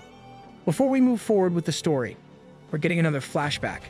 It was a typical day in one of the towns, and people were walking along, minding their own business. Some were chatting while others were enjoying their drinks. In that same space, a person munches on a big piece of meat and exclaims how much he loves the Adventurers Guild. Peace shouts at how lively that place always is despite it being only filled with NPCs. This happened a month ago after the closed beta test started, specifically on their 60th day. Peace comments on how it's already been 2 months and that there's only a month left for the closed beta test. He shares with Luna his excitement for the second season of Chrono Life. Unlike Peace, Luna frowns and clenches her fists to muster her courage. Luna calls out to him and softly tells him that there's something that she wants to tell him. Looking down, she says that once Season 2 starts, they should stop seeing each other. Peace stares at her in confusion and asks if Luna thinks they're dating or something. His reaction makes Luna shout to correct him. MC, please stop. She fixes her phrasing, saying that they should go their separate ways in Chrono Life. Peace continues eating, asking what she's talking about. He reminds her of their agreement to create a 4-person party with Love and Pero. Luna admits that it'll be quite an adventure and even thought about it. However, she believes that she'll only become a nuisance to the party. Frowning, she says it would be different if she's still the goddess of life. But right now, she's just an ordinary mage. Peace laughs at this, saying that she should become the goddess of life again since she already knows the requirements for it. Luna adamantly rejects this. She recalls all of the bad things that she had done to achieve that hidden class. Luna tears up, shouting that she doesn't want to do those horrible things again. The NPCs continue to mind their own business while Peace looks at the forlorn form of Luna before him. Suddenly, the normal-looking NPCs stop what they're doing and stare at the Peace and Luna. Okay, that's really creepy. Peace looks around them, wondering what exactly is happening with the NPCs. An NPC suddenly smiles and speaks up, commenting on Luna's predicament. Everyone suddenly talks at the same time, claiming that they'll assist her. Peace is stunned at this since they are all speaking in the same woman's voice. Luna is equally shocked, but she still doesn't dismiss the feeling of that familiar voice. The NPCs around them suddenly buzz with static and soon change their forms into Mother. That's quite a lot of mothers. Peace exclaims in shock, recognizing Chrono Life's main computer, Mother. Luna comments on her unexpected appearance and asks if Mother is eavesdropping on them. Mother smiles, claiming that she's always listening since she is Chrono Life. The numerous mothers speak simultaneously, saying that she intended to just listen. Like hearing Luna's woes makes her want to help the other. Mother then asks Luna if she wants to become the goddess of life once more. Without much preamble, a light suddenly flashes brightly from Luna, surprising both her and Peace. A system notification appears, announcing that Luna's advancement is complete and that she is now the goddess of life. Huh, it's that easy? Luna looks down at her changed form in surprised confusion. Mother then congratulates her, claiming that her troubles are now gone. Peace frowns at Mother, asking her to speak through one person only since it's confusing him. Luna asks if she really is the goddess of life again, even without doing the quest. Mother claims it's perfect and that she can continue traveling with Peace. Luna's voice trembles as she comments on how Mother easily did that. Luna's reaction surprises Mother. Luna speaks of how Mother used her ability to let her advance to goddess of life that easily. She can't help but question why Mother made her go through such a terrible quest when turning into one is so simple for Mother. Mother smiles in thought and shares that the quest to become the goddess of life is meant to make her understand the weight of life. However, Mother quickly says she's just kidding, claiming that it just sounded fun. I guess we now all know why the god of destruction was the way he was. This response angers Luna, and an explosion suddenly explodes from within the Adventurers Guild. As the smoke dissipates, Luna aggressively stands while Peace is still in his seat with a piece of meat in one hand. Luna huffs hard at what she just suddenly did. Mother claims that she's startled and it's time for her to go. She tells Luna not to be too angry with her since it was just a joke. Mother then says that Luna can repay her for advancing her class later since the other knows well that nothing is free in that world. With that, she wishes them an enjoyable trip. Now that we covered how she got her abilities back, let's return to the present. Luna is facing the other contaminated users in her Goddess of Life form. They are so surprised to see the Goddess of Life, and they immediately fall in love with her looks. Love looks back at this, surprised that Roach Lady is again the Goddess of Life. With Love's attention elsewhere, the redhead charges and jumps right at Love. Love pleads for time out from her enemy and asks Roach Lady about how she got her character reset. The redhead conveniently stops, and Love continues to question how Roach Lady is once again the Goddess of Life. Luna looks at Love, saying that she's been able to do it since the start of the second season. She explains that she only refused to turn because she didn't want to give Mother that kind of satisfaction. Love is confused by Luna's admission of since the start and the mention of Mother. Seeing her confusion, Luna says that she'll explain everything to her later since they have more important things to do, like getting rid of trash. Yep, use the incinerator instead of recycling. The contaminated users are taunted by Luna's referral to them as trash. Luna looks shocked, saying that she might have been too harsh. With a smile, she claims that she wouldn't go that far. Luna says that they are just a couple of nudes with skill issues and require touching grass. Aggravated by the Goddess of Life's words, the contaminated users charge toward her. Seeing this, Love thinks how the wench can really run her mouth. She can't really blame the other users for getting annoyed, considering that Roach Lady just dissed them about skill issues, touching grass, and bluntly telling them they suck. She lifts her left hand and says boom. In that same instant, some of the contaminated users all perish without being able to retaliate. The other remaining contaminated users are all astonished by what just happened. Their allies are gone up into smoke, with no remains left behind. There she goes, making things boom again. Seeing them hesitate, Luna urges them to move and stop watching. With a smile, she tells them to fight her. At her urging, one of the contaminated users charges. Luna lifts her pinky and says boom. The user poofs into nothing before even hitting the Goddess of Life with his sword. Frustrated, one of the contaminated users dashes towards Luna from behind. He quickly perishes before he can attack, while another takes this chance to land a hit. Still, Luna calmly deals with all this with a raise of her hand. With a face full of unbridled glee, the Gods of Life makes easy work of the contaminated users attempting to attack her. The redhead and Love are shocked by Luna's prowess. The redhead is confused as to what is happening. She questions the existence of an OP class like the Goddess of Life. She can't believe that someone can be so strong despite not being contaminated and questions the fairness. MC's existence is unfair. Now, the Goddess of Life's existence is also unfair. You should really touch grass. Seeing their dire state, the redhead shouts at the others, asking if they'll keep on going in one by one. She yells for them to go at the enemy all at once. The contaminated users listen to her and charge toward Luna all at the same time. They surround the Goddess of Life in that instant. With a calm smile, Luna raises her open hand up in the air. She clenches it close and says boom with a smile. With that, all of the contaminated users around her vanish into nothing. Luna looks at the redhead's way. The toy hammer warrior sweats as her voice shakes. She questions the reality of how all of her companions are gone. The redhead curses in her head, wondering who the woman is. Luna gently smiles at her, urging the foe to fight her. The taunt makes the redhead flinch. Luna then reminds the other of her previous words about beating them up like they did with Islero. She then suddenly exclaims in realization. Confusing the other user, Luna fondly smiles as she announces that the other is too chicken, calling her a little scrub.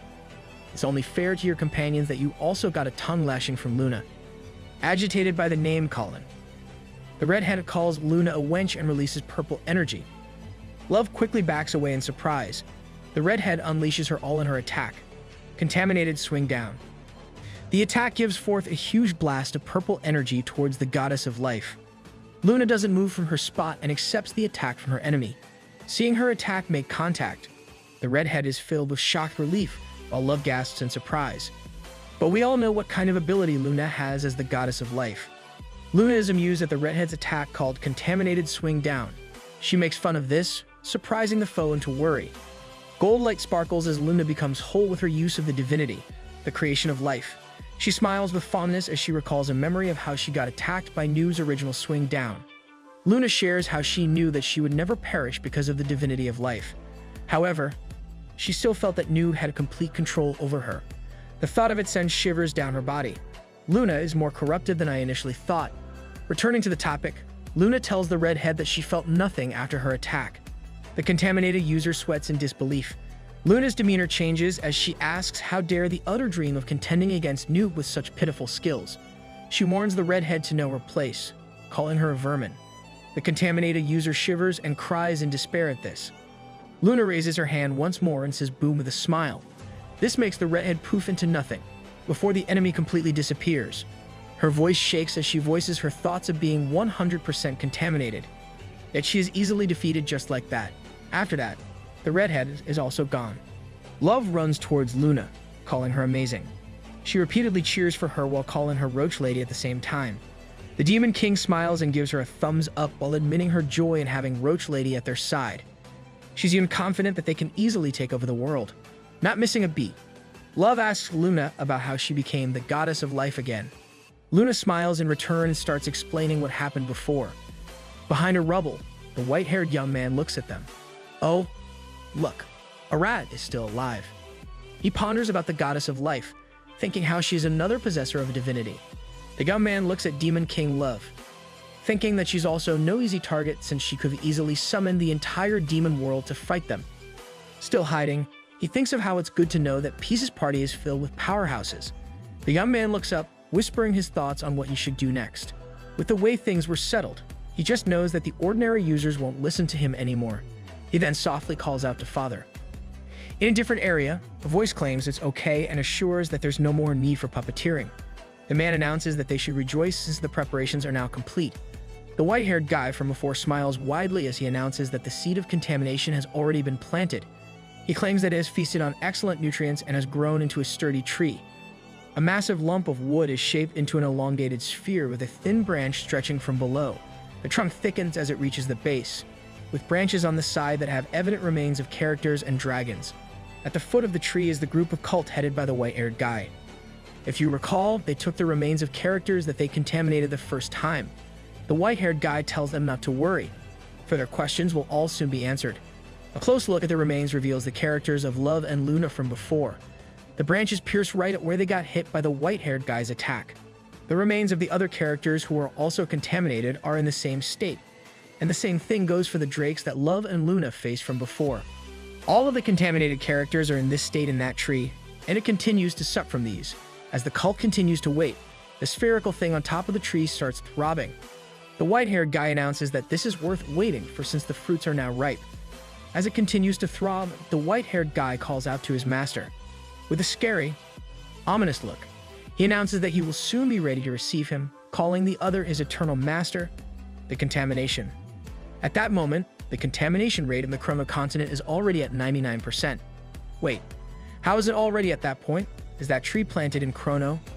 Returning to where Love and Luna are, they'd finally freed Islero. Dula Peep is on top of Islero's head, peeping as Islero thanks the warriors for saving her. Love tells her it's nothing. She then comments on how they worry for nothing about those contaminated users since Roach Lady simply made them boom. Love smiles at Luna, asking for her confirmation. Unlike Love's bubbly attitude, Luna is sweating. She starts huffing, and her sweat continues to pour out. Luna suddenly drops to the ground, her legs finally giving out. Love looks at her in surprise, asking what's happening. Recalling what happened before, Love is startled in realization and creates distance between her and Luna. She asks if Roach Lady got contaminated and tells her to get away from her. Irritated, Luna says she's not contaminated. In her tired state, she explains how the redhead's contaminated swing down ended up being more powerful than her expectations. She rests on the ground, saying that even with her new body from using the creation of life, she's still reeling from the damage. Frowning, Luna mentions that she didn't expect that contaminated users were that powerful. She even claims that fighting with them in the future might end with him losing. Despite Luna's serious demeanor, Love smiles as she claims that it's fine now since they took care of them. She announces that the two of them are literally on top. It's incredible how Love can still be positive despite hearing what Luna just said. Luna says it's too early for them to be sure about that. She reminds Love that they're not facing monsters. Instead, they're against users who can revive. Luna thinks that if these contaminated users go look for them after getting stronger, she won't be able to guarantee their victory. Love is stunned by Roach Lady's words and calls her. She then smiles, saying she doesn't know why she's so worried when Peace can easily take care of them. This logic confuses Luna at first, but then she changes into a shocked understanding. Love is right about this. MC really has a considerable influence on Love's logic. Luna somehow thinks that Love's logic works and comments on her positivity. Love smiles, claiming that she just believes in peace. Now, let's head to where the cult is. The spherical lump that they're nourishing continues to throb. The white-haired guy looks up at this. With a smile, he claims that they will soon behold their master's resurrection. He stares at the throbbing lump, thinking that fulfilling the final step requires extremely powerful life energy. Only one individual fits this requirement, and he announces that it's the god of chaos, Peace. He then smiles, saying that this means he must get stronger. The white-haired guy recalls how he was beaten up by Peace so easily and sweats at the memory. He ponders how the god of chaos is actually stronger than what the rumors hinted. His hand quivers, thinking that another fight with Peace is pointless since it's akin to heading to his own death. Good thing you know that. Not that you'll be able to survive against MC even if you get stronger. Suddenly, the white-haired guy is enveloped in purple energy, making him surprised. He's raised up into the air, making him eye level with the spherical wooden flesh. The colossal thing is before him and he stutters as he calls it master. Something gurgles from the side facing him, and a clawed hand squelches out. It reaches out toward the white-haired guy as if to grab him. The hand almost touches him, making his eyes bulge out in shock. A voice suddenly speaks to him, saying that it'll grant the man more power. The hand suddenly grabs the man, making liquid gush out at the sudden action. The ladies down below face up in surprise as the white-haired guy leading them gets squeezed. Are they able to really see even with those blindfolds? Liquid drops to the ground and at the ladies as this happens. Bright purple light suddenly flashes from above the ladies. The light comes from the clenched, clawed fist. The light burns brighter, and it suddenly explodes. More liquid drops to the ground, and the ladies of the cult are all open-mouthed at what's happening. Above them, the clawed hand can't be seen anymore. Only the white-haired guy is in the air, and his short hair is now turned long. The priest of contamination has now evolved to level 9999. A system notification suddenly appears, congratulating him on reaching level 9999. The system informs him of his eligibility to take the challenge of the Path of the Ascended. It explains that once he clears this, he will be reborn as an ascended being. A system notification? Dude is an NPC, right? Or not? The white-haired guy grins and suddenly laughs out loud at this achievement. He laughs for some time, and after that he shoots up higher in the air as he continues to laugh. The man zooms past, higher than ever. He shoots out of the planet and reaches the place where different dimensions are shown. The priest of contamination laughs out loud at this newfound power as he heads to another dimension. His destination is the Galinvader, also known as the Land of the Dragons. He reaches the other dimension in that short time and quickly blasts in. The Land of the Dragons is now back to its vibrant, lively self. Peace is with the rest when the priest of contamination finds him. He is almost upon Peace when the other suddenly turns around to see him. Before he could even strike, Peace defends himself using his wooden stick. The collision creates a significant impact that sends great gusts of wind around them. Eurus, Pero, and Gallardo fly off at the sudden blast. The priest of contamination calls on his master, thanking him for his grace. He voices out his gratitude for leading him through the challenges. The white-haired guy does this while facing Peace. Aha, I still think you're being overconfident there. Suddenly, Peace is filled with utmost joy to find the opponent before him. He calls the other his white-haired buddy, claiming how he's been dying to see him. Peace hasn't thought that the other would go find him first. The priest of contamination continues to smile, announcing that he's stronger than last time. He proudly shares how his master's divinity of contamination enabled him to be reborn.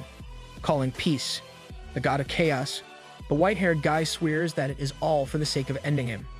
The contamination priest suddenly charges, creating a tremendous purple explosion as his attack meets the ground instead of Peace. The massive blast further reverberates on the land, sending energy throughout. Peace looks at the destruction from above as he assesses it. He smiles as he comments on how the other indeed got stronger. Peace recalls how the white-haired guy could only shoot lasers from his fingers before.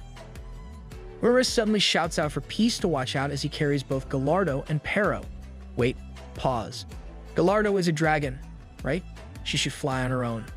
Urus continues his warning, telling Peace how the other got powered up using the divinity of contamination. Considering the other's stats, Urus says that the enemy could be stronger than Peace. Gallardo excitedly stutters, claiming that it was her who told Urus about this. Just then, the contamination priest appears behind Peace. He proudly announces his current level and how it's much greater tenfold than Peace's as he smashes him. Filled with overwhelming confidence, the white-haired guy reveals that he's been buffed with the effects of 100% contamination, meaning his stats are all multiplied by 20. At his announcement, he quickly zooms to where Peace is, announcing his intention for Peace, the god of chaos, using his bare hand. The contamination priest slashes at Peace. He continuously shouts as he slashes. His labor soon bears fruit, for Peace gets cut in half. This reminds me of how Luna sliced MC in half before. Peace falls to the ground with a huge thud. The trio quickly heads to where Peace has fallen, and they call out for him in surprise. The white-haired guy smiles widely, saying there's no need for sadness. He claims that at the bestowment of death, he is now a part of the contamination. With a smug smile, he proudly prays to his master. On the ground, Peace's body is torn in half when something wriggles between the broken parts. The wriggling parts reach out for the others. Combining the broken body, Peace moans as his body regenerates in its usual horrific, disgusting way. Already used to this, Eurus is calm. However, the same thing can't be said for Pero and Gallardo, who are so shocked by what they see. Pero exclaims at how scary his brother looks while Gallardo expresses her apparent disgust. Eurus sighs, knowing where this whole thing is going. The priest of contamination is confused by this scene and asks if Peace is a zombie or something. At that moment, Peace continues to moan as his body recombines, while the other comments that he didn't know contamination could do something like that. Brah, that ain't caused by contamination. Horror mode Peace is still in the middle of regenerating as he explains that it's a skill called Healing Factor, so the others shouldn't compare him to a zombie. Soon, Peace's body finishes recombining. He smirks and admits that after seeing the ability of contamination, he wants it now for himself. Peace says that there's a possibility that he'll get contaminated. Either way, he doesn't really care since it is only a game. For him, it's enough that he can become 20 times stronger. The contamination priest smiles in agreement and claims that in the eyes of contamination, everyone is equal. He suddenly dashes forward, saying that Peace should just embrace contamination's blessing. The white-haired guy claims that their merciful master only wants the method of expiry to be from a contaminated attack. Dude, that's still asking too much. The priest of contamination reveals how a revived body of the contaminated gets a stigma on the wounded area, making them reborn into a proud faithful of contamination. With that, another massive purple explosion occurs. Ruris quickly grabs the other two as the surge of power blasts. The contamination priest continuously attacks Peace as he speaks of the invocation of contamination. He gets closer to Peace and stabs at him with his hand as he announces the blessing of contamination with that crazed look on his face. However, Peace suddenly grabs and clings to the priest of contamination despite the hand lodged in him. The white-haired guy is so surprised by the sudden action and asks what Peace is doing. Peace claims that he's a baby, and as a baby, he's now hungry. A tentacle suddenly shoots out of Peace's mouth. With a horrifying look, he demands to be fed. The tentacle stabs the contamination priest right at the nape and starts sucking at the other. Of course, veracity. The white-haired guy is so shocked and confused by what is happening. He screams out loud, and the trio can only watch as this happens. The priest of contamination adamantly rejects this and groans as Peace continues to suck his energy using his tentacle. Peace doesn't let go, and he says he really wants that contamination. However, the idea of perishing from the other's hands really irritates him. Peace continues his terrifying extraction as the contamination priest screams. With a horrible expression, Peace intends to take the contamination using his own hands. The life being drained from the priest of contamination starts to become more apparent. He continues to deny and reject it, but the hold on him and the energy depletion makes it impossible to get away. This is why you shouldn't be overconfident. You didn't even research our MC's abilities thoroughly. Suddenly, Peace stops his actions, dropping the almost lifeless body of the contamination priest to the ground. The white-haired guy groans and shivers at what happened. Before him, Peace starts emitting purple energy, making him moan more. A system notification appears with a ding, announcing the contamination of his character. Peace continues to release purple energy, with the contamination now more apparent in his eyes. Due to the absorption activity of his veracity skill, Peace's level and stats are raised, and with the power of contamination, he easily reaches level 9999 with all of his stats buffed with 2000% of contamination. The priest of contamination still can't accept this happening. He shivers as he repeatedly says no, knowing full well that he's screwed. Wow. Instead of hindering our MC, contamination ended up turning him into more OP. MC, definitely A here. The priest is totally confused, but Peace just smiles and says he's hungry, looking like a creepy kid waiting for a snack. Before anyone can blink, a literal tentacle shoots out of Peace's mouth and latches onto the villain's neck, starting to drain his life force like a high-speed battery charger. Doing that, he openly admits that he wants the contamination, but he's way too petty to die at the hands of a loser like the priest. Instead of fading out, he decides to hijack the power for himself. As the villain shrivels up and begs for mercy, Peace starts radiating this intense purple energy that looks like a legendary aura.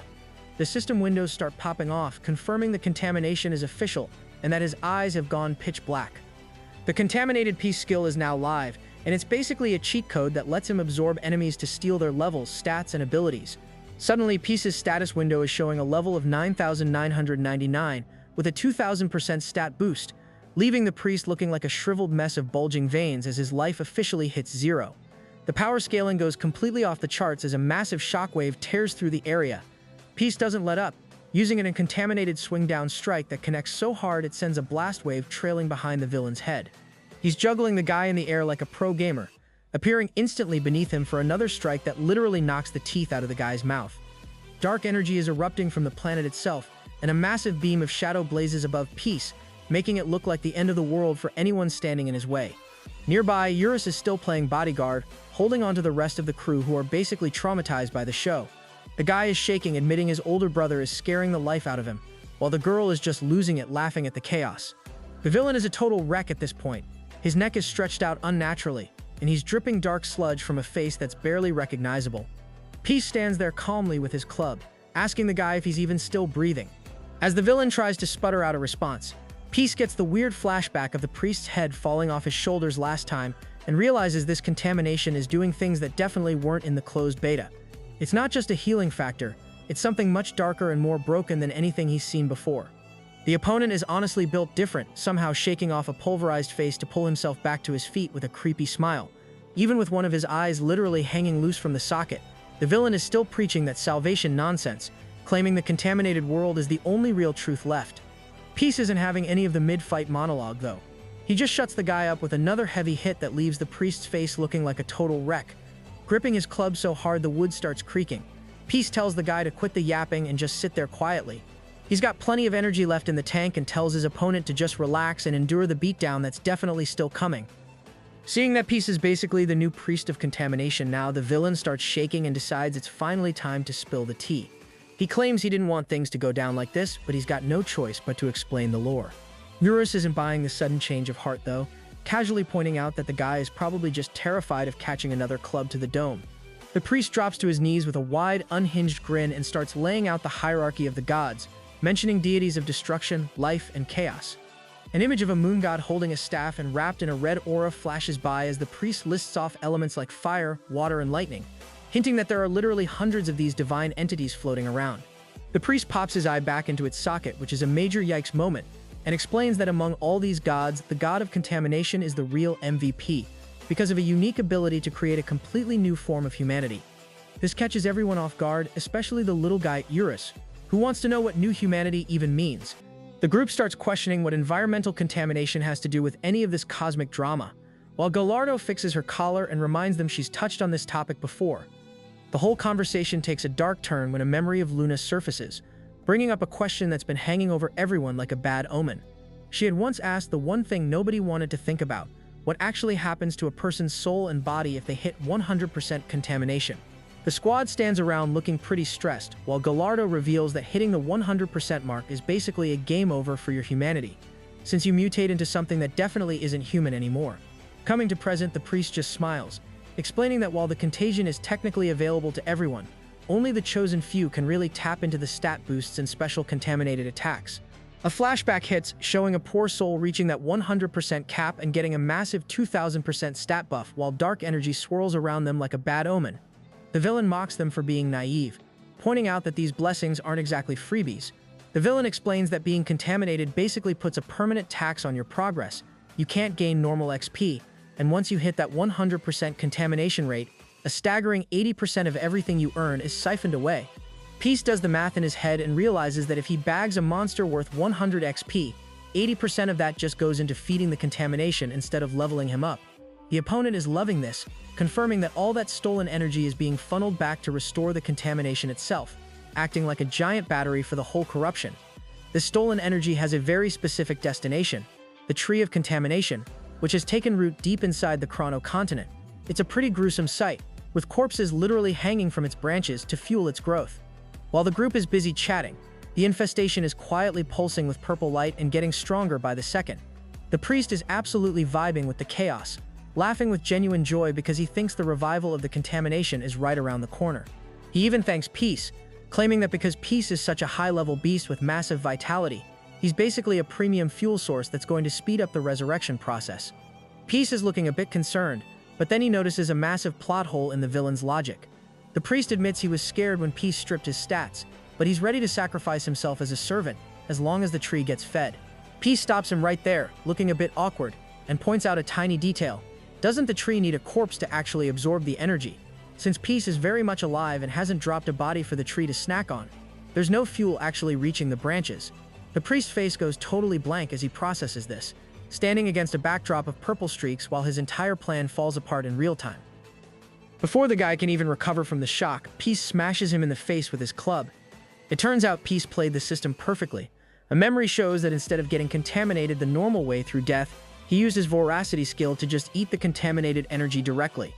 Peace keeps the pressure on with a series of contaminated swing-down strikes, and the villain finally realizes the gravity of his mistake. If Peace's corpse never makes it to the tree stays hungry, and the villain's resurrection is just a fantasy.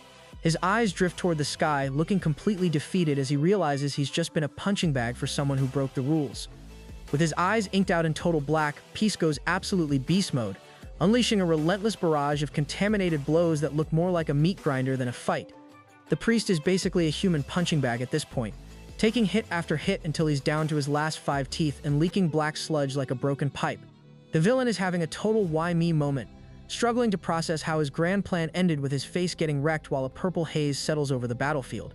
Peace finally stops the assault as abruptly as he started, standing perfectly still with his club as the villain begins to literally evaporate into thin air. It turns out that being a creation of the god of contamination comes with a blessing of immortality. But that perk is officially trash when faced with Peace's broken build.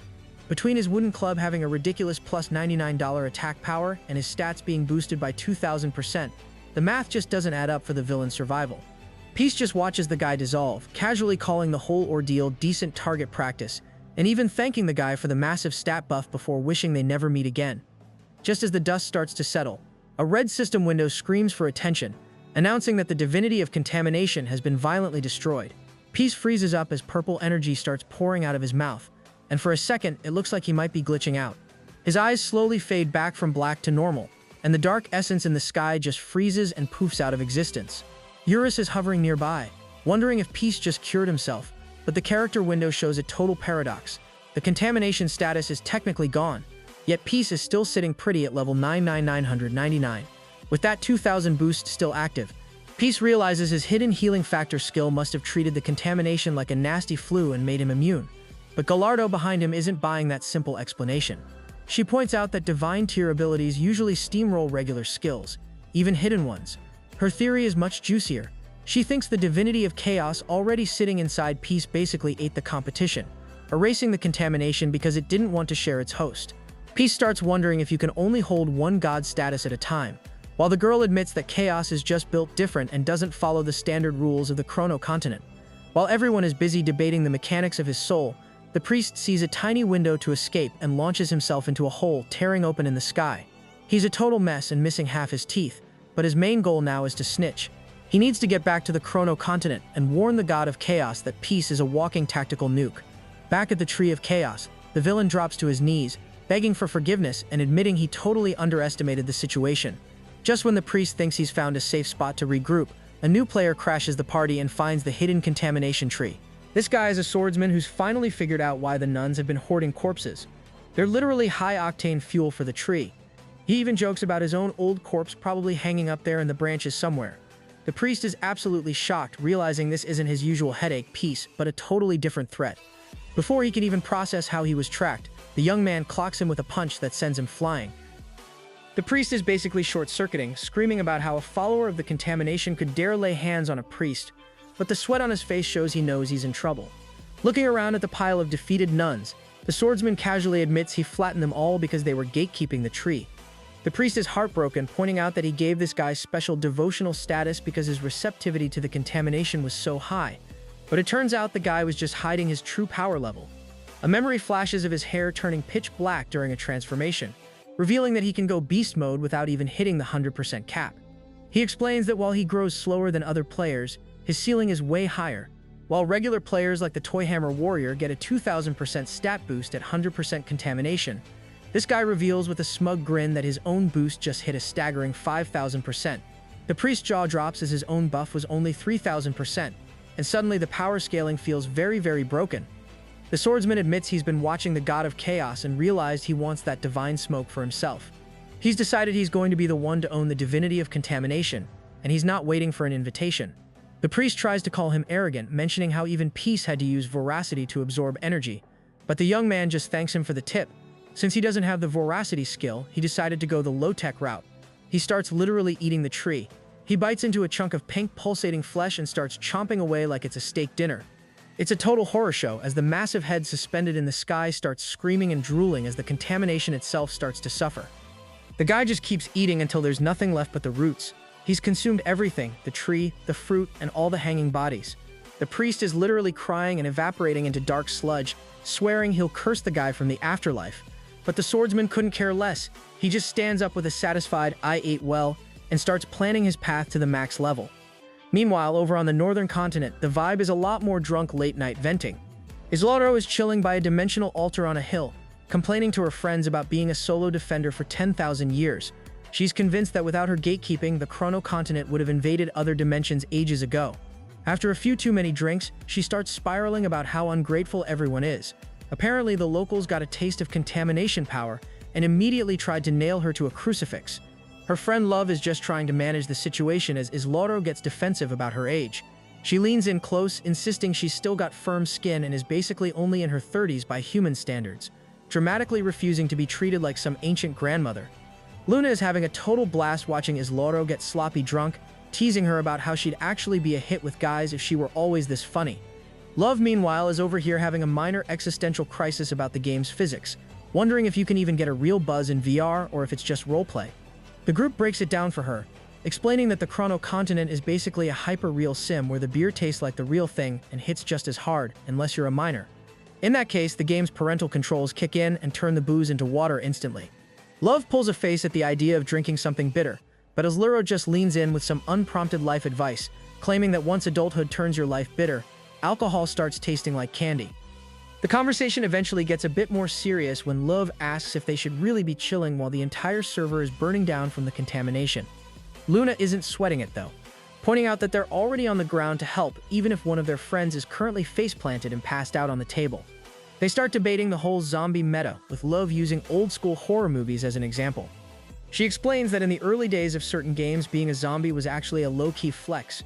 Sure, you couldn't use weapons or enter safe zones, but your physical stats were 10 times higher and your skills got a 5-fold boost. It turns out a lot of users were actually choosing to give up their humanity on purpose, because playing as a predator hunting regular humans was just way more fun. Luna connects the dots for everyone, explaining that the contaminated users on the Chrono continent are basically following that same predator logic. To max out your contamination rate and snag that massive 2000% stat boost, you have to hunt down and kill regular players. It's a vicious cycle where people stop caring about the risks because being the one doing the hunting is a huge power trip. This leaves the girls in a tough spot. How are they supposed to save people who are actually enjoying being the villains? Just as they're chewing on that, the spirit of death shows up in tears, begging Lou for help. Apparently, the demon world has been turned into a total wasteland in just 30 minutes by a single mysterious player. The spirit is sweating bullets, describing this guy as an unstoppable force that wiped out their entire army like it was nothing. Luna puts 2 and 2 together and figures this has to be a high-level contaminated user taking advantage of the chaos. Luv is ready to jump into action and head to the demon world, but her friend plays devil's advocate. She points out that the demon world has always been a grinding spot for players to level up, so why should they suddenly start protecting the monsters? Luv reminds her of the zombie analogy, noting that they don't really have the moral high ground to stop users from playing the game their way. Still, the curiosity is too much to handle, and the group decides they're leaving immediately to see this army killer for themselves before the whole dimension gets deleted. The Demon Lord leads the way into the heart of the abyss, ordering the Death Spirit to rip open the gateway to the demon dimension. In an instant, the duo is standing right in the maw of a gargantuan monster's head, serving as the literal entrance to this nightmare realm. Under a suffocating gray sky, a massive, jagged fortress looms, and the inside is drenched in an oppressive blood-red light. As they step onto the velvet-red carpet of the throne room, Luv looks around in absolute awe, wondering if this is actually the legendary Demon King's castle she's heard stories about. Perched on a dark throne, a figure leans back with total main character energy, his face partially hidden as he welcomes his guests. The Death Spirit rushes to its mistress, pointing a trembling finger and confirming that this guy is the one who deleted their entire army. Luna recognizes him immediately. He's the same dude who was hanging out with that hammer girl back at the Islero altar. A memory flashes of their first meeting, where the girl had him by the throat and he just smiled through it like a complete psychopath. He casually admits he's been running operations for a contamination group, basically treating the destruction of the world like a fun side quest because their group lacked a formal structure at the time. Luna isn't amused, pointing out that if he just wanted to grind levels, the Eurus Nest is way more efficient than raiding the demon world. The guy just grins and says there's no deep reason, it's just fun. Before she can even blink, he vanishes from the throne and reappears right in her face, literally slicing the goddess in half in one fluid motion. Luva watches in horror as her friend's body hangs in the air, but then golden feathers burst forth and Luna's body vanishes, replaced by an explosion. Using creation of life, Luna essentially reboots herself and demands a real answer. The villain is actually impressed, admitting he thought he had the kill, but he quickly pivots back to his manic hunting is fun logic, claiming a boss fight is the only thing that gets his blood pumping. The guy decides to go all out, his eyes turning void black as he triggers Contamination Domain. A massive beam of purple essence blasts through the roof, and suddenly a toxic rain of contamination starts pouring down on everyone. He explains the state of the game to them, listing the 4 major hunting grounds: the Eurus Nest, the North, the Sky Castle, and the Demon World. Since all the other bosses are already gone or inactive, he came here specifically to hunt the demon boss. He lunges at Love, who barely dodges, her eyes flashing as she enters her Demon King form to retaliate with a hidden skill called Annihilation. She gathers every drop of her power for a one-shot kill, but then the system drops a denied message. She's out of mana.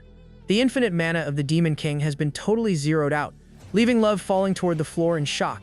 The villain doesn't miss the opening and drives his sword straight into her chest, causing her to cough up black liquid as she collapses onto the red carpet. He explains the Contaminated Domain effect as a total game breaker.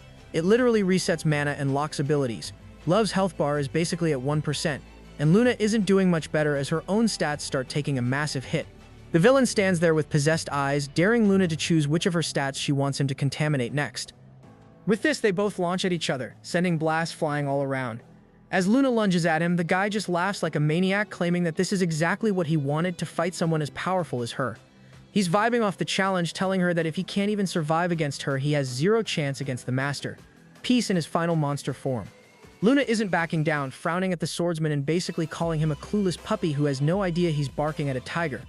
The villain just sidesteps her energy, reminding her that even the legendary Peace is just another player and shouldn't be put on some holy pedestal. He decides to keep the game going by systematically deleting her powers just to see her squirm. He drops a massive debuff called the Power of Life, which wraps Luna in a nasty purple aura and tanks her max HP down to a literal 1 point. He mocks her, saying she's basically a bug now that could be taken out by a stray rabbit, but Luna just hits him with a logic bomb that she doesn't care about her physical stats because she can just manifest an entirely new body whenever she wants. It's a total power move that actually leaves the villain stunned for a second. The guy shakes it off, showing his teeth and warning Luna that her intelligence stat is next on the chopping block. He tosses his weapon over his shoulder and explains the mechanics of his Contamination Domain, noting he can only reset 3 abilities total before the skill hits its limit. Meanwhile, Love is in a really bad way on the floor, coughing up blood while her death spirit watches in total horror. She's spiraling, whispering about how she's tired of being useless and losing every fight. Her assistant looks at her with a heavy expression, realizing she's finally hit the breaking point needed to unlock a level no Demon King has ever reached, the power to awaken as their demon god. Meanwhile, somewhere else, Juju is absolutely buzzing with excitement in a sunnier part of the world. He's holding a stone tablet they found in the forest, and the whole crew is celebrating because they've finally secured the Slate of Truth, which apparently rewards you with a dragon. Juju gives props to Gallardo, noting they never would have spotted such a tiny artifact in the dense woods without his help. While Pero keeps a lookout for anything wild, Juju starts squinting at the ancient inscriptions on the stone. He can't read the dead language, but the system identifies it as an ancient rank item. The team is shocked that the game even has a tier like that, and Ju tucks it away, figuring they'll just ask Islero for a translation once they regroup. Ju uses a flame skill to check in on Luna, but the image that appears in the fire is a total nightmare. He sees a gloomy mansion, the Temple of Islero, and his heart drops when he spots Luna on the floor, surrounded by dozens of her own identical corpses. He can't wrap his head around why there are so many copies of his friends scattered like trash.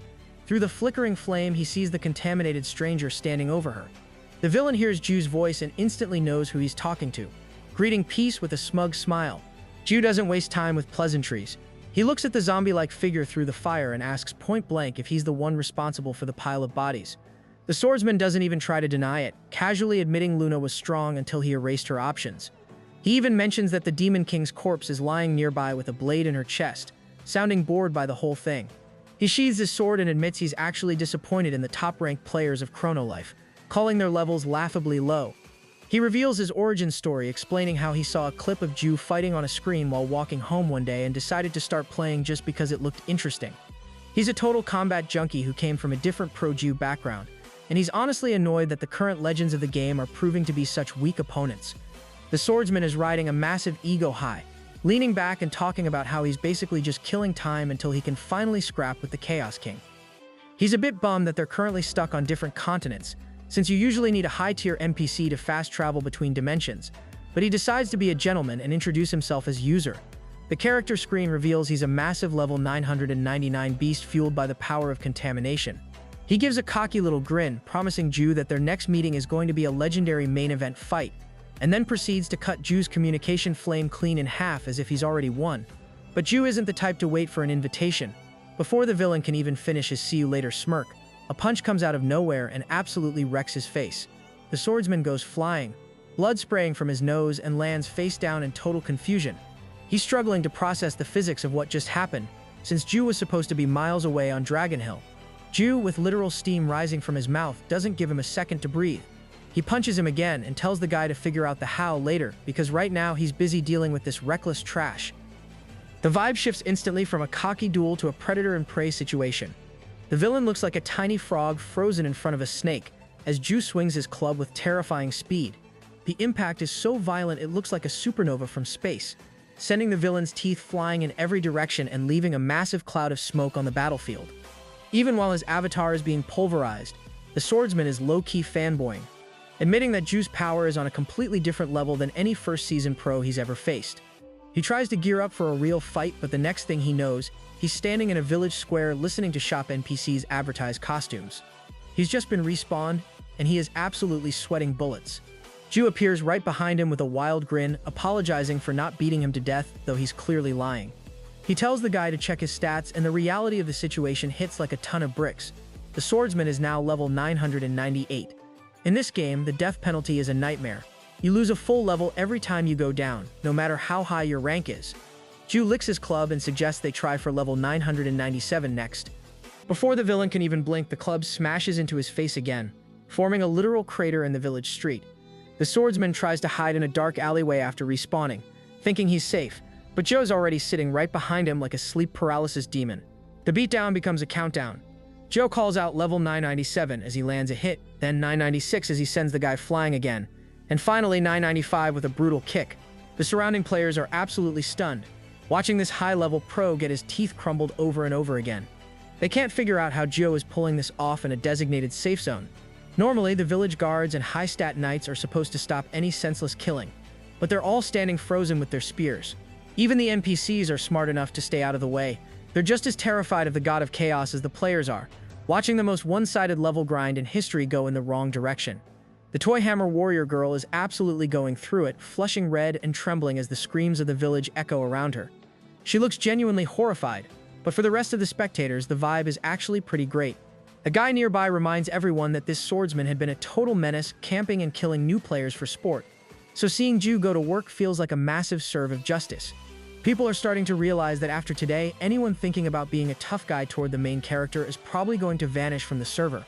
The warrior girl runs out of there, noting that the whole contaminated gang hierarchy is basically collapsing in real time.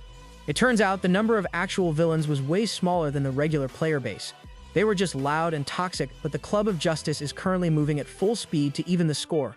Ju is having a total blast, sticking out his tongue and bringing the club down like he's playing whack-a-mole. The villain is forced to watch his character die over and over, respawning in narrow alleys only to find Ju waiting there every single time. Ju gives him a bit of a history lesson, baring his teeth and explaining that back when he was a low-level noob, he died so many times he learned every single hiding spot and glitch in this village. He reminds the zombified swordsman that level 1 is still a long way off. The villain checks his stats and sees he's already plummeted to level 638, which is a massive L considering where he started. Covered in sweat, the swordsman tries to cope, claiming the only reason he's losing is because the sudden attack threw him off balance. He tries to gear up for a second round, glowing with power, but Jumper just shuts him down by knocking out a few more teeth. The villain is actually tearing up at this point, mostly because he can't even finish announcing his skill names before getting smacked across the cheek. Small explosions are popping off all over the village as Jim continues the rhythmic beatdown. The villain finally realizes there is only one way out of this nightmare, the quit game button. He screams the command to log out, his mouth hanging open in a desperate bid for freedom. But the game system has other plans. A message pops up informing him that you can't just rage quit while in combat mode, and it takes 30 full seconds of peace to switch back to passive mode even after you die. As the sunlight hits the city, the villain is literally on his knees, folding his hands as if he's praying. His hair is turning white from the stress, and he notices the God of Contamination buff has been cancelled because his level has officially bottomed out to a pathetic level.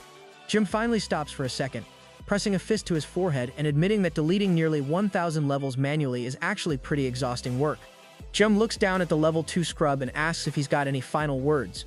The villain is still trying to justify himself, asking what's so wrong with killing people in a PvP game. He claims he was just trying to get contaminated and playing by the rules, but Jim shuts down that double standard immediately. He points out that nobody forced the guy to bully beginners for no reason, and that playing by the rules also includes getting your stats erased by a stronger player. Jim decides that one final hit would be too merciful. He wants the guy to suffer until he dies of his own accord. As the sun sets, a physiotherapist ranker watches the chaos with a cigarette in his mouth, glad to see his friend back in action. Things are finally settling down, and while some are watching the carnage, others like Mint are just chilling and eating chicken, reminding everyone that she warned them this was coming. Jim clenches his fist while listening to Mint spit facts, basically calling out the haters who are trying to paint him as a villain. The warrior girl, still busy eating her chicken, just shrugs it off and says those people are just ordinary, envious scrubs. Even the physiotherapist is a bit shocked, not expecting that kind of loyalty from an ally, while the mana user tells everyone to just back off and leave the God of Chaos alone. The vibe gets serious fast when the adventurer points out there's still one person short for the full squad, which is exactly why the rankers showed up in the first place. Mint reminds the group that she's the Palace Tournament champ, baring her teeth as she announces that the real hype is about to begin, the very first official ranked battle in the game's history. Meanwhile, the scene shifts to a studio where a lens goes black and a countdown begins. Luna is standing perfectly straight, trying to keep it together while staring into the camera. The director, megaphone in hand, has ditched the boring intro for something more high energy, forcing the goddess of light to step up. Luna exhales, lowers her head, and then jumps into character as the face of the Chrono Life channel. She announces the official launch of the Team Battle Tournament, explaining that the winners will be decided by a series of high-stakes one-on-one duels. She's smiling for the fans, but on the inside she's cringing so hard she wants to disappear. The director's requests are basically non-negotiable, so she just has to power through the embarrassment. The real struggle for Luna is the outfit. Wearing it in the game was one thing, but rocking it in the real-world studio is an absolute nightmare. She's covered in sweat, desperately hoping her teammates aren't around to witness this because she'd honestly die on the spot. She keeps her finger raised, walking the audience through the rules, 4-person teams only, with every single fight impacting the overall team rating. She saves the best for last though, pointing at a literal mountain of gold on the screen. The prize is a staggering 30 billion gold, which converts to a massive amount of real-world cash, plus a mystery chest containing the most valuable item in the entire game for the MVP. She finishes with a wink, telling the viewers she can't wait to see them on the battlefield, all while praying the floor opens up and swallows her. The director finally shouts that they got it in one take, clutching his cigar and looking satisfied. Luna exhales a massive sigh of relief, while the producer is genuinely impressed that she nailed the performance so fast. But her relief turns into pure horror when she spots 2 dark silhouettes by the studio door. It's her teammates, and they are absolutely struggling to keep a straight face. They've been watching her idol-style presentation the entire time, and while the sorceress gives a tiny polite smile, the guys are basically a second away from a total laughing fit. The camera pans over to the building as Love checks her phone, realizing it's already almost 12:30. The idol singer is standing at the intercom, blushing a bit because she's supposed to be meeting the squad at a cafe, and she's starting to sweat because nobody is answering. She isn't about to stand there forever though. She pulls a total pro gamer move and admits she low-key peeked at his password when he was opening the door once before. She types in the code, exhaling as she judges him for having such a basic, insecure password that practically invites a break-in. With her heart racing, she lets herself in to see what's going on. She steps through the door and at first her brain just can't process the scene. She thinks Ju is probably still crashed out in bed, but then a leg appears and she sees him walking toward her, wiping his face with a towel. Ju is just as surprised, raising his eyebrows and greeting his girlfriend as if it's a normal Tuesday, while Love is standing there trembling. She tries to make some excuses about their 1 p.m. cafe meeting, but then her eyes wander to his torso. Between the collarbone, the abs, and the pectoral muscles, it's a lot to take in. Suddenly, the lady's nose starts dripping blood, and while Ju is standing there totally clueless about why she's dying, she frantically waves her hands and bolts out the door to wait outside. Once she's outside, Love's legs are basically made of jelly. Her cheeks are a deep red, and she's spiraling because she's seen his character model in the game a million times, but the real-life version is hitting on a completely different level. She tries to steady herself, but her heart is absolutely pounding in her chest. Luna shows up while she's still recovering and asks if she was trying to beat everyone to their friend's place, causing Love to catch another nosebleed. She manages to sputter out that he's just running late, and eventually the group finally makes their way under the cloudy sky to their destination. The sun hits the cafe sign as the group finally gets together for some wholesome vibes. One of the younger members, Star, is jumping around with excitement, and Ju suggests they say hello to Eurus. The spirit stretches out its arms and greets everyone, leaving the alchemist in total shock. Ju explains that there's a new app out that uses augmented reality to let people interact with their in-game pets in the real world. Everyone settles in under cafe lights, and Hong suggests they get down to business over some snacks and desserts. Luna brings up the official tournament video again, giving a playful wink as she invites the world to participate. The squad gathers around a laptop and is absolutely floored to see the video has already racked up 30 million views in a single day. Luna reminds everyone that the rules are strict, exactly 4 people per team. Ju acknowledges that in this new season, just grinding stats isn't going to cut it. They need a tactical squad. When Luna asks if he's actually serious about entering the tournament, Ju looks her in the eye and confirms that he's already planned his next move. Raising his glass, Ju drops some major insider info, explaining that almost all the tournament participants are actually high-level NPCs. This hits Luna like a ton of bricks as she recalls Riot mentioning the mysterious Chomyeong continent multiple times in the past. She remembers the sin of laziness, confirming that this NPC threat was exactly why they needed a solid 4-man squad to even stand a chance. Ju wondered how his companion even knew all of this without being part of the inner circle. But the boys simply chalked it up to his connection with the Heavenly Sovereign. Apparently, ancient records were floating around about uninhabited continents that most players hadn't even sniffed out yet. Coming to present, Star just smiles sweetly, keeping the deep lore secrets to herself for now. But she's hyped about her own alchemist team featuring Riot, Leore, and Habaik, promising everyone that her crew is taking home the trophy. Hong isn't playing around either, closing her eyes as she admits that Team Ju is straight up terrifying. I mean, on paper it's a cheat code. They've got a Demon King, a God of Life, and a God of Chaos all on one roster. While Hong is analyzing the stats, Luv is caught in a dark mental loop, remembering all the times she got wrecked, getting hit in the stomach, lifted by her hair by a monster, and run through with a sword. She bites her lip, fueling that inner fire because she's tired of being the one getting saved. She wants to be a powerhouse too. The conversation turns to team building, and Ju asks Hong if she just raided the 5 big guilds for her squad. Hong admits with a look of surprise that those guys actually formed their own teams without her, which forced her to hit the recruitment trail. She's been working with the Righteous Bandits Guild to scout some heavy hitters and is already feeling super confident about her new party. She officially declares war right there in the cafe, while Ju just grins, knowing the bloodbath officially kicks off in exactly 1 week. Out on the streets, the energy is electric as the team recruitment meta takes over the whole city. Groups of users are shouting for teammates, and adventurers are waving their hands like they're at a job fair, trying to find anyone with decent stats. Not everyone is feeling the hype though. Some solo grinders are watching from the sidelines, convinced the whole tournament is a waste of time for people who prefer to play alone. Back at the table, Mint is starting to feel the pressure, leaning on her arm and pointing out that they're still missing their 4th member. The physiotherapist is way too chill about it, casually eating his chicken and telling her to trust in fate. Wang just sips his mug, refusing to rush the vibe, leaving the lady exhaling in total envy of how her teammates can be so relaxed while the clock is ticking. The conversation takes a nostalgic turn when the topic of the uncle's first meeting with Ju comes up, leaving the veteran warrior staring into the distance in total silence. He remembers hitting Ju with a real-world reality check, asking exactly how much cash he's dumped into the game to reach his current rank. The guy admits he's a whale, who spent a fortune only to be reminded that his high-tier abilities aren't nearly as effective as they should be for that price. Ju casually mentions that the beginner warrior starter pack only costs about 55,000 won, which sends a wave of cold sweat across Wang's face. Coming back to the present, the warrior can't help but smile, admitting that the main character has reminded him of a raw, hungry feeling he hasn't felt in decades, a genuine respect for the grind over the wallet. Mint tries to lighten the mood by suggesting the squad should lean into the aesthetic and create a guild with matching outfits, but the uncle is already on another level, claiming he's built a statue in honor of his Jew. The peaceful vibe is interrupted when the group notices a familiar face baring his teeth nearby. It's the user, the same guy Ju recently demoted to level 1. She remembers just chilling and eating their food while Ju finished the manual labor of the beatdown. Mint tries to have a civilized chat with the villain, but she gets tilted when he talks back, reminding him that she's a whole 20 years old. The kid snaps back that he's only 17, but despite being a literal level 1 scrub now, he's shouting about revenge and swearing he'll grind back to the top since the death penalty only takes 1 point at a time. The fighter is clearly obsessed with pushing the power of contamination even further, despite the brutal ego death he just experienced. While everyone else is skeptical, Mint watches him with a growing smile, genuinely impressed that he hasn't just rage quit the game after being turned into a beginner. She puts her hands on her hips and makes a wild executive decision. With a playful wink, she announces that User is officially their 4th team member. The guy narrows his eyes, probably wondering if he's being recruited or just set up for more punishment. But the team is finally complete.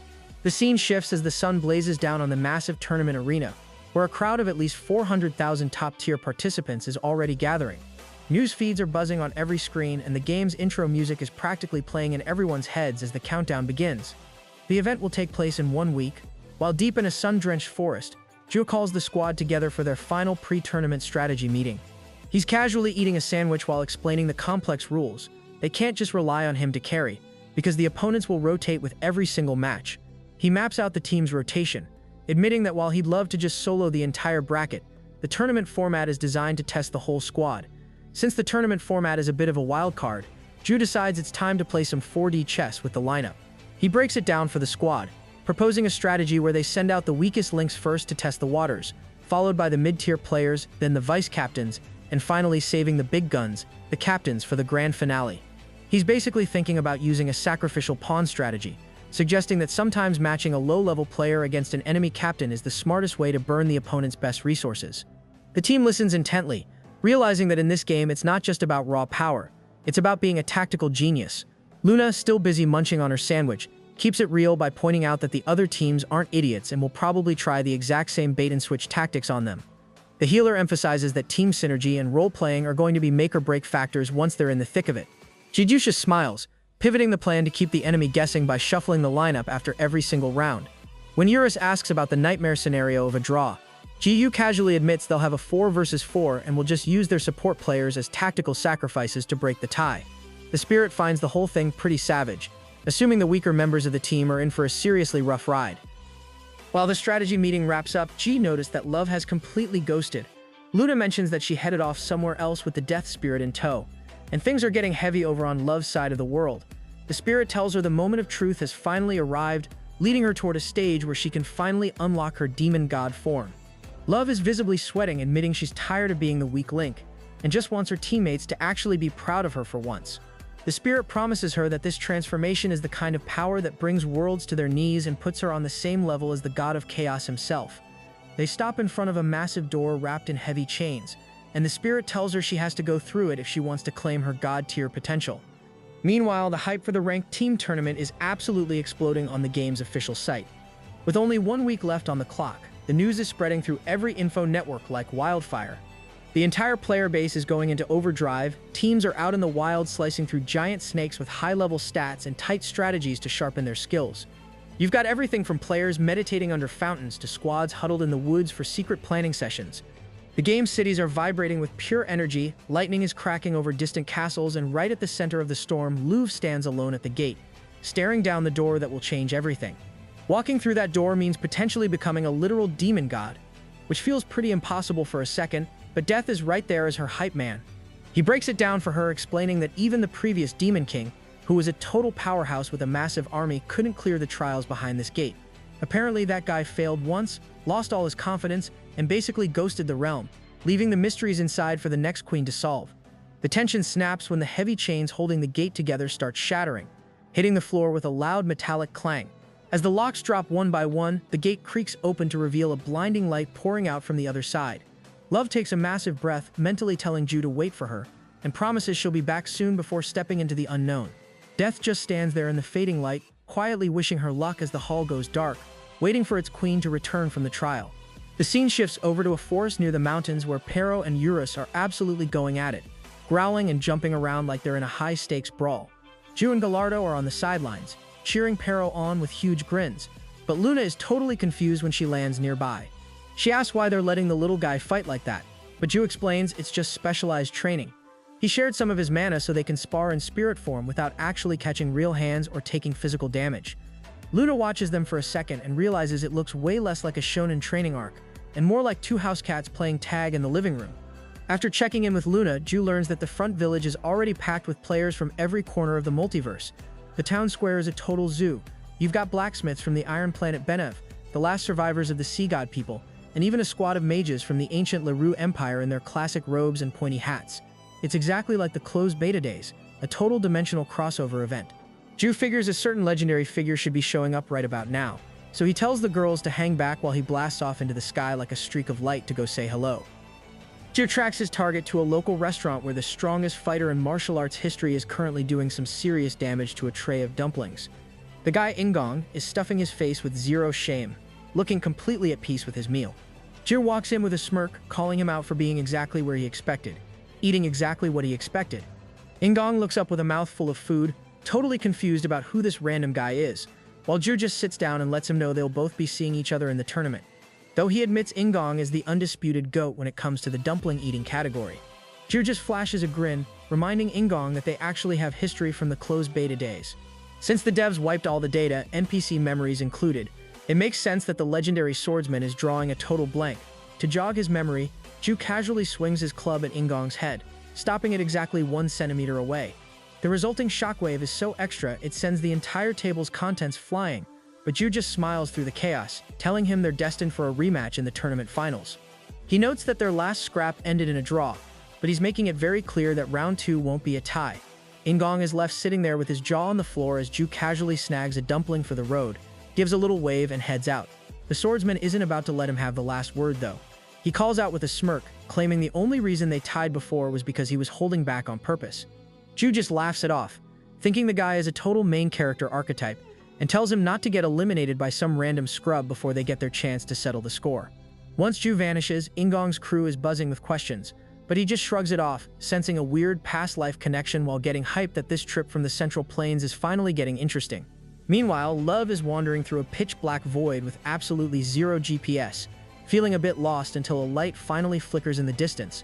She sprints toward it, her cheeks flushing pink as she imagines how proud Ju is going to be once she finally unlocks her demon god form. But the hype train hits a wall, literally, when she realizes she stepped off a ledge and is currently free-falling into a terrifying abyss. She lets out a scream that could wake the dead, only to be cut off by a voice calling her a noisy guest, as a magical barrier suddenly catches her and floats her toward a house perched right on the edge of a cliff.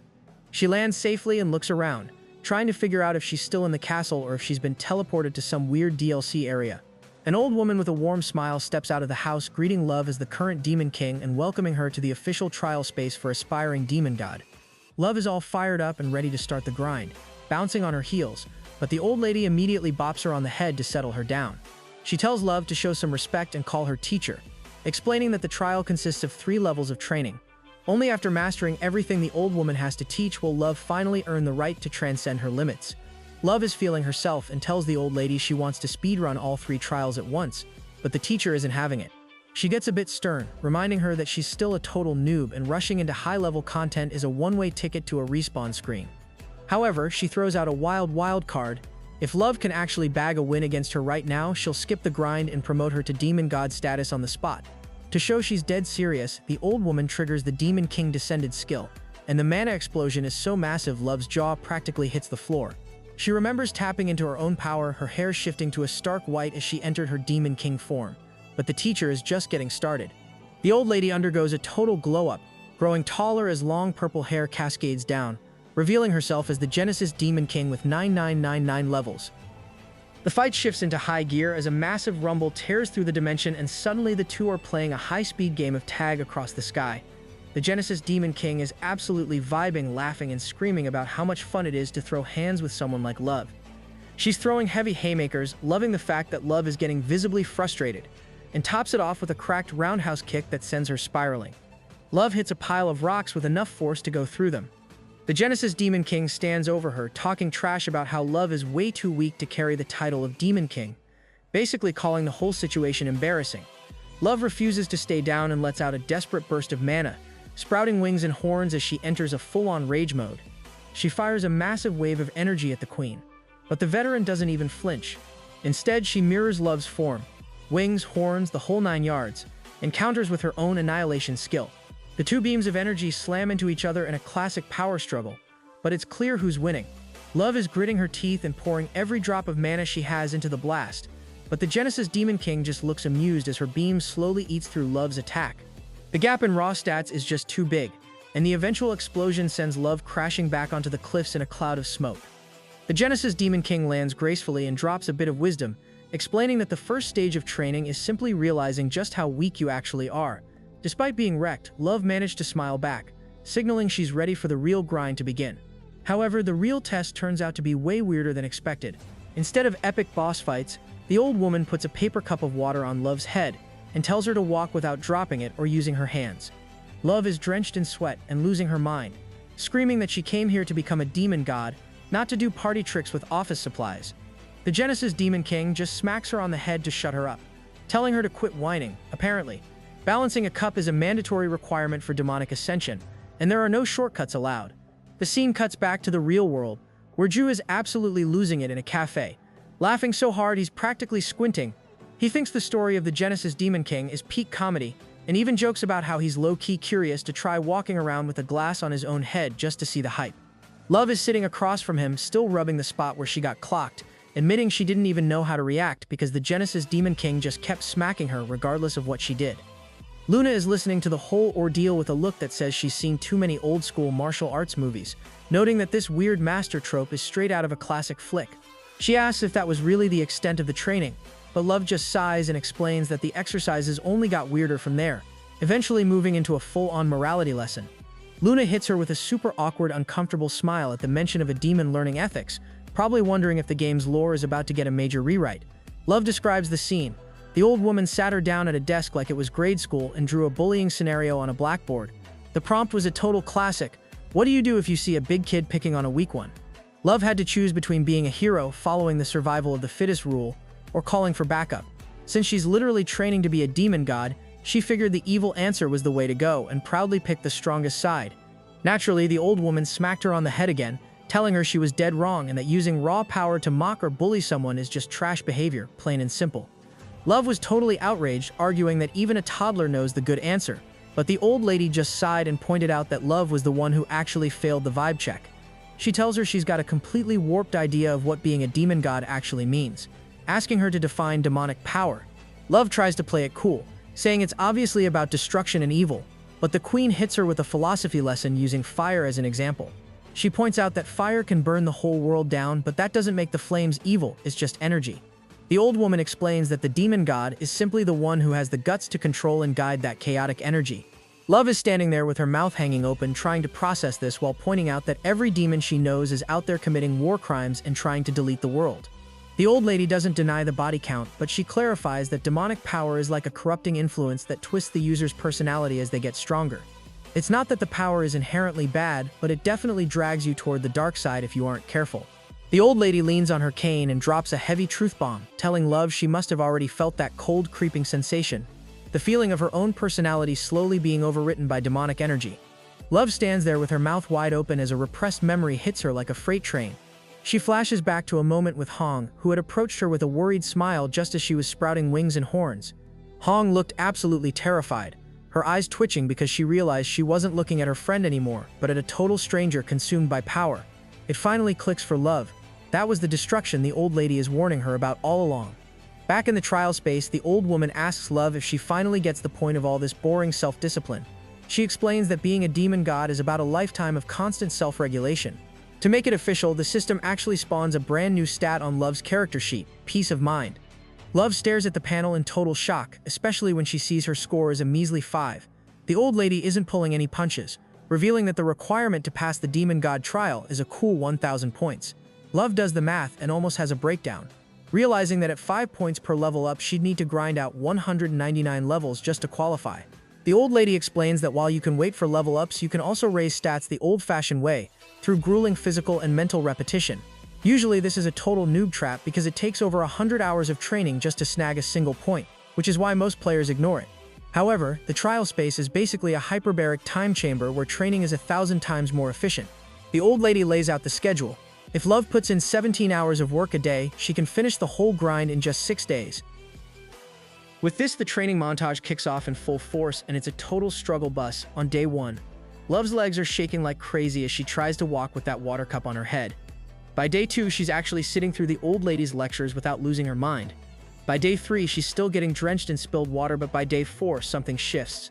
She starts asking real questions and the concepts actually start to stick. The old lady notices the progress and finally calls it a day, letting them relax under a massive moon and a sky full of stars. As they sit by a campfire with a pot of food, the vibe turns sentimental. Love looks up at the stunning night sky and finally asks the big question that why did the previous Demon King with all his talent fail the test? The old lady sighs, admitting he was actually the strongest student she ever had, even if she gets a bit salty at the suggestion that he was stronger than her. He was a natural beast in combat, but he had zero patience. The demonic power consumed him because he couldn't handle the discipline. He got so tilted at the water cup exercise that he kicked it across the room in a rage and walked out. Love hands the old lady a bowl of meat stew she's been simmering forever to make sure it's tender. The old woman is low-key impressed, mentioning that Love is a natural in the kitchen and whoever ends up with her is going to be completely head over heels. Love just grins, though she gets a little stand-level intense with her logic, explaining that it makes her happy knowing her food will literally become a part of Jue's body once his stomach breaks it down. The vibe gets a bit deep when Love starts reminiscing about growing up alone without any family, crying over broken toys while sketchy adults only showed up to take money. She spent most of her childhood glued to a computer screen, which is basically how she ended up teaching herself to cook out of sheer necessity.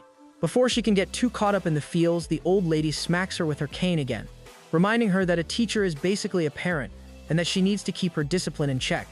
With a slightly grumpy face, the old lady tells her that outside of training, she should just call her Granny. Love is totally floored by the sudden upgrade in their relationship, and even though she gets smacked again for trying to overanalyze the meaning of the word, she can't help but let a few tears drop.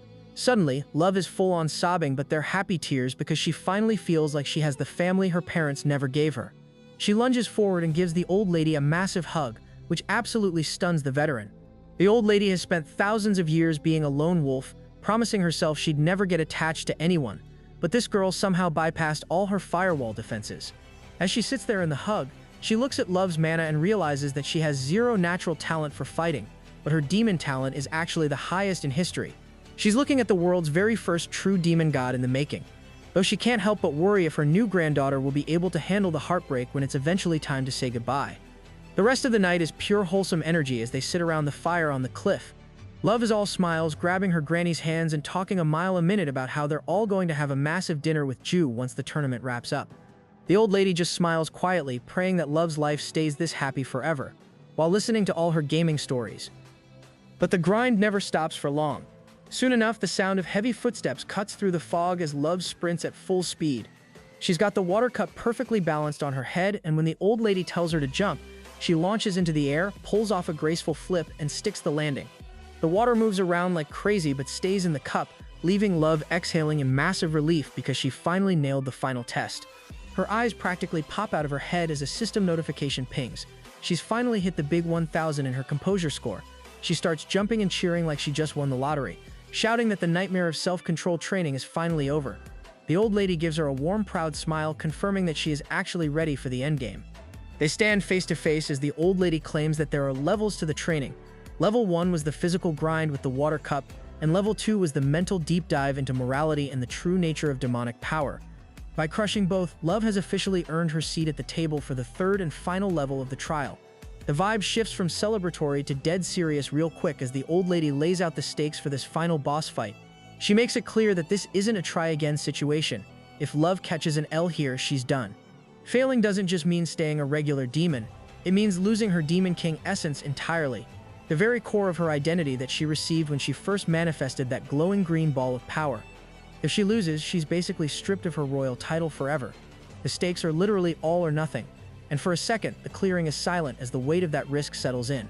The old lady grips her staff and gives Love an out, telling her nobody would judge her for walking away. She points out that the previous Demon King was still a legendary powerhouse without ever touching Demon God, so there's no shame in playing it safe. But Love doesn't even hesitate. With a confident grin that shows she's totally locked in, she accepts the challenge. The old lady's mouth drops open in surprise for a split second before she regains her cool, realizing her student has officially outgrown her fears. Suddenly, the old lady's body starts glowing with a brilliant golden light as she pulls out the demon's jewel, an artifact she's been guarding for ages. She explains that touching this gem is the literal start button for the test of mental composure. Love is sweating bullets but reaches out anyway, and as her fingers make contact, a blinding light erupts. The old lady gives her one last win-this encouragement and calls her granddaughter again, sending a rush of warmth through her right before she's warped away. When the light fades, Love finds herself standing in a literal void, a vast, empty landscape that feels like a separate dimension. In the distance, she spots a dark silhouette that slowly turns around to reveal a woman just like her but with dull gray skin. The figure is stuck on a loop, chanting about killing over and over like a broken record. Love ducks behind a sand dune, cringing at the figure's unhinged, edgy teenager energy. But she quickly realizes this isn't just some random NPC. This is her final exam, and things are about to get very real. Love takes a second to process the scene, flashing back to that moment she and Granny touched the jewel. It finally clicks that even though the opponent's face is buried under a mess of hair, she's looking at a dark mirror of herself. This is the corrupted, bad-ending version of her that let the demonic power take the wheel. The mission is simple: delete the shadow version and prove she's got the composure to stay in control. Love actually smirks for a second, feeling like she's got the puzzle figured out, but the vibe shifts from tactical to survival horror real fast. She barely has time to clench her fist before the corrupted self reacts. The monster has black smoke pouring from its mouth and eyes that are just total voids, chanting "kill" like a broken NPC. It launches into the sky and comes crashing down right in front of Love with a gust of wind so strong it nearly knocks her over. Love is standing there with her mouth hanging open, trying to wrap her head around when exactly her shadow self decided to turn into a giant, unhinged nightmare. The monster screams its favorite word again and slams its hands into the dirt, forcing Love to pull off some desperate parkour to stay alive. She's actually annoyed by the size difference, jumping onto the monster's knee and yelling about how this fight is totally breaking the rules of weight classes. Things get straight up cursed when she manages to land a solid slap across the monster's cheek. Instead of just taking the hit, the demon staggers and a second head on a long, twitchy neck pushes its way out of the original mouth like some nightmare nesting doll. Love is shocked as she watches the double-jawed freak let out a deafening screech. She realizes she needs to move now, activating her skills and sprinting away just as the thing snaps its jaws at her heels. As she runs, a wave of pure horror hits her that if she loses this mental battle, that's her future. Before she can finish that terrifying thought, a massive fist catches her from behind, sending her tumbling and coughing up blood. The monster is just spamming ground pounds now, and the shockwaves launch Love into the air like a ragdoll. While she's airborne and getting absolutely pummeled, she starts to spiral. Granny's words about not needing to be a demon god to be strong start sounding like a pretty tempting exit strategy. She starts thinking that maybe failing isn't so bad. She'd still have some power, right? She closes her eyes, making a quiet vow that no matter what happens to her stats, she'll just stay by Ju's side and be his support. Her brain starts playing a highlight reel of a life she hasn't even lived yet.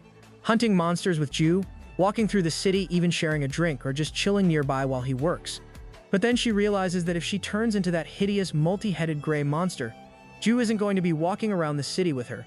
He's probably going to have to put her down.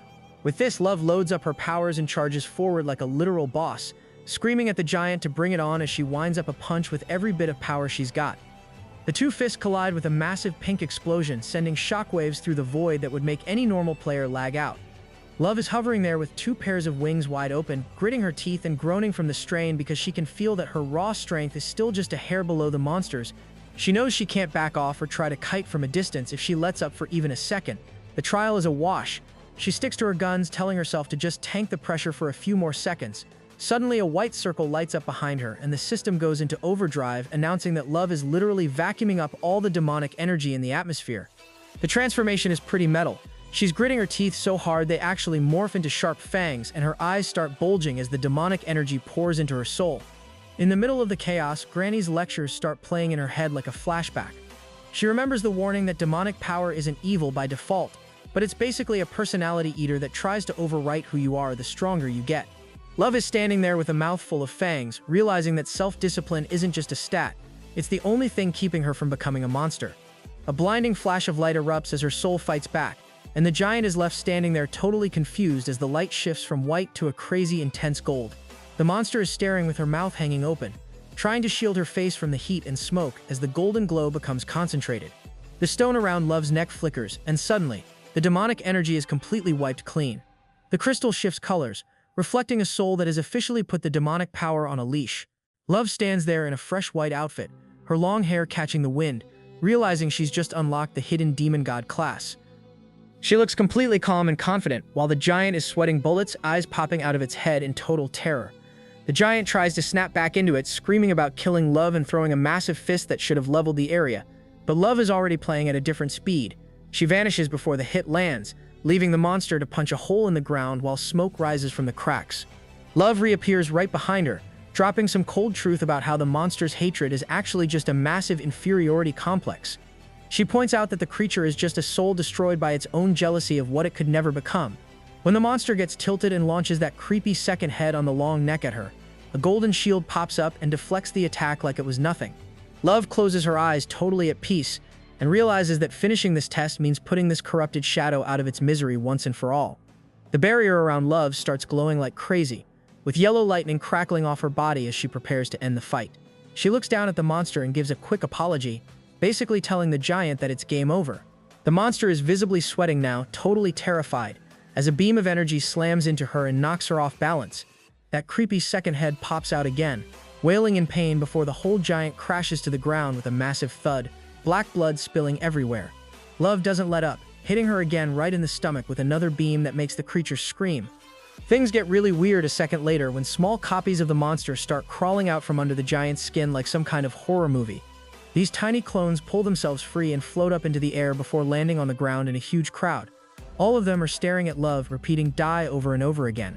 Love just stands there and takes a heavy sigh, realizing the boss has basically split itself into 100 mini versions of her corrupted self. Her jewelry starts flickering as she taps into her full demonic power, and the stones on her necklace blaze with light. Love starts floating, feeling that same infinite mana rush she got when she first became the Demon King. A massive ball of energy fills the air around her, and she starts firing concentrated beams downward like a literal orbital strike. The clones are shaking and sweating as they look up, totally helpless. Love raises her hand to finish the job, sending a huge wave of mana crashing into them. Every single clone gets hit, coughing up blood and groaning under the pressure until the whole crowd collapses. To wrap things up, Love closes her eyes and stretches her arm out, summoning a massive yellow energy fist in the sky. She tells the clones it's time to call it a day, and the tiny monsters absolutely lose it, screaming and shaking as the giant fist descends. Love thrusts her arm forward and the energy fist slams into the ground, creating a shockwave that blasts everything in sight. A beam of golden light shoots up into the sky, and Love just stands there with her hair blowing in the wind, looking totally calm. Suddenly, the system pings with an announcement that the corrupted soul is gone, and the final test is a success. A golden mist swirls around Love as the challenge space falls apart, and a white flash sends her right back to the normal world. She's a little confused at first, but then she sees the old lady standing there holding her hand with a warm smile. Love completely forgets the calm and cool rule for a second, jumping around and screaming about how she actually did it. She starts rambling about the army of clones and the huge fight, but then she freezes mid-sentence. A cold sweat breaks out on her face as she remembers the smacking staff. Thinking she's about to get a huge bump on her head for losing her composure, she quickly drops to one knee and braces herself for the queen's punishment. Instead of the smack she's expecting, Love feels the old lady's hand rest gently on her head. It's a total plot twist that leaves her completely confused, but the old lady just smiles and tells her she did an amazing job, even complimenting how much the new demon god form suits her. Love is riding a wave of relief for about 2 seconds before the vibe shifts again. The old lady starts glowing with a soft pink light, and Love's heart sinks as her mentor drops the ultimate shock, claiming that it's time to say goodbye. Love breaks into a cold sweat, but the teacher just raises her head and apologizes for keeping secrets. Apparently, she's been stuck in this trial space for basically forever, waiting to fulfill the mission her own mother gave her. And now that mission is finally complete. As the mist starts glowing, the old lady explains that since Love is now a fully realized demon god, the mentor's time is up and she has to vanish. Love completely loses it, stretching out her arms and wishing she'd never even taken the test if it meant losing her teacher. Her brain goes into a montage of everything they've been through, the lady calling her a loser, the brutal sparring matches where Love was covered in blood and sweat, the annoying water cup drills, and those long lectures at the chalkboard. All those annoying moments now feel like the most important memories she has. Love's voice starts shaking and she's a total mess, tears streaming down her face as she thinks about their quiet dinners by the fire. She blushes and shouts that it's not fair because she still has so many recipes the queen hasn't even tasted yet. She's desperate to sit under the stars with her granny just one more time. Falling to her knees, Love covers her face and begs for it not to end, remembering how she'd finally opened up about her lonely childhood without any parents or grandparents. Right in the middle of her breakdown, she remembers the smacks on the head from the staff. The queen is smiling through her own tears, joking that maybe the self-control training wasn't quite finished, since Love is such a crybaby. Even the tough old mentor can't keep it together anymore, and she admits she's going to worry about her constantly. Love remembers the moment she was first told to call her grandma, a memory that hits way harder now that they're at the finish line. She lunges forward and gives the old woman a massive hug, calling her grandma over and over while they both cry. They hold hands one last time, and with a face full of wrinkles and a heart full of love, the old lady gives her granddaughter one final wish for a life full of happiness. Love watches in pure grief as her teacher's body fades into nothingness, leaving her alone in the trial space. But just before the light completely vanishes, the old lady leaves her with the 3 words she's always wanted to hear. She loved her. Meanwhile, the sun is blazing down on the massive arena and the vibe is completely electric. It's loud, hyped, and honestly a bit overwhelming as a host with a microphone gets the crowd going. A character named Boo Bear raises his hand to officially kick off the first ever Chrono Life Ranked Battle and Team Tournament, shouting that the qualifying rounds are starting right now. The crowd goes absolutely wild, screaming and throwing their hands up because they've been waiting for this forever. Boo Bear jumps onto the scene with a huge grin and you can see players all over the various city arenas getting into the zone. Knights are surveying the area and mages are charging up their mana for the opening matches. Boo Bear explains that this isn't some small-time event. There are over 100,000 teams signed up, but only 32 of them are going to be lucky enough to make it to the main stage. He looks up at a massive arena towering over the city and shouts to the world, wondering which teams actually have the guts to survive the brutal climb to the top. Over by a line of green trees, a team of 4 players steps out, and everyone nearby immediately turns to stare. The guy leading the pack is a famous YouTuber named Dengu, and he is looking like a total final boss in a full set of Emperor-grade armor.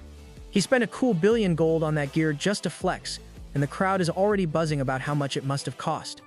Dengu is low-key chuckling to himself, thinking about how fire his next video is going to look. Even though a bead of sweat rolls down his face when he thinks about the bill, plus the 500 million he dropped on his sword, he figures the mountain of new followers he'll get makes it a solid investment. Dengu is busy posing and making sure everyone sees him as the team captain, but his female teammate is standing there with a totally flat expression. Internally, she's judging him hard, thinking he's being ridiculous for spending $1 billion on his own fit when he could have shared some of that gold with her. Meanwhile, the Muscle Master is smirking and playing along, calling Dengu a respected figure, though he's secretly planning to settle some scores once the tournament is over. Even the team vice-captain is putting on a fake smile, wishing everyone luck while secretly thinking he wants absolutely nothing to do with these weirdos. Just as they're about to move, Boo Bear suddenly appears in the air above them and tells them to wait. The team is a bit confused, but he explains that he's actually a magical double of the real host, created so that every single ring across the world can start their fights at the exact same time. Dengu is sweating a bit, asking if these copies have their own personalities, but the double just gets straight to the point. He announces that the very first qualifying fight for their team is officially starting, and he needs to know which one of them is stepping up first for the privates duel. Muscle Master smiles and suggests the smart move would be to send their lowest level teammate in for the privates duel, but Dengu isn't about to let someone else steal the spotlight. The captain steps forward and announces he's taking the fight himself, leaving his squad staring at him like he's lost his mind. His teammate, the beauty blogger, points out that since he's the highest level, he should obviously be saving himself for the captain's round. Dengu just smirks, acting like he's being tactical to build momentum, but honestly, he's just chasing the clout. He's already dreaming about the massive view count he'll get by totally dominating a weak opponent on camera for his channel. Dengu stands in the ring with his arms crossed, looking like a total pro, until his opponent is revealed to be Ju.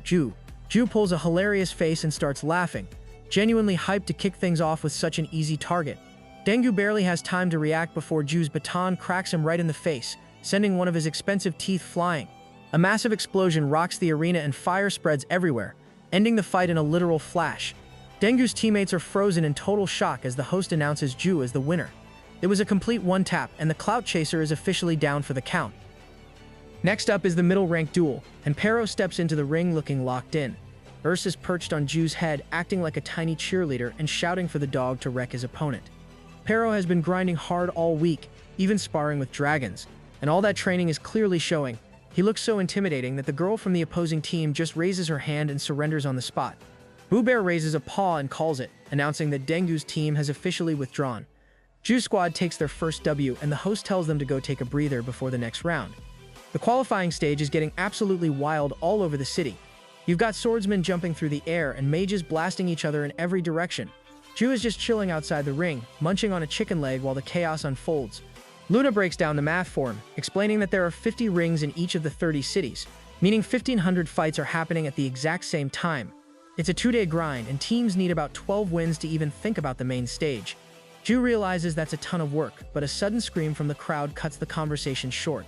Everyone rushes toward one arena, and Ju's jaw drops when he sees Star standing there with a massive hammer on her shoulder. She's all smiles as the host shouts that her team just swept all 4 fights, taking a perfectly clean victory. Star strolls over to Ju, who is low-key buzzing with shock that she's even competing in the tournament. He's sweating a bit as he tells her that winning a captain's duel even in the qualifiers is a huge flex.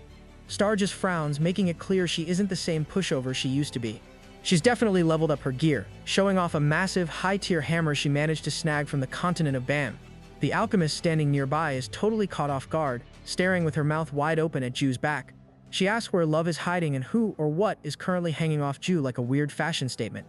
Ju just closes his eyes and explains that his cloak is actually Gallardo, the last of the 3 great dragons. He casually mentions that Love is busy with some personal business but will catch up later, joking that even if Pero catches an L, he and Luna can carry the team to a win.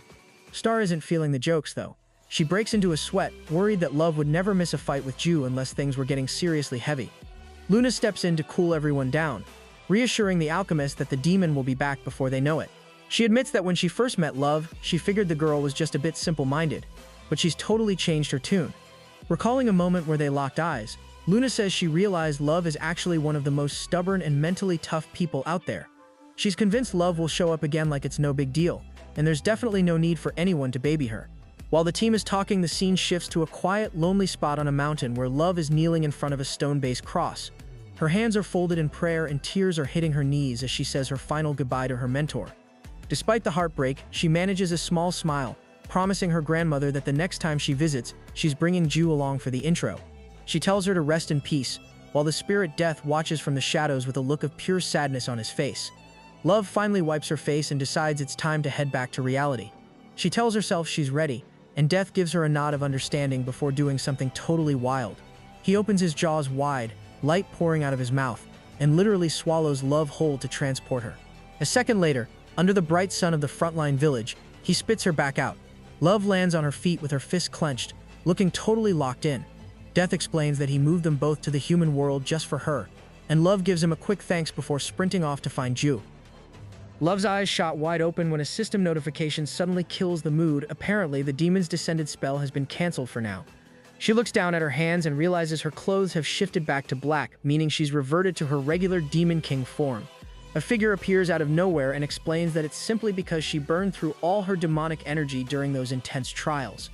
Love is standing there with her mouth hanging open in total shock because the person standing right in front of her is her mother. The deity gives a warm smile, acting all happy to finally meet her daughter in person for the first time. Glowing with a golden light, she congratulates Love on the birth of a new demon god, mentioning she's been waiting a long time for a true devil to finally show up. She tells Love not to trip over the power loss, though, once her demonic energy naturally recharges, that high-tier devil form will be ready to use again. Her mother starts to go into a deep lore dive about why Luna relies on the goddess of life's power, but Love just lowers her head and cuts her off. She admits that staying in her weaker form might actually be better for now because being a demon god just makes her miss her master too much. Her mother watches her in silence for a second before dropping a massive teaser that there's actually a way for Love to see the old lady again. Love is instantly sweating, grabbing her mother by the shoulders and begging to know if she can really see her granny one more time. Her mother doesn't lie, but she admits she's totally confused by the main character energy Love is wasting on a mere NPC. With a bit of a smirk, she points out that the mentor was just code and programs, not a real person, and asks why a demon god would get so attached to a bunch of digital data. Love doesn't care about the logic though, she just screams for the secret method as fast as possible. Her Her mother just sighs and tells her to go find Ju at the qualifying rings first, promising they'll finish the chat later. The scene shifts to the village where players everywhere are standing with their jaws on the floor, breaking into cold sweats at the sight of a new group walking through the square. This squad, known as the After Realm, looks straight out of a nightmare. One has purple horns, another has a red cape with horns poking out, and their hair is glowing. As the sun lights up the square, the crowd stays frozen in disbelief while this creepy group of 4 passes through. The group consists of a warrior, Yafi, a humanoid dragon, Urakan, and the god of destruction. Seeing them, everyone starts to bolt, but just as they do, Boo Bear appears and stops them. He assures them that these guys are a team competing in the tournament, but the crowd argues that they're monsters from the game. The bear reveals that both NPCs and users can participate, and he promises they won't cause any harm outside the tournament. Still worried, the crowd slowly agrees. But standing among them, Love is sweating all over. She remembers her mother already informed her that she would see a very strange team on her way to meet Jua. According to her, these guys had returned from the After Realm, and now seeing them right in front of her, Love is completely shocked. As the After Realm team marches through the crowd, people start pointing at the massive, intimidating guy at the back, trying to figure out if he's a new Chrono Life character or some secret dungeon boss. The big man just clenches his fists, looking irritated by all the staring. Suddenly, the death spirit starts spiraling, crying out that this is a total nightmare. He hovers near Love, sweat rolling down his face as he identifies the giant. It's the past Demon King himself. Death is in total disbelief that this legend is standing right there in the flesh.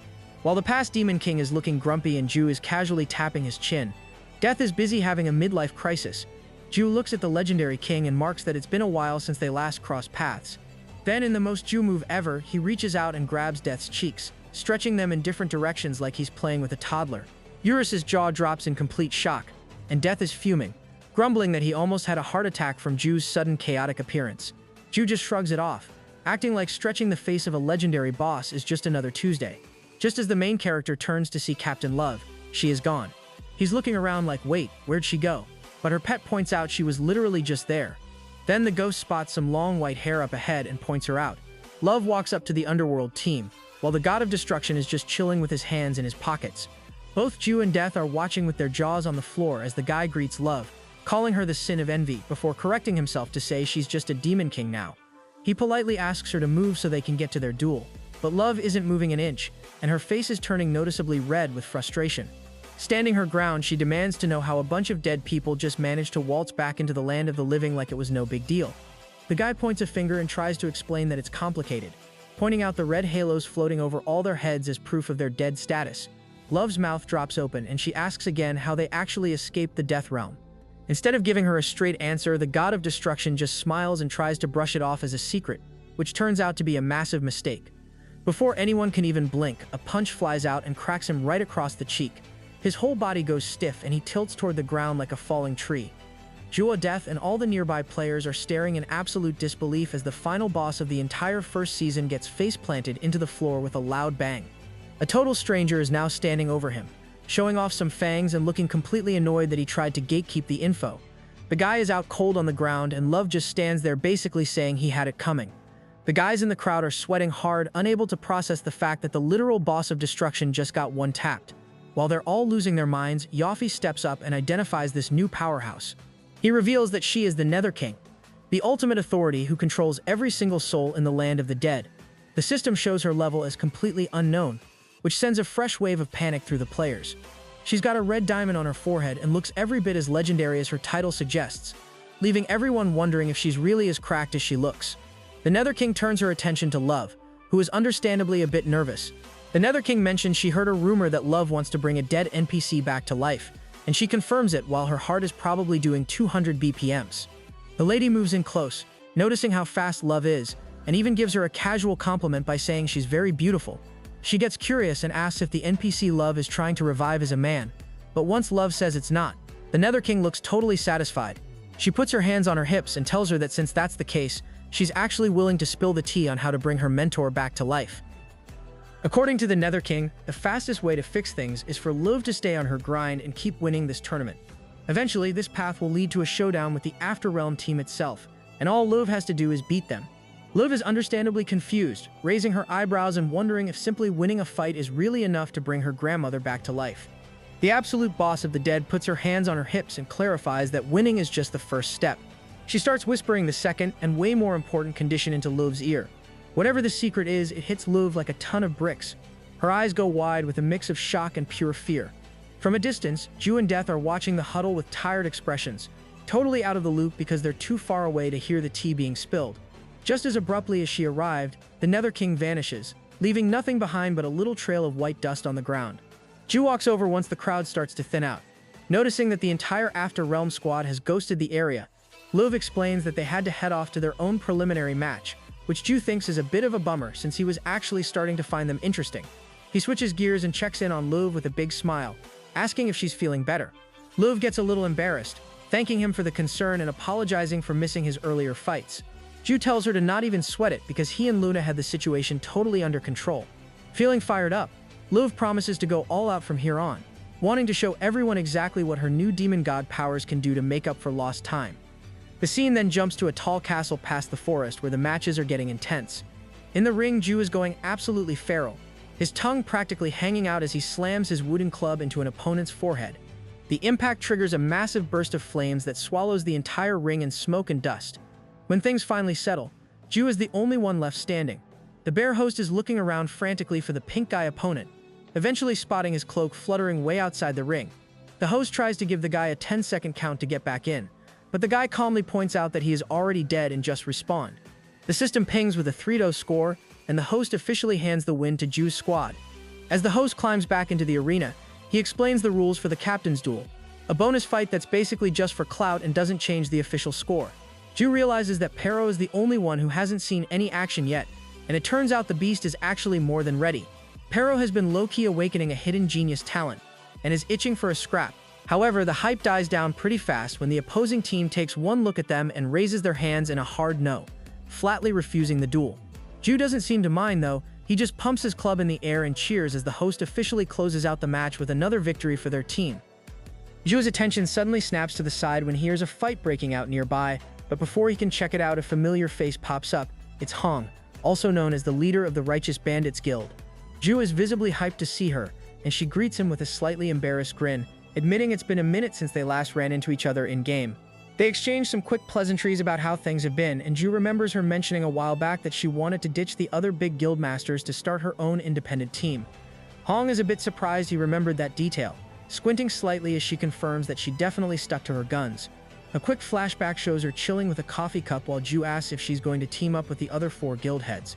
Hong's eyes lit up with pure excitement as she explained that while the others all joined forces, she decided to go rogue and build her own squad from scratch. She was super confident back then, sparking with energy as she told Ju that her team actually had a real shot at taking him down and winning the whole tournament, especially since her guild has the best insider info on the game. Back in the present, Gallardo is still hilariously clinging to Ju's body like a living cloak. Ju is dying to know who Hong actually recruited, and she's more than happy to spill the tea, especially since her teammates are standing right behind her anyway. Ju is all smiles, figuring that since Hong handpicked these guys, they've got to be cracked at the game. Luna, however, finds the whole thing a bit weird. She's blushing with confusion, wondering why someone who values information so much would just reveal her secret weapons to people who are basically her direct competition. Hong points to the ground and introduces their private member, a guy named King Slime. It's a literal slime ball with a grumpy face and a voice as deep as a bass guitar, which catches everyone off guard. Hong explains the wild backstory. He used to be a regular mage player until a series of random events glitched him into the slime class. He totally embraced the meme though, even changing his name to the Slime King. Ju thinks the guy is actually pretty polite when the slime stretches out a limb to shake hands, and the whole interaction leaves Hong looking super satisfied with her pick. Hong doesn't stop there. She introduces the teammate she wanted more than anyone else, a mysterious figure in a black robe. This player apparently appeared in the game like a total comet, absolutely shredding through monsters and enemies without breaking a sweat. When she pulls back the hood, it's revealed to be Princess Bunny, a level 270 powerhouse clutching a wooden sword and looking a bit annoyed. Love is the most shocked of all, recognizing the player as her manager from the real world. A flashback hits them both, showing a younger Love at a computer club back when she first moved out of her parents' place. It turns out the two of them actually met while grinding at the same club, proving that the world of Chronolife is a lot smaller than it looks.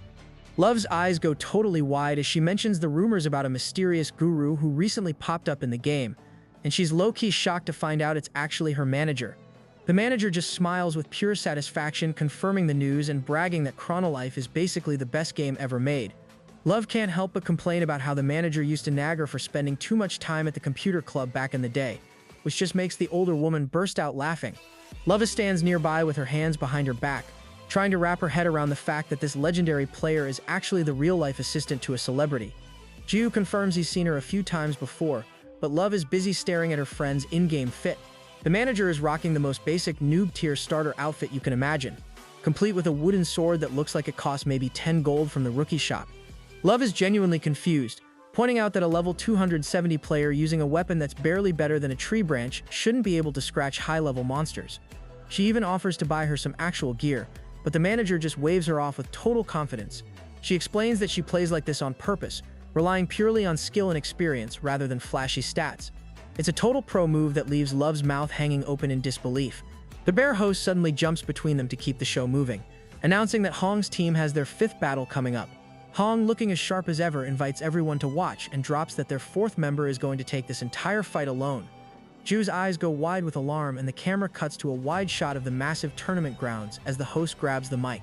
He hypes up the crowd, explaining that they've got a special 1 versus 4 match on their hands. Even though it's technically breaking the rules, the host calls it a legendary display of fighting spirit and gives the solo fighter the right to pick her own victims. Ju is absolutely loving the drama, sticking his tongue out with excitement and saying he wants to try a 1-on-4 match himself in the next round. Luna just gives a long, heavy sigh, pointing out that no sane team would ever agree to fight Ju in that setup because they'd just get deleted instantly. It's way smarter for an opponent to just take the L on 1 point rather than risking their entire score. But the attention stays on the arena as the host reveals who Hong's team has challenged. The opponents step forward and Luve's heart sinks. It's the team minions of the Sea Kaisers. Luve has some pretty nasty flashbacks of these guys. Glowing eyes, vicious hits to the stomach, and being grabbed by the hair. These are the survivors of the elite Sea Kaisers race that appeared at the start of the 2nd season. They're rocking massive sharp tridents and are known as some of the strongest creatures in existence. The only reason they're even still alive is that they were out attacking other dimensions when Ju launched his world-ending attack at the start of the season. A flashback shows Ju's wooden baton literally smashing through space and detonating a planet, wiping out almost their entire race in one go. Now these bitter survivors are standing side by side, ready for the tournament to win the prize money so they can buy a new planet and revive the population. It's actually kind of a tragic backstory. They're sitting there with white lines creeping through their thick skin, thinking about how they just want a safe place to have kids and rebuild their population in peace. Their fangs are stained with blood, and while they think the oceans in this world are okay, they're tired of being everyone's punching bag. Deep down, they're basically fueling their stats with pure spite, swearing they'll make everyone who humiliated them pay for it. Love is standing there with her jaw on the floor, calling out how totally reckless it is to go into a 1v4 against these monsters. She points out that even the weakest one in that group is well over level 1000, which is basically boss tier for most players. Hong just chills there, holding her king slime like a plushie, and tells her to relax because her team members are just built different. Love is visibly confused, raising her eyebrows because she can't wrap her head around where Hong is getting all this confidence. She stares at the hooded figure in the arena, wondering if this one mystery player is really enough to carry the whole squad. The bear jumps over to the sea crew and asks if they're down for the 1v4 challenge. Drool runs down their sharp fangs as their leader cockily accepts, claiming it doesn't matter how many people are in the ring, they're winning regardless. The host cheers, spreads his legs wide, and officially gives the signal to start this special condition scrap. One of the monsters immediately rips itself off the ground, screaming about how these arrogant humans are about to catch a permanent game over for their overconfidence. The whole team charges the lone player at once, looking like a total tidal wave of death. Then, the stranger does something legendary. They just raise one hand and snap their fingers. In that split second, the massive monsters are literally sliced into pieces, their upper half flying into the air before the rest of it crashes down in a heap. Doing that, the stranger slowly pulls back their hood and adjusts his glasses with 2 fingers, calmly explaining that he's just a pragmatic guy, a rationalist. The system identifies him as Ilanshu, a spirit summoner, a hidden profession that's incredibly rare. Right next to him, magic particles swirl around a small boy who turns out to be the spirit of the wind. Luna's eyes go wide as she realizes she's looking at the very first player in Chronolife history to ever unlock a hidden profession. She explains to a confused Jin Tui that this guy, known as Mr. Ilanshu, was basically the most popular player in the game's early days. The little wind spirit king is currently tugging at Ilanshu's cheek, complaining loudly about how much he hates the smell of fish. Luna breaks it down for Jin Tui that Ilanshu's power is 100% tied to the bond he has with his spirit, and since they've been together since day one, their connection is basically maxed out. Even Jun is a bit stunned to hear that before he showed up on the scene, This guy was sitting comfortably at the absolute top of the world rankings. Luna was just standing there, eyes wide with surprise, realizing the tournament just got a lot more interesting.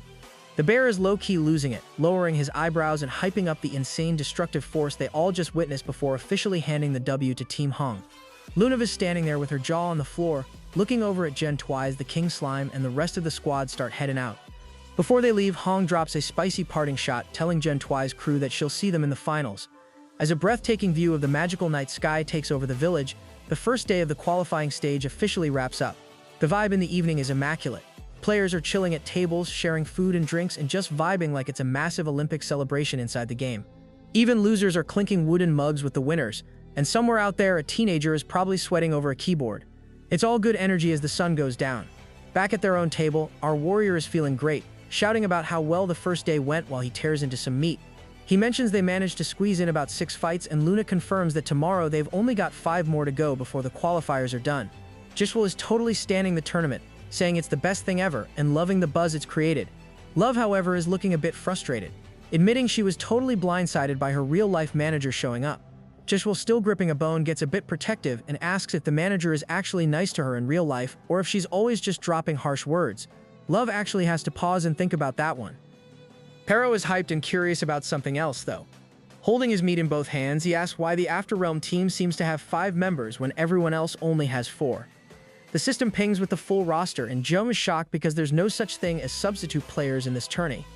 Luna clears it up, explaining that she actually DM'd the bear about it. Turns out the extra player isn't an official player, but more of a coach or trainer. As they sit by the fire under a stunning starry sky, the group keeps chatting. Pero mentions he wants to fight the King Slime because it looks tasty, which earns him a quick reality check from Eurus about not eating his opponents. Luv admits she's dreading a potential fight with her manager, but Luna just tells her that having that kind of thoughtful attitude is actually a good thing. The next morning arrives with a blazing sun and a clear sky, and the remaining matches fly by in a blur. Jura is all smiles in the ring, deciding to go for an upward strike that triggers a massive explosion of fire right in his opponent's face. A stream of flames shoots into the clouds, leaving his teammate's hair standing on end from the shockwave. When the smoke clears, Jura is the only one standing, as per usual. The Boo Bear is screaming into the mic, calling it an incredible story since Jura's ended every single match with just 1 hit. He officially crowns him a top-tier candidate for the overall victory, and the whole tournament is basically holding its breath to see what he does next. The Boo Bear stands tall in front of Team Jura and drops the news everyone's been waiting for. The brutal qualifying phase is officially a wrap.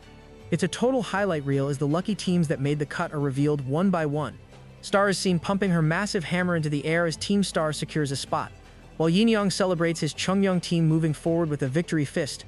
Hong is looking cool with her arms crossed as her squad advances, and even the Afterrealm crew makes the list after the devil literally chokes out his last opponent. After all the dust settles, 32 elite teams are left standing, ready to head to the main stage for the real show. The big day finally arrives, and the energy in the arena is absolutely peak. The stands are packed with players who are smiling, cheering, and basically vibrating with excitement. Boo Bear closes his eyes for a second, soaking in the hype, before raising a paw to announce that the main stage tournament is officially live. The arena is massive, making the players look like tiny action figures on the sand, but the noise from the crowd is anything but small. Team Juao gets assigned to the red corner, and as they walk out, the deafening cheers prove they're the heavy favorites to take the whole trophy home. Over in the blue corner, the mystery rivals are about to emerge from a dark tunnel. Juo is looking extra confident with his arms folded, while Luna is low-key freaking out because she has no clue who they're about to fight. Juo just smirks and tells her it doesn't even matter who shows up because they're going to delete them instantly. Love, meanwhile, has a single drop of sweat rolling down her face as she focuses on the rhythm of her heartbeat. She's locking in, silently asking her grandmother to watch over her, while her eyes shine with the kind of determination that says she's ready to crash out on whoever steps through those gates. The tension snaps when a pink shoe hits the sand and Team Star reveals themselves as the first opponents. The crowd is losing their minds, and Juo is actually surprised by the matchup. Outside the arena, people are glued to giant screens, tablets in cafes, and personal broadcasts, with the host announcing that over 50 billion people are watching, a literal world record for the game. Both teams head to their waiting rooms to figure out their fighting order, with only 5 minutes to lock in their strategy for the Private's duel. In the stands, Star's fans are already mourning, holding up posters and crying about her terrible luck for drawing Ju in the very first round. Even Hong is up on a balcony, shouting with a big smile that Star's team is a terrible opponent. Ju just pulls a frustrated face at being matched with them, but the hype is already too high to stop. The first real clash of the main stage is finally here. Behind the iron bars of the waiting area, Team Ju is looking more serious than a final exam. The main character closes his eyes, trying to figure out who should step up to fight Star from Star's squad. Luna starts laying out the game plan, pointing out that during the qualifiers, Star was always the captain.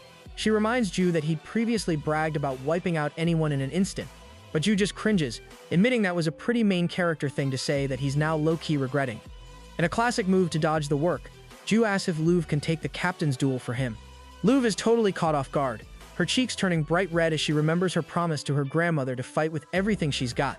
She's sweating bullets, but she catches a glimpse of a silhouette of her smiling grandma in her mind and gets a sudden burst of motivation.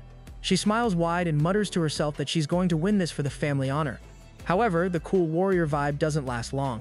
Luv starts having a total emotional meltdown as memories of Star flash through her head, hugs, eating together, and Star calling her big sister. Luv literally loses it, screaming that she trusts Star too much to fight her. She starts panic-kicking the air, trying to hype herself up, but it's a disaster. Ju looks at her and flatly tells her she's being kicked off the team for being mentally unstable right now. Luna just sighs, admitting that their friendship with the other team is basically their one true weakness.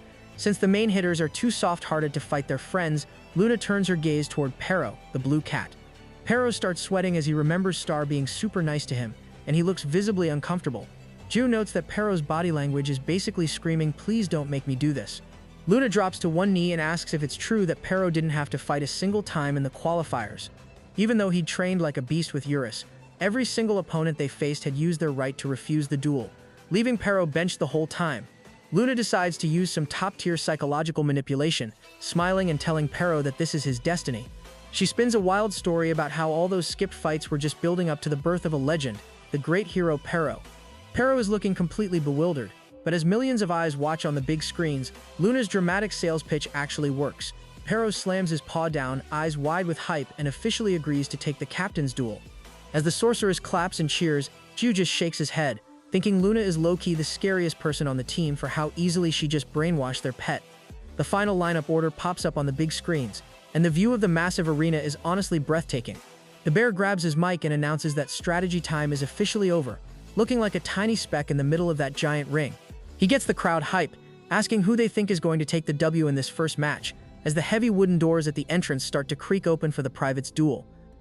Ju, the god of chaos himself, steps out first with a hand on his hip, revealing he's taking the private slot for his team.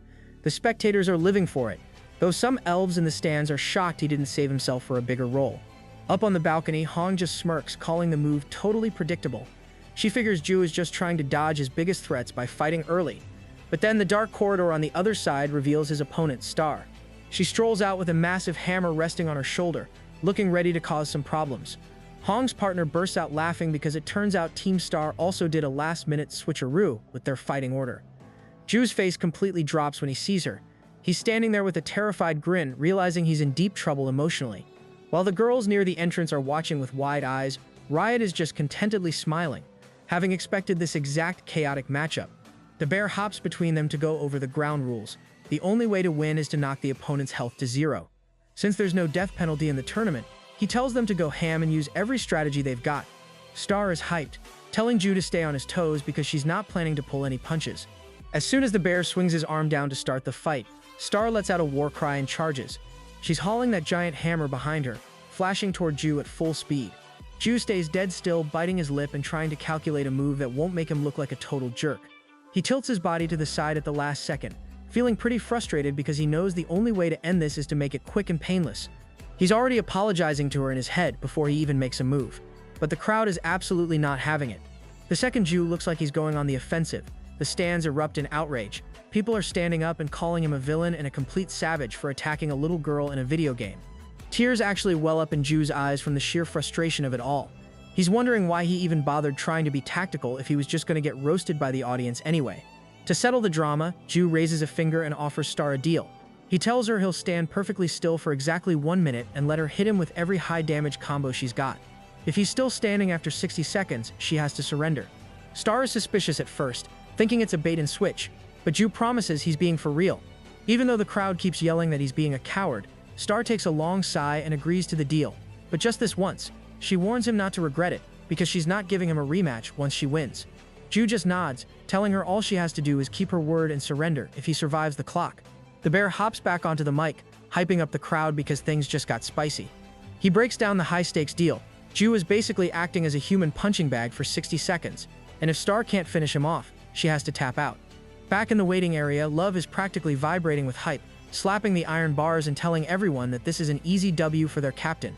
She's super confident because she knows Ju's stats are a literal 99 keys and 99 across the board. Plus, he's got a cracked healing factor. In her mind, Star could swing that hammer for a year and still wouldn't leave a scratch. Riot is standing there with his hands in his pockets, looking a bit surprised that Ju is actually planning to just tank hits for a minute straight. He realizes he might have slept on how tanky their captain really is. But then the vibe shifts instantly. Star's jaw drops as she triggers the seal release on her hammer, calling out to a transcendent being named Ascended One, the Lord of Steel and Fire.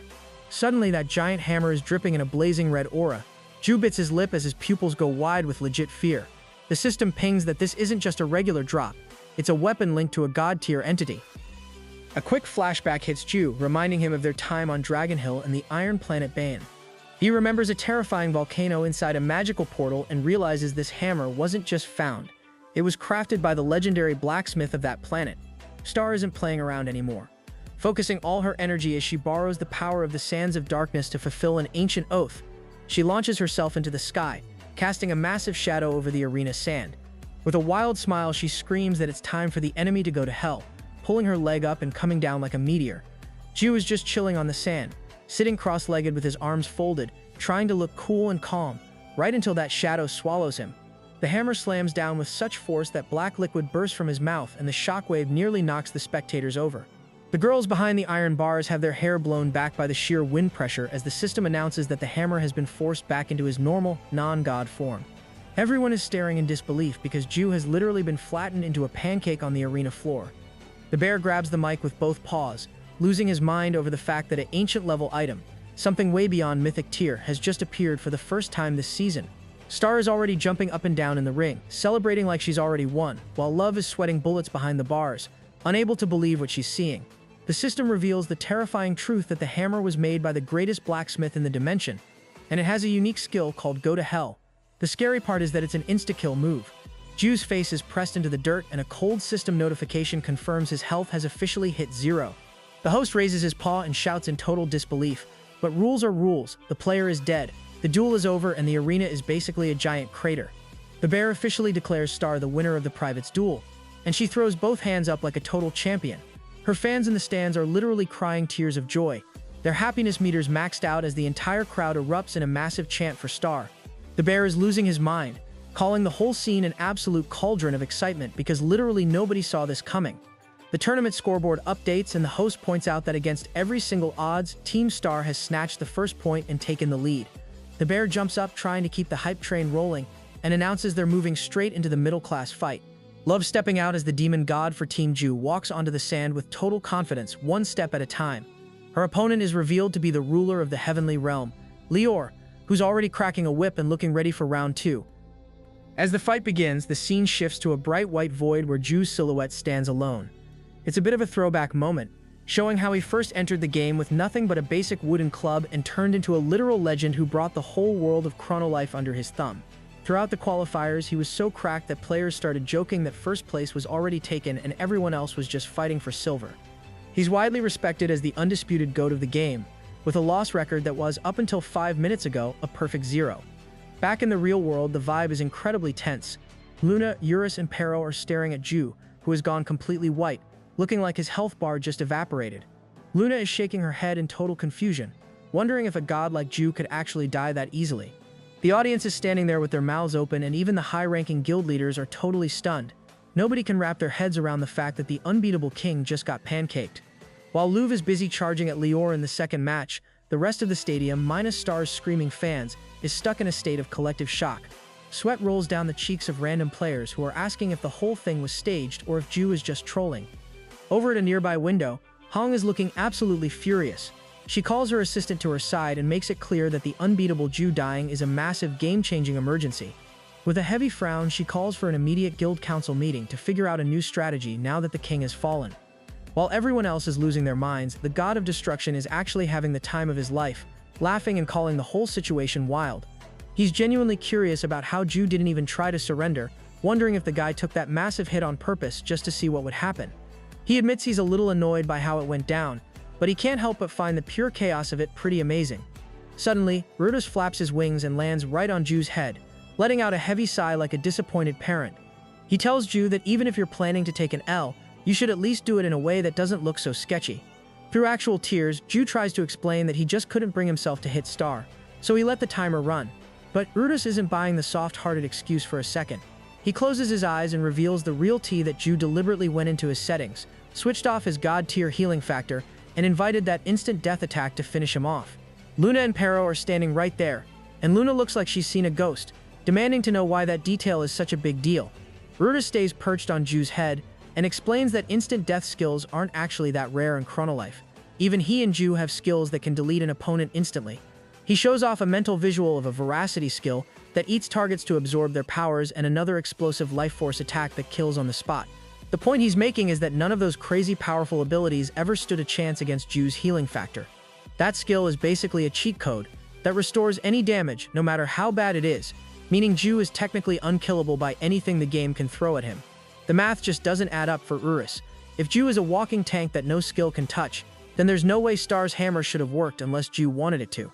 Luna is sweating now, totally agreeing that the logic is broken. Urus smiles, knowing he's cracked the case, and asks Ju point-blank if he threw the fight on purpose. Ju tries to play it off by grabbing Urus's cheeks and stretching them out, calling his pet clever, but he eventually drops the act with a frown. Luna's eyes go wide as Ju officially confirms he cut his healing factor and let himself be killed. She's completely baffled, asking him why he'd go that easy on Star when this isn't a life-or-death war, it's just a tournament for testing skills. Ju is still messing with Urus's face while the pet grumbles that he's curious too. Even if Ju cares about Star like a little sister, dying at her hands in front of millions of people seems like a bit much, leaving the whole team wondering what his real endgame is. Ju opens his mouth wide and admits that part of his plan was just pure curiosity. He really wanted to feel firsthand what an ancient-level weapon could actually do.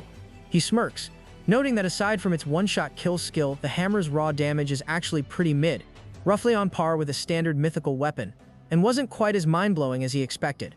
Since he's already been caught red-handed, he abruptly stands up and tells the group to keep his voluntary death a total secret from the rest of the player base.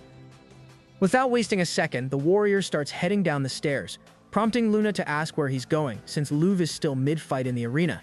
Ji just glances back and says he has some urgent business to handle, promising to be back before the match ends. As his legs move quickly down the steps, Eurus follows, asking what could possibly be so important. Ji just smiles slightly, looking thoughtful as he mentions he just needs to cross paths with someone. He flashes back to the moment Star called out to the soul of Thurves during the fight, and his expression turns cold and serious. He reveals that he's going to pay Thurves, the blacksmith, a visit and kill him. Sweat breaks out all over Eurus's face at the realization. Jiju steps outside, looks up, and activates his speed of light skill, shooting into the sky like a rocket. Back at the arena, the fight is getting intense. Leora is swinging her red whip furiously, and Love is barely dodging the close-range attacks. The demon god clenches her jaw, realizing that this monster boss from the heavens is no joke. The ranged attacks are so powerful they actually mess with her senses. The system reveals that the whip has a charm ability that forces targets to obey for a short time. Love grits her teeth and pushes forward with everything she's got, determined to win to make up for Ju's loss and her own rocky performance during the qualifiers. Meanwhile, Ju and Iris arrive at a massive building with huge statues of monsters. There as Leoro spots them and asks why a dimensional warrior is visiting during the big tournament. Ju doesn't have time for small talk. His pupils widen with intensity as he tells her to cut the chatter and open a portal to the iron planet Benev immediately. His Leoro is surprisingly cooperative, her body glowing as she stretches her palms out to open a dimensional gateway that's apparently been maintained for over 1,000 years. Ju thinks to himself that she's surprisingly chill about the whole thing as he reaches out and touches the glowing aura of the portal. The system confirms the coordinates and a massive beam of energy bursts through the roof, shooting them through the clouds and into the space between planets. As they fly through the dimensional gap with focused expressions, Eurus turns to his master and asks why he's so tilted. After all, isn't the blacksmith just a nice old man who helps Star out? Ju pulls a frustrated face and asks Eurus if he's ever actually met the guy. Eurus admits he hasn't, noting that back in the closed beta, only Ju and Luna were high-level enough to actually connect with the legendary blacksmith. Ju brings up a conversation he had with Star earlier, remembering how she'd described the blacksmith as an old man with a legendary temper. A memory flashes back to the alchemist waving a cheery goodbye as she headed off to the iron planet Benev. While Ju tried to warn her about the grumpy old man, only for her to yell back that he was dropping unwanted spoilers. Ju just nods to himself now, wearing a sharp, angry expression and confirming that the guy is indeed a stubborn, bad-tempered piece of work that he needs to handle personally. A powerful stream of magic slams into the planet's outer shell as they arrive, revealing a massive volcano sitting in the middle of a literal hellscape. Ju touches down on his toes, and Eurus is instantly tripping, jaw on the floor as he asks if this lava-filled rock is actually the Iron Planet. With black smoke pouring out of vents and lava flowing through channels like a twisted plumbing system, Eurus wonders if his master's feet are literally on fire, but Ju just tosses his wooden club over his shoulder and acts like it's a walk in the park. Suddenly, a massive shadow looms over them, and a booming, furious voice asks what kind of idiot has dared to step into his territory as giant fingers emerge from the darkness. The big man's eyes glow as he crouches behind a volcano, and Ju recognizes him as the legendary blacksmith Thurvs, a powerhouse descended from both dwarves and giants. Thurvs stares down at the tiny intruder, but his pupils shrink with shock rather than anger. He isn't mad anymore, he's obsessed. A huge smile spreads across his face as he realizes he's looking at a level 99 wooden club in real life.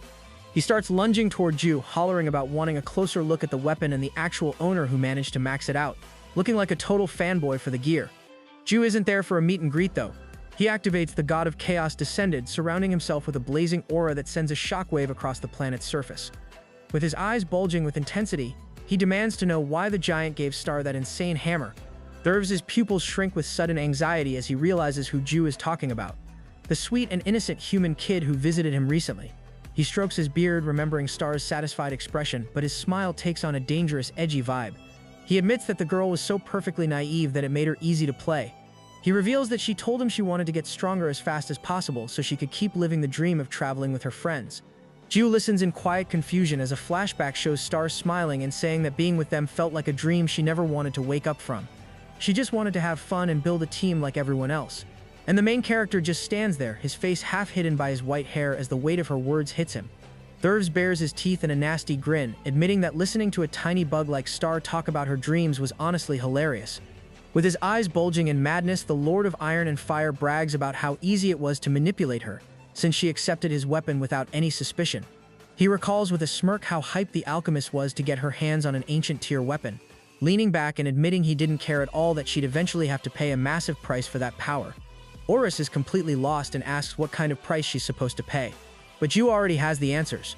He explains that the Go to Hell Destroyer skill is actually super technical and has 2 strict requirements to even work. First, the person using it has to cast the spell while being completely unable to move, and second, the hammer has to land a direct hit on the target's head. If it hits an arm or a leg, the instant death effect just fails.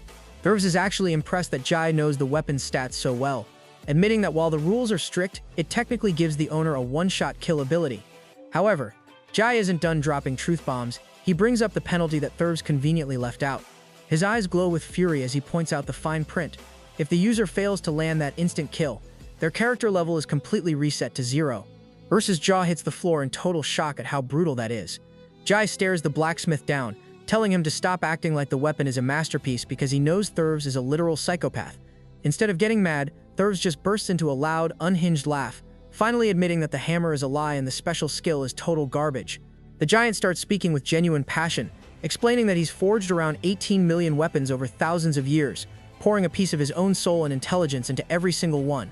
He points to a massive mountain of metal and gear, screaming that this pile of weapons is his pride and the entire meaning of his life. But then his eyes bulge with fury as he reveals the one weapon that ruined his ego, a level 99 iron wooden club. Juri grips the handle of his own club, and the old man goes off about how it has overwhelming destructive power that can't even be measured. To Thurvs, that club is the perfection he's always dreamed of creating, something so strong it doesn't even need cheap tricks like instant death. He admits the hammer was just a failed experiment born out of his frustration that he couldn't match the level 99 club's raw power. The only reason he gave it to Star was that she kept talking about Juru, so he figured he'd use her as a tool to mess with the owner of the perfect weapon. He even has the nerve to say that if Star's level gets reset, he's going to blame Juru for it personally. A quick flashback shows Star lying in a hospital bed with medicine on her face. Thurvs lays out his real endgame.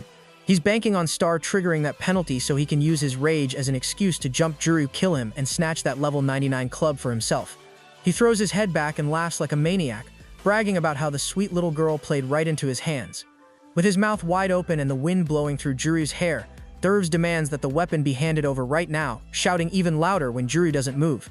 Juru just exhales heavily, his brows furrowed in sharp anger as he flatly refuses, telling the giant the only way he's getting the club is by catching these hands in a fight. Meanwhile, back at the arena, the vibe is just as intense. Leader is swinging her celestial weapon with a look that says she's out for blood. Love clenches her fists, realizing that fighting a Heaven Realm boss is basically like playing on hard mode. The ranged attacks are so overwhelming they mess with your senses just by being near them. Determined to make up for Jiu's loss in her own shaky qualifiers, Love launches herself forward like a rocket. Suddenly, the system pings with a major announcement that a brand new individual skill has been unlocked. Love's pupils sharpen as the AI identifies it as the Dash of Courage. Even though Love looks a little confused by her own power, she teleports in the right direction and lands a massive blow right in Leader's side. The impact is huge. Leader is left coughing up blood as a massive explosion rocks the arena. From the sidelines, the guys are sweating bullets, wondering how Love suddenly developed that insane blink-and-you-miss-it speed. While Leader sits on the ground trying to figure out what just hit her, Love stands there looking just as puzzled as everyone else. Elsewhere, in a high-tech building, the developers are watching the whole thing on a big screen. The boss, with a cigarette between his teeth, is hyped because their new AI-driven system is finally showing results. He explains that individual skills are the big new feature for Season 2, designed to make every player truly unique. He breaks it down with a simple example. Imagine two players who both pick the Knight class. Over time, one player might naturally prefer slashing, while the other likes to stab. The AI monitors all those tiny habits, like the angle of the swing, how they hold their hands, and whether they play aggressively or defensively, and then bakes all that data into a one-of-a-kind skill tailored specifically to that person. It's basically the ultimate way to reward players for their own original playstyle. And as he smiles and explains, it's exactly why Love is currently moving like a glitch in the Matrix. Back on the dev screens, the president is basically losing his mind, pointing at the broadcast and shouting that they're witnessing a real-time individual skill activation. Love is in the zone, sweat dripping down her face as she realizes this new ability is tailor-made for her specific habits. She flashes back to the beginning of the fight, remembering how her attacks were messy and just weren't landing. But as her pupils turn a sharp, glowing white, she realizes this Dash of Courage is her ticket to the winner's circle. She opens her mouth wide, triggers the skill, and leaves a literal trail of magic behind her as she teleports across the sand. The system pings with a wild stat. Her instantaneous speed just jumped by 300%. Leor can barely turn around before Love is already behind her, spinning in the air and coming down like a meteor. She drives her falling dragon strike straight into Leor's stomach, causing a massive explosion that rocks the stadium. The host is screaming into his mic, calling it an absolute power move that might just end the fight right here. However, Leor isn't going down without a fight. Her red whip starts glowing with holy energy as she activates its celestial ability. The stats on this thing are cracked, the attack power scales with her mana, and the range stretches out to a full kilometer. Love has to leap back as a monstrous explosion tears up the ground. The host even has to cover his face, reminding the shocked crowd that they're safe behind the arena's high-tier barriers. Love acknowledges that Leor is a beast, but she remembers a lesson from Jiu that even the biggest boss will fold if you land the right hit. Love really didn't want to burn her trump card this early in the tournament, especially with 32 fights still to go. But since Jiu already caught an L and the team is trailing, she knows she has to stop overthinking it. She slides across the arena floor, locking in her focus as she activates her ultimate form, the Demon God Descended. A blinding flash of light swallows the ring, and when the smoke clears, Love has completely transformed into a serious, glowing powerhouse.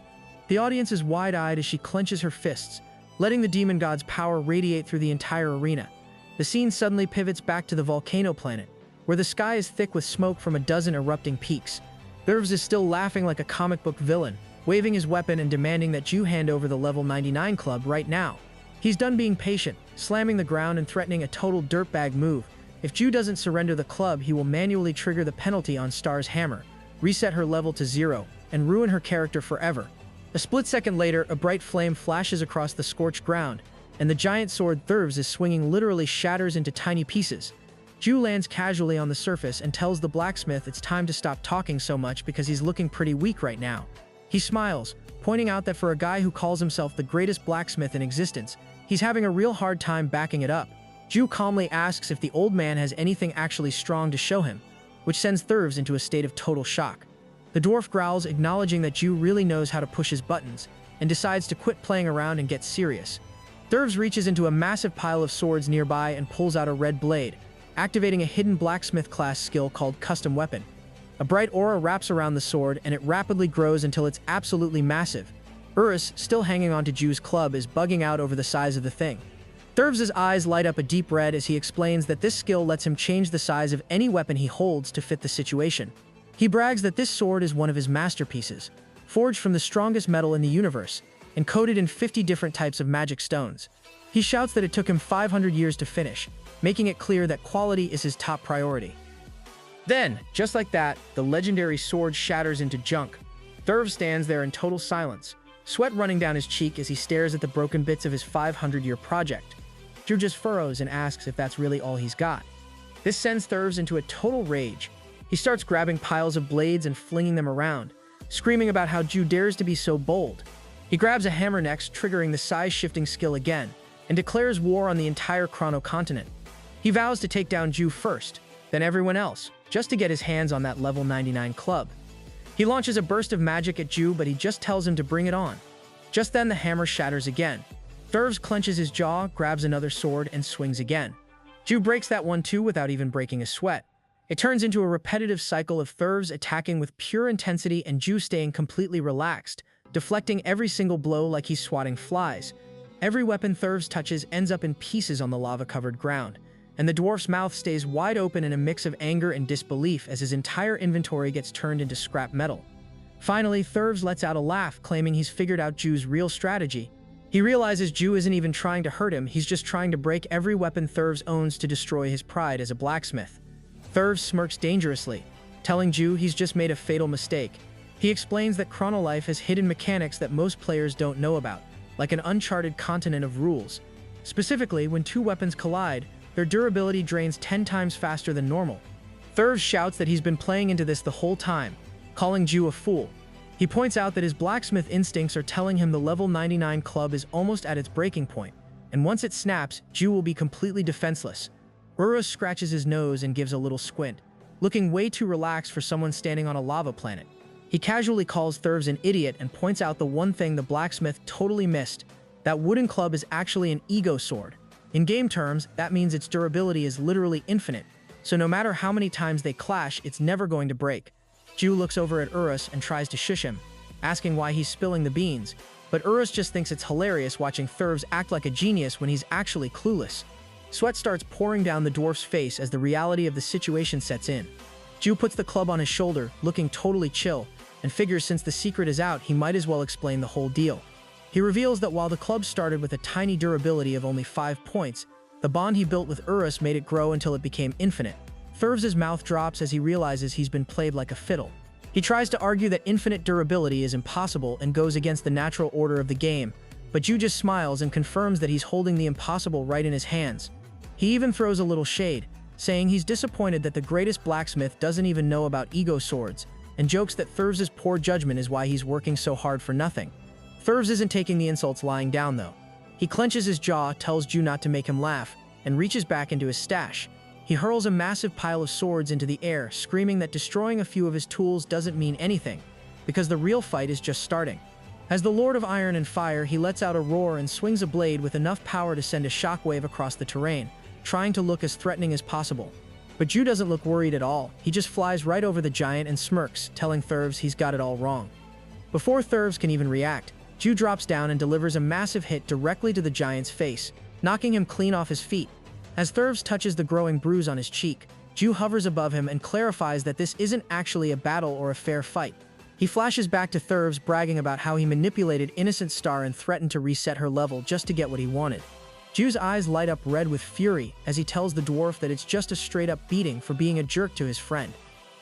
Drew swings his club with a slight smile, promising that he isn't going to kill Thurv, just teach him a very painful lesson. He smacks the blacksmith right on top of the head, leaving the giant's jaw hanging open in pain. Every time Thurv tries to get up, Drew is right there to knock him back down, sending sweat flying everywhere. Thurv is absolutely terrified, realizing that each hit is dealing massive damage even if his health bar isn't empty yet. Drew lands back on the ground and asks why the legendary blacksmith is already taking a nap, smiling as he points out that the correction session has barely even begun. Drew decides it's time to stop talking and start swinging, following through on his promise to give the blacksmith a proper correction session. Explosions rock the volcanic terrain as Drew gets into a flow state, his expression turning sharp and intense. Visfers, surrounded by a red aura, tries to act tough one last time, calling Drew a punching bag and threatening to hit the reset button on Star's level. Before he can even finish the threat, Ju lands a punch so hard it literally breaks the Lord of Iron and Fire's nose, sending blood everywhere. A massive burst of energy swallows the giant, and Ju hovers there looking a bit sheepish, realizing he accidentally deleted the guy.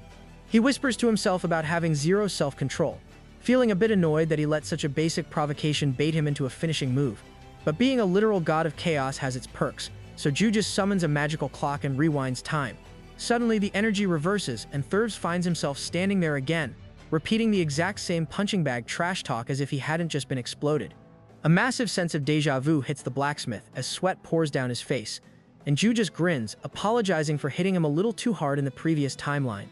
Thurves tries to regain his dignity, screaming about being an ascended being, but Ju isn't having it. He activates a skill called 8 Mirror of Expansion, and in a few seconds he grows to match Thurves' massive height. Now that they're the same size, Ju clenches a fist and tells him that fighting a 2-star Ascended is light work, before delivering another full-force haymaker to the giant's face. The legendary hammer drops from Thurves' hands as he cries in pure agony.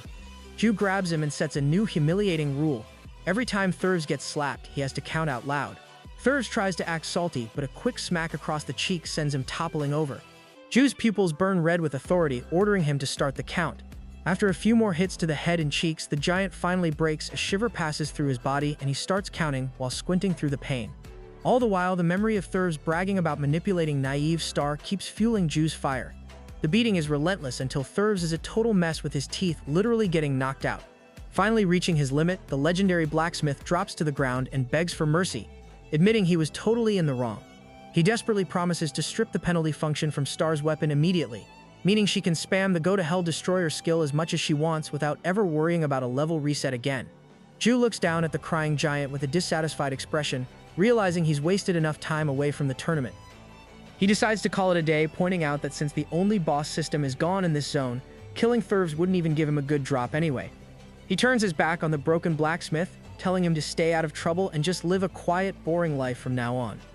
A final shiver runs through Thurves as he agrees without a second thought. Completely terrified of the guy, Ju stops mid-step and drops one final warning, basically telling Thurves and everyone else nearby to watch their step. The blacksmith is just left sitting there in the dirt, watching the great warrior walk away. But while Ju is heading back, a mysterious glowing ball appears nearby, and some heavy hitters are watching the whole thing on a magic screen. A mysterious smiling figure admits that it seems like Ju was talking to them and he's actually a fan of him, saying the guy's reckless confidence is low-key cool. Even though the entity jokes that Ju only beat a third-rate blacksmith, he's still weirdly proud of the guy for pulling it off. Standing near the magic ball, this ascended being spills some tea about Thurves. The old man was never actually a fighter. His 2-star status was just a title, and in a real scrap, he's basically a non-combatant. The mystery man turns to his squad, a bunch of dark silhouettes chilling on a floating space island, and asks if they think the guy with the wooden stick is ready for a star ranking.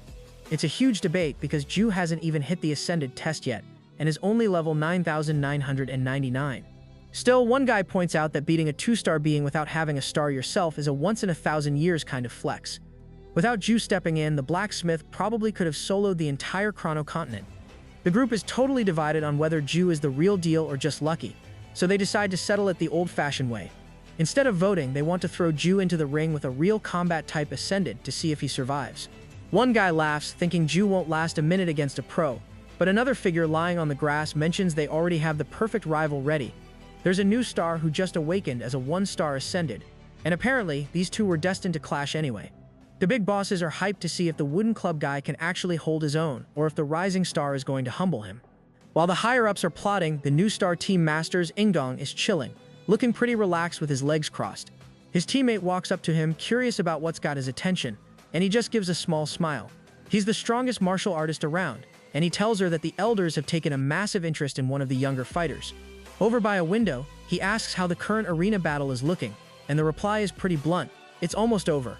Sam, master of Shaolin, notes that the massive gap in internal energy between the two fighters in the ring means the conclusion is going to be quick and brutal.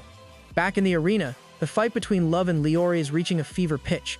Love lifts her leg and starts channeling raw demonic power through her index finger, firing off a wave of energy that looks absolutely cracked.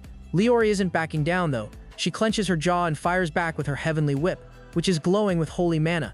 But in a move that catches everyone off guard, Leori actually deflects the hit while standing inside a protective energy shell. The host is losing it on the mic, shouting about how monstrous these attacks are as both players trade high-level blows like they're in a world championship final. Lou suddenly raises her hand with a look of pure focus, deciding it's time to stop playing around and combine her power into something massive. A blinding flash of light fills the arena, and Ingong notices that the energy Leori had previously scattered is actually pulling itself back together in the sky. It turns out demonic power is the ultimate imagination tool, letting the user turn infinite mana into whatever they can dream up. Suddenly, a massive, terrifying monster named Belial materializes with glowing purple eyes. Luv activates Demon Breath, and the creature charges up a huge amount of energy in its mouth before unleashing a devastating blast. The host is sweating bullets as the explosion rocks the stadium, wondering if Leori even survived that. When the smoke finally clears, the wounded ruler of the Heavenly Kingdom is seen lying in the sand, unable to get back up. Love stands over her with total confidence, and the bear officially calls the match. Victory goes to Team Ju. The results table pops up showing that Team Ju is now leading 2-1. Teddy Bear hops over to the center of the ring to introduce the main event, the captain's duel between Pero and Habaek. The stakes are massive. If Pero wins, the match is over with a 3-1 score. But if Habaek pulls it off, they'll be tied, forcing a chaotic 4-on-4 team battle. Pero sprints forward at full speed, his footsteps echoing as he launches himself into the air. With total concentration, he activates a skill called Form Change, which the system explains allows a user to transform into their original race. The crowd is mesmerized, and even some of the pro players on the sidelines think the transformation is actually pretty cute. Eurus is cheering from the top of Jeff's head, telling the kid to show off his real power. Pero's paw starts glowing with energy as he triggers a Beast Claw attack, swinging at Habaek with everything he's got. Habaek barely manages to dodge 3 blue slashes that tear through the air, realizing with wide eyes that this kid is actually faster and stronger than most top-tier swordsmen. Pero starts bouncing between the rocks like a pinball, using them as launch pads to dive bomb Habaek from every possible angle. Habaek grits his teeth, barely keeping up as black liquid, likely some form of demonic energy or ichor, flares from his hand. He realizes pretty quickly that the initial Beast Claw was just a big brain feint to get him into the air. Pero creates some distance, looking fierce while Habaek admits that for a kid, his agility and combat flow are honestly top tier. But Habaek smirks and decides it's time to stop holding back, pulling out his artifact and announcing he's about to go full King of Mirrors on everyone. Suddenly, the entire arena is swallowed by a move called Mirror World. Blue mirrors sprout up everywhere, covering the floor, the walls, and even hanging in midair until the whole place looks like a giant, trippy kaleidoscope. Pero is visibly shaken, staring at 1,000 reflections of his opponent.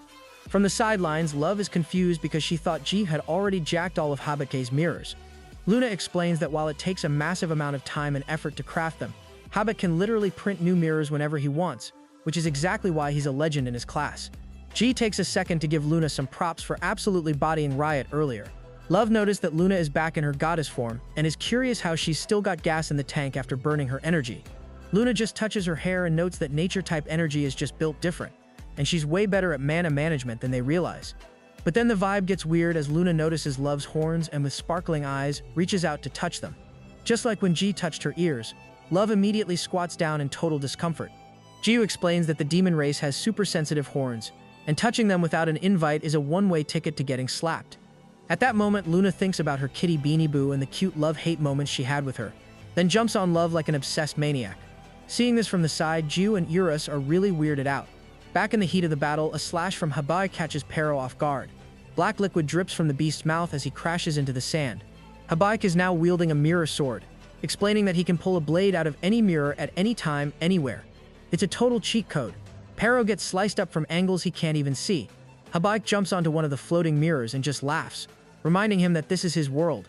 Blue rays start firing from every single mirror at once, leaving Pero completely spiraling and unable to track the next hit. Jiu, watching from the sidelines, tells his little apprentice to stop panicking and actually use his eyes. He breaks down the trick that Habaek is using mirror reflections to bounce around at high speeds, creating the illusion that he's everywhere at once. Jiu makes it clear that if Pero wants to survive this, the mirrors have to go first.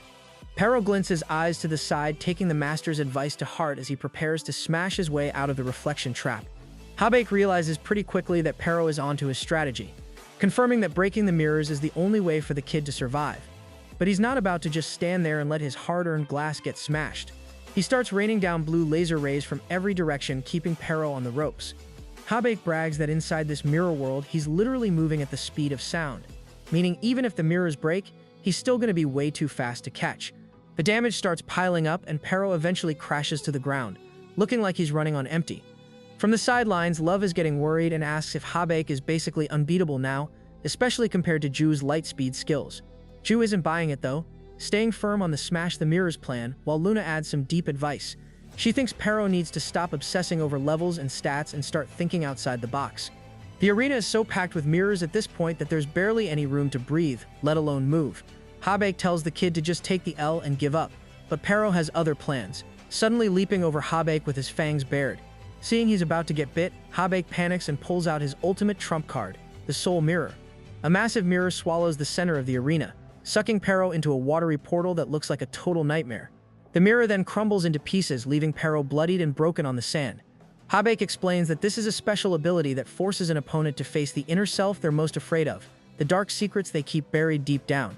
Habaek leans in to take a peek at Pero's soul, expecting something simple, but instead he sees a giant violet eye staring back at him. Total horror washes over Habaek's face. He drops to the ground as his legendary artifact shatters into junk.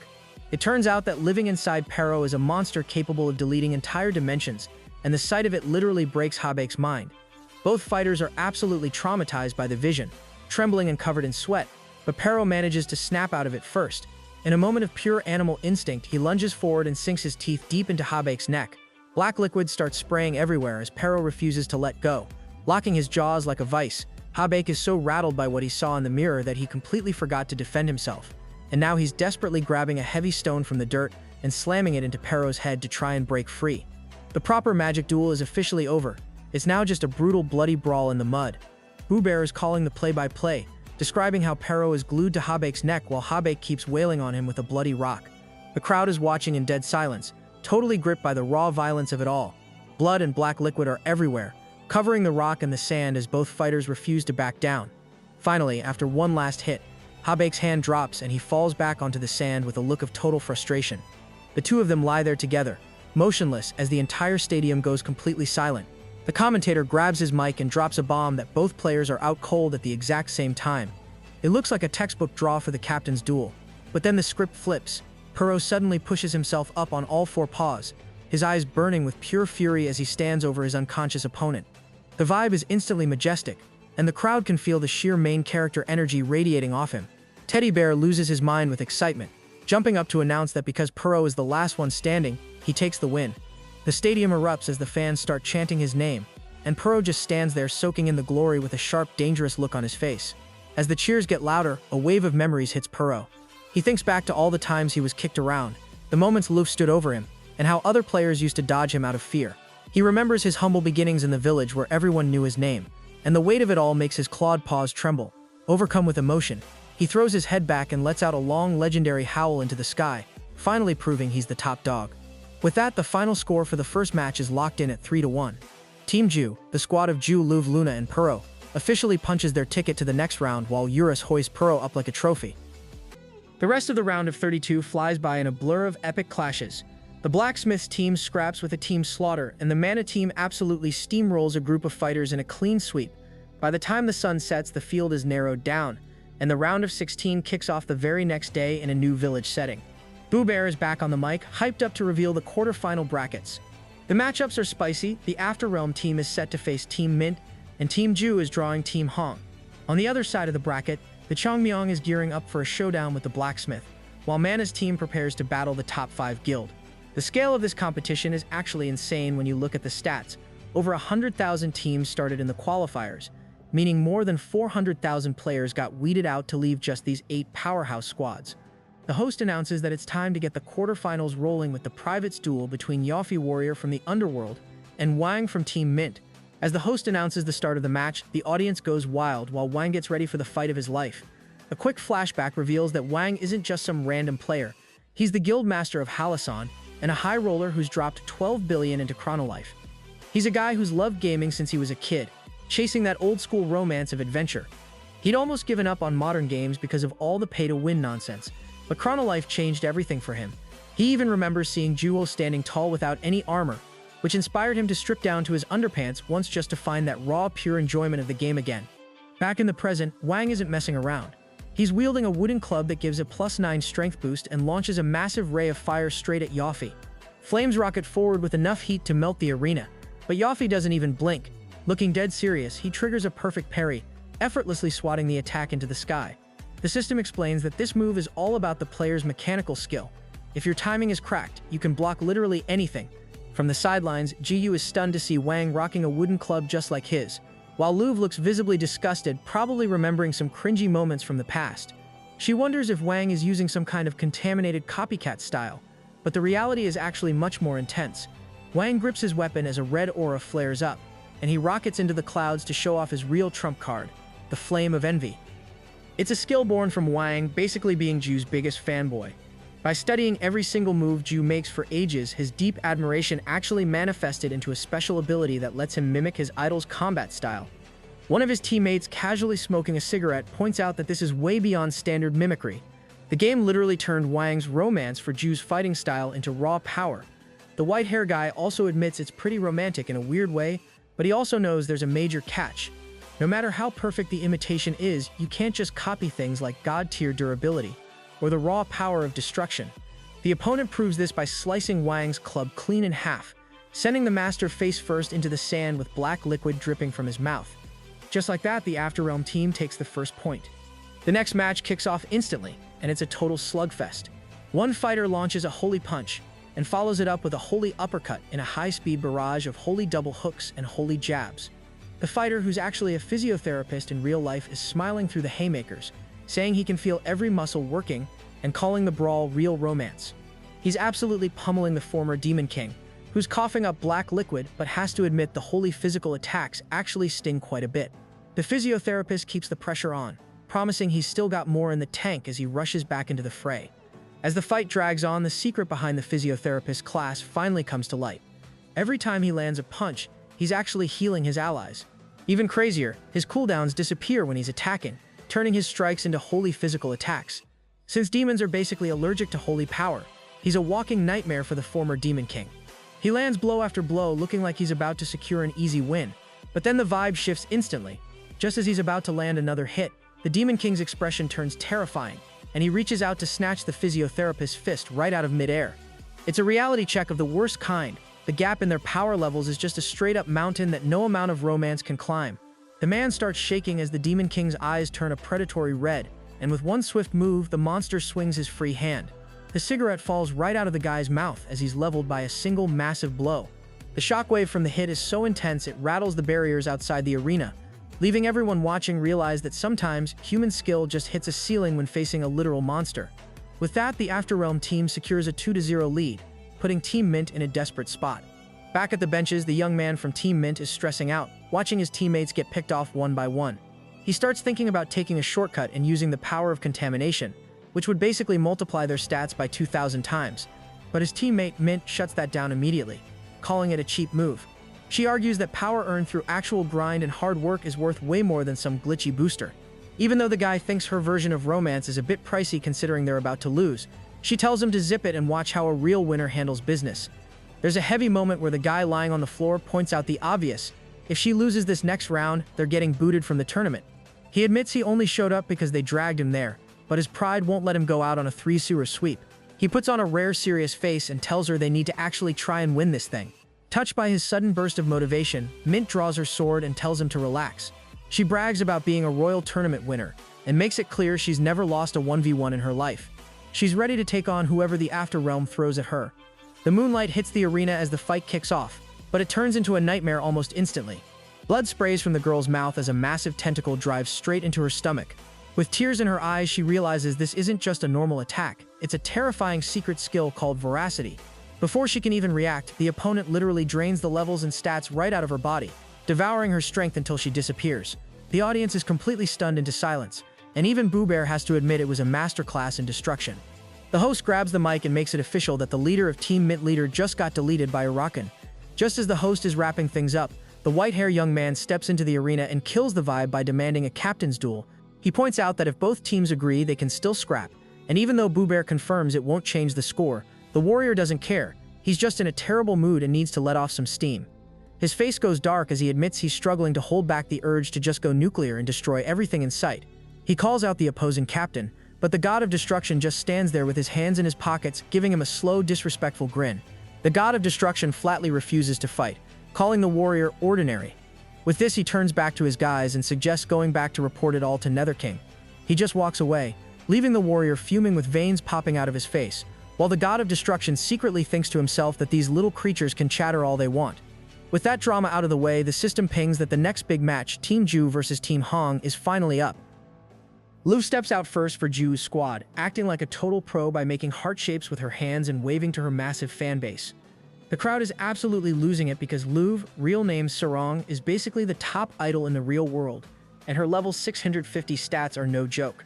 However, the host drops a massive plot twist that her opponent from Team Hong is the Sword Girl, who also happens to be Lu's real-life manager. The stadium turns into a soap opera as Teddy Bear jokes about this being payback for all the times the manager scolded Lu behind the scenes. Lu immediately gets defensive, telling everyone to stop making up rumors about her being bullied, but things get tense fast. The manager is acting super professional, telling Lu to leave her feelings at the door because she's coming for the win. Lu's face starts to twitch with those classic anime anger veins as she realizes her manager's icy stare is actually pretty intimidating.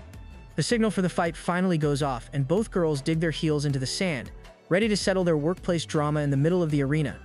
Lu doesn't waste a single second, charging forward and popping a unique skill called Dash of Courage. This move is a total game changer, boosting her battle speed by 300% in an instant. She manages to get behind her manager, reminding her that while skill is great, Chronolife is often a numbers game. Lu tries to swing for a hit to the face, but the manager blocks it like a boss and counters with a wooden sword strike right across her cheek.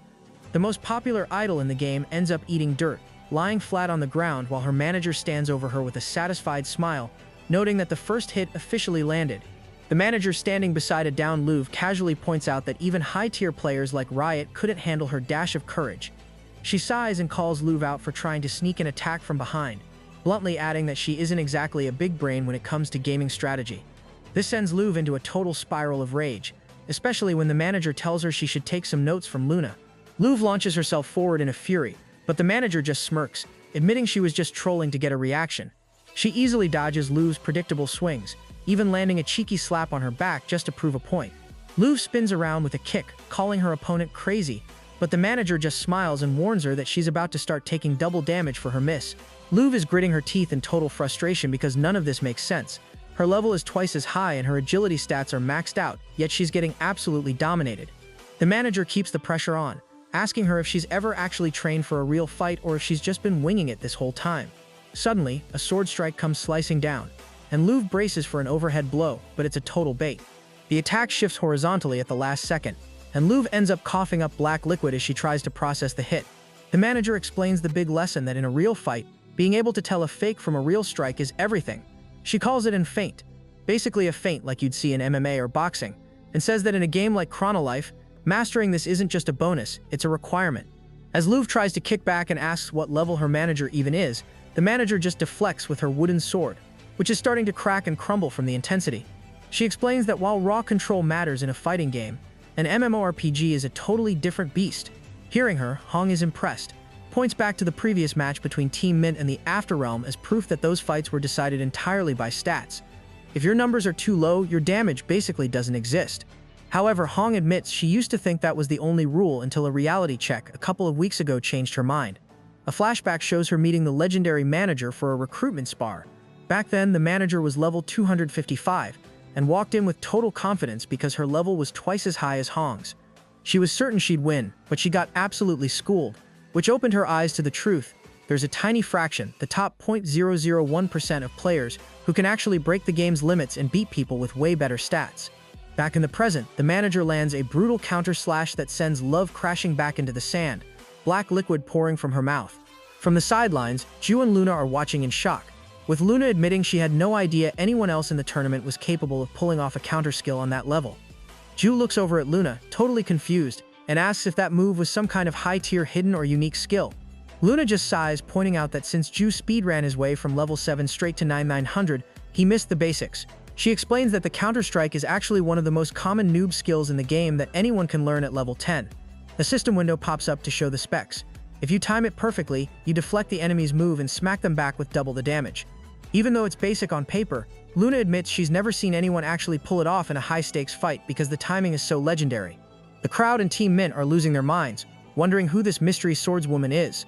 Luna explains that back in the day, the Chronolife community tried to make the counter work, But after tons of testing, everyone gave up on it because it was basically considered impossible to land in a real match. Back in the arena, Love is sitting in the sand, spitting out dark liquid and looking absolutely battered. She refuses to quit, launching herself back into the fray while screaming that she's winning this no matter what. But the manager isn't budging. She just triggers the counter again, and the impact sends another burst of blood from Love's mouth. A quick memory flashes through Love's mind about her ultimate goal. She needs to win this tournament to resurrect her grandmother. Driven by pure desperation and grief, her shoes dig into the ground as she rockets into the air, manifesting a blue dragon aura as she dives for one last-ditch effort. Luna watches the exchange, explaining to the group that a counter-strike isn't just about fast reflexes. It's about frame-perfect precision. The system confirms the insane difficulty. The window to land a counter is a tiny 1/17,000th of a second. As Luv dives down, the manager grips her wooden sword, looks up, and lands yet another counterpunch right in the middle of a blue pillar of energy. The stadium goes deathly silent as Luv crashes into the sand, completely unconscious before she even got a chance to use her demon god transformation. Boo Bear is shouting into his mic, totally shocked by how someone just used raw skill to ignore a massive level gap and shut down a top-tier idol. The manager stands there with her cracked wooden sword as the realization hits the crowd that they are looking at the strongest veteran player of the new generation. The audience goes absolutely wild, chanting her name over and over until the arena shakes. Even the top-tier heroes and the God of Destruction are visibly shaken by what they just saw. One pro explains that while a perfect parry is impressive, it has a 10-frame window, whereas the counter has only one single frame, making it 10 times harder to pull off. God of Destruction's face actually goes pale with fear as his teammate admits that even he couldn't land 3 counters in a row in a real fight. Boo Bear raises a paw and gets the crowd hyped, telling everyone to make some noise because the whole world is officially glued to the screen for this tournament. He grips the mic with both hands, reminding the fans that this isn't just a 1v1 anymore, it's a full-blown destruction. The energy in the arena is electric as Ju steps out onto the sand, rocking a simple cloak and looking totally unfazed. With this, the host announces that his opponent on the other side is the King of Slimes. Ju stands there with a bit of a mystery vibe, his face partially hidden, and admits that the tournament bracket was actually pretty sweet to him. He's been itching to scrap with the Slime King since the first day they met, mostly because he's dying to see what the creature can actually do. The Slime King is a bit surprised that Ju hasn't done his homework, but Ju just smiles and says he purposely skipped watching any of the Slime's old fight tapes. He thinks going in blind makes the whole thing way more interesting. The creature is actually impressed by that kind of confidence, calling Ju's character as top tier as his skills, and decides to stop stalling and show off his real power. The Slime King pulls a menacing face and triggers a skill called slime cloning. Suddenly, the blue creature starts glowing and shooting slime up into the air as his body begins to shift and warp. A crown appears on his head, and a second later, a perfect blue-skinned version of Ju is standing right there on the sand, club and all. The audience goes absolutely wild as Boo Bear explains that they just witnessed a hidden skill called slime cloning. The system window breaks down the mechanics. The skill lets the user transform into anyone they've physically touched, though the game forces the copy to have blue skin so nobody can use it to commit identity theft or other crimes. Ju stares at his blue twin and the light bulb finally goes off. He realizes the only reason the Slime King shook his hand when they first met was just to tag him for this specific move. He lets out a bit of a disappointed sigh, telling the slime that he was hoping for something a bit more original. He mentions he's already fought a mirror of clones who had a similar copying gimmick, so this feels like a rerun. But the Slime King just smirks, claiming his version is a massive upgrade over the old mirror skill. He tells Ju to stop yapping and get ready to catch hands, sitting back to let his blue replica do the dirty work. His blue Ju clone rockets into the air with a look of pure focus and drops a massive swing down strike, while the real Ju stands his ground and swings for the fences. The two of them collide in the center of the arena with so much force that the resulting glow lights up the entire night sky. It's a total explosion of power. And Teddy Bear points out that these aren't just fancy feints or fake moves. This is raw, unadulterated strength hitting a mirror image of itself. The shockwave is so heavy that people watching on their phones feel like the whole continent is shaking, though the fans in the stands are tucked away safely behind a god-tier barrier. While the chaos unfolds, the scene briefly cuts to a high-rise building where the boss is watching the fight from above, biting his nails in suspense and trying to keep his cool. Back at the arena steps, Love finally drags herself back to the group, exhaling a heavy sigh of defeat. She tries to apologize to her friends, admitting she gave it her all but still took the ul. Luna isn't exactly in a comforting mood, though. She furrowed her brows and tells Love to stop making excuses, comparing her performance to how Ju handled his past fights. When Love asks why Luna is being so salty, the goddess responds with a sharp slap across her face that leaves the demon frozen in shock. Luna makes it clear that she doesn't care about the win or the loss. that's just part of the game. What actually grinds her gears is how shamefully Love acted by falling for a basic provocation and losing her head in a blind fury. She calls out Love for throwing away all her hard-earned training just because someone talked a little trash. As Love holds her stinging cheek and tries to walk away, Luna drops one final truth that Love was so tilted that she didn't even activate her demon god form during the fight on purpose. The look on Love's face says it all. She completely blanked on her strongest transformation. Meanwhile, the battle between Ju and the Slime King is escalating to a level that's honestly hard to track. The two of them clash over and over, weapons crossing with shockwaves that could level a city.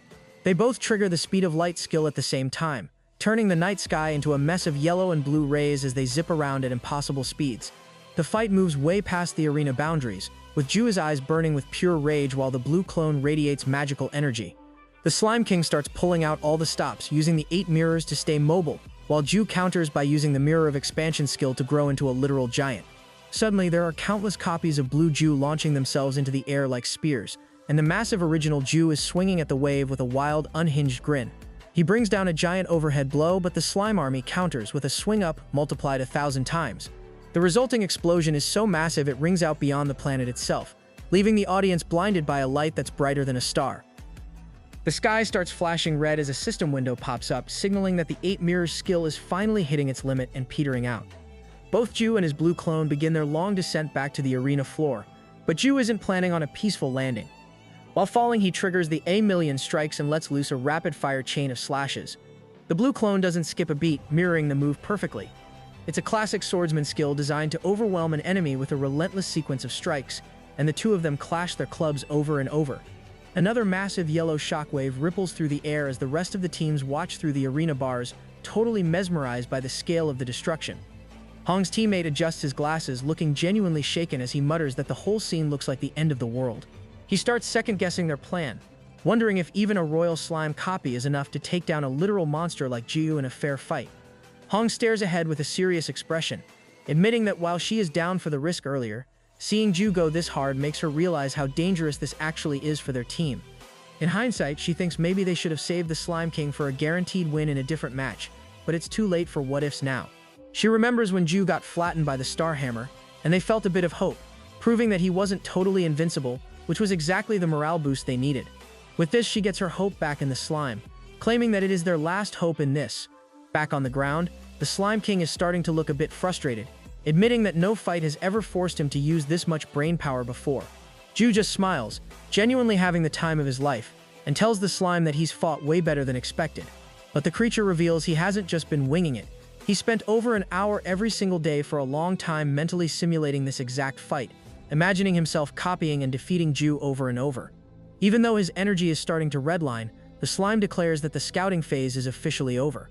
He flips his club around, presses it to his head, and triggers a terrifying move called Moonlight Assault, sending hundreds of energy rays flying at Ju from every single angle. Ju recognizes the technique instantly, and it's not good news. The Slime King explains that he's using the peak offensive skill of the Thief class, Hong's signature move. It's a brutal technique that mimics the flow of moonlight to rip a target into 12 separate pieces, and it's basically classified as an instant death skill. Being sliced into pieces, Ju is totally stunned, wondering how a slime is pulling off such a high-tier move he's never seen anyone else use. The clone explains the secret. As a novice master, the Slime King usually only has access to a few basic skills from every class. However, when he uses Slime Copy, those restrictions vanish. He gains full access to every single skill the person he's copying actually knows. Holding his club tight, he reminds Ju why he called this the upgraded version of the copy mirror. He's not just copying a look, he's copying a god-tier moveset. Flashbacks start hitting hard as everyone remembers Star smacking Ju with her hammer, which basically leaked the secret that instant death is Ju's one true kryptonite. Since then, the Slime King has been doing his homework. With Hong's help, he loaded up his slime copy with every single insta-kill move from every class in the game. He's standing there with a wild, villainous grin, resting his club on his shoulder and acting like he's the only person on the planet capable of actually putting Ju in the dirt. But just as he's feeling himself, a red system window pops up. The 10-minute timer on his transformation has hit 0. He shrinks back into his original form and collapses onto the sand, totally drained. He's visibly frustrated, breathing hard and wondering why on earth Ju is still alive after taking a hit that should have deleted his character file. Things get super trippy for a second when Ju pretends to die. His tongue is hanging out and his head is just chilling on the ground like he's done for. Bull Bear wanders over with his mic, literally poking the protagonist's head with a stick to see if there's any life left, since a dead player means an automatic loss. But then Ju just casually announces he's still in the game. His body parts start flying back together like a magnet, and he pops back up thanks to a hidden skill called Healing Factor that basically nops any damage he takes. Ju explains that the instant death weakness was only a thing back in the round of 32. Since then, he's patched that hole in his stats, and insta-kills don't do anything to him anymore. The Slime King's face just drops into pure despair. While the arena is losing its mind, the scene cuts to the sidelines where Love is trying to walk away from the conversation. Luna isn't letting her off easy though. She calls Love out, pointing out that she's been acting sus, and the silence is basically a confession. Luna lays out the tea that the Nether King gave Love 2 secret conditions to bring her grandma back. One was to keep winning until she hit the Afterrealm team, and step 2 was to snatch a red halo from her opponent. Luna tells it like it is. The only reason Love didn't go Demon God mode in her last fight was because she was selfishly saving all that energy to guarantee a win in the semifinals. Love just stands there with her back turned, unable to even look her teammate in the eye. Back in the spotlight, Boo Bear is screaming into the mic about how Ju just tanked a literal death blow like it was a mosquito bite. The host is losing his mind, reminded of the time everyone watched Ju die before, but the commentator confirms the fight is still very much alive. The Slime King is standing there with his crown on, looking absolutely crushed and wondering how his perfect plan turned into such a disaster. Another flashback shows Hong and the Slime King back at Sunset, where Hong told him to touch her so he could copy her moves. She admitted she didn't want to leak Ju's weakness so early, but after seeing him struggle against Star and friends, she knew they had to go for the throat in the quarterfinals. Too bad for them. Ju is always 3 steps ahead. To counter him, Hong cooked up before the match even started. She wasn't playing around, bringing in 10 high-level players from different classes who had all mastered their specific instant death moves. She had the Slime King touch and copy every single one of them, hoarding all that deadly data like a squirrel saving nuts for winter, just so he could unload it all on Ju when the time was right. Even back then, the Slime King was a bit skeptical, doubting that even that much prep would be enough to crack a juggernaut like Ju, but Hong was convinced she'd found the ultimate exploit. She figured that if the slime copied Ju's insane stats and then stacked every top-tier defensive and insta-kill skill on top of them, he'd become Ju's literal natural enemy. Back in the present, the Slime King is standing in the sand, actually laughing at how ridiculous the situation is. He admits he's got nothing but respect for how cracked Ju's power level is and reaches out a hand asking for one last respectful handshake. But Ju isn't falling for the same trick twice. A yellow ray of light bursts out and scorches the slime's tentacle before he can make contact. Ju calls out the play immediately, mocking the slime for trying to sneak in another tag to reset his transformation. With the tricks officially tapped out, Ju asks if it's finally time to finish off the slug for good, leaving the monster looking absolutely horrified. In a desperate move, the Slime King transforms into a blue clone of Hong and starts spamming her signature Moonlight Assault. Lightning fills the air as he tries to overwhelm Ju with speed, but the main character is just deflecting every single strike like he's bored. Seeing that, Hong points out the obvious problem that the move only worked the first time because the Slime King had Ju's original broken stats to back it up. In Hong's form, the numbers just aren't high enough to touch him. Hong herself has to admit the plan is dead in the water, acknowledging that the only way to win was to stay in Ju's form. And since Ju just literally burned that bridge, they are totally out of options. She clenches her hands in frustration, realizing they walked right into a trap and are staring down a crushing defeat. Meanwhile, over on the sidelines, Lovey finally stops hiding and turns to face Luna.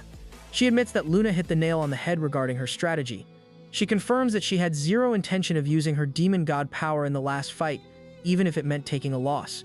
To her, this match was just a stepping stone. The real boss fight is the upcoming clash with the Afterrealm team.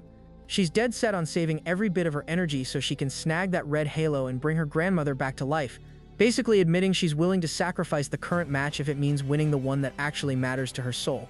Luna leans on her staff and lays it all out, basically reading Love's mind. She catches on that Love was fine with the team falling behind 0-2 because she's 100% sure they'd just clutch a win in the final team battle anyway. It's a cold calculation, and Luna points out that Ju would be pretty ticked off if he knew Love was treating her teammates like NPCs in her own private quest. Love doesn't even try to hide it. She just stands there with a dark smile, calling herself absolute garbage and a worthless person for using everyone like tools. But then Luna drops the tough love act and says something actually sweet. She realizes Love is only being this cutthroat because her grandmother is her entire world. The second she says that, Love's eyes snap wide and the floodgates open. A wave of memories hits her. Her granny lightly bopping her on the head, sharing meals, and just being there when Love was a lonely kid cut off from everyone else. It turns out Love lived a pretty isolated life until she found this mentor who told her she could just call her Granny. Little Love completely lost it back then, crying over the fact that someone as worthless as her could actually have a family, and she's still carrying that weight now. Back in the present, Love is a total mess, apologizing to the whole squad while keeping her face hidden. She's spiraling into some major self-hate, calling herself weak and saying she's just a burden who keeps getting in everyone's way. She's convinced that if she were actually cracked at the game like Ju, she could have brought her grandma back without having to be so sneaky or putting the team at risk. Luna lets out a long sigh, not exactly letting Love off the hook, but at least acknowledging the logic. She points out that while saving energy for a bigger boss fight makes sense, throwing a match in a literal tournament is smooth brain behavior. If Love's gamble had caused Ju or Luna to get eliminated right now, the whole plan would have been deleted anyway. Luna gets real and says that in Chrono Life, and basically in real life too, the world isn't kind to people without power. Pero is standing nearby just soaking this all in, realizing that if you aren't strong enough to protect what you love, you're always going to be stuck making these gut-wrenching sacrifices. Love finally sees that just wanting to be strong isn't enough. Being half-hearted about it just makes her a liability to the people she actually cares about. Sobbing and covered in sweat, Love makes a massive promise to the universe that she is never ever losing again. She looks ahead through her tears and declares that she's going to become way stronger than Luna or Ju, finally done with feeling like a helpless burden. As she stands there still from the weight of her own self-hatred and the sting of defeat, something shifts. Spikes start sprouting along her arm, signaling that this is the absolute last time a loss will ever be recorded next to her name. It's a total turning point, the moment she starts her journey toward becoming an ascended being, and her teammates can see the new cold confidence burning in her eyes. Back in the arena, the Slime King is still trying to force a win, pulling out a beheading technique to literally take Ju's head off. The system confirms it's a one-shot instant death move, but Ju's healing factor is basically a cheat code at this point. His head just snaps right back into place like it was never gone, and a little ad window pops up to let everyone know his flesh is regenerating in real time. The Slime King tries to pivot to the mist of death, filling the arena with a toxic purple haze, but Ju just takes a big breath and inhales the entire cloud like it's a vape hit. It has zero effect, and the Slime King starts feeling like he's trapped in a literal nightmare where the boss just won't die. Slime King decides he's seen enough of this show and moves in to end things. As he nears, Ju grabs his glove, smiling as he prepares to swing his club. Just then, the Slime King transforms again, and he reverts to his original form with drool literally pouring out of his mouth from the strain. But in a last-ditch pro-gamer move, the slime manages to touch Ju one more time right as he changes back. Teddy Bear and the teammates freeze in total shock as the Slime King puts some distance between them, triumphantly announcing that the copy is complete and the real fight is finally starting. Hong is watching from the sidelines with a glimmer of hope, thinking a miracle just happened and the Slime King is back in the game with Ju's stats. But when the blue glow fades, everyone realizes something went horribly wrong. The royal slime didn't turn into Ju. Instead, he transformed into a dragon with a crown on its head. The Slime King is just as confused as everyone else, sweating buckets as he wonders why he's rocking Aventador's form instead of the main characters. It turns out Ju had a big brain play ready. He let the slime land a hit, but Aventador's head pops out of Ju's body to apologize, confirming the slime actually touched her during the scramble. Before the Slime King can even process the fail, Ju lands a massive hit that sends a tooth flying and launches the monster into the stratosphere. The system locks it in, announcing that Ju takes the win. With this, the teddy bear throws his hand up to announce that the next big duel is officially a go. The vibes are high since the score is currently a 1-1 tie, and it's time for Luna to step into the arena to represent Team Ju. The squad Ju, Iris, and the rest are cheering their heads off as she makes her entrance. Across the way, Team Hong sends out their heavy hitter, the Spirit Master, Elenchia. Both fighters move in close, looking totally locked in as the signal for the match to start finally drops. Luna kicks things off with a friendly flex, telling Elenchia it's an honor to finally scrap with him. She points out that before Ju showed up and broke the game, Elenchia was the OG strongest player, the first one to ever unlock a hidden class. Elenchia isn't really vibing with the praise though, looking back with ice-cold eyes. Just then, Luna blasts him with holy light, but to her shock, he comes out of it alive and unharmed. He admits he's not exactly hyped to fight her because, honestly, who wants to deal with a goddess of life who can basically respawn forever? He doesn't waste time spreading his fingers to launch a jagged green energy ray alongside his spirit, the King of Wind Spirits. The attack is brutal, instantly tearing Luna's head off and slicing her body in half. Elancia watches her pieces hit the dirt, but he knows better than to celebrate. Just like he feared, Luna immediately regenerates her entire body and lunges at him, grabbing him by the throat and lifting him off the ground like he weighs nothing. She smirks, suggesting that maybe he should stop hiding behind his little spirit and fight her directly. Elancio grunts in pain, but his spirit isn't having it and flies right through Luna's arm, taking it clean off. Luna winces as she loses the limb, and Elancio backs off to catch his breath, realizing that trying to box a literal goddess at close range isn't the move unless the spirit is right there to peel for him. Luna just chuckles and regrows the arm like it's no big deal, suggesting they stop playing around and actually start trying. She triggers a bright flash and starts spamming a series of explosive attacks called Boom all over the arena. Teddy Bear goes wild in the commentary box, explaining that this move hits the enemy's life energy directly, meaning it's a one-shot kill if it touches you. The arena turns into a light show of green rays and explosions, but the spirit is cracked and dodges every single blast with insane speed. Luna is genuinely impressed, thinking to herself that Elancio's gold ranking from the last tournament was no fluke. His speed is on par with an Awakened Riot, which is wild for someone without a main character buff. The tension hits a boiling point as Elancio starts channeling a massive wind force for his next big play. Luna gives a bit of a nervous smile, realizing the rumors about the first hidden class owner actually undersold how dangerous he is. Everything goes dead quiet for a second as Elancio stops his movement to focus. Luna takes a moment to nerd out a bit, noting that while everyone knows the 4 basic elements, fire, water, wind, and earth, the world of Chronolife has spirits to each of those elements, including electricity, ice, light, and darkness. Luna keeps the conversation going and explains that the Spirit Master class is all about making contracts with the spirits to fight as a duo. It's common knowledge now, but back in the day, nobody even knew hidden classes were a thing. Luna puts a hand on her hip, genuinely curious how a regular mage like Elancio managed to stumble into such a rare role. Elancio gets quiet for a second, adjusts his glasses, and drops a line so cheesy it actually catches Luna off guard. He just wanted to be as free as the wind. A quick trip down memory lane shows that Elancio has always been a bit of a daydreamer. Years ago, he was that kid sitting on the classroom windowsill, staring at the sky while his classmates roasted him for being too dramatic. They called it 8th grader syndrome, but Elancio was dead serious about his desires. Even in the early days of the game, he was a total rebel. While his party was struggling against a stone golem and begging him to use water magic for double damage, he flat out refused. He told them he only studied wind magic because he liked it, which annoyed them so much they basically ghosted him. From that point on, Elancio became a solo wolf, grinding through monsters using nothing but tornadoes. Even though solo grinding is way slower than teaming up, Elancio was living his best life. He'd spend 10 hours a day logged in watching sunsets and literally throwing himself into his own tornadoes just to smash through enemies for the fun of it. After 3 months of this dedicated wind-only lifestyle, the game finally rewarded his obsession. A red notification popped up for a hidden achievement. His resonance with the wind had peaked. A massive green tornado swirled around him, and just like that, he made history as the very first Spirit Master in Chronolife. Fast forward to the present, and Elancio is showing exactly why he's a legend. He charges at Luna with a cyclone dash, deleting her health bar instantly. She respawns, wincing from the pain, only to get sucked right back into a massive tornado. While she's trapped and screaming, Elancio preps a glowing green wind whip and snags her, tying her up tight. His spirit rushes in to pierce her over and over, but Elancio gives a cold-blooded command to not kill her yet. He realizes that if he one-shots a goddess of life, she'll just respawn fresh, so the big brain move is to keep her tied up and slowly cheese her health down in a long, painful war of attrition. The spirit is grinning like he's already won, totally convinced that Luna's life energy has to hit 0 eventually. He keeps piercing her body with rays of light while the audience watches in total shock, wondering if a Spirit Master is really this much of a cheat code. Mint breaks it down for the crowd, explaining that in a 1v1, Spirit Masters are absolute raid bosses because the spirit is basically nature itself, meaning the master has infinite mana. Since the spirit handles the combat instincts and the high-tier spells, Luna isn't just fighting one person, she's getting jumped by 2. The white-haired guy in the stands huffs that they should just kill the spirit to end it, but Mint calls him a smooth brain because spirits are nearly impossible to delete. Even if they get low, they just retreat to their own world to full heal.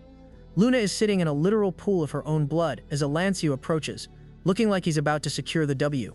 Boo Bear is screaming into the mic asking if this is the end, while Luba's manager is already celebrating a 2-1 lead for Team Hong. But Hong isn't cheering. She's staring at the arena with a drop of sweat hitting her lip because something feels off. She realizes Luna hasn't even used her life creation clones or the luminance of life she used to flex on Riot.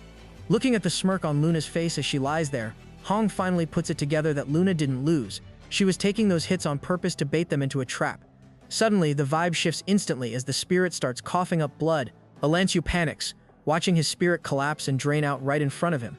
Luna slowly stands back up with a totally unhinged laugh, looking like a true final boss. Elancio is fuming, demanding to know how his spirit is dying when his attacks were landing perfectly. Luna just gives him a dangerous look and reveals the secret that every single time the spirit touched her to attack, she was using her life force to rot him from the inside out. Now the spirit's energy is so cooked that even sending him back to the spirit world won't save him. There's literally nothing left to recover. Luna gives Elancio a brutal ultimatum that either he forfeits the match right now, or he watches the spirit die and lose every single memory they've ever made together. The whole arena goes dead silent as Luna sneers, telling him to hurry up before the clock runs out on his spirit's life. Elancio is drenched in sweat, his mind racing back to the very first time he met his summon as a tiny lower wind spirit. He remembers that first contract and the long silence before he finally found the words to start their journey. From that very second, a legendary bond was formed. And even though Elancio stayed a solo player, his tornadoes got way bigger and more cracked than ever. He wasn't just a loner anymore. He had a partner. They spent their days sleeping by campfires and wandering through the wild corners of chrono life together. As time went on, the community's vibe toward him flipped completely. Suddenly, everyone was obsessed with the first Spirit Master, who was topping the rankings. Every big guild tried to recruit him, which honestly made his spirit pretty disgusted. The spirit couldn't stand how fake everyone was, acting like besties now when they treated Elancio like a nobody back when he was weak. Elancio just laughed at the drama, mostly because he was touched that his spirit was getting so genuinely salty on his behalf.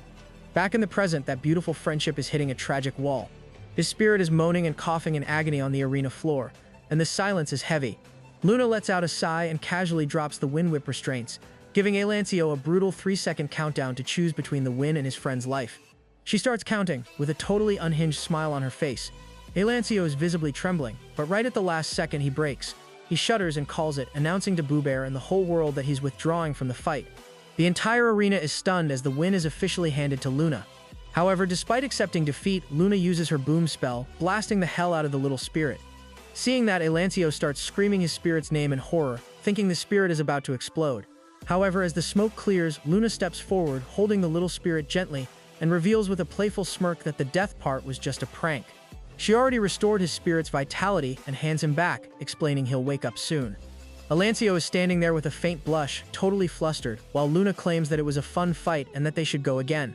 However, through gritted teeth, he quickly refuses, saying that he will never contact her again as long as he lives. The system locks in the result, and the duel is officially over. As the battle results fade and the starry sky takes over the screen, the God of Chaos is literally slapping his own cheeks in disbelief. He's convinced Luna is a straight-up menace, noting that any calm vibes she had in the past were just an illusion. She's gotten way more ruthless this season, and even the Demon King is starting to question the ethics of it all. He wonders if it's even right for a goddess of life to act like that, since she's supposed to value life, yet she seems perfectly fine with trampling over everyone else's existence to get what she wants. The God of Chaos looks at the Demon King in total shock, and the Demon King is visibly annoyed, wondering why everyone is staring at him like he's the weird one. The God of Chaos points out that hearing a lecture on the sanctity of life from a literal Demon King is peak irony. Ngong just laughs it off, admitting that Team Ju is a constant surprise, and that he'd actually love to scrap with Luna himself one day. His partner isn't as hyped though, feeling like Luna's life drain ability is basically a pay-to-win cheat code. One of the teammates tries to big brain a strategy, thinking the only way to beat her is to stay far away and spam long-range attacks. He recalls Luna shouting that touching her was the trigger for the drain, but he suspects that's just another one of her galaxy brain traps to bait people into the wrong move. Ngong totally agrees, calling her the most terrifying woman he's ever seen, and wondering what kind of guy could even handle someone that bold and controlling. Meanwhile, Luna is on cloud 9, running back to the group and throwing herself into Ju's arms the second she's clear of the arena. Ju gets super awkward and embarrassed, asking what the sudden PDA is about, but Luna just beams at him, asking if she was a good girl for bringing home the win.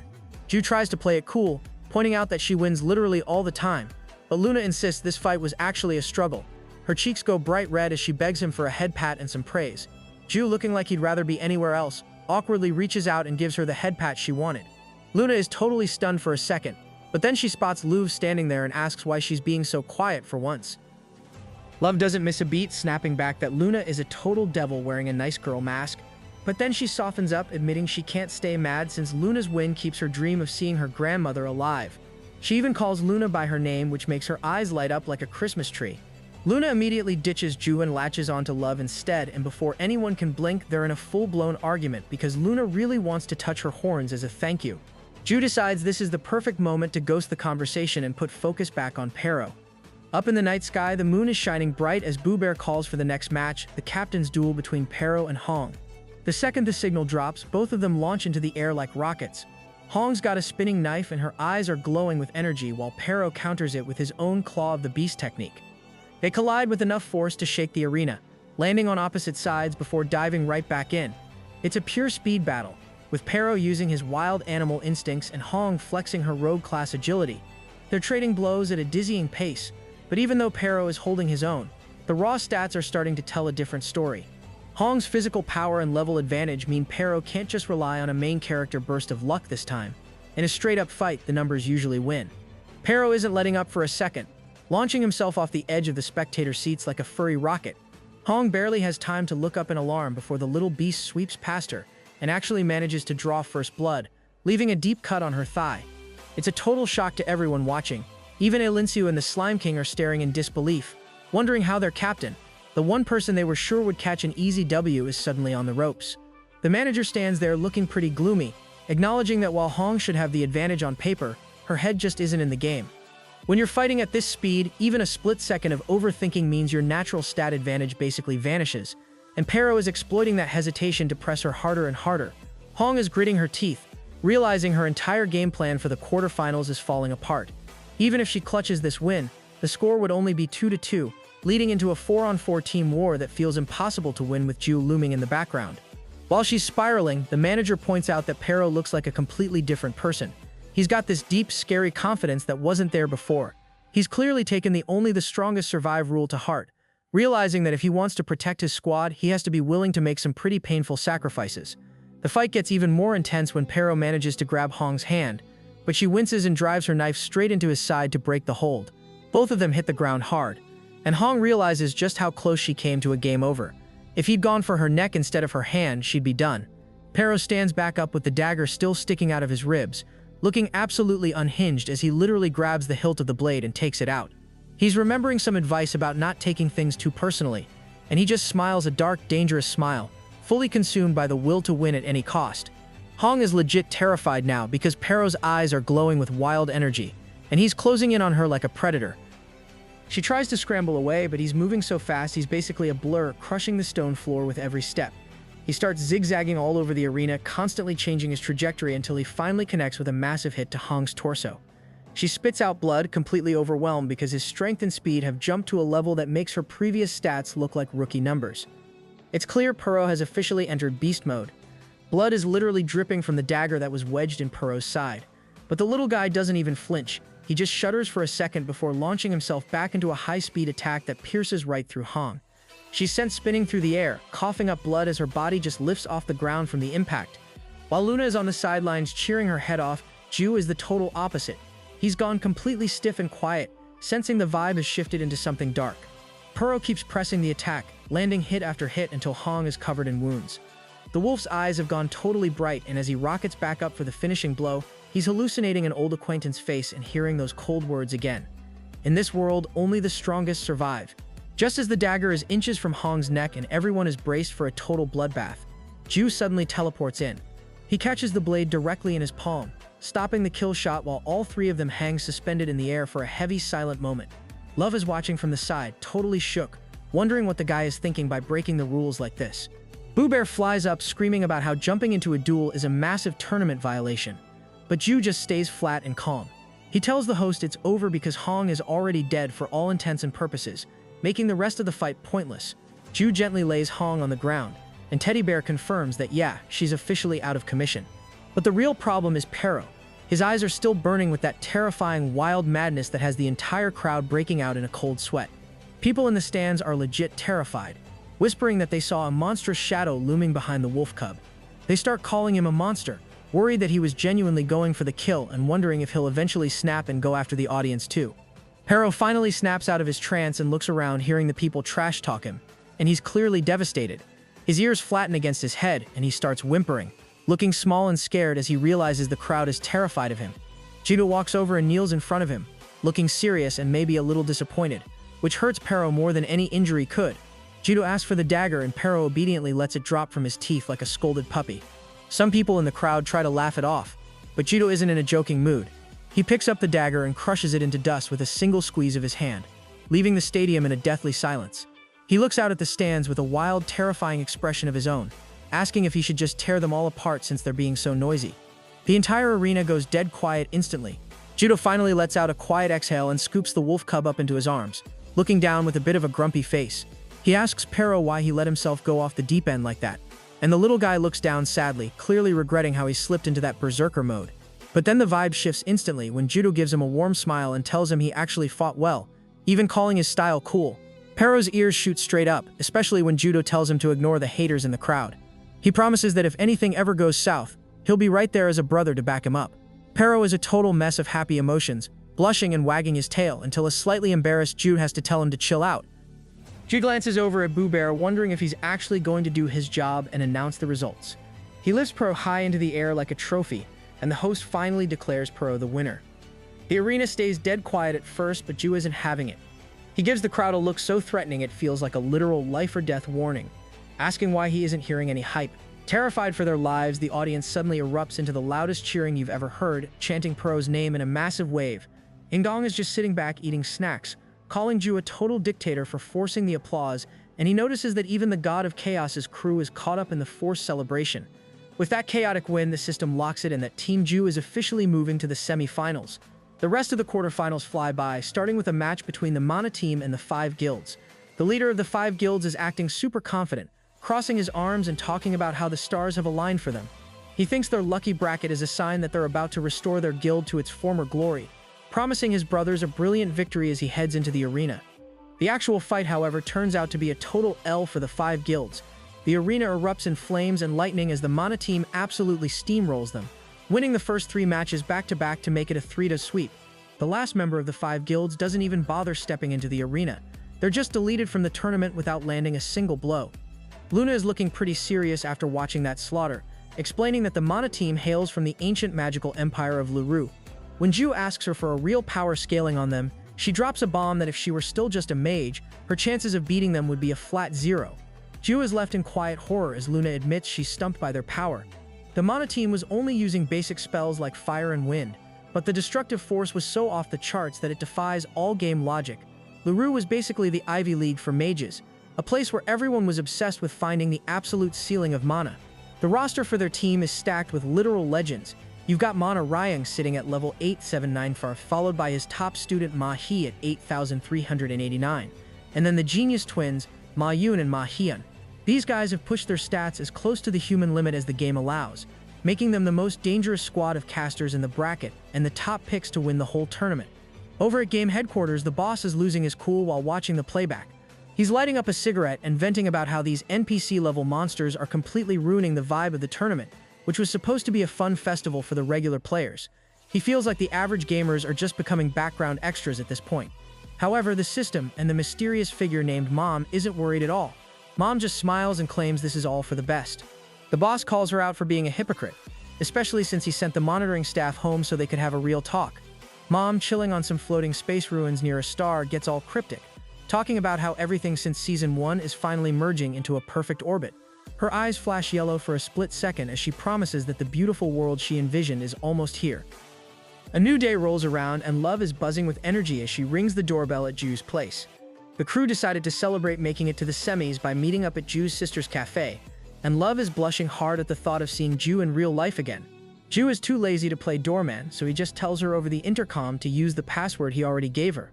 Love goes full Delulu mode, thinking that sharing a door code is a total couple move, and she types in the password, which is literally just a string of zeros. She walks in just as Ju is stepping out of the shower, toweling off his hair with his main character physique on full display. Love's eyes practically pop out of her head as she scouts his perfectly defined muscles. The sight is so intense she actually gets a nosebleed and drops to her knees, thanking the universe for the view. Ju tries to keep things from getting weird by offering her a drink, while Love just sits there giggling to herself, feeling like his actual girlfriend. The vibe gets interrupted pretty fast though when Luna suddenly spawns in the room wearing a tight rubber suit. Love is totally grossed out and confused, especially when Ju asks Luna if she climbed through the window again. He shuts down the fashion choice immediately, telling Luna there's no way she's going to the cafe dressed like a scuba diver. Luna doesn't put up a fight and just slams the door to go change, leaving Love sitting there completely lost. She's dying to know what the deal is with Luna basically living there, but Ju just tells her he'll explain the drama later. Love decides to pivot and ask the question on everyone's mind. How does a guy who sits at home playing games all day stay so absolutely shredded? Ju actually agrees that his lifestyle is 99% gaming, but then he opens a door to reveal a hidden room packed with high-end gym equipment. He explains that since gaming is his literal job and he's got plenty of downtime, he hits the weights every morning and evening. Love is low-key shocked, admitting she didn't realize he was such a normal person IRL. Ju asks what she means by that, and suddenly every unhinged main character stunt he's pulled in-game flashes before her eyes, leaving her totally speechless. Ju keeps the vibes friendly and tells her she's welcome to come over whenever to train with him. Love nods, but her brain immediately goes into overdrive. She starts vivid dreaming about a workout montage where they're leaning in close, faces inches apart, and right as the daydream peaks, her nose starts gushing blood again. Ju flinches, totally weirded out, just as Luna comes downstairs in a much more normal outfit. Luna finds Love lying in a puddle of her own nosebleed and asks what on earth happened, but Ju just shakes his head, saying they need to get to the cafe before things get even weirder. A little while later, the whole squad meets up at the cafe with the party poppers going off in the background. Hong and Star are there to welcome them, handing out congratulations for making the semi-finals. Hong admits she feels like a bit of a clown for thinking instant death was actually Ju's weakness, but Ju tries to keep a straight face and swears he wasn't trying to troll her. Hearing that, Star blushes and starts passing out cake and macarons, though she gets a bit bashful. She apologizes for being childish about her win earlier, especially after finding out Ju basically let her win out of brotherly love. Ju tells her it's no big deal and digs into the cake, just happy the vibes are back to being chill.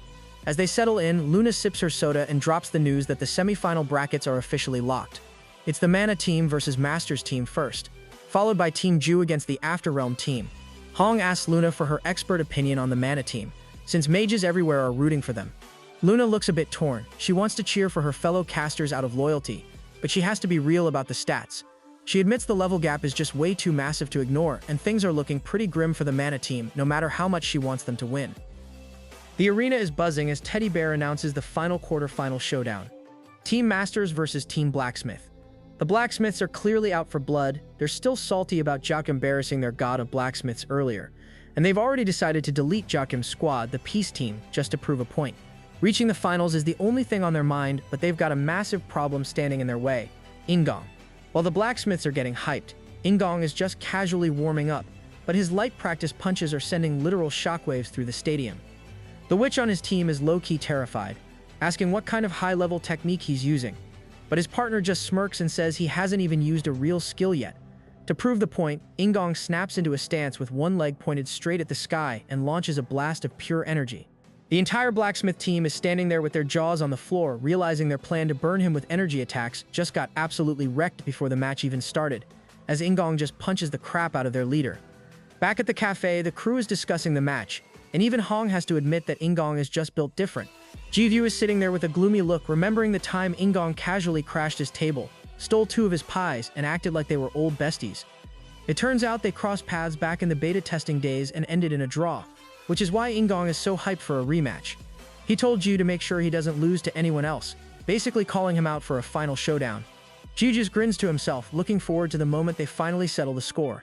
Finally, it's semi-final time. Boo Bear is losing his mind as he introduces the heavyweights, Team Mana versus Team Masters. First up for Team Mana is Ma Heon, the youngest guy on the squad, and he's definitely in over his head. Walking out of a wall of fog to meet him is the heavenly demon herself, So Heon. Loveki watches from the sidelines and winces, knowing that throwing the rookie against a monster like Sohyeon right at the start is going to be an absolute nightmare for Team Mana. Jiro is sitting there looking a bit lost, wondering if a heavenly demon is just another generic fantasy class. Love is low-key shocked that he's missed out on the whole Wuxia vibe, but Jiro admits the terminology is way too much for his brain to handle. Luna is totally on his side, but Love decides to break it down as simply as possible.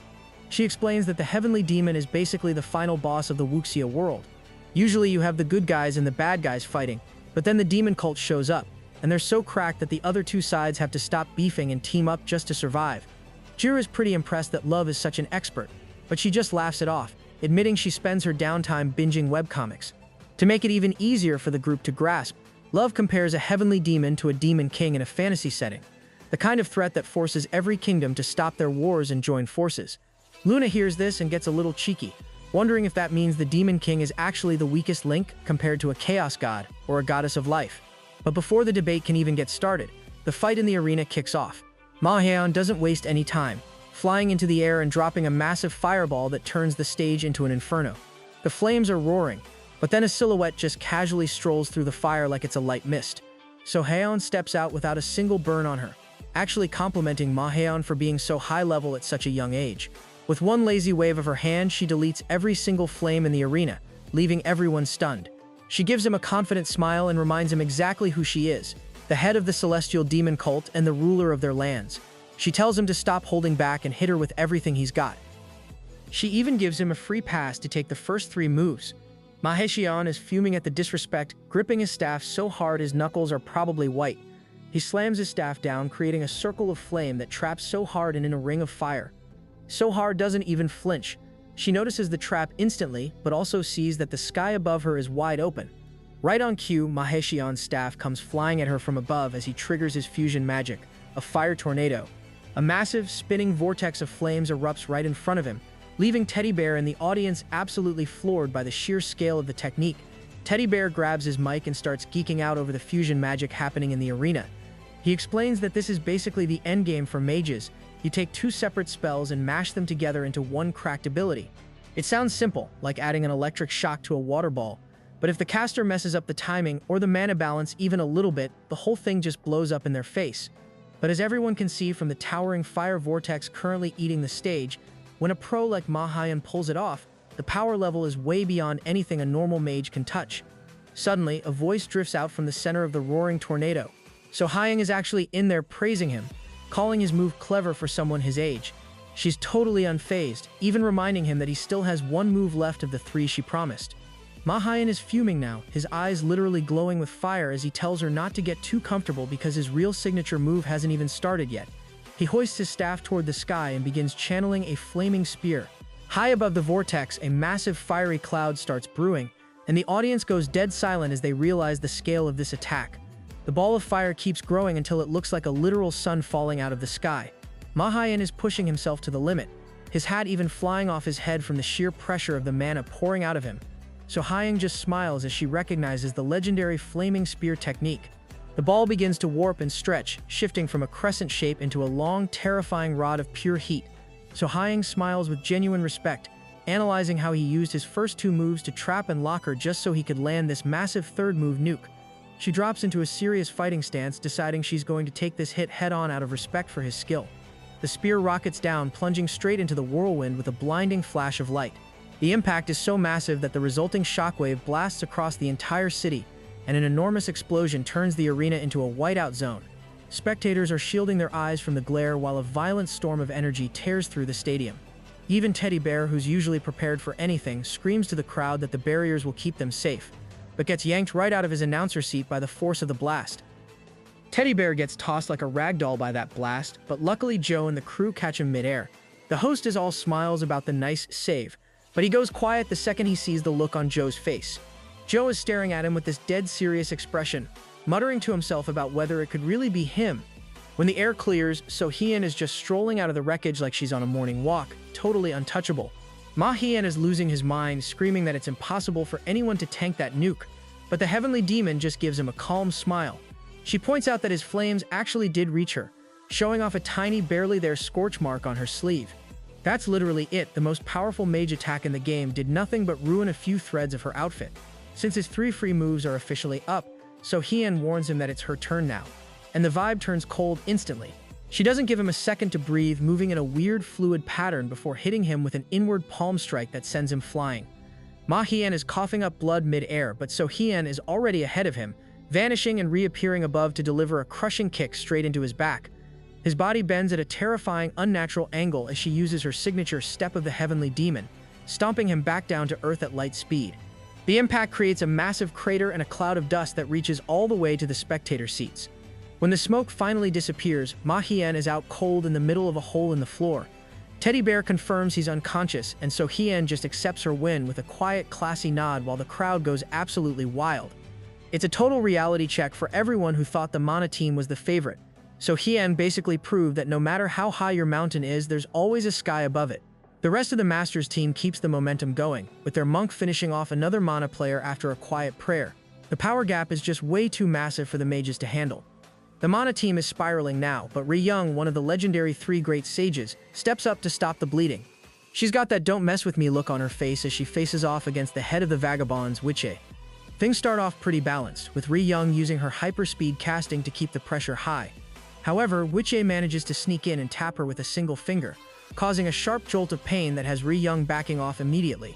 Her heart is hammering against her ribs because she knows if that touch had been any more solid, she would have lost her entire arm. She realizes right then and there that letting this guy get into melee range is a death sentence. Ri Young activates reverse gravity and launches herself into the air, only to drop straight back to the ground. Her teammates gasp in horror, while Ma Hyeon starts sweating, thinking it has to be a mistake. Their team leader lies there completely drained. Witch-A calmly walks toward her. One teammate yells for Ri Young to use her magic and create distance, but the Witch-A coldly says it's pointless. With that finger strike, he already blocked her acupuncture point, disrupting the flow of energy in her body. He calmly explains that for a while she won't be able to control mana at all.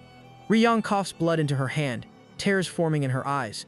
Then the system notification appears, confirming that her acupuncture point has been struck, and all spells are temporarily unavailable. Just then, without wasting more time, Witch-A uses his sword to slice the mage completely in half. With this, the first semi-final wraps up in a total blink-and-you-miss-it moment. Team Masters absolutely steamrolls the Mana team with a clean 3-2 sweep, punching their ticket to the finals without taking a single L the entire time. Meanwhile, back in the real world, Love is starting to feel the pressure. She's getting super anxious about Team Ju's upcoming top 4 match against Team Afterrealm. Ju, who seems way more focused on flexing his muscles and showing off his physique than the actual tournament bracket, tries to tell her it's all going to be fine. Love's focus immediately glues to his abs, but her excitement takes a dark turn into a total horror show when she starts hallucinating that Ju has like 100-pack. Thankfully, Love wakes up in a cold sweat and realizes the whole body horror thing was just a nightmare. She's honestly just relieved that the dream at least started out a bit romantic before it got weird. The next day at the arena, she spills all the details to a very shocked Ju. Luna, being her usual self, just brushes the whole thing off, roasting Love for talking about her dreams instead of focusing on the game. She points out that they need to lock in because their next opponent is no joke. Back in the arena, Pero is going absolutely bonkers, charging at his opponent with everything he's got. But the guy is ready for him, pulling off a perfect parry that stops the little cat dead in his tracks. The opponent reveals he's been doing his homework.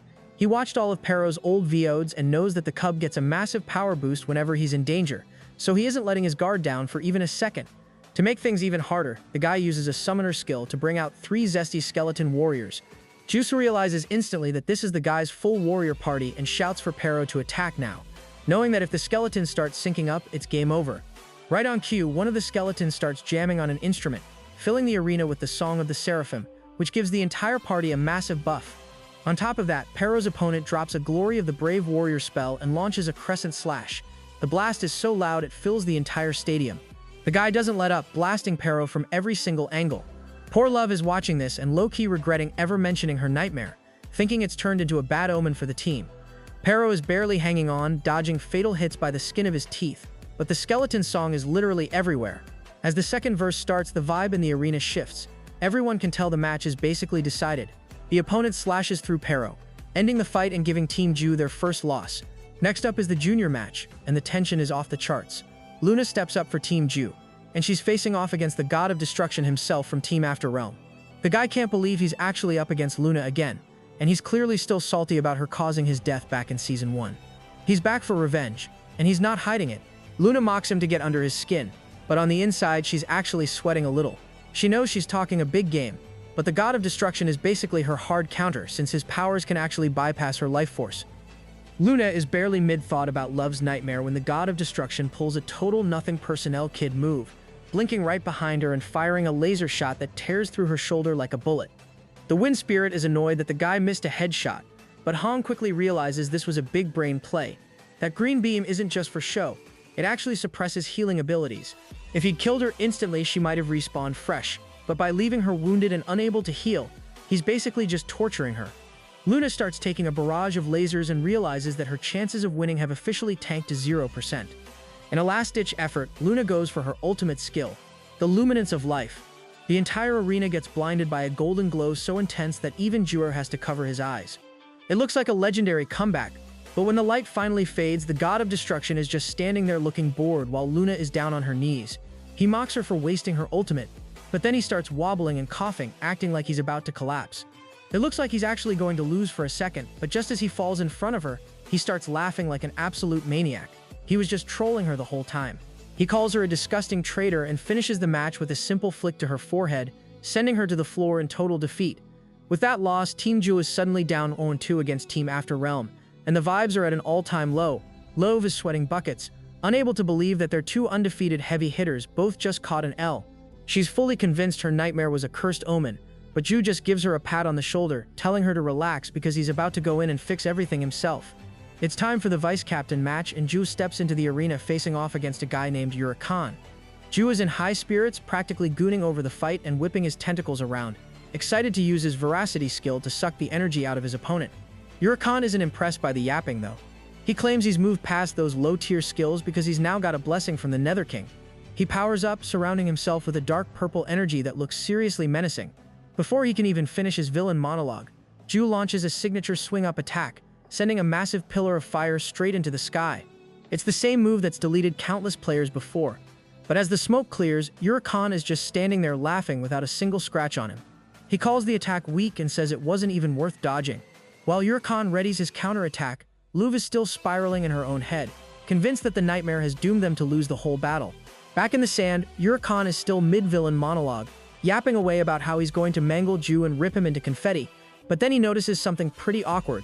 He's already been torn in half. Before his brain can even process where the rest of his body went, Ju follows up by slamming him into the dirt with his club. Ju clearly isn't losing any sleep over bad omens or nightmares. He just secures the first W for the team and flashes a confident grin, making it clear that the comeback is officially on. The arena goes dead silent for a beat before the main event kicks off, Love versus the Demon King. The second they clash, the pressure is so intense the entire stadium can feel the vibration. Teddy Bear is losing his mind on the mic, hyping up the crowd as the two rivals trade heavy blows, gritting their teeth in pure rage. After a heated exchange, they both back off to catch some wind, and the Demon King decides it's time to stop playing around, tapping into his essence of the Demon King form. Love isn't about to be outflexed, so she triggers her own Demon King descended transformation, turning into her glowing demon god form in a shower of sparks. Love doesn't hesitate, using her Divinity of the Demon spell to rain down hundreds of golden energy orbs. A massive explosion rocks the arena, but as the dust settles, Love spots a creepy red flash coming from the wreckage. She barely dodges it, realizing it's the Annihilation skill, a high-tier Demon King specialty that's basically a one-shot delete button. The attack misses her and slams into the arena's energy shield just inches away from the terrified audience. Before she can even reset, the Demon King launches himself at her like a guided missile, throwing a barrage of punches that sends her sliding back. Love is struggling to keep her guard up, realizing the Demon King has gone full berserk mode and is acting like a total animal. She has a quick flashback to her granny warning her about how demon power can eventually swallow the user whole, and it looks like that's exactly what's happening here. The guy is screaming in a blind rage, obsessed with the fact that he never reached demon god status like she did. He swings a heavy finisher at her, but Love dodges it and counters with a savage kick to his stomach that sends him flying across the stage. The Demon King tries to talk trash, calling her kick weak, but Love is already 3 steps ahead.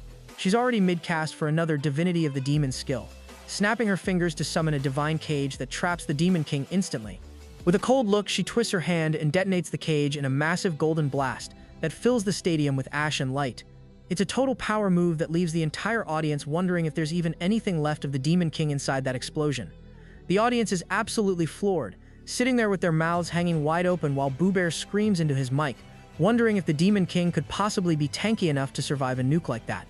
As the dust finally clears, the Demon King emerges totally unscathed, protected by a set of massive demonic spirit hands. Joviu is in total shock, recognizing the skill from when Love used it to protect the squad before. Luna breaks it down, explaining that the Divinity of the Demon is basically the premium upgraded version of those powers. Roris is hyped, noting that the Divinity spell basically lets the user manifest anything they can imagine, and even wonders about whether Love could just imagine a duplicate Joviu in the ring to finish the job. Luna isn't so sure about that though, admitting that if the skill really were limitless, she'd have probably filled the world with an infinite army of baby Jovius by now. Back in the ring, the vibe gets dark fast as the Demon King lets out a literal blood-curdling scream. He begins to levitate as a terrifying aura wraps around his body, while Love stands frozen on the ground, watching the transformation in total disbelief. Right before her eyes, the Demon King mutates into a gigantic hulking demonic monster that's almost bigger than the entire arena. The audience and Boo Bear are sweating buckets at the sight of this absolute unit. While his teammates are cheering, Yaffy is having some dark flashbacks to the last time this monster went on a rampage. Love realizes this is the true form of the Demon King, and worries he's been completely swallowed by his own demonic energy, a fate she almost suffered herself. The monster doesn't waste any time and slams a massive claw down toward Love, creating a violent energy blast that rocks the floor. Love pulls a pro gamer move and dodges it perfectly, hovering above him, but the beast immediately follows up with a barrage of energy waves. Love snaps her wings open and starts bouncing around the arena like a flash of light, dodging the attacks with insane speed. She starts peppering the monster with heavenly beams from every direction, moving so fast the giant beast can't even track her. After a brutal beatdown, the monster is dripping blood and covered in wounds, looking like it's on its last legs. Just as the monster thinks the pressure is off, a sun-like heavenly flash appears in the sky. Love is channeling every bit of her mana into a final nuke, and even Injin is impressed, noting that she's compressing her energy into a single point like a literal black hole. The system starts spamming warnings, telling her that the demonic power is starting to corrupt her mind. But Love doesn't care. She remembers her granny's lessons about how demon power can make you lose your humanity and the importance of staying composed. The red corrupt glow of her attack suddenly shifts back to a pure heavenly light as the system confirms she's cleansed herself. She focuses all that power into a tiny harmless-looking orb and launches her eternal burst at the demon. It looks small at first, but the second it touches him, it explodes like a supernova, filling the entire arena with blinding white light. The pressure from that last attack is so heavy that both the audience and Jugga's squad can feel it in their bones. The monster doesn't even stand a chance. It literally starts evaporating under the weight of that pure magic. This is what true demon power looks like, and as the dust finally settles, the Demon King is left kneeling in total defeat right in front of Love. In his final moments, he has a bit of a throwback to his training days under Granny, remembering how he couldn't even get through the basic paper cup training. He thinks back to Granny hitting him and teaching him on a chalkboard before he finally disintegrates into ashes, leaving only his ring behind. With his last breath, he actually congratulates Love on the win. As he is gone, Love picks up the item and the system confirms it's the Ring of After Realm. Boo Bear rushes over to hype up her victory, but Love is totally checked out. She just takes the ring and walks away while the crowd goes wild. With the score now tied up at 2-2, Boo Bear announces that it's time for the ultimate 4v4 brawl to decide the whole thing. The stadium is electric because this is the match everyone was waiting for. But then Ju pulls a total main character move. He interrupts the hype and tells the host that he's going to be the only one from his team participating. He turns to the After Realm team and basically calls them morons to their faces, challenging all four of them at once. The After Realm squad is stunned, but the Nether King just starts laughing, finding the idea of a 1v4 hilarious. She gives her team the green light to go all out since they've already gotten what they came for. She snaps her fingers to summon another red ring, and suddenly the Demon King is respawned right there. As she gets ready to bounce, the God of Destruction asks if Love was the goal they were talking about. The Nether King lets out a sigh and admits that she originally wanted Joe, but Mother already has her eyes on him, so they settled for the next best thing, Love. She even admits she thinks Love is cute and wanted her for herself. The Demon King is fuming at this point, ranting about how embarrassing it is to fight a 1v4 against Joe. He tries to refuse, but in the blink of an eye, the Nether King flashes across the room and lifts him off the ground by his throat. The vibe turns dark fast as she calls him a dog on a leash, warning him that if he doesn't start acting like a good boy and following orders, things are going to end very badly for him. Outside, Boo Bear is losing his mind on the microphone, hyping the crowd for the absolute madness of this 1v4. Joe stands alone, facing down the entire After Realm squad like it's just another Tuesday. The second the signal drops, all four members jump him at once, showing zero mercy. The God of Destruction lands a clean hit with his green laser, piercing right through Joe, while Yaffy follows up with a sword slash. The Demon King and the Witch don't hold back either. The Witch actually uses a Voracity spell to take out one of Joe's legs, sending him crashing to the dirt. The After Realm team stands over him, talking massive trash about how he's getting exactly what he deserves for being so cocky. The God of Destruction is especially salty, savoring the moment as he prepares to get his long-awaited revenge for everything that happened in Season 1. But just when it looks like a game over, Joe starts laughing. He casually mentions how much he loves crossing the line because it only makes him stronger. Suddenly, his body starts glowing with a blinding blue light as he triggers his Mirror of Clones spell. In a literal blink, thousands of Joe clones spawn into the arena, all of them armed with clubs and looking ready for a riot. There are so many of them that the After Realm team can barely see the floor anymore, and their jaws hit the ground in total shock. Joe mocks them right back, throwing the God of Destruction's own words about being cocky in his face and letting them know it's way too late to back out now. His face twists into a creepy, unhinged expression as he promises to rip them all into pieces. The After Realm squad tries to bolt, but there's nowhere to go. Every time they try to move, a wall of Joe clones slams them back down with massive strikes to the face. The dust settles to show the entire team flattened out, with the god of destruction literally coughing up black blood. He tries to make a break for it in his flip-flops, but he gets yeeted back into the center of the arena, where the clone army starts a brutal, synchronized beatdown with their clubs. Their chances of escaping this nightmare have officially dropped to 0% as the clones just keep swinging without stopping. Pushed to the absolute limit, the god of destruction lets out a blood-curdling scream and triggers a massive power surge. A violent green energy blast rocks the stadium, and when the light clears, he's transformed into a giant muscular monster. Ju recognizes the form from Season 1, but he isn't impressed, thinking the guy is just wasting his energy struggling. The monster mocks him back, claiming he's going to end Ju once and for all. He reveals that he's twisted the Luminance of Life skill, the same one Luna used, into a terrifying Luminance of Destruction. He's fully convinced that not even a main character like Ju can survive what's coming next. With that, he starts channeling all his power into the Luminescence of Destruction, creating a green energy aura around his body. Ju sees this and just smiles, then orders his 300 clones to act as his shield. Hearing the command, they all rush forward and start piling themselves onto the god of destruction's massive energy ball like a cover to block it. Boo Bear sees this and starts sweating, realizing that the god of destruction put all his power into this one attack. But Ju's clones are literally throwing themselves in the way to block it, and somehow, it works. The god of destruction drops to his knees, exhausted, wondering where the hell his other teammates are while he's been dealing with all this. Hearing that, Ju casually points to the side, and to the guy's shock, they've all already surrendered. Seeing there's no way out, the god of destruction decides to join them. But before he can even surrender, Ju slams him to the ground, saying with a manic smile that in their last battle he was a jerk to Luna, and now he's going to pay for all of that. Seeing Ju stand up for her like that, Luna is pretty surprised, and she's blushing hard with her cheeks turning bright red. Jidu doesn't even let the guy finish his big speech before he starts boinking him on the head with powerful swings, making the monster spit out blood. The Luminance of Destruction doesn't seem to help much when you're receiving a literal barrage of clubs to the skull while your teammates and 1,000 clones just stand there watching the show. Despite this being hyped as one of the most powerful matches in the tournament, it's basically over in a flash. Jidu finishes the 1v4 like it's a warm-up, securing an easy win and punching his team's ticket to the grand finals. Boo Bear pops back into the arena, officially announcing that the finals are set. It's Team Ju versus Team Masters. The stakes are absolutely astronomical, with billions of gold on the line and a mystery chest for the MVP that's rumored to be the most valuable item in Chrono Life history. The host wraps things up by telling everyone the final will be streamed worldwide tomorrow night, and the crowd goes absolutely wild as the sun sets on the semifinals. Back at the camp, the squad is celebrating, though Ju thinks Glardo is acting a bit overexcited. She admits she basically slept through the earlier matches because she thinks watching Noob's fight is boring.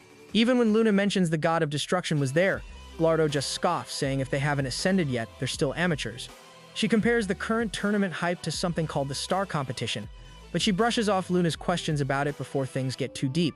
As they keep yapping, Ju asks Luv about that red ring she swiped and wonders if she's going to bring her granny teacher back yet.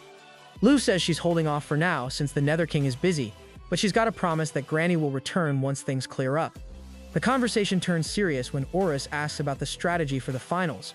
Since it's a team format, if Ju wins his round but the others catch 3 Ls, they'll still lose the whole thing. Ju just gives a confident smirk, claiming he's already got a plan for tomorrow. Meanwhile, Team Master is having their own meeting at a dumpling spot. Ngong is just as confident, telling his team he's got a gamble of a plan ready to go. Both leaders know their strategies might fail, but they're both willing to risk it all. Up near the sun, Mother is chilling and looking more excited than ever. She muses about how the winner and the loser will eventually walk the same path, but only one of them is going to leave with a smile on their face. Back on Earth, the hype is reaching a fever pitch. People in trains and restaurants are glued to their phones waiting for the stream to start. Right on cue, Boo Bear starts the countdown in the arena. The stadium is buzzing with chants as the final 2 teams, who outlasted hundreds of thousands of others, finally step onto the stage for what's looking like a legendary showdown. Ingong is sweating buckets, totally confused about how Ju is still standing there with that much energy and a terrifying smile. He forces himself to push up off the ground using his palm, balancing on his one good leg because he realizes that dropping his guard for even a second is a death sentence. He triggers a divine restoration skill, pouring every bit of his mana into his shattered arm and leg. The healing is almost instantaneous, which actually leaves Ju impressed. He remembers Ingong using that same high-speed recovery back in the closed beta days. From the sidelines, So Hyang is getting salty, yelling that the match is unfair since Ju is the only one who remembers their past fights while they've got zero memory of the beta. Luna watches the Heavenly Demon throwing a tantrum and asks Luv if this girl is really on the same level as a Demon King. Luv confirms it, but Luna isn't impressed, wondering if every Demon King is just an immature brat, which Luv sadly agrees is the vibe. Ju finally snaps and tells So Hyang to pipe down and watch her boyfriend get rolled, since his beta memories aren't exactly giving him a tactical edge anyway. This leaves both So Hyang and Ingong spiraling in confusion, with Ingong wondering how their legendary beta fight actually ended in a draw. Ju can't help but giggle at Ingong's confused look, basically calling him out for acting all innocent and putting up a front. He calls out the guy for holding back, not just in this championship final but in their original encounter too. The scene suddenly shifts into a flashback from the Chrono Life closed beta, way before the current season ever started. Ju and Luna were exploring a spot called Cheomyeong when they first ran into Ingong, who was acting super hyped to meet them. Back then, he introduced himself as the chief of the manhwa sect and immediately started pestering them for a duel to test their skills. Ju was already fed up with the local players since he'd already survived over 300 duels in just 2 days, but Ingong wasn't taking no for an answer. Things got wild pretty quickly during that first meeting. Ingong actually managed to beat Luna in a one-on-one, which left him feeling a little underwhelmed because he'd heard these two were legendary. He turned his sights on Ju next, and Ju was more than ready to throw hands. As soon as they started trading blows, Ju could feel the sheer unhinged power radiating off the guy. At the time, it felt like Ingong's power level was sitting somewhere around a massive 15,000. Ingong was actually impressed that Ju was holding his own better than Luna had, even acknowledging that Ju might be stronger than him. Ju wasn't satisfied with just a good fight though. He sensed Ingong was still gatekeeping his true strength. He pushed the guy to quit playing around and show his full power. Ingong got a huge grin on his face, genuinely excited that someone finally noticed he was sandbagging, something not even his closest friends, the three Supremes, had ever picked up on. He began engulfing himself in a terrifying amount of energy, and Ju spotted a magic crest shaped like a star forming right beneath Ingong's feet. Ju realized in that moment that Ingong's real final form didn't even come from martial arts, but just as they were about to clash, everything came to a screeching halt. Suddenly, Mother appeared out of thin air, popping up right in Ju's face and making him scream in pure terror. She explained that she was there to kill the vibe and stop the fight because she couldn't let her favorite get into a brawl like that just yet. Ingong was completely lost, but Mother clarified that there was no point in them destroying each other during a closed beta test. She promised to set up a magnificent stage for them to settle things properly after Season 2 officially kicked off. Both Ju and Ingong straight up refused to back down, arguing that they couldn't wait that long to mangle each other and that they didn't care if the servers were about to wipe. Mother gets pretty annoyed when they both stubbornly agree to throw hands in the next tournament anyway, so she finally stops trying to play peacemaker. However, she drops a bombshell that when the closed beta ends, only Ingong's memory will be wiped, which gives Ju a massive, unfair advantage. To level the playing field, she places heavy restrictions on both of them. She locks away Ju's Divinity of Chaos and bans Ingong from using his Unleashed Star Power. She lets them go at it, knowing full well that with their insane healing spells, the fight is basically destined to be a stalemate. Back in the present, Ju confirms that's exactly how it went down. Neither could finish the other off, but enough with the trip down memory lane. Ju decides it's time to finally settle the score. Ingong is totally down for it and starts channeling a golden aura, finally triggering his Unleashed Star Power. A glowing, energy-sucking star forms right above his head, letting out a shockwave so violent it rattles the entire city. Love is watching this go down with a worried look, asking Luna what the deal is with this star power stuff.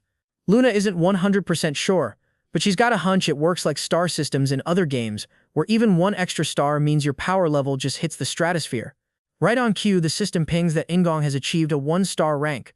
The pressure coming off him is so heavy that Ju can feel it in his bones, wondering if he's literally fighting a celestial object, but he's mostly just hyped to see things finally get interesting.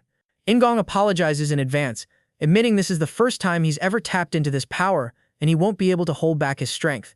He closes the gap faster than anyone can see, and before Ju can even twitch, Ingong hits him with a tornado attack so powerful it sends him crashing through the arena wall and into the city. The force is so savage it actually takes out any crowd members unlucky enough to be in the way, leaving them scattered. Boo Bear is shouting in disbelief, while Mother is low-key impressed that they managed to bust through the arena's protections. She realizes the current stage is way too small for these two, and decides it's time for a change of scenery. Ju pulls himself out of the wreckage, looking even more excited than before, now that his opponent has some serious buffs. He doesn't know much about stars, but before he can even make a move, both he and Ingong are suddenly teleported away. They find themselves standing on a floating ground right in the middle of space, surrounded by actual stars. Mother reveals that they've been moved to the battlefield of the cosmos, the official arena for the star competition. She reminds Ju about her promise to prepare a magnificent stage for them, and this is it. She explains the stakes. If Ingong wins, he'll become a 2-star holder and rule the Chrono continent. But if Ju wins, he'll officially become a 1-star holder and take over the Changmyeong continent. Ju is standing there with his mouth wide open, finally realizing the scale of the game he's playing. As this is all happening, Gallardo introduces Juffpuppet to what the star competition really is. According to her, the star competition is a battle between dimensions, with each dimension betting on their chosen star to fight. Each dimension is normally represented by an ascended being in a one-on-one match, but according to these rules, Juff isn't actually qualified to take part in it. He's neither a representative nor an ascended one. But despite all that, Mother still allowed him to fight. If Juff wins, he gets 1 star, and if Ingong wins, he gets 2 stars. That's the reward on the line. Hearing all this, Juff doesn't really feel like fighting anymore, because he doesn't want to rule over the continent of Changmyeong if he wins.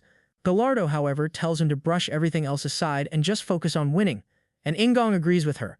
Ingong reveals that he himself doesn't really care about gaining another star. The only thing he cares about is fighting a fine warrior like Juff.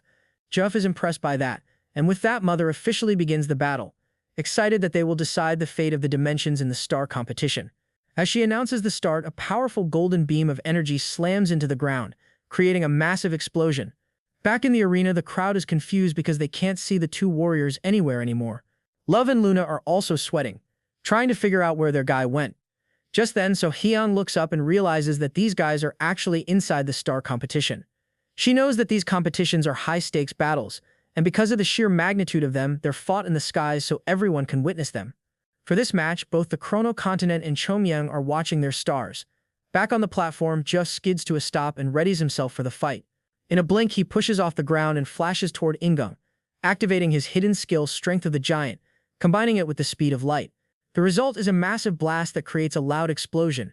And seeing that, Mother gets pretty excited. She likes that they're going all out because this space was created exactly for battles like this. But as she keeps encouraging them to fight, the ground suddenly starts cracking, and she begins sweating, realizing she's long overdue for some maintenance on the cement flooring. Mother already knew Ju would go wild, but the way he's bouncing off the walls is making the entire place crack, which makes her a bit worried about Ingong.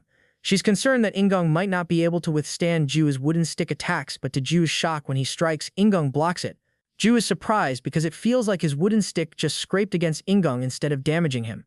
After blocking it, Ingong praises Ju's talent, but then summons his own sword and tells him to get ready for his weapon now. As Ingong swings it, he calls it the 24-stance Plum Blossom Sword Art, and takes the fighting stance. The moment he does, a wave of petals begins floating around Ju, and before he can react, they strike him from the inside out, making him spit out blood in pain. Seeing this, Ju's team gets worried, especially Luna, who can't believe they're using this skill with a sword formed from Ingong's own chi. Loveflare, looking concerned, explains that when a martial artist reaches a very high level of mastery, they can use this petal technique, which is the most famous sword art of manhua. Luna can't believe Ingong is suddenly using sword techniques when he had been fighting with his fist this whole time. But Luff reveals that Ingong might have been holding back all along, and the sword he's using is nothing like the basic chi swords of the martial arts world. This one is considered the peak, so powerful that it can even perform miracles. Back on the battlefield, Ingong reaches his 10th stance and stabs Jo straight through the middle, sending a powerful petal energy blast behind him. The blast is so strong that it creates a huge hole in Jo's body, forcing him to immediately use a healing factor spell to regenerate it. Seeing this, Ingong remembers that Mother predicted their fight would end in a draw since both of them have healing spells. However, Ingong thinks Jo might actually have the upper hand there, since his own healing spell is a lower level compared to Jo's. With that in mind, Ingong uses the 15th stance and sends multiple attacks toward Jo, slashing him from several directions at once. Ingong is confident that with enough fast, continuous strikes he can eventually overwhelm Jo's healing factor. Doing that, Ingong uses his final stance swing, cutting Jo's body in half. But as Jo tries to activate his healing factor, Ingong presses his sword into him and calls the fight over. Pressing the blade down, Ingong calmly says that Jo's speed of light isn't effective anymore and that he has no moves left. So the victory is his now.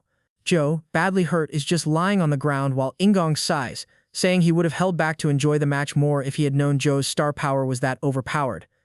Ingong sounds a bit annoyed, saying that every battle he's been in ends the same way, no matter who his opponent is. There's no point in having expectations from his enemies because they always end up disappointing him. He even gets a little cocky, claiming that living with this much power is almost like a curse. But while he's busy talking, a wooden stick suddenly slams into his face, sending him crashing into the wall.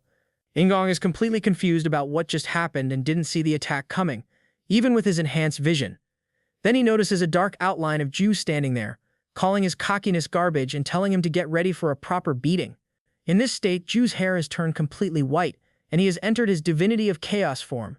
Ingong immediately recognizes it as the divinity of chaos that Mother mentioned earlier. He remembers Mother blocking both of their skills before and is shocked, wondering how Ju managed to hit him without him even seeing the attack coming. To make it even clearer, Ju casually lifts his stick and bonks Ingong on the head again. Ingong starts wobbling from the hit, but before he can even catch his breath, Ju follows up with endless strikes, all landing with perfect accuracy. Ingong screams in pain as the hits keep landing, completely confused about why he can't dodge any of them despite being faster than Ju. What shocks him even more is that Ju looks like he's just randomly swinging his stick, yet every single hit connects. Finding a small opening, Ingong decides to charge forward and attack Ju before he can strike again. He uses his 10th stance, but to his shock, he completely misses. Desperate, he starts using every stance he knows, but every time he swings, he somehow misses Ju completely. Frustrated, he begins swinging wildly, but all his slashes go around Ju as if they're avoiding him entirely. After a while, Ingong starts getting tired and is sweating heavily. Seeing this, Ju finally reveals what's going on.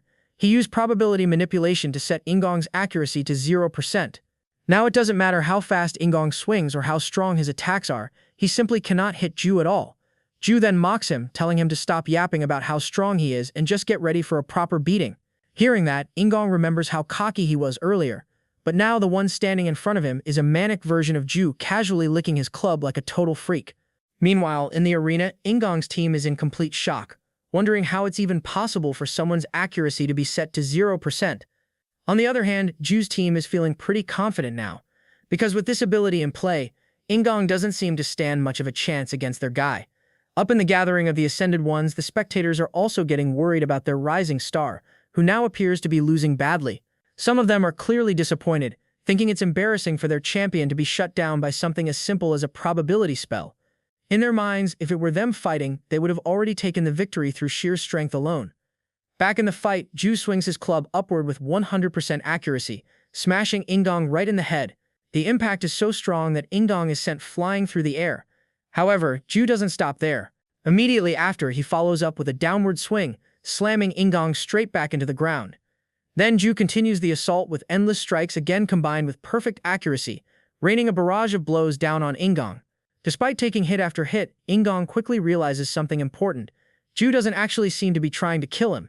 Instead, it looks like Ju is carefully controlling the damage he deals with each strike. Even though he understands that, Ingong still feels completely powerless in that moment.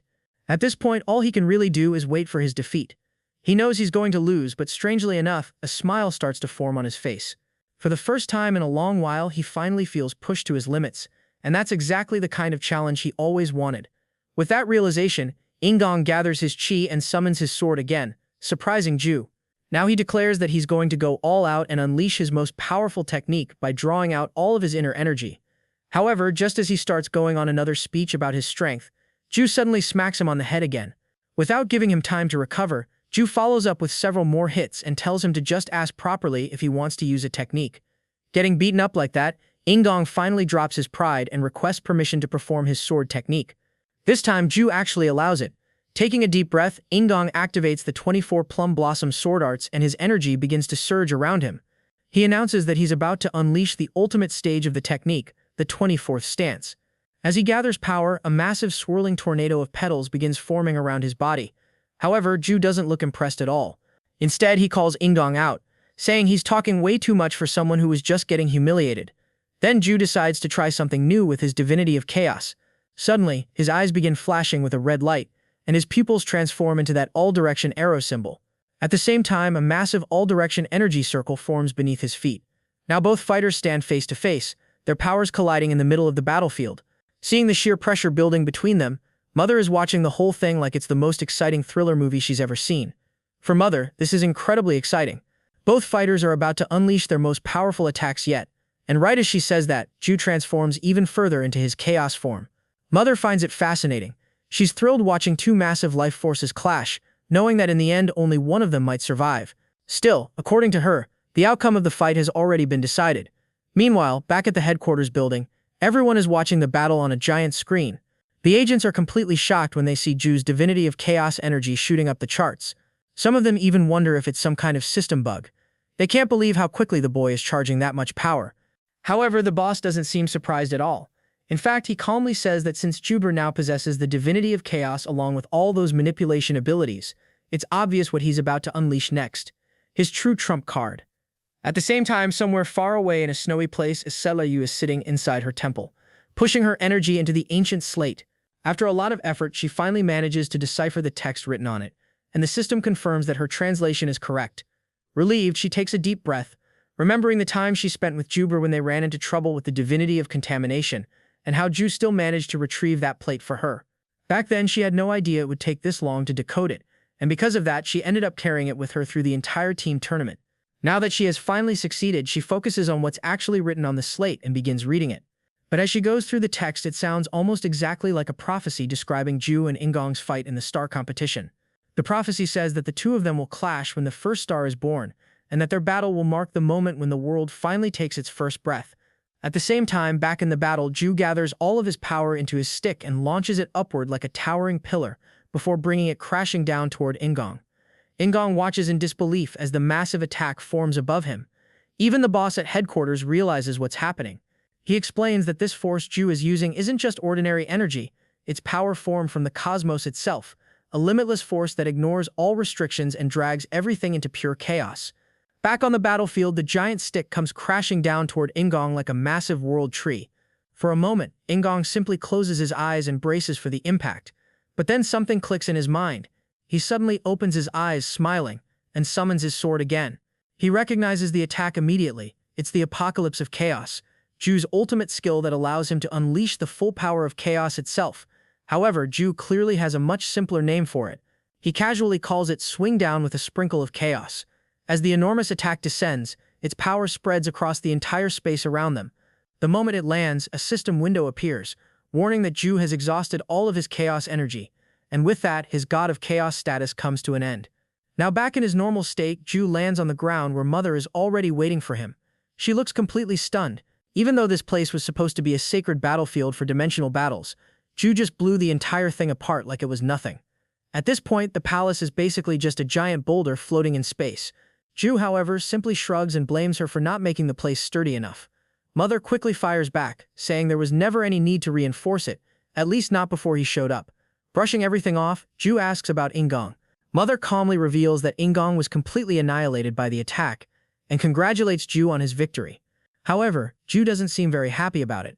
He quietly thanks her for letting him know, but his expression clearly shows that something is still bothering him. Mother immediately calls him out on it. She reminds him that earlier when Ingong was going on about his power, Ju smacked the crap out of him for being cringe. But in reality, she believes that moment might have meant something deeper. According to her, Ju probably saw a bit of himself in Ingong, which is why he's still upset even after winning. Mother then says she understands how he feels.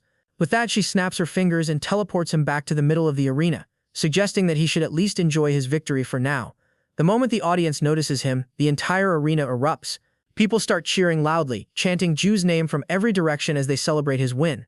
Right on cue, Boo Bear appears and begins making the official announcement. He excitedly reveals that with thousands of participants and millions of viewers, this tournament has officially become the highest-rated event in gaming history. With that, he proudly declares that after countless intense matches, they finally have their champion. As he continues hosting, Ju suddenly notices his teammates practically clinging onto him, celebrating and laughing as they congratulate him on the win. Moments later, the host officially announces Team Ju's victory, marking the end of the entire team tournament. As the winners, Team Ju receives a massive cash prize worth billions of gold, along with the special MVP chest. And of course, the MVP title goes to none other than the tournament's standout player, Ju himself. Meanwhile, back in the temple, Islero is still carefully reading the ancient slate. After studying it for a while longer, she finally begins to understand something important. The writings about chaos on the slate might actually be referring to Ju himself, because honestly, no one else embodies chaos more than that guy. However, one question still confuses her. If Ju represents chaos, then who exactly is supposed to represent the cosmos? Back on the ground, everyone is celebrating, the sky is filled with fireworks, the streets are decorated with lights, and the final match is the main topic on everyone's lips. Everywhere you look, people are talking about the star of the competition. Mint, however, is feeling a little jealous, not because of the fame, but because of the 30 billion gold they received as prize money. She complains that she once won an entire battle tournament herself and only got 1 million gold for it. The bald guy admits that he's actually more jealous of Juka's divinity, while the bearded guy agrees, saying that the skill is ridiculously overpowered, and he'd love to get his hands on something like that. Mint quickly shuts them both up, shouting that she doesn't care about skills or divinities because games are all about mechanics anyway. The white-haired guy looks at her and asks if she's drunk. Naturally, Mint fires back immediately, insisting that she's completely sober. The guy then casually says that he could give her a divinity if she really wanted one. Mint rejects the offer right away, like she always does, but the bald guy points out that the kind of dignity she wants probably isn't that type of divinity in the first place. Hearing that, the white-haired guy glances to the side and calls out to Juka's group of girls, inviting them to join their table. However, instead of being charmed by his flirting skills, Love immediately gets furious. She snaps at him, saying that his face still annoys her. The guy tries to play it cool and says that everything that happened earlier was just part of the game. But Love isn't letting it slide. She fires back, accusing him of slaughtering them in cold blood earlier and now acting like nothing happened. Realizing that Love isn't going to give him a break, the guy quickly turns to Luna and politely asks how she's been. Luna responds with her usual calm and friendly smile, but the moment she opens her mouth, she starts trash-talking him so brutally that the guy's ears almost start bleeding from the sheer intensity of her words. Panicking, he quickly apologizes with tears forming in his eyes and admits that he only wanted to ask where Ju is. Luna then reveals that Ju went somewhere else because he had to move on to the next stage. The guy looks confused and asks what she means by that. Luna calmly explains that Ju will soon become an ascended being, since he's now a one-star holder. Meanwhile, up in space, Ju is following Mother along a thin bridge floating in the void. As they walk, Mother explains that Ju is the first user to ever walk this path as a star holder, and once they reach the end, he will officially become one. Despite hearing that, Ju starts getting tired halfway through the walk and jokingly suggests that they should just fly to the end instead. Mother immediately shuts that idea down, reminding him that skills can't be used in this space. Right then, she points ahead and tells him that they're already close to the end of the path. As they finally arrive, Ju's eyes widen in excitement when he sees hundreds of giant figures standing in a massive circle around him. Mother explains that these are statues of ascended beings, representing those who successfully completed the star holder path before him. Ju gets excited, realizing that all of these people are basically his seniors now. While looking around, he even notices Ingong's statue standing among them. With that, Mother asks him to step into the center of the magic crest so they can begin the ascension process. Ju follows her instructions, and as the process starts, a system notification appears, congratulating him for completing the trial. At that moment, a single star appears above his head, officially marking his rank as a one-star holder. However, just as Ju finishes ascending, something strange happens. Suddenly, Ingong's statue shatters into pieces. Seeing Ju's confusion, Mother explains that this happened because Ingong lost his competition. As she snaps her fingers, a large statue of Ju suddenly appears in the spot where Ingong's statue used to stand. She congratulates him on becoming a star holder. However, Ju isn't completely convinced. He says he can still feel that something shady is going on behind the scenes. Almost like the only reason he ended up here was because Mother had been pulling the strings all along. Hearing that, Mother's eyes begin shining as she challenges him. She calmly asks that even if it really was her plan, what exactly could he do about it right now? Ju thinks about it for a moment before answering honestly. He admits that he probably can't beat her right now, so he'll stay quiet for the time being. Still, he warns her not to try to control his life. Mother simply giggles at that. She reassures him that there's no reason to be defensive because at the end of the day, becoming a star holder is actually a pretty great status to have. As she says that, the system suddenly activates and reveals Ju's new bonuses. His star power increases by 100%, and he also receives a powerful star skill. Ju remembers how Ingong used something similar earlier and how strong it made him during their fight. But Mother isn't done yet. She gives Ju an additional upgrade and allows him to choose his own custom star power skill. Right then, a system window appears with two options. Mother reminds him that he can only choose one, so he needs to think carefully. The first option is Dimensional Portal Forge, which would allow him to freely travel between dimensions. The second option is Dragon of the Apocalypse, which would upgrade the dragon currently in his possession. Ju ends up stuck in a dilemma, unsure which one to pick. Meanwhile, back on the ground, Love is getting bored while waiting for Ju to return. Luna, however, stays calm and reminds her that Mother already said the process wouldn't take very long. Right on cue, Ju suddenly teleports right in front of them. The moment the group sees him, everyone lights up with excitement.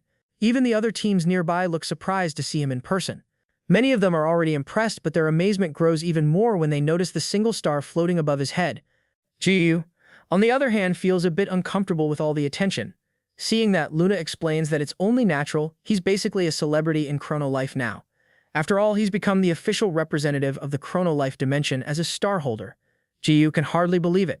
The idea that an entire dimension now has some level of responsibility placed on him feels a bit overwhelming. Right then, an official announcement appears. It declares that Ju is the winner of the star competition, representing the Chrono continent, which has now secured the victory. According to the announcement, Jiyu is also officially recognized as the representative star holder of Chaomyang. The system then reveals that because of this victory, everyone in the Chrono continent will receive rewards. First, players will now be able to travel to Chaomyang through the Dimensional Priestess. Second, they will be allowed to create new characters in Chaomyang, where they will become citizens of Murim, giving them the chance to join sects and advance within the martial world of Chaomyang. Existing users can also clear the entrance quest to enter Chaomyang as citizens of Murim. Hearing this announcement, everyone is in disbelief. Not only will they be able to explore Chaomyang, but they'll actually become citizens there as well.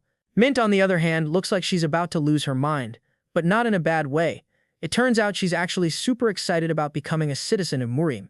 She starts rambling about how they can mix their magic with sword skills and maybe even learn summoner techniques along the way. A lot of players immediately get hyped about the idea. Some of them are already talking about joining Ingong's sect, and many are preparing to head straight to Chaomyang as soon as possible. However, in the middle of all that excitement, one guy suddenly stands up and reminds everyone about something important. At the end of Season 1, it was revealed that there are actually tons of other dimensions out there, and if they keep winning like this, they might eventually get the chance to conquer those dimensions too. Hearing that, the crowd gets even more excited.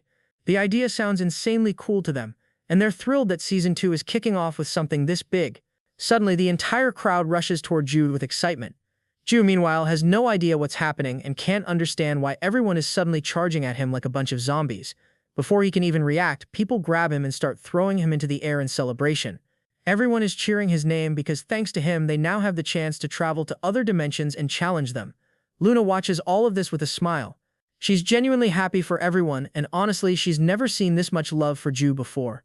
And just like that, the team tournament, the star tournament, the first ever birth of a star holder, and the after party all turn into one massive celebration. People are laughing, cheering, and the energy in the air couldn't be any higher. However, in the middle of all this celebration, Ju forgets one very important detail. Their cheerful little buddy Pero was actually the one who killed Luna during the closed beta test and played a major role in destroying Chrono Life back then. And now, while everyone is busy celebrating, they're unknowingly bringing that forgotten truth back to the surface. A wave of sorrow is slowly heading toward them, like a crashing tide they can't see coming yet. The next day, things are looking up for the squad as Ryuris is visibly hyped that it's finally time for Joe to pick a new skill.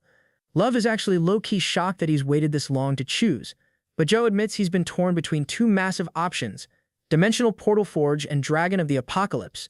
Both sound absolutely cracked, and the team is split on which way to go.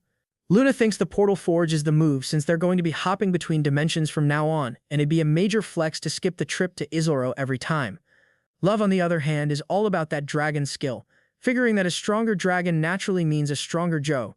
Eurus actually throws a curveball into the discussion, saying he doesn't even want the dragon upgrade for his own sake, even if it makes him more powerful. He tells Joe he'd rather him pick whatever benefits the boss the most, which is such a loyal ride or die move that it actually makes both girls blush. In the end, Joe decides to trust his gut and goes with the dragon skill. The second he locks it in, the system goes into overdrive. Eurus vanishes into thin air while Joe's cape starts glowing with a blinding golden light.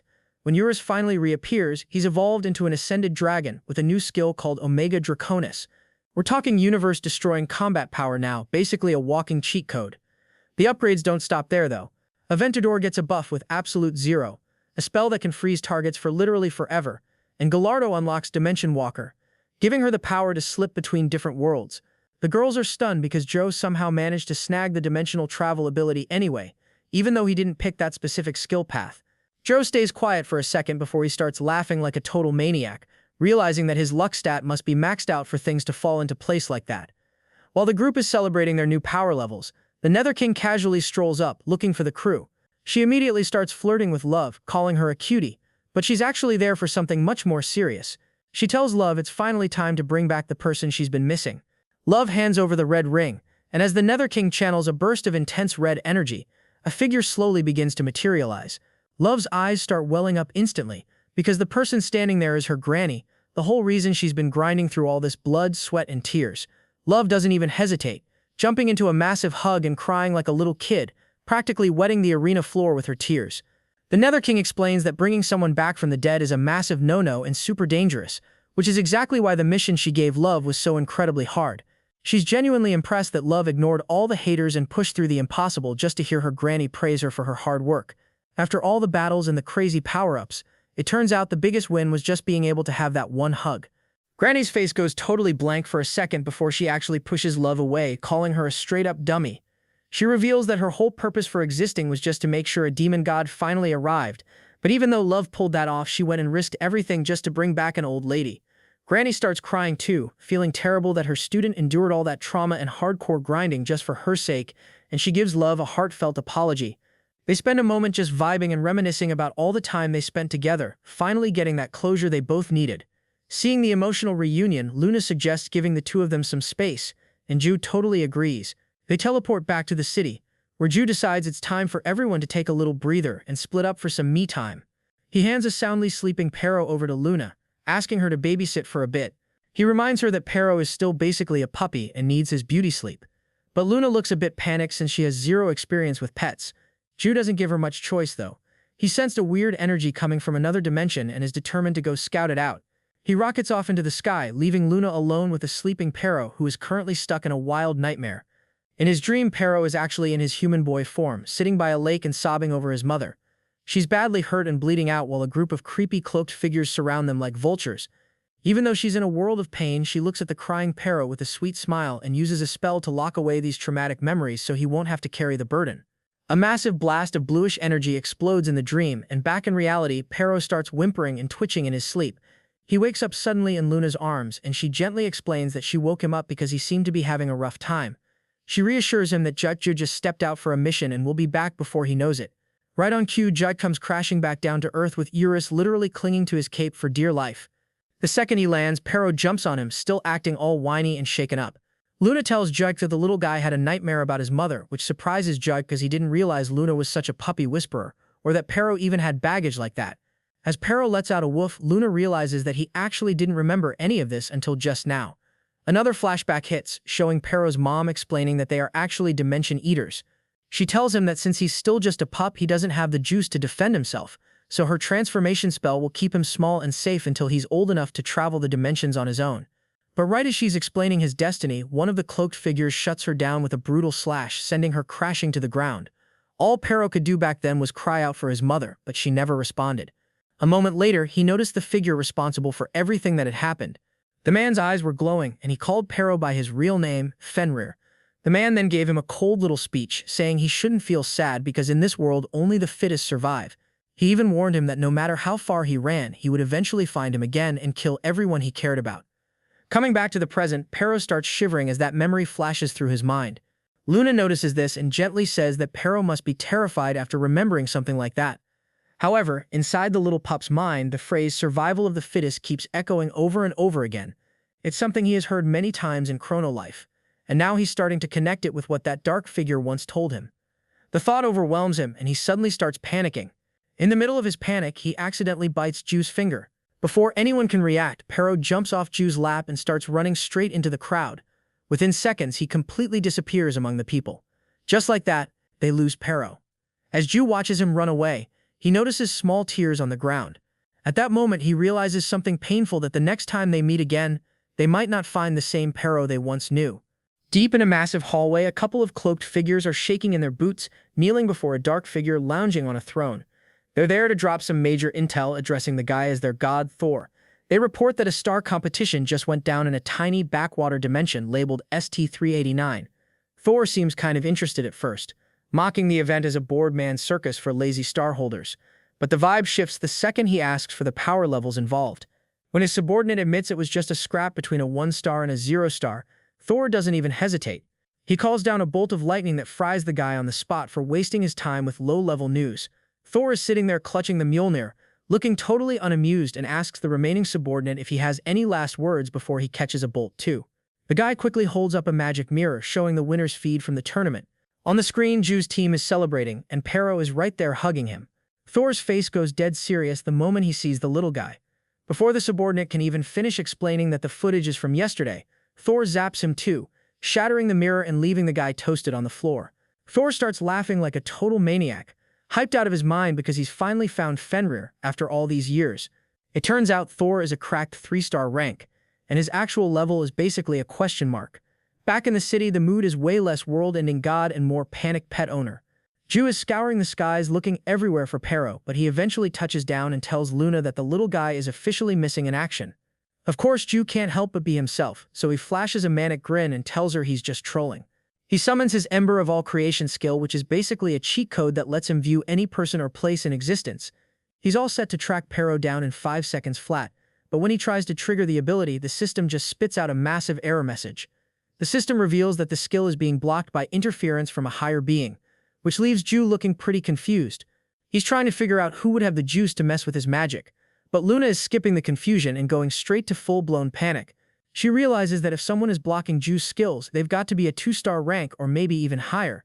Ju is officially out of easy options, but Luna is mostly just heartbroken and confused. She can't wrap her head around why Pero, who basically worshipped the ground Ju walked on, would suddenly bite his hand and vanish into thin air. As the sun dips below the horizon, poor Pero is creeping through a dark forest near the village, staying low until nightfall just in case Ju or Luna try to track him down. It's honestly heartbreaking because everything he's doing is actually to protect Ju, the very first person he bonded with after losing his memories. But now those memories are hitting him like a freight train. He finally remembers his true identity, his family, and the terrifying fact that a 3-star holder is hunting him. Back when his mind was a blank slate, he never understood why the phrase "the weak must make sacrifices" kept echoing in his head. But now he knows exactly what it means.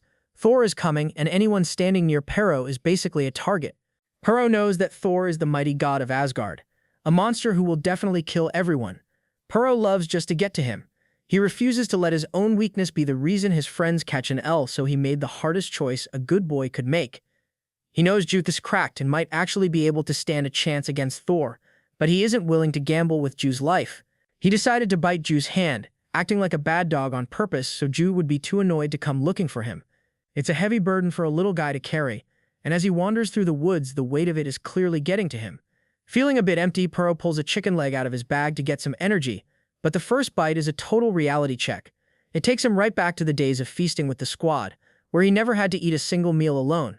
He remembers the wholesome chaos of the camp, like the time Love tried to pet him to say thanks, and he bit her so hard she started trash-talking with every word in her vocabulary. Those memories are so sweet that the lonely forest feels even colder, and before he can even finish his snack, tears start streaming down his face. He drops the food and starts running, but a massive thunderbolt slams into the ground right in front of him, stopping him dead in his tracks. Before the dust can even settle, Thor appears out of thin air and lifts Pero up by his neck. He's brought a whole army of loyal subjects with him, and as he chokes the struggling puppy, he starts laughing like a true villain.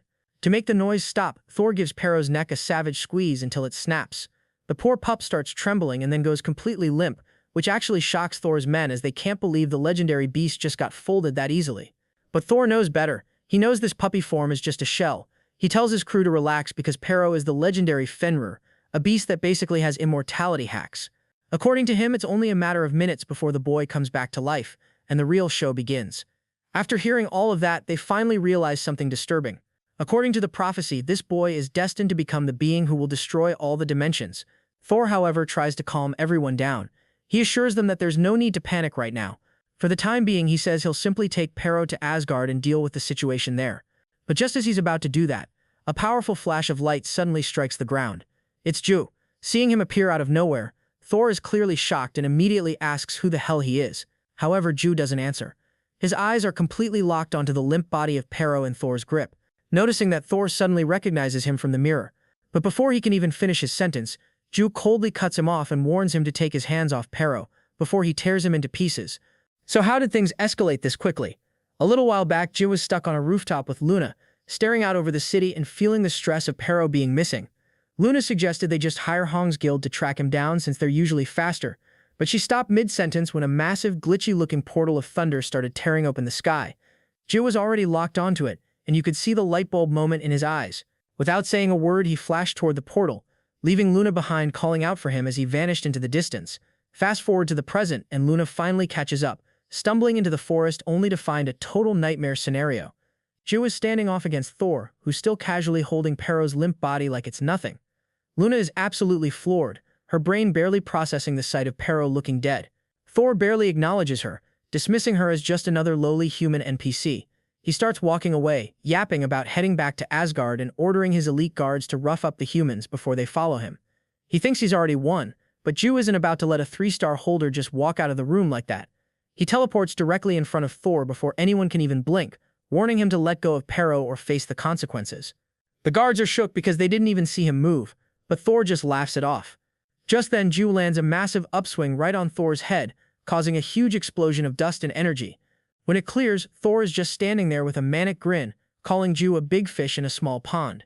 He introduces himself as the god of thunder, brag-posting about how he's under the constant protection of Odin's blessing. He gets right in Ju's face with a creepy smile, telling him that even giving him a second of attention is a stain on his reputation, before using a thunderbolt to teleport back to Asgard right in front of them.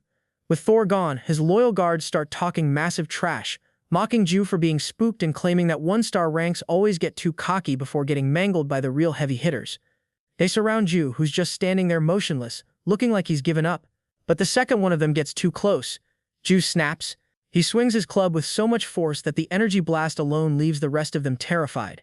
He follows up with a lightning-fast barrage of swings, mangling the elite guards so quickly that Luna can barely keep track of the movements. In zero time at all, the entire squad is on the ground, wondering how they got rolled so easily. Luna is sweating buckets not because of the fight, but because she's worried about what Ju is going to do next. She knows Asgard is uncharted territory, and basically impossible to reach, but Ju isn't interested in playing by the rules. To her absolute shock, he triggers his God of Chaos descended form and activates the Divinity of Chaos time manipulation skill. The world starts glitching and rewinding, reversing everything from the guard's beatdown all the way back to the moment Thor was standing there yapping about leaving with Pero. Ju literally hit the undo button on the entire timeline just to get another shot at him. Thor is mid-sentence repeating his arrogant dialogue when he suddenly freezes, looking like he just saw a ghost. He's sweating buckets because he's getting a massive hit of déjà vu. He could swear he was just chilling in Asgard a second ago. Ju, standing right in his personal space, gives him one last warning to hand Pero back or get shredded into confetti. Before Thor can even process the glitch in the timeline, Ju hits him with a brutal upswing, a savage downswing, and a non-stop barrage of follow-up attacks. Even though Odin's protection shield is technically blocking the hits, the impacts are so heavy that Thor's men are starting to panic. Realizing that Ju literally just hit the rewind button on time itself, Thor finally puts two and two together, realizing Ju has some broken time manipulation talent. He tries to play it cool, mocking Ju by saying this little time trick is the only impressive thing he'll ever do in his pathetic life. While Thor is busy glazing his own defense, bragging about how the shield was a gift from Odin, a 5-star rank and the absolute boss of Asgard, something impossible happens. One of Ju's swings actually chips a tiny piece off the invincible shield. Ju doesn't give him a second to breathe, doubling down on his assault until the entire 5-star barrier completely shatters, leaving Thor wide open. With the shield gone, Ju loads up a final downswing and drops it on Thor's head with enough force to look like he's trying to drive him into the planet's core. The shockwave is so violent that Thor's men are sent flying like ragdolls, and Luna has to trigger her floating spell just to keep from being swept away. She realizes with a shudder that the impact was strong enough to shake the entire continent, and if it had hit the ground directly, the whole planet might have just deleted itself. She's never seen Ju this tilted before, but it's Thor who's having the worst day of his life, face down in the dirt and wondering how a simple wooden stick just broke a 5-star blessing. Ju looks down at him with a terrifying expression, telling him to quit being a sissy and get up since he's supposed to be a big-shot 3-star rank. Thor flashes off the ground, his mind racing as he tries to cope with the fact that his ultimate defense just got turned into toothpicks. He decides he needs to get to Asgard immediately, because this abnormal human is way too much to handle. He thinks he's gained some distance, but suddenly he finds himself teleported right back in front of Ju in a hilarious ballerina pose. Ju just flashes a creepy grin, revealing he's now using space manipulation, and tells Thor the wooden stick massage is just getting started. Ju starts swinging left and right, absolutely tenderizing Thor's face with the club. Finally pushed to his limit and tired of being a punching bag, Thor decides to quit playing around and unleashes his full 3-star power. His entire body gets engulfed in a violent storm of thunder energy, and 3 glowing stars appear over his head. In this state, Thor's power is legendary, supposedly the greatest in all of Asgard besides Odin himself. However, before Thor can do anything, Ju suddenly grabs the arm that's holding Pero and rips it clean off in one swift motion. Thor screams in disbelief as he realizes that his arm is gone. But while he's still writhing in pain, Ju calmly calls him out, reminding him that he already promised to rip him into pieces, and when he makes a promise, he always makes sure to keep it. Then, with a creepy grin on his face, Ju tilts his head slightly and asks which part he should shred next. Thor starts gassing himself up and clutching his shoulder, which is pretty hilarious considering Ju is currently standing there just holding the guy's severed arm in his hand. Ju casually tosses Pero over to Luna, asking her to look after the pup and promising they'll be heading home soon, all while still gripping the bloody limb like it's a spare part. Seeing that he's literally being dismembered, Thor decides it's time to bail and starts making a frantic run for it. Ju isn't about to let him off the hook that easily, but since he's out of range for a normal clubbing, he gets a twisted idea. He triggers his probability manipulation, cranks the accuracy to a guaranteed 100%, and uses Thor's own severed arm to deliver a swing-down attack. Even though Thor is way off in the distance, the arm connects perfectly, slamming the god of thunder face-first into the dirt. Luna is looking visibly sick that Ju is out here using a severed limb as a projectile, but Ju is just getting started. He follows up with a swing up, again with that 100% accuracy, and smacks Thor right on the backside. It's a total ego death moment for the god of Asgard, getting spanked by his own arm in front of his loyal subordinates. The guards are sweating buckets watching their leader get humiliated, so they finally find some courage and swarm Ju like a pack of flies to protect Thor. Ju is getting annoyed with the crowd and tries to tap back into his divinity of chaos to wipe them all out, but the system hits him with a low battery warning. He's completely drained his energy reserves and his god of chaos form evaporates, leaving him back in his normal state. Ju realizes he definitely overspent his mana on the massage and should have saved some for the long game. The guards see their opening and jump him, pinning him to the ground while screaming at Thor to run back to Asgard and save himself. At first, everyone thinks Thor is going to charge back in to save his men or finish Ju, but he pulls a total snake move. He zips right past the struggle and heads straight for Luna. With his eyes flashing with lightning, he demands she hand over the cursed beast. Before Luna can even react, an invisible blow sends her flying backward. She loses her grip on Pero in midair, and Thor manages to snag the pup by his tail. Without wasting a single second, Thor triggers his teleportation spell and vanishes into a crack of thunder, leaving his own men behind to deal with the fallout. Luna can only scream out as Thor disappears, leaving Ju and the abandoned guards staring at the empty space in shock.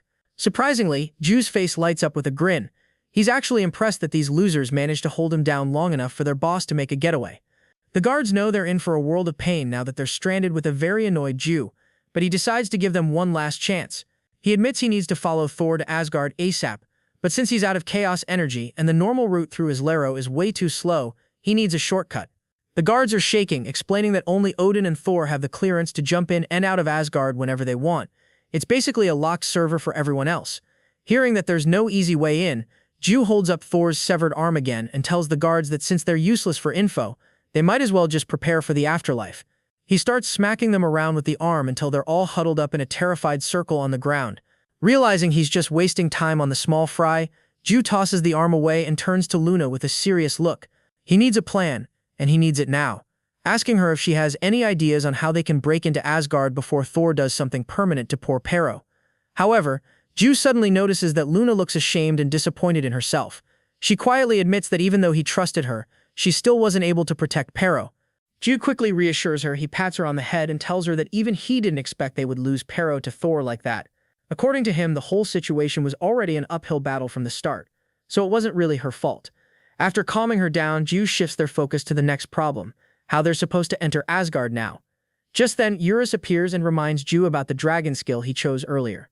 Because of that choice, Gallardo now has the Dimension Walker ability. The moment Ju hears that, his face lights up with excitement. He quickly calls Gallardo out and asks her to use Dimension Walker to take them to Asgard.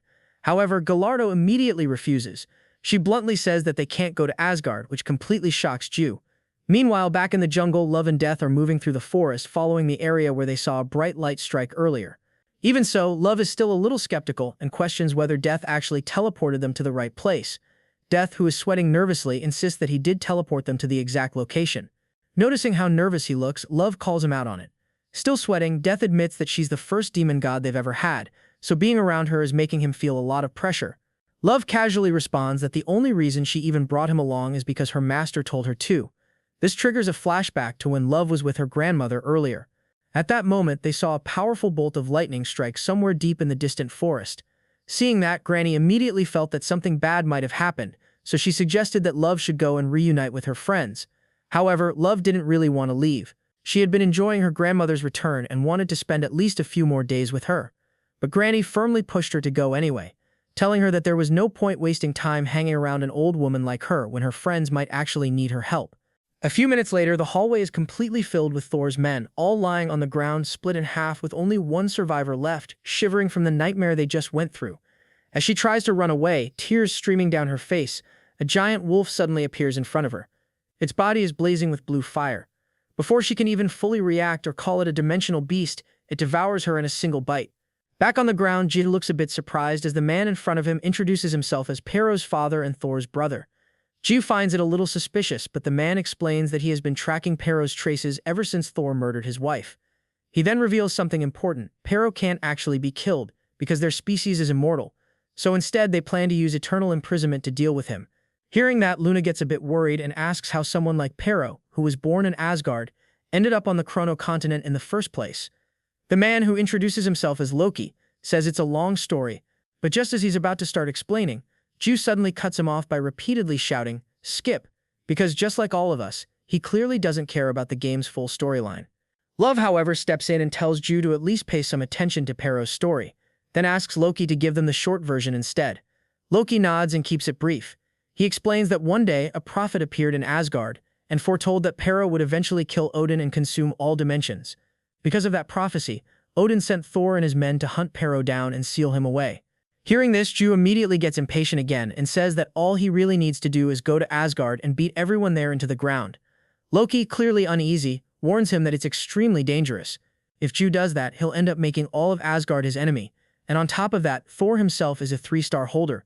But before Loki can continue, Ju casually tosses Thor's severed arm to him.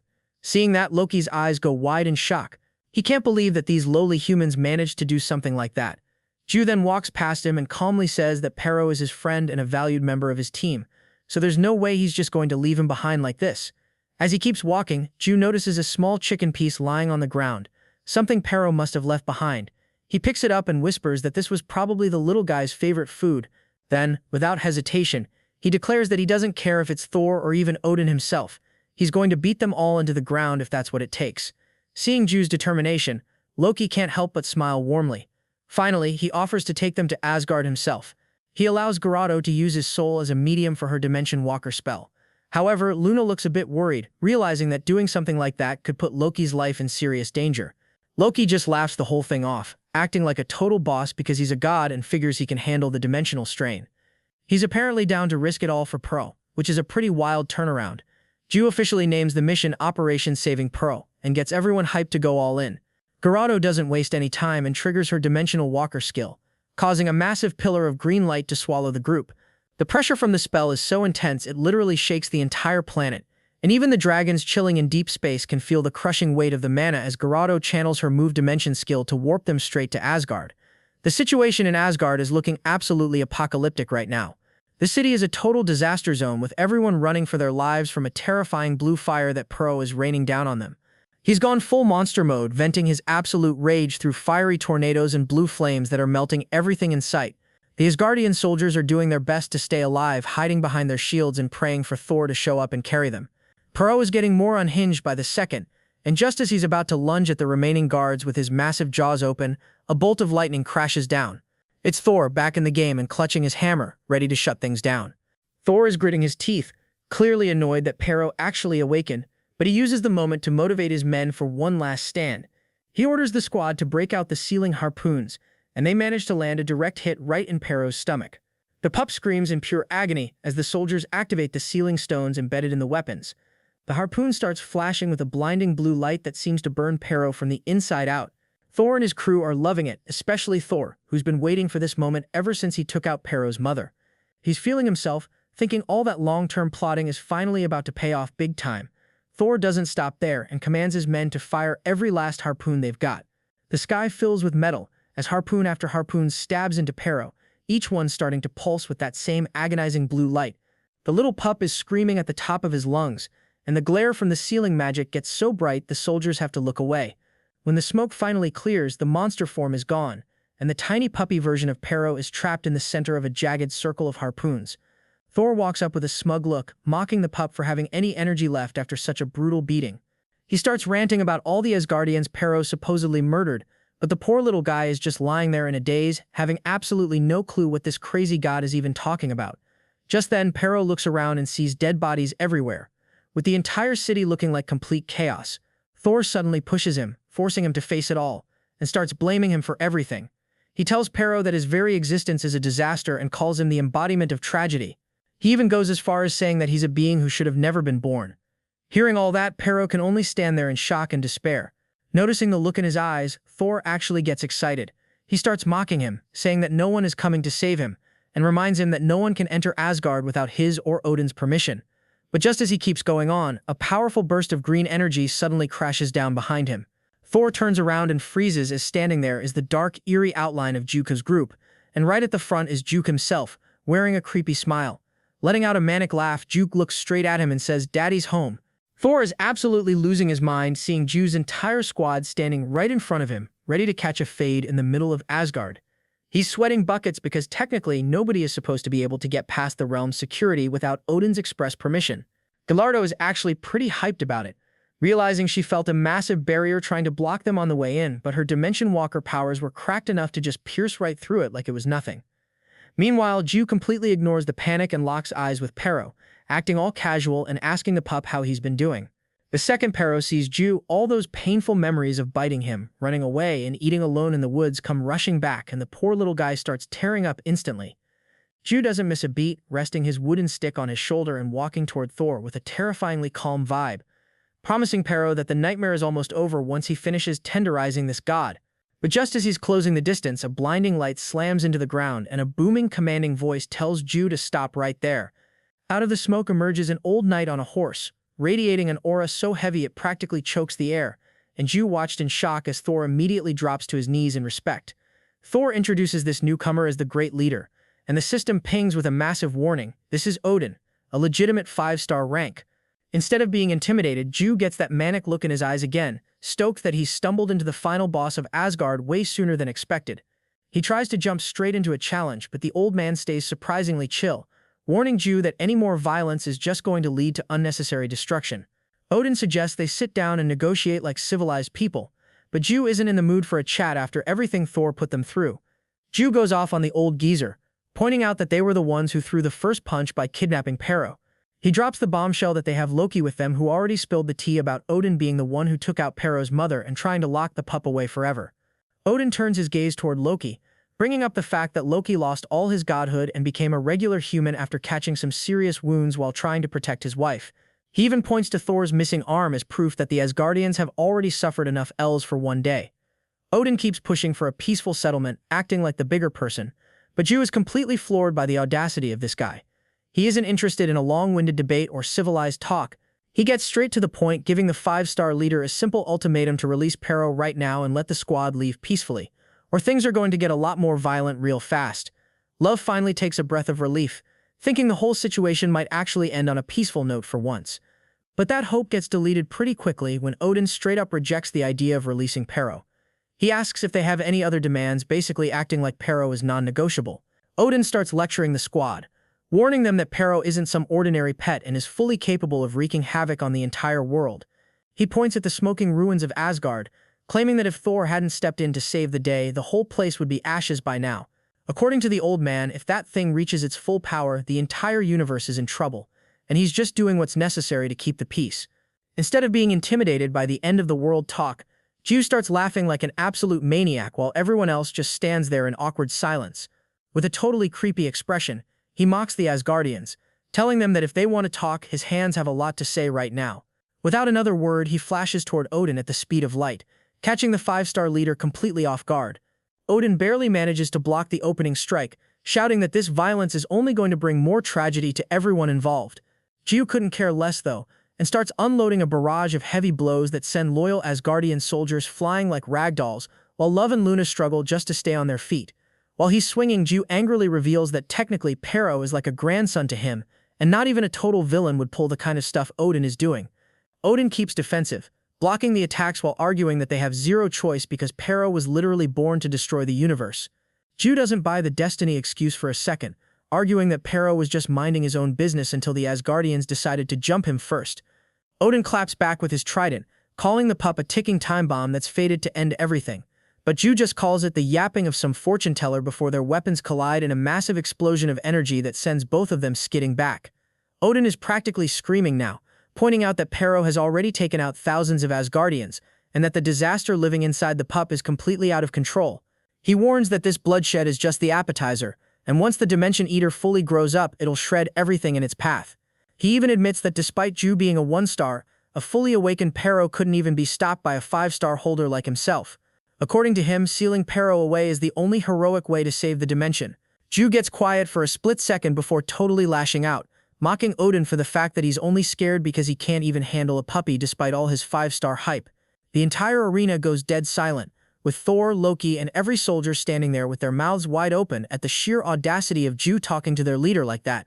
Odin stays quiet for a few seconds, probably trying to process how a 1-star rank is talking so much trash, but then he finally snaps. He calls out Ju for not understanding how high the stakes really are, angrily claiming that creatures like Fenrir shouldn't even exist in this world.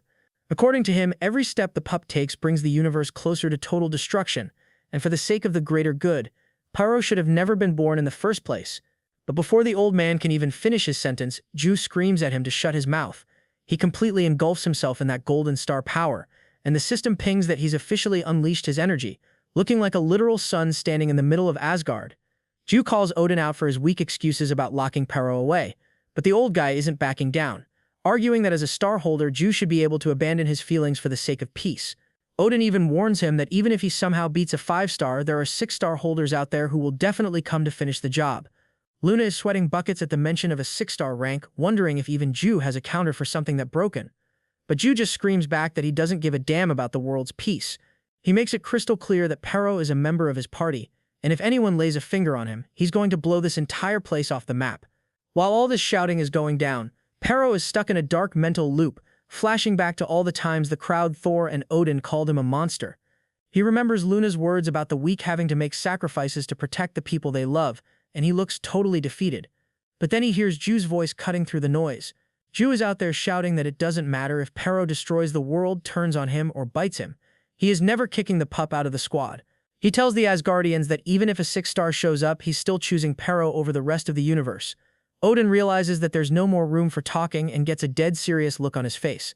He calls out to Thor, ordering him to rally the Crusaders and the Valkyrie squad, because they are officially going to war.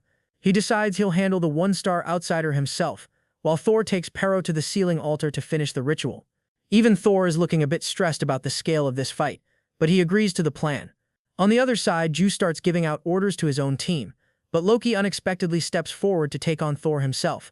Luna is pretty worried about Loki since his god powers are currently in the gutter and he's going up against a 3-star powerhouse, but Loki is determined to fight for his son. He suggests the girls handle the massive army of Crusaders and Valkyries, while he handles his brother and Ju takes on the old-timer. With everyone locked in, the whole squad, including a very determined Loki, gets into their battle stances. They're officially calling for war against the heavens to get their little buddy back. The whole squad starts charging in, with Ju and Urs leading the pack like absolute menaces. Ju lunges at Odin with his eyes glowing like high beams, and the second their weapons collide, it's like a literal nuke goes off. The energy blast is so massive it actually rips past the planet's atmosphere and vents into space. Odin is out here gritting his teeth, feeling the sheer unhinged pressure of a 1-star rank, who clearly didn't read the manual on power levels. Ju isn't letting up for a second, dropping a barrage of endless swing downs with that signature creepy smile plastered on his face. Odin is stuck in full defensive mode, holding his trident up to block the chaos. But every time the wooden stick hits, it creates these towering pillars of light and destruction. The impact is so heavy that Odin finally has a light bulb moment about why Thor came back missing an arm. This guy's raw strength is way beyond any normal ranking system. As Odin tries to hold his ground, his feet are literally sinking into the dirt from the weight of the blows, and shockwaves are radiating out from the center like atomic ripples, turning the nearby terrain into a blender. Odin starts getting seriously worried, realizing that even if he keeps blocking, the collateral damage is going to leave Asgard looking like a parking lot. He tries to talk some sense into Ju, pointing out that they're going to leave the whole realm in ruins, but the maniac just laughs it off. He mocks the old man, telling him that if he's so stressed about the property damage, he should just try to seal him away like he did with Pero, since that's clearly his favorite way to handle problems. With that, Ju leaps high into the air, gripping his stick with both hands for an attack that looks like it's going to delete the zip code. Sensing that the next hit might actually be the end of the city, Odin triggers the Bridge of the Gods Bifrost spell. In a flash of heavenly light, both of them vanish from the forest, leaving nothing behind but a scorched star mark on the ground. They reappear in a desolate floating space arena, crashing down with enough force to make Ju's head spin for a second. He immediately recognizes the vibe of the place. It's the same battlefield of the cosmos where he squared off against Ingong before. Odin doesn't give him much time to reminisce, though. He decides it's time to stop holding back and finally activates his own star power. The system pings with a massive warning that Odin is a legitimate 5-star rank, but Ju honestly couldn't care less. He just stands there talking trash, telling the great leader that even with 5 stars over his head, he isn't exactly expecting a masterpiece of a fight. Odin isn't interested in the trash talk anymore, and blinks right into Ju's personal space, swinging his trident with enough force to delete a mountain. Ju manages to catch the blow just in time, calling it a piece of cake, and mocking the old man by saying even Ingong, a mere 1 star, was a bigger threat than Odin and his son put together. The impact of the 2 weapons colliding sends both of them flying backward, but Ju is actually loving the chaos. His face twists into a nightmare of a smile as he tells Grandpa it's officially bedtime and prepares to lunge again. However, Odin is way faster than he looks and catches Ju dead center with a trident throw that pierces him completely, catching the boy totally off guard. The trident is laced with Odin's holy power, and after ripping through Ju, it loops back to the old man like a magical boomerang. Odin's eyes are glowing as he introduces the weapon as the spear of the god Gungnir. He doesn't give Ju a second to recover, throwing it again with full force so it flashes toward him at the speed of light. Ju is stunned as the spear stabs him again, making him cough up blood. Odin calmly explains the cheat code that Gungnir has a 100% hit rate once it's thrown. To prove the point, the weapon zips past Ju 100 times in a blur, slashing him across his entire body until he's looking pretty ragged. Ju is officially annoyed by the spear's perfect accuracy, so he decides to stop playing around and transforms into his God of Chaos descended form. He immediately activates his probability manipulation, cranking the weapon's accuracy rate down to a flat 0 to make it useless. To his absolute shock, the trident ignores the math and rips right through him again, slamming him down onto the arena floor. Odin is actually a bit impressed that Ju can harness the natural properties of the world, but he reveals a chilling bit of info. He's seen plenty of inconsistencies like this in battles between high-tier star holders. This leaves Ju completely shocked, wondering how his chaos hacks just got outplayed by a spear. Meanwhile, back in Asgard, things are getting crowded.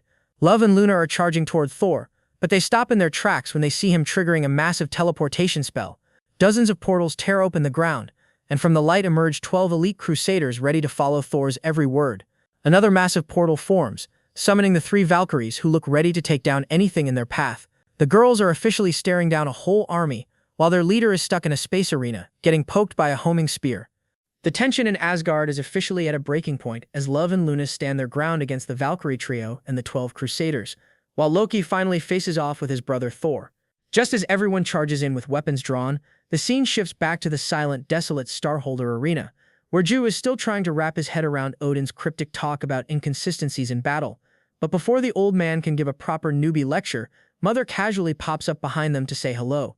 Ju is totally caught off guard by her sudden appearance, but she's just as chill as ever, sounding hyped to see 2 powerful Starholders actually getting into it.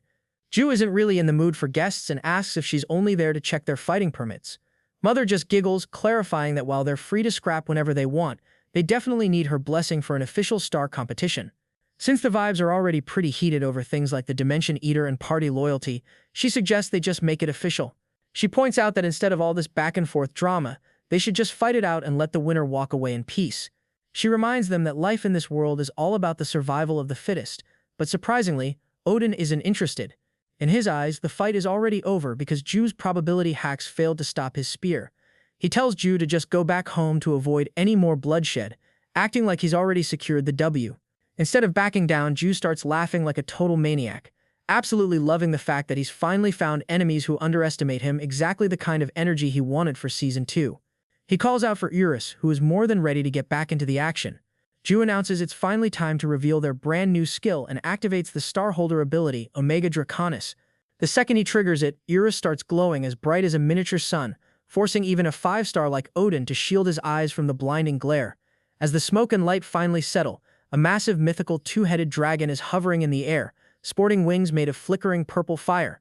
It's a complete glow-up that leaves Odin looking genuinely shocked for the first time. The transformed Eurus calls Odin a foolish mortal, and warning him that his time is up. The brawl in Asgard is reaching peak intensity as the Crusaders start summoning their own budget versions of Mjolnir and Odin's tridents. Luna barely has a second to process the sight before a barrage of those glowing spears comes flying at her with zero chill. They rip straight through her, leaving her looking like a piece of Swiss cheese. But the system isn't about to let her go out like that. Thanks to her Divinity of Life spell, her body instantly resets and she respawns on the spot, though she's visibly stressed about these goons playing around with god-tier weaponry. Loki shouts out a quick warning, explaining that these Crusaders are basically vessels of the gods, meaning they can tap into divine skills that make them way more cracked than the enemies they faced back on the Chrono continent. The system confirms the nightmare, Some of these guys are Thor descendants wielding Mjolnir, while others are channeling Odin's trident power. There are even descendants of Heimdall and Balder mixed in, all sporting their own unique high-tier buffs. Surrounded by these power-scaled freaks, Luna listens to them yap about how she should just give up and accept her doom, since they've got the power of the gods on their side. One of the guys is right in the middle of his "you can't defeat us" speech when Luna decides she's heard enough. She triggers her boom spell, and to everyone's absolute horror, the guy's body just shatters into a cloud of dust with a deafening blast. The rest of the Crusaders are standing there in shock while Luna calls them out for being a bunch of clowns who think they can threaten a literal goddess with borrowed powers. This really hits a nerve, and the Crusaders start gritting their teeth, charging at her and calling her mouthy for someone from an insignificant dimension. But before they can even get within arm's reach, Luna just readies another boom spell to show them who the real boss is.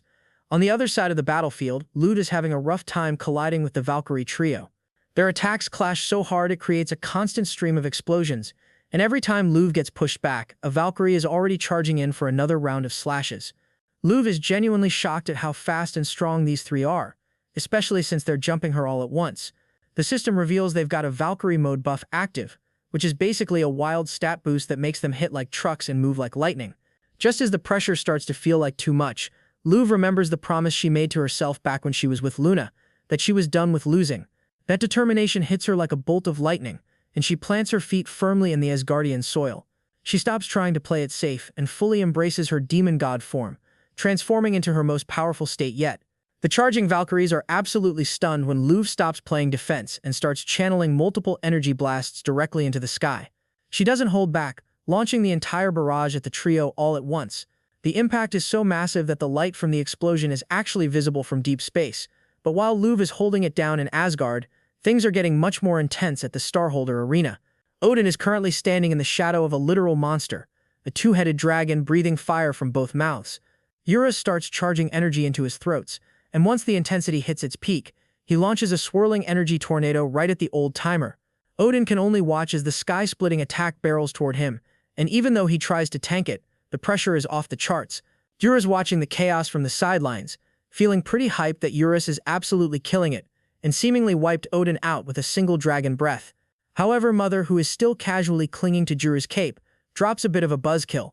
She reveals that the attack probably wasn't enough to actually finish Odin off, which leaves Juru shocked that the old man is still standing after taking a direct hit like that. As the smoke clears, Odin is visible, kneeling on the ground with a dead serious expression. He's gritting his teeth in pure anger, genuinely surprised that a mere summon could put out that much raw power. But he doesn't have much time to complain because the background starts rumbling. A giant black hole starts forming behind Odin, and Jura is beyond confused until Mother explains that this isn't just your typical space anomaly. Usually, black holes come from a star dying or fusing, but this one is way more metal. It was created because Eurus's attack literally deleted tens of thousands of stars in an instant. It's officially the biggest black hole the universe has ever seen, and even a 5-star like Odin starts sweating just looking at it. Eurus, being an absolute savage, doesn't even care about the cosmic void behind him. He actually claims he would have been disappointed if that last attack had finished Odin, because he wants to personally tear the god apart with his own claws.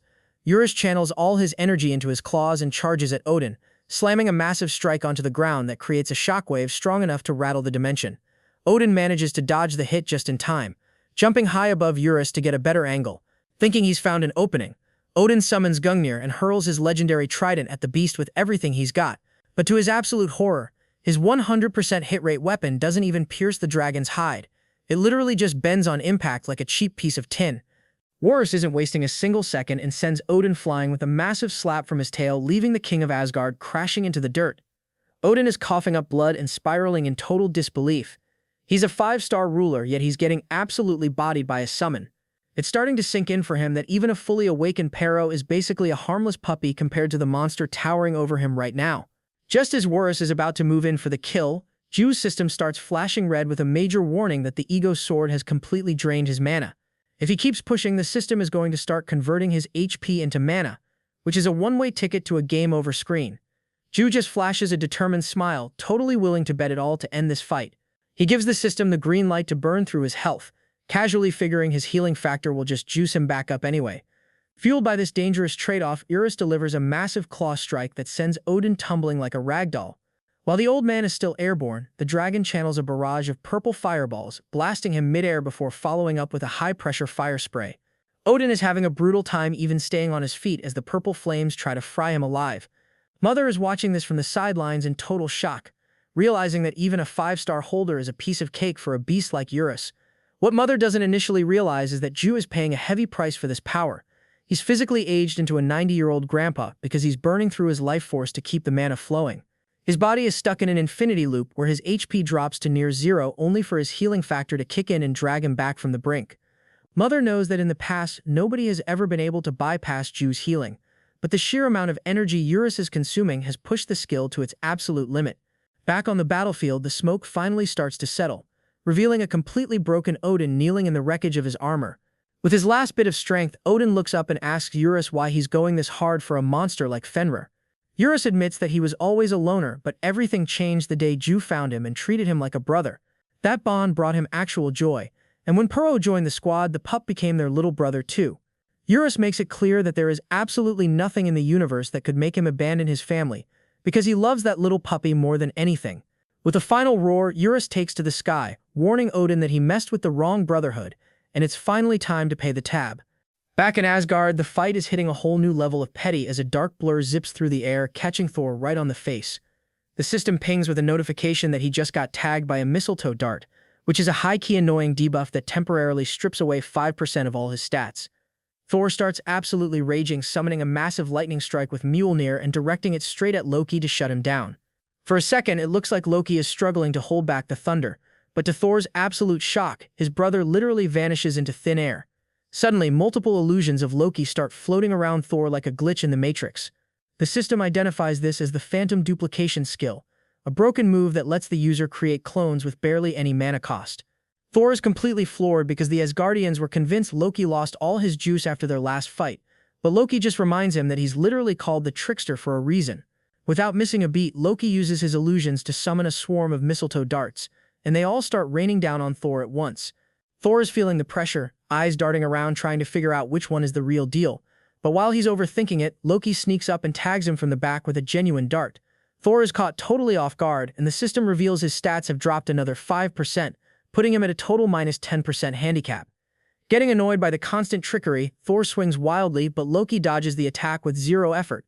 Thor starts screaming, calling Loki out for always getting in the way and choosing some random outsiders over his own realm, even if it leads to the destruction of Asgard. Loki doesn't even flinch, admitting that he used to think that way too. Ever since his last fight with Thor and reuniting with Pero, he's been questioning if trying to save his wife and kid was actually an act of good or evil. As he's talking, Loki keeps the pressure on, sending multiple darts that slash across Thor's body like laser beams. He explains that he once feared protecting his family would ruin the universe, but after meeting Pero's new squad, all that fear turned into regret. He flashes back to the moment Jukju stood his ground for the pup, even when it meant declaring war on an entire dimension. Seeing that look in Jukyu's eyes made Loki realize that if these friends are willing to go that far for his son, he, as the actual father, can't just sit back and do nothing. Coming back to the present, Loki reveals he's putting his full trust in Jukyu's team and is 100% certain he's making the right call. Thor is sweating buckets now, but it's not just because of Loki's speech, it's because he realizes he's been tagged so many times he's now sitting at a massive minus 75 debuff. Thor is starting to sweat because under any normal circumstances, he would have absolutely rolled Loki by now. But between the missing arm and those stacking debuffs, even dodging is becoming a massive chore. He realizes he can't keep playing tag if he wants to get Pero to the ceiling altar before the whole realm collapses, so he pulls a total bad boss move. He starts screaming at his guards to jump Loki, officially declaring his own brother a traitor. Even though the men are terrified, they charge in with swords drawn, swarming Loki from all sides. Loki manages to parry the wave of blades with his darts, but he realizes too late it was all a distraction. Thor zips right past the mosh pit and snatches the little guy from the ceiling stones. All Loki can do is yell out in frustration as Thor teleports away, leaving the battlefield in chaos. Meanwhile, over at the Starholder Arena, the two-headed monstrous dragon is busy turning the place into a demolition derby. Eurus slams a massive claw down, pinning Odin to the floor, before following up with a tail whip so violent that blood literally splatters out of the king's mouth. The impact creates a shockwave that starts chipping away at the very fabric of the arena, and Eurus decides it's time to wrap this up. He starts charging a massive energy beam in both throats, the glow getting so intense it's blinding. Odin just closes his eyes and accepts the L, waiting for the inevitable. The beam launches like a towering pillar of destruction visible from deep space, and as the dust finally settles, the system confirms that the 5-star holder, Odin, has officially died. Since they never signed the paperwork for an official star battle, there isn't any juicy star allocation for the win, but the dragon doesn't seem to mind. Eurus transforms back into his small, adorable self and takes a long sigh of relief while Ju gives him some well-deserved head pats for the carry. However, Eurus gets a jump scare when he actually looks at Ju, who currently looks like a grandpa mummy that just crawled out of a tomb. Ju explains the whole infinite HP loop he used to fuel the mana, but he's more curious about why Eurus finished the job with a fire breath instead of shredding Odin with his claws like he planned. Eurus basically admits he did it for the cinema. It just looked way cooler for the highlight reel, and with that they decide it's time to head back to Asgard. Back in Asgard, the vibe is still peak, everything is fine while the city burns in blue flames. The Crusaders are still trying their absolute hardest to take down Luna, slashing through her body one after another in a desperate attempt to end her. But it's a total skill issue for them. Every single time they land a killing blow, Luna just respawns instantly and hits them back with a boom strike. One by one, the elite guards are getting deleted by her explosive counterattacks, realizing too late that trying to kill someone with an infinite life cheat is a losing game. Winning that last round definitely took a toll, and Luna is looking pretty worn out as she tries to find her footing. She ends up bumping backs with Love in the middle of the chaos, and for a split second they both go into full combat mode, nearly launching their biggest attacks at each other by mistake. Once they realize they aren't enemies, they take a look around and are actually shocked to see the entire Valkyrie trio and the 12 Crusaders lying face down, completely deleted from the server. Love can barely believe they pulled it off, but Luna just laughs it off, admitting she was so locked into the fight that she almost accidentally smacked Love's head off out of pure instinct. The girls are still catching their breath when Ju finally arrives on the scene. At first they're hyped to see him, but that excitement turns into instant regret and sweating once they see his 90-year-old grandpa face.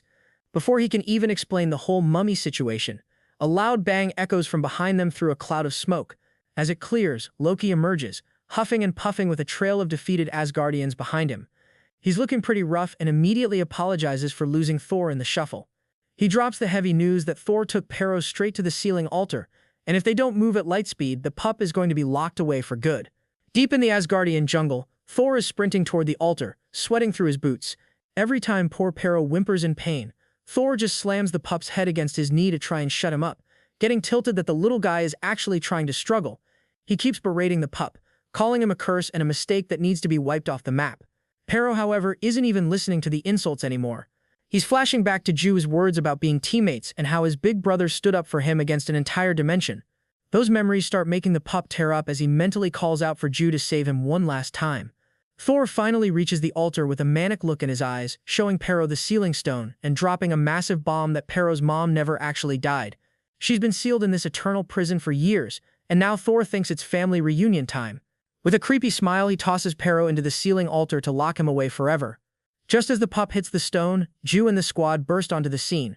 With Loki screaming for his brother to stop, Thor just starts laughing like a classic movie villain, bragging that they're too late and the deal is done. Ju has officially heard enough of the yapping. He steps up and delivers a brutal smack dead on Thor's face, sending the god flying off the altar and crashing into the dirt with a mouthful of broken teeth. Even with his face messed up, Thor keeps laughing, claiming that the altar is made of adamant, the absolute sturdiest mineral in the universe.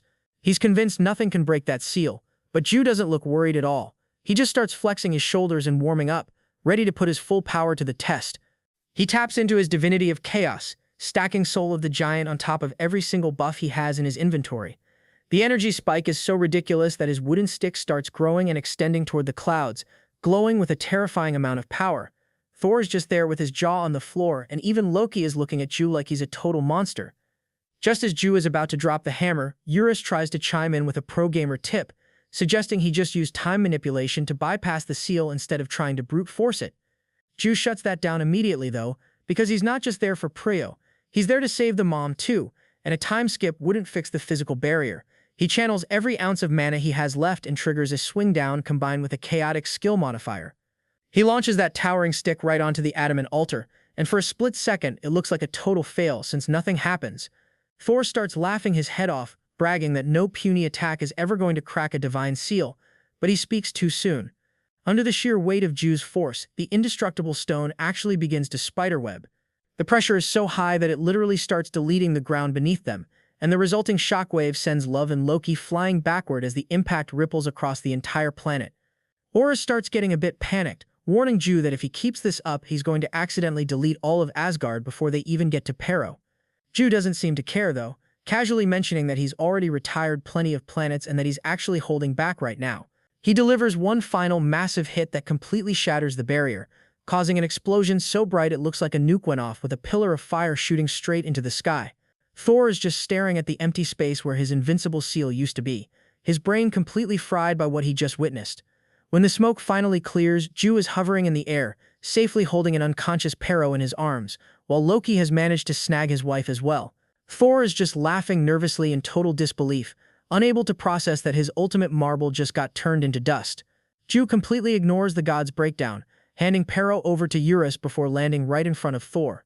He mocks the god of thunder, asking if he really thought that little rock was going to stop him.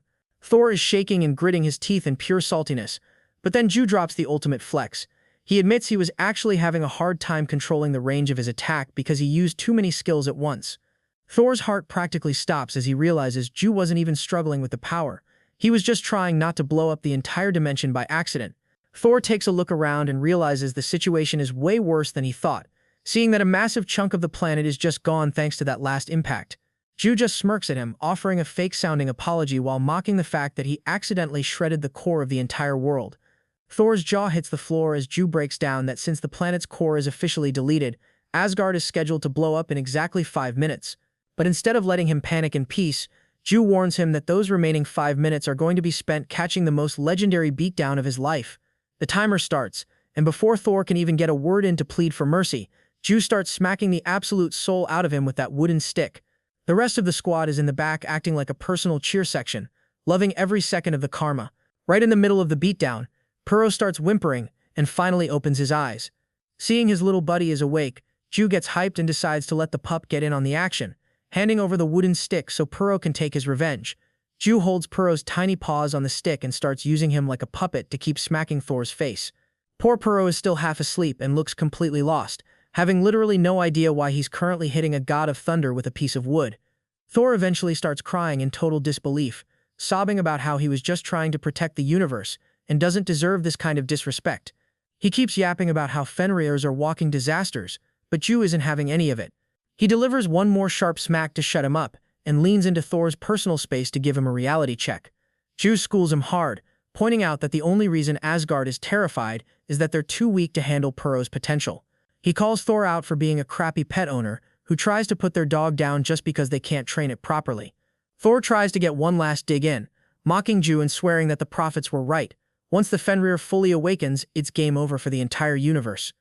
Ju actually stops to think for a second and then looks down at Pero, asking him straight up if he's actually planning to go rogue and delete the universe.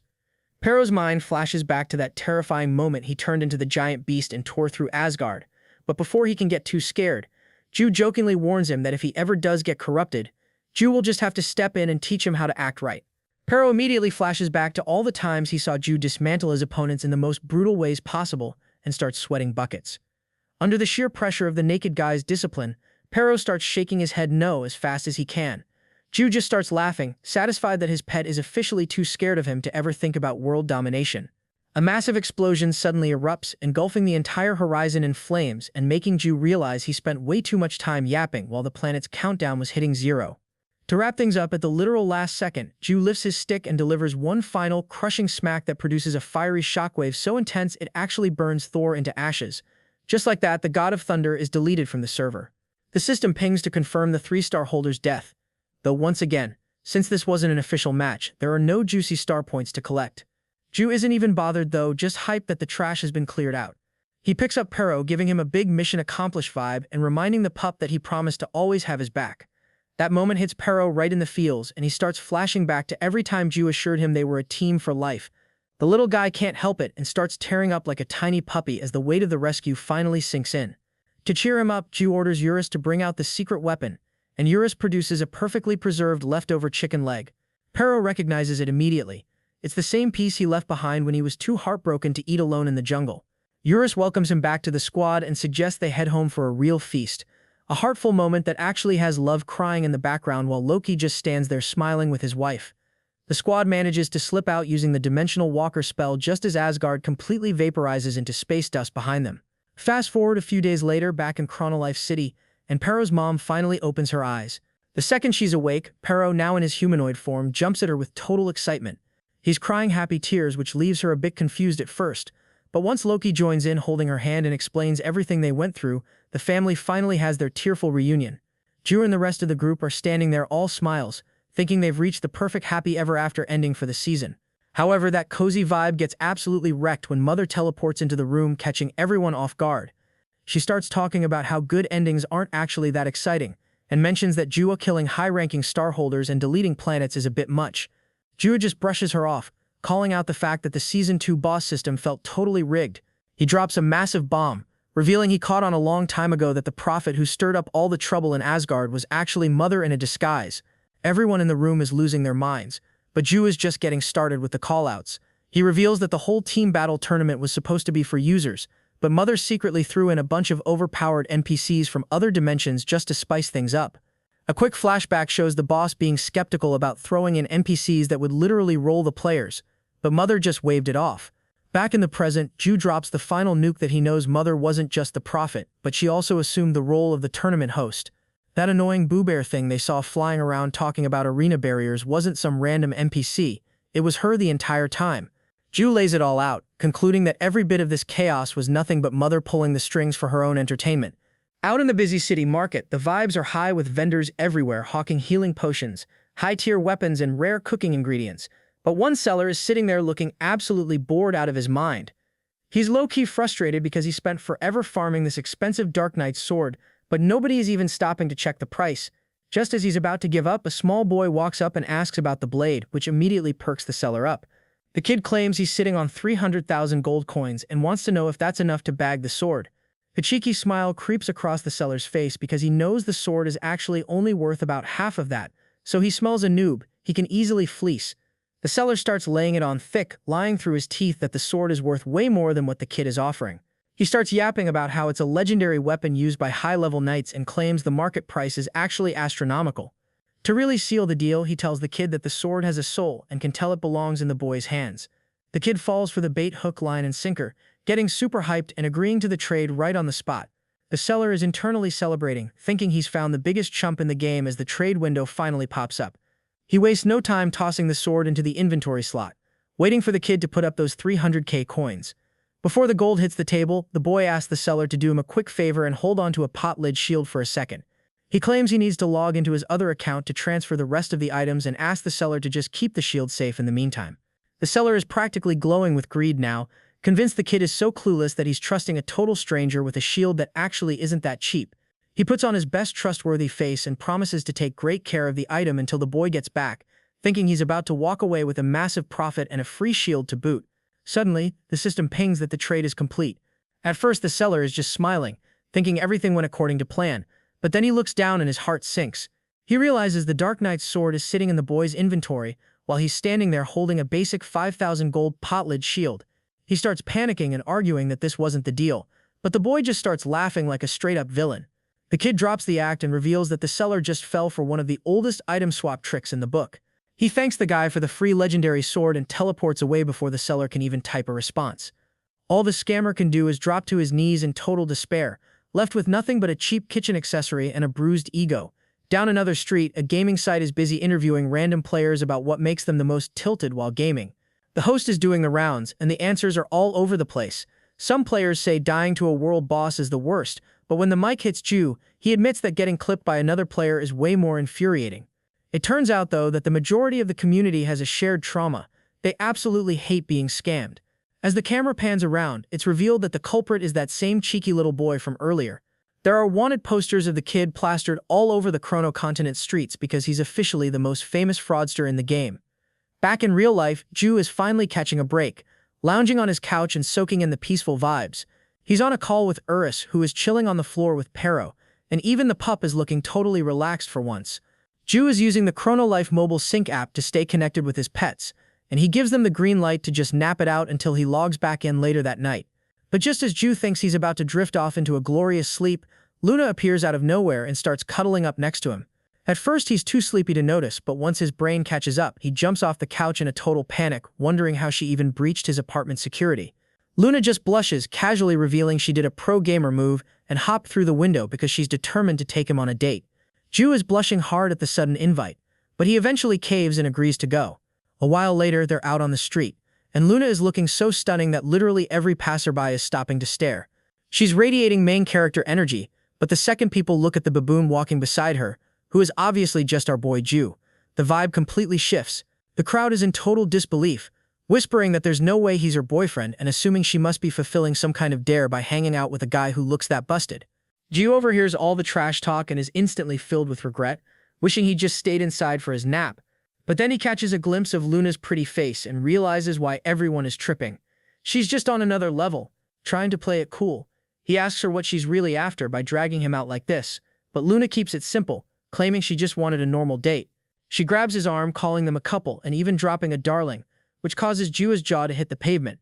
Luna then pulls a total reverse card, reminding him that before the closed beta even started, he said something very specific to her. She triggers a flashback to when Ju asked her to party up and farm together, but in the present, she's twisted that into him basically asking her to be his girlfriend. Ju is standing there in total disbelief, his brain short-circuiting at the logic, while Luna is secretly celebrating.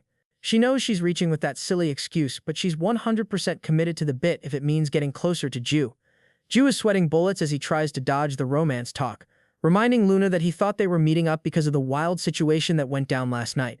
This triggers a flashback to when Mother crashed their party uninvited, and Ju finally decided to put her on blast for the whole Asgard disaster. He calls her out for being the puppet master behind the scenes, revealing he actually clocked her true identity way back when she was Boo Bear. He brings up the receipts, mentioning how the massive sun in the sky was actually her true form, and how she was rocking a sunflower necklace even while disguised as the flying bear. Mother is so embarrassed about getting caught by someone she considers brain-dead like Ju that she actually huddles up in a corner to hide her face. Once the awkwardness settles, Mother reveals she isn't just there to troll. She actually brought some guests who were dying to see him. With a snap of her fingers, Odin and Thor suddenly teleport right into the room, looking very much alive. Everyone is losing it, especially Love, who was 100% sure they were dead and gone. Luna has to explain the Season 2 patch notes, where apparently even high-tier named NPCs have a respawn timer now. Ju is ready to throw hands immediately, but he stops in his tracks when both gods drop to their knees and start apologizing. They admit they only tried to seal Pero because they were too weak to handle his power, but after seeing Ju's unhinged strength, they realize a Fenrir can be tamed as long as the owner is built different. The gods beg for forgiveness from Pero and his mom, and at first it looks like Ju is being a nice guy by offering a helping hand. However, that kindness turns into a total shakedown real fast. Ju flashes a creepy grin and demands a token of apology for all the trouble, casually mentioning that if they don't have any rare items, he's perfectly fine with taking the clothes off their backs.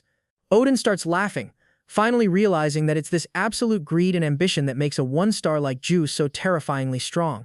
Instead of putting up a fight, Odin reaches into his own power and hands over one of his 5 stars as a peace offering. The system immediately pings with some massive notifications, announcing that Ju has officially hit 2-star rank. But the real game-changer is the next alert that Ju is now the representative star holder of Asgard. This massive update officially unlocks the Asgard map for everyone on the Chrono continent, letting players teleport in whenever they want. It even opens up the option to create new characters as Asgardian citizens, giving everyone access to 2 broken hidden classes. Players can now spec into the God Vassal or Valkyrie classes, both of which come with some seriously cracked perks that are going to completely shift the meta for the rest of the season.